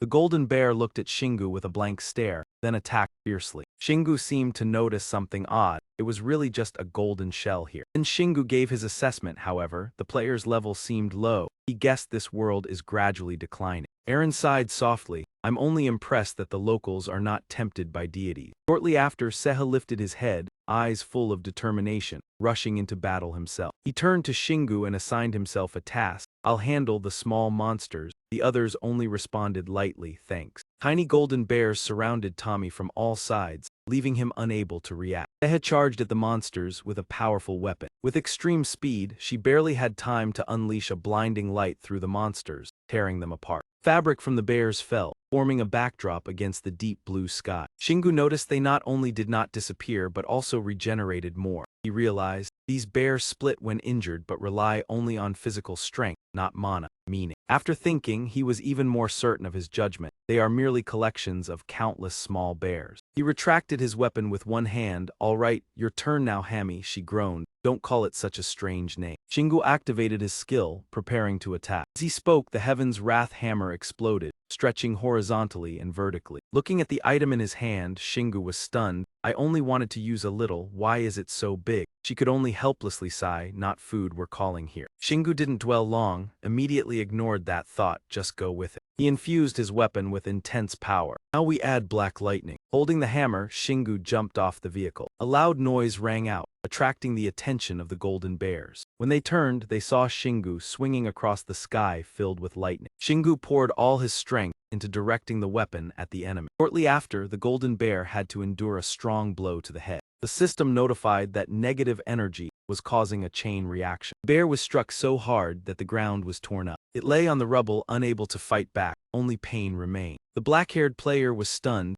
Where did that terrifying power come from? The girl beside her was equally amazed. Is that really mana we know? Tommy noticed the situation wasn't over yet. A few small ones remained. Shingu's combat senses were stimulated. He was ready for the next attack. Good, clear them out. Everyone simultaneously acted to eliminate the small monsters efficiently. The cold mechanical sound rang out again. You have leveled up. After defeating the monsters, Shingu exhaled. Phew, done. I still want to try continuous attacks while in giant form. I have leveled up. Commented, but this bear is a bit too small. Aaron shouted, unbelievable, you want it bigger. Seha brought the item obtained from the bear and reported, boss, this is what we got from the stuffed bear. He handed the item to Shingu and explained. Apparently their small amount of mana was absorbed when they combined into the giant bear, simply gathering mana to form the bear's core. The system notified that you received the golden bear's mana stone. Shingu felt delighted with this loot, so that's its name. He continued his lecture. They may split when damaged, but they are just shells, hollow inside. He hypothesized if this monster appeared in Germany, surely they went crazy because of it. Seha trusted his teammates and reassured, but Marina was in Germany. She must have recognized the secret and handled it. Suddenly, a sound caught Shingu's attention.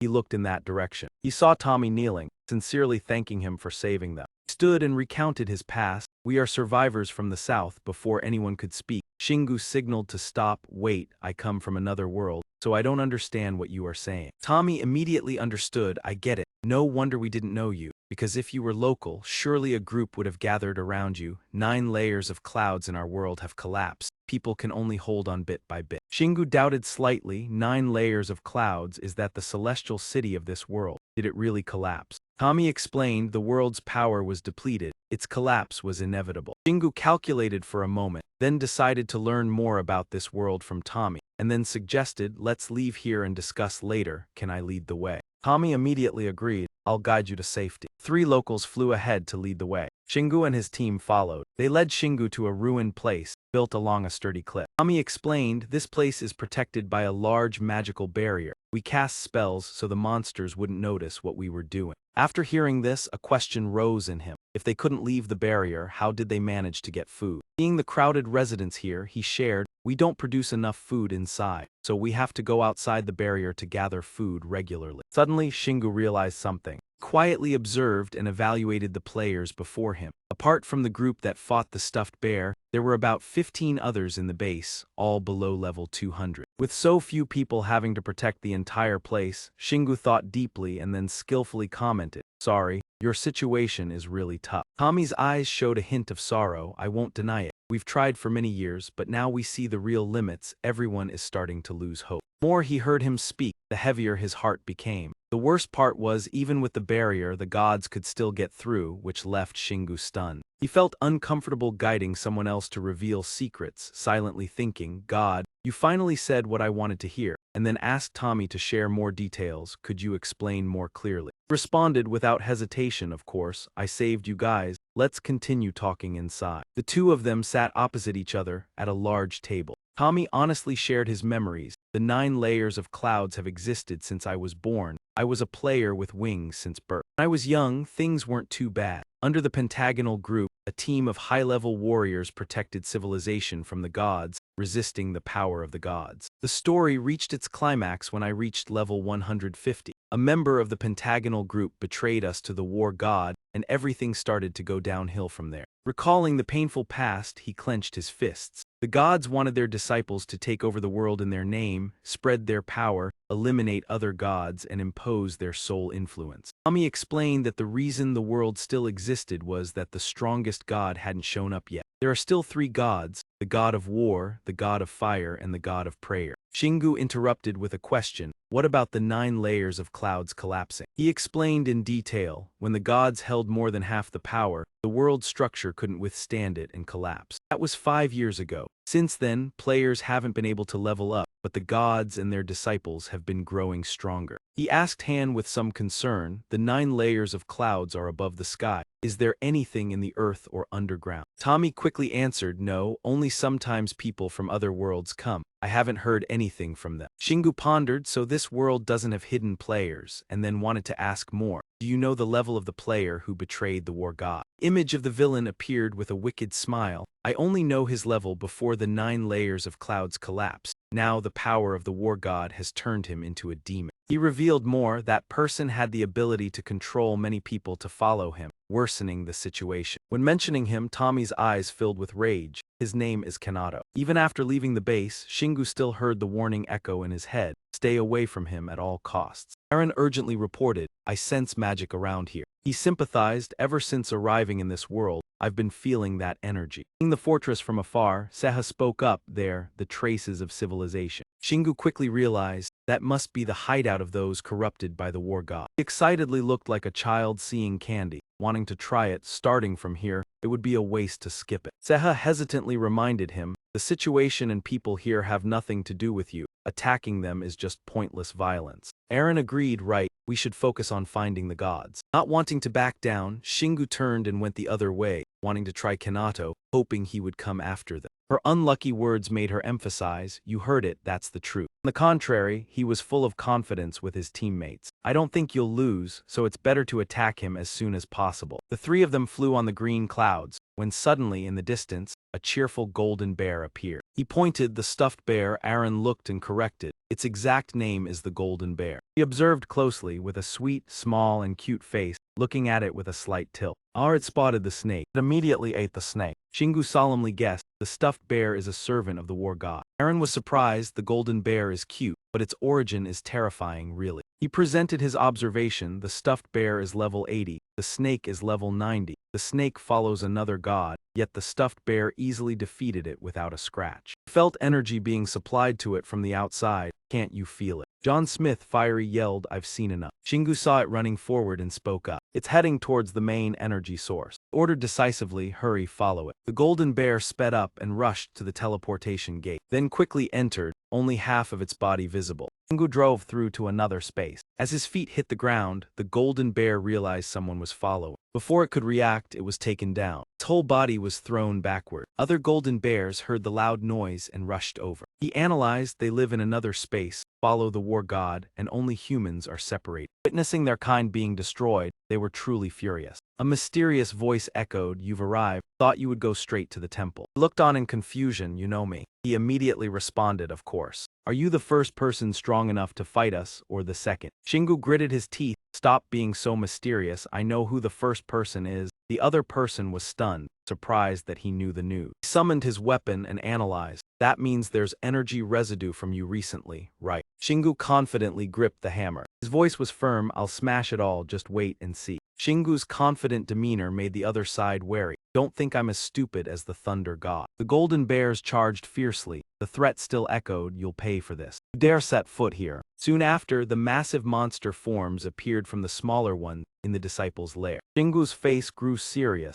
as he began activating the giantization skill for his weapon. Immediately, the hammer grew larger, smashing through the golden bear's stomach, sending several smaller ones flying. They were blown into the forest by the wind. Shingu's voice reached the mysterious enemy's ears. War god, I will erase you. Holding his weapon, his eyes full of confidence, making the opponent dare not set foot on earth. Shingu explained his decision beforehand, not attacking the small town because they were still humans, killing them would be wrong. He observed the shrinking wound on the golden bear's stomach. He said, I don't like stuffed bears, so no one can stop me. Suddenly, a strong physical impact caused the ground to break apart, rocks flying everywhere. After that, he pulled a crown from the hole. He surely placed it on his head. Stuffed bear's eyes turned red like lasers, looking fierce, swallowing it to become one of its kind. At this point, Shingu finally realized, that crown must certainly be something only those under the command of the god of war would have. It was so simple. He tightened his grip on his weapon, saying that as long as the person was big enough, he would test his new skill. He walked forward in a fury, commanding them to turn them into our kind. Amid the roaring engines, he silently activated his gigantification skill.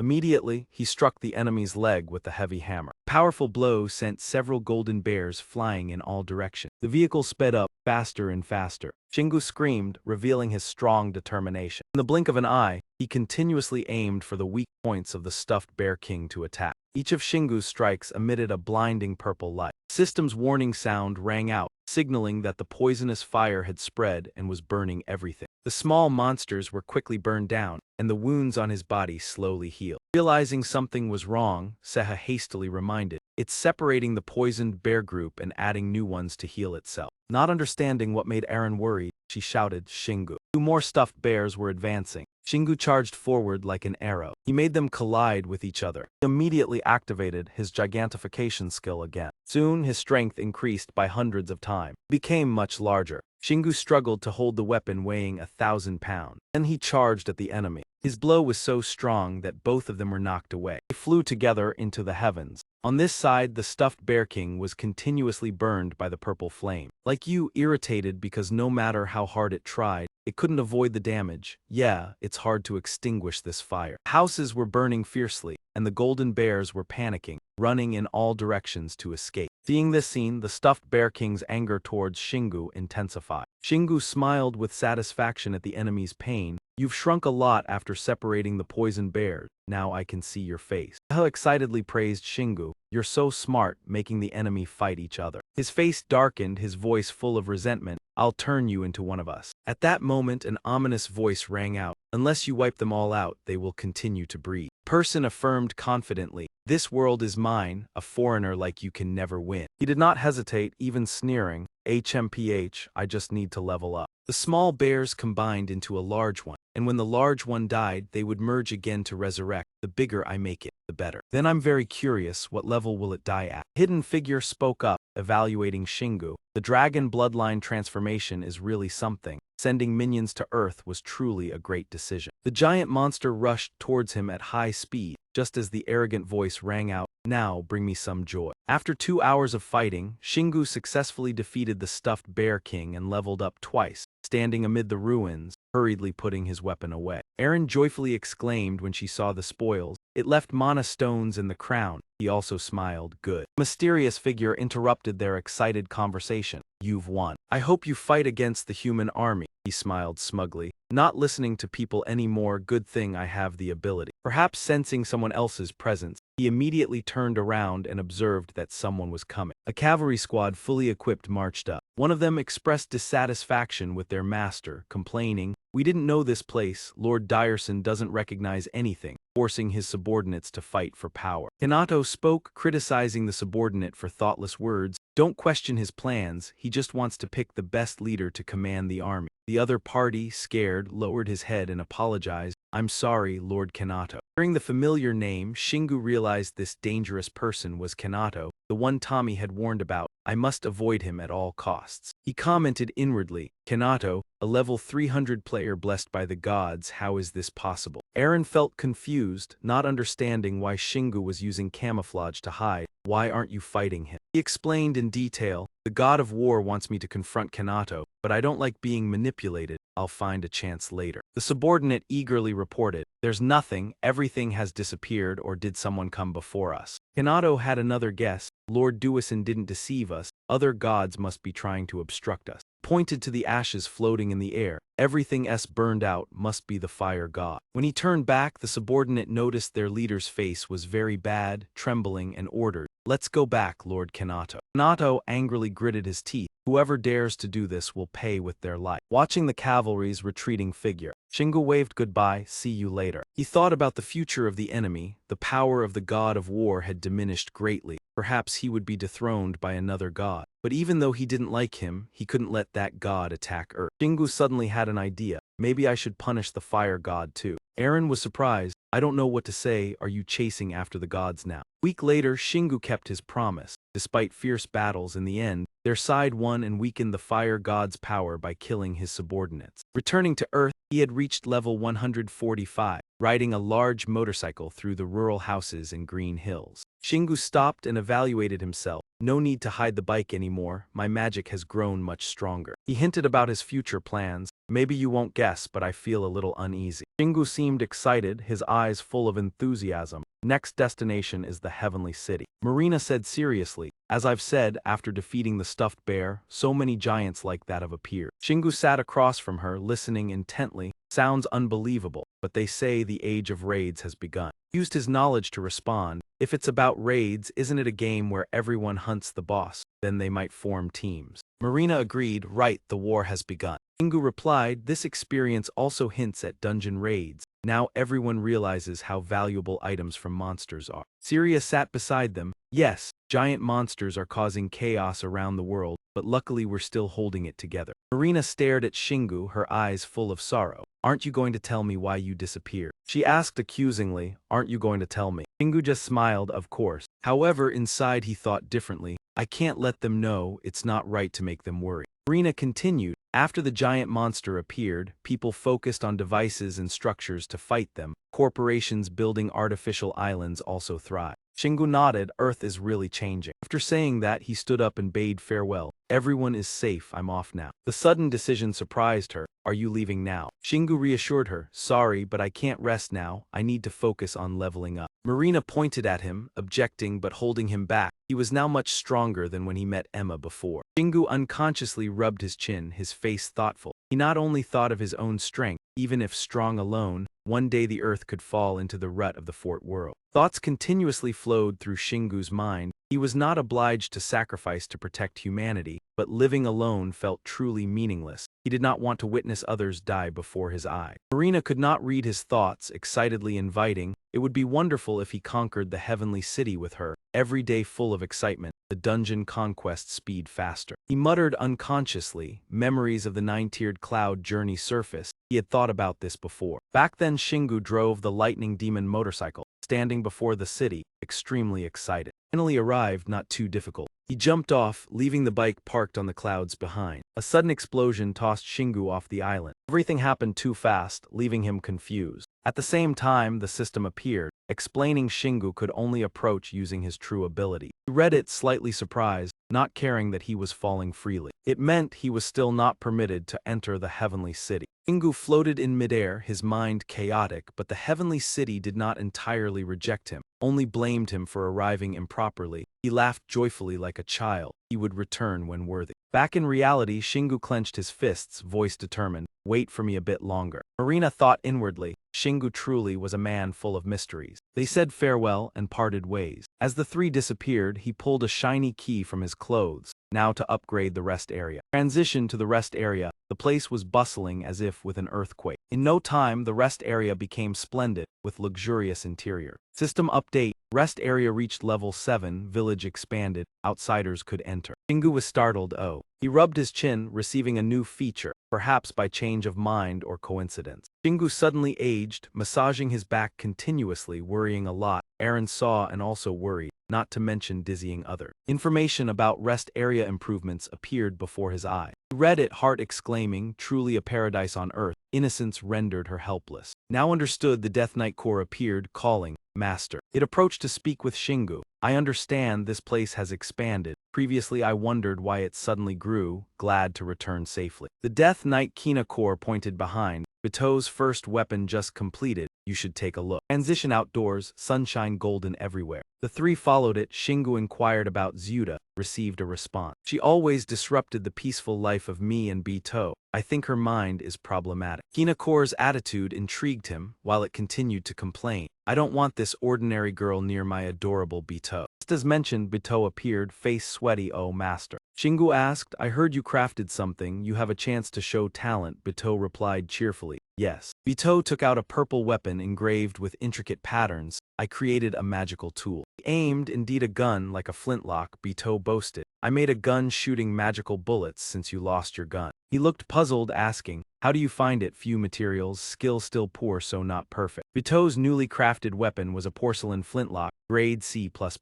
Attack from 1,300 to 1,500. Shingu was delighted, wonderful, unlike Bito's worry. He stared at the gun, marveling, if mass-produced then. In Shingu's mind, imagining the goblin rampage, now modern weapons caused no damage, rockets, tanks nearly useless against the great demon, but this gun was different. He exclaimed in surprise, anyone with mana could fight the great demon. Bito's eyes shone like stars, joy surged, depending on magical bullet power could kill strong enemies, with mana stone even better. Shingu muttered, eyes not leaving the gun, now mana appeared on earth, everyone could use and feel it. Aaron checked information on her phone. Recently the network buzzed, many suddenly sensed it. Hands turned blue, thought it might be a problem. Shingu looked seriously at Bito, how long to craft? He scratched his head. I work slowly, one per week, sorry master, fast. He rubbed his chin, calculating. No, that's fast enough, rest area upgrade, then kitchen could copy treasures if used. Shingu handed the gun to Bito. Can you make it stronger? I can copy treasures, weaker replicas need stronger, so flintlock guns strong enough against great demons. Bito self-doubting. I'm not skilled yet, but practice more with good materials can do. Shingu pondered again, this simple gun perfect for those without mana bullets. Even after abandoning Thunder God gun,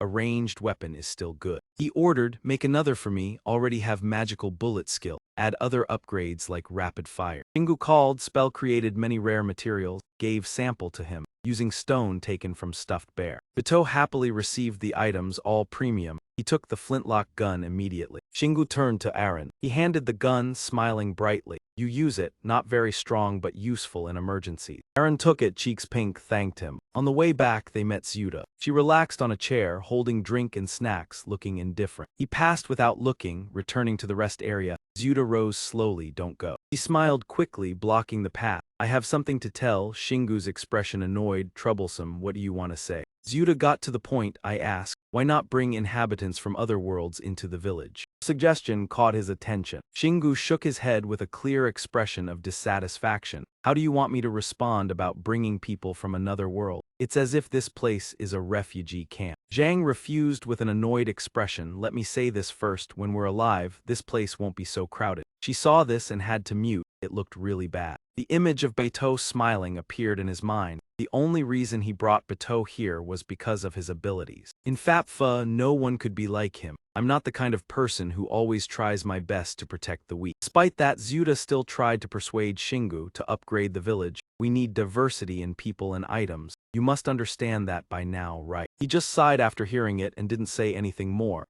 He was about to turn around and leave when she called out again, Master. His gaze suddenly became mysterious like a silent assassin, only revealing strength when there was an opportunity. That statement made Shingu stop for a few seconds. He turned his back and walked on without any further debate. He replied briefly and firmly, I understand. Scene shifted to Marina, cheerfully asking, did you make the mana weapon? Let me see. But immediately he stopped her, hold on. Did you bring exactly what I asked for? After saying that, she used magic and pulled out some kind of weapon. It was Bito's 6-barrel gun with incredible power. Marine handed it to him and explained, this is the most powerful 6-barrel machine gun we have. Do you think your blacksmith can turn it into a mana weapon? Shingu did not hesitate to confirm, picking up the gun and firing a shot. Yeah, if you bring this to him, he'll definitely be able to make it. Her eyes lit up, her expression eager to meet Bito right away. Unable to resist that look, he could only respond, if you want, then come with me. Marina, upon receiving his consent, exclaimed in surprise, really? Shingu smiled warmly at her, his mind still thinking about other matters. Now that I'm upgraded, there's probably nothing to worry about. Syria and Lee Sehi, you come too, I'll show you around. Marina still didn't fully understand what he said. What does a tour mean? Not long after, he led all three back to the place they were before. The vast village caused her to exclaim, it's so big. Lee Sehi beside her also marveled, wow, to manage this place, there must be so much mana. Serena glanced around and sighed, is this another world? The group continued walking and then met Rut Ta, who was lying in the sun. She saw people approaching and immediately took off her dark glasses, complaining, I told you to bring people from another world, but why did you bring all these others here as well? Zuda appeared, causing Marina to be slightly surprised. Who is she? Does she live here? She stood with her arms crossed, looking self-satisfied in front of everyone. That's the merchant Rut Ta. She specializes in selling items to help groups clear dungeons. Upon hearing this, Marina immediately ran over, really? Then sell me something, but only to be rejected. I only sell to Shingu. If you want to buy, go to the merchant in the Celestial City. She was like a child just learning, asking again, are there merchants there too? The other person took the opportunity to give a price, of course. If you want to know more, pay up. Marina immediately pulled out a large stack of money. Seeing the stack of money, Jiupta immediately sneered, I only exchange for essence. Why are you bringing money? The two kept arguing, neither giving in. Marina spoke, then why should I bring essence? Are you crazy? This isn't a dungeon. Jiupta was not happy, reacting strongly. That's why I don't trade with you. Not getting a response, Marina turned to cry, Shingu, he's bullying me. He just ignored her. All right, let's move on. Meanwhile, Beatrice was waiting outside a house. She saw someone coming and spoke up, another guest. Marina was surprised again, another girl. Shingu wearily walked over and explained, she's a knight from the British Order, originally a death knight but now she's like this. Beatrice introduced herself, I'm Kina, a dragon knight. Just then, Bito appeared from behind a tree and called out, Master. Marina, seeing the boy, couldn't help it. The little boy is so cute. Suddenly, a sword blocked in front of Marina. Beatrice held the weapon, her gaze stern as she looked at her. If you want to touch Bito, you'll have to go through me first. The fear scene caused Bito to speak out to stop it, Kina. Shingu took the opportunity of their argument to pull Bito away. All right, follow me for a bit. The scene shifted to inside the house. He placed the 6-barrel gun on the table for Bito to examine. Then he asked the boy, it's not necessary to copy human technology, but if you use this as a model, it will be better when making the next weapon. Bito was eager but also surprised, there's so much I can learn, this is amazing. I never expected humans to create something so exquisite just to fight monsters. Shingu didn't answer, only thinking to himself, actually, this is a weapon humans made to kill each other. Bito is still young, he doesn't need to know that. The boy clenched his fist with a determined voice, I'll study it. He patted him encouragingly, all right, thanks. The future vision, normal people growing wings, crushing most monsters just months after the new era began. Humanity had succeeded in protecting over 70% of the territory from monster invasion. Underground, many soldiers were working together to defeat an ogre. The attack on dungeon level 33 was also being pushed forward. After China's Tin Long H letter 1ED9I captured the first dungeon, other guilds invited players to join in to clear the level 33 dungeon. Red flag with an eagle flew proudly in the battlefield, but the Wind Guild had failed in its attempts to conquer, even after 2 months had passed. The players didn't want to help them, so no one cared. The members of the Wind Guild started to leave, causing the guild to nearly disband. The scene shifted to a faceless man, and the guild leader Kim Harian had gone missing. All of these thoughts were from Shingu now. We wait for the moment when he declares himself the Demon King and makes a grand entrance months later. Aaron saw him daydreaming and couldn't help but interrupt. Stop writing scripts, dude. Shingu ignored her and continued to think that either he would move to another world and confront him later. Aaron angrily reminded him, stop, it sounds terrifying, that could actually happen. Shingu looked at her and smiled casually, still remaining calm, haha, it's fine actually, I've sent a ghost to follow him. Aaron was scared, irritated, don't tease me anymore. While they were talking, the phone in his pocket rang. It was Marina on the line, walking and reminding, Shingu, the famous players are all meeting, don't you know? But he seemed uninterested, he didn't care. She anxiously spoke into the phone, this is a big deal, don't you really know? Shingu still held the phone. Marina continued to complain about the sea route we completely gave up because of the sea monsters. Today is the day we're heading out to cross the Pacific. The whole world is talking about it. Saying this, he thought about the old days heading out. Shingu remembered his old memories and told himself, since I became a player in the ant cave, all the sea routes on Earth have been taken over by sea monsters. The image of fishing boats being pushed by monsters appeared. The monsters began to dominate the ocean, preventing humans from sailing. After that, images of warriors flying in, deciding to fight the monsters. Humans had tried countless times to reclaim the sea routes, but naval battles were not the strong suit of those used to fighting on land. Back in the present, Marina continued, all the countries are pinning their hopes on this trip because otherwise, Earth will be in danger. The WPC Guild has recruited many players to pave the way. Shingu changed his mind, immediately putting on a black coat, I see. So humans have finally dared to go to sea. He walked out the door looking cool and didn't forget to tell her, I'll go there right away. The ships had started to move, and finally, a route through the Pacific was open, with the whole world watching the ships cross the ocean, protected by over 5,000 players above level 200. Syria pointed at the map, explaining the inconvenience of the plan, the route we will take. The Pacific is not just about going straight. We'll depart from California and go around the Pacific, stopping by Asia and Oceania. He looked at the person beside her and said, the reason Korea is included is thanks to you. Shingu frowned upon hearing this. I didn't do anything. Her gaze became sparkling, full of hope as she looked at him. Someone as great as you, just your presence makes others act. Shingu awkwardly shook his head. Stop it. He leaned against the railing, admiring the view. There were even tourist ships. Marina, acting knowledgeable, explained, that's for people who enjoy watching others face danger. You could call them fools. Syria added, in other words, They believe humans can control all changes on Earth. Shingu guessed after hearing this, they've been told about the danger of this trip, right? Because I don't think any player here today will risk their life to save any of them. Everyone has their own goals and things they want to do, so none of the players here have any responsibility other than to protect the cargo ships. In short, they're just here because they can't make money from dungeons anymore and now have to rely on the companies hiring them. At this moment, a dark cloud appeared. Lightning struck down, startling him a little. Shingu looked dangerous, sitting and pretending to predict the future. I feel like a big storm is coming. Aaron couldn't help but scold him. Stop saying those annoying things. Shingu cracked his knuckles. Images of monsters appeared in his mind. All right, I still have an unpaid debt with those sea monsters. Aaron pulled her leg from her pocket. Stop lying. I know you just want to smash them to pieces. Suddenly, Beatrice appeared from somewhere, leaning on the railing and speaking. This is my first time on a ship. Marina anxiously pointed at her. What's she doing here? Shingu stood beside him, calmly saying that he no longer needed to hide her from the crowd. BGC looked up at the sea, his face radiant as if seeing a glimmer of hope ahead. Her expression made him secretly happy. Kina looked joyful here, and he felt fortunate to have brought her along. Suddenly Lisei flew up and called Shingu.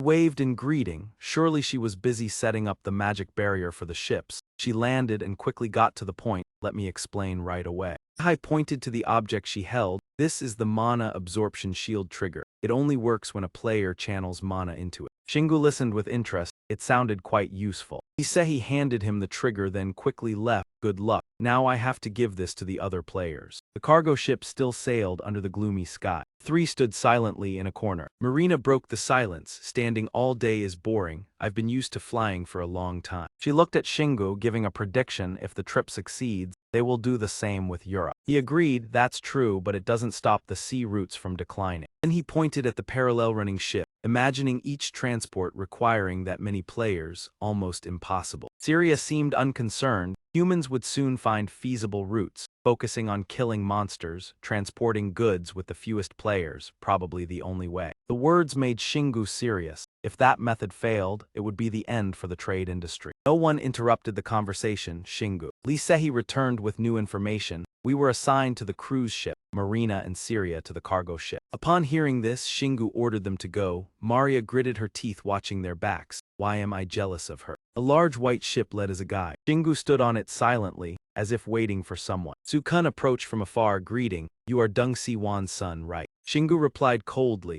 Yes, wondering inside, does he know my father? That man smiled in welcome. I'm grateful to your father, and glad you are here today. Patted him on the shoulder. There's a party on deck, you should join. Shingu avoided his gaze, not wanting to join but still yielded. All right, I'll eat a little. At this moment the ship suddenly shook violently. Su-kun panicked, covering his head. What's happening? Shingu grinned mischievously, pressing the activation button. Perhaps the party has begun. The ship was immediately surrounded by a magical barrier. Soon the shield quickly shattered. Shingu was astonished. In less than a second, Lisei flew over Shingu. She pressed the trigger repeatedly, warning loudly. They are attacking the core, the shield is useless. Shingu hurried away, Lisei flying close behind. Must leave before they sink the ship. He set foot on the bow railing, focusing on the countless dark shapes advancing. Red eyes of the slaughtering fish, seeming to destroy everything. Reaching the cargo waiting area, they leapt high, continuously wreaking havoc. Aaron shivered witnessing this. They looked determined. Shingu remained calm, smiling. That's right, they are signaling that this ocean is forbidden. As he spoke, he immediately raised the Heaven's Judgment Hammer. Don't check the Actima device first. Shingu was full of spirit, ready to fight. His gaze sharp, confident, wondering how many more ships they'd lose before reaching New Zealand. Aaron worried. Stop talking, please. Looked around. Striking here would affect the ship, so fight from afar. Shingu from above messaged Beatrice. Kina, protect everyone. She quickly switched to combat mode. Yes, master. Nothing will breach the foredeck. Seha appeared to assist while I went separately. He replied quickly. Got it. Aaron also flew out to fight. You too. This time his response was different. She quickly grabbed the incendiary porcelain gun, then smiled, and Shingu Bito upgraded it. Now a B+ weapon, effective against most monsters. He laughed with delight. Excellent. Aaron and Seha quickly took combat position. Shingu found things getting interesting. The party now begins. The vehicle he drove acted as a blockade on the sea. Shingu tensed, letting out a loud roar, showing fighting spirit. Without fear, he charged at the ferry. The sea monster from afar noticed him. There he is. Shingu's face firm and strong, displaying the human leader. Seha held the Heaven's Judgment hammer, yelled, and charged Haiya. He struck straight into the monster's head. Eren on the other side fired continuously at the target. The fish with sharp teeth flying over were all destroyed. Watching their coordination, Shingu praised, "Good, they are doing well." He withdrew the hammer, expanding it, turning it giant, small size. Then fired a strong shot, creating a massive shockwave. Demons saw but couldn't dodge, all shattered. The lucky survivors panicked. He's the real monster, must pull him into the sea. Suddenly a silhouette dashed under the green water. A host of mermaids emerged from the sea. With an enchanting voice they beckoned to cease fighting. "Come with us. We like strong men like you, though slightly frightening." Despite the temptation, Shingu coldly ordered forward. Binding energy gathered on the Heaven's Judgment hammer, causing the mermaids to falter. Shingu shouted, attacking, teeth clashing with the sea, sending waves flying. The immense force formed a water pillar reaching the clouds. Seeing the result, he smiled. Reloading is the hallmark of the Knight Executioner, ultimate skill absorbing surrounding mana. Difficult to maintain continuously, its power is immense. Moreover, Shingu's gaze exuded danger. He silently admired himself for the dark energy beam that could pierce through water and accurately strike other creatures. After careful analysis, Shingu exuded a fierce fighting spirit. Great, his experience had increased significantly. The mermaids started to shrink back, crying out in fear, "Oh gods, this man is not hindered by water." Hearing an unfamiliar name, he thought, is Hedia the god they worship? Surely there are fragments sunken underwater. Suddenly, the aggressive mermaids with sharp teeth charge, defeat him. The human leader must be eliminated. Seeing the opponent flustered, Shingu smiled lightly. "Anyway, I will make sure they never dare to attack humanity again." Even sitting in the center of the attack, he calmly shouted, "Come here and see." In the tense moment, a fast boat sped across, blocking the way. Suku appeared, criticizing, "This isn't what you promised." This made Lee Sehi suspicious, but she still politely replied, "What are you talking about? The only reason we're here is to protect the cargo ship from monsters." Her voice gently reminded, "We never promised to protect civilians." Seeing Sukun appear, Shingu was surprised. "Does he know my father? What are they arguing about?" Realizing the disadvantage from the 5 pieces of information, he turned to call Seha. "You understand," and flew over. "Yes, boss." One of the people refusing to evacuate was attacked by a shark on the ship. Now Lee Sehi was blamed for taking on too many tasks. A major issue wrapped up in a few sentences. Shingu seemed satisfied, complimenting him on the excellent summary. "I understand now." From his vehicle, Shingu jumped out fearlessly. Both Lee Sehi and Sukun were startled by his sudden appearance. He happily shouted as if she had found a savior. "Shingu, you've been asking Han constantly. Where are you?" Seeing their concern, he didn't hesitate to conceal his actions of eliminating the monsters far from the ship. Beside, he gently patted a few times on the shoulder of the guard. Sukwon lost his balance and fell to the ground. Shingu exuded a threatening aura. "Listen to this. I never signed a contract to protect civilians. If you want to experience it, go ahead, but don't blame us if things go wrong because we're not protecting." The atmosphere of confusion filled the ship. Shingu looked at Sukun with a cold expression, warning, "Now it's up to you whether to turn the ship or stay still. Don't stop us." He emphasized, "If you want to turn back, handle it yourself." In the dangerous situation, the cruise ship stayed with the players. The attacks came every few hours, and there were no more parties. The others were all uncomfortable, sulking. Eren observed the expressions of everyone, amused. Now Shingu has made everyone on the ship dislike him. He wasn't afraid at all. Instead, he asked who the opponent was. "Do you know anything about the water god?" Upon hearing this, she was surprised. "Actually, information about new gods only emerged a few months ago. I've never heard of a water god." Seeing Eren silent, Shingu stroked his chin thoughtfully. "I'll ask Syria or Marina." Didn't gain anything more. Marina, even though she had cleared underwater dungeons, didn't know about the god controlling mermaids, only certain that Hedia had a large territory. Syria was also cautious. Intelligent and determined monsters, it seemed like they had grasped our action. The worry was evident on her face. "There's a lot to protect and they know that. I feel uneasy." He sensed a bad omen from the enemy. Shingu smiled reassuringly. "Don't worry about the cargo ship. Focus on fighting the monsters. That's why we're here." His words motivated Syria. "You're smart." Eren helplessly clapped her hands and sighed. "This will have a bad effect." The journey from California to New Zealand, another attack occurred from a large number of sea monsters and mermaids. They acted aggressively, threatening everyone on the ship. We won't let you take the kingdom, all unite for Hedia. Seeing the enemy numerous, Lee Sehi was astonished. Too many creatures. Shingu was unusually calm, but the problem was they were all extremely powerful. Monsters from the deep sea rose, a giant blue whale appearing. Ina was also frightened by the enormous pressure, even stronger than a mature dragonling, needing many to bring it down. Shingu hesitated briefly. About that. Marina suddenly flew over, Shingu delighted. Oh, everyone's here, I'll explain the plan. After explaining in detail, Aaron was astonished. You want us to abandon the ship and join forces to fight the monster. Isehi reminded, the ship is okay, right? Shingu reassured, it's fine. If we don't take down the big fish, it's a failure. Move forward, he drove the vehicle in the leg. Behind were teammates standing firm. The group advanced, engine noise attracting the mermaids below. They roared angrily, the human leader ran. One disgruntled shouted, what? Focusing, suddenly noticing the mermaids cry, catch that one. Shingu surprised, what did they say, aiming at the leader. Aaron also surprised, curious or teasing him. Beatrice remained silent, then suddenly spoke they didn't know the monster he targeted. The implication puzzled Shingu. What does it mean? Just as spoken, a sound echoed from the ocean. The shadow gradually cleared. For them, a giant whale, devouring all creatures around. Witnessing the horrific scene, Shingu was stunned. Sea turned from calm to violent. Shingu realized her meaning. Right, sea monsters and mermaids are not allies. Alexia dashed across the water, emitting a private signal. The scene on the sea was chaotic, whirlpools appearing. Sea monsters rose, killing all, driving them from the territory. Aaron shocked, what is that? Marina only realized they weren't on the same side. Only Shingu was delighted. Humans aren't the only ones opposing the gods. The giant whale and sea monsters attacking mermaids, meaning. He affirmed, the enemy of my enemy is a friend. Aaron shocked objected, I don't think it's that simple. Shingu observed the battle, explaining, they aren't exactly allies but the situation can be exploited. Beatrice asked, temporary ally, a rare sight, only in worlds not yet taken by gods. Shingu shared, if we push the mermaids toward the whale, both sides weaken. Beatrice joined, starting with the other one. She shouted, let's fight. The vehicle sped to attract the attention of those clashing. The sea became more violent as the whirlpool intensified. Players astonished, what the hell, seeing Shingu flying over. A soldier suspected the storm and whirlpool aren't just Shingu, the monsters fighting each other. Person panicked, realizing the world monsters were fighting earthly creatures. He looked at the chaos below, ordering, this is the chance to attack the mermaids, forget sinking the ship, keep the ship intact. Players laughed savagely, let's fight. Others panicked and quickly restrained themselves. He looked at the stormy sea in confusion. What is Shingu doing in this chaos?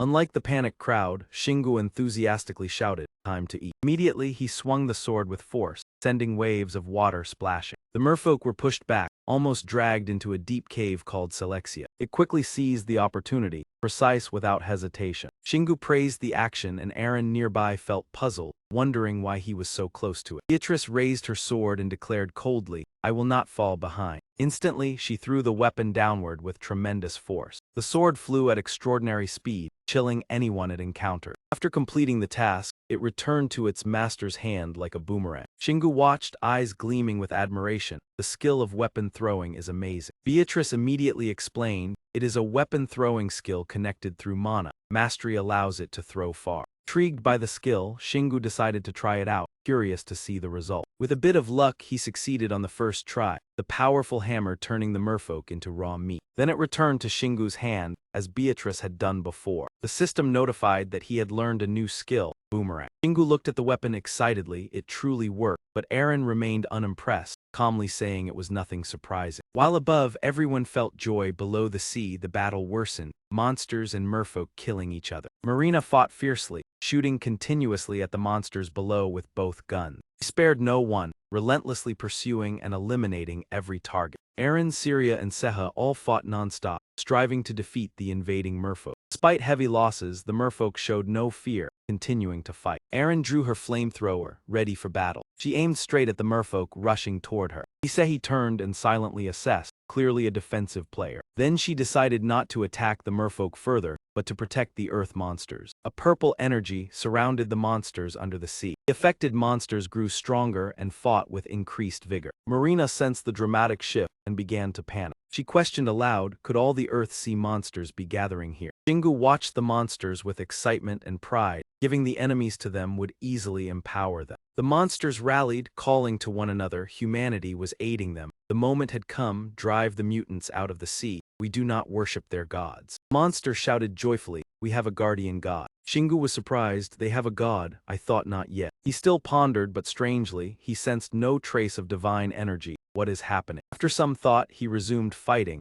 joining his team to eliminate the merfolk. Their strategy worked. While the merfolk struggled, other players guided the ship to safety. The ship docked, soldiers reminded Sukun, but he betrayed his word, leaving them. They would be fine. Thus, Shingu's group was left behind, the ship departed, the battle ended, only the whale remained, no monsters survived. After escaping the fight, Eren exhaled, "That was a fierce battle." Shingu looked at the calm sea and replied, "Just as I expected." His eyes lit brightly, proudly declaring, "I truly feel proud of myself." Shingu's group silently observed the desolate scene after the battle. Shingu bowed his head and looked down at Selexia below. All the monsters from both Earth and other worlds had been wiped out. Only this whale remained. Selexia seemed to understand that, and used its power to blow a strong stream of water into the air. Shingu was surprised, though the water from the sea splashed onto him. Marina saw Shingu get wet and immediately became concerned. Shingu. His body was enveloped in a healing light, and Marina asked in surprise, "Are you being healed?" Shingu looked at himself, confused. It seemed so. He felt full of vitality. The whale Selexia happily called out upon seeing him fully healed. Shingu smiled gratefully and replied, "Yes." He looked at Selexia with a contemplative expression. He had always been the one to destroy monsters, but this was the first time fighting alongside them, and the first time being healed. Beatrice pushed her helmet up to listen to Shingu more clearly. "Is there a way for humans and monsters to live in peace?" She replied, "In my world, when we first encountered monsters, they already had divine power."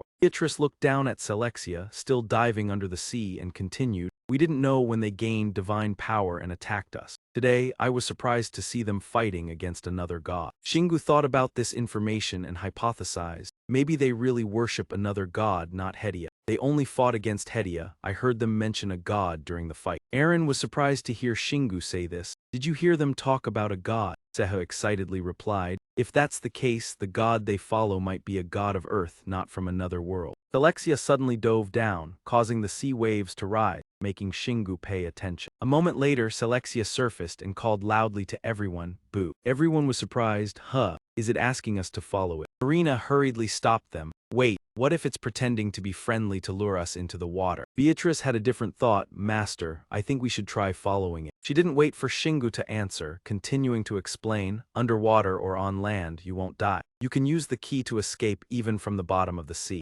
Shingu nodded in agreement. "You're right." Marina saw the change and eagerly said, "Wait, I want to follow. I want to tame the whale." Seha was equally excited. "If you go, I'll go with you." But Seha broke the joyful mood. "Have you all thought about how we'll get into the water?" Everyone hesitated.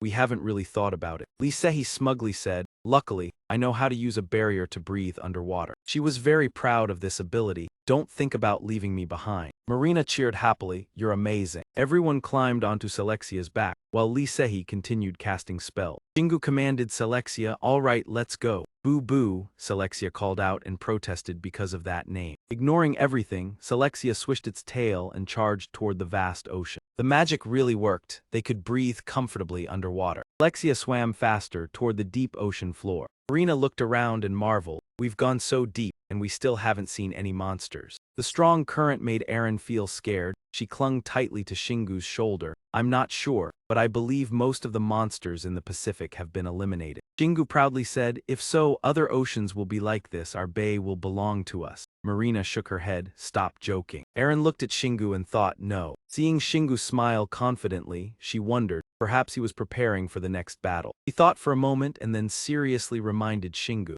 "Think carefully about where we're going next after we find out where the whale is leading us." At this moment, Selexia had dived deep into the vast crack in the rock, a place so dark that its bottom could not be seen. Magnificent natural scenery left everyone in awe, with a crack that Lee Sehi couldn't believe, hesitating to respond about the Mariana Trench. Marina observed and immediately dismissed their thoughts. No, the Mariana Trench no longer exists after the Earth's shift. This could be a newly formed crack. Selexia swam even closer to the deep area, showing clear interest. Boo. Suddenly, Shingu smiled slyly, as if everyone had understood something by now. He was heading into a deep hole. Right after speaking, the giant whale suddenly shot down, causing the group to cry out in surprise. It was too fast. It seemed that Selexia didn't understand human speech, or perhaps the more she heard shouting, the more she wanted to dive faster. Beatrice hurriedly looked around, her face tense and cautious. I sense an extremely strong mana, equivalent to the castle I once stayed in. At that moment, from the deep water crack, a flickering light appeared. The scene beneath the sea gradually revealed itself like a fairy tale painting. Marina widened her eyes in surprise, looking around. The mana field here was similar to the level 30 dungeon. Shingu also smiled, gently reaching out to touch it, but this was pure mana. The sensation on his skin was very pleasant. Alexia continued to swim along the towering rock faces. After a bend, a mysterious city suddenly appeared before their eyes. Shingu whispered in surprise, "Is this Atlantis?" Aaron pointed ahead in astonishment. "Look, it's there." In the direction she pointed, a magnificent structure emerged, a white pearl castle. Shingu stared for a moment, then made a comment. "Those round houses, are they monster homes? They seem like they were made by human hands." Small fish in the city were startled by the group's arrival, especially Selexia. They were suspicious and observed more carefully. Selexia was with that human, but where were the others? Unexpectedly, Shingu understood their words. He scratched his chin and thought, "Selexia, that name sounds pretty cool." Aaron, surprised, swam closer to the fish. They didn't seem hostile, so what were they? The group then slowly descended onto a nearby rock outcrop. At this moment, Saruda also appeared, exclaiming in surprise, "Selexia." He suspiciously looked at the strange group standing next to the other. Shingu became the one to ask, folding his arms seriously, "Who are you?" He gripped his staff tightly, his tone stern as he introduced, "I am Saruda, the priest in charge of this temple." Shingu appeared confused. He scoffed, "Just as I thought, you understand our language." Saruda looked toward the whale behind the group, saying, "Selexia brought you here because she sensed something from you." He continued with a cryptic tone, "Just the fact that you can communicate with us is enough for you to enter the temple. Surely he will agree." Shingu tilted his head in refusal, shaking his head. "Hold on, I can't just enter without permission, can you explain?" He spread his hands, emphasizing the crucial question, "Who is he?" Saruta replied, "We don't know, but when we realized he was already here." He recounted their wild battle with the mermaids. "Everything was ready. We just need to follow orders and fight against those who want to force us to follow other gods." Saruta spoke more reverently, "We sense him through what he grants us and decide the future by his footprints. I am only a supervisor of that." He shifted the topic to Selexia, who was the one most receptive to his will.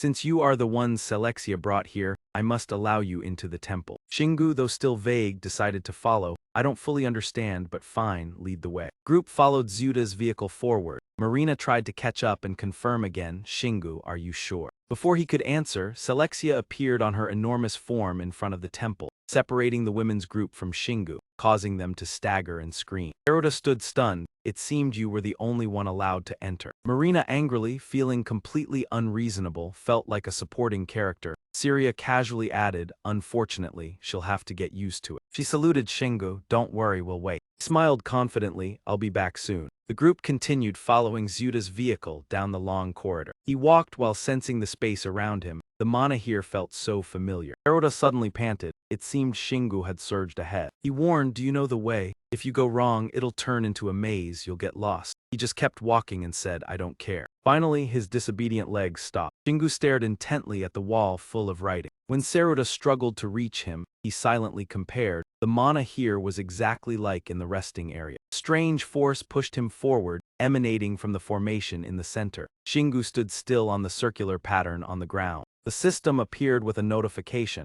"Congratulations on entering the Deep Sea region. Your hidden player status has been expanded to Deep Sea Player. You can now directly enter the Deep Sea area from the resting area." Next, the power of the Deep Sea will reveal everything hidden beneath the surface. You can now enter underwater dungeons, and your inventory has doubled. Stroked his chin, studying this information, expecting to hear more boring tales about dragons. He thought about these three places. This area connects to the Heaven City and Ant Nest. Perhaps that's why the mana here was similar to the resting area. I didn't expect such a place to be hidden among monsters. Suddenly, Shingu jumped in surprise, looking down at his hand, seeing a black claw sprouting out. The system quickly explained, "You have gained a new innate skill called Chaos. Your Chaos skill has reached level 3. Quietly felt his new appearance was impressive. This was chaos just like its tail. Shingu excitedly checked this new skill. "I can control it. summon and retract it at any time. Sejuta screamed in panic, "Oh my god." He rushed to kneel at his feet. "I knew it. You are the incarnation of our god." Shingu shook his head in denial. "No, I'm not." He helplessly scratched his head, trying to assess the situation first. "This temple is the deep sea, just like the ant nest in Heaven City. It's a gateway to the dungeon."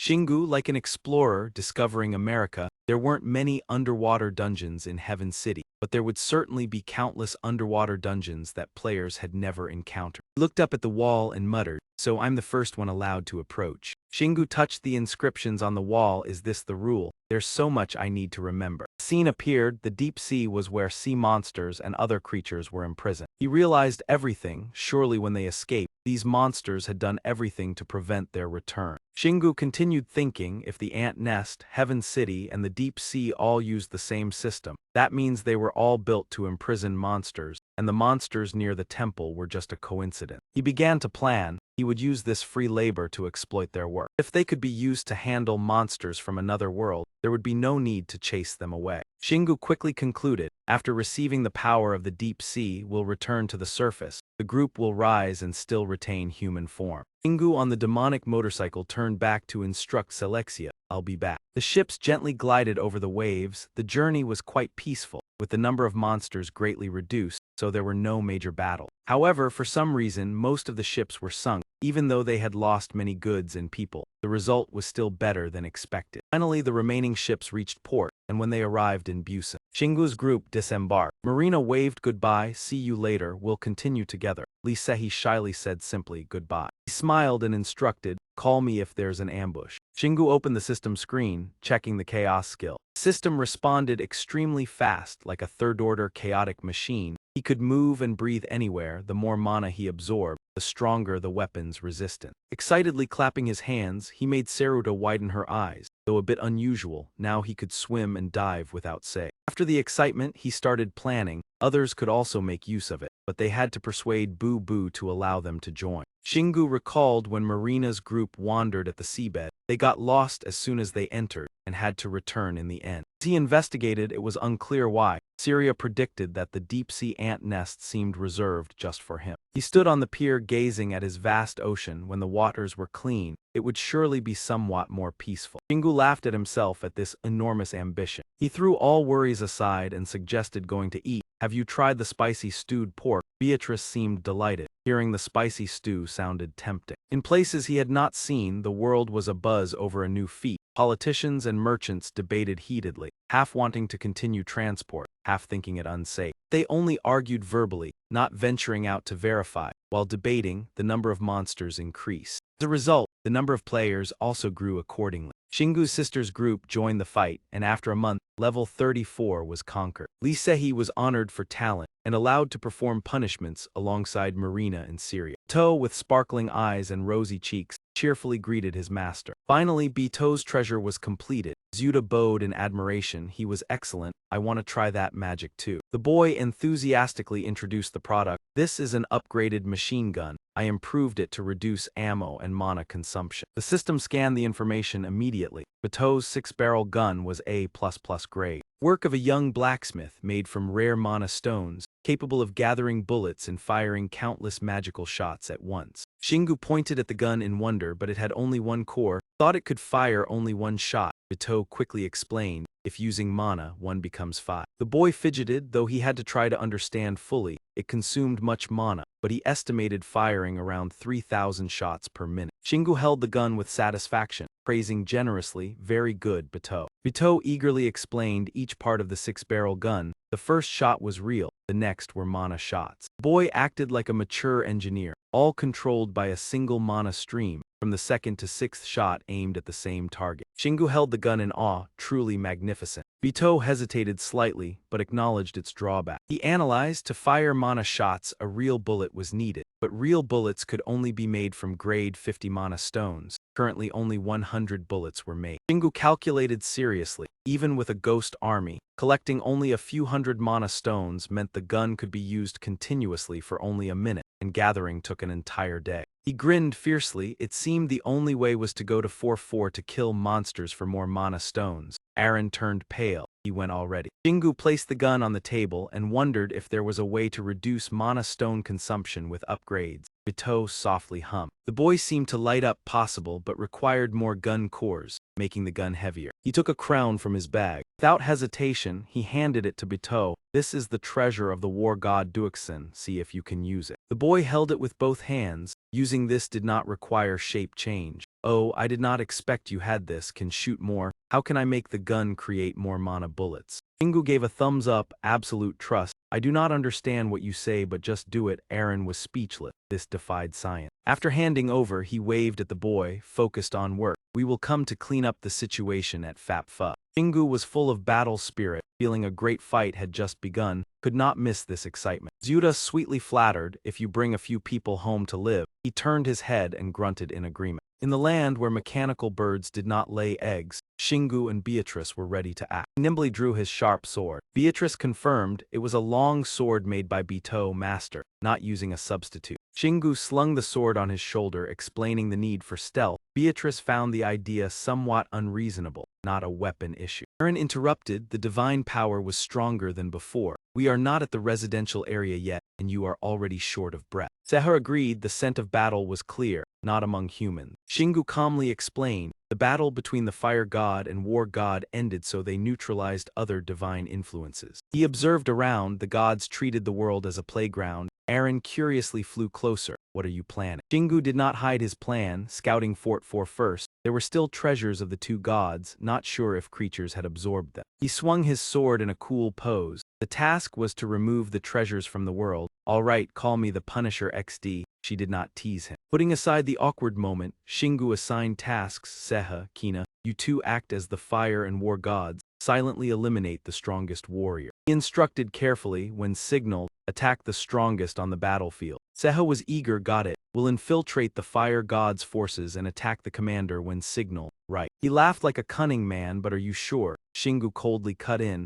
Do not invent a foolish script, just go. With that, the two split and dashed off. Seeing the summoned demon bike, Aaron shouted, let's go, he softly hummed. Shingu held the sword firmly on the bike. The burst, the demon bike shot straight up into the sky. He recalled two fierce battles, understanding the war god's power through the fight with the bears, and understood the fire god through the fight with Harian in New York. He mapped out the steps, used the dragon pentagon, read the battle formation. The fire god was currently dominant. Aaron discussed, thinking it made sense. The war god weakened after he destroyed the stuffed bears. Underground, screams and weapons echoed. Shingu calmly observed the momentum of the battlefield. Quickly decided, received divine power. Hard to call them humans, he guessed should start with them. Aaron anxiously checked again, but they were still human. Are you okay? He recalled the Mon Duzet Nat group. In battle, they were no longer human, though in shape, like the guild in the Great Valley shouting Luizos. He shyly apologized, did not intend to make it hard for him. Shingu jumped off the bike, acting fine, it's okay, thought while still possible. He landed lightly, not disturbing the melee. Shingu gritted his teeth, determined to change the situation. Must target at least the commander. He charged straight forward. He ran in a wave-like path through the crowd seeking prey. Moving with the flow, tracing the mana stream, could take down the target right before his eyes. No need for a sharp sword to eliminate villains in an instant. With swings, heads detached from bodies, blood erupted like small volcanoes. All soldiers panicked, Captain, he's dead. The opponents were also chaotic. This one died too. What was happening? Shingu dashed like flying, simple but needed to read the surrounding mana, helping upgrade the dragon pentagon. System jumped twice in notification. Dragon Pentagon upgraded to level 3, Nguyen Trang to level 36. He praised himself, looked at the leveling speed, wished other skills were as fast. Aaron embarrassed, speechless. The soldiers were still fearful. Everyone be careful. The war god sent monsters. Suddenly cold purple eyes flashed. Beatrice charged at the enemy without hesitation, wielding the deadly knight's sword. Seha gripped the fatal wound tightly, a heavy sensation in his head, unable to spread his wings as a player, his speed would drop without them. Hector often surprised others to boost morale, compensating for increased power. Seha shot toward the enemy like a sharp arrow, without hesitation. Shingu was fully satisfied with the performance, excellent, the war god now held the advantage. It seemed Kina and Zeha, were creating something impressive. Eren lost all faith in luck, wondering if he was the cause of this situation. Now he officially entered the battlefield, helping them. She still teased, hearing his confidence. A strange echo made Shingu pause. He had seized the opportunity. Minato had been waiting with his weapon for a long time, coldly slashing once. He instinctively jumped aside to avoid the strike. Shingu finally stopped after sliding far, taking the chance to ask about an old acquaintance, Cha-Cha, seemingly meeting sooner than expected Kanato. The towering man spoke slowly. Dyerson had told me. Kanato's blazing red eyes shouted that he had taken what once belonged to him. After a fierce battle, both paused to recover. Shingu studied the opponent's fierce face, thinking Kanato, the war god general, was truly strong, with superior magic, skill not inferior to his own. Thinking carefully, he smiled smugly, but it did not mean victory was impossible. The man's weakness lay here. The more disciples of the war god, the stronger, but prolonged battle and losses would weaken him in reality. Kanato angrily shouted, returning the item. Shingu raised both hands without hesitation, claiming ignorance. See. Kanato pointed suspiciously at his inventory. You are a player, not a subordinate of the fire god. Shingu felt no fear, teasing him. Ah yes, surely you have no private inventory left, lost along with your wings when following the god. That statement enraged him. I admit you bravely took the treasure, but there will be a price. He smiled, provoking with his own light. Shingu thrust his sword powerfully toward the opponent. Luckily Kanato reacted quickly, swinging his sword to block. The sound of metal clashing rang clearly. As he completed the motion and looked at the opponent, he vanished, leaving only white smoke. Kanato cursed angrily under his breath. Damn it. He unleashed all his fury in every direction. The ground beneath him shattered, while Shingu glided outside calmly. System board displayed an upgrade. Boomerang reached level 11. Nguyen Trang reached level 38. Shingu smiled in satisfaction. Unexpected success felt pleasantly. He followed Kina's advice, imagining mana extending through the weapon, succeeding more easily than predicted. He succeeded because when Shingu raised his hand before Kanato, it activated the skill. Since Kanato realized if the sword was thrown, he used camouflage skill to hide it. He was too absorbed, forgetting the match. Eren reminded him, fearing distraction. Now focus on battle, the enemy is there. Shingu accelerated into the battlefield, grasping another sword, having lost one to escape Kanato. But this sword was mass-produced, so many remained.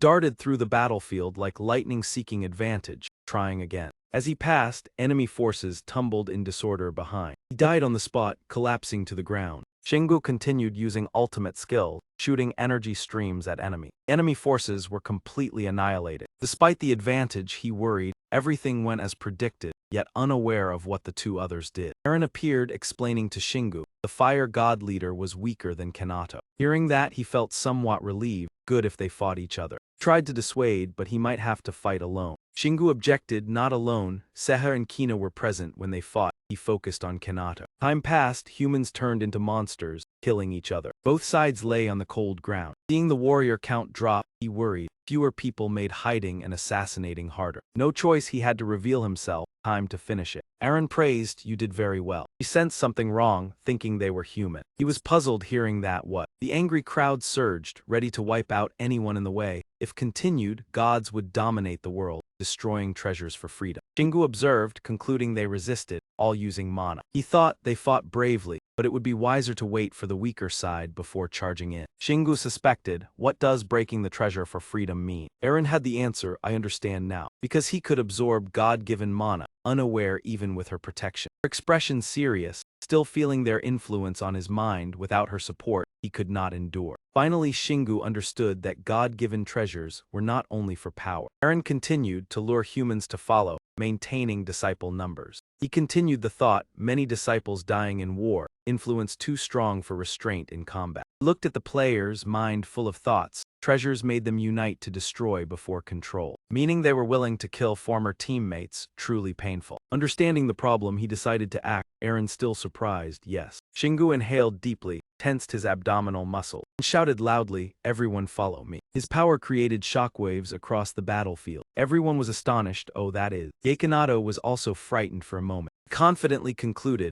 everyone who wants to remain human, follow me, I will protect. Shouting loudly, channeling energy, mana flowed from everywhere like a waterfall. He felt satisfied, absorbing all surrounding gods' mana. System board displayed, absorbed enough mana, unlocked new skill to drain mana. Now able to absorb surrounding mana. Shingu looked at the board, wondering, draining mana. The skill exists only through domineering will. He smiled in satisfaction. Hi, finally controlling the mana around him. Eren was also stunned by his power. Separating the divine mana in a battlefield so filled with mana was something completely new to her. The players in front couldn't hide their fear, witnessing him absorb all the mana by himself, unsure how long he could endure. With no other choice, they were forced to take the only path. The players immediately ran toward him. But this is our chance, let's follow him. Minato looked at the ungrateful ones in front of him, cursing Shingu helplessly, you bastard. He stood still for a moment, observing the opponent carefully. Minato could never forget his own past. Witnessing Shingu's confidence, because he too once had a glorious time. Back then he wasn't a follower of the god of war and had fought alongside others to protect Bop Foe on the front lines, against those who wanted to invade freedom. However, looking at himself now, he felt no regret. Now, he was the most beloved and loyal son of the divine, and he took pride in that. He should feel proud, but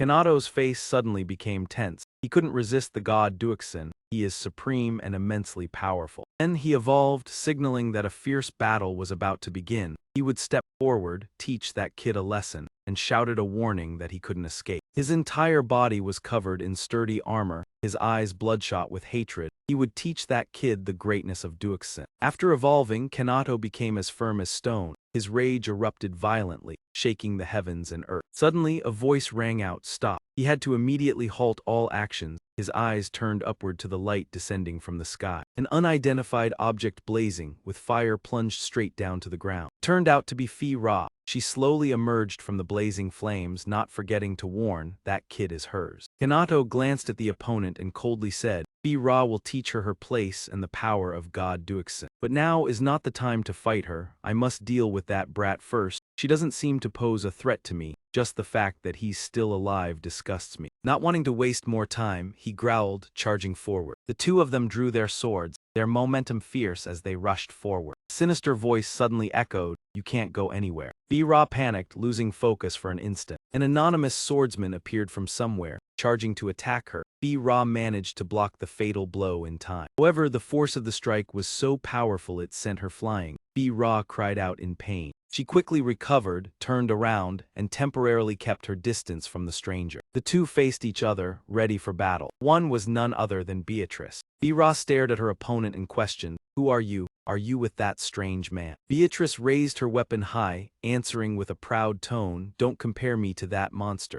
My master is actually stronger than me by a little. Kanato stood silently aside, observing, his heart filled with thoughts. Just one hit and she was knocked back. I'm not disappointed. With no more obstacles, he was smug, for he was the one who would finish off that brat from the start. Then he wildly charged forward, determined to kill the opponent in front of him. Kanato led the charge, swinging his powerful sword at his opponent. Shingu responded by firing a mana bullet. The mana bullet struck successfully, knocking his weapon away. The sound of metal clashing rang out, numbing his hand. Kanato gritted his teeth, seething with anger enough, don't underestimate me. He looked at the provocation in his opponent's stance. Do you hear how foolish it sounds, still speaking like that when you've already fallen into a trap? He was furious, standing before him, holding his weapon, slashing downward with force. To Shingu, it was nothing. He immediately used the heavenly hammer to block the blow. The impact from both blows created a resounding noise all around. The sound of their weapons clashing was deafening. Both of them could feel the power from the strike. Kanato watched this scene in shock. A powerful shockwave. Could it be a skill attached to the weapon? But as soon as that man lost focus, he shouted, cannot let him slack off. Then he swung his weapon forcefully, successfully pushing the opponent away.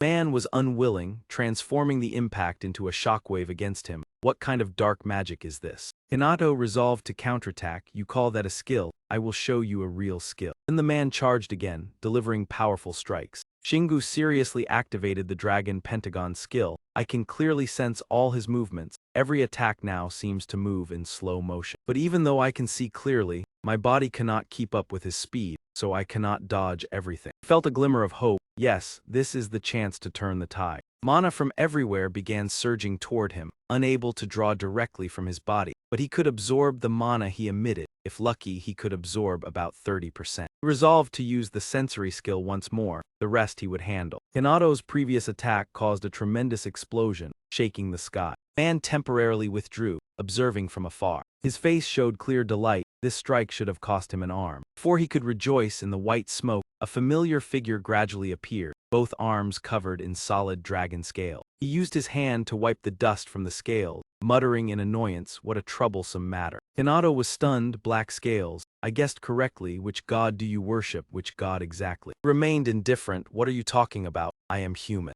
The man did not believe, pointing at his face, lying. How could a human have such power? After guessing repeatedly, Shingu got bored enough. "Let's fight." Shingu gestured. "Do you fight with words? Stop talking, charge in." Nato, challenged, became enraged, feeling extremely ashamed. He was so angry he lost control, charging while shouting warning. He swung powerfully but without effect. Continuous erratic slashes aimed at Shingu, yet he easily evaded. Still, he appreciated the man's ability in terms of body speed alone. "I am still behind him. He is truly excellent in all aspects. But my reflexes surpass him greatly. I can strike his opening, as long as I avoid his attacks." Battle between the two continued intensely. He slashed, I dodged. Suddenly all slashes froze in the air. He looked at this phenomenon with surprise. His attacks halted midway. Suddenly, a stream of blood-red mana shot straight at him. Shingu felt extreme tension. Countless mana rays. He swung wildly but with purpose. Hinata clenched his fists, muttering one word: "Die." Contrary to the man's expectation, he remained untroubled, face calm. The previous mana rays were drawn into Shingu. Each wave of mana was absorbed powerfully. System announced, "Could mana reached level 4. He looked at the upgrade information with satisfaction. Without this skill, I surely could not have finished this battle unscathed. Seeing him still unharmed, Kanato became even angrier. Brat. He raged wildly, summoning additional stone tentacles, attacking a wide area. Shingu panicked, retreated, observing the situation. The tentacles charged, capturing anyone in their path. Eren couldn't contain his anger. He was using his own tentacles to destroy the minions, without any mercy at all. He calmly affirmed, "No, he is only using the power of the god Duixin to control them. But I can be sure that the power of the god of war is extremely strong. Combining the power of multiple sources into one thing must be a trademark of his."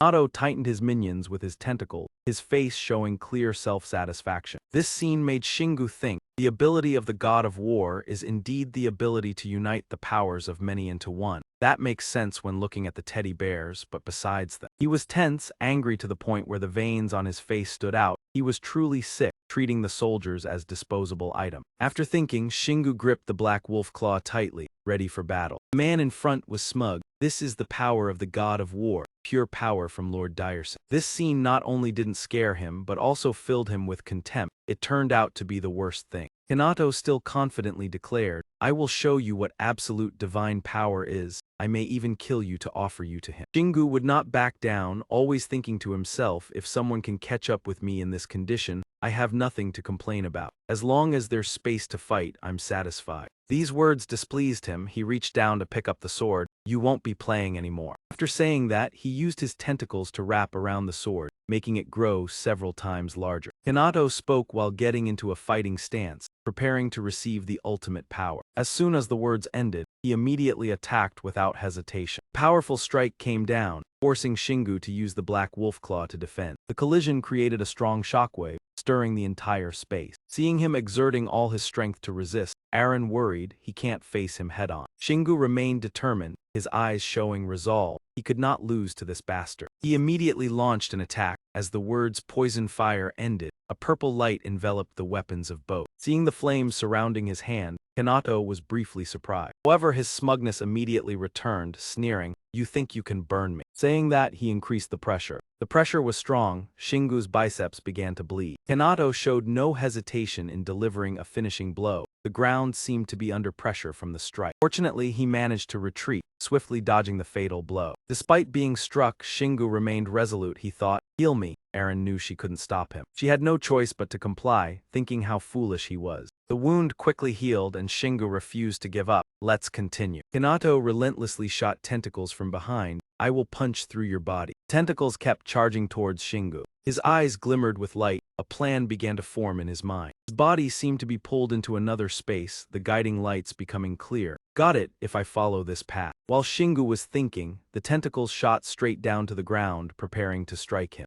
His body quickly moved forward. "I can dodge all these attacks." In an instant, Shingu pushed off the ground with great force to gain momentum. He immediately floated in midair and closed the distance. Seizing the opportunity, he tightly gripped the great wolf claw, preparing to counter the attack. He delivered a powerful strike, hitting Kanato's chest directly. Though the hit struck his chest, the man showed no change in expression. He immediately retaliated, his tentacles forcefully impaling Shingu. The attack made him cough up blood. Shingu quickly used the great wolf claw to break the tentacle that had latched onto him. He quickly backed away, but the tentacles still relentlessly followed him. As soon as he touched the ground, the tentacles immediately struck down. Notification appeared. Resistance to corrosion has reached level 7. Seeing Shingu injured, Aaron worried greatly. Shingu. He continued to look ahead, calmly reassuring, "It's fine, heal me." She didn't hesitate to follow, but still scolded, "Don't be so reckless. Just because someone can heal doesn't mean you're invincible." Shingu confidently replied, "But the one healing me is you. You're the best." His words moved Aaron. "You fool." Not letting her say more, Kanato suddenly spoke, "What a pity. I was planning to inject divine power directly into you." Shingu showed no concern. "Sorry, but that won't work on me, because I'm different from fools like you." His words angered Kanato. "What did you just say?" Kanato kept launching tentacles, cursing, "You little brat." Shingu quickly dodged all the attacks from the opponent. His mind was filled with calculations. He had to use the great warrior and combine his skill with the build-up to defeat him. To do that, he needed time, and while the man continued attacking, it was very difficult to execute. This thought made Shingu lament, "Damn, if I had faced the fire god's minion first, everything would have been much easier." Aaron seemed slightly doubtful hearing this. He didn't hesitate and continued, "If I bring down her and add a little fire from her, combined with my hammer, I'll definitely burn Kanato." Confidently declared, "I will burn him immediately." But seeing Beatrice fighting with enthusiasm, Shingu began to reconsider, not wanting to disturb Kanato because she was truly engrossed in this battle. Saying that, he resumed his fighting stance, telling himself, "It's okay, I have a backup plan." Shingu shouted loudly, "Here, come down." A beam of light shot out from somewhere, cutting through the attacking tentacle. That beam of light was the ZH letter 1EA1. Every step of the ZH letter 1EA1 flying, the tentacles were gradually cut off, surprising Kanato. Is he invisible? Before he could react, Seha rushed in with great momentum. Kanato didn't hesitate to retaliate, "Little brat." His strike was accurate, sending Seha flying far away. Seha took a heavy blow, continuously coughing up blood. Kanato looked down on him disdainfully. "HMPH, a weakling dares to bother me." Shingu's voice rang out, "I just need that much time." The great wolf claw in his hand emitted a powerful aura, surprising Kanato. Lifted his head, confidently looking ahead, declaring, "Remember my name, John Smith Seha. This is the one who helped the souls depart." Kanato still had questions. "Since when did you?" Without wasting any more time, Shingu immediately slammed down with the powerful hammer, crushing the buildup. The celestial hammer struck down hard, immediately breaking the ground. Kanato, his eyes red, braced his hands on the ground, groaning. He lifted his head and screamed, "Lord Daisun, please give me more power." Shingu gritted his teeth, his body filled with power, the cry of the mighty warrior echoing in his head. A hammer strike came down again, this time carrying an unstoppable destructive force. System sound suddenly echoed. The mighty warrior leveled up to 5, punishment reached level 55, poison reached level 4. At the impact point of the punch, a deep dent appeared. A strange purple light flared up. Shingu quickly turned and commanded, "Aaron, heal Haiti." She immediately flew off to carry it out. "All right, I will." The fragments of Duixin began to float up from Kanato's chest. Glowing red gem,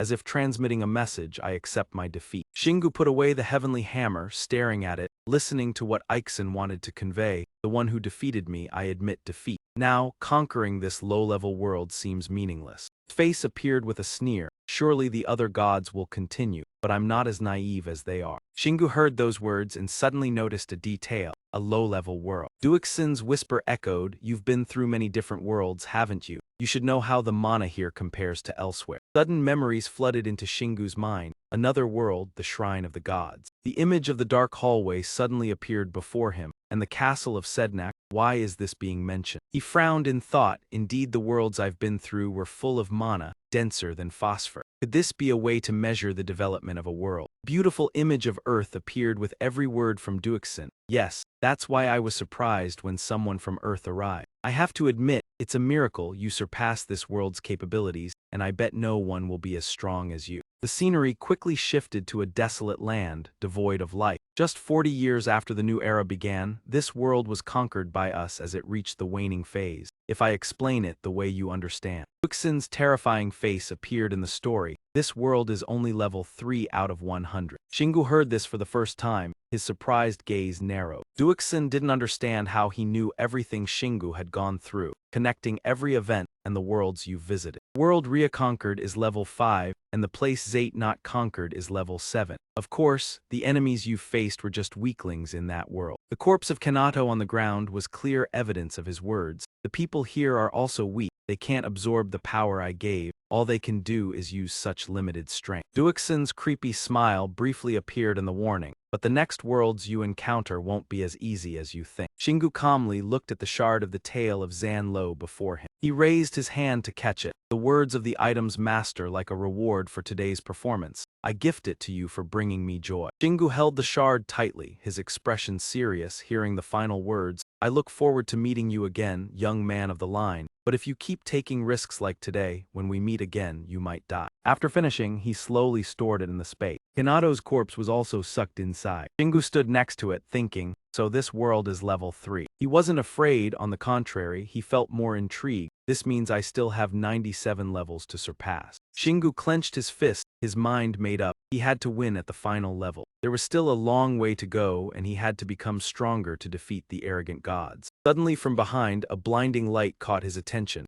The rocks in front of him were suddenly pulled up by that light. Incredible, the structure that had been destroyed was now automatically repairing itself to its original state. The people around who saw this spectacle were astonished. The 9 layers of clouds were regenerating themselves. No way, that's proof that the god of war has disappeared. Everything was gradually recovering, the lost abilities were restored. Hey, your wings are growing back, and you too. He looked at the strange monsters in front of them, no longer in a defensive posture. Everyone, calm down, the fire god's minions are still here, we must crush them. The entire army was empowered. Charging forward, don't miss this chance, go in. Shingu stood observing the battle between the two sides. The victory was obviously tilted in his side's favor. He stood firm like a rock in the snowstorm, his thoughts drifting to the people who were given hope as the 9 layers of clouds returned and the monsters no longer obeyed. Shingu's body was covered by the golden healing energy. Even when he stopped using the mana drain skill, the influence of the divine power no longer affected the people. Then he quickly moved towards his teammates. Seha, how is he? Aaron had finished healing, happily reporting. He was in a very dangerous state earlier but is much better now that he leveled up. Seha, despite the injuries, was only concerned with the situation. Did I do well? Clear them out. Shingu gave a thumbs up, complimenting, you did great. Your combat posture was perfect. Aaron also added, I didn't expect you to hide like that. Seha awkwardly smiled, scratching his head humbly. Thanks to you using your stealth skill on me, I was really surprised that you could maintain such accuracy in the middle of the battle. The sound of Beatrice's footsteps interrupted their conversation. Master. She brought the enemy's head, walking up. I've brought back the enemy's head.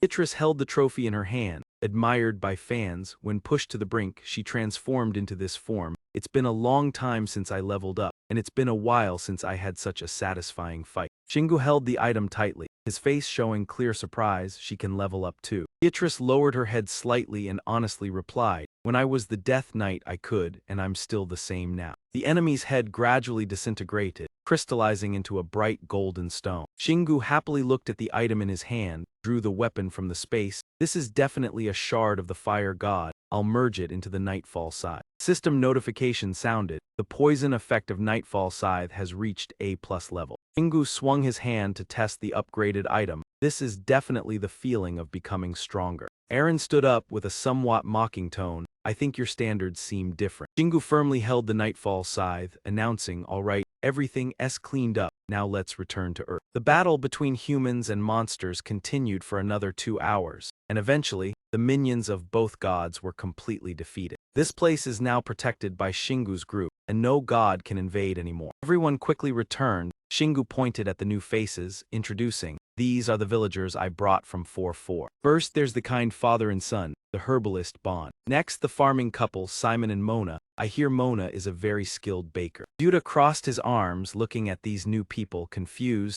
I thought you didn't like bringing villagers from other worlds, but you really chose the most practical people. Shingu recalled their farewell, hesitated for a moment. Well, Tommy and the others behind tried to hold onto their benefactor. Will you leave? Won't you stay with us? Shingu sighed and blurted out, crazy. I have to return to my world. Everything's fine now. You can protect yourselves now. He suddenly realized something. His eyes widened in surprise. Zuta's voice echoed in his head. Why don't you bring villagers from other worlds back? Shingu was unsure of the attitude, but it wouldn't hurt to bring a few people. Tommy saw the sudden change in his demeanor, a bit surprised. Shingu raised his hand, full of confidence. I bet there are a few people with skills ready to follow me, right? So, who wants to come with me back to my world? He proudly showcased the new members, all of them skilled and tested. Woo, I'm speechless, you're really wild. Shingu remembered the loot, turned to Bito. I've brought the shards of the god back. Do you think we can upgrade them? The young boy eagerly replied, yes, I've already prepared the materials while you were away. Bito took out a modern revolver. It's still incomplete. I still need a core to activate the magic formation. Shingu held the tail shard, reassuring, don't worry,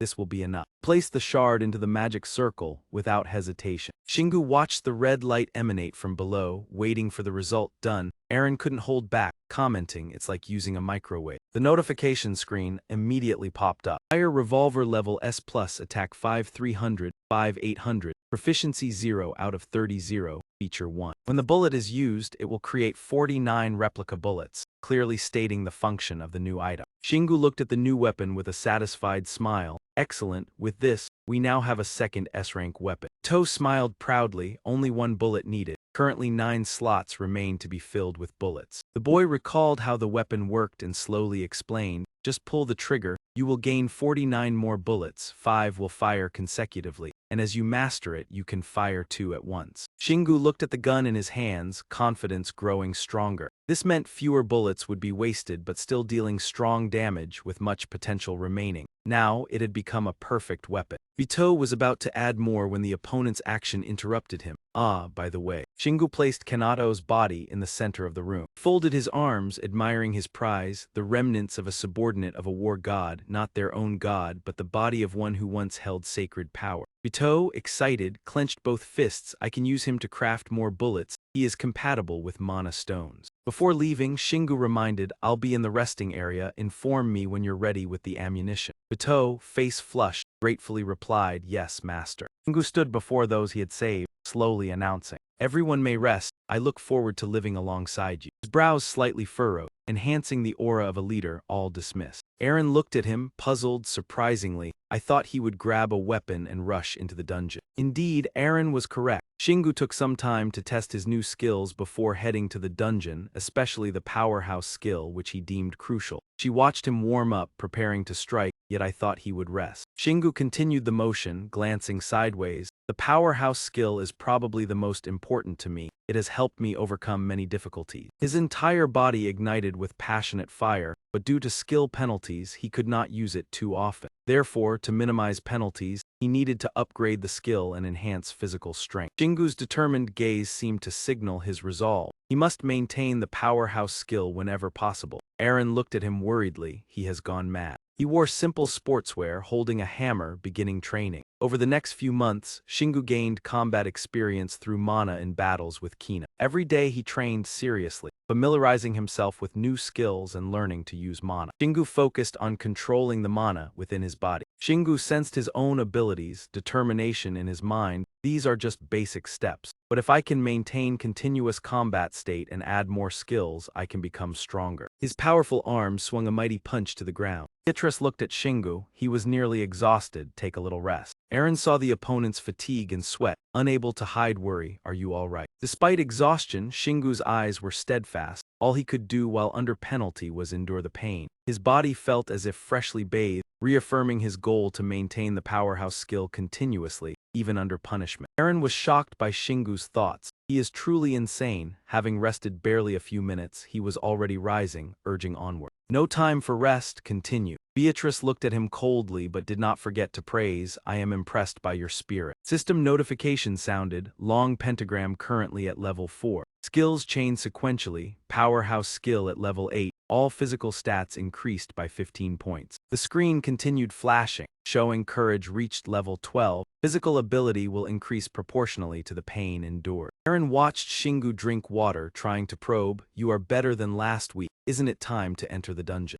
Shingu, drenched in sweat, glanced. using the powerhouse skill now less exhausting, but still wanting to reach level 10. He suddenly opened his eyes, astonished as if sensing something. Shingu's voice turned serious, but training would be temporarily postponed. Aaron noticed the sudden change, somewhat puzzled what happened. The image of the Whirlwind Association president appeared in Shingu's mind. The ghost he had tracked, Harian, had vanished. Throughout this time, Harian had never noticed the ghost following him, yet suddenly attacked it as if receiving a message. He propped his chin with his hand, seriously deducing it must be the fire god. Shingu recalled Farah's smug face. The subordinate we met at 4 had power. Seha continued training, breathing heavily, though Kina had already won. Aaron had not finished speaking but understood, adding, "But the trouble they cause is only a matter of time. Perhaps they have recovered from the damage we inflicted them." Shingu located the opponents and smiled confidently. Fortunately, this time they are in Korea. The image of Jeju Island appeared in Shingu's mind. Harian was on this island. Shingu quickly changed clothes and prepared to depart. Aaron heard about Jeju Island and immediately felt curious. Jeju Island, a player like him could fly to another country. Why didn't he leave? Shingu frowned, a hint of contempt in his words. Simple, he lost his wings. I don't care about what he does, he's too weak. Shingu stood firm, pointing outward, but now with the fire god's intervention, Kim Harian is probably much stronger. Aaron didn't know whether to feel happy or relieved about this situation. Great. Shingu's face couldn't hide his excitement when mentioning Harian. Him getting rid of my ghost means he'll do things he doesn't want anyone to know. This could be an opportunity to meet some strong monster. Suddenly, a voice called from behind, "Master." A large box looking quite heavy appeared in front of him. Bito rushed over, sweat dripping from his forehead. "Here are the bullets I've made. I used my body and the magic stones you gave me. I've made 30 million bullets." Shingu imagined himself holding a gun that could fire 3,000 rounds per minute. That means he could shoot continuously for 10 minutes. The amount of bullets would be enough to destroy an entire world. Quickly stored the ammo box in his space, then turned to Bito. "Thanks, I'll be back soon." "Ina, come with me," she agreed immediately. "I'm looking forward to meeting those strong monsters." Beatrice, after thinking for a moment, decided to speak. "But Master, are you really maintaining your great strength? Although I feel you've become stronger." Shingu crossed his arms, not hiding. "Actually, I'm being punished." Beatrice was stunned, as if shocked. "What?" Shingu shook his head, his face even more excited. "Let's go." He confidently walked forward, declaring, "It's time to deal with Kim Harian." The group moved quickly on the demon motorcycles. The night scenery was wonderful. In less than 5 minutes, they reached Jeju Island. The system notified again. The current battle level is 67. Shingu drove, casually waving his hand. He liked the rapid skill growth, not knowing what would surpass level 100k. Erin stuck her head out from her coat, looking around. "As far as I know, no, at least for those recovering. For example, the basic healing skill will evolve into a high-level skill when reaching 100. Shingu didn't get the answer he wanted, turning back to ask, "What about you?" She seemed to think carefully but replied, "The same, most of my skills have evolved." Shingu rubbed his chin, focusing on analysis. "I think there's another way to evolve skill." Erin gasped as if she just understood something. "Huh. Oh." Shingu used himself as a concrete example. "My enhancement skill was created by changing and evolving from the mana bullet skill. Every action of mine has a reason. The soul control skill was forged by the power of the devastation I absorb. Each awakening skill has a history, and in the end, the 5-sense dragon skill was created by merging all 5 senses." Seha understood and eagerly continued. "So healing is a basic skill, enhanced bullets are rare, soul control is unique, and 5-sense dragon is legendary." Shingu seemed dissatisfied with the explanation but agreed, "That's a reasonable way to put it." Their vehicle quickly reached the gloomy forest. Aaron tried to look around, but the situation seemed bleak. Where's Harian? He might be using invisibility. Those tricks won't trouble Shingu. Even if he's invisible, he can still sense his presence. Among the thick tree branches, a figure covered by blazing flames appeared. Shingu smiled, excited. "Let's move forward. Everyone hold on tight." Aaron initially followed calmly, but then she regretted it. "Yes, right." The demon motorcycle sped forward, flames shooting from the rear. Group rushed ahead like bright stars. Harian sensed the danger approaching. Even so, he couldn't react in time to Shingu's high-speed charge. Couldn't prepare in time and was hit head-on. Explosion rang out. Harian was thrown far away. His small body slid across the ground. Harian fell into a kneeling position, while Shingu stood behind, silently storing the motorcycle in his space. Harian braced his hands, standing up in an awkward position. A dangerous aura emanated from Shingu. Surviving that blow must have transformed him into something extraordinary. Harian grimaced from the wound on his forehead, his hands trembling with anger. Shingu. He raised the flaming sword high. Powerful slash aimed forward. Shingu quickly gripped the handle of his hammer, standing firm, using only one hand to parry Harian's attack. He smiled encouragingly, his flame was too weak. Being openly belittled, he gritted his teeth and cursed, "That bastard." Shingu spoke plainly, "I know you realized it, but the only reason you're still alive is because I kept you alive. You are Majin." Eren saw the expression and immediately spoke, "Wow, you really look like a villain." Shingu carried his hammer over his shoulder, slowly asking Harian, "Now that you've carved the divine shard, how's life?" Harian scoffed and retorted, "Do you too think you're the reason I'm still alive?" Found that laughable, his gaze like a laser beam piercing through his opponent. Eren quickly raised her hands to block shield.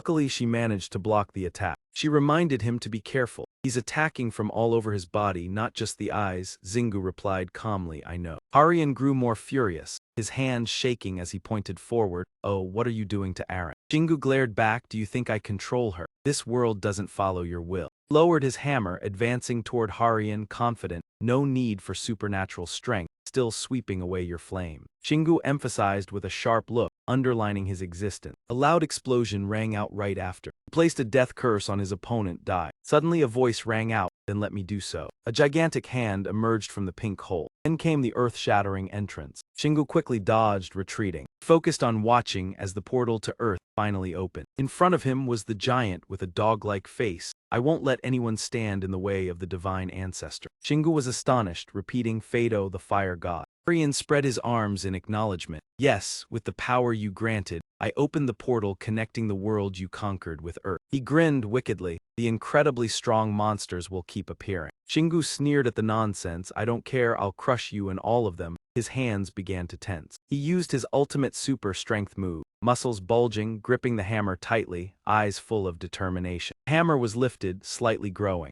Shingu made a charging step toward the giant. The beast ferociously raised both fists, revealing his chest. Shingu swiftly swung his hammer, striking the guard. The giant's hands fell. Harian panicked. How could this be? Immediately, he felt the sound approaching. Shingu threw a punch. Harian received a crushing slap. With burning momentum, he continued to attack. He unleashed a series of strong blows. Like golf, Harian flew back and forth like a ball. He spat blood, only the sound of coughing was heard. Shingu jumped onto his head. "This is your end." He slammed the hammer down hard on Harian, who lay flat. "System notified that you leveled up." His entire body began to explode, vanishing, leaving behind the divine ancestors' remnants. Shingu took the remnants. Seha flew over curiously. He watched closely. "This is the fragment Harian kept inside. Should use the hammer to absorb it." The system notified that the Night Punisher has an A++ poison effect. Shingu was pleased with the result. "Excellent." Eren exclaimed, "You finished him easily, so smug, what's so hard about it?" Her face turned bright red, a small cup in her mouth, still impressed by his strength, though it didn't matter. Shingu wasn't happy, shifting the topic. "Forget him. There's more important work to do. Don't waste energy on him." Suddenly a voice called out. Master turned around quickly. Beatrice ran over, pointing at the pink hole. "The situation isn't over. Monsters are spilling out of the portal." Shingu flicked his fingers. "They thought Earth was apart, so I'll give them a warm welcome." The leader of the mermen said, "The path opens up a new history. Under the Master's orders, turn this island into his kingdom." Shingu angrily protested, "You think this is a joke? Why choose Jeju Island?" The monster cursed, "You fool, you don't understand how difficult it is to leave this world and enter it." Seha reasonably deduced,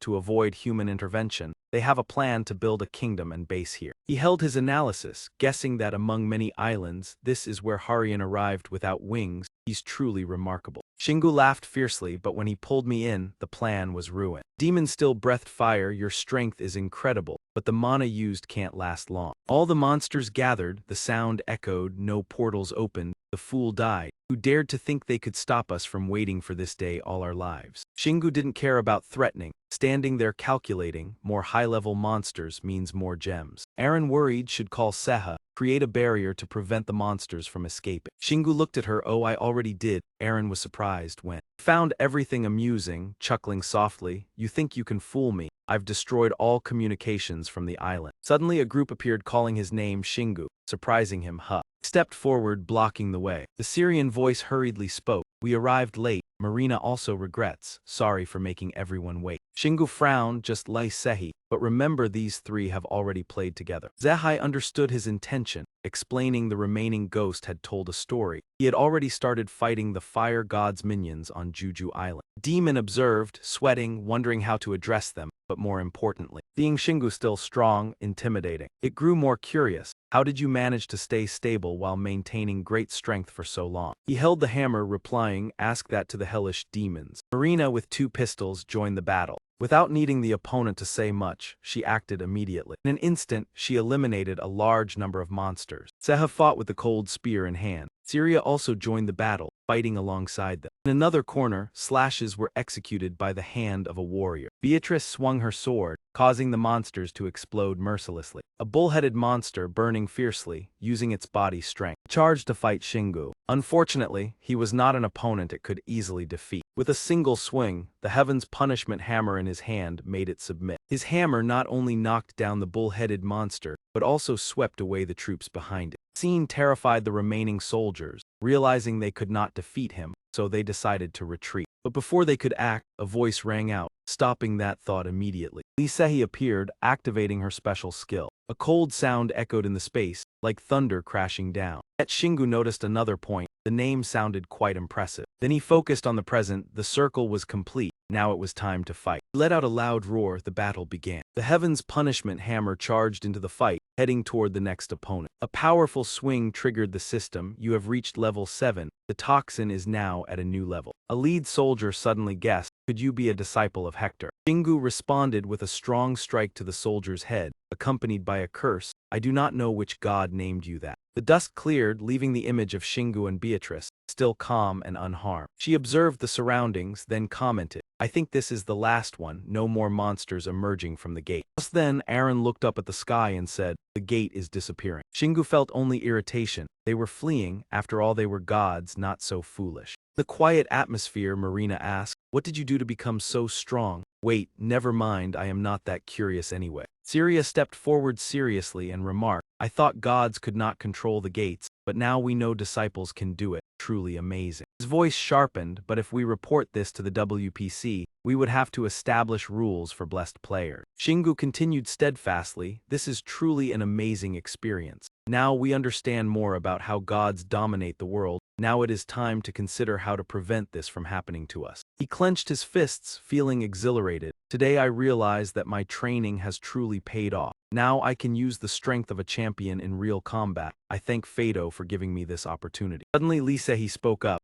Sorry to interrupt. She seemed worried, but I think a few monsters are observing us from afar. They do not seem very dangerous. Of course Shingu trusted her. We are in this forest, right? Lee Sehi replied, yes. He immediately activated the Dragon Pentagon skill. In a moment, his vision pierced through everything. He frowned, they are monsters from the earth. You are right, a few are here, but they do not seem affected by any gods. This reminded Shingu of Selexia, when he had previously encountered a monster unwilling to harm humans. Should we approach them? Perhaps they are like the underwater monster group. As someone spoke, Shingu felt his whole body tremble. In an instant, he appeared right in front of the monsters. Unlike the aggressive ones, they were fearful, trembling. Shingu spoke sternly, asking, who are you? Are you not followers of Fado? Did you come here to fight the monsters he sent? Small beast stepped forward, Phi-2. Is that the name of the one controlling all the monsters earlier? Sarai, small in stature but strong in character, said, these monsters harass us. They forced us to believe in a stranger. Shingu noticed another unusual point. Do you need to finish the sentence? Sarai remained resolute. I must say it indeed. She continued, all we want is to live peacefully and worship our God, but the monsters forced us to worship theirs. We were terrified as they said they would take us tonight, but you defeated them all. Sarai looked straight at Shingu, her gaze sharp. We are very grateful that you saved us, but will you force us to believe in your God? Shingu replied directly, I only believe in myself, and I am not the type to force others to believe in anything. The answer relieved her. Truly, now let us go. Do not trouble us anymore. Shingu emphasized as he pulled them close, that will never happen. He smiled, creating the gentlest expression, because I want to understand more about your God. Will you tell me? Night gradually passed, he returned with the spoils in hand, they would lead the way.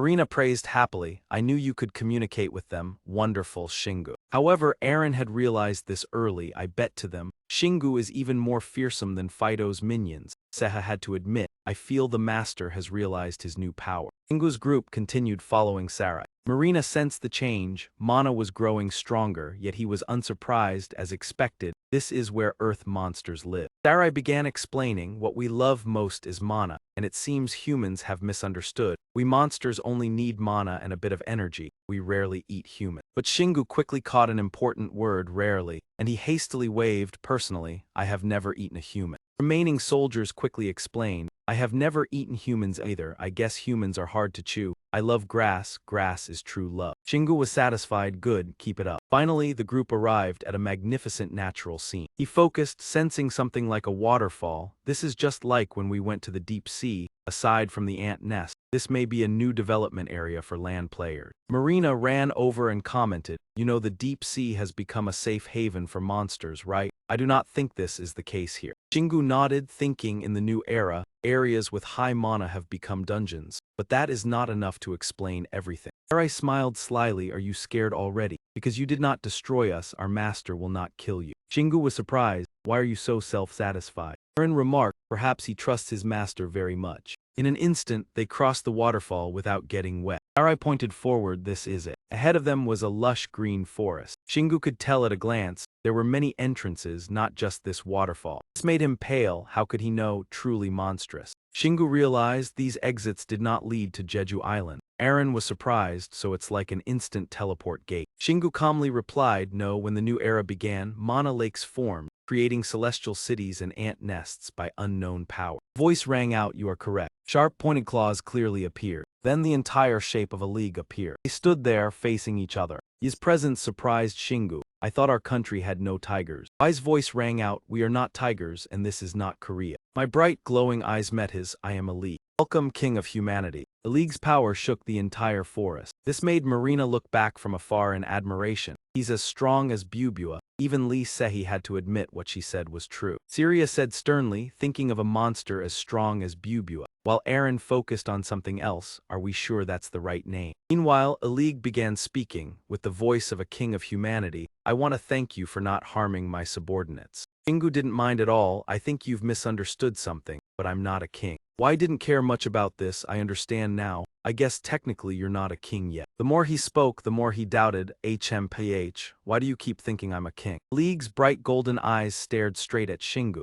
Surely you're underestimating us, if you think we don't know who you are. Then he shifted the conversation. I've always wanted to talk with you, but let's continue inside the cave. He didn't hesitate, fine. Suddenly remembering something, Shingu turned and said, oh, you don't understand, that white tiger wants to talk in the cave. Marina happily said, I guess it's fine since we have Shingu here. Celia showed no expression, maybe like the deep sea. Lisei spoke, let's go. I don't know where it came from, but the three of them found reasons to praise Shingu, making him unsure how to express himself. They've completely lost their minds, they're relying on me totally, should I just leave them? They continued, leaving footprints on the vast desert. Finally they reached a cave, a league announced, we've arrived. They slowly entered. Shingu observed, realizing this wasn't normal sand, it was holding its shape with mana. He immediately commented, you're maintaining this cave, impressive. However, Wai spoke in a heavy tone, this power is not mine, so I don't deserve praise for this. And Shingu and everyone found a place to sit. Well then, he got straight to the point, wanting to know if the god you worship is controlling everything, right? The league slowly explained, I'm fairly certain since our monsters were born, they've been attracted to a special existence, and I'm sure that person granted me this power. This made Shingu even more suspicious. Do you know the name of this god? Did they do anything other than grant you power? Wai's answer wasn't complete. This is all we know because no one guided us to them. The only way is to find our way to our god. I know my power noticeably decreases when not surrounded by sand. That's why I can't go out and fight today. I have to wait for my subordinates to lure those monsters here. Shingu nodded seriously, I understand, but I handled them before they got here. A league said as if burdened, that's right. Those monsters came here to transform both humans and monsters. Before today, they had come many times, they came to threaten us. After a few battles with them, we realized their real goal, to destroy everything that stands in their way. What they're trying to destroy is a human, stopping the spread of the power of the god they worship. Wai's sharp finger pointed at Shingu,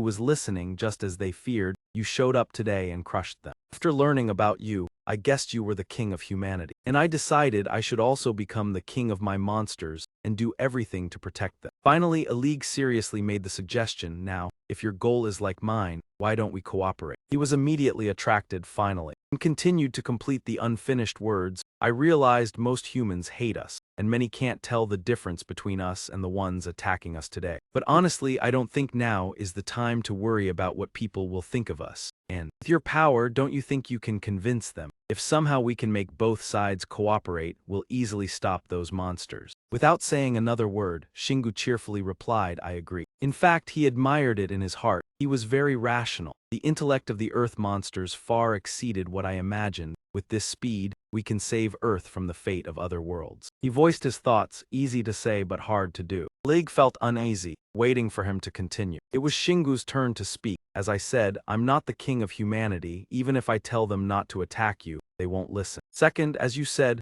humans can't tell the difference between you and the ones attacking us. Maybe no one else can communicate with you like I can, so establishing an alliance isn't easy. His points made a league agree. He said it makes sense and continued, third and finally. His gaze became sharp. You're still not the king of all monsters. Technically, you're not their representative, at least not yet. I also admitted this flaw. He said, that's right, I'm only in charge of the territory connected to this cave, not the whole Earth. So what you're saying is, we have no choice but to fight against humanity. However, Shingu interrupted, listen, Ali. The familiar name made Y stunned. Ali didn't explain anything, only offered his opinion. We understand each other and agree on what we want. Although we can't make monsters and humans cooperate right now, I think we can form an alliance between us. Shingu's proposal seemed reasonable to Ali. It sounded good. His eyes lit up with joy. I trust you and you trust me, I like that. The excited smile still lingered on his lips. That's right, I think if we cooperate, we can at least reduce conflict between humans and monsters. Who knows, one day we might reach an agreement. The League also gradually became happy. I understand. We'll take it step by step, like building a castle. I like this idea. Shingu cheerfully said, good, will you join?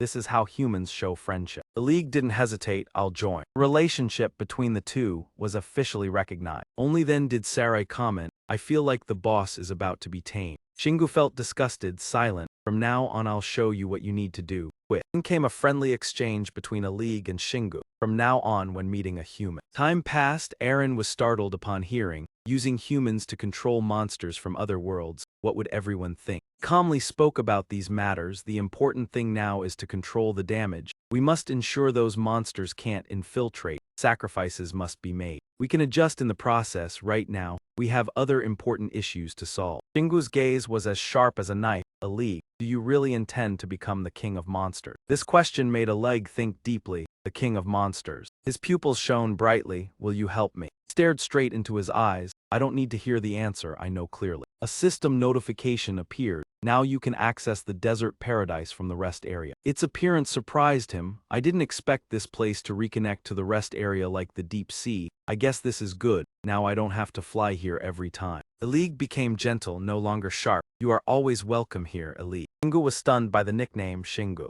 Lisei stood behind wondering, Shingu like Shingu. Marina couldn't help but laugh. Please, you. Seeing a League gleeful like a big cat, he didn't know how to react. Who would have thought I'd also have a nickname like that? Shingu didn't feel bothered. I didn't expect this to actually happen. He seriously inquired of a League. First we need to determine if his stable territory includes Jeju Island. This is like cleaning the house before starting big plan. After hearing that, Y laughed, replying that he understood, very profound, just let him handle it. It's something he always does and can fully manage. Shingu emphasized to Y, while he does that, I will assist in gathering information on other creatures. That way he can control everything. If we gather all the monsters on Earth, we will be able to respond to any attack. When all monsters are united, humanity will no longer underestimate him. We will realize that recruiting him is a smarter choice than creating an enemy. Eli Gu nodded lightly, of course. Shingu fixed his determined gaze on Y next. He needs to learn how to communicate with humans to improve relations. I can act as his spokesperson, but humans might think he and the army are under my command. Y grinned widely, showing sharp teeth toward him. I understand. If you teach, I will do my best to learn.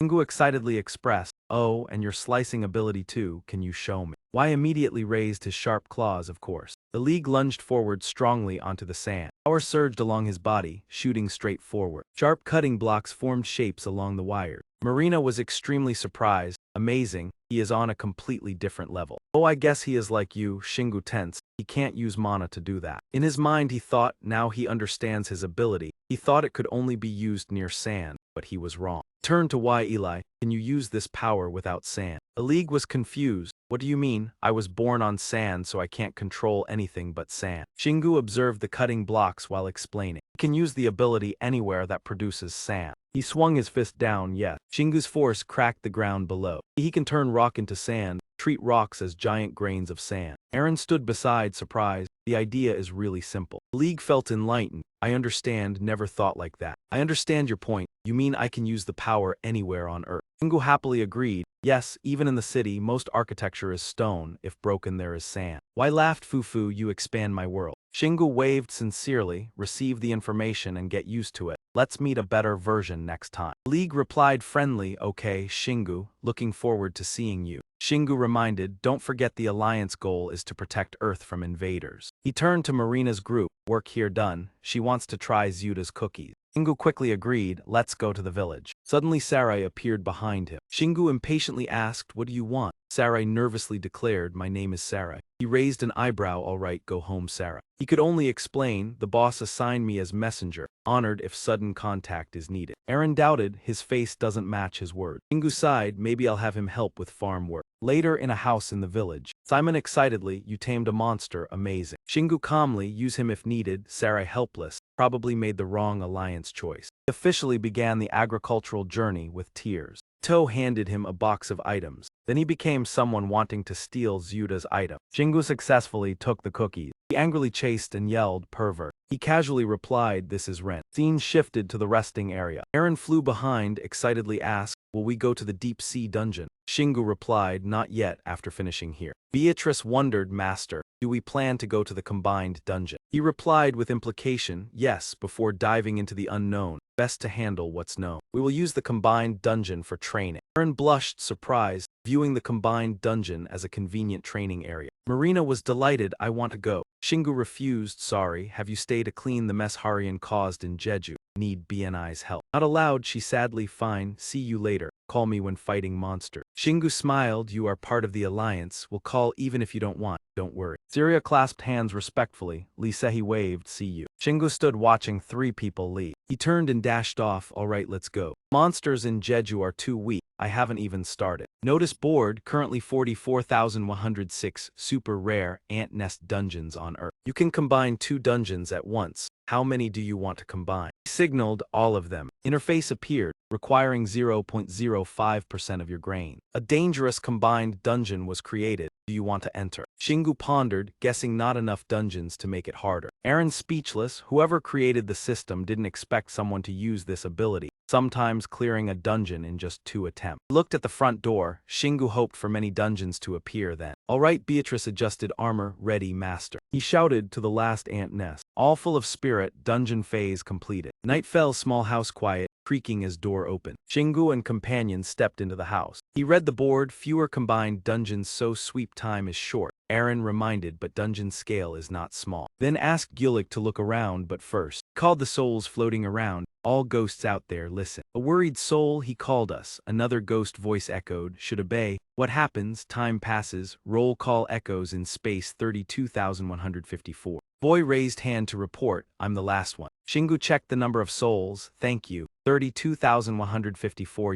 an absurd number. Aaron was astonished by this number, at least 9-10 times more than the dungeons that had merged before, about 40,000 out of 370,000 dungeons. Seho was also stunned, nearly 70%, it's hard to believe. Meanwhile, Shingu frowned, deep in thought, wondering what had changed, whether the average difficulty had increased. Since I cleared all the super dungeons last time, this proves that the players who passed them are stronger than before. He silently speculated that the stronger the player, the more durable the souls, and at the same time the Earth's mana surge also had an impact. Shingu nodded in agreement, it made sense. The souls gathered and listened. Everyone, I will make an offer you can't refuse. Aaron sighed at the action, feeling clumsy. Beatrice exclaimed, this soul army is really strong and useful. He recalled past events, wondering why Aaron progressed so fast. He didn't deny it, it was true. Back to Shingu. He was passionately persuading the souls, if you want to protect your existence, follow me. They still hesitated. From another corner, Beatrice whispered to Aaron, don't mind what I just said. She observed the situation and muttered, he probably doesn't really need us. A few minutes later, one soul gritted its teeth, evaluating it's ridiculous. To everyone's surprise, they all shouted, with this power we will follow you. Aaron was confused at work. Beatrice was indifferent, while Seha was excited. Suddenly the boy hesitantly spoke, sorry master, then provided important information. Sorry for not reporting earlier, but right after the dungeon merged, a soul flew into the dungeon.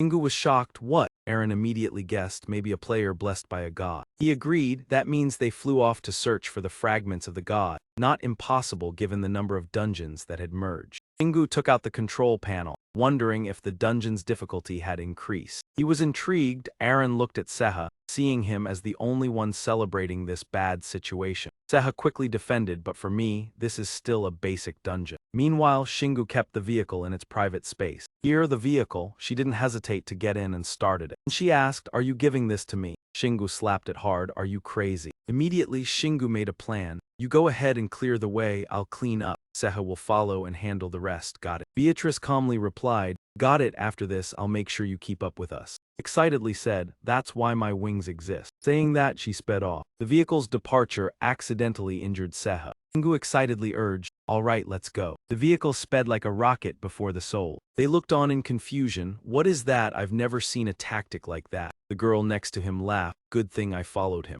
Outside, the small house remained silent in the dark. Beatrice drove the motorcycle through the wall. Master still has a few things left to handle. Shingu in the back, I see. He grabbed the black wolf claw and charged. The ogres, seeing him, became agitated. They're here. One of them spoke, you think you can go straight to the temple without fighting? Is that your teammate? Shingu hefted his weapon, a look of contempt on his face. I already told her to destroy your temple. Angrily growled, audacious, how dare you insult the formation, Hector will not forgive you. Hesitated slightly, repeating, Hector. Aaron reminded Shingu, isn't that the god the Jeju monsters mentioned? They asked if you follow Hector. Shingu just remembered, that's right. Got angry, enough, you will pay. The vicious apes charged forward. They emitted auras, attempting to combine forces to attack Shingu. Aaron was stunned, all above level 250. Shingu annoyed, don't compare me to them. He lunged at the black wolf claws, looking eager. Shingu focused on his target. He unleashed a strong attack, hitting many. Strike sent them all flying. Slammed into the wall, He was stunned, couldn't speak, thought they would dodge. Shingu remembered when attacking, they erected barriers to protect themselves, but thought that was enough. Immediately he set down his weapon, guessing their brains were all muscle. He calmly said, sorry, but this isn't a rubber hammer. The vicious apes feared, invisible power defeated us, you're strong, we surrender. Shingu smiled, don't worry, I'll crush your muscle blocks.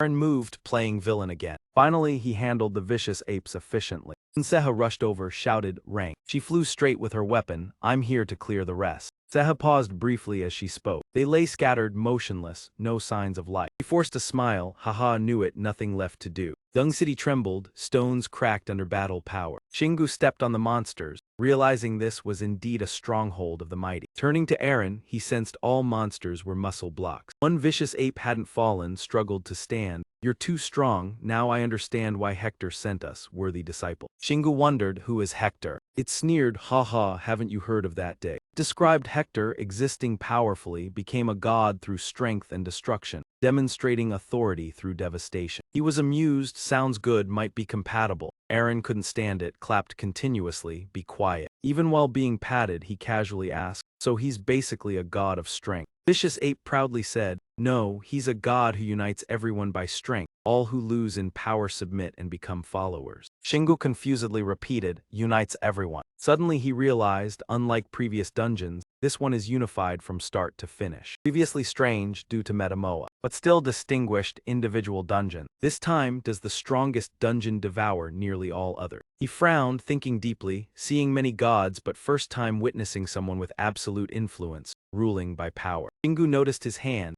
where a strong current of energy was flowing, resembling his own power. After a while of deep thought, he finally spoke. Have you ever met your god? The beastmen were still hesitating. How could we dare? We can only be grateful for even the small amount of power he grants. Shingu gripped his weapon tightly, sighed, I understand now. Perhaps this conversation isn't worth reflecting on. As soon as he finished, a loud explosion rang out, followed by a cloud of dust rising. Under the Black Wolf's control, countless items began to appear. When everything lost its value, he patiently took down each one to collect the spoil. Shingu moved back and forth, thinking to himself, Hector, I will have to face him, but not yet. But this god could know the deepest secrets within him. Suddenly Beatrice spoke, Master, I'm stuck. Shingu asked back, Oh, you're stuck, Kina. She moved quickly between gusts of wind and replied, It's not easy, I'll have to go back. He nodded in agreement, All right, go back then. Beatrice replied briefly, That's right. Immediately, holes in the wall showed the shapes of the monsters approaching. Upon recognizing the two, they immediately charged forward, screaming loudly, they're back, catch them. Aaron turned to Shingu and suggested, Let's go.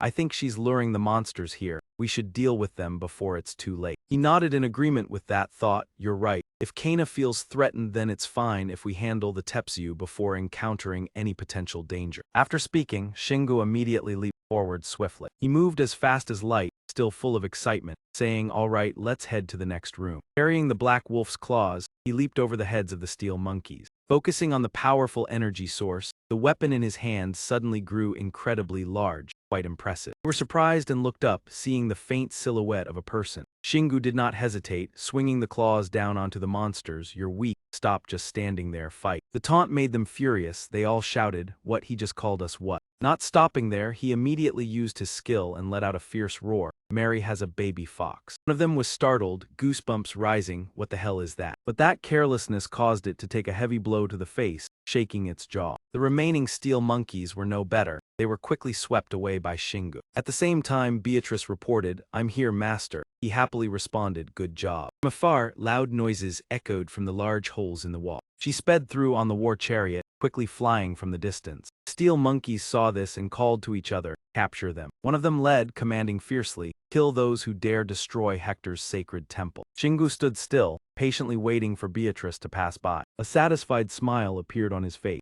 As the monsters approached, they immediately took the hammer blow from Shingu. Take this. The steel monkeys, witnessing their comrade being knocked into the air, were all filled with fear. Suddenly, from the darkness of the wall, a flash of light appeared. A huge silver axe suddenly appeared. It pierced through the body of the flying monster. As it rushed toward Shingu, he hastily swerved to the side. Couldn't hide his delight, exclaiming, It's been a while since I've had such an interesting fight. At that moment, a heavy iron-armored figure confidently stepped forward. You look happy. You can tell who a true warrior is. Their joy is shown when facing a strong opponent, but in the end, that person will extinguish the smile. Yugang appeared ferociously, each word ringing clearly. That's how you distinguish a strong warrior. The steel monkeys, upon seeing reinforcements, cheered in unison. Now is the time for revenge. Shingu remained unshaken, even sneering, Yeah, that's my job. He chuckled skeptically, Seems like you know us. Have you fought our kind before? He remained silent, his sharp gaze fixed on him. Tusk, he's much weaker than you guys. The remark caused him to swing his axe with a colder voice. Seems like you're misunderstanding your opponent. When Beatrice returned, Shingu asked, Hina, how many can you take down? She observed them for a moment, tightly holding her weapon, and answered,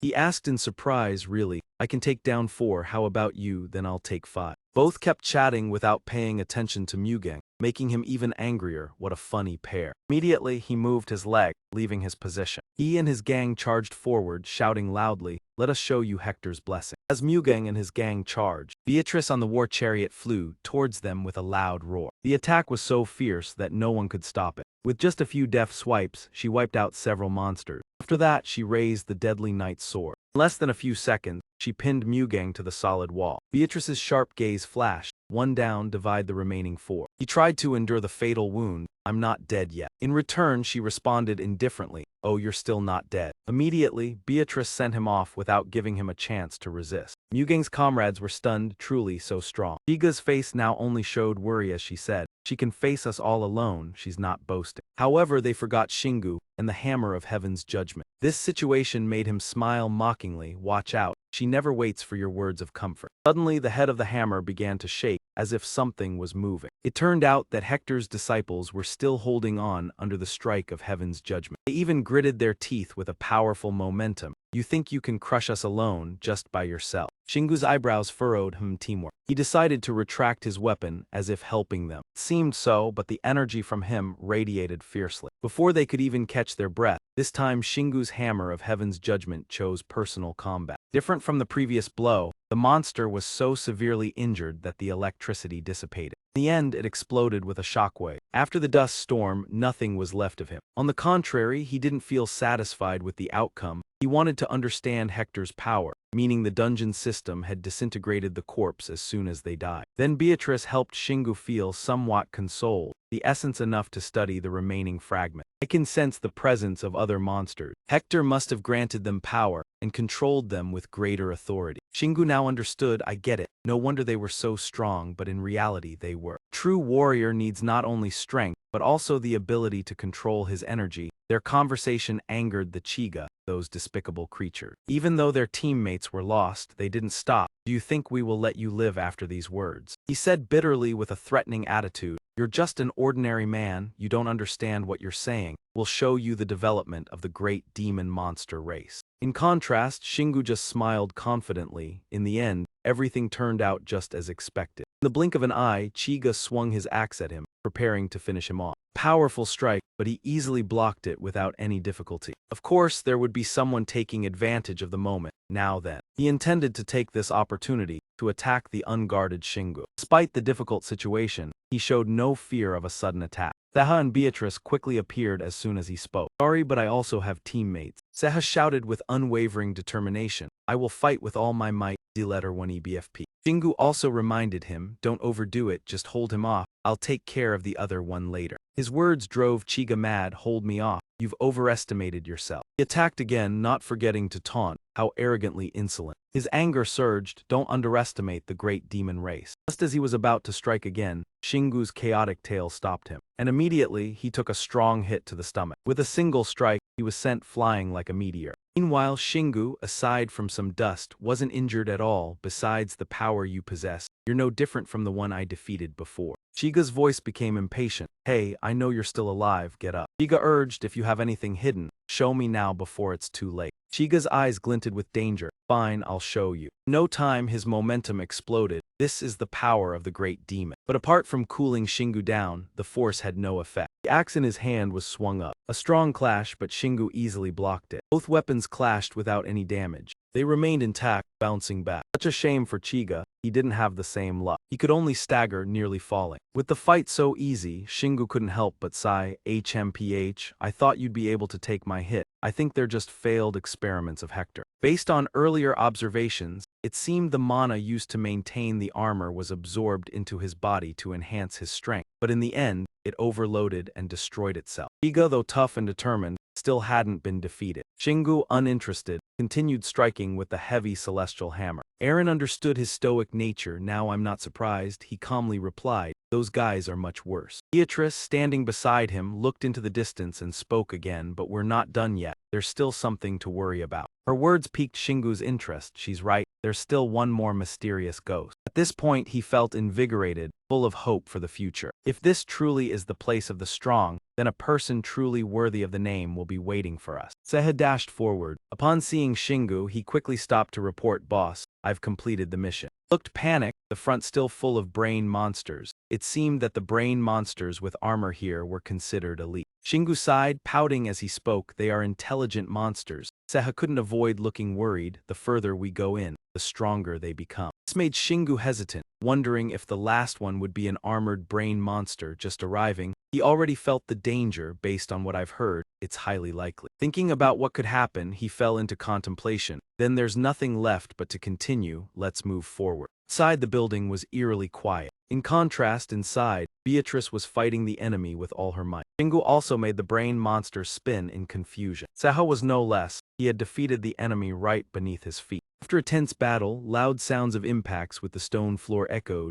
So we've finished. I'm fine, boss, Seha said while panting, struggling. Shingu was surprised, saying, oh, I hadn't asked yet. Eren saw her teammate collapse. Tired, she became worried. This dungeon is quite tough on Seha, even though he leveled up quickly. His body and mind were still worn out. Shingu turned to Beatrice, glancing at him and sighing. Seha really is lucky. He's made full use of the power of this dungeon. She agreed. It's good for him. Leveling up easily when his life is in danger, seeing them coordinate so well, Aaron could only be amazed. After some rest, Seha regained his focus, smiling. I think I've rested enough, now I'm ready to continue. Shingu looked at his persistence, unable to help but praise. His spirit is really good, let's move on. Aaron secretly smiled sarcastically upon seeing the two young men walking together. Why didn't he speak up himself? Is that the pride of a man? He has potential, I like that. Beatrice's voice rang out. She slightly sneered, idiot. Instead of getting angry, Beatrice showed amusement. That nickname's good, I like it. After walking quite a distance, a large armored brain monster threatened loudly. You will die. I will kill you first, then tear apart the rest of them. Shingu looked at his smug expression, immediately replying, yeah, probably in your next life then. After defeating the enemy, Shingu turned to Seha. How's your hand? Even though it had been treated, Seha still showed pain. It's better now, but it still hurts a lot. Aaron explained, the pain is a sign that you're still alive. You should be grateful before I take your hand away. Seha felt embarrassed, forced to smile, haha, thanks. After many battles, Shingu gradually became more at ease. I personally feel that I've gotten quite skilled with mana and power, but I still don't understand the healing mechanism. All I can do is enhance Aaron's strength. Aaron responded in surprise, and for me, this is even crazier. You're the only one who can do this. After being treated, Seha recovered from his injuries. He stood up and looked at her. Well, thanks to you, I'm still alive. Now I can stand firm. Shingu saw his teammate not discouraged. He praised him happily. Well done. I see you're growing step by step. Your level won't increase until we finish the dungeon, but you've gotten better at facing the brain monster. Encouraged by Shingu, Seha felt empowered, gripping the soulless weapon tightly. I'll fight with everything I've got. A new door was open. Shingu led the team, observing around. Surely there's an armored brain monster here. In the dim darkness, a deep voice rang out, you weaklings. I'm very impressed that you've made it this far. I am the Vice General. Hirota, clad in heavy armor, holding an axe in his hand, threatening. I'm a subordinate of Hector's 15th Legion. Hirota welcomes you. You'll regret treating me like the other brain monsters. Shingu glanced over and told Seha, he's just like the others, only a bit stronger, leave it to me. Hirota grew angry at the blatant disrespect, you bastard. However, Shingu's gaze remained focused behind Hirota. He reminded, I think that's the boss room behind him. Seha quickly understood, confidently declaring, got it, boss, leave it to me. Seha spread his wings and charged at Hirota. The two immediately collided, creating shockwaves spreading around. This made Hirota furious, screaming, how can a weak human like you guess my move? Seeing the opponent start to panic, Shingu's face lit up with delight. Well done. He surely cannot survive that meaningless remark. Only Aaron hurriedly reminded, don't be careless. On this side, Seha still maintained the advantage in his attack. He kept moving stealthily, leaving Hirota confused and frozen in place. Facing the powerful strikes causing severe damage, he could only emit pained sounds.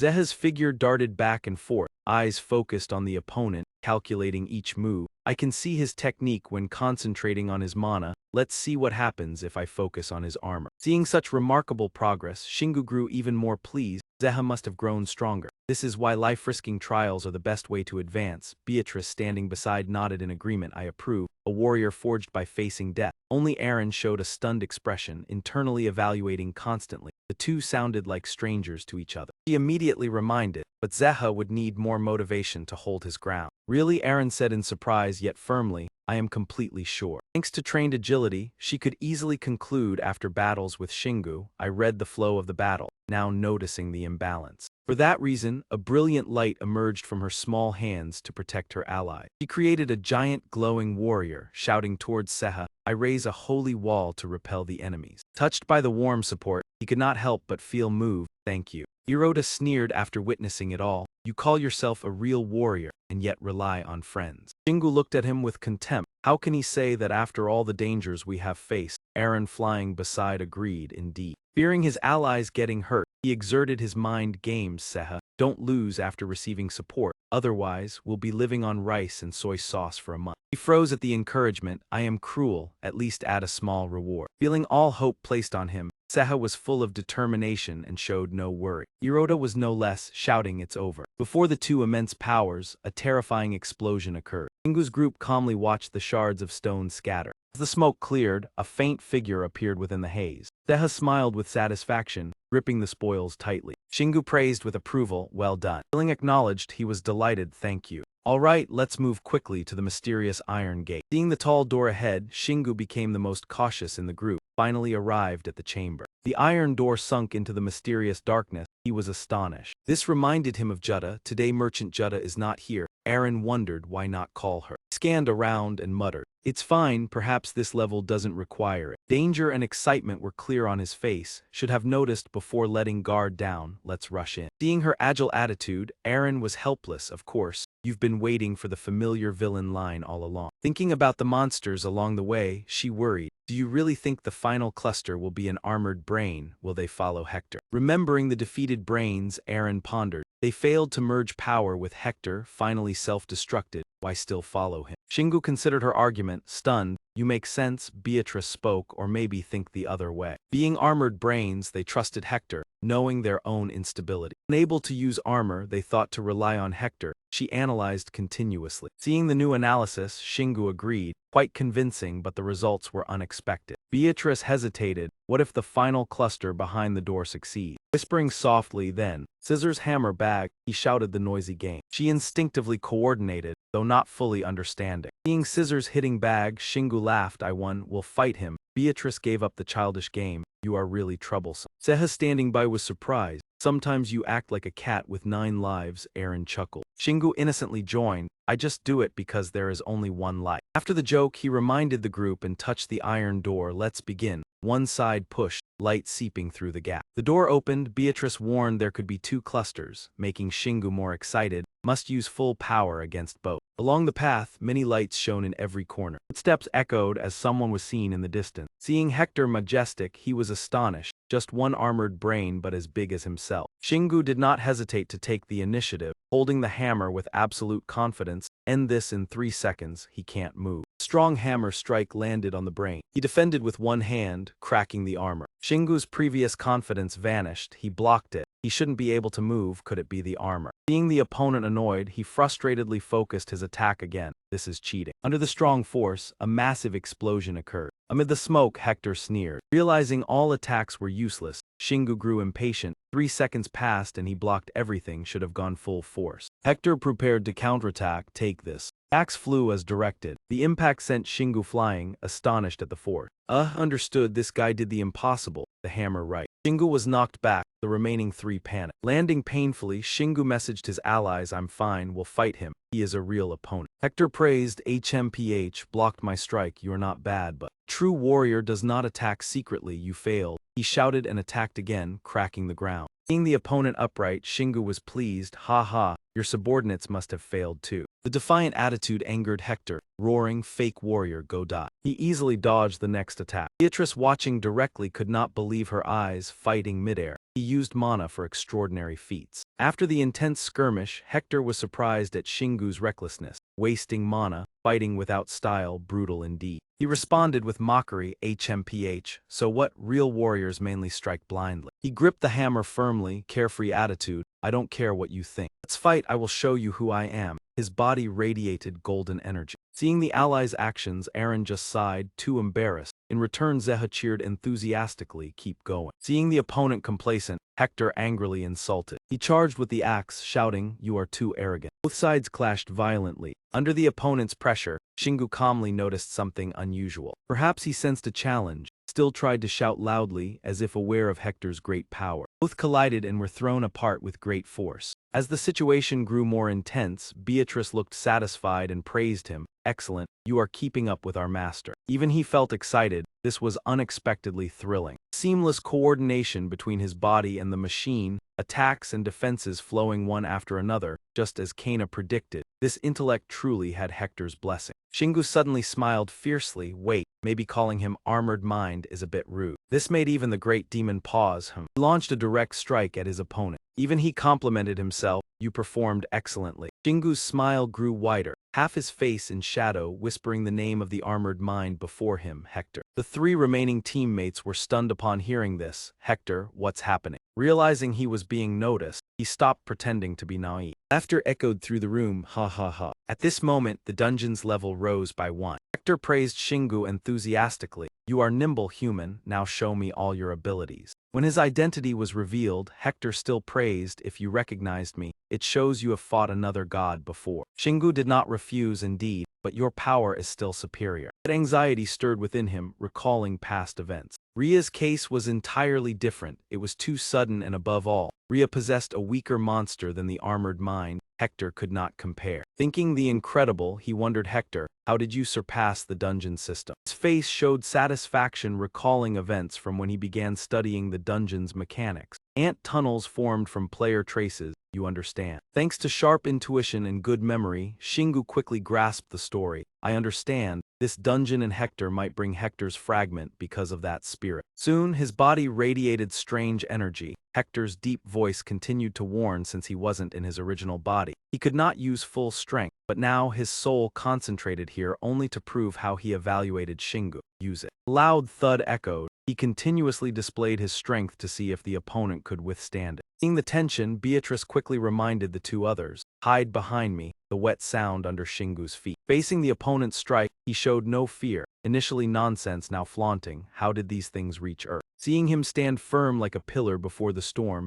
Hector was astonished. How do you still stand after withstanding divine wrath?" Shingu coldly reminded, "Stop joking. And be serious." He gripped the hammer and charged. Powerful strike hit Hector, sending a resounding crash. Shingu emitted fierce battle sound. Realizing the opponent only defended, Shingu attacked with disdain. "What's the matter?" Hector could now only continuously block against the ferocious counterattacks. This made him more sarcastic. "Hopefully that isn't all your strength." Only now did he realize he had underestimated Shingu. How is he so strong? Is he still human? Earth entered a new era, with limited mana, encompassing monsters and humans. But how, when Shingu's power bewildered Hector, how could such an absurd person exist? Hammer still cut through the wind. Despite shouting, Hector was eventually thrown back. Realizing he was about to fail, memories surfaced, recalling creatures innate to Earth, back then thought impossible. Hector muttered, "I understand." Enlightened after psychological struggle, he used his innate skill with full force, no mana, focusing physical strength, like a divine candidate born on Earth. Seeing the one before him speak continuously, Shingu lost patience. "Whatever, if you finish speaking, let's end it." He hesitated, then shouted. Restraining for long, the great strength skill activated, transforming his body. Even his movements grew stronger. Seeing the opponent eager, Hector also raised the axe anxiously. Tried to use his weapon against one. A strike as powerful as the heavens from Shingu. He gritted his teeth at the one below, gripping the hammer harder, missing, producing a cry. The next strike shattered Hector's hammer into iron fragments. He could only shout, "Ah." System sent a message. "You have mastered mana management during physical skills. New skill acquired. Repeat innate skills using activated skills. Now can cast once at maximum without mana." For this benefit, Shingu was excited. Excellent. Hector lay flat on the floor. He did not care as he kicked him straight into the door. Even provoked, it seemed not enough to bring him down. "Will you pull your trump card or give up?" Despite being crushed, Hector tried to stand. "I must have underestimated you, weak body. Even the best armored snail is only a snail. The one I occupy is weak." This made him appear disdainful. "Come on, you look pathetic. At least speak before fighting." Suddenly he nodded, admitting defeat. "I fail as an armored mind." Aaron rejoiced. I bet he's about to do something." Seha also cheered. He only said a meaningless sentence. Hector raised his hand, the armor quickly surrounding with energy. Everything around seemed to be lifted by force. All rushed toward Hector. Beatrice sensed danger, warning teammates to hide behind. At this moment his mind was confused. Is this really Hector's true power? A wary gaze looked forward. If careless, he would be sucked in. He was drawing energy from the surrounding. The shattered support quickly restored to its original state. Hector raised his weapon. His body also began to transform. After recovering, he was satisfied. "I am truly beginning to like you." Even seeing the opponent change, Shingu still smiled optimistically. "If you think we are alike, I disagree." He smiled sarcastically.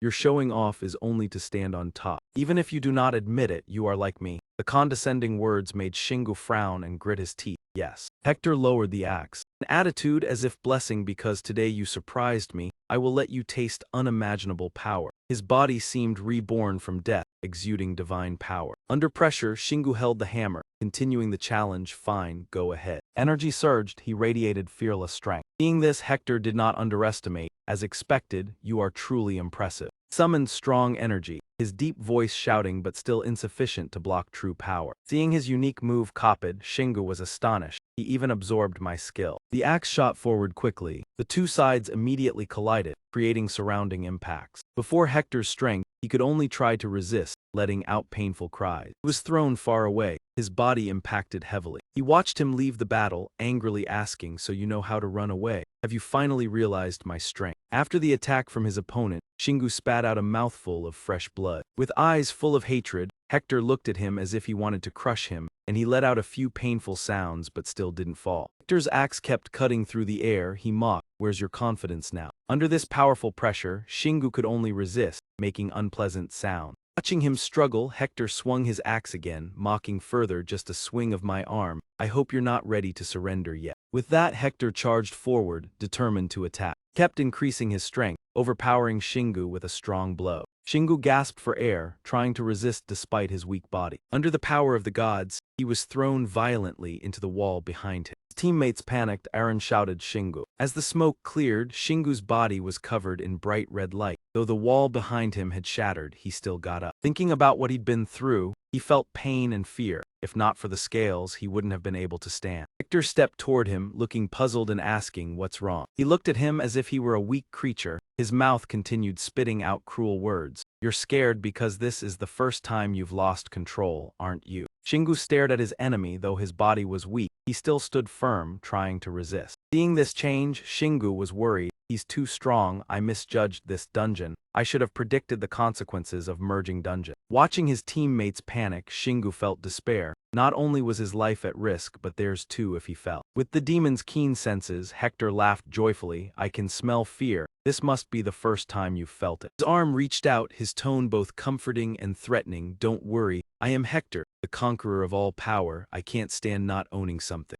And that's why I'll make you belong to me. You and I are a perfect match. I'm sure you'll be a wonderful disciple of mine." His hands stretched out as if trying to grab a weak creature. Hearing those words, Shingu immediately rebutted, "That's nonsense." Hector's axe kept coming toward him. He contemptuously declared, "I don't care what you think." After a moment of hesitation, he decided to strike to finish him off, determined to possess Shingu. Even though he had been nearly defeated, Shingu quickly dodged the next attack. Seeing the prey escape, Hector became more interested. "You're really good at running away." Hector's axe kept slicing through the air. This strike was aimed directly at Shingu. There was no way to avoid it. Shingu coughed, then spat out a mouthful of fresh blood from not being fast enough to dodge. Fell to the ground again, unconscious once more. Seeing him only able to endure, Hector commanded, "It's your turn now. Show me your hidden moves." "If you don't have any," he hesitated, "your armor keeps absorbing every attack." Hector increased his strength, overpowering Shingu. "Now you must kneel before me." Seeing the enemy growing stronger, Shingu couldn't help but feel furious. He's absorbing energy around him. His skill is exactly like my energy absorption skill. Shingu seemed to awaken, his eyes showing surprise. "So that's it." Tried to stand up, as if he'd figured something out. "So that means." A night covered everything, with stakes driving into the ground. He tried to steady himself. Now he felt calmer than ever. Hector mocked when he saw Shingu's serious demeanor. "You're praying, aren't you? But soon your wish will be granted. For me." Aaron stood outside, worriedly asking, "Shingu, why aren't you moving?" Seha guessed maybe he's taken too much damage. Beatrice drew her cursed sword, preparing for battle. She said worriedly, "It's too dangerous. Should we attack?" Shingu immediately interrupted, "No, you can't win against him." His voice echoed in her mind. Still Beatrice disagreed. "Master," she worried incessantly. Through his divine sense, Shingu quickly advised his teammates, "I have one last idea." Shingu frowned, still trying to reassure Beatrice, "Trust me." Hector grew impatient when he saw Shingu still not act. "I've been waiting for so long, but I don't have all day to wait." Though bored, he continued to be annoyed, and then decided to charge toward Shingu. End it from the ground, a terrifying power was summoned by Hector, causing rocks to fly everywhere. A powerful attack was driven into the ground by Hector to create widespread devastation. Shingu did not panic. He calmly stood firm, unaffected. Sensing the opportunity, he suddenly woke up and prepared to counterattack. The domain of the three lords was activated. Pressure from the aftershock pushed everything around away. Hector's body was enveloped in blue light. He struggled in desperation. Why can't my power break through this?" The system sent a new notification. The dominant will is now at level 2. Shingu smiled with satisfaction as he saw the result. "I stole your power with the dominant will, though I couldn't take it all. I have disrupted your focus." Hector flew into a rage. "How dare you mock me?" Isn't your power supposed to be natural power? Shingu stood firm, coldly replying, no, it's not. Hector now feared, only able to emit powerless sounds. From Shingu's position, he could sense the movement. A large explosion of released energy caused Aaron's group to struggle to hold their ground. After facing the absolute skill, Hector realized, I understand now. He kept screaming, trying to fight. Before being erased, he tried to say goodbye. We have the same goal. Seeing the enemy turn to ash, Shingu sighed in relief. Finally, success. Familiar notification rang. You have destroyed Hector's vessel. You have dealt damage to his main body. Hector's influence on Earth has decreased by 65%. Right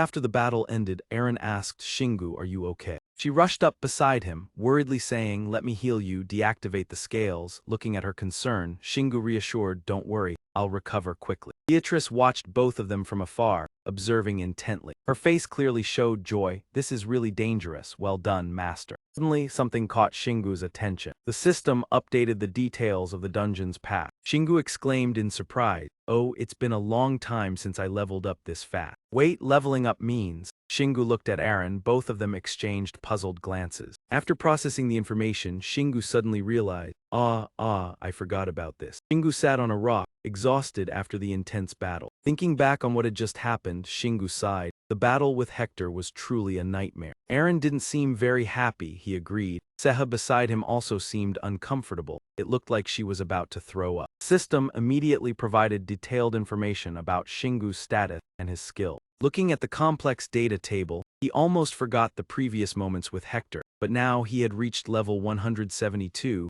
and the 5-pointed star had been slightly upgraded. Beatrice remained silent until she suddenly spoke up. By the way, master, did you get Hector's shard? Shingu was startled. Oh. As if recalling something, he hurriedly searched his pocket, muttering, I got a shard, but... Not long after, he had the reward firmly in his hand. Bruta's shard, Shingu explained in surprise. I received the shard of a god I've never heard of before. Not only that, he glanced at the black stone in his other hand, hesitated, and this black diamond too, what the hell is this? I killed Hector's vessel, what's going on? After reviewing the result, Beatrice rubbed her chin as if thinking, I have a theory. It's like Hector's power is absorbing the power of others. I guess he must have absorbed a god at some point. He feared that his true power would be stripped away. Perhaps he dropped the shard of another god and ran away. With her reasonable explanation, Shingu immediately agreed. That's a logical explanation in this case, meaning Hector can absorb power but never fully possess it. Anyway, maybe it's better that today we received the shard of another god. My abilities and Hector's are quite similar, so this might help us. This made Beatrice pleased, assessing, I was hoping for this because it's very similar. I think it will help you better understand your ability.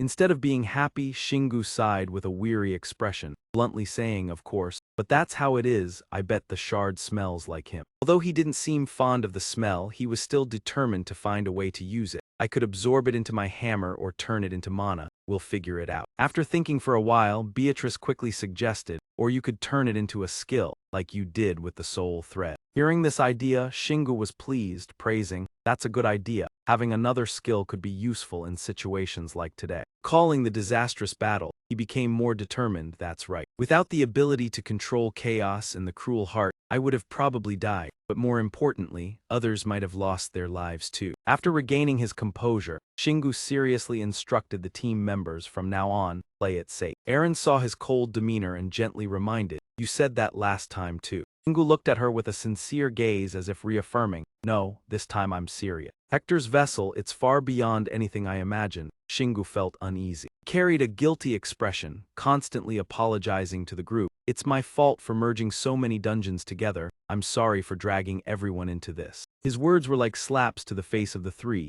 Aaron softly called out, it's okay. Seha saw her teammate blaming himself and stepped up to counter. Don't say that. You didn't drag anyone along. We're all here because we want to be. Even Aaron agreed, he's right. There's no need to apologize. Although the team comforted him, Shingu still couldn't stop expressing his remorse. Still, the fact that everyone was put in danger today couldn't be changed. Sometimes, you have to accept mistakes to move forward. Both of them froze at these words. Even Seha was shocked to witness Shingu's pitiful demeanor. I never thought he'd be the one concerned about this. I don't know what to say. It's okay, Aaron continued to comfort him. The moment you saved me when we first met, my life has belonged to you, so don't bow your head over small things like this. We want you to do whatever you want, we trust you. These simple words of comfort made Shingu feel warm. He softly called her name Aaron. However, she turned away to hide her embarrassment. Heh heh. What I mean is not that you'll ever listen to us. You're probably just saying this to cause more trouble. Seeing Aaron's shy expression, Shingu didn't hesitate to compliment her. You look so cute in this moment. After receiving the compliment, Aaron smiled mischievously. Hee. Anyway, don't forget the important thing. What we know about this world and the dungeons are all connected. It's never absolute. Take this dungeon as an example. The moment Hector appeared, its difficulty increased. She continued to explain that the dangers could come at any time, so no dungeon is ever safe. No matter how well prepared we are, we still have to risk our lives. And all three of us remember this clearly. So the most important thing was Aaron flying in front of Shingu,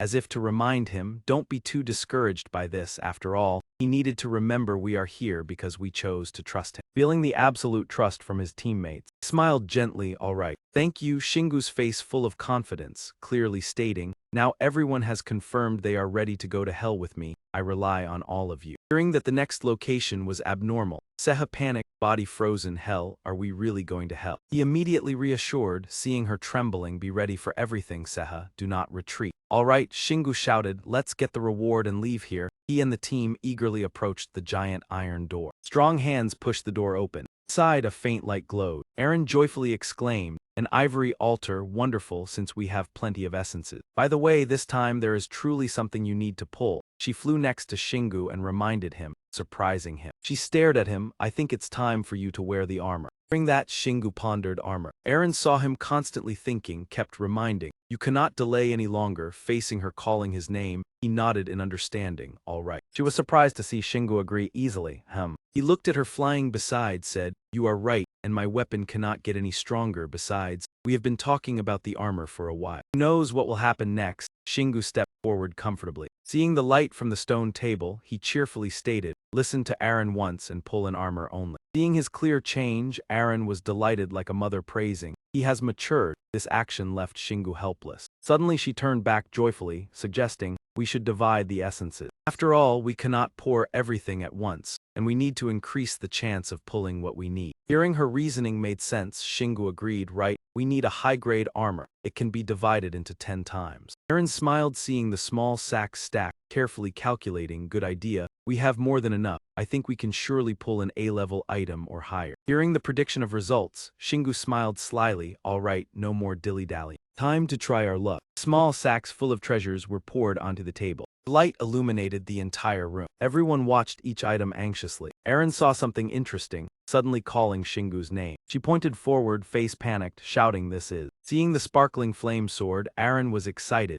An A2 plus flame sword, wonderful. Shingu showed disappointment again. Why are you happy about that? It's not what we need. Her gaze still fixed on the sword. Sorry, it's just a really good weapon I can't resist. He swapped for another sack, sighing, hard to get what you want immediately. Let's try again. After many searches, weapons scattered across the floor. Beatrice could not help but exclaim, wow, all rare weapons. Only Shingu still looked glum. However, he did not give up, gritting his teeth, boldly declaring, I will not quit like this. Aaron stood beside worried, softly calling, uh-oh. Shingu grabbed the last sack, full of enthusiasm, dive in. The treasures were poured out. Aaron suddenly cheered, as if seeing a rare item. Wait, a high-level demon steel essence over there. Though there was some doubt, Shingu still tried to speak up. Maybe it's fine. Hopefully it will bring deserving value. Something about it radiated a special glow from the mysterious light of the gem. The staff, the majesty was clearly displayed, unlike other rare items. The system immediately provided detailed information about this item to him. Beatrice stared at the magic staff with admiration. Oh, this is the best I've ever seen, so lucky. However, Shingu shook his head in self-reproach. First, everyone should collect all the items we've acquired. Aaron, hearing this, responded somewhat confused. Aha, thanks, with this,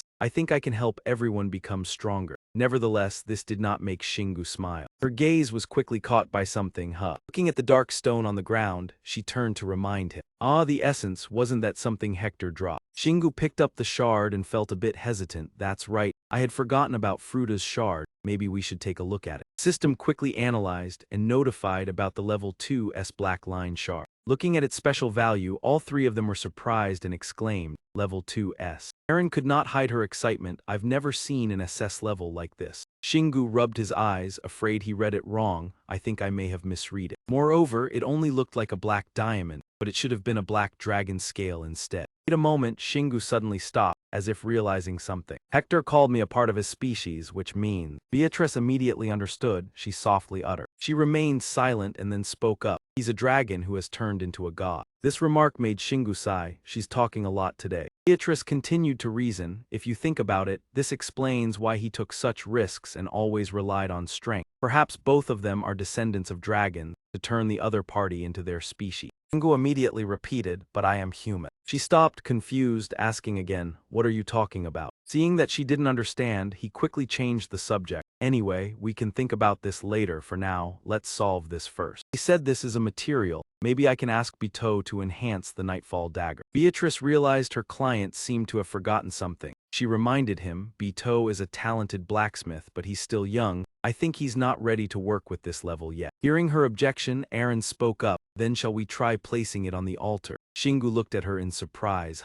Seeing his dazed look, she explained clearly, not to enhance the armor, but it wouldn't hurt to try. If we place it with the other essences, we might create a type of armor with offensive capability. Shingu was satisfied with this reasoning. You make sense. Well, I'm tired now. Small bags were thrown away, causing gems to scatter everywhere. Shingu also bid farewell, goodbye, beautiful stone. The group looked at the faint light emitted from the combination of the gems. A sudden dark explosion occurred. Shingu looked at the result and couldn't help but criticize.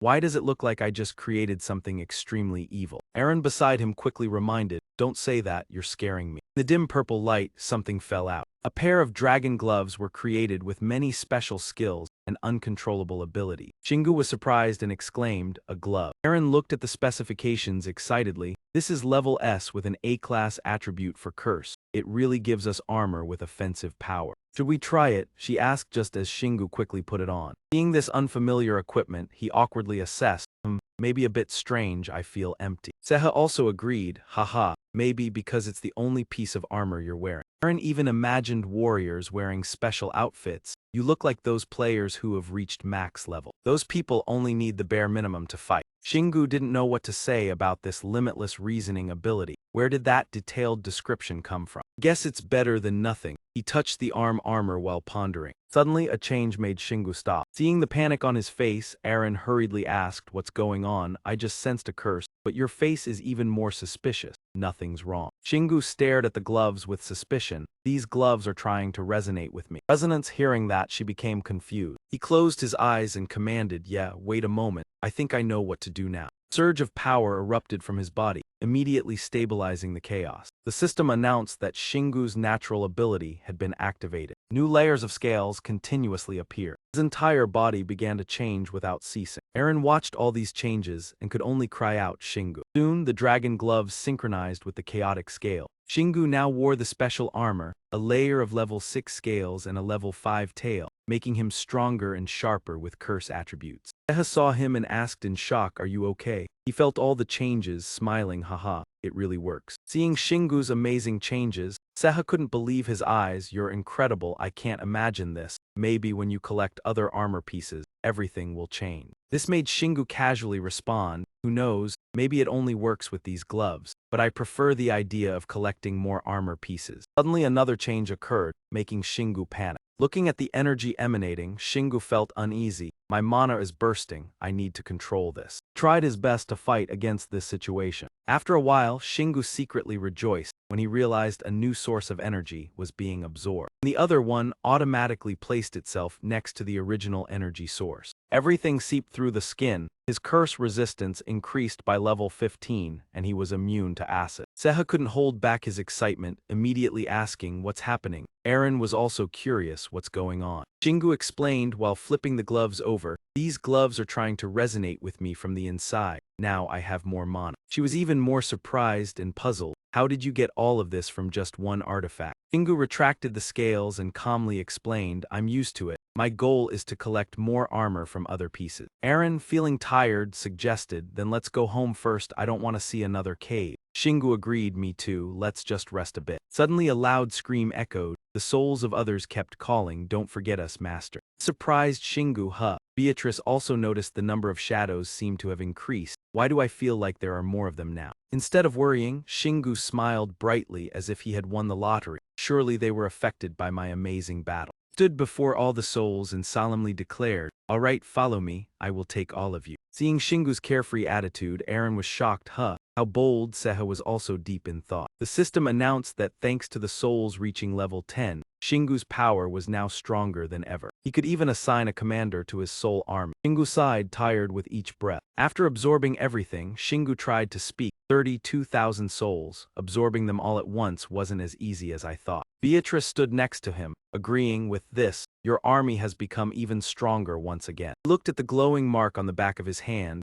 unable to help but agree with her. Yes, even the shape of the mark has changed, and on top of that I can now appoint a general. This is really useful. Shingu looked at his 3 teammates and suggested, but we should head back first. It's been a long day. Aaron also agreed, that's right, let's go back. A large door was pushed open. Sparkling light streamed through the crack. As Aaron flew in, she cheered, "Phew, home is the best place." Shingu looked relieved and didn't forget to praise the group. "Well done, everyone, go ahead and rest." He turned to give orders to the person behind. "Ina, come with me, I'm going to see Bito." She quickly received the order, all right. Returning to the town, it was already noon. Beta was focused on the bullet in his hand, with intense concentration. Shingu suddenly appeared, breaking the stillness. "We're back." The boy stopped working and cheered, "Master, sister." To saw his beloved sister finally return. Unable to contain his longing, he rushed into Beatrice's arm. She complimented her younger brother. "I'm so glad to see you stable and able to do everything on your own." Even Shingu, standing beside them, had to exclaim, "So cute. It's as if you've just returned from a long battle." The boy left his sister's embrace and approached to ask about him. How's the dungeon, master?" Shingu bluntly admitted everything was fine. "I came today to ask you for a suit of armor. I need something that can withstand a fatal blow." Upon hearing the request, Bito stroked his chin, thinking something that can withstand a fatal blow. Maybe if it's a one-time use item. Seeing that the other understood his point, he happily complimented, "Just as expected, you're really smart. However, this isn't urgent, so enjoy your time with your sister, okay?" He patted Bito's head and reminded him. The obedient boy understood, "Yes, sir." After making the request, Shingu turned to leave. "I'll be back later." He went out the door, casually closing it behind him. He didn't rush. Just after he disappeared, Beatrice pulled the door open to follow him. Seeing her still near him, he couldn't help but wonder, weren't you supposed to stay with Bito? However, the only response was an enveloping silence. Shingu, having no choice, suggested, "Would you like to take a walk around the village?" Under the scorching sun, Sarai was digging the earth, grumbling, how did my life come to this, Quatch?" Shingu led Beatrice into the garden, and although Sarai was tired, she asked, "Are you back?" He walked over to report the news from Master Ali. He said the internal matters are almost finished. He was surprised, really. Sarai continued with an important update. He said, "He might need your help soon, but he will try his best to handle things." Wonderful, Shingu marveled, then held out his hand with the mark. "I came here to show you something that might help you." He stared in awe at the mysterious symbol, A strange blue light emanated from the mark. In an instant, it gathered an entire group of spirits. Sarai was startled and cried out, "Watch." Shingu happily introduced the line of spirits standing neatly behind him. "This immortal army should be enough, right? Of course, if he needs more, I'll go myself." He looked at the vast army of spirits, amazed. "Such a large army. Are you a monster?" Simon and his wife stepped out and saw the scene. He couldn't help but ask curiously, "Master, what is this huge ghost army?" No one noticed Sarai shuddering and muttering, the monster is really here." Seeing that everyone had gathered, Shingu kindly asked, "I hope the baby is developing well. Is everyone okay?" Ona smiled warmly at the family guest. "Yes, thanks to your generosity, everything is good." Feeling she was being too polite, he happily responded, "Don't worry about that. It's not like I did much. You should rest. I just came to see Sarah." Hearing her name, Sarai wiped the sweat from her forehead and spoke, "Anyway, thank you for the army. Now I can rest." Feeling moved just as she lifted her head, she saw him giving orders to the spirits to help Sarai with her work. Sarai continued farming, and then let out an instinctive shout. After giving enough instructions, Shingu satisfiedly turned back. "All right, I think that's everything done." He looked at Beatrice still walking closely behind and wondered, why are you following me around?" She hesitated for a moment before replying, "Don't you remember anything?" This made Shingu doubt, He tried to remember everything, remembering the system's earlier notification. He was immediately stunned. The position of general. He suddenly seemed hesitant. Looking at her cold expression, Shingu could only smile awkwardly. "Oh my, you could have just told me. You're quite cute." He raised his hand with the glowing mark, affirming firmly, "Although we haven't known each other for long, I think I already know how loyal you are." Hina, I assign you the position of general. Take on this responsibility. She seriously obeyed the order. It's my honor. She even knelt on one knee to show her respect. His hand was just a short distance from her head, and green energy quickly spread out. It enveloped Beatrice's entire body. In the middle of her forehead, a mark appeared, identical to the one on Shingu's hand. After the transfer of power, he continued to encourage her. You can handle it, right?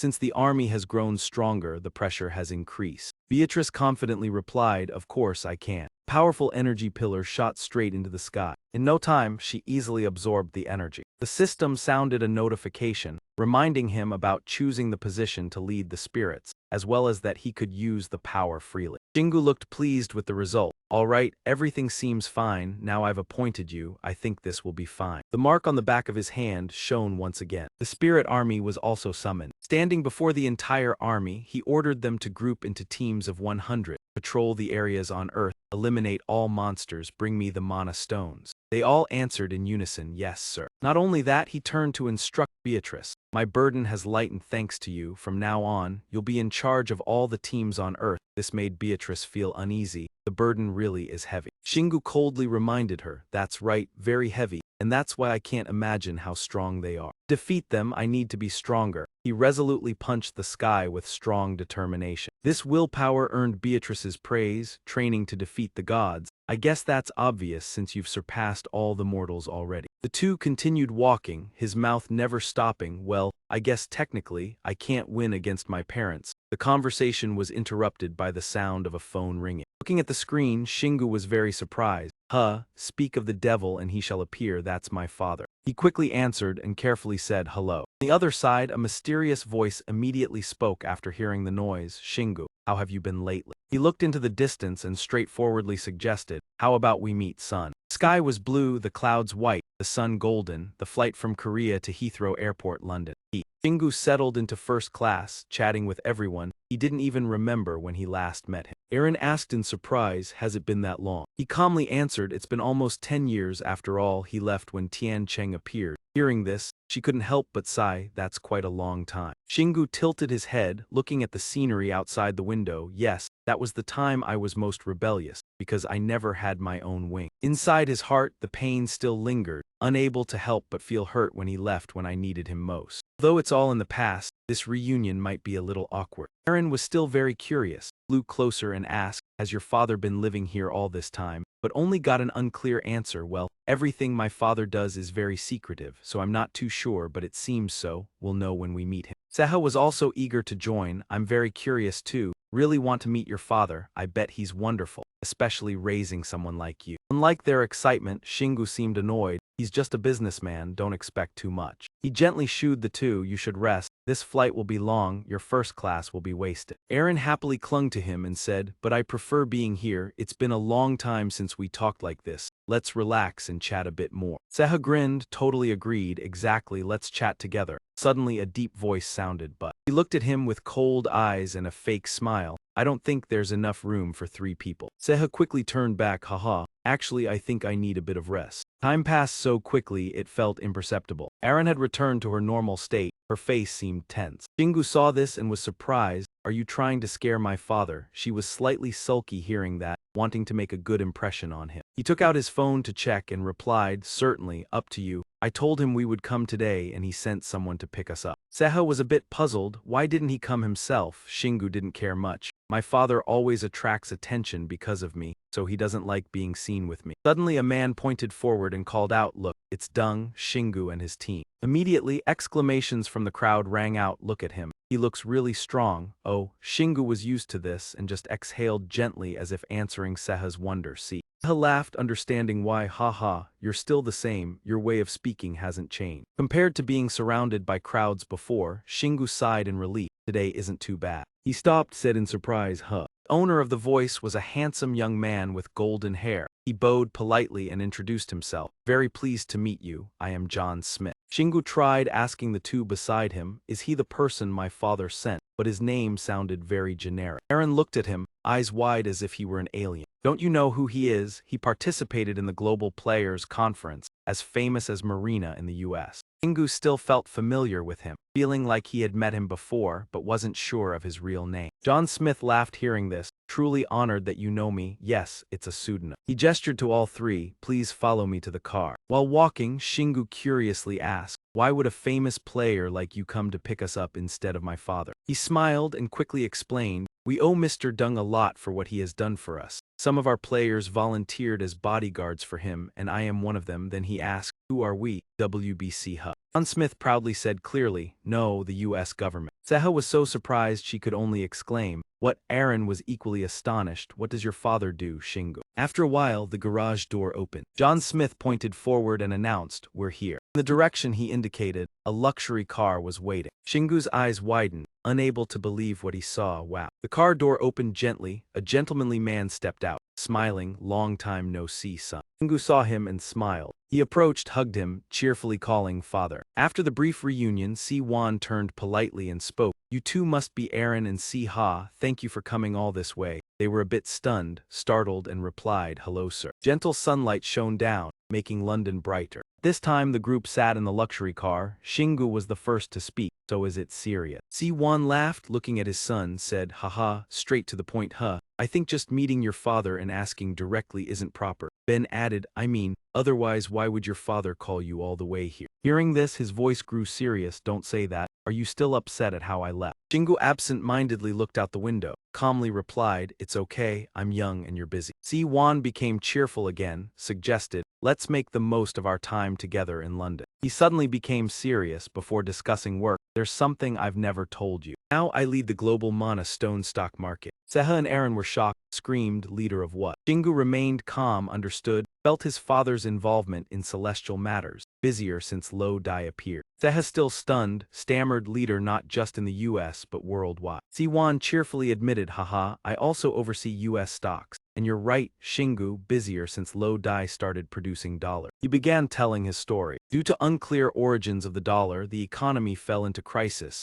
Many things happened. My contribution to the situation paved the way to become the leader of the mana stone market. Shingu realized everything, so that's it. Always wondered how the economy sustains itself. Didn't expect his father had intervened much. Si-Wan laughed heartily, haha, glad you know now anyway. You know dungeons no longer produce dollars, right? Hurry quickly interjected, of course, that's why mana stone prices are rising, replacing dollars as the new currency. He praised the girl's intelligence. That's the core issue and another reason I am here. After a moment of thought, Shingu lightly realized why his father told this story now. He understood his father asked, the stock market must have issues, right? Si-Wan nodded yes, but it's not entirely a market problem. He explained slowly, recently mana stones have been unbalanced. In seeking reasons, I realized there is more to learn. So before going into details, let me ask you. He asked his son, have you heard of the mana stone eater? Shingu frowned, His voice was not loud, explaining the reason is he manages the global mana stone market. I understand the scale and flow. The job is to analyze and ensure everything stays under control. Stern eyes but with slight anxiety. Nowadays need to gather all mana stones possible. Shingu doubted, but father said there's a problem, and he thinks it's related to the mana stone eater. Si-Wan's eyes narrowed slightly, considering something, noticed a company buying but not selling mana stone. At first I thought they were developing something and keeping it secret. He interrupted his father, asked which company. After a heavy pause he said coldly, the name causing the atmosphere to drop, Qinglong.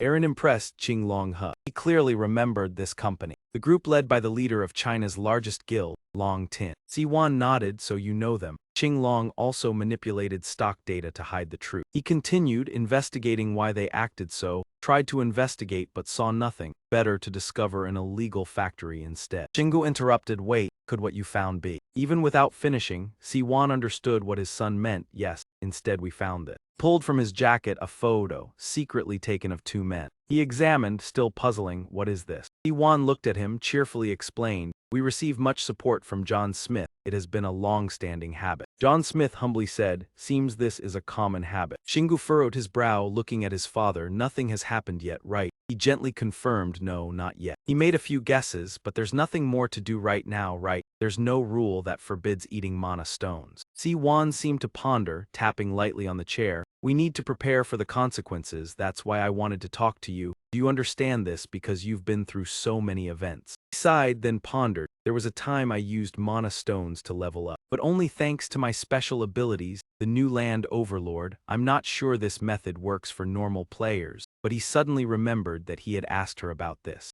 In his memory, he recalled his conversation with Zuda. She was surprised. What, you leveled up with mana stones? Shingu was also confused. Yeah, but it shouldn't have happened. He spoke frankly. It's not very effective now, so I stopped, just out of curiosity. She hesitated slightly. Of course, you're an exceptional case. Yuta said if a player or a normal person eats mana stones, they will slowly transform into monsters. She was proud of her experience. I know because I've lived through many worlds and witnessed many such cases. Shingu sank back into deep thought.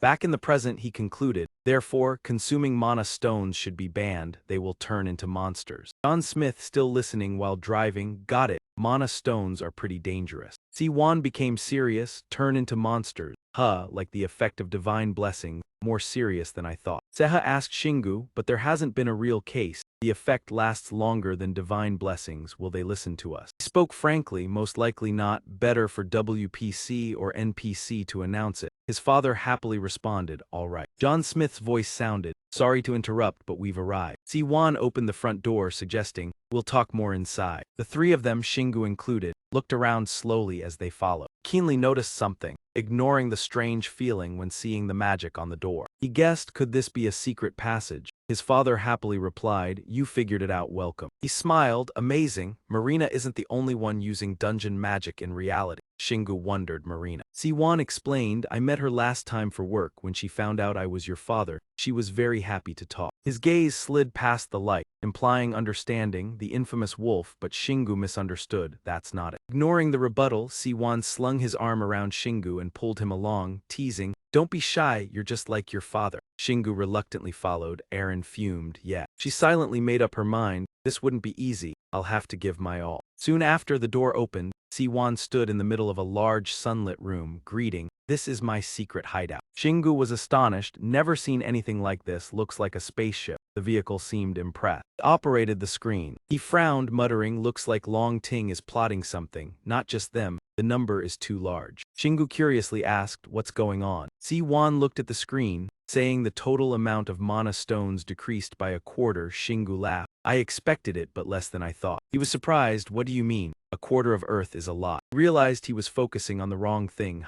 Siwon looked at him suspiciously. You mean you predicted this? How did you know? Shingu grinned confidently. Fu, I'm well versed in this field too. After saying that, he cast a skill. A shadow appeared behind Siwon. He was startled. What's this? It was a general in a simple appearance. Siwon shouted loudly, a ghost. It bowed and handed a package to Shingu. Here is today's mana stone, master. He checked it. Well done, remember to upgrade the new one, it responded. Yes, my lord. Once the task was completed, the shadow disappeared. Siwon was stunned. There's even a soul army. They had been collecting mana stones from all over the world. Recently the army expanded. Surely there's inflation. He walked over to Shingu, rubbing his head. Oh my, you're still my little child. When did you grow so fast? He couldn't help but say, the things your father always said. Once everything was done, Siwon waved. Forget the numbers, consider it finished, let's go drink. Shingu agreed. Seha eagerly pleaded, can I go too? I want to drink with everyone. Aaron joined in. I want to go too. Siwon laughed. Ha, I'll take care of the drinks, let's go. In the bustling city stood a sturdy high-rise building. In the luxurious room, Shingu leaned on the table and asked Siwon, what are you doing in the UK? He adjusted his tie. I'm visiting stock centers. He added, apart from what we discussed last night, we need to keep moving for everything to go smoothly. The next destination is France. He laughed, teasing, Dad, are you traveling around the world? I'm jealous, raising an eyebrow in rebuttal. Sometimes joy isn't the only thing we need to pay attention to, but there's also the danger it hides, do you know that? The two of them are still chatting enthusiastically, while the fish, always just sightseeing, how could you know so clearly? Aaron brought 2 cups of hot coffee, walked in and couldn't help but feel cozy. Looking at this scene, it was clear that the family was very harmonious. Seha also agreed, indeed. John Smith quickly noticed that, at first, they seemed a bit awkward, but I think family is always family. Siwon had prepared everything. Turning to ask Shingu, we're going to work now, what about you? I feel sorry for wasting your time. He gently smiled to reassure his father, don't worry about that, I can go to the dungeon from here. He also took the opportunity to share his plans with everyone. I'm thinking of cleaning up some ant caves when we get to London. Seha came over to give him a cup of coffee, drink it. He happily accepted it, thank you.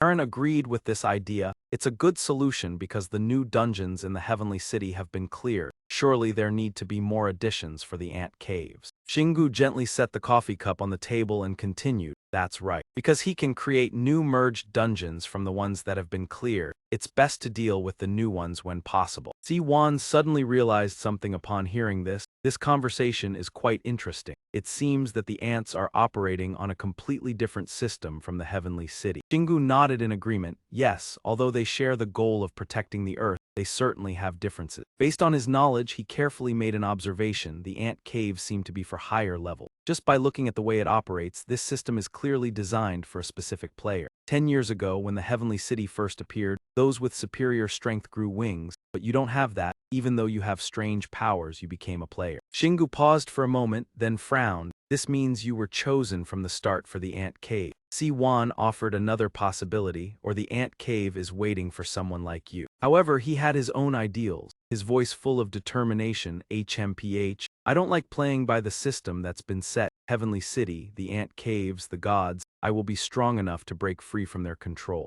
After hearing his will, he smiled joyfully, satisfied, truly my son. It was time for Siwon to go to work, and he didn't forget to remind them. After all, we will have dinner together later. Shingu said goodbye on behalf of agreeing, have a good day. The door gently closed, he relaxed and asked everyone, shouldn't we go now? Seha smiled brightly, full of excitement, I'm starting to like it now. Aaron had a question that made everyone pause, have you gotten used to Shingu's speed? A while later, he was diligently killing monsters. Each step forward was a monster defeated, quite impressive. The system notification appeared, signaling that the dungeon was completed. Completion time 3 minutes 14 seconds. He paused his monster hunting roar. He looked at the pile of essence scattered on the ground. He felt disappointed. Everything was really not interesting at all. Shingu started thinking about other things. He wondered if they would give us something if we set a new record for completion time. Aaron chuckled lightly and commented, I knew you would say something strange like that. Just as he finished speaking, another notification appeared, suggesting that you are very close to becoming a super speed runner.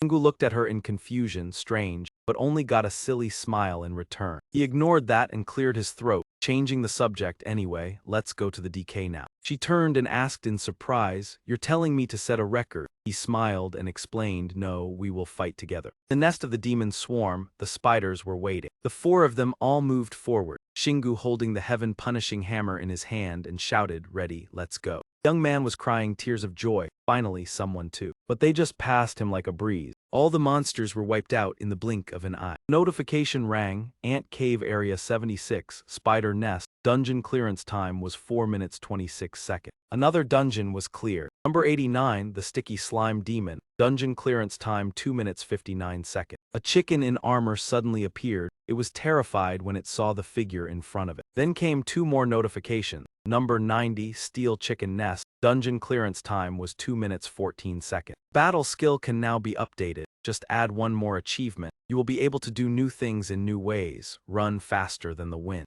Shingu read it and couldn't help but be puzzled. What does this mean? Aaron sighed after a long, tiring day. We should go back now. I promised to have dinner with your father. He thought that's enough. We've done a lot today. Thank you, Kina. Time quickly passed to the evening. Shingu happily opened the door and greeted, we're back. Suddenly a clear voice rang out. Shingu exclaimed in surprise, huh. The person was none other than Marina. She hurried over and grabbed his hand. I missed you so much. Shingu looked at her in surprise. What are you doing here? Iwan stepped forward, laughing loudly. Son, haha. Dad let John Smith go to check out the dungeon. Marina waved her hand and proudly declared, that's why I'm here to take care of your father in your place. He told me to earn some points. He hesitated and asked, are you sure you can tell us that you're here to earn points? Siwon found this very funny. He burst into laughter, haha, truly an interesting girl. This made Aaron feel a sense of dread, huh? Shingu helplessly shook his head. My father could be a target because of those mana stones. Marina confidently replied, I know, I'm not here to play. He was about to discuss something else. Anyway, the dinner. Suddenly his eyes gleamed, let go.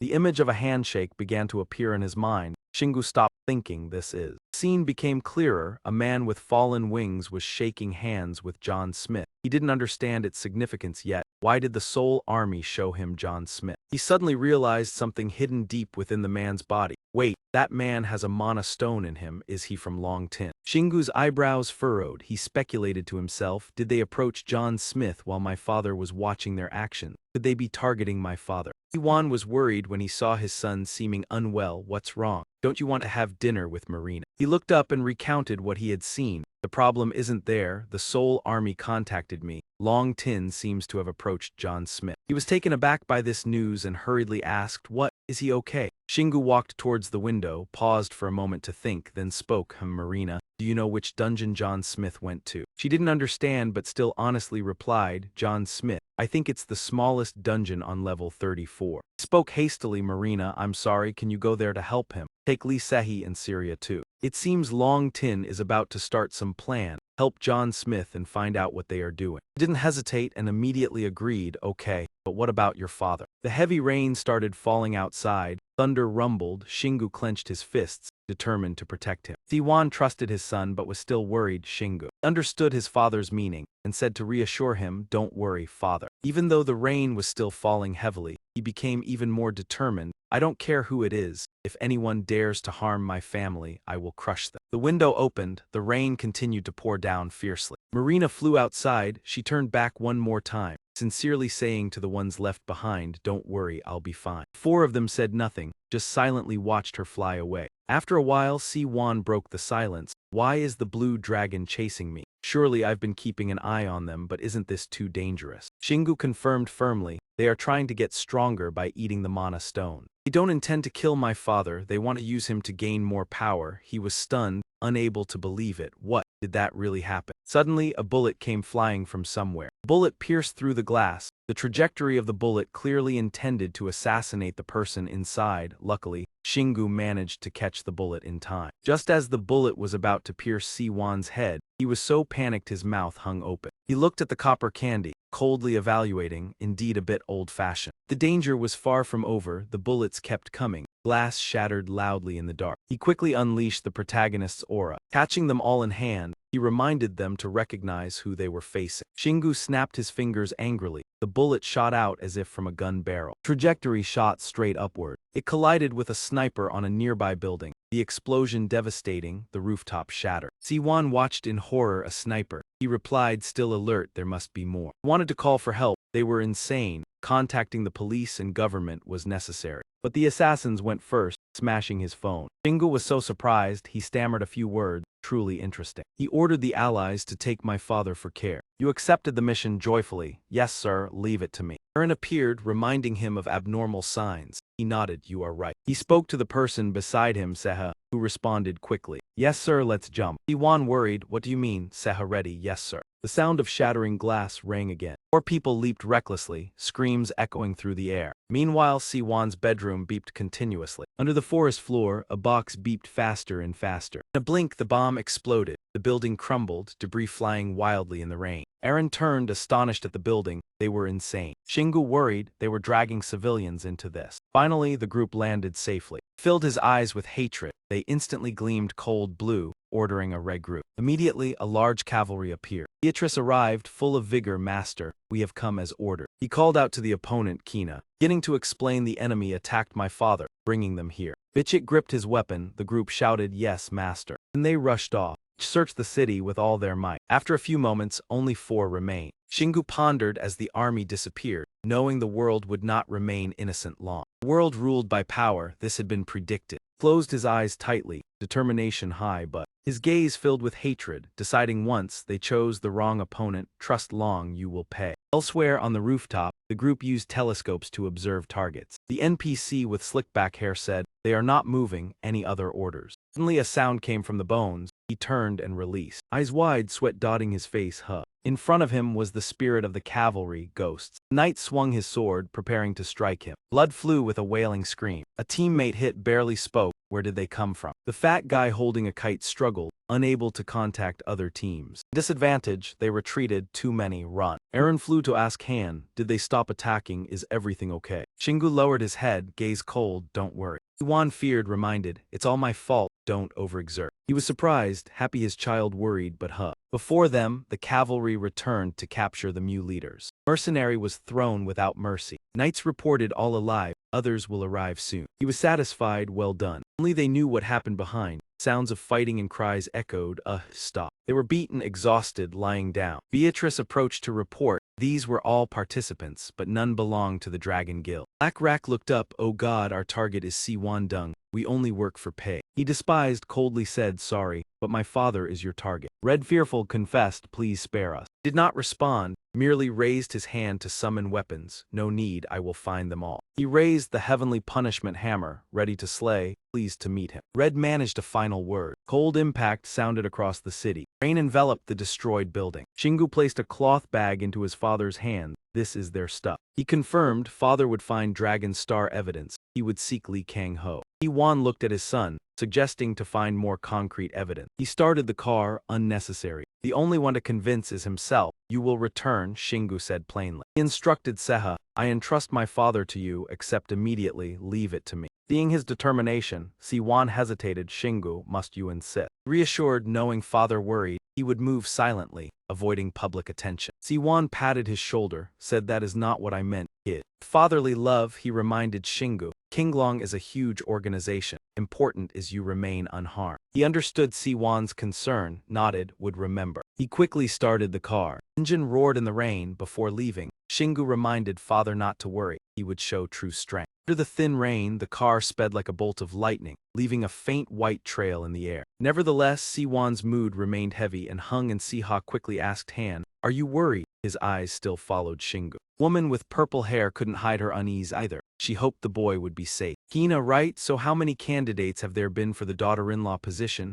Seha was stunned, unable to speak. Oh, don't worry too much about her. In Beijing, China, a warm atmosphere enveloped the entire city. Shingu's car zoomed through the air. As if sensing the opportunity, his expression tightened slightly, but he had anticipated this day would come, a day when even his family might be targeted. Aaron sensed his worry and tried to reassure him, but this time, it wasn't his fault but his father's job. Even Beatrice, though quiet, reminded him that such things were hard to avoid, but now, we should focus on the task at hand. Thinking they had reached their destination, she looked down at the bustling city. Red energy emanated from his eyes. After using the 5-element dragon sensing technique for a while, Shingu seemed disappointed. Using my own 5-element dragon, I can tell Li Kang-ho is not here. There are few civilians. I wonder why he left the headquarters empty. Beatrice, after hearing this, recalled old memories, making her suspicious. I think he might be in the dungeon where Marina is. There are many unidentified players from Long Tin. Seeing the opponent's reasoning had merit, he nodded. You're right, sending Marina there makes sense, but Aaron was still curious. If Li Kang-ho is not here, what should we do?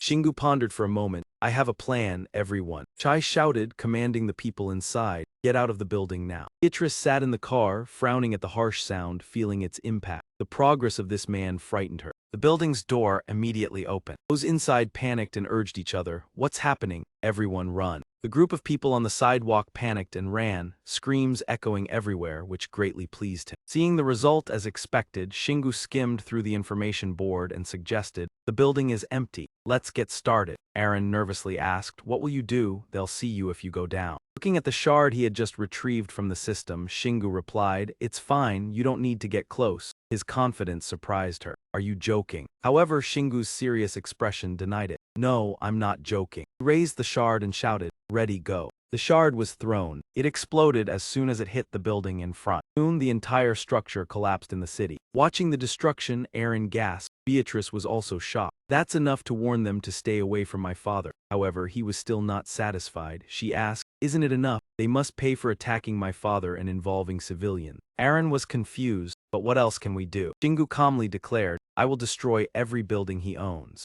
He recounted his previous conversation with Marina, learning a bit about him from her. She had warned him not to keep flirting with her, and surprisingly, this information proved useful. Eren briefly smiled. Because of Marina, right? Shingu noticed the change in her expression and sighed. Oh, are you jealous again? He twisted the throttle of the car and continued, warning, now that I know which buildings he owns and their locations, I'll avoid civilians just like I did here. Three of them sped through the air, their declaration merging with the sound of the car crushing everything in its path. They traveled across the city. Eren clung to Shingu's shoulder, constantly observing. He grinned maliciously, tightening his grip on the shard. Another building was destroyed. Building collapsed and the explosion echoed loudly. Some buildings even collapsed right in front of tourists at the beach. A female tourist looked at the scene in complete bewilderment. The Shingu group quickly arrived at the floating island. He smiled with relief and said to his teammates, the final building is on the artificial island. Eren was amazed. Lee Kang-ho will be surprised by what I've done. Deeper into the island, the people were anxiously trying to figure out what was going on. He was curious when he saw them gathering.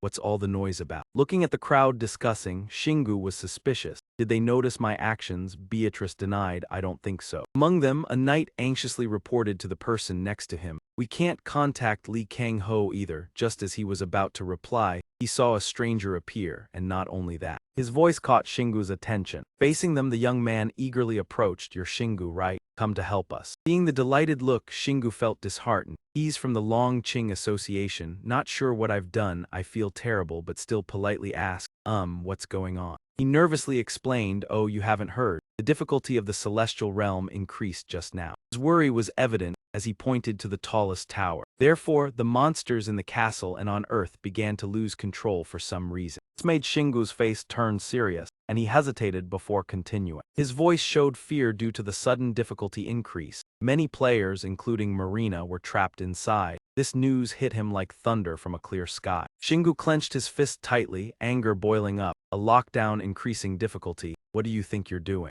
In his mind, Shingu questioned the tower. Facing Shingu's attitude, the young man trembled, sweating. I thought you knew best. Don't you understand the cause? Eren flapped her wings lightly and suddenly exclaimed, wait, could it be? She tilted her head and whispered, do you know something? The figure of the fire god briefly flashed in her mind. She carefully hinted. Do you remember what Fado said earlier? He mentioned that Earth's level is too low to affect power, if we think about it in that direction. Just a small clue, Shingu successfully grasped it. It could be. Earth is evolving. He was shocked to propose a hypothesis no one had thought of. Beatrice, standing behind, thought it made sense. It's not that the dungeon level increased. It's simply that Earth has grown stronger, and the gods are participating more. She added, along with that, mana and monsters have also increased. Words convinced him. I understand now. That's why the monsters on Earth have been in chaos lately. But those words made him ponder. Chaos must be the League army. What's really going on? One disaster hadn't passed when another came. Ngo Dung's warning caused Eren to panic. An earthquake. Just a few seconds later, a notification appeared. Earth entered the crescent phase. The terrifying thing was the dungeon manager's failure. Players couldn't escape or enter the dungeon. This is bad. She turned pale and called out, please, Shingu. We can't enter the dungeon now. What should Marina do? Beatrice nodded seriously. I was right. He and the two brothers looked ahead. The new storm hit, and Shingu hesitated to mention the crescent. She realized a few key points. First the new moon, now the crescent, using names of lunar cycles. I guess the next level is the full moon. All the changes made Beatrice marvel. The planet was progressing faster than her homeland, but the issue she wanted to address was the speed of development. It's unusually fast. His wrong assumption made Shingu remember, maybe it's me. I leveled up too fast. She immediately refuted, no, if only I were suspected, it would be strange. And NG letter 1 ECDC stopped admitting. That's right. The situation had reached this point. The young man cautiously asked, so what do you plan to do? Marina is stuck in the celestial realm. Is she your girlfriend? What an absurd guess, he sighed in helplessness. Who said she's my girlfriend? And at the same time, Eren got angry. What did you say? Time for rest passed quickly, and his expression suddenly turned grim. Then Shingu turned his head to look into the distance, noticing Marina and her team had arrived here as requested. But now, he couldn't enter the heavenly city. His hand clenched tightly, dissatisfaction rising as he felt restrained, cursing under his breath. What's the point of being strong if I can't even help my teammates? Noticing the strange change in the enemy, she cautiously asked in a low voice, are you okay? She tried to comfort him. Let's think together about what we can do. Before she finished speaking, a sudden event occurred, and she exclaimed in panic as his hand started waving energy wave. Waves of fury began to envelop Shingu. He felt like he was about to go mad, only able to sit there and watch, powerless to do anything. At that moment, the system emitted a sound, and the attack stat reached 50 out of 100. The bustling noise continued, announcing that the Chaos Storm had reached level 7, and the Chaos Tail had reached level 6. Although it was good news to him, it was no different from a joke. Leveling up didn't help him enter the Heavenly City. Everything changed when a strange sound echoed, and the Fruta fragment appeared just in time. Shingu's red eyes hadn't shrunk yet, and this sensation was truly uncomfortable. His hand reached towards the item slot, and thanks to his 5 pollution dragon ability, he sensed a new source of energy, or maybe he was wrong, but something was calling to him. After grabbing the item, he was surprised by the gust of wind. Could it be that the wind god Fruta had appeared? The system appeared again, and now he could attach elemental attributes to his attacks. His serious expression gradually brightened. Perhaps he had realized something that could help him. Combining the fragments and battle bow, Shingu regained hope. He could fly like a dragon. The urgent situation left him no time to hesitate, twisting his hand to prepare for action. The motorcycle sped forward quickly, carrying 2 girls. Aaron clung tightly in panic and shouted, "Shingu, what's going on?" She had to maintain her balance while trying to ask, "Do you have any ideas?" He confidently replied, "Yes, I've found a way into the Heavenly City." He was very surprised, really, how? This question made Shingu even more determined. The motorcycle sped faster. He had found a way to break the will of the Heavenly City. Deep down, he was confused. For so long, he had thought he couldn't, thought he'd never be able to fly like Hector, who could change the rules of the dungeon. Just like now, if he had enough mental strength, he could infiltrate the Heavenly City. Shingu's smile gradually brightened, not knowing what Hector thought when he gave him this divine power fragment, but it had made everything easier. He suddenly tilted his body to look towards the sun. "It's time. I'll break the will of the Heavenly City myself." Beatrice sat behind him, softly saying, "I like your determination, but shouldn't we be aiming for the sky?" He had planned it carefully. "The Heavenly City has caused me enough trouble, so I will challenge it right from the start," Shingu said as he charged forward with determination. Aaron couldn't understand, seeing everything around her spinning out of control, and she anxiously exclaimed, "But if we keep this up, we'll crash into the sea." Shingu was agile enough to turn the bike just in time. The demon motorcycle continued to race quickly across the water. The dangerous journey didn't stop. Shingu cheerfully said, "Let's get started," while Beatrice nervously asked, "What are you planning to do?" A low-level freezing potion was quickly released, aimed at the sea. "Just wait and see what I do," he said. In the blink of an eye, the sea surface froze, creating a solid layer of ice. He didn't hesitate to jump off the bike. The motorcycle completed its task, and Beatrice realized the divine fragment Shingu had taken from Hector. He cheerfully answered, "Yes, and more specifically from Fruta, the wind god." She nodded. "I understand now, so what will you do with it?" Shingu didn't say anything else, only coldly looking at her and saying, "Watch this." The air around them quickly changed, creating a vortex of pressure. Aaron looked in confusion at the scene. "The wind!" Aaron exclaimed. Facing the wind, Shingu closed his eyes, feeling the power of freedom and speed it brought. His memories flashed by. It was a new ability updated from the last time. Now he could attach elemental attributes to his attacks, accelerating like the wind, and he decided to combine the wind power with the battle bow. In the present moment, this moment felt like a whirlwind surrounding Shingu. From his feet to his hands, he shot straight up into the sky. Aaron stood frozen, trying to protect herself and gasping, "The pressure is too much." When everything was done as he wished, he smirked, "It's done." System panel appeared, and the battlefield scream was upgraded to a wind scream, reaching level 5. Everything was ready, and he eagerly looked up. "Now, we're here, Heavenly City," he said with a determined gaze. "It's time for my revenge." At the miraculous sight, Aaron immediately realized, did Shingu just absorb Fruta's power? He gently answered, "Yes, and now it's time to use it to challenge the Heavenly City." Though Shingu was confident, Aaron still worried. "Is everything going to be okay? Even if we get in, we can't enter the dungeon." In response, Shingu said, "What are you talking about? Why bother entering the Heavenly City if we're just going to be exhausted?" She gave a strained smile. "Ah, so there's a plan." Then Shingu turned his head, "So what do we do now?" She helped him push off to gain momentum, and so they shot up into the sky, she following behind him. Beatrice quickly climbed onto the motorcycle. "Hurry up, we need to catch up with him." Aaron could only remain silent, with no other choice but to obey. Thanks to upgrading his skills, he no longer feared anything. Shingu's face was filled with determination. While flying, he thought, Maybe it's still too early for me to fully merge with the wind. Shingu noticed that as they neared the heavenly city, the mana pressure increased, and he quickly observed, it knows what I'm doing. Although his skill had leveled up, the pressure was weakening his wind. Shingu refused to give up. The pressure only made him stronger.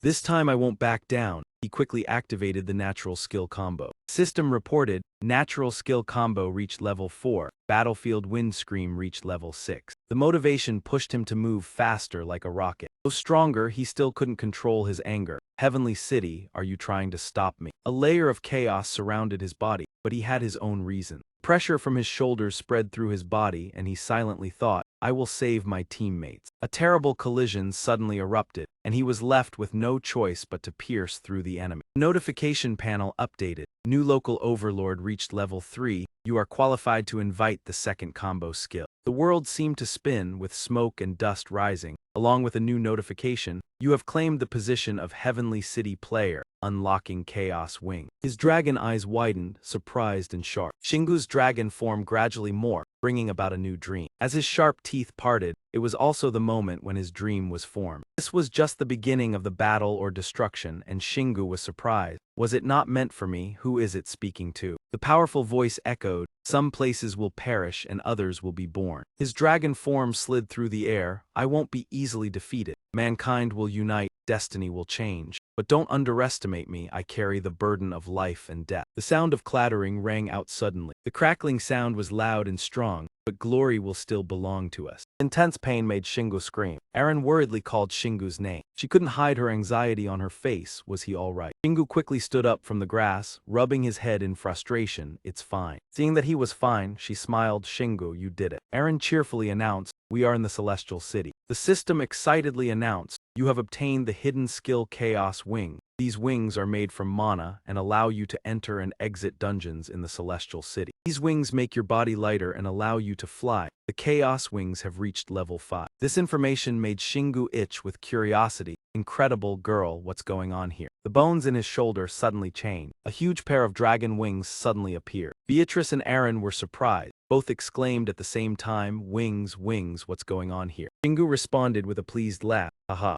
Shingu now looked like a warrior who had just stepped out of a brutal battle. He had achieved what he wanted. The smile on Shingu's face grew brighter. That's right, I've finally done it. The fate that seemed unchangeable had now shifted as he gained control over the Celestial City. Shingu felt the history and structure of the Celestial Tower, nearly passing out from the flood of information suddenly entering his mind. She rubbed her chin thoughtfully. I understand now, though I had heard about it, seeing it in person is a different matter. She was referring to his new body part. I've heard of dragon wings using mana to fly. Just having them on your body helps with mana circulation and strengthens power. Eren quickly spoke up. They must have been inspired by the wings of players. Shingu immediately rebutted, quite the opposite. The wings of players are a copy of dragon wings. Beatrice maintained her calm demeanor, just like the gods and their enemies. Therefore, the Celestial City was built to oppose the gods, and if we connect all these pieces of information, we'll see a profound connection between the lineage and the Celestial City that we didn't know before. Shingu leaned on his wings to hover in midair. She made a good point, but we'll deal with that later. The item continued to take effect, but first, we need to take care of something else. He removed the Black Wolf weapon from his shoulder and decisively declared, we need to go save our friend. His wings immediately opened. Now then, try to catch up with me. He was clearly playing unfairly, rushing off before finishing his sentence. Eren was startled and quickly yelled out, he's much faster than before. She didn't lose her determination. It was hard enough to keep up from the start. Now it's even harder. Let's go. We don't have time to waste. Eren could only sigh helplessly. Under the clear sky, Shingu flew freely. As he flew, he marveled, it's crazy. The mana from the wings makes the battlefield wind speed faster and more dangerous than I can believe. Suddenly, his gaze stopped on something. The floating land in the space helped Shingu realize that they had arrived. At the same time, the system notification board displayed Dungeon 1, level 38. The garden currently has 32 players, temporarily closed. Beatrice stopped on the motorcycle and asked, this must be the place, it's pretty big. He nodded in agreement. I think it grew stronger as the earth became more powerful. It looks like there's another space inside. She seriously made a guess. It could even be bigger due to the level of the players inside. Shingu gently touched the transparent curtain and said loudly, maybe, but I think I can break through it, go in and find out what's happening. His words were suddenly interrupted. His eyes turned bright red. Wait. He mumbled unintelligibly, sensing a power emanating from this dungeon. Then Shingu laughed right on time. The whole group looked into the dungeon together. A level 38 dungeon, this will be interesting. The barrier seemed unable to withstand Shingu's power. With a quick jerk, they successfully broke through the barrier. Shingu happily shouted, "We're in now." Before them was a vast mountain scene. He couldn't help but praise how magnificent. Are all dungeons in the celestial city like this? Aaron quickly corrected, "Of course not. This is really unusual." Beatrice stood by and vigilantly said, "Master, I sense something far away.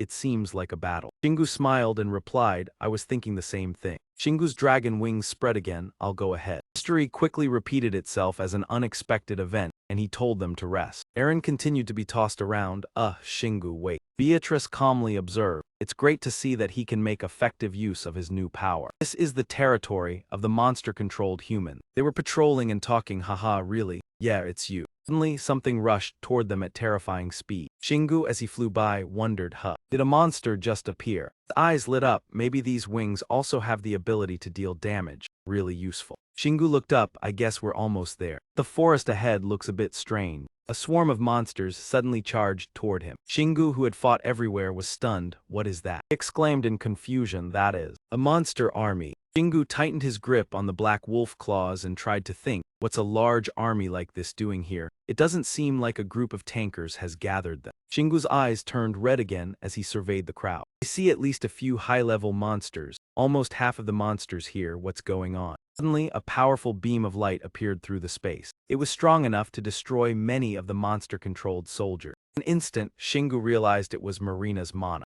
He didn't hesitate. His dual-wielding weapon was ready, not sure what was happening, but I need to help her. The order was given, and the black wolf claws in his hand grew larger. One soldier eagerly shouted, "I hope we can stop those fools from escaping." He immediately sensed something strange. Before he could react, he took the fierce blow directly. The remaining ones panicked, eyes wide. How dare anyone wield Fruta's divine power like that? Shingu's blazing red eyes clearly signal he understood. Power felt before entering was the influence of Fruta. Suddenly a voice rang out, "How dare you attack us and invoke the saint's name?" Adlo stood firm, voice stern, utterly blasphemous. "I will deal with you like the others." Shingu remained unafraid, calmly holding his hammer. "Only a high-level one, sorry. I didn't think you had the strength to confront me." The opponent froze, terrified beyond words. What just happened? The motorcycle engine roared violently with the words, "They've arrived." Beatrice appeared, swinging her sword fiercely. "Master, we have come to reinforce." The giant creature immediately struck down, one move clearing everything around. Adlos split in two, still couldn't comprehend how could this be. Witnessing Lim's panic, the commander vanished swiftly. The chief disappeared. They still surged forward together, screaming fiercely. The black wolf paused, hesitant to move if so. Shingu swept the battlefield, brimming with passion, attacking the enemies fiercely. This was the best approach. The system recognized his will. Fusion skill reached level 5, charging into chaos with fervor. Danger subsided. He exhaled in relief. Now they could escape the crowd. The vast besieged area revealed a glimmer of hope. Marina widened the path with her gun, encouraging everyone. The exit was near. Shingu shouted timely, "Marina, you're okay." The appearance surprised her. "Shingu, what are you doing here? Wait, am I dreaming?" The recent battle had been tense. Seeing support, tears welled in her eyes. Marina rushed to hug Shingu. "Are we being rescued?" Shingu replied coldly, "Glad you're okay, now get out of me." Beside them, another person dazedly called his name, Shingu. He quickly grasped the situation. "You're the Pathfinder, how did you get here?" Even Syria was surprised. Shingu gently pushed her, explaining, "I discovered some things, cannot leave everyone behind." He wanted to say more but was interrupted. "Oh, dunk." Li Kangho forced a smile. "Honored to meet you, you saved us." Shingu's eyes darkened. "Li Kangho, so you're here." He scratched his head. "Ha. Sometimes join dungeons for the thrill of fighting, so hide identity." A few words blocked enough. Intense pressure erupted around him. "I won't tolerate lies anymore. I advise silence." He feigned innocence. "Dung, perhaps you misunderstood." Kang Ho imposed morality. "Now we must cooperate, not the time to argue." He thought himself righteous. "Great, if you do not help." Shingu bluntly refused, immediately using strong acid. Li Kang Ho finally fell silent, observing his corroded shoulder. Finished the action, calmly said, "Right, cannot handle you now." Shingu's sharp expression warned, next time would be handled strictly. The opponent regained composure. Dunk. He neared his limit, no more pretense of decency. Bad, didn't expect such doubt. Li Kang Ho didn't get to say more before being cut off. sorry, unaware of what happened between you two. The opponent tried to persuade, now is not the time to argue, also besiege. Lee Sehi immediately expressed, right. After leaving the dungeon, Shingu naturally agreed. He smiled slightly, correct choice, you use it. Turning to serious stance, minor misunderstanding would be resolved smoothly. Lee Kang-ho laughed, should go help others. His attitude annoyed him. Knowing the type of person Shingu suspected, did he do anything to the girls? Syria replied, only slight injury. She raised an eyebrow, yet one thing still haunted me. He recalled earlier events. He kept offering mana stones, claiming they counter divine power, everything could be controlled. Shingu understood, teasing her, lucky you didn't listen. Those using mana stones paid dearly. Lee Kang-ho ignored WPCR, Syria agreed, mana stones not pure. Suddenly he realized something, by the way, where is John Smith? Miraculously just mentioned and someone responded, Shingu. John Smith was healed by Aaron, I have been looking for you, want to thank for sending friends to help. For a kind brother, Shingu was friendly, no need for formalities, cannot let one helping father die. John Smith smiled, resembling his father. After greetings he was serious, have something to tell you, Shingu uttered hum. John Smith looked back upon entering the dungeon, often checked positions and team member count. He recalled strange events, during the dungeon transformation, someone in Lee Kang-ho's team disappeared. Shingu's gaze was cold, his men, meaning those using mana stone. John Smith nodded quickly, right, couldn't sense them, means they're stronger, very suspicious. The opponent's information was useful, he thanked for the reminder. Shingu's team was stronger, he said, but something undesirable happened. Next, two girls started a new battle round, Dung and Aaron as well, until the humanoid beast aggressively attacked her. Luckily Shingu blocked in time, striking once with his hammer. He panicked, quickly voiced, thank you. Hero saving the beauty, Shingu smiled, careful. I know you're thrilled by the celestial city, but don't get carried away. Aaron asked awkwardly, hey, really? Previous defiance hinted at something, thanks to you. Observed the battlefield, reacting in time. Shingu thought, finally almost done, but where is the high-level monster? The hybrid appeared again, the humanoid beast opened its mouth. You. Santos appeared, fiercely asked, the one who killed Adlos's brother have been looking for you. Shingu was truly annoyed. Ah, Adlos who, convenient timing for your arrival. Illusory skill appeared, helping him assess, seemed quite strong. Next, myriad arrows aimed at him. You're the high-level monster guarding the worm, if you stood still wouldn't be embarrassed. He was brimming with energy, guarding, nonsense enough. We no longer follow that law. Santos raised his hand straight to the sky. The crescent moon clearly visible above, no old chains could stop us. Shingu frowned, asking, does he mean from now on to ignore the infernal law and act on his own? His words made the opponent burst into laughter. Don't tell me this fragile cage can last long. He moved his hand slightly and spoke, besides, aren't there more troublesome people than us? I'm certain of that. The hidden information made Shingu frown. Does he mean those who absorbed mana stone? Light fell from the sky. Santos sprang up as if touched by rage, if you want to know more. Ask them in hell. Meanwhile, he used all his strength to advance forward. Shingu did not yield, immediately launching a black lance forward. Just one strong swing of the hammer hit the opponent's head. His hand simultaneously grasped the back of his armor. Shingu mirrored the move, commanding aloud, say more. I'm strong, but that doesn't mean I'm superior to you. Santos still tried to be stubborn, I will never tell. He tightened his grip without hesitation, eyes blazing red. His voice began to tremble, too painful, Santos had to give in, I'm sorry. I will tell everything I know. Even this dungeon, all the heavenly city built for humans. If anyone other than humans intrudes, it will overload the system. He responded slowly, understood. The result for him was an extremely strong acid strike from Shingu. He expressed silently, I don't need to hear more. He reminded each point, the dungeon is for players, but when someone brings monster mana stones in, the system overloads. Shingu saw patients almost exhausted, damn it, they harm themselves and trouble others. Marina gently approached Shingu, you've gotten stronger again. He asked coldly, are you done with your task? She smiled brightly, thanks to you, things would be harder without you. Suddenly a voice interrupted, wait. Some players discussed anxiously, Nicholas and Lin Lin disappeared, yet they still appeared before the battle. They exchanged words without noticing Shingu observing, should we find them? Where are they among the monsters? He hadn't thought yet, John Smith reminded, haha,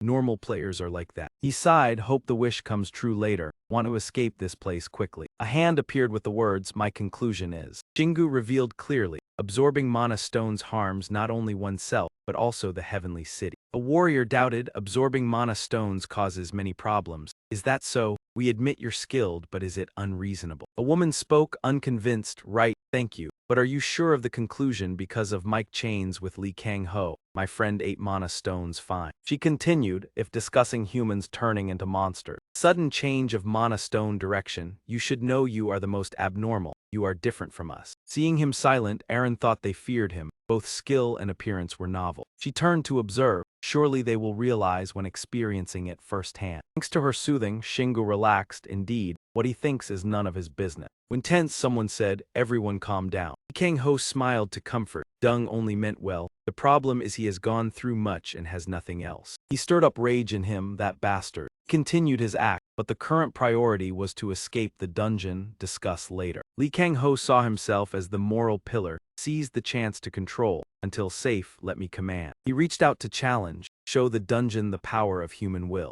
Really easy to move them, human will exactly. Everyone expressed admiration, the singer never ceased. Follow him, we lead. Iria witnessed, saw it as ridiculous, truly fool. Shingu stuffed his mouth, let it be. No one is angry. Level 38 dungeon remained unchanged as his group entered. Mountains and clouds layered. The group advanced in a line under guidance. Beatrice wondered, Master, what will you do with the disappear? She considered seriously, they are no longer human, only parasitic on the heavenly city. Self-destruction might be best. Shingu spoke, oh them I just thought. Someone interrupted, panic pointing, look, Nicholas and Lin Lin, what are they doing? He added casually, I was about to say, they're on the floor, should we watch? She admitted helplessly, you are right on target. Lee Kang-ho decided to see what happened, you go with me. Jin replied, fine. Check the pulse, relieved, good they're still alive. The female acted presumptuously, we need recovery potions, ignore the one trembling. The opponent mutated, Lee Kang-ho still acted perfectly. Must give them before it's too late. Jin was tasked to be the first affected. The monster clung so tightly he shouted Nicholas's name.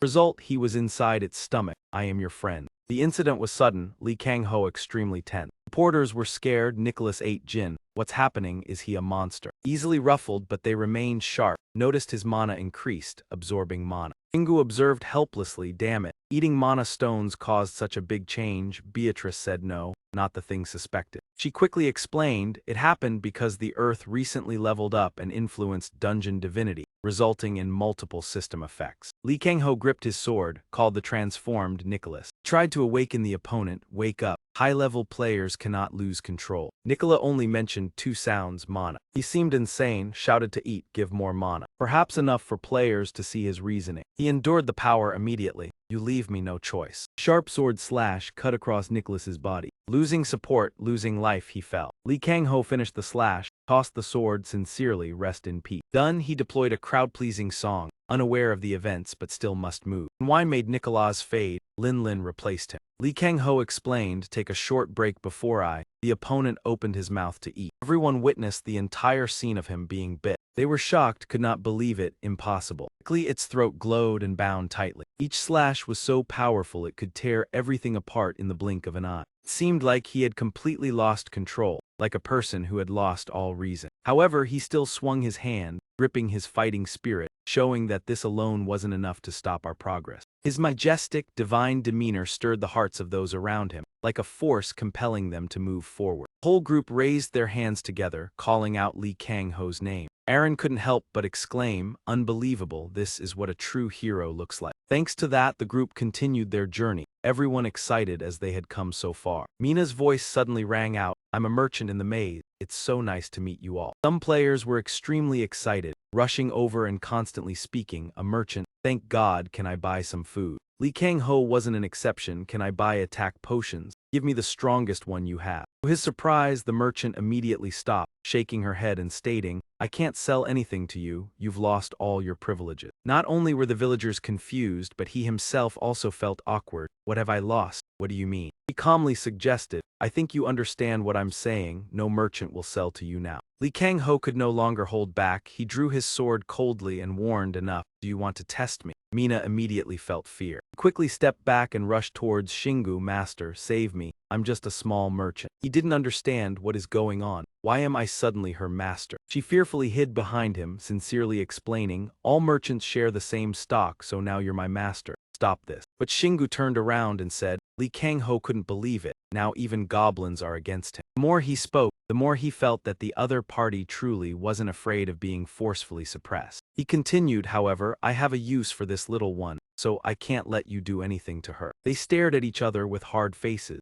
Shingu smiled and said, then why not resolve this like men? With every second, Li Kangho felt his anger escalating rapidly. The frightening thing was that, despite losing all reason, he could still control his rage and sigh. He chuckled lightly and changed his position. There's no need. I didn't expect you to still hold a grudge against me. It was clearly the villain intentionally sowing discord. We're close to the boss's room. Now is not the time for infighting. As soon as he finished speaking, Li Kangho slowly turned around. Mina clapped her hands happily. That's great, master. If you need anything, just tell me. Shingu casually replied, I don't need anything. Unexpectedly, she changed her attitude. Oh really? Are you sure? He frowned, not understanding what she wanted. She didn't say anything more, only reaching out to search for something, since you've helped me today. Mina proudly held up a mirror. I'll give you something I'm sure you'll need. He looked suspiciously, picking up the mirror and turning it over. I don't know you. This is just a mirror. She suddenly stepped closer and whispered, oh, it's not just an ordinary mirror. I'm sure you've had some trouble recently. That's right, trouble controlling the humans and being stuck on Earth.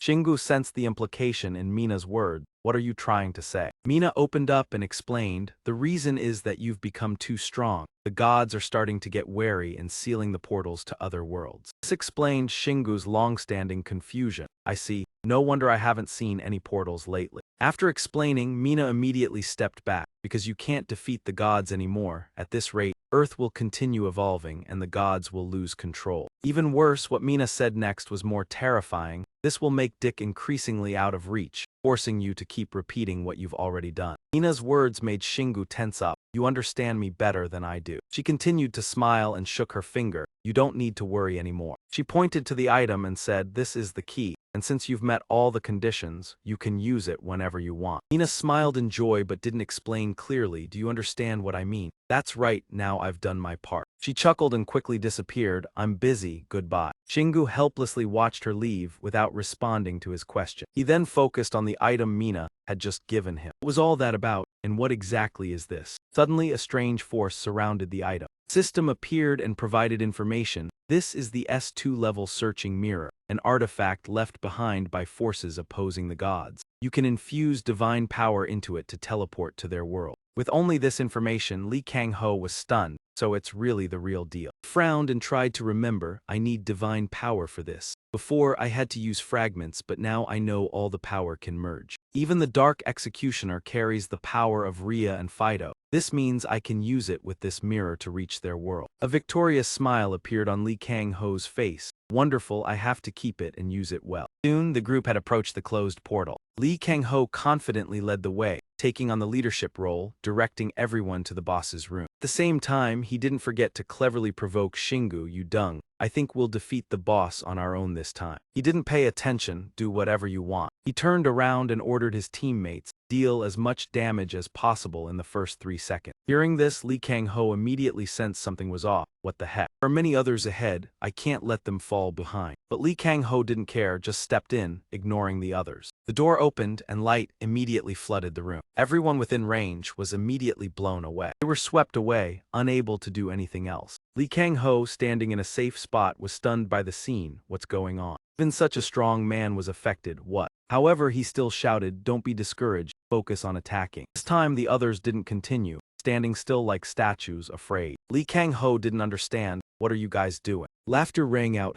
Seraphil burst out laughing and said, these guys are so funny, full force attack, and now they're standing like statues. Li Kangho couldn't bear it anymore, wanting to roar, you. But the opponent kept laughing. It's been a long time since I've laughed like this. You're so stupid, don't you see the trap? He couldn't contain his anger enough. Seraphil then eagerly asked, what are you going to do? What could make me laugh even more? Li Kangho said seriously, I'll show you my trump card. However, before he could make a move, he collapsed. Space around him darkened, a surge of energy swept everything. Even Li Kangho's sword was pulled from his hand. Then he himself was turned into the weak one. The group that had once trusted him now feared him, as they saw him turn into a monster. They panicked and ran together. This is bad, hurry up. We can't face both of them at the same time. As the crowd became chaotic, a playful voice suddenly rang out. all because of an idiot. The great weapon thick on his shoulder, but it seems I can't just stand and watch the players of this world die one by one. Under their attentive gazes, he calmly said, "Everyone step back." He and his team firmly established their position. "I will be the vanguard in this battle." Kang Ho, in his monstrous form, began wreaking havoc everywhere. "Mana, I need more mana." Seraphil surveyed the surroundings and immediately burst into laughter. "Ha ha." That man clapped excitedly, still playing the role of a delighted spectator. "This is so fun, I can't stop laughing." One side of him clutched his stomach and complained, "I can barely laugh anymore." While on the other side, Shingu silently observed the opponent. Eren quickly turned to Han and asked, "What should we do now?" He quickly gave his answer. He wanted to defeat Lee Kang Ho first, but there was already a plan in place. Shingu glanced at the man writhing in delight. "Now we need to deal with him." He calmly assigned tasks. "Marina, take care of Lee Kang Ho for me." She immediately responded, "I'll handle it right away." His movements quickly drew Seraphil's attention. "Haha, another one." He wasn't particularly concerned about the players. "Take your time, I can wait," while starting to prepare to move. His team confidently spoke up, Shingu has already prepared a powerful acid move, and then it combined with the Nightfall Hammer. Try to attack Seraphil, take away half of his wing. He continued watching HMPH. The pain from the corrosion burst caused Seraphil to scream, "My wing." He was genuinely scared. Why would someone like you survive in this weak world? However, his opponent didn't give him much time to talk. The next blow immediately attacked. Nevertheless, with his extensive experience, Seraphil successfully dodged. However, the other side wasn't as lucky. The intense pain flooded his mind again. "Ah, wait, cheater, I'm still talking." However, the turn of events wasn't over. He looked around in confusion, wondering, where is he? Meanwhile, Shingu's voice suddenly rang out, "Cheater, Turns out he had secretly appeared at some point. "I don't like this, let me finish it." A powerful swing filled with boundless energy sent the opponent flying far away. Seraphil couldn't believe what he had just witnessed. This can't be. Before vanishing, he still tried to find an explanation. He couldn't do anything. After a series of battles, Shingu sighed wearily and slowly said, "There are always people stronger than yourself in this world." The system quickly announced the results. Dungeon completed in 4 hours, 23 minutes, and 51 seconds. Earned new achievement Wind Hunter, and wind resistance increased by level 12. Completion rank was 3S and received Fruta fragments. Seeing that he had won, Eren hurriedly flew over before I could arrive. "You already defeated him, so what's there to talk about?" Clearly, he was also very surprised. Didn't expect him to be this weak, but thankfully the dungeon was completed. Then Shingu briefly expressed his earlier concern. He was worried that the Red Dungeon would consider Lee Kang Ho a monster. The battle outside still showed no signs of ending. Marina was shooting and angrily said, "HMPH, now he's a monster, so he's much stronger." She firmly held her position. Shingu needed more time. Suddenly their target was struck hard by the Nightfall blade.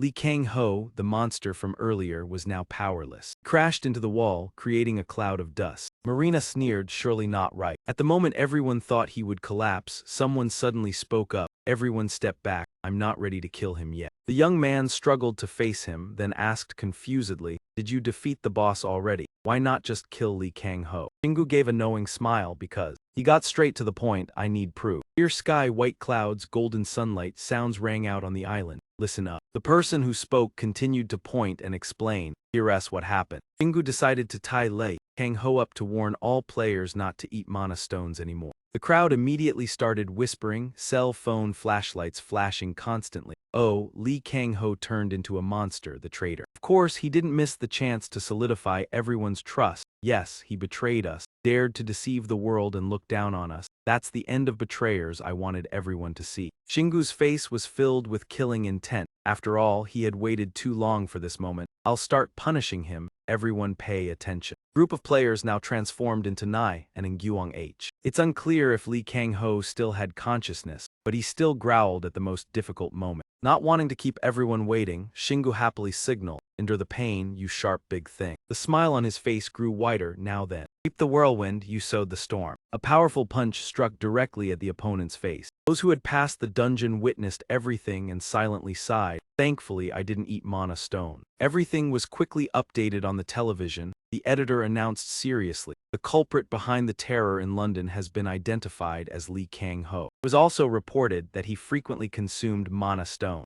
As a result, he had been turned into a disgusting monster. Videos of him caused a worldwide shock. The news showed people mocking him. Oh, look at him. And then he continued with his work. This made people start worrying about the dangers of eating mana stones. Shingu's interview attracted a lot of attention. Let's watch the interview. However, no one knew this. The interview was interrupted. But soon, he regained his composure to answer anyone. With a serious expression, he bluntly declared, "Anyone who dares to touch my family will meet the same fate." Seeing himself in the cool image, he suddenly laughed, delicious. Shingu smugly placed his hands on his hips and laughed loudly. Surely now no one will dare eat mana stones anymore. Eren smiled awkwardly. Only with violence will people listen. Seha stood beside him joyfully exclaiming, "Seeing this news shocked me too. Thankfully everything turned out fine in the end." After the situation settled down, he turned around. Many things had been resolved. Now we just need to rest a bit. The door to the room was suddenly impacted. Thud. Shingu confusedly touched the doorknob.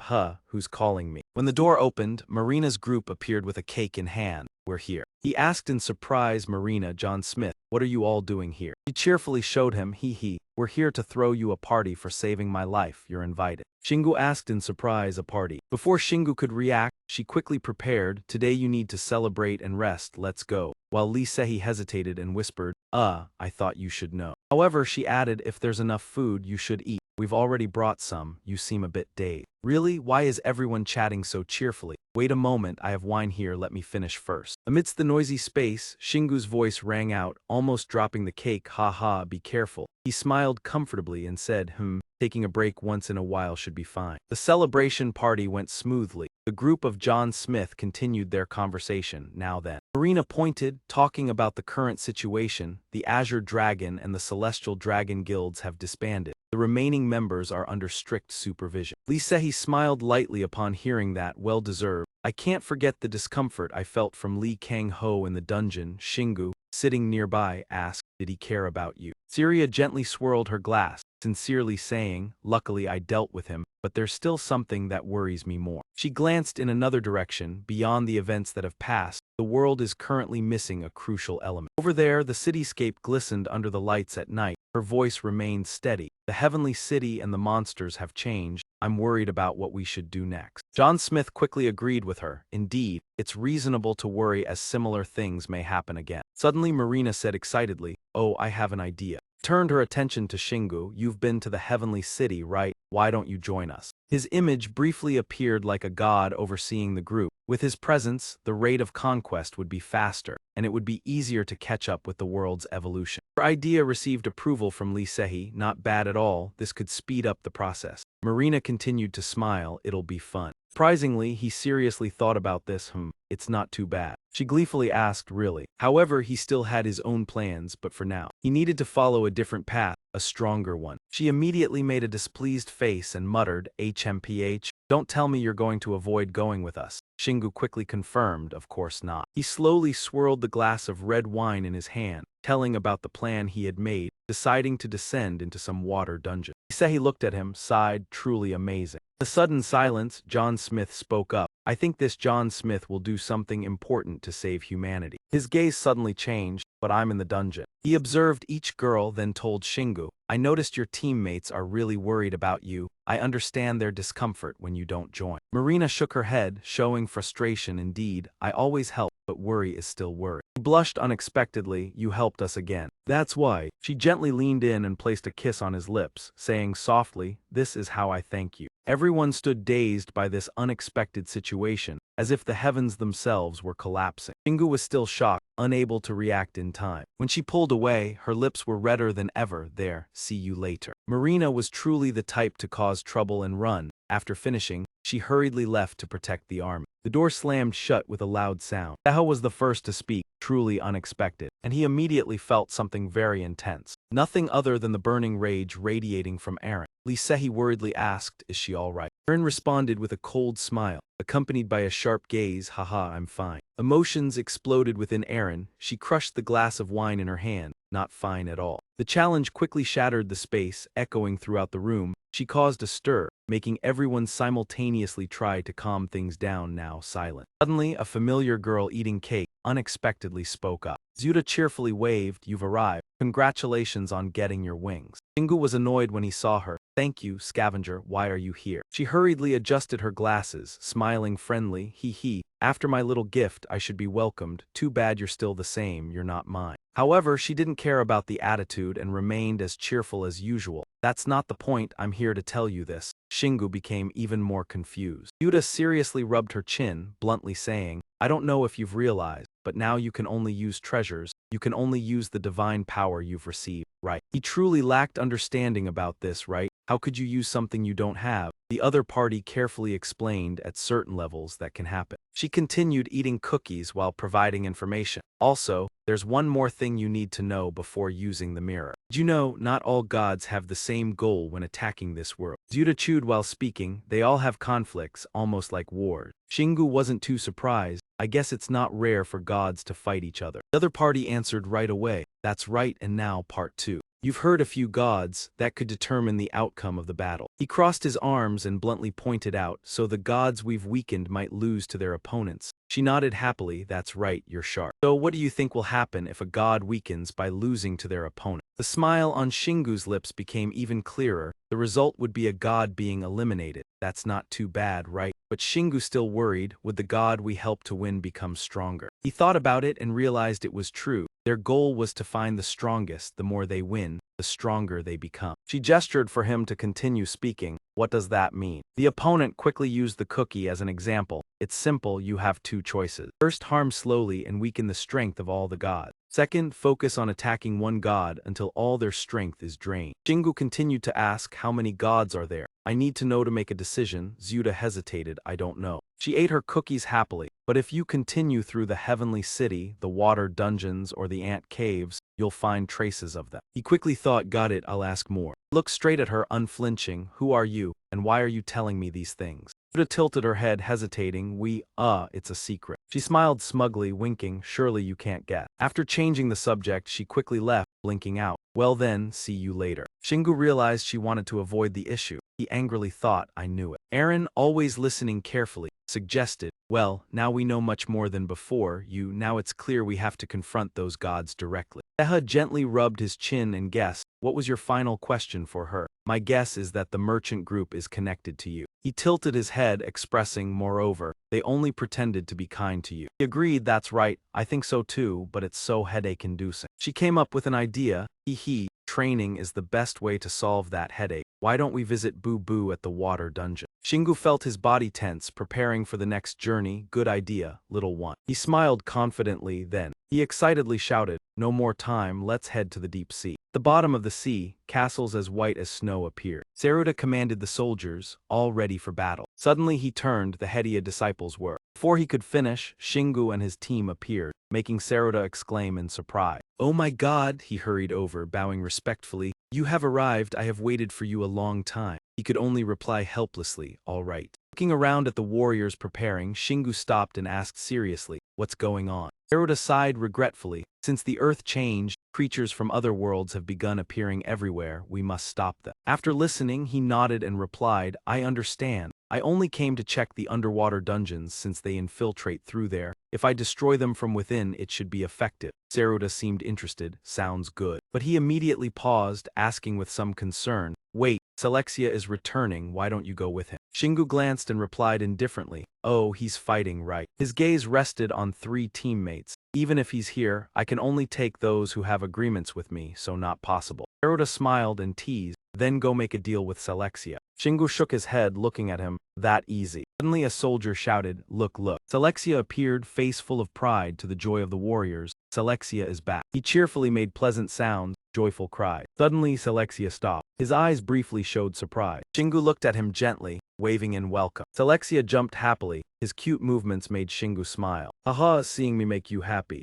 Saruta behind also laughed. "Haha, he has been waiting for you since you left." He happily shrank and quickly swam closer. Shingu reached out to pet the playful Selexia. "You can change size, huh?" he responded with a boo sound. Shingu looked at Selexia warmly. "I see you want to come with me." He happily pressed his head against his hand, signaling agreement. Shingu felt a surge of happiness. I didn't expect him to wait for me. Better let him come along, he's really strong. Thinking that, he placed his hand on Celexia's forehead to make the agreement. Shingu suddenly stopped, feeling alarmed inside. A blinding light began to appear, piercing his body, surprising him and raising questions about the source of this power. The system suddenly appeared, notifying, "You are eligible to unlock the second natural skill. You have learned the training skill," the system continued, providing details about the new skill he had acquired. Celexia let out a short, doubtful boo. He suddenly roared, astonishing everyone around. Shingu looked at him with concern. "You feel the new power in me, right? Do you want me to try?" Celexia quickly responded, eyes sparkling with excitement. Shingu placed his hand on his forehead again, continuing the process. "All right." Powerful light erupted, accompanied by Shingu's echoing voice. "Let's see." Those around were terrified by the skill. Dichai said, "Master learned a new skill, impressive." In the light, a new body began to appear gradually. Eho widened his eyes. Look. Everyone was surprised as Celexia transformed into a boy. Aaron couldn't help exclaiming, "Oh, so cute." Celexia still looked at his new body in wonder. When Shingu spoke, he couldn't respond yet. Beatrice appeared skeptical. "Why? He already has human form." Shingu explained gently, "Part of my natural skill awakened through this training skill. Now he can have human form." Aaron frowned, training huh. Shingu nodded, continued, "Yes, I wanted him stronger and he obeys me, so the skill awakened." After hearing this, Aaron could only sigh, "But its name is a bit strange." Shingu ignored Aaron, turned back to pat Celexia's head. "Thanks to you, I gained more power." He obediently responded with a boo. Suddenly, Shingu let out a surprised exclamation. Celexia immediately reverted to his original form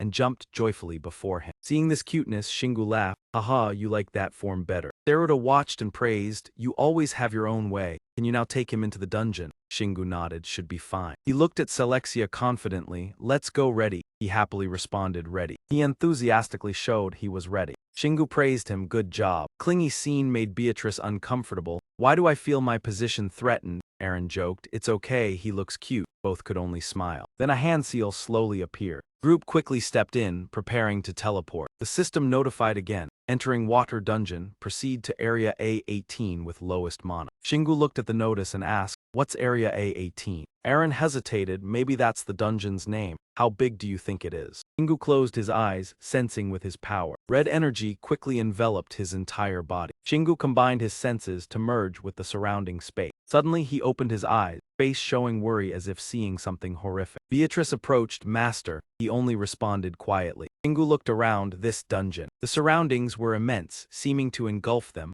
large enough to be considered a world. Seha couldn't believe what he heard. "A world? I know dungeons can be huge, but this." Shingu nodded, eyes slightly complex. Seeing its size, "I think this is the only water dungeon on Earth, just extremely vast." Aaron agreed, "Right, that's why it's divided into smaller areas, hence the name A18. Shingu bowed, patting Celexia. "Maybe that's why Earth monsters are strong coming from this dungeon. Coming here, we must at least clear half." Aaron could only sigh, "Half a huge dungeon, that means." Shingu prepared his weapons. "You know me." He held the black wolf claw, confidently saying, "Time to fight." As he finished, Shingu dashed forward, eyes full of determination. Swings tore through the night, creating sparks. The powerful energy knocked back several sea demons. Sea demon with a sword angrily saw the group causing havoc, shouting, "Just these guys. What are you doing?" Shingu looked coldly. "Who are you talking to?" The surrounding sea demons were defeated, leaving one standing opposite. "I obey your orders, my friends are all asleep." Sword-wielding sea demon gradually sensed his fate, knowing he would meet the same end, resigned to stand and await death.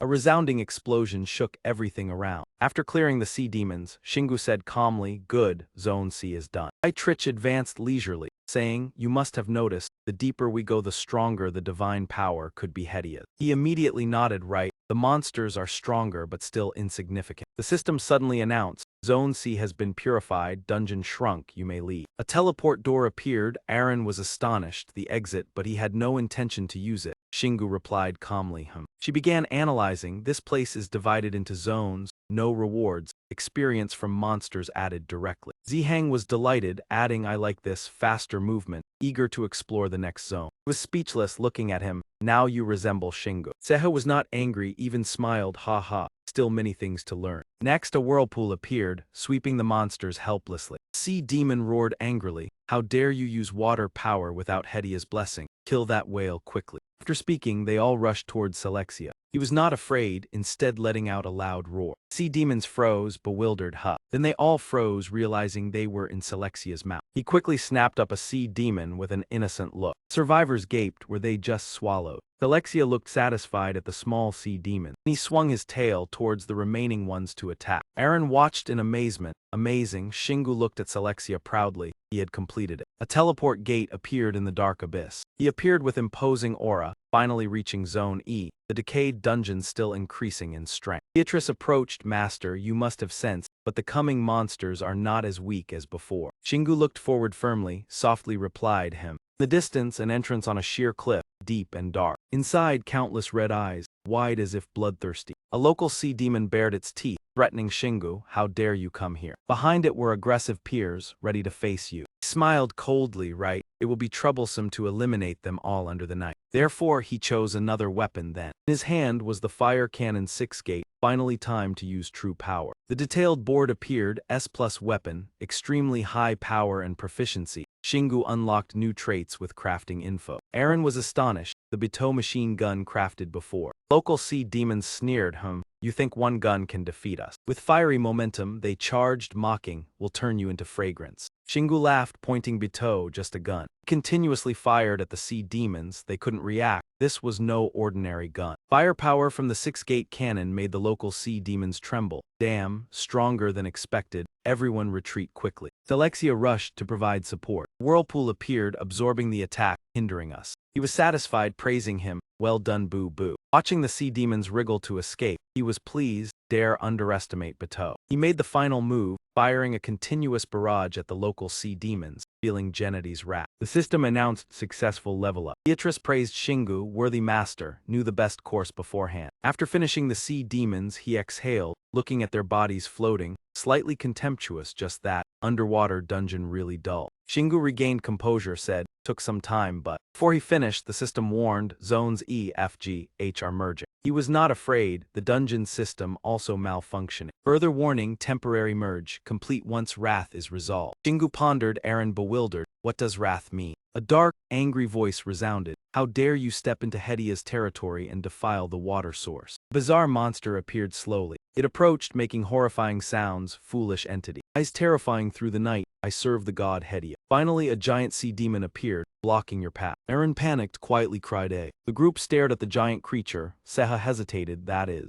Beatrice straightforward, never seen such a huge monster, large and strong. The sea demon introduced itself. "I am Hedia's disciple, here to submerge the world in the name of that day." Shingu realized this was a difficult opponent. Sea demon, a legendary monster. He turned to ask behind, "What do you think? Can Kina deal damage?" Beatrice hesitated, reluctant to speak. "But impossible, it is a massive mana composite. Alone cannot pierce it." Seha strong, not much help but still fights. Aaron agreed, "Let's try together." Shingu turned back, "You all." He understood his teammates but closed his eyes. The image of himself falling before them appeared mercilessly. Shingu decided not to. In the shock of the three, he gritted his teeth, ordering, "All of you retreat." Aaron startled, what did he say, leaving the two behind? Shingu reassured, calm, "This will be better, Boo Boo strong underwater will help." She wanted to charge, but Ditch Eyes quickly grabbed the small chili enough, retreat to help the master. Aaron understood, obediently replied, "Okay." He still worried if anything goes wrong, promised to withdraw. Shingu nodded, obey. Beatrice turned to say farewell, "Let's go." He rushed forward with Aaron and Seha, leaving encouragement, "Don't waste time." Shingu did not respond, watching their backs leave. He turned, entering ready stance. Sea Demon 2, benign, attack. It shook its giant head. "I only need to kill you. Once you die, those brats will die too." Sea Demon stared directly at each opponent. Even the strongest dared not face him. The respect he had for you was the last moment of fighting beside his teammates. Shingu jumped onto Selexia's back, treating it as encouragement. "When I defeat you, I will surpass all the others." He frowned, determined to call his companion, Boo Boo. Two of them, full of determination, rushed forward, shouting together to teach it a lesson. The sea demon extended its tentacle and rubbed its eyes. seeming quite pleased. It immediately retaliated, swiftly swinging its leg. Take this. The opponent's attack power made Shingu feel overwhelmed. The pressure is too great, boo-boo, don't let it hit you. Alexia let out a long cry and slammed its tail, reacting quickly like lightning, dodging the deadly blow. The giant tentacle chased closely, refusing to give up. It continuously attacked the two small figures, as if trying to tear apart the ocean, creating a deep crack in the heart of the sea. Relentless attacks that missed the target made the sea demon angry.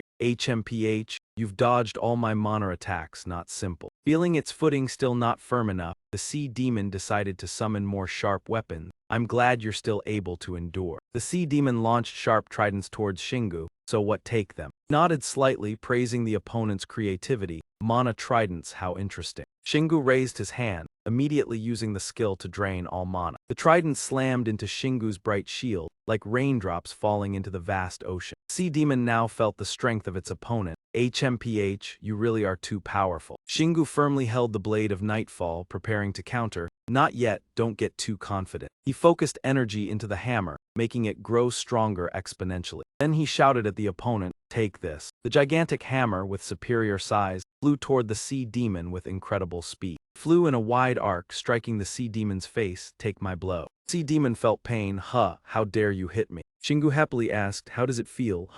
The sea demon didn't respond, only opened its mouth and spat a mound of ink onto Shingu's face. Shingu struggled in the thick black water, thinking to himself, this isn't normal ink, why does it sting so much? He called out to his teammate, boo-boo, get out now. Alexia hadn't acted yet when another tentacle shot toward them like a strong wind. Shingu turned around in panic, seeing danger approaching. Although his thinking was a little slow, the reality happened very quickly. Shingu couldn't avoid the powerful blow. As he fell off Alexia's back, the tentacle continued its charge. Shingu opened his eyes slightly and immediately paled. Another blow, this is bad. Without hesitation, he activated the escape skill. Shingu pulled Alexia to run at full speed, avoiding the danger behind. HMPH didn't expect it to spit ink like an octopus. He looked anxiously at his trembling arm. Damn, I can't move, how can I fight like this? I should have left Aaron behind. Alexia quietly cried softly. Shingu turned to look at Alexia's broken body and asked, little brother, looks like you're not doing any better than me, huh? The sea demon laughed and praised, heh, you're not bad for running. It eagerly waved all its tentacles, creating a net to surround them. I don't know how long you can run, what will you do? Shingu gritted his teeth, silently calculating, I can't lose, I must find a way. Accelerated, trying to think Shingu, find a way to defeat it. The sea demon wiggled its tentacles provocatively, looks like you're out of options.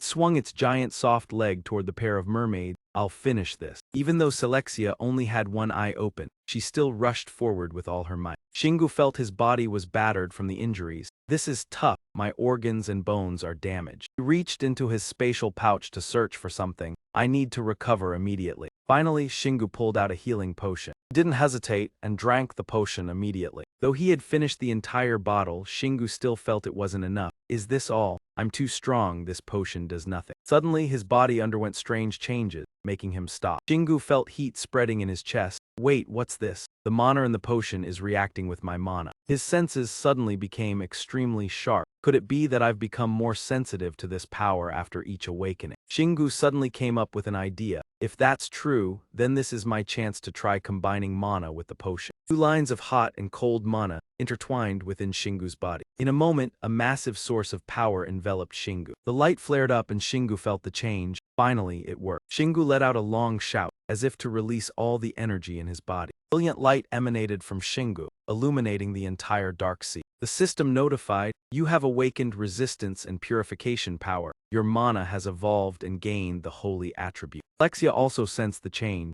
Her injured eyes had healed. Shingu raised his hand, feeling the new strength within him. He clenched his fist, shouting confidently, this is good. Shingu happily swung the weapon in his hand. Though I haven't fully recovered, I can keep fighting. Sea Demon, who had always been indifferent, now angrily questioned, what did you just do? Shingu didn't hesitate to reply, even if I tell you, you wouldn't understand. Sea Demon went crazy, summoning more sharp tridents. Little brat, awakening doesn't mean you can defeat me. It launched mana weapons at Shingu and taunted, submit to the god Heta. Shingu was no longer as scared as before, again. Frowned, calling his teammate, boo-boo. The two, man and mermaid, stood together to face the attack. Shingu thought to himself, I will get through this. The sea demon spat another round of ink, denying, no way. Unexpectedly, this time Selexia didn't dodge. Instead, she rushed forward. Shingu's hand shone like a guiding light. Light spread into a giant column in front of Shingu. The light shone directly into the sea demon's eyes, making it close them. Shingu smiled, swinging the hammer right. He swung the blade of nightfall at its eyes. Let me help you. Shingu didn't let up, continuing to raise the hammer. It's not over. As soon as his words finished, the blade of nightfall shot into the sea demon's tentacle, making it scream in pain. He became furious. How dare you harm a disciple of Hedia? The golden pupils of the sea monster contracted, warning of danger, don't risk it. It spread its 8 tentacles, ready to attack one by one. He didn't expect it to be this bold. The sea monster roared, shaking the ground, go ahead. Immediately, it coiled its soft tentacles into a giant ball, submerging the opponent in water. Shingu squinted in the darkness, as if in an octopus prison, not understanding what it was thinking. Suddenly everything shook. He had to shout, slow down. The sea monster's whole body shook like a construction machine in motion. Shingu froze, wondering, is it planning to crush us? He tightened his sword, cursing under his breath, damn it. Shingu struck its tentacle, testing it. Despite the pain, the sea monster still tried to open its eyes to see if it could resist.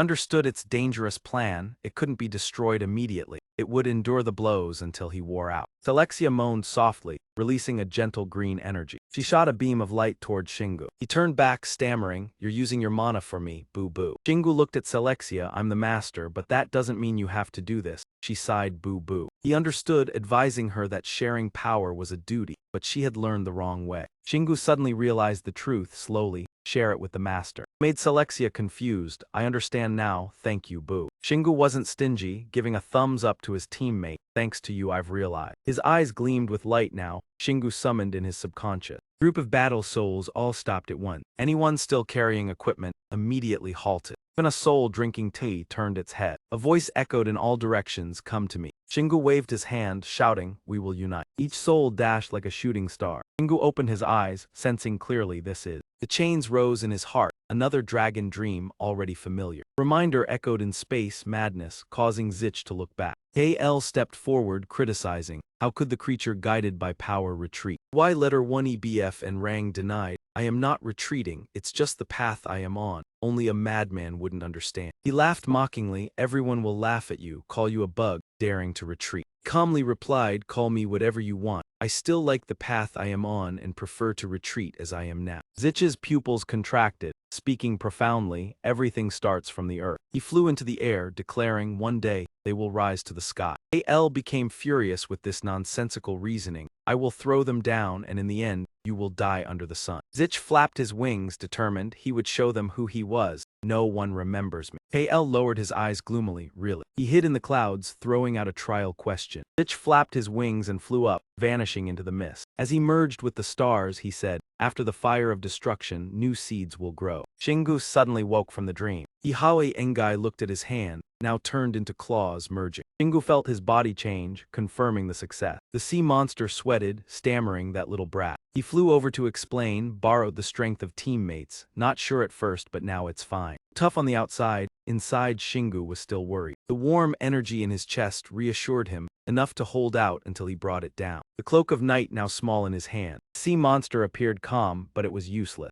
The resonating hammer, surrounded by golden light. In an instant, the Dark Executioner became dazzling, its new form. The system notified, Dark Executioner stronger, S++ level plus holy weapon level up along with its owner. Shingu whispered, skill transformation. The super large executioner fit perfectly in his hand. The sea monster stared wide-eyed at this scene. Shingu charged forward, gripping the tentacle tightly. It wasn't too late to act. Yelled and swung the hammer. The gathered skill poured into the executioner, chanting a heavenly strike at the sea monster's head. The round head immediately caved in, it hurt, its face twisted, collapsed. The sea monster glared at Shingu with hatred. It thrashed, jumping at him, thinking that being bigger meant winning. Shingu no longer feared, Hector was ready to fight. Shingu covered himself in the cloak of night again. The hammer struck like thunder into the sea monster, a combo skill accumulating power. Its giant body slammed to the bottom of the sea. The sea monster shook its entire body, weighed down immensely. Its eyes shattered, tears falling, it was embarrassed. Is this the end? So heavy it tried to speak, spare the head. Shingu mocked, when you lose, you just complain. Soon after, he shrank his body, just as the giant effect ended. System congratulated, leveled up 46 times, strong resistance increase, especially ice resistant. A series of unlocked skills made Shingu dizzy. Hexagonal Long level 8, God level 13, Chaos Tail level 7, Chaos Wing level 3, Chaos Appearance level 9, Courage level 15, Soul Control level 15, Punishment level 83, Combo Skill level 10, Training level 15. Couldn't believe his eyes, speechless. Leveled up 46 times, the sea monster is really strong. Shingu read carefully again, meaning. When the light of truth pierced his heart, he laughed out loud in satisfaction. Shingu was excited. Ah, I understand now. He ran his fingers through his hair, observing the sea demon lying still at the bottom of the abyss. Sighing, this is why I've never been interested in leveling up. Suddenly, footsteps and a call came from behind Shingu, master. It turned out that Beatrice had been pulled back by Selexia. I heard the summoning sound, but I don't know how you'll link up with the entire army. The battle was fierce. He turned around to explain, Kina, boo-boo. You two return after I separate. She clearly understood, I agree, seeing someone level up is impressive. No one on Earth can compare now. Shingu still looked down at the sea floor, yes, but it's too early to rest. Today's situation was almost dangerous. He stared at the sea demon, frozen and confusing, still not understanding why it appeared here. Beatrice remained calm. After all, the outcome was good, just as expected. The monster was stronger than imagined. Shingu calculated and agreed. Its body could be useful if brought back. Suddenly, something glowed on the sea demon's head, attracting attention, causing him to let out a gasp. Immediately after, the glowing crystal passed through its body and flew upwards. The system displayed information about the glittering spherical object. Have you collected the Hedia fragment? Shingu rejoiced as if he had just one big, nice, after all that fighting, finally achieved it. He extended his hand, calling it back, come here, we will treat you well, my. As the Hedia fragment approached, Shingu felt its enormous size, as big as the sea demon's bowl. He was desperate for it to reach its destination, only to shake his head and sigh in frustration. Elijah was completely absorbed in admiring the spoils, making a boo-boo sound in delight. He joyfully rushed toward the debris, as if something special was welcoming him. He hurriedly bowed and touched the surface of the object. Shingu watched with a dazed expression, unable to hide his confusion. Selexia happily opened her mouth wide, ignoring his boo-boo calls. Beatrice was the first to speak, laughing in surprise when she realized the debris Hedia chose boo-boo. As they really resembled each other, Shingu was still bewildered, agreeing with that observation. T-I-letter-1-E-B-F-N approached and stared into Selexia's shining eyes. If that's the case, I'll give it to you. Shingu then focused in one direction, but there was something important I needed to do. Focused intently on the debris, discovering it contained a vast amount of divine energy. He sat down in front of Selexia and said, I'll purify it. If it hurts, try to endure it. Shingu immediately closed his eyes, concentrating all his mind on this task. His soul seemed to sink into a dark ocean. Hethia continued to call out, come here, bring the worthless one to me. He chuckled softly, the light laughter filling the space,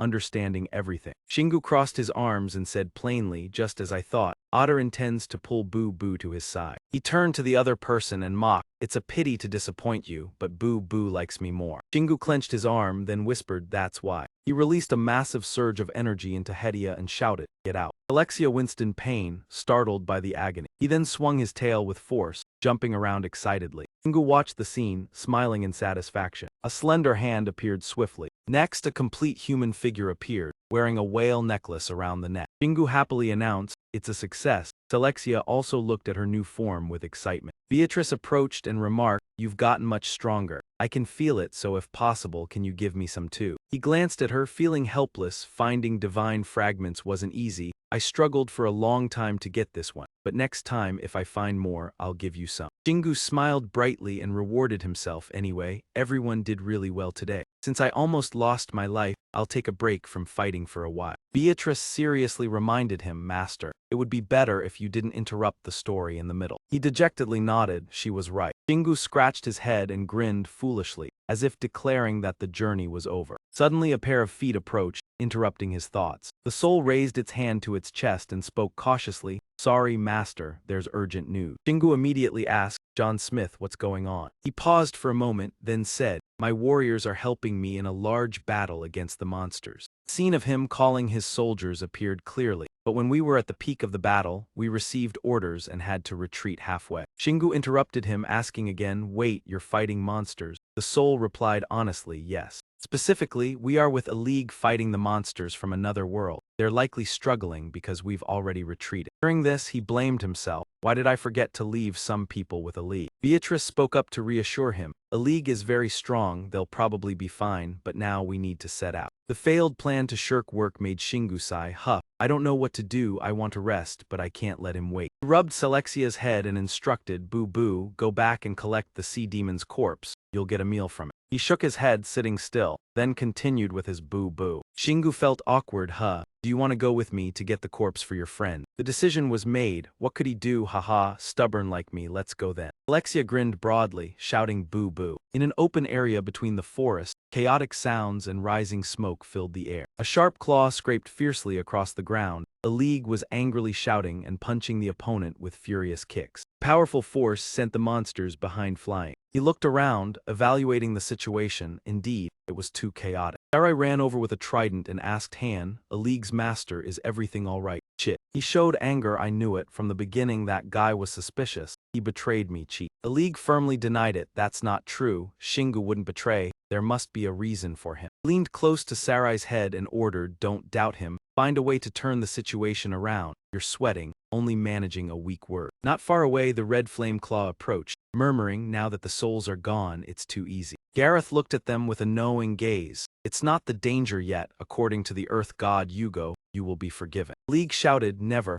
I will never submit to a greedy god. Garrett looked at him with eyes full of anger, reproaching, how foolish to refuse my goodwill. He used his power to summon stones from the ground. No other choice. The stones swirled around Gareth's body. He raised his legs and shouted loudly, receive death under the greatness of Hugo. A hailstorm of stones rained toward the two masters, like gunfire. The league didn't sit still and accept death. He also roared and rushed toward the opponent. His jump skill was extremely good. The stones became an ideal stepping stone for him. The league plunged from the sky, attacking Garrett. He roared in fury, only this can't defeat me. Garrett smirked, too confident now. He charged straight at the opponent, but it was still too early to be arrogant. Kick created a massive explosion, shaking the entire forest. Sarai just stood watching, sweating. It was terrifying. League still felt dizzy from the huge shock, but a sudden feeling of danger made him open his eyes wide. He drove his claws into the ground, then jumped down, preparing to confront. In the League's mind, there was only one question after just one blow. Why was he so strong? Gareth curled his legs and praised, how interesting. Growled, you're not weak, I admit that. His momentum was as strong as a flood, but would it be enough to fight against my army? The League was cautious, only daring to look at him, carefully evaluating, he's stronger than I thought. If I don't stop him, this battle will be hard to win. Lost in thought, Gareth suddenly shouted, bringing him back, I can read your thoughts, I'll give you your final moment. At this moment, a strange light appeared in the sky, causing both of them to be stunned, staring intently. The light shot toward Gareth, attacking him unexpectedly, leaving him no time to react. Gareth felt wounded in his pride, refusing to back down, growling in anger. At this moment, a league turned toward the light, amazed. What's so strange about this? It turned out Shingu was the one behind all of this. He rushed toward them. A league was stunned. How did Shingu appear? Shingu landed on the ground, his eyes fixed on Gareth, struggling with the light. Like finding a lifeline, a league couldn't hide his excitement. Finally, he appeared. Shingu turned to address Why. It's troublesome for your people to appear suddenly. You've been waiting for a long time, haven't you? The league of course didn't object. It's fine, maybe he has his own reasons. Luckily, he arrived in time. As the two were talking, the sound of engines growling caught a league's attention. It turned out to be Beatrice. She must have just returned after taking down the sea demon. Beatrice was carrying Celexia behind her, looking at a league. We haven't had any fun yet, but this battle is sure to be intense, master.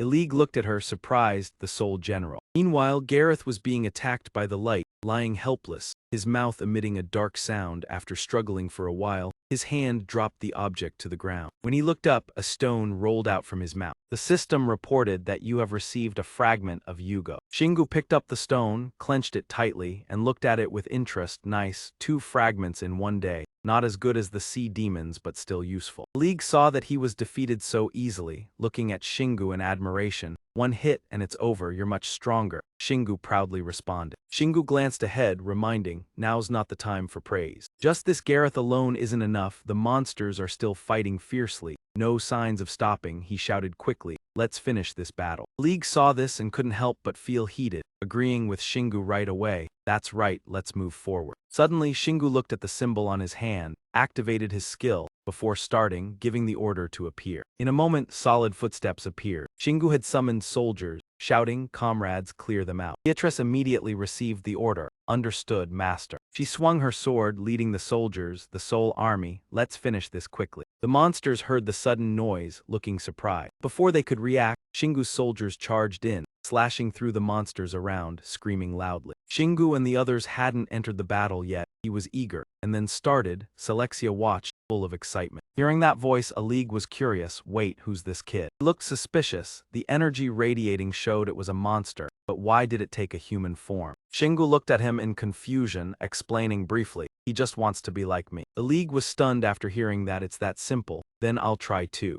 Before he could finish speaking, Selexia pointed ahead, continuously saying boo. Shingu helplessly acted as a translator. "He says just attack." League nodded lazily. "All right." Done. Shingu grabbed his weapon, signaling. Called out so they could know the strength of the earthly realm. The three of them charged into the battle together. Shingu synchronized with the brutal battle as soon as he entered. Selexia and Alig were no less, attacking relentlessly. Alig used a primal method, biting into the prey's neck. The soldiers slaughtered the monsters without stopping. Shingu also exerted himself, carrying the huge hammer to take down the monsters. The entire team fought fiercely. After a while, he placed his hammer on the ground. Shingu stepped on a monster, eyes fixed ahead, finally right. The battle over, Alig looked at him sincerely. "Thank you, Shingu. Now the earth is at peace." Shingu responded immediately. "No need to mention it. Why didn't you tell them to say something?" The monsters stayed silent, their eyes watching Shingu. Alig seemed to have discovered new land, laughing, "That's right," then swung his hand. His voice roared, "Warriors of Earth, you have excellently protected Earth with sweat and blood today." Alig stood on a rock, clearly declaring, "We have won, but they haven't surrendered yet."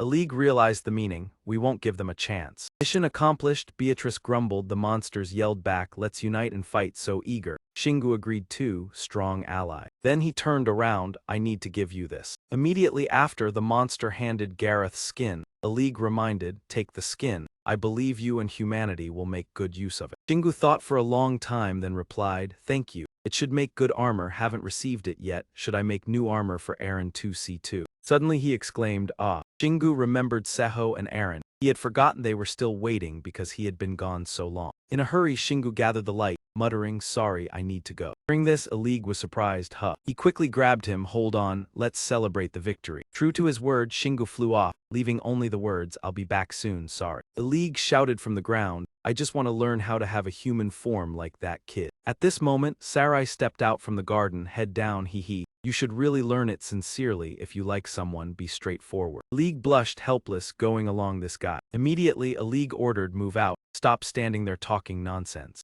The room's door slowly opened. Aaron and Seha seemed to have waited a long time, just opening the door and standing up. Shingu. He was wearing casual clothes, flustered, sorry for being late. The two said in unison, "You're back." Seha and Aaron ran over, admiring, "Thank God you're safe." Shingu humbly said, "Haha, I don't know how I won." Aaron exclaimed, "You're number one." Seha eagerly asked, "I'm not surprised to see Hedia capture the sea demon. How did you defeat it?" Shingu sighed, "A lot happened, if I were to explain everything." A few minutes later, having explained everything, he pondered, "Ah, I understand. I couldn't visualize the combo skill usage before." Looking at Seha, he made a joke, "Right, sorry for not saying it earlier." Shingu glanced around. There was no choice but to listen to Aaron complain. Aaron fell silent, glaring at him, angry. Shingu understood right away. She didn't seem happy. After a while, Aaron spoke. Shingu. Worrying about him, she smiled brightly. "It's fine, I understand." Seeing her like this, he was startled, asking, "Really?" Her unusual attitude made Shingu suspicious. "Wait, it can't be fine." Observing her smile, Shingu thought to himself. At this moment, she had given up hope. He was confused. This is bad. Where to start? Reaching out but unable to speak, feeling like he had a bitter melon in his mouth. Aaron immediately noticed he was tense, quickly reassured him, "Everything is fine. This is normal for a player. He just chose the best solution in an emergency." Hearing this, he understood his fate. "Oh no, she's very angry. Now how can I make her happier?" Suddenly Shingu had an idea. Hurriedly explained, "But you don't need to worry. I have to bring everyone back this time because flying separately would be extremely dangerous. But now we are united, that won't happen anymore." Aaron flinched, cheeks red with embarrassment. She mumbled, "What become one?" Too embarrassed, Aaron unconsciously punched Shingu. He exclaimed in surprise, "What are you saying?" After the punch, Aaron became even more embarrassed. avoided looking at him, found an excuse to leave. Good night. Eren left, leaving Shingu with a stunned expression. He exclaimed, "What did I do wrong? Seha didn't want me to be sad, so she hid it." It seems Eren can't grasp the beauty of unity, something only men can feel. "That's exactly what I meant," he replied. "Right. Unity increases strength," Seha said happily. "That's right." Watching the two chat freely, Beatrice sighed, then asked, "By the way, what are you going to do with the Hugo fragments?" Just entering the room, enchanted by Eren, he remembered, "I plan to craft armor from it and the giant dog hide." "For me, Seha and Eren," he looked at him happily. "Oh, me too, while I haven't contributed anything." In the cramped room, Shingu felt the pressure, suggested we should go discuss. She quickly agreed, "Okay, I want to see cute things." So the four of them left the room. Yuta sat leisurely drinking coconut water, enjoying it as if on a beach. Shingu saw this, teased, "She seems to be enjoying life." Then he turned serious, asking, "What are you doing in front of Bito's house?" At that moment, Yuta noticed someone else. Realizing it was him, she was surprised. "You're back." Yuta jumped up and ran toward him, thinking of the huge monster hiding underground. Shingu asked, how did you know? Were you watching?" He seemed to run to him but actually ran towards Selexia, explaining, "I can piece together clues thanks to Hedia's power in this kid. You really solved a big problem." Yuta rubbed her head while looking at him admiringly. "Surely it was dangerous, but you defeated it," Shingu calmly said. "Right." After rubbing her head, Yuta pinched Selexia's cheek. She babbled, "Hedia is one of the strong ones. Defeating the sea monster was a turning point. Do you know what Hedia really is?" Shingu didn't understand. Suddenly she asked that. "What do you mean?" No one asked. Yuta still stood to introduce. "Hedia is different from the gods you've met. They are a collection of many deities." Shingu was surprised. Like me now." Yuta flew lightly to him, explaining, "No, your case is different. The gods who created Hedia retain their essence and existence." Shingu crossed his arms, asked, "So it's my improved version?" Yuta patiently replied, "Not exactly, because then they wouldn't unite, but of course. So they can create the sea monster, made by combining the powers of the gods in Hedia." Hearing her, he thought of a puzzle model. Finally, Yuta confirmed the correct answer, exactly like that. He continued to explain, "Sending something large to the earth weakened Hedia and damaged the earth." Voices of the two echoed outside Bito. "Hedia harmed herself. Why did they have to do that?" Wherever Shingu went, Yuta flew after, explaining as she went, "Of course they had to, here's the reason." Then Yuta looked at him, saying, "That one, they concluded the earth deserves strong monsters thanks to you." Shingu was surprised, asked how she knew so much. She already knew the sea monster would appear. Yuta was frank, "Of course not, I'm just simply smart." Suddenly she asked mysteriously, a private question, "Why didn't you tame that beast? Don't want to use a new skill." Shingu understood the topic, quickly explained, "You mean Eli Gu, right? As long as he's an ally, I just want to help Eli achieve his goal." He walked over, staring intensely, not because it felt wrong controlling something suspicious, but don't forget, from the start, you were always in control of everything. Upon hearing that, Shingu assessed that sly little kid. He quickly intimidated her. "It's none of her business enough unless she wants me to tame her." Although he showed a disgusted attitude, he still hadn't revealed his true feelings, covering his hands in front me, not mentally prepared. Looking at her ridiculousness, Shingu didn't know what to say. Finally he chased her off. He happily ran away, goodbye. He left. Shingu went inside the house, telling everyone, "All right, that's it for today." He changed the subject. Bito said the materials are good, so the leather product will definitely be fine. Beatrice hurriedly said, "You mean we should thank Bito, right?" Seeing his expression, he was confused, of course. After handling everything, Shingu sighed in relief. Finally, relaxing, everyone rested. The meeting broke up. Everyone went their separate ways. "See you tomorrow, goodbye." Shingu stood, his industrial smile following everyone. Once everyone had left, his emotions sank. Shingu looked around. Entering the room, he thought, guessing she was still pretty angry. After speaking, Shingu sighed, releasing his frustration. He realized being a team leader isn't easy. After the long night, dawn broke. The sunlight shone into the room. Shingu woke up. Is it morning already? As he sat up, he froze upon seeing an arm wrapped around him. Turned out to be Selexia's hand. "You slept so deeply that you drool." Shingu patted his head. "So cute. You're stuck to me like Sam even though you have your own room." Just then, there was a hesitant knock on the door. Shingu. Before he could respond, Eren entered. "Let's have breakfast." He got dressed, turning to Eren. Looking at her smile from earlier, he realized she was calmer. Shingu blurted out, "You have." Those two words made Eren embarrassed. Startled, "What's wrong with you? You slept in my room last night." Hearing that, Shingu sprayed some mist. A series of question marks appeared. He shyly patted his head, admitting, "I don't understand what you're saying, but I want to apologize for last night. I used careless words." Eren awkwardly stammered. Finally, she cleared her throat, breaking the awkward silence. "It's fine now. If anyone should apologize, it's me for punching you in the face. Shingu returned to normal, really. Thank God. By the way, what did you say earlier? Aaron embarrassed, making an excuse. All right, time to eat, I'll go ahead. Still dazed from just waking up, and after the earlier incident, Shingu was confused. What's going on? When everyone gathered, hot dishes covered the table. Shingu sat down, astonished. You cooked all this yourself. Aaron pulled out a chair, explaining, this is a reward for your journey. Seha picked up his chopsticks and spoke. The past few weeks were crazy, now nothing seems unusual. Shingu recalled the past, we've achieved a lot. Eagerly shared his plans. After a short break, I'll go to another world. Beatrice wondered, you said a league will meet them. Is there a reason? Shingu hesitated, honestly telling them, yes, it's good that the monsters on Earth are cooperating, but there are problems. He directly aimed at the weakness. This made humans feel hostile because these creatures were unlike them. That's why I think I need to teach a league English. Shingu turned back to look at Selexia, who was devouring cookies. Boo-boo, you two. Someday you'll have to communicate with humans as the representative of the sea monsters. Seha asked further, so do you intend to reinforce the strength of the monster faction first? He shook his head, no. Shingu's gaze turned cold, his voice also grew firm. There's something more important than that. His serious expression surprised Seha. More important than that. Shingu stood up, took out a blue orb. Yes, I need to test the new anti-spirit orb. System immediately announced, infinite anti-spirit orb level A, power 500-500, mana absorption property, elastic and strong upon impact. It hardens and absorbs the blood and magic of the target. Reading this information, Seha was surprised. Isn't this attack power too strong for an anti-spirit orb? Shingu explained to him, do you remember the demon group we encountered in the dungeon in London? I used them to enhance this orb. They all had levels over 250, so this upgrade isn't too hard to understand. He raised the orb high to attract everyone's attention and called out, is everyone excited for the return of the anti-spirit ball training? Aaron wasn't, she was focused on eating cookies, while Selexia was staring at the orb. Aaron saw that he was embarrassed and spoke up, do you want some? Suddenly, Seha's eyes brightened with determination. Turns out you were avoiding letting the orb pass. Now I see everything. At the same time, the system notified that Seha's new skill had been unlocked, vision. Shingu clapped enthusiastically and praised, wonderful. Shingu grabbed the orb and said, Seha, you finally unlocked the vision skill. Then he excitedly turned to look at Beatrice, just like when Kina unlocked her time and sensory skills. Both of them made surprising progress in just a few short days. The room was now filled with the orbs they had practiced with. Seha said, still not as much as you. In contrast to you, Shingu smiled lightly and accepted the compliment. You've leveled up both Long Wu's trash and the battlefield wind scream now. Suddenly, the door was pushed open. Sarai quickly entered,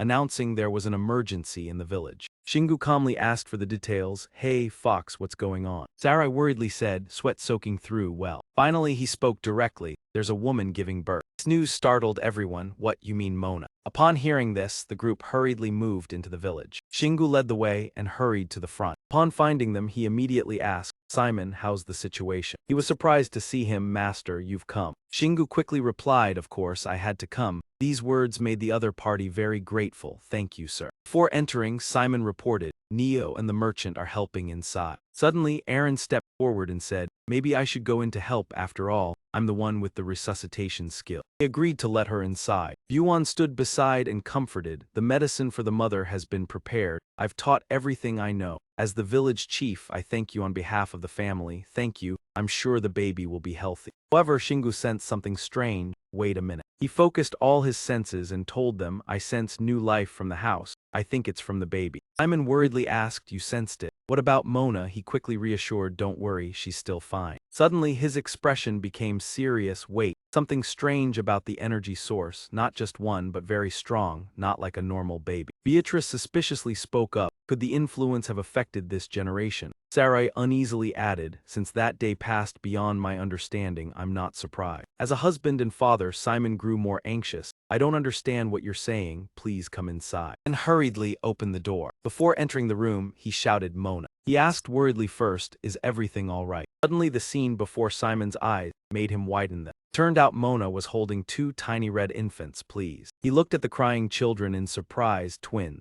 After a while, Shingu hurried over and asked Han Mona. Then Seha's group entered, is everything all right? She smiled in response, thanks to Master, both are safe. Mona smiled at the two children, and then whispered to herself, my two daughters. Aaron seriously said, Shingu, I think you can feel it too. The mana of these two kids is very strong. If you had awakened their power from infancy, it would surely feel like this. This made Shingu ponder, yes, this is what he always worried about. Why were they born with such massive mana? Beatrice stood behind and made a guess. Shingu gestured for her to continue. Beatrice continued, it could be due to the environment. He further analyzed, this village is very peaceful but strongly influenced. Beatrice's calm words worried the young couple. So even if the parents are ordinary, the children's chance of being born with supernatural power is very high. She continued, if we think along that line, imagine when you and Aaron. Aaron anticipated what she was about to say, then smacked Beatrice on the back, making her fall forward. She was extremely embarrassed. What are you saying? CH agreed, haha, I think it's mostly due to you. He turned to comfort Aaron. Aaron, calm down. As Shingu tried not to show embarrassment, Mona spoke, Master, if you agree, may I ask you to bless them? This surprised him a little, my blessing. Mona explained the village tradition. She wanted him to accept the children as villagers. Now Shingu understood, I see. He wasn't very confident but still agreed, a little embarrassed, if I can help the future of these children. Immediately, a faint light from Shingu's power emitted, surprising everyone.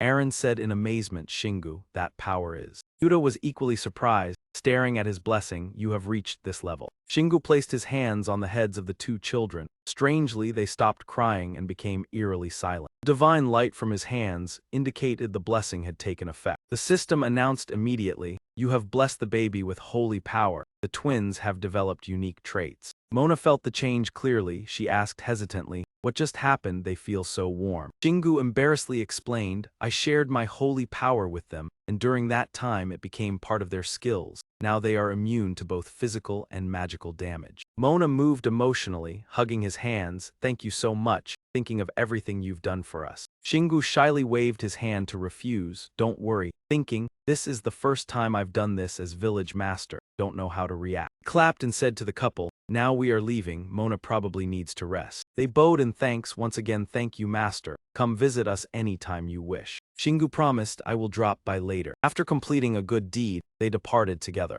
Shingu sat down and exhaled phew, that was quite a surprise. Joyfully expressed his feelings to Aaron, they aren't even his children but this feeling is wonderful. She smiled in response, indeed a special day. Aaron persistently asked, by the way that power what is it? It feels very familiar. Shingu didn't hide anything. He straightforwardly stated that it was a form of divine power. This was the answer she had already guessed, I agree. This made Aaron's mood heavy, now he could control divine power. My reason for living no longer matters, but he immediately denied that thought. What are you saying? This is something different from your power. Shingu observed the divine power shining on his hand and explained that it was meant to fight the gods, so it could not be used for healing. Looked up, gazing deeply at Aaron and said, that's why I really need you. These words made her heart tremble, Aaron felt embarrassed, her head flushed, really. He shyly avoided Shingu's gaze, if you say so, then I'll stay by your side. Sarai observed them with a puzzled look. Oh my, I don't get humans, why do they keep going around in circles like this? As a couple, just move forward quickly, Seha kindly advised, don't you see what just happened with Kina? Take back what you just said. And indeed, Shingu noticed Sarai's presence. Hey Fox, why are you still here? He calmly said, I have a message from Lord Ali. He seemed surprised by this, a message. Sarai confidently replied, yes, our Lord wants to learn the human language. This was the second piece of good news of the day, Shingu excitedly said. It sounds like we're thinking alike. And Third Tai stood up, perfect, I just finished my training. They looked up as if seeing a bright future. Shingu confidently said, let's go. Group continued to move on until they reached the cave entrance. He stopped and observed, impressive, this cave is even larger than last time. Sarai frowned and explained, since then Lord Alig has become stronger, and many monsters on Earth have gathered. Shingu nodded, I understand. Then footsteps rang out from the front. Alig proudly greeted them, welcome back. Waved back, how have you been? Y responded, honestly fine, but it seems you're not alone as I thought. Aaron's sixth sense suddenly flared, wait, is that a female tiger? Why do I feel a sense of danger? Shingu couldn't read minds, so he couldn't understand. He raised his hand to introduce them. I realize I need to make the most of the resources available. Before he could finish, Alig compromised, okay, I guess there's no other choice. This made Aaron angry, her voice full of killing intent. I don't like that fat cat's face. Seha laughed awkwardly, haha, she's about to explode.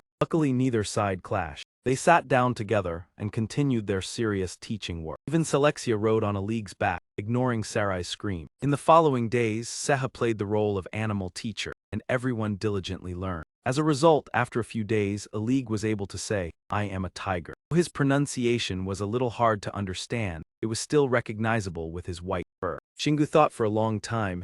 Then he evaluated. The pronunciation seems strange, but you've made a lot of progress. Hearing this, Alig sighed in relief. The human language is harder than I thought. I envy you, boo-boo. I wish I could have a form like yours. Alig sought Shingu's agreement. You agree, right? Don't you think having a shape like boo-boo would make it easier to pronounce? Shingu hesitated and replied, well, not necessarily. He tried to convince him, but if I had a form like boo-boo, wouldn't it make things easier? This made Shingu think for a long time. HMPH, but Shingu recalled the words he had said, so it wasn't because of the strange feeling when controlling something suspicious. You can't forget that from the start. You've always controlled and manipulated other things. He turned around and looked at Alig. Gaze made Alig feel awkward.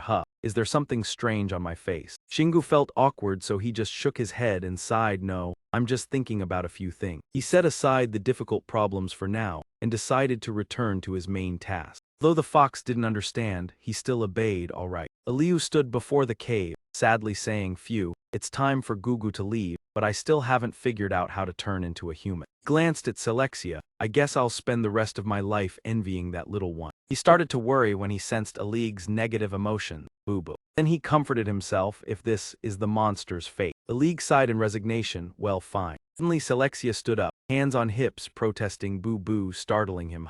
He spoke very seriously to Alig. Boo-boo, boo-boo. Alig stared in fear at Selexia's bold idea. Wait, what do you mean? Doesn't that make everything worse? He nodded repeatedly. Boo-boo. Then Selexia gave a thumbs up to show agreement. Boo-boo. Alig thought carefully and decided to try something bold. HMPH, all right, if you say so, I'll give it a try. Just as they finished talking, Shingu stepped out of the cave. He and his companions came to say goodbye. Everyone's here. I'm here to say goodbye. Although he had prepared for it, Alig couldn't hide his sadness. Is he already gone? Shingu clearly replied, yes, you've got a good grasp of English. Didn't want to face the truth. I see, you're leaving, right? Shingu told him about the next plan. I plan to go to another world if something happens to Earth while I'm away. Alig interrupted. Next time you visit, I'll build a kingdom for monsters. This idea was quite strange, but if Alig was determined, Shingu still supported it. All right, sounds interesting. Alig affirmed his future strength, and I'm sure you'll grow stronger too. Shingu wasn't sure, but he was looking forward to it. Yes, of course. He hesitated a bit before continuing. If that's the case.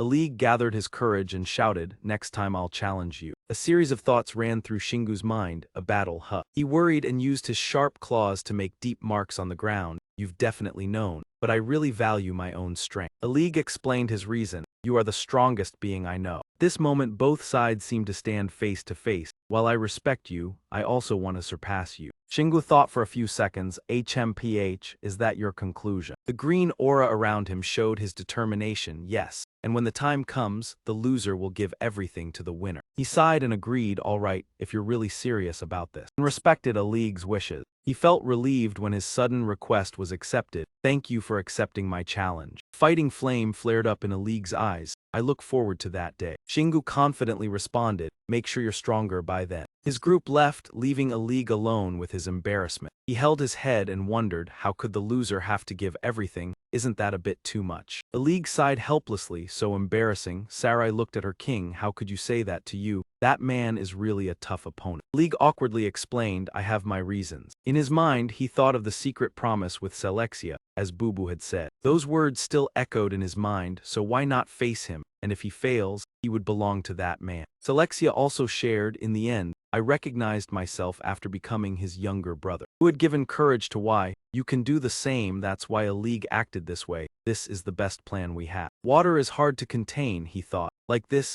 he can survive under the gaze of the one he respects and naturally earn recognition. Aliu looked bigger and stronger. This little embarrassment meant nothing. On this side, Shingu's group had returned. He informed everyone, truly surprising me but also hoping that finally we could rest. Aaron felt annoyed for Shingu. Why challenge him? Knew the tiger had no good intentions. Nevertheless, she still felt some satisfaction and enjoyed the days of dating here. I guess occasional relaxation isn't bad. Deha excitedly suggested, so now shall we head straight to the next world? Shingu nodded. Right, I have spent quite a lot of time teaching Alig English. Now prepare luggage to depart. He suddenly said to Selexia, moreover, the kid should return to the ocean. He pretends to be innocent to tease Shingu. But he only lightly patted Selexia's head and firmly, that face won't work a second time. time. The League has controlled all land monsters, and the sea monster belongs to the kid. Shingu had arranged the route for him, our future. The kid needs to return. The faster the ocean is conquered, the longer we can maintain. Hearing this, Alexia's face lit up. At this moment, Beatrice appeared. Master, you are back. He raised his head, slightly doubtful. He had waited for this moment for a long time. We waited for you to return to see the new armor. Shingu suddenly cheered, carrying it. He cheerfully approached the boy. Have you finished the armor? Can I see it? Of course. Beatrice handed the armor box to Shingu. Don't forget Bito's contribution. See letter 1EAD. Yu Hao replied, of course I never forget. Shingu excitedly opened the box to see. He widened his eyes at the item inside, this thing. According to the system guide, this is a primary S++ scream, defense 7200. Earth attribute A++. As long as you stand on the ground, you won't fall. Armor made from excellent materials. The wearer won't retreat from creatures on land. Shingu couldn't hide his surprise. Wonderful, how did you do this? It looks like my clothes. Bito, frankly, I applied your style to the design and spell on the armor you provided before. The boy turned to Aaron and Seha. I also prepared a few things for both of you. They must be happy, really. Bito handed 2 new outfits, including 1 armor and 1 dress. Aaron extremely happy. Wow, so soft. How did you make it like this? Seha also excited. Characteristics similar to Boss. She couldn't wait any longer. Let's try them on immediately. A few minutes later, the 3 wore their 3 new outfits. Shingu didn't know how to praise. I can only say this set is amazing. He sincerely thank you. This will help us a lot. Bito embarrassedly smiled. Don't mention it. Shingu took the tracking mirror. Now everyone has new gear. Time to use the mirror. Zyuda flew over to praise. You look so dashing, master. He reluctantly, what do you want again? Come on, don't. Unexpectedly pulling out, I heard you were preparing to leave, so specially prepared a gift. Shingu wondered very much. She touched the pocket while speaking. I barely got it. You surely won't just be grateful. Then she placed the gift in his hand. Here. Shingu opened his eyes wide at the item. This is. Voice full of disbelief. Huge fragment. Fragment of divine power. A small crystal containing immense power. Notification appeared immediately. Fragment of divine power. Small crystal containing great power. Yuta proudly pointed. You like it, right? Shingu, seriously, where did you get it? He immediately shook his head to deny. Shingu understood the other, so didn't force. Forget it. Surely you know. Zyuda smiled wryly. No words, of course, but don't worry. Shingu clenched the fragment. Hector gradually absorbed it. I will use this well. System sound rang, absorbing Hector's power. Mana increased. Now you can copy Hector's power. Everything went smoothly. Zyuda smiled as expected. You are progressing fast, planning to go to Hector's world. Shingu took the tracking mirror and slowly said, no, sorry, today we haven't gone there. Image of beautiful thunder goddess urged him to that place. Instead, the destination is Ria's world. His teammates were ready for the divine world trip. Shingu gripped the battle mirror, ready to depart now. The radiant transfer gate appeared before their eyes. Shingu smiled lightly, extremely confident. Let's depart. Strange purple clouds with thousands of screaming beams. A strange red hole appeared in the sky. Shingu's group moved here from the transfer gate. A pair of heroic wings appeared on his back. Shingu scanned the sky. Why is this world so strange? The more he looked, the more unusual it seemed, realizing it was different from previous worlds. Before them were purple clouds surrounding flashing light. No land as before. Beatrice pushed up her hat, looking clearly here.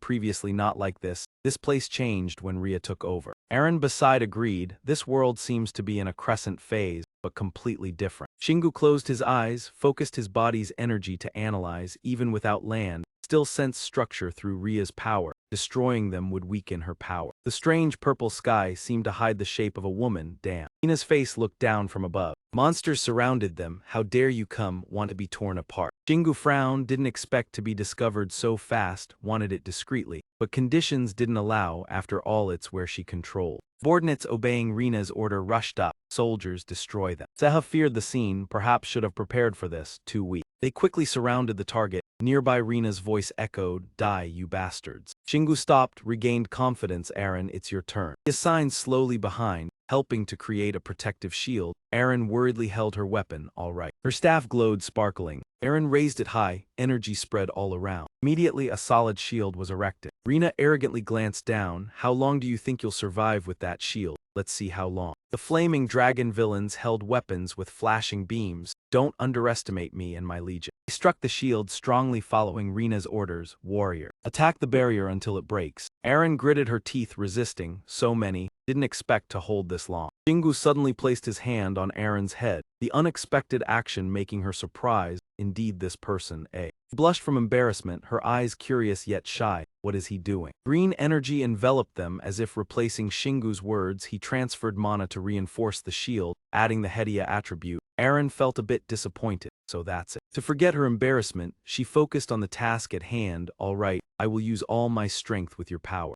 Outside, the monsters continued attacking the shield. Suddenly, streaks of water appeared on it. Nearest one noticed something unusual from inside.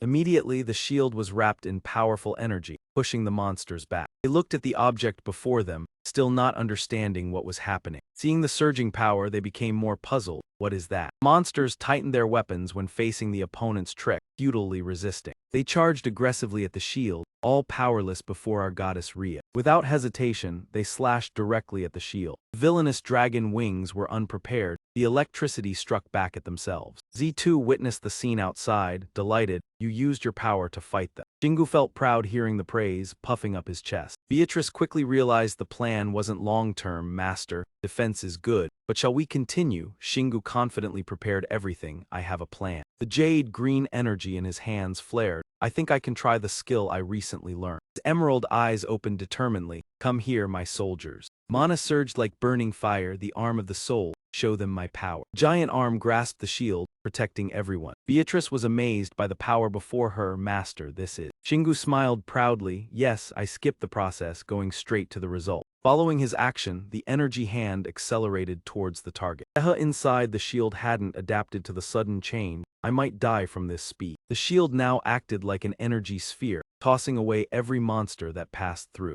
Ina observed from above, mouth agape in astonishment. No, over there. The shield spiraled toward the target. She was stunned. It's my temple. Shingu's hair fluttered, excitement in his expression. Any problem? The sphere pierced the temple, his voice echoed in the air. Don't you know me well? The collision caused the electric shrine to explode. Shingu's group was surrounded by the sphere, unharmed, flying out quickly. He looked at the result with joy. With this, I will destroy all the temples here. The shield flew straight to the gap in the sky, moving to the next target. The streak of water among the clouds was still visible. Shingu's group had left the world of Korea. He observed around, familiar yet strange. Is this the second world under Rhea's authority? Aaron gripped her weapon tightly. This place isn't much different from the first time, probably because of the same moon goddess. Shingu looked at the stone in his hand, judging, meaning I just need to do the same. Destroying the temple and collecting debris, Rhea was annoyed but didn't intervene much. Beatrice on the demon vehicle, curious about the next plan. Are you hunting a high-level monster? Shingu reminded. Ah, right. He seriously recalled the monsters he had battled. I can't leave the monster holding her debris. Seha thought, still not understanding. I'm curious. Why do the gods divide power into smaller parts? In his mind, he replayed the memory of firing, increasingly puzzling. Isn't that making their power weaker? And they seem to dislike revealing themselves or fighting. Shingu Adhan also considered this issue, but had no answer. Clasped his hands, voicing a bold thought. Perhaps they do it because they are truly stronger. Z2 looked at the clouds ahead, wondering, how can dividing power make you stronger? Sounds strange. The sky and rays glowed with Shingu's voice, right, but looking at himself. The image of comrades standing together was the clearest answer. I'm stronger because everyone trusts me. Aaron blushed at the heartfelt words, stop and open. Beatrice with an understanding look, right, you share your power with us, we also strengthen you. She looked at his heroic figure, like a divine throne in that regard. Shingu bowed his head, analyzing, could be so. He looked at the experienced hand, thoughts flowing like a god. Right once thought similarly, understand gods more but understand little about oneself. Among the clouds, a woman's figure appeared. Rena was infuriated, the rats dare to invade the second world twice. She clenched her fist, the air filled with danger enough, you will face my wrath. The notice board reminded, Rhea prepared to descend. Monsters unaware, most life will be destroyed if she descends. 3 minutes 24 seconds left. Shingu still looked up. Ah, she's angry, Aaron heard, slightly teasing, if you say so she'll throw a tantrum. Beatrice frowned, observing, what do you intend, master? Shingu opened and closed his eyes, fearless. I should thank her for making life easier, not refusing to help increase power. His hands suddenly clenched, something appeared from the gap, but the bright light Shingu held in his hand gradually spread. It will be troublesome if she descends too strong. So I must act, Kina, clear all high-level monsters and destroy the temple. Beatrice pressed the accelerator, ready. Do you intend to stop her from descending? She launched before the opponent could answer. I will try my best for 3 minutes. Shingu was pleased with the progress, perfect. The sharp sword rose, signaling the upcoming battle. Beatrice and the troops were ready. The limit is 3 minutes, cancel everything. Soldiers immediately attacked. The temple monster sweep began. The structure endured heavy attacks, gradually collapsing. Not long, explosions echoed, announcing victory. Shingu nearby smiled with satisfaction, beautiful. He crossed his arms, proud, worth the long practice. Aaron choked slightly at the blatant credit grabbing him. When did you train them? The system echoed, the hour of descent is near. Countdown 0 minutes 15 seconds. Seha worried, not knowing what to do, almost out of time. Only Shingu relaxed, everything in hand right. She can make it to this hour. Looked up at the sky where thunder was roaring, screaming as if waiting for her to appear in whatever form she would take today. The movements in the sky seemed to be hiding something mysterious. Hidden deep within was a tiny creature drifting into sleep. It turned out to be a small dinosaur that had just woken from its slumber. A brilliant lightning bolt shot down right in the middle of the cave. Shingu immediately sensed something was off from afar. The two agents observed the trembling of the person in front, growing more worried. Boss, what's going on? Did she merge with a powerful monster? Shingu gritted his teeth as if disaster was about to strike. It was truly unfortunate. He saw the form of the baby dinosaur, his anger flaring up. She was in a vulnerable position, which was more terrifying. Shingu's face twisted, his eyes filled with tears, regretful, unable to seize the opportunity to level up with his equipment. It was too late now. Seha almost had a heart attack for the person in front of him. Haha, I don't know whether to laugh or cry anymore. Aaron is so used to her weird actions. Nothing surprises him anymore. Shingu sighed, accepting his fate. I think there's no other choice. He looked into the distance and informed his team, even if she's weak, we still have to act. Elsewhere, two mysterious figures were conversing with each other. Dai Ki, did Rhea withdraw? Van Den responded slowly, recounting everything. She lost in a battle with T3, thinking about how she lost to something so weak. I think she must have lost in a fight we don't know about. Person opposite gently shook the cup in their hand. It seems someone is acting without us knowing. Interesting, but we have more important matters to handle first. Bruta suddenly remembered something recent. How is Hedia? Ravenden scratched his chin, looking disappointed when mentioning that name. She still hasn't returned to her old self. She was the center of the alliance, but she's nowhere to be found. Bruta crossed his arms, looking serious. I understand, but nothing can happen to her from now on. Let's focus on Hector. The conversation between the two gods continued. Hector, do you think he attacked Hedia right? He's the most combative of us all. Have him check on Hedia. If she's injured, our alliance will be in danger. Ravenden seemed to understand the opponent's intent. All right, after all, this is a crucial time for our divine alliance. He said with a hint of sarcasm in his voice. That's right, Fruta. Sometime later on the third world of Yugo, right in the middle of the desert, the sounds of a fierce battle rang out. The hammer carrying immense mana power swung down hard. Shingu poured his strength from above, striking directly at the monster's head. It was over. It couldn't react, only widening its eyes before collapsing in front of the enemy. Sorry, my lord Hugo. Shingu gripped the weapon in his hand, smiling with contempt. Oh, you're the one who should apologize for blocking my way. A notification appeared. You have leveled up to 2. Level 99 allocated. Punishment level 99. New skills combined with a natural skill. A new method of mana control, but you lack the resources to unlock it. At this moment, his teammates hurriedly rushed over. Aaron anxiously asked, Shingu, are you okay? Shingu pressed the screen, turned his head slightly. Nothing to worry about, I just leveled up. Even the skills that were stuck before have reached 99 now. Aaron was surprised. Your skills have reached level 99 already. Shingu's entire body radiated with power. He thought that after this event, their skills would be upgraded, since the skill level cap was now 99. Suddenly, her voice rang out from his coat pocket. Huh.